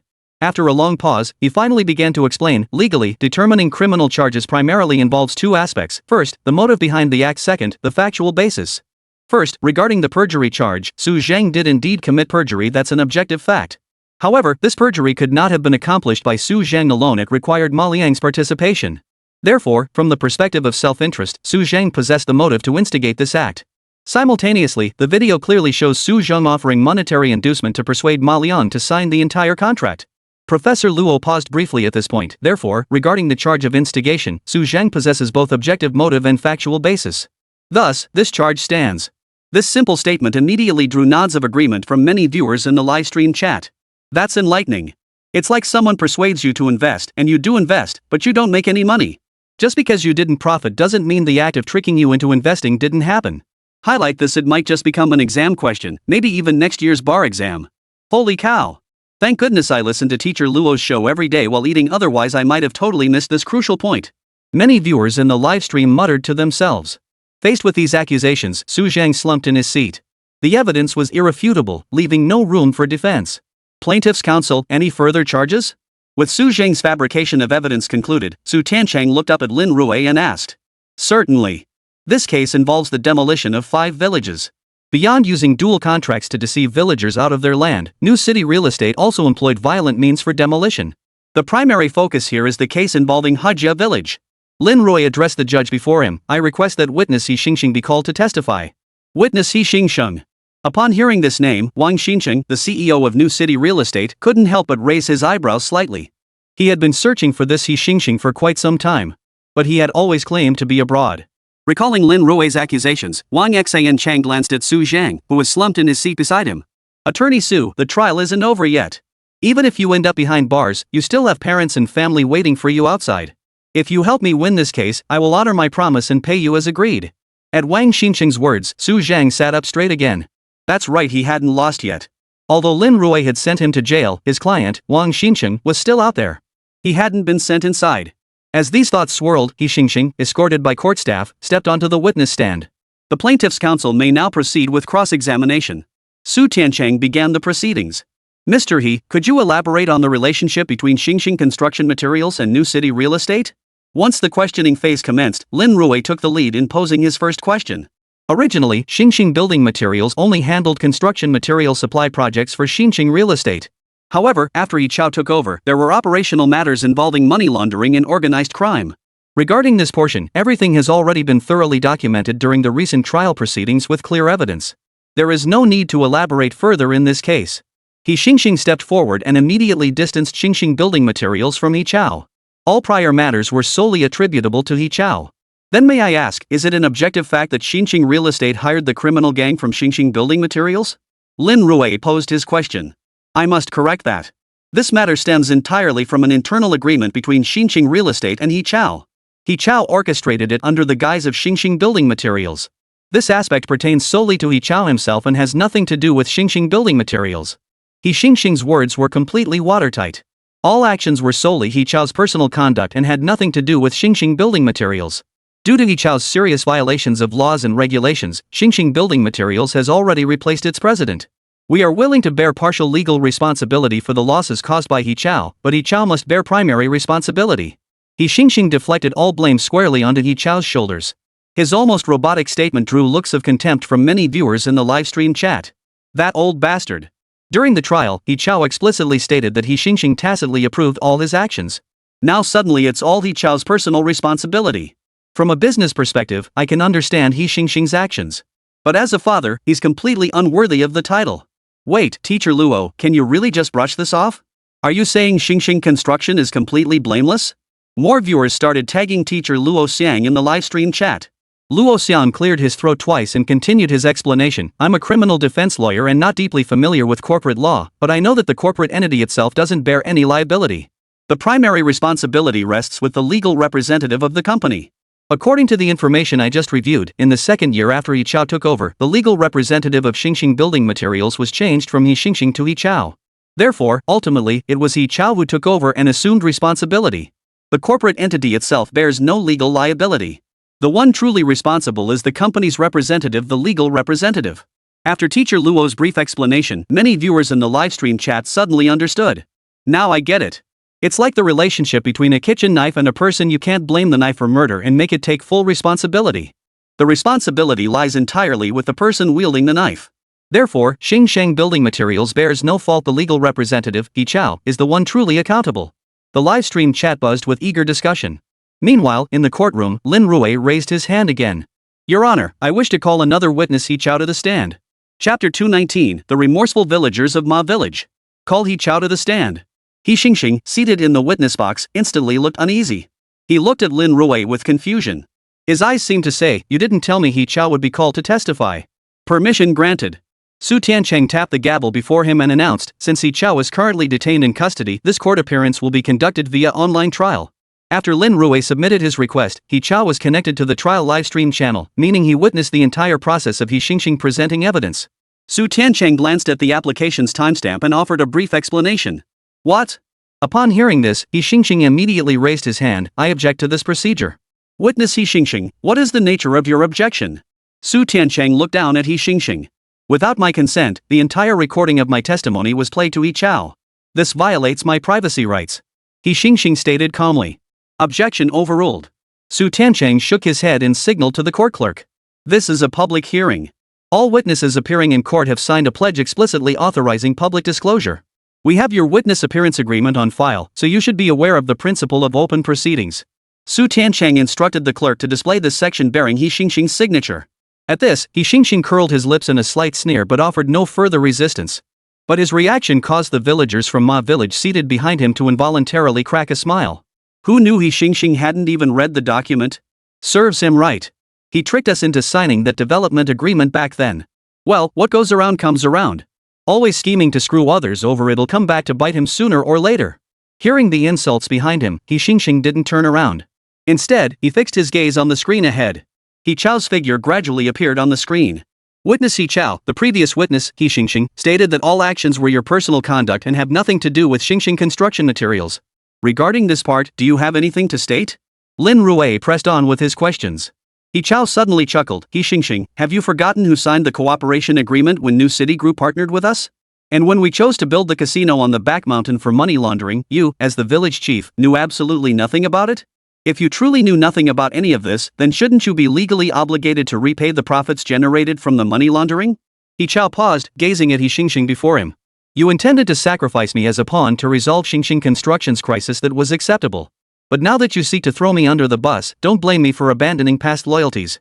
The incident involving He Zheng, you orchestrated it. I have audio and video recordings here. He Chao paused briefly before continuing in a solemn tone. Now, I request Attorney Lin to play this footage in court. Play the footage in court. Once this footage aired, the entire nation would see it. After He Chao made this demand, He Xingxing, who had remained silent, suddenly spoke up slowly. I willingly submit to investigation. As the words left his lips, He Xingxing seemed utterly drained of all strength. Lin Rui breathed a long sigh of relief. Once the investigation into Xingxing building materials commenced, He Xingxing would have no chance of escaping justice. Very well. With all evidence now conclusively established in court, we will convene a panel discussion with other judges. Following this deliberation, we will schedule a date for the verdict. Should you contest the verdict, you may file an appeal with the Intermediate People's Court within 7 days of receiving the written judgment. Su Tiancheng brought down the gavel, declaring the trial adjourned. Su Zhang looked utterly frustrated. There hadn't even been a chance for the court to deliberate. Nothing at all? It just ended like that? But Su Zhang quickly understood arguing was pointless. The video footage He Chao provided likely contained overwhelming evidence. Lin Rui had completely sealed the deal. As a lawyer, Su Zheng understood these matters, but the viewers in the livestream had no clue what was going on. Wait, how did it end so abruptly? I feel like I don't know anything. I was watching the live stream here and suddenly felt this jarring sense of editing. Could a segment really be missing? Thanks for the invite. As a legal professional, I know what's happening. That footage He Chao provided likely contains ironclad evidence. From here on out, it's no longer the court's responsibility, it's the police's jurisdiction. I think I get it now. The court begins proceedings once it has gathered sufficient evidence, while the police are responsible for collecting that evidence. But come to think of it, this is the first time Lin Rui has directly sent a witness inside, right? Wait, witness He Xingxing hasn't been sent in yet. Could it be that one day, while watching a live stream remotely, we'll get sent in by Lin Rui too? Many netizens chimed in with jokes and banter. But at the trial site, Lin Rui had already started packing his things.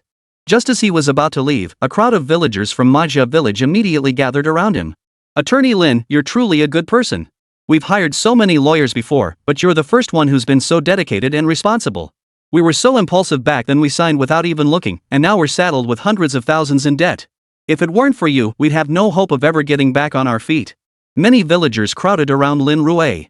Lin Rui glanced at Ma Liang standing in the corner. Ma Liang hesitated for a moment but ultimately didn't step forward. Folks, you should actually thank Ma Liang. He's a victim too. When he signed that contract, he was just a recent college graduate with little real-world experience. That's what led him to make such a huge mistake. The farmhouse incident has weighed on his heart like a heavy stone. To be honest, if he hadn't come to me, we wouldn't have achieved today's victory. The mention of Ma Liang's name caused the latter, who had been preparing to flee, to pause slightly in his tracks. He turned to face the villagers and froze in place for a moment. Many villagers immediately stepped forward, surrounding Ma Liang. Liang, we've wronged you. Truthfully, this isn't entirely your fault. We're all your elders. You lack social experience, but we've lived all these years longer than you, and we didn't scrutinize the contract either. If just one of us had paid a little more attention and glanced at the contract, none of us would have signed it. As your uncles and elders, don't we bear some responsibility? What right do we have to place all the blame squarely on Ma Liang? Several of the older villagers grabbed Ma Liang's hands, their faces filled with remorse. Uncle! Ma Liang looked at the elderly man before him and could no longer hold back. Tears welled up and spilled over his cheeks. Chapter 220, Miss, the Master requests your return. Watching Ma Liang, now welcomed back into the fold, Lin Rui offered only a faint smile before turning and slipping away. Even the villagers of Ma Village failed to notice Lin Rui. After leaving the courthouse, Lin Rui pulled out his phone and checked the time. "Let's go see the results over at Su Weiniing's end," Lin Rui called out, leading Fenglinger back into the courtroom.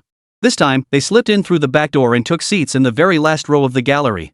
Inside the courtroom, Su Weiniing was locked in a battle of wits with Zhou Jing. Based on the evidence we presented, Zhou Jing repeatedly sold divorce coaching services to socialites online.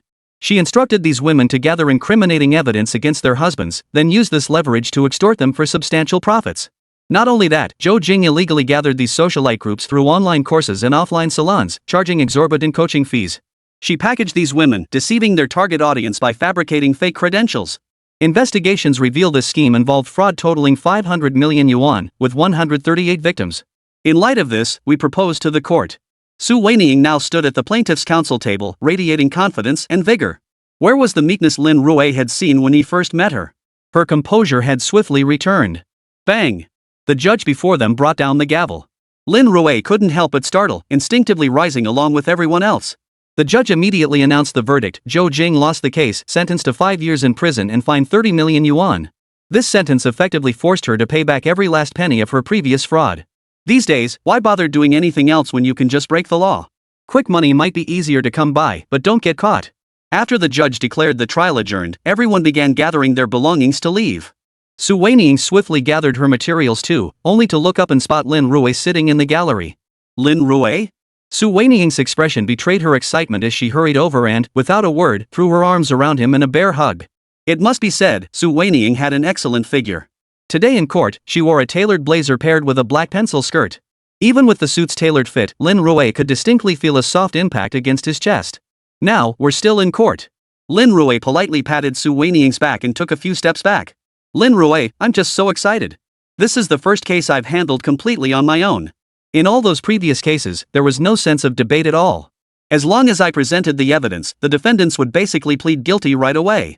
I used to think it was because my evidence was too solid, but now I realize it was all because my uncles and elders had already cut deals with those people behind the scenes. My role was just a formality.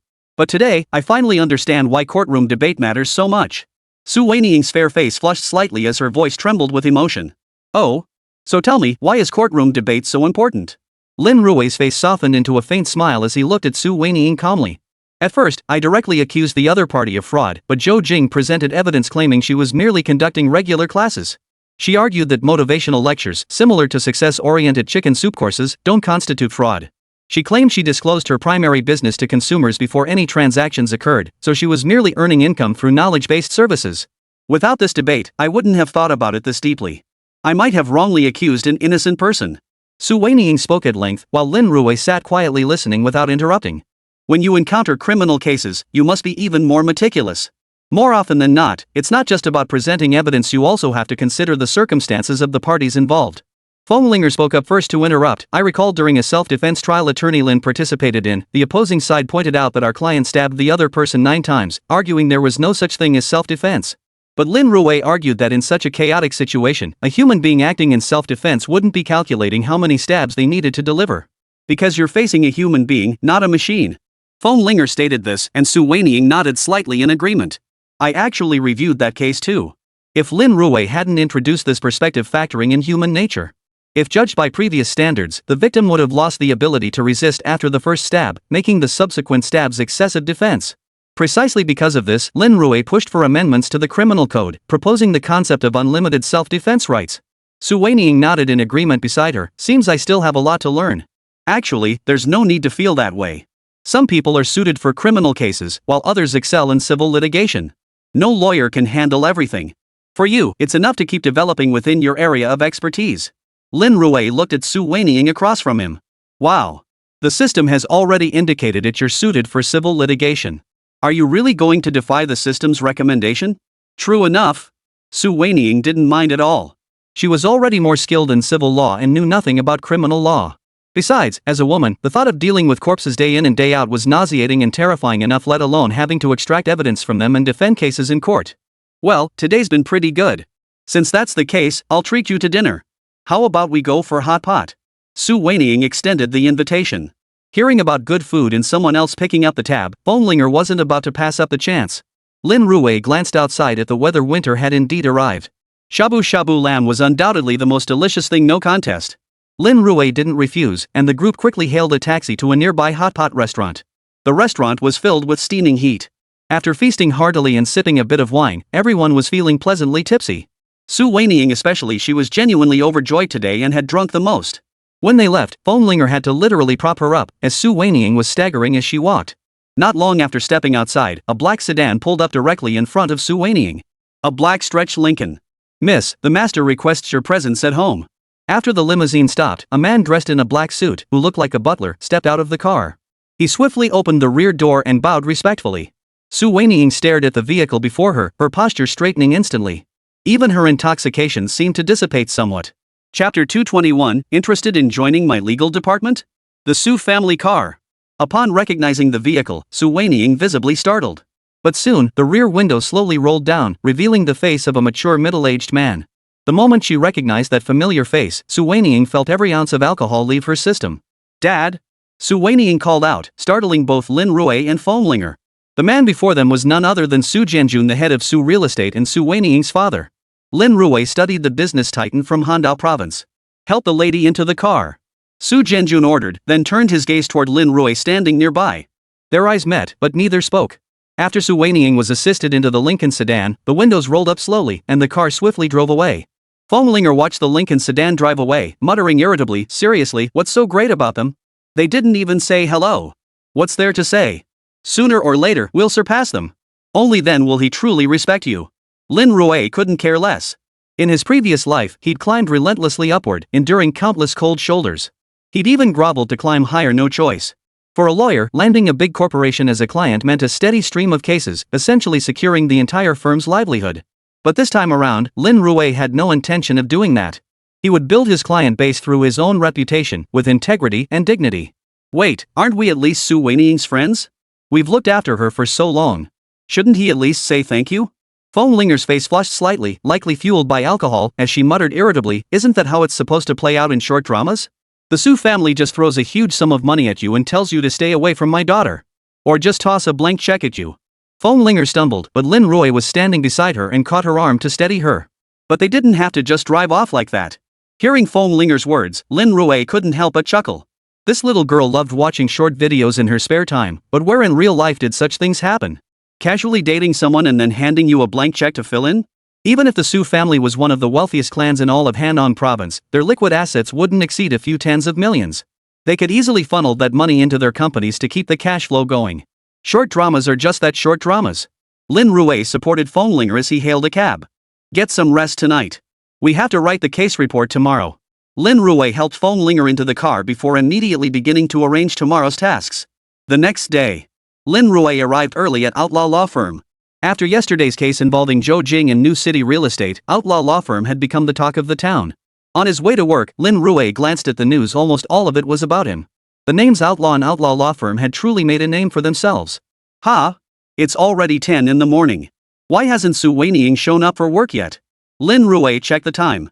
Su Weiniing was practically a workaholic, spending almost every waking hour at the office. If it were any other day, the only time he'd find her was when he opened the office in the morning, discovering her passed out on the folding cot after pulling an all-nighter. When had she ever been late for work? Foamlinger glanced at the empty seat across from her and shook her head. No way. Could Sister Weiniing have gotten too excited last night and just slept in? Do you think Su Weiniing is like you? Sleeping all day long? Probably this time, her old man just dragged her straight back home. Lin Rui sighed helplessly, about to turn away when his peripheral vision caught movement at the doorway. Several men in black suits were striding purposefully toward them. As they entered, Lin Rui finally spotted Su Weiniing and Su Jianjun. Su Jianjun strode in, his bodyguards naturally spreading out to form a protective circle around him. "Weiniing, is this your law firm?" Su Jianjun halted before the law firm's entrance plaque, his finger pointing specifically at the characters inscribed above. Outlaw Law Firm. Weiniing's original firm had been called Jincheng Law Firm. But after Lin Rui and Su Weiniing merged, the entire firm changed its name directly to Outlaw Law Firm. Originally, he'd intended to trick the system, hoping to establish a basic law firm outright and claim the reward directly. The system completely ignored Lin Rui. It still insisted he gradually level up the firm himself. Turning to Su Jianjun with this inquiry, Lin Rui wasted no time, striding over immediately. Mr. Su, this firm operates under a partnership system. The reason we chose the name Outlaw Law Firm is purely because it carries significant prestige. It attracts more cases. As a businessman, you wouldn't have any qualms about the name, would you? Lin Rui looked at Su Jianjun before him, his tone neither humble nor arrogant. Su Jianjun's intent was clear. He was essentially questioning Su Weiniang. Why, in a perfectly good partnership, did your firm end up losing even the naming rights? Su Weiniang's words would be useless in this matter. Only Lin Rui stepping forward would make a difference. You're Lin Rui? Upon hearing Lin Rui speak, Su Jianjun didn't grow angry. He merely turned his head slowly and looked over. Yes, Mr. Su. Lin Rui extended his right hand, preparing for a polite handshake. The bodyguard beside him instinctively moved forward, but Su Jianjun gave a soft cough, prompting him to extend his right hand instead. Mr. Lin, I've seen the news reports lately. You've won quite a few lawsuits, truly accomplished at such a young age. Mr. Su, you flatter me. Lin Rui said, ushering Su Jianjun into the adjacent reception area. Feng Linger didn't hesitate either, quickly rising to brew tea. Su Weiniang, however, seemed at a loss, unsure of what to do. Neither leaving nor staying felt right. To be honest, we actually share a connection. Within Handong Province, Xinqing Real Estate has always been our competitor. They've used illegal means to take a significant share of the market. Previously, we didn't have absolute certainty and kept hesitating. Su Jianjun looked at Lin Rui across the table. Especially our legal department, they always felt the evidence wasn't solid enough. But who would have thought that Mr. Lin would step in and shake this colossus to its core? Su Jianjun's praise was unreserved, but to Lin Rui's ears, it carried a different undertone. Mr. Su, you didn't gather such a large group today just to praise me, did you? Su Weiniang is my partner. If you have something to say, just say it directly. Lin Rui looked at Su Jianjun across the table and gestured with his teacup. Nothing much, really. I just wanted to ask if Attorney Lin might be interested in joining my legal department. Chapter 222, Su Group's acquisition bid? An invitation for Lin Rui to join the legal department? Lin Rui remained silent. Mr. Lin, judging from the new city real estate case, our legal department staff still lacks sufficient capability. Your law firm seems quite well known at present, but ultimately it's still a small practice with only a handful of attorneys. Generally speaking, reputable lawyers wouldn't join a small firm like yours. Why not join us at Su's Real Estate instead? You'd have a relatively stable caseload and the opportunity to grow and strengthen your practice continuously. Su Jianjun looked at Lin Rui across the table. Of course, your office location is flexible. Staying here is perfectly acceptable. With Attorney Lin's reputation, rest assured about compensation, we won't shortchange you in the slightest. They want to take me on entirely? Become part of the Su Group outright? Essentially, all future cases would be limited to corporate law matters. These civil cases might seem like easy money, but in reality, you'd become a complete traitor to the Su Group. In a past life, Lin Rui might have accepted. But in this life, Lin Rui decided against it. I'm sorry, Mr. Su, but I'm just too used to my freedom and independence. Your enterprise is large enough that partnering with our firm wouldn't be an issue. Any corporate litigation matters will be handled by Su Weiniang. But if you're considering an acquisition, I'd rather pass.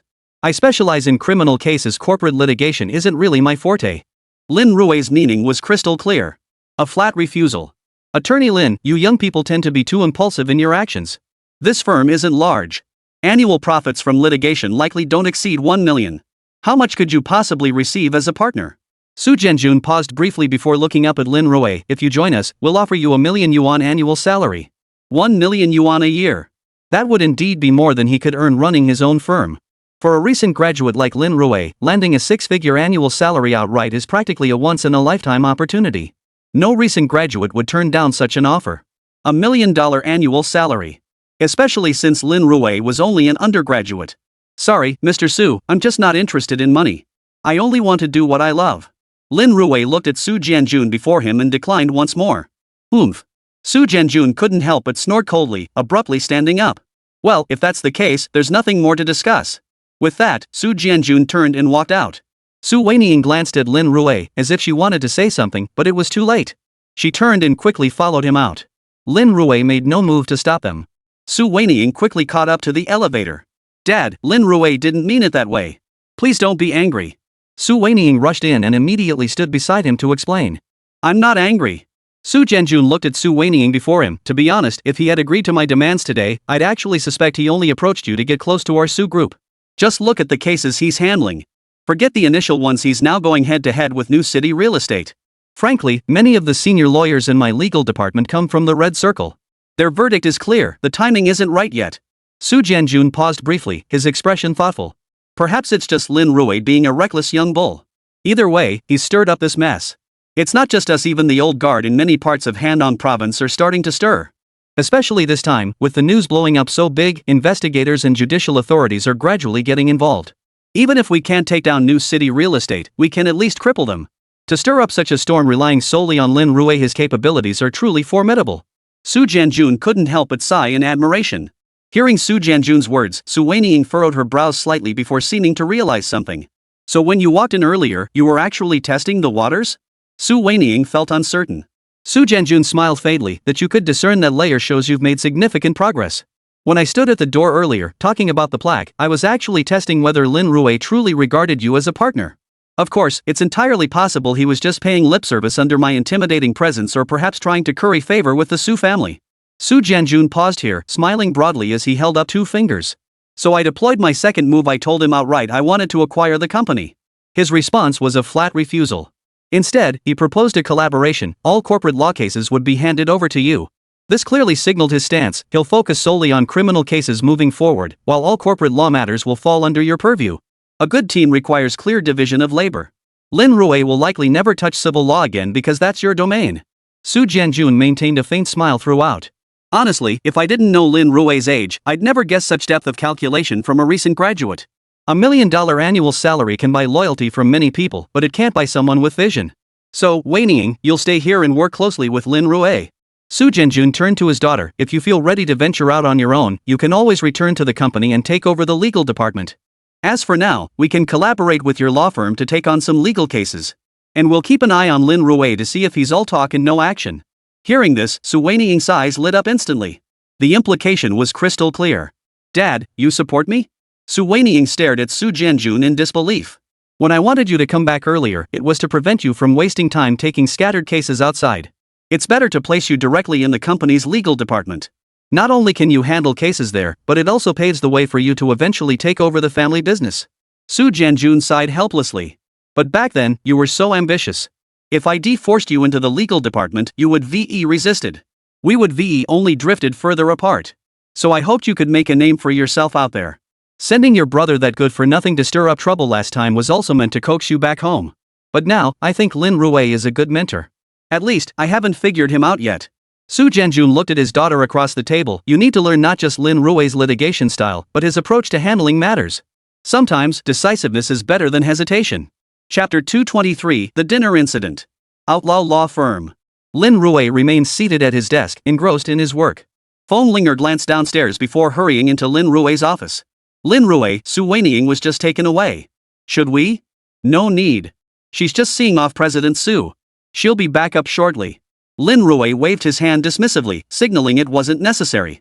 No way, I saw. Just as Feng Linger was about to continue, she suddenly looked up and saw Su Weiniang walking in from outside. A smile graced her face. She wore white sneakers, her steps even seeming light and brisk. She really came back? Feng Linger couldn't quite believe it. Su Weiniang pushed open Lin Rui's office door, her face beaming.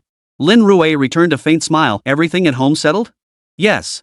Now I can fully dedicate myself to the firm. Su Weiniang looked at Lin Rui before her. Oh, and my dad just mentioned he'll cover the rent here and also bring in some corporate litigation cases for us. Excellent. Regarding corporate cases, as discussed earlier, you'll handle all of them. I'll only take on criminal cases. As for the profit split, since you're the primary handler and the source of these cases, you'll take 60% of the fees. You only need to contribute 40% back to the firm. Lin Rui laid out his terms, but Su Weiniang shook her head. Lin Rui, since this is a partnership, we should follow the company's established rules. Otherwise, shouldn't your previous cases also be? Su Weiniang rejected Lin Rui's proposal and added, the firm is still in its early stages with many expenses ahead. I suggest that after covering employees' base salaries, all remaining funds should be allocated toward expanding the company. Do you have any objections? Su Weiniang looked at Lin Rui across the table, finally appearing like a true partner. Previously, Lin Rui had been the one making all the decisions, making her feel like just another employee. No problem. As a newly established firm, we're still a blank slate. Before we become a junior law firm, we won't consider profit sharing for now. Feng Linger, although you've passed the bar exam, your experience is still limited. I suggest you start as my assistant, handling document organization and drafting pleadings. Lin Rui shared his thoughts, then glanced up at Su Weiniang. Once corporate business cases start coming in, things might get busy. You should consider hiring a paralegal. We have sufficient funds for that right now. Well, I'll see how things go. For now, I can manage the workload. Su Weiniing glanced at Lin Rui before gesturing toward her desk. I'll go work on case summaries then. Feng Linger had been standing nearby. After Su Weiniing left, she couldn't help but mutter to herself. Why do I feel like Weiniing has become a different person? That's a good thing. Lin Rui set the documents aside. For a company to get on the right track, it must become institutionalized. Otherwise, it'll always be like our little workshop unprofessional. Handing her the papers, Lin Rui added, "Alright, it's time for you to get organized." Today's case concluded, and both Su Weiniing and Lin Rui worked until 7 in the evening. After all, there was still a mountain of materials to organize after closing the case. Su Weiniing stretched lazily, glancing at Lin Rui still hunched over his desk. Want to grab something to eat? Last time we were dragged away before we could finish that hot pot. Su Weiniing extended the invitation, and Feng Linger lifted her head from a pile of documents. Sounds good. Hearing that, Lin Rui couldn't very well be a killjoy. Then today's plans are yours. No problem. Since we just had mutton yesterday, how about beef today? Su Weiniing paused for a moment. There's a pretty good sukiyaki place nearby with a nice atmosphere. Let's go then. Lin Rui quickly tidied up, locked the law firm's front door, and followed Su Weiniing out. Familiar with the area, Su Weiniing quickly guided them around to the nearby shopping mall. Lin Rui glanced around. The shops on the lower floors featured quite a few luxury brands. Judging by this, the spending power here was pretty high. The dining areas on the top floor wouldn't be cheap either. After circling the floor, they found the sukiyaki restaurant upstairs. Feng Linger stepped inside first. The server who greeted her gave her a quick glance, a hint of faint disdain flashing in their eyes. But her gaze quickly shifted to Su Weiniing behind her. Especially when she saw Su Weiniing's designer outfit, the waitress's eyes lit up with admiration. To put it bluntly, Su Weiniing's outfit alone was worth tens of thousands. These micro-expressions went unnoticed by Feng Linger, but they didn't escape Lin Rui's keen eyes. Seems like there's a pecking order everywhere, huh? If she had come in with Feng Linger today, the waitstaff's attitude would likely have been different. The group walked in. The waiter handed the menu directly to Su Weiniing. After Su Weiniing finished ordering, she promptly handed the menu to the waiter beside her. Wow, Sister Weiniing, your whole aura is different since you walked in. Feng Linger looked around like a curious child, taking in the surroundings. It must be said, the decor here was indeed very elegant, like dining in a place where beauty itself was on the menu. Soon, the sukiyaki hot pot was brought to the table. Shortly after, several plates of beef, egg whites, and dipping sauces followed. Everyone dug in heartily. Before long, a waiter rushed over, looking flustered. We sincerely apologize. Due to an oversight on our part, we served you the wrong dish. The dish you're currently eating is imported Wagyu beef from Japan, whereas you originally ordered domestic beef. There is a noticeable difference in quality between the two. How would you like us to handle this? The waiter's words left everyone at the table stunned once more. What did that mean?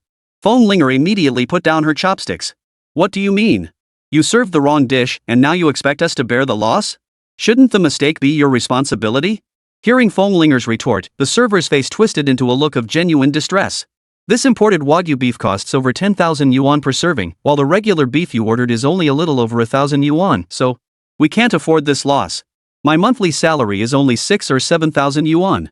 By this point, the waiter was so flustered she was on the verge of tears. I know it's our fault, but... Hearing this, Su Weiniing frowned slightly. Forget it. We've already eaten it anyway. 10,000 it is. Just add it to the bill. Yes, ma'am. The waitress started to rise, but Lin Rui's voice emerged calmly. Hold on. Since you claim this is imported, you should have the import documentation and invoices, right? Chapter 224, Scamming an Outlaw? At the mention of import documents and invoices, the waiter before him paused slightly, but still nodded with a smile. Of course we do. Every piece of beef in our restaurant comes with warehouse receipts to guarantee freshness. Even at this moment, the server couldn't resist a bit of promotion. Lin Rui didn't dwell on the matter, merely shrugging his shoulders. Then show us the documents first. Just because you say it's imported doesn't make it so. Once this beef hits the pot and boils, who's to say it's still imported? Lin Rui's words prompted Su Weiniing to turn to the waiter. Bring the receipts over. We'll reconsider. Oh, sure. The waiter promptly turned and went behind the counter, returning shortly with the warehouse receipt. Here you go, this is our warehouse receipt. What use is a warehouse receipt to me? That's your internal paperwork. I need your purchase invoice. Since it's directly imported from overseas, shouldn't there be an invoice provided by the supplier in Sakura country? Lin Rui looked at the attendant in front of him. Invoices are usually handled by the boss. We don't have them here. Oh, that's fine. Since it's an import, you must have a customs duty certificate. Also, for meat products like this, they all require inspection by the Animal and Plant Health Inspection and Quarantine Bureau during import. You should have the inspection report for that part, right?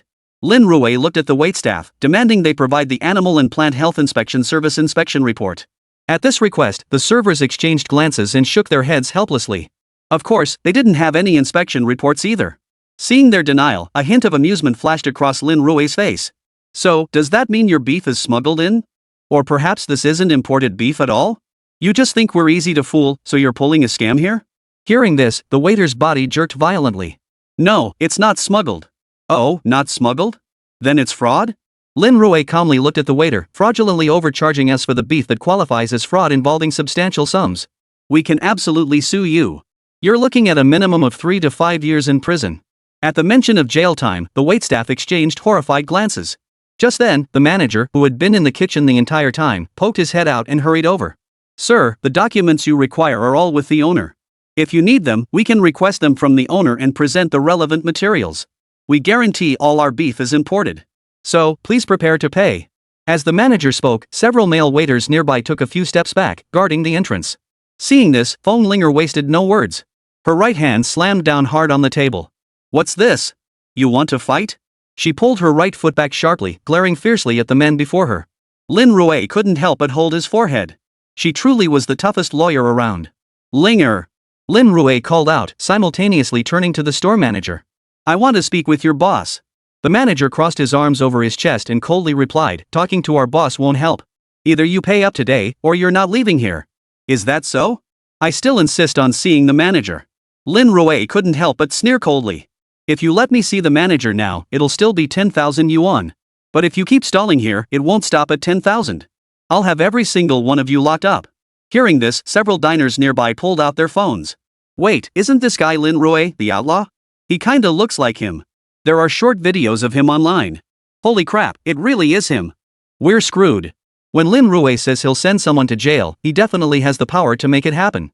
How dare this place try to extort him? No way. Am I gonna get thrown in jail just for eating here? The manager couldn't help but give Lin Rui a closer look. You're the outlaw? Several staff members nearby immediately lowered their heads to check their phones for news updates. After scrolling through several news articles, their expressions immediately soured. It really was that outlaw Lin Rui.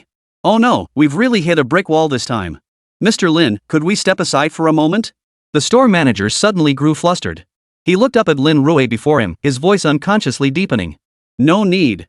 I advise you to come clean. How many people have you defrauded? A single plate of beef and you're swindling 10,000? Your shop sure makes money fast. Given the current situation, I don't see any point in continuing this discussion. Let's settle this out of court. Feng Linger, draft the complaint. This case is yours to handle. Lin Rui swiftly issued orders. The manager narrowed his eyes, aware that several customers were watching him. If he admitted there was a problem with his Wagyu beef, his shop would be finished. The surrounding crowd would immediately report it, and that would be the end of him. Not only that, but headquarters would also uncover the problem. The manager looked at Lin Rui before him, then glanced at the customers around him holding up their phones, ready to take pictures. Everyone, I need to ask you all a question. All the steaks we serve are pre-cut. We just haven't received the official certification from our supplier and customs yet. As this gentleman mentioned, it's impossible to tell just by looking at the surface whether these steaks are Wagyu or not. But the other party is absolutely certain that ours is definitely not Wagyu. The manager looked at Lin Rui. What grounds do you have to claim this is definitely not Wagyu? If it isn't, then what you just said about us committing fraud is slander, and it also causes significant damage to our reputation. We will pursue legal action. The manager stated with unwavering conviction, and several customers nearby snapped back to attention.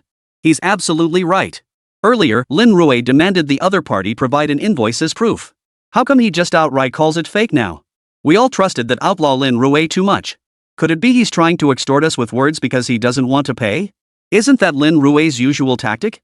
Lawyers typically set traps first, then wait for you to slip up before striking back. Damn it, I just posted on my social feed saying this place is shady faking Wagyu beef. I'm deleting it right now. I hope I'm not spreading rumors. Deep concern flashed across many faces. Hearing the surrounding customers' comments, the restaurant manager's face softened into a faint smile. If no one can produce evidence, then on what grounds can you accuse me of fraud? Even if evidence surfaces later, that's a private matter to be handled behind closed doors. At this thought, a smug grin spread across the manager's face. But Lin Rui's gaze grew slightly cold. He pulled out his phone, did a quick search, and handed the screen to the shopkeeper in front of him. According to the notice issued by the Dragon Country Customs Port, due to nuclear radiation contamination in Sakura Country, imports of seafood and Wagyu beef from Sakura country are suspended. Chapter 225, Someone jumped off a building. What? When Lin Rui uttered those words, every single person in the room immediately lowered their heads to check their phones. Holy crap, it's true. Because of the nuclear leak in Sakura country lately, customs has banned Wagyu beef imports. No wonder so many places stopped selling Wagyu beef, only this one still had it. So that's why. Wait, this policy was cancelled half a year ago. So what exactly did we just eat? Are you out of your mind? That Wagyu was priced at thousands per plate. Did you actually order it yourself? Several customers nearby glanced at the news on their phones and couldn't help but curse under their breath. Just as I thought. So, how do you plan to explain this? Lin Rui looked at the manager before him and slowly put down his phone. There was no need for any explanation now. A loss is a loss. All customers today, every single one, will have their bill waived. This store is closed for business today. As the manager announced this, many customers around them began to rise. Some had just sat down and barely taken a few bites, but the shop owner didn't hesitate. Refunds were issued immediately. Lin Rui followed the crowd out. Su Weiniing's face was filled with regret. She had chosen this restaurant. But who could have known this place would try to rip her off? This was truly outrageous. I'm sorry. Should we try another restaurant? Su Weiniing looked at Lin Rui in front of her and suggested again. How about we grab some street-style spicy hot pot instead? Linger swallowed hard and raised her right hand to suggest. Sounds good. It's been ages since I last had it, and honestly, street-side spicy hot pot is the best. Lin Rui unconsciously rubbed his stomach, but Su Weiniing beside him froze. Street-side spicy hot pot, she had never actually tried it before. Since childhood, her family had always taught her that outside food wasn't clean and simply wasn't safe to eat. So this would be her first time trying such street food. Come on, let's give it a try. Linger seemed to notice Su Weiniing's hesitation. She immediately reached out, hooked her arm through hers, and pulled her straight out. Unable to resist Linger's persistence, Su Weiniing finally nodded and followed her out. They soon arrived at a night market near a local high school. If it could sell to high school students, it had to be the best value and tastiest food around. After all, students have the most discerning palates. If your food isn't up to par, if it wasn't good, they wouldn't come back that day. By the next day, word would spread like wildfire throughout the entire school. Then you'd be out of business. Remember, the school's information network is intricate and spreads rumors at lightning speed. Soon, Lin Rui brought Su Weiniing to a night market stall near the school. The car parked in a nearby lot. Why not drive right up? This was the high school night market, and it happened to coincide with the end of evening study hall. Handong No. 1 High School was a provincial key institution with exceptionally high college acceptance rates. Essentially, admission meant 1 foot was already in the door for second-tier universities and above. Nearly all students ranked in the top 50 were admitted to prestigious universities like Peking University, Tsinghua University, and Yonsei University.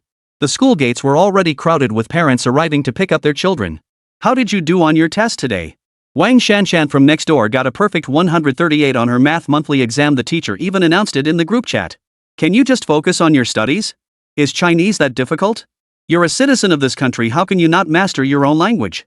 Don't you feel ashamed? How did you do on English today? Not great? Didn't I tell you to get up at 5:30 every morning to listen to English? Why aren't you doing better? You have no idea how hard it is for me to drive you back and forth every day. What are you doing wasting time here? Many parents were nagging like this. Lin Rui sat there eating spicy hot pot, listening to the chatter around him. These days, many parents regret not studying hard when they were young. Feeling inadequate about their own education, they immediately start pushing their kids. They project all their unfulfilled dreams onto their children. These parents, all they ever talk about is grades. Linger, sitting beside him, couldn't help but complain. She had spent most of her life living in the mountains, where education wasn't a priority. After all, the Taoist temple served as a safety net. If things didn't work out, she could always become a nun and join the Taoist association. But other children were different. Academic achievement was their only path. Su Weiniing couldn't help but frown slightly. She turned her head toward the school gate, then glanced at these children with backpacks, their faces filled with fear. Seriously, is studying that important? If it doesn't work out, just go abroad for a while. Su Weiniing took a bite of her spicy hot pot, her expression filled with confusion. Lin Rui observed the two before him, a faint smile curling his lips. Linger was a prime example of someone who had received half a Dragon Nation education. Su Weiniing, on the other hand, had never experienced the militarized education system of Longhua. What you're describing isn't unheard of. It usually involves families covering the costs sending kids abroad for high school, then having them major in economics or management in college. Economics, management, or finance are a bit special. They heavily rely on family connections. Take finance, for example. It's all about networking. After graduation, you might leverage family ties to quickly raise substantial funds, then use insider information to secure multiple deals. Economics and management is even more straightforward. You simply return to inherit the family business. As the owner, whether you actually manage it or not doesn't really matter. But for kids from ordinary families? Take finance as an example. You basically need to graduate from a top-tier school and leverage the network built by that institution to have any chance of making it big. And even then, it requires immense hardship. Lin Rui couldn't help but recall his past life. After graduating from a prestigious university and obtaining his law license, he was full of ambition, convinced he could fight injustice and uphold justice. But in reality, law firms take on numerous cases for profit, especially labor arbitration cases, and he's handled plenty of them. There was nothing he could do about it. Even when the opposing party was clearly in a pitiful state suffering from work-related injuries and various illnesses, the firm still demanded Lin Rui prioritize its interests. The reason was simple: Lin Rui was on the firm's payroll. By that point, any semblance of conscience or morality had been ground away in Lin Rui's heart. He functioned almost like a robot, mechanically sorting through arbitration files and work injury assessment documents each day after receiving them, his mind nearly numb. It wasn't until he made a name for himself later that he could finally be himself again. Yet unexpectedly, he ultimately won in court only to lose outside it, ending up in this world. I see. Su Weiniang instinctively turned toward the school building. Suddenly, her entire body froze as a figure appeared atop the classroom tower. She wasn't alone. Many students just finishing evening study sessions also turned toward the building. Someone jumped. Chapter 226. It's not that simple. Someone jumped. No one knew who shouted first, but many turned their gaze toward the building.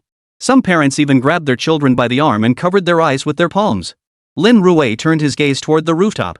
A dark figure plunged downward from above. Simultaneously, a dull thud echoed through the air, sending the scene into chaos. Many parents immediately pulled out their phones to call the police. School security personnel immediately fanned out, dispersing nearby students while setting up a perimeter. Within about 10 minutes, the police arrived swiftly. Ambulances arrived alongside the police. Let's go take a look. Lin Rui glanced at the instant noodles in his hand and suddenly lost his appetite. But the police are probably investigating now, preserving evidence and such. Su Weiniang looked up to speak, but Lin Rui had already risen from the stall. No, so many people saw it just now. The person jumped from the top of the teaching building. The police just need to check the surveillance footage. If there was no one else on the roof at the time, they can basically rule out murder. Su Weiniang tried to say something else, but Lin Rui glanced at her. Oh, I forgot you're pretty squeamish about bloody scenes. Have Feng Linger stay with you. I'll go check it out first. Hearing this, Su Weiniang pursed her lips. Suddenly, she recalled what Su Jianjun had told her. She needed to learn more from Lin Rui. Could it be that Lin Rui wins so many cases because he personally handles every detail? Watching Lin Rui prepare to cross the street, Su Weiniang thought to herself, it seems like the Xingxing building materials case was the same. He didn't just make visits, he conducted in-depth investigations and gathered evidence. Otherwise, where would he have gotten all that proof? Miss Su, could you wait here for me? I'd like to go take a look too. Feng Linger, hearing Lin Rui had assigned her to stay behind and look after Su Weiniang, couldn't help but pout slightly as she tentatively asked. Even Feng Linger has to handle everything personally? Su Weiniang paused slightly, a fleeting thought crossing her mind before she firmly declared, I'll go with you. But you're not. Feng Linger eyed Su Weiniang suspiciously. The latter waved her hand dismissively. It's fine. If I can't handle it, I'll just move further away. Besides, didn't the ambulance just arrive? Then let's go together. Without further ado, Feng Linger took Su Weiniang's hand and hurried toward the school. Passing through the school gates, Su Weiniang glanced at Feng Linger beside her and murmured, Does Lin Rui handle every case this hands-on? Well, shouldn't a lawyer handle every case personally? Feng Linger turned her head in surprise, looking at Su Weiniang in front of her. If we don't interview the parties involved, how else would we uncover the full truth of their cases? Attorney Lin has handled numerous cases where both sides' accounts conflicted. Take that self-defense case earlier. The defendant stabbed the victim 9 times. Both the court and the first trial deemed it excessive force, falling outside the bounds of legitimate self-defense. But through his investigations, Attorney Lin even found eyewitnesses the police had missed. He then argued forcefully that under life-threatening circumstances, the defendant couldn't have counted the number of stabs, thus it should be ruled self-defense. Feng Linger spoke as they walked, leaving Su Weiniang wide-eyed with astonishment. Among the lawyers she had encountered before, even those from top-tier firms, the clients would submit a pile of evidence. The lawyers would simply review this evidence during internal meetings, look for any loopholes, and then instruct the clients to find more evidence. If no evidence could be found, there was no choice but to accept defeat. As for the lost cases? Naturally, they were assigned to junior, unknown lawyers fresh out of school. The more established, high-profile lawyers only took cases they were certain to win. After all, once you paid to hire a lawyer, you had to cover the legal fees regardless of the outcome. No one ever considers what happens to the client. Before long, they had arrived at the scene of the incident. The student who had jumped had already been taken away by ambulance, leaving only a pool of blood and some white, fluffy substance on the ground. Su Weinian glanced at it and felt her stomach churn violently, nearly vomiting on the spot. Feng Linger patted Su Weinian's back and offered a gentle reassurance, "It's okay. Everyone feels this way at first. You'll get used to it after a few times." Su Weinian's face drained of color. Just seeing the cleaned-up aftermath had made her feel sick enough. How overwhelming must the initial visual impact have been? Meanwhile, Lin Rui had begun discussing the case details with Su Muqing. As a criminal case consultant, Su Muqing didn't need to hold back much. She could always supplement with a statement later. This child has consistently ranked in the top 10 of his class academically. But recently, his homeroom teacher discovered he was involved in a young romance. The teacher gave him a stern lecture and immediately called his parents. His parents work away from home year-round, so he usually stays with his grandfather. The old man goes to bed early, and since the boy was always well-behaved, they never noticed anything was wrong. Who knew he'd suddenly snap today and jump off the building? The school has notified his parents, but they probably won't reach the police station until early this morning. Hearing Su Muqing say this, Lin Rui knew that murder had likely been ruled out. It was most likely suicide. Tonight's going to be another busy one. The parents will definitely come to the station to make a scene. I can't stand scenes like that. They'll be sobbing their eyes out in the morgue later. Honestly, these kids just don't get it. What's there to be so upset about? In the end, it's the living who suffer. Su Muqing wasn't cold-hearted. She'd simply seen too many such cases and grown somewhat numb to them. This case probably isn't that simple. Just as Su Muqing was about to call off the team, a flicker of unease crossed Lin Rui's eyes before quickly fading. Not that simple? Su Muqing glanced at Lin Rui. We plan to speak with that girl later, the one involved in the relationship. Would you like to listen in? Sure, let's go. Lin Rui didn't refuse. Just moments ago, he had activated his insightful eye, causing numerous entries to pop up. Most entries were grayed out, likely requiring him to acquire foundational knowledge before unlocking them. Still, the entries confirmed that the boy had indeed jumped. But the reason for the jump wasn't as simple as being scolded. Chapter 227, Endless, Truly Endless. Senior High-Grade Office. To protect the student's emotional state, Su Muqing had the area around the office cordoned off. There sat a girl with bloodshot eyes, quietly sobbing to herself. Why did Yang Hao jump? Why did he do this? It's all my fault. If only I'd talked to him more. Why did I listen to the teacher? Su Muqing remained silent, letting her vent freely. She simply poured a glass of water nearby and waited quietly for her to finish. When the girl finally stopped speaking, Su Muqing embraced her, gently patting her back as she whispered, "Chen Xin, it's not your fault." This girl named Chen Xin was Yang Hao's girlfriend, and Yang Hao was the one who had jumped. Under Su Muqing's reassurance, Chen Xin's emotions gradually began to settle. "Come on, tell me about your relationship with Yang Hao." Su Muqing's tone was gentle. At the mention of Yang Hao, Chen Xin immediately shook her head. "We weren't a couple. We really didn't have an early romance. It's okay. It's perfectly normal for boys and girls to develop feelings for each other." Su Muqing was about to speak when Chen Xin suddenly stumbled backward several steps, shaking her head frantically. "No, we didn't." At that moment, Chen Xin resembled a frightened rabbit, her face etched with terror. Clearly, in this state, she was no longer fit to continue being questioned. Su Muqing looked to Lin Rui beside her, feeling somewhat at a loss. She had just managed to calm Chen Xin down. Why had she suddenly become so stressed again? Could it be that her approach was wrong? Lin Rui shook his head, took the warm water from beside him, and walked over to Chen Xin. His voice was firm. "Do you want to avenge Yang Hao?" "Revenge?" Su Muqing froze. Yang Hao had committed suicide. How could that be revenge? The ones who framed your homeroom teacher, pressured your principal, and even Yang Hao's parents, they're all the real culprits. Lin Rui fixed Chen Xin with a gaze that held a cold, murderous intent. "So, do you want revenge? Do you want Yang Hao to die with unresolved grievances? You two were never actually a couple. The teacher misunderstood and relentlessly pressured you. Do you really think these people are blameless?" Lin Rui pressed relentlessly. Su Muqing watched the scene unfold, her heart skipping a beat. Chen Xin's emotions were already unstable. Was it really wise for Lin Rui to keep pushing like this? Chen Xin suddenly fell silent, her gaze hardening with resolve. "I will have my revenge." "Fine. Then tell me how the teachers wronged you." Lin Rui resumed his calm tone, slowly sitting down and looking up at Chen Xin before him. "Yang Hao and I were just friends." Chen Xin took a sip of warm water before continuing. "Our school only cares about academic performance. They don't treat us like human beings at all. Yang Hao and I were classmates. We met back in freshman year. We had morning runs then. One day, I got my period and couldn't run. Our homeroom teacher thought I was slacking off, so he made me run another lap. But I couldn't do it. That's when Yang Hao stepped in. He deliberately slowed his pace and got punished by the teacher too. That's how we got to know each other. Maybe because we shared that hardship, we started chatting often. Chen Qin's eyes softened as she recalled those days. That innocent, unspoken affection became her fondest memory. As we got older, the pressure grew heavier, especially after each monthly exam when our homeroom teacher would announce the rankings. A flicker of fear crossed Chen Qin's face as she spoke. Comment on the rankings? Lin Rui looked up at Chen Qin and interrupted her. How did he announce the rankings? If we showed even the slightest decline, he'd pull us out of class individually. If the drop was significant, he'd call us good for nothings. Chen Qin's face was filled with terror when she mentioned the homeroom teacher. Significant decline? Su Muqing asked softly. Chen Qin nodded earnestly. If you drop just 5 spots, he considers that a significant drop. It's not just class rankings, it's also grade level rankings.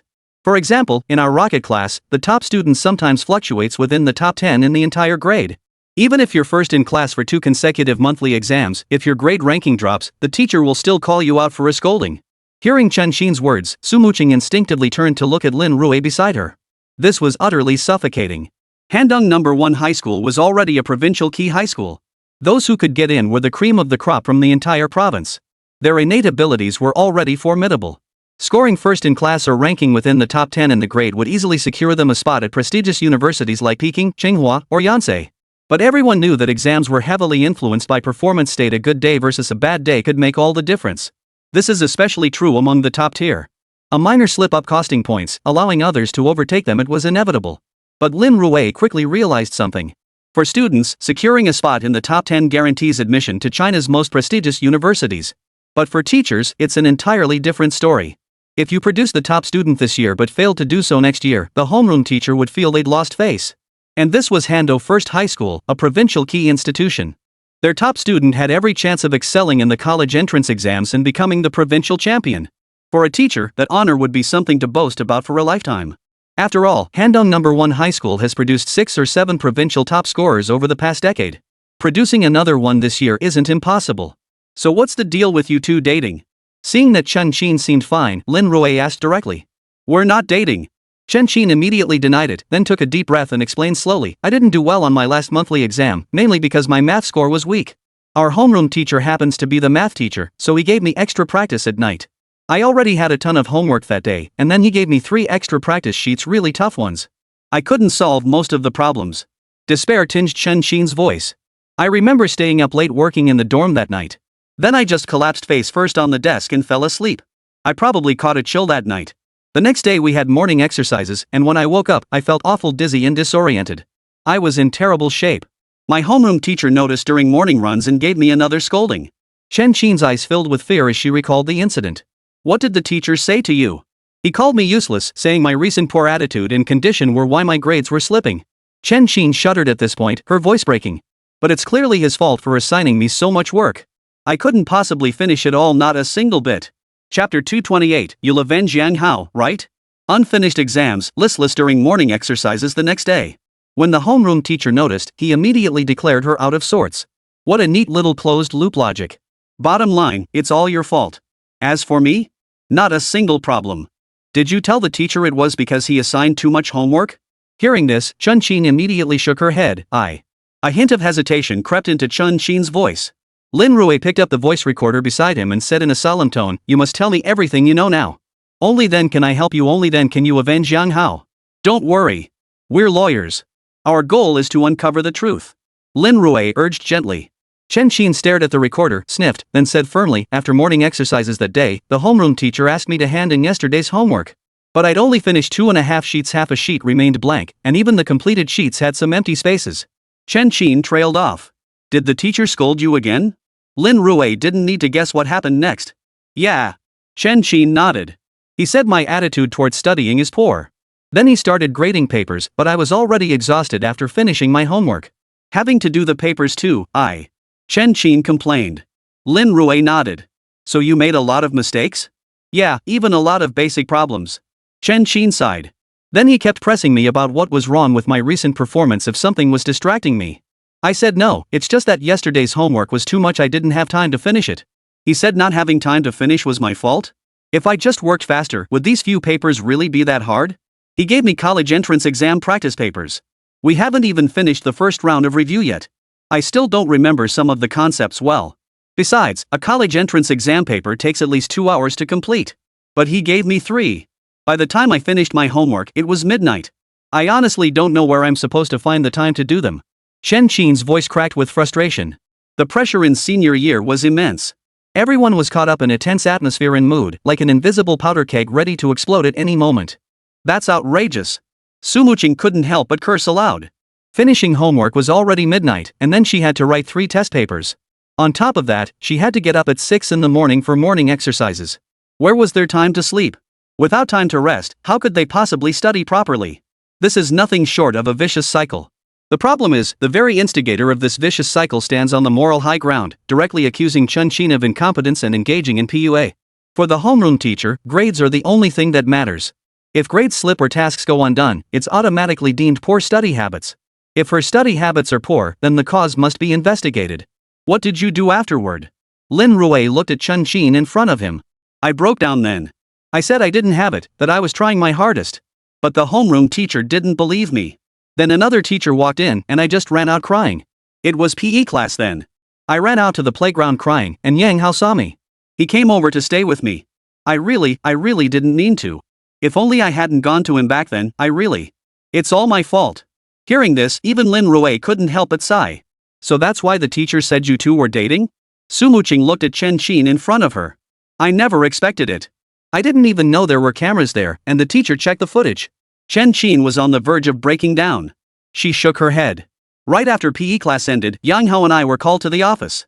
The homeroom teacher harshly criticized us for early romance. She also blamed my declining performance entirely on Yang Hao, saying he was corrupting me. But I didn't. I just wanted someone to vent to. Hearing this, Sumuching frowned slightly and flipped through the recent monthly exam results. Yang Hao ranked 6th in the class and 35th in the grade? Yeah, his grades are slightly worse than mine, but sometimes he even beats me. His performance isn't very consistent. Chen Qin nodded. He's strong in science subjects, but his English is terrible. Most of the time, my English scores are higher than his. Sumuching glanced at the report card. Yang Hao scored near perfect marks in math, physics, chemistry, and biology, but his English was only in the low 100s. On a 150-point exam, scoring in the 100s was undeniably a weak subject. She couldn't speak for other subjects, but just in this one, Chen Qin could easily pull ahead by 30 points. And Chen Qin was only slightly weaker in the sciences. The gap between them was only about 10 points. After reviewing the report card, both Lin Rui and Sumuching reached their conclusions. These two students might not guarantee admission to top-tier universities like Peking University or Tsinghua University, but they were certainly within reach of the top-tier first-tier universities. Once you're in college, who cares if you were top of your class? Who would have thought Yang Hao would jump off a building? The teacher only witnessed your confessions? That can't be considered evidence, right? Lin Rui looked at Chen Qin in front of him and asked tentatively. Yeah, he even pulled the classroom surveillance footage, claiming our regular discussions about problems were romantic encounters. He even claimed we brought water or snacks to flirt. We didn't do any of that. It was purely friendship. Asking a friend to grab something on their way, or getting water when you're feeling sick, is that flirting? Chen Qin suddenly couldn't hold back. Of course not. Sumuching shook her head first. Then if we go by your logic, when we're in the police force and often have meetings, arranging for someone to bring us midnight snacks, does that count too? Hearing this, Chen Qin's lips twitched. I guess that's just your grown-up world. The adult world? Lin Rui seemed to catch something. Did you and Yang Hao make a pact to get into the same university? Yes. Chen Qin nodded. It's just so stifling here. We always think that if we can get into university, it'll be over, no one will be able to control us anymore. But our promise was just to encourage each other, we never said we'd date after college or anything. When Chen Qin said this, Lin Rui finally understood. Chen Qin had always been resistant to the very idea of romance. Any hint of it would trigger an instinctive rejection. This showed her psychological defenses were extremely high. Having gathered all the necessary information, Lin Rui glanced at her and put away his voice recorder. Alright, we've covered everything we need to know. Go home and get some rest. Don't overthink things. After offering a few words of comfort, Chen Qin finally turned to leave. Attorney Lin, you will avenge Yang Hao, won't you? Of course. Once we complete our investigation, the law will deliver its judgment. Lin Rui offered Chen Qin a reassuring smile. She bowed slightly in acknowledgement before taking her leave.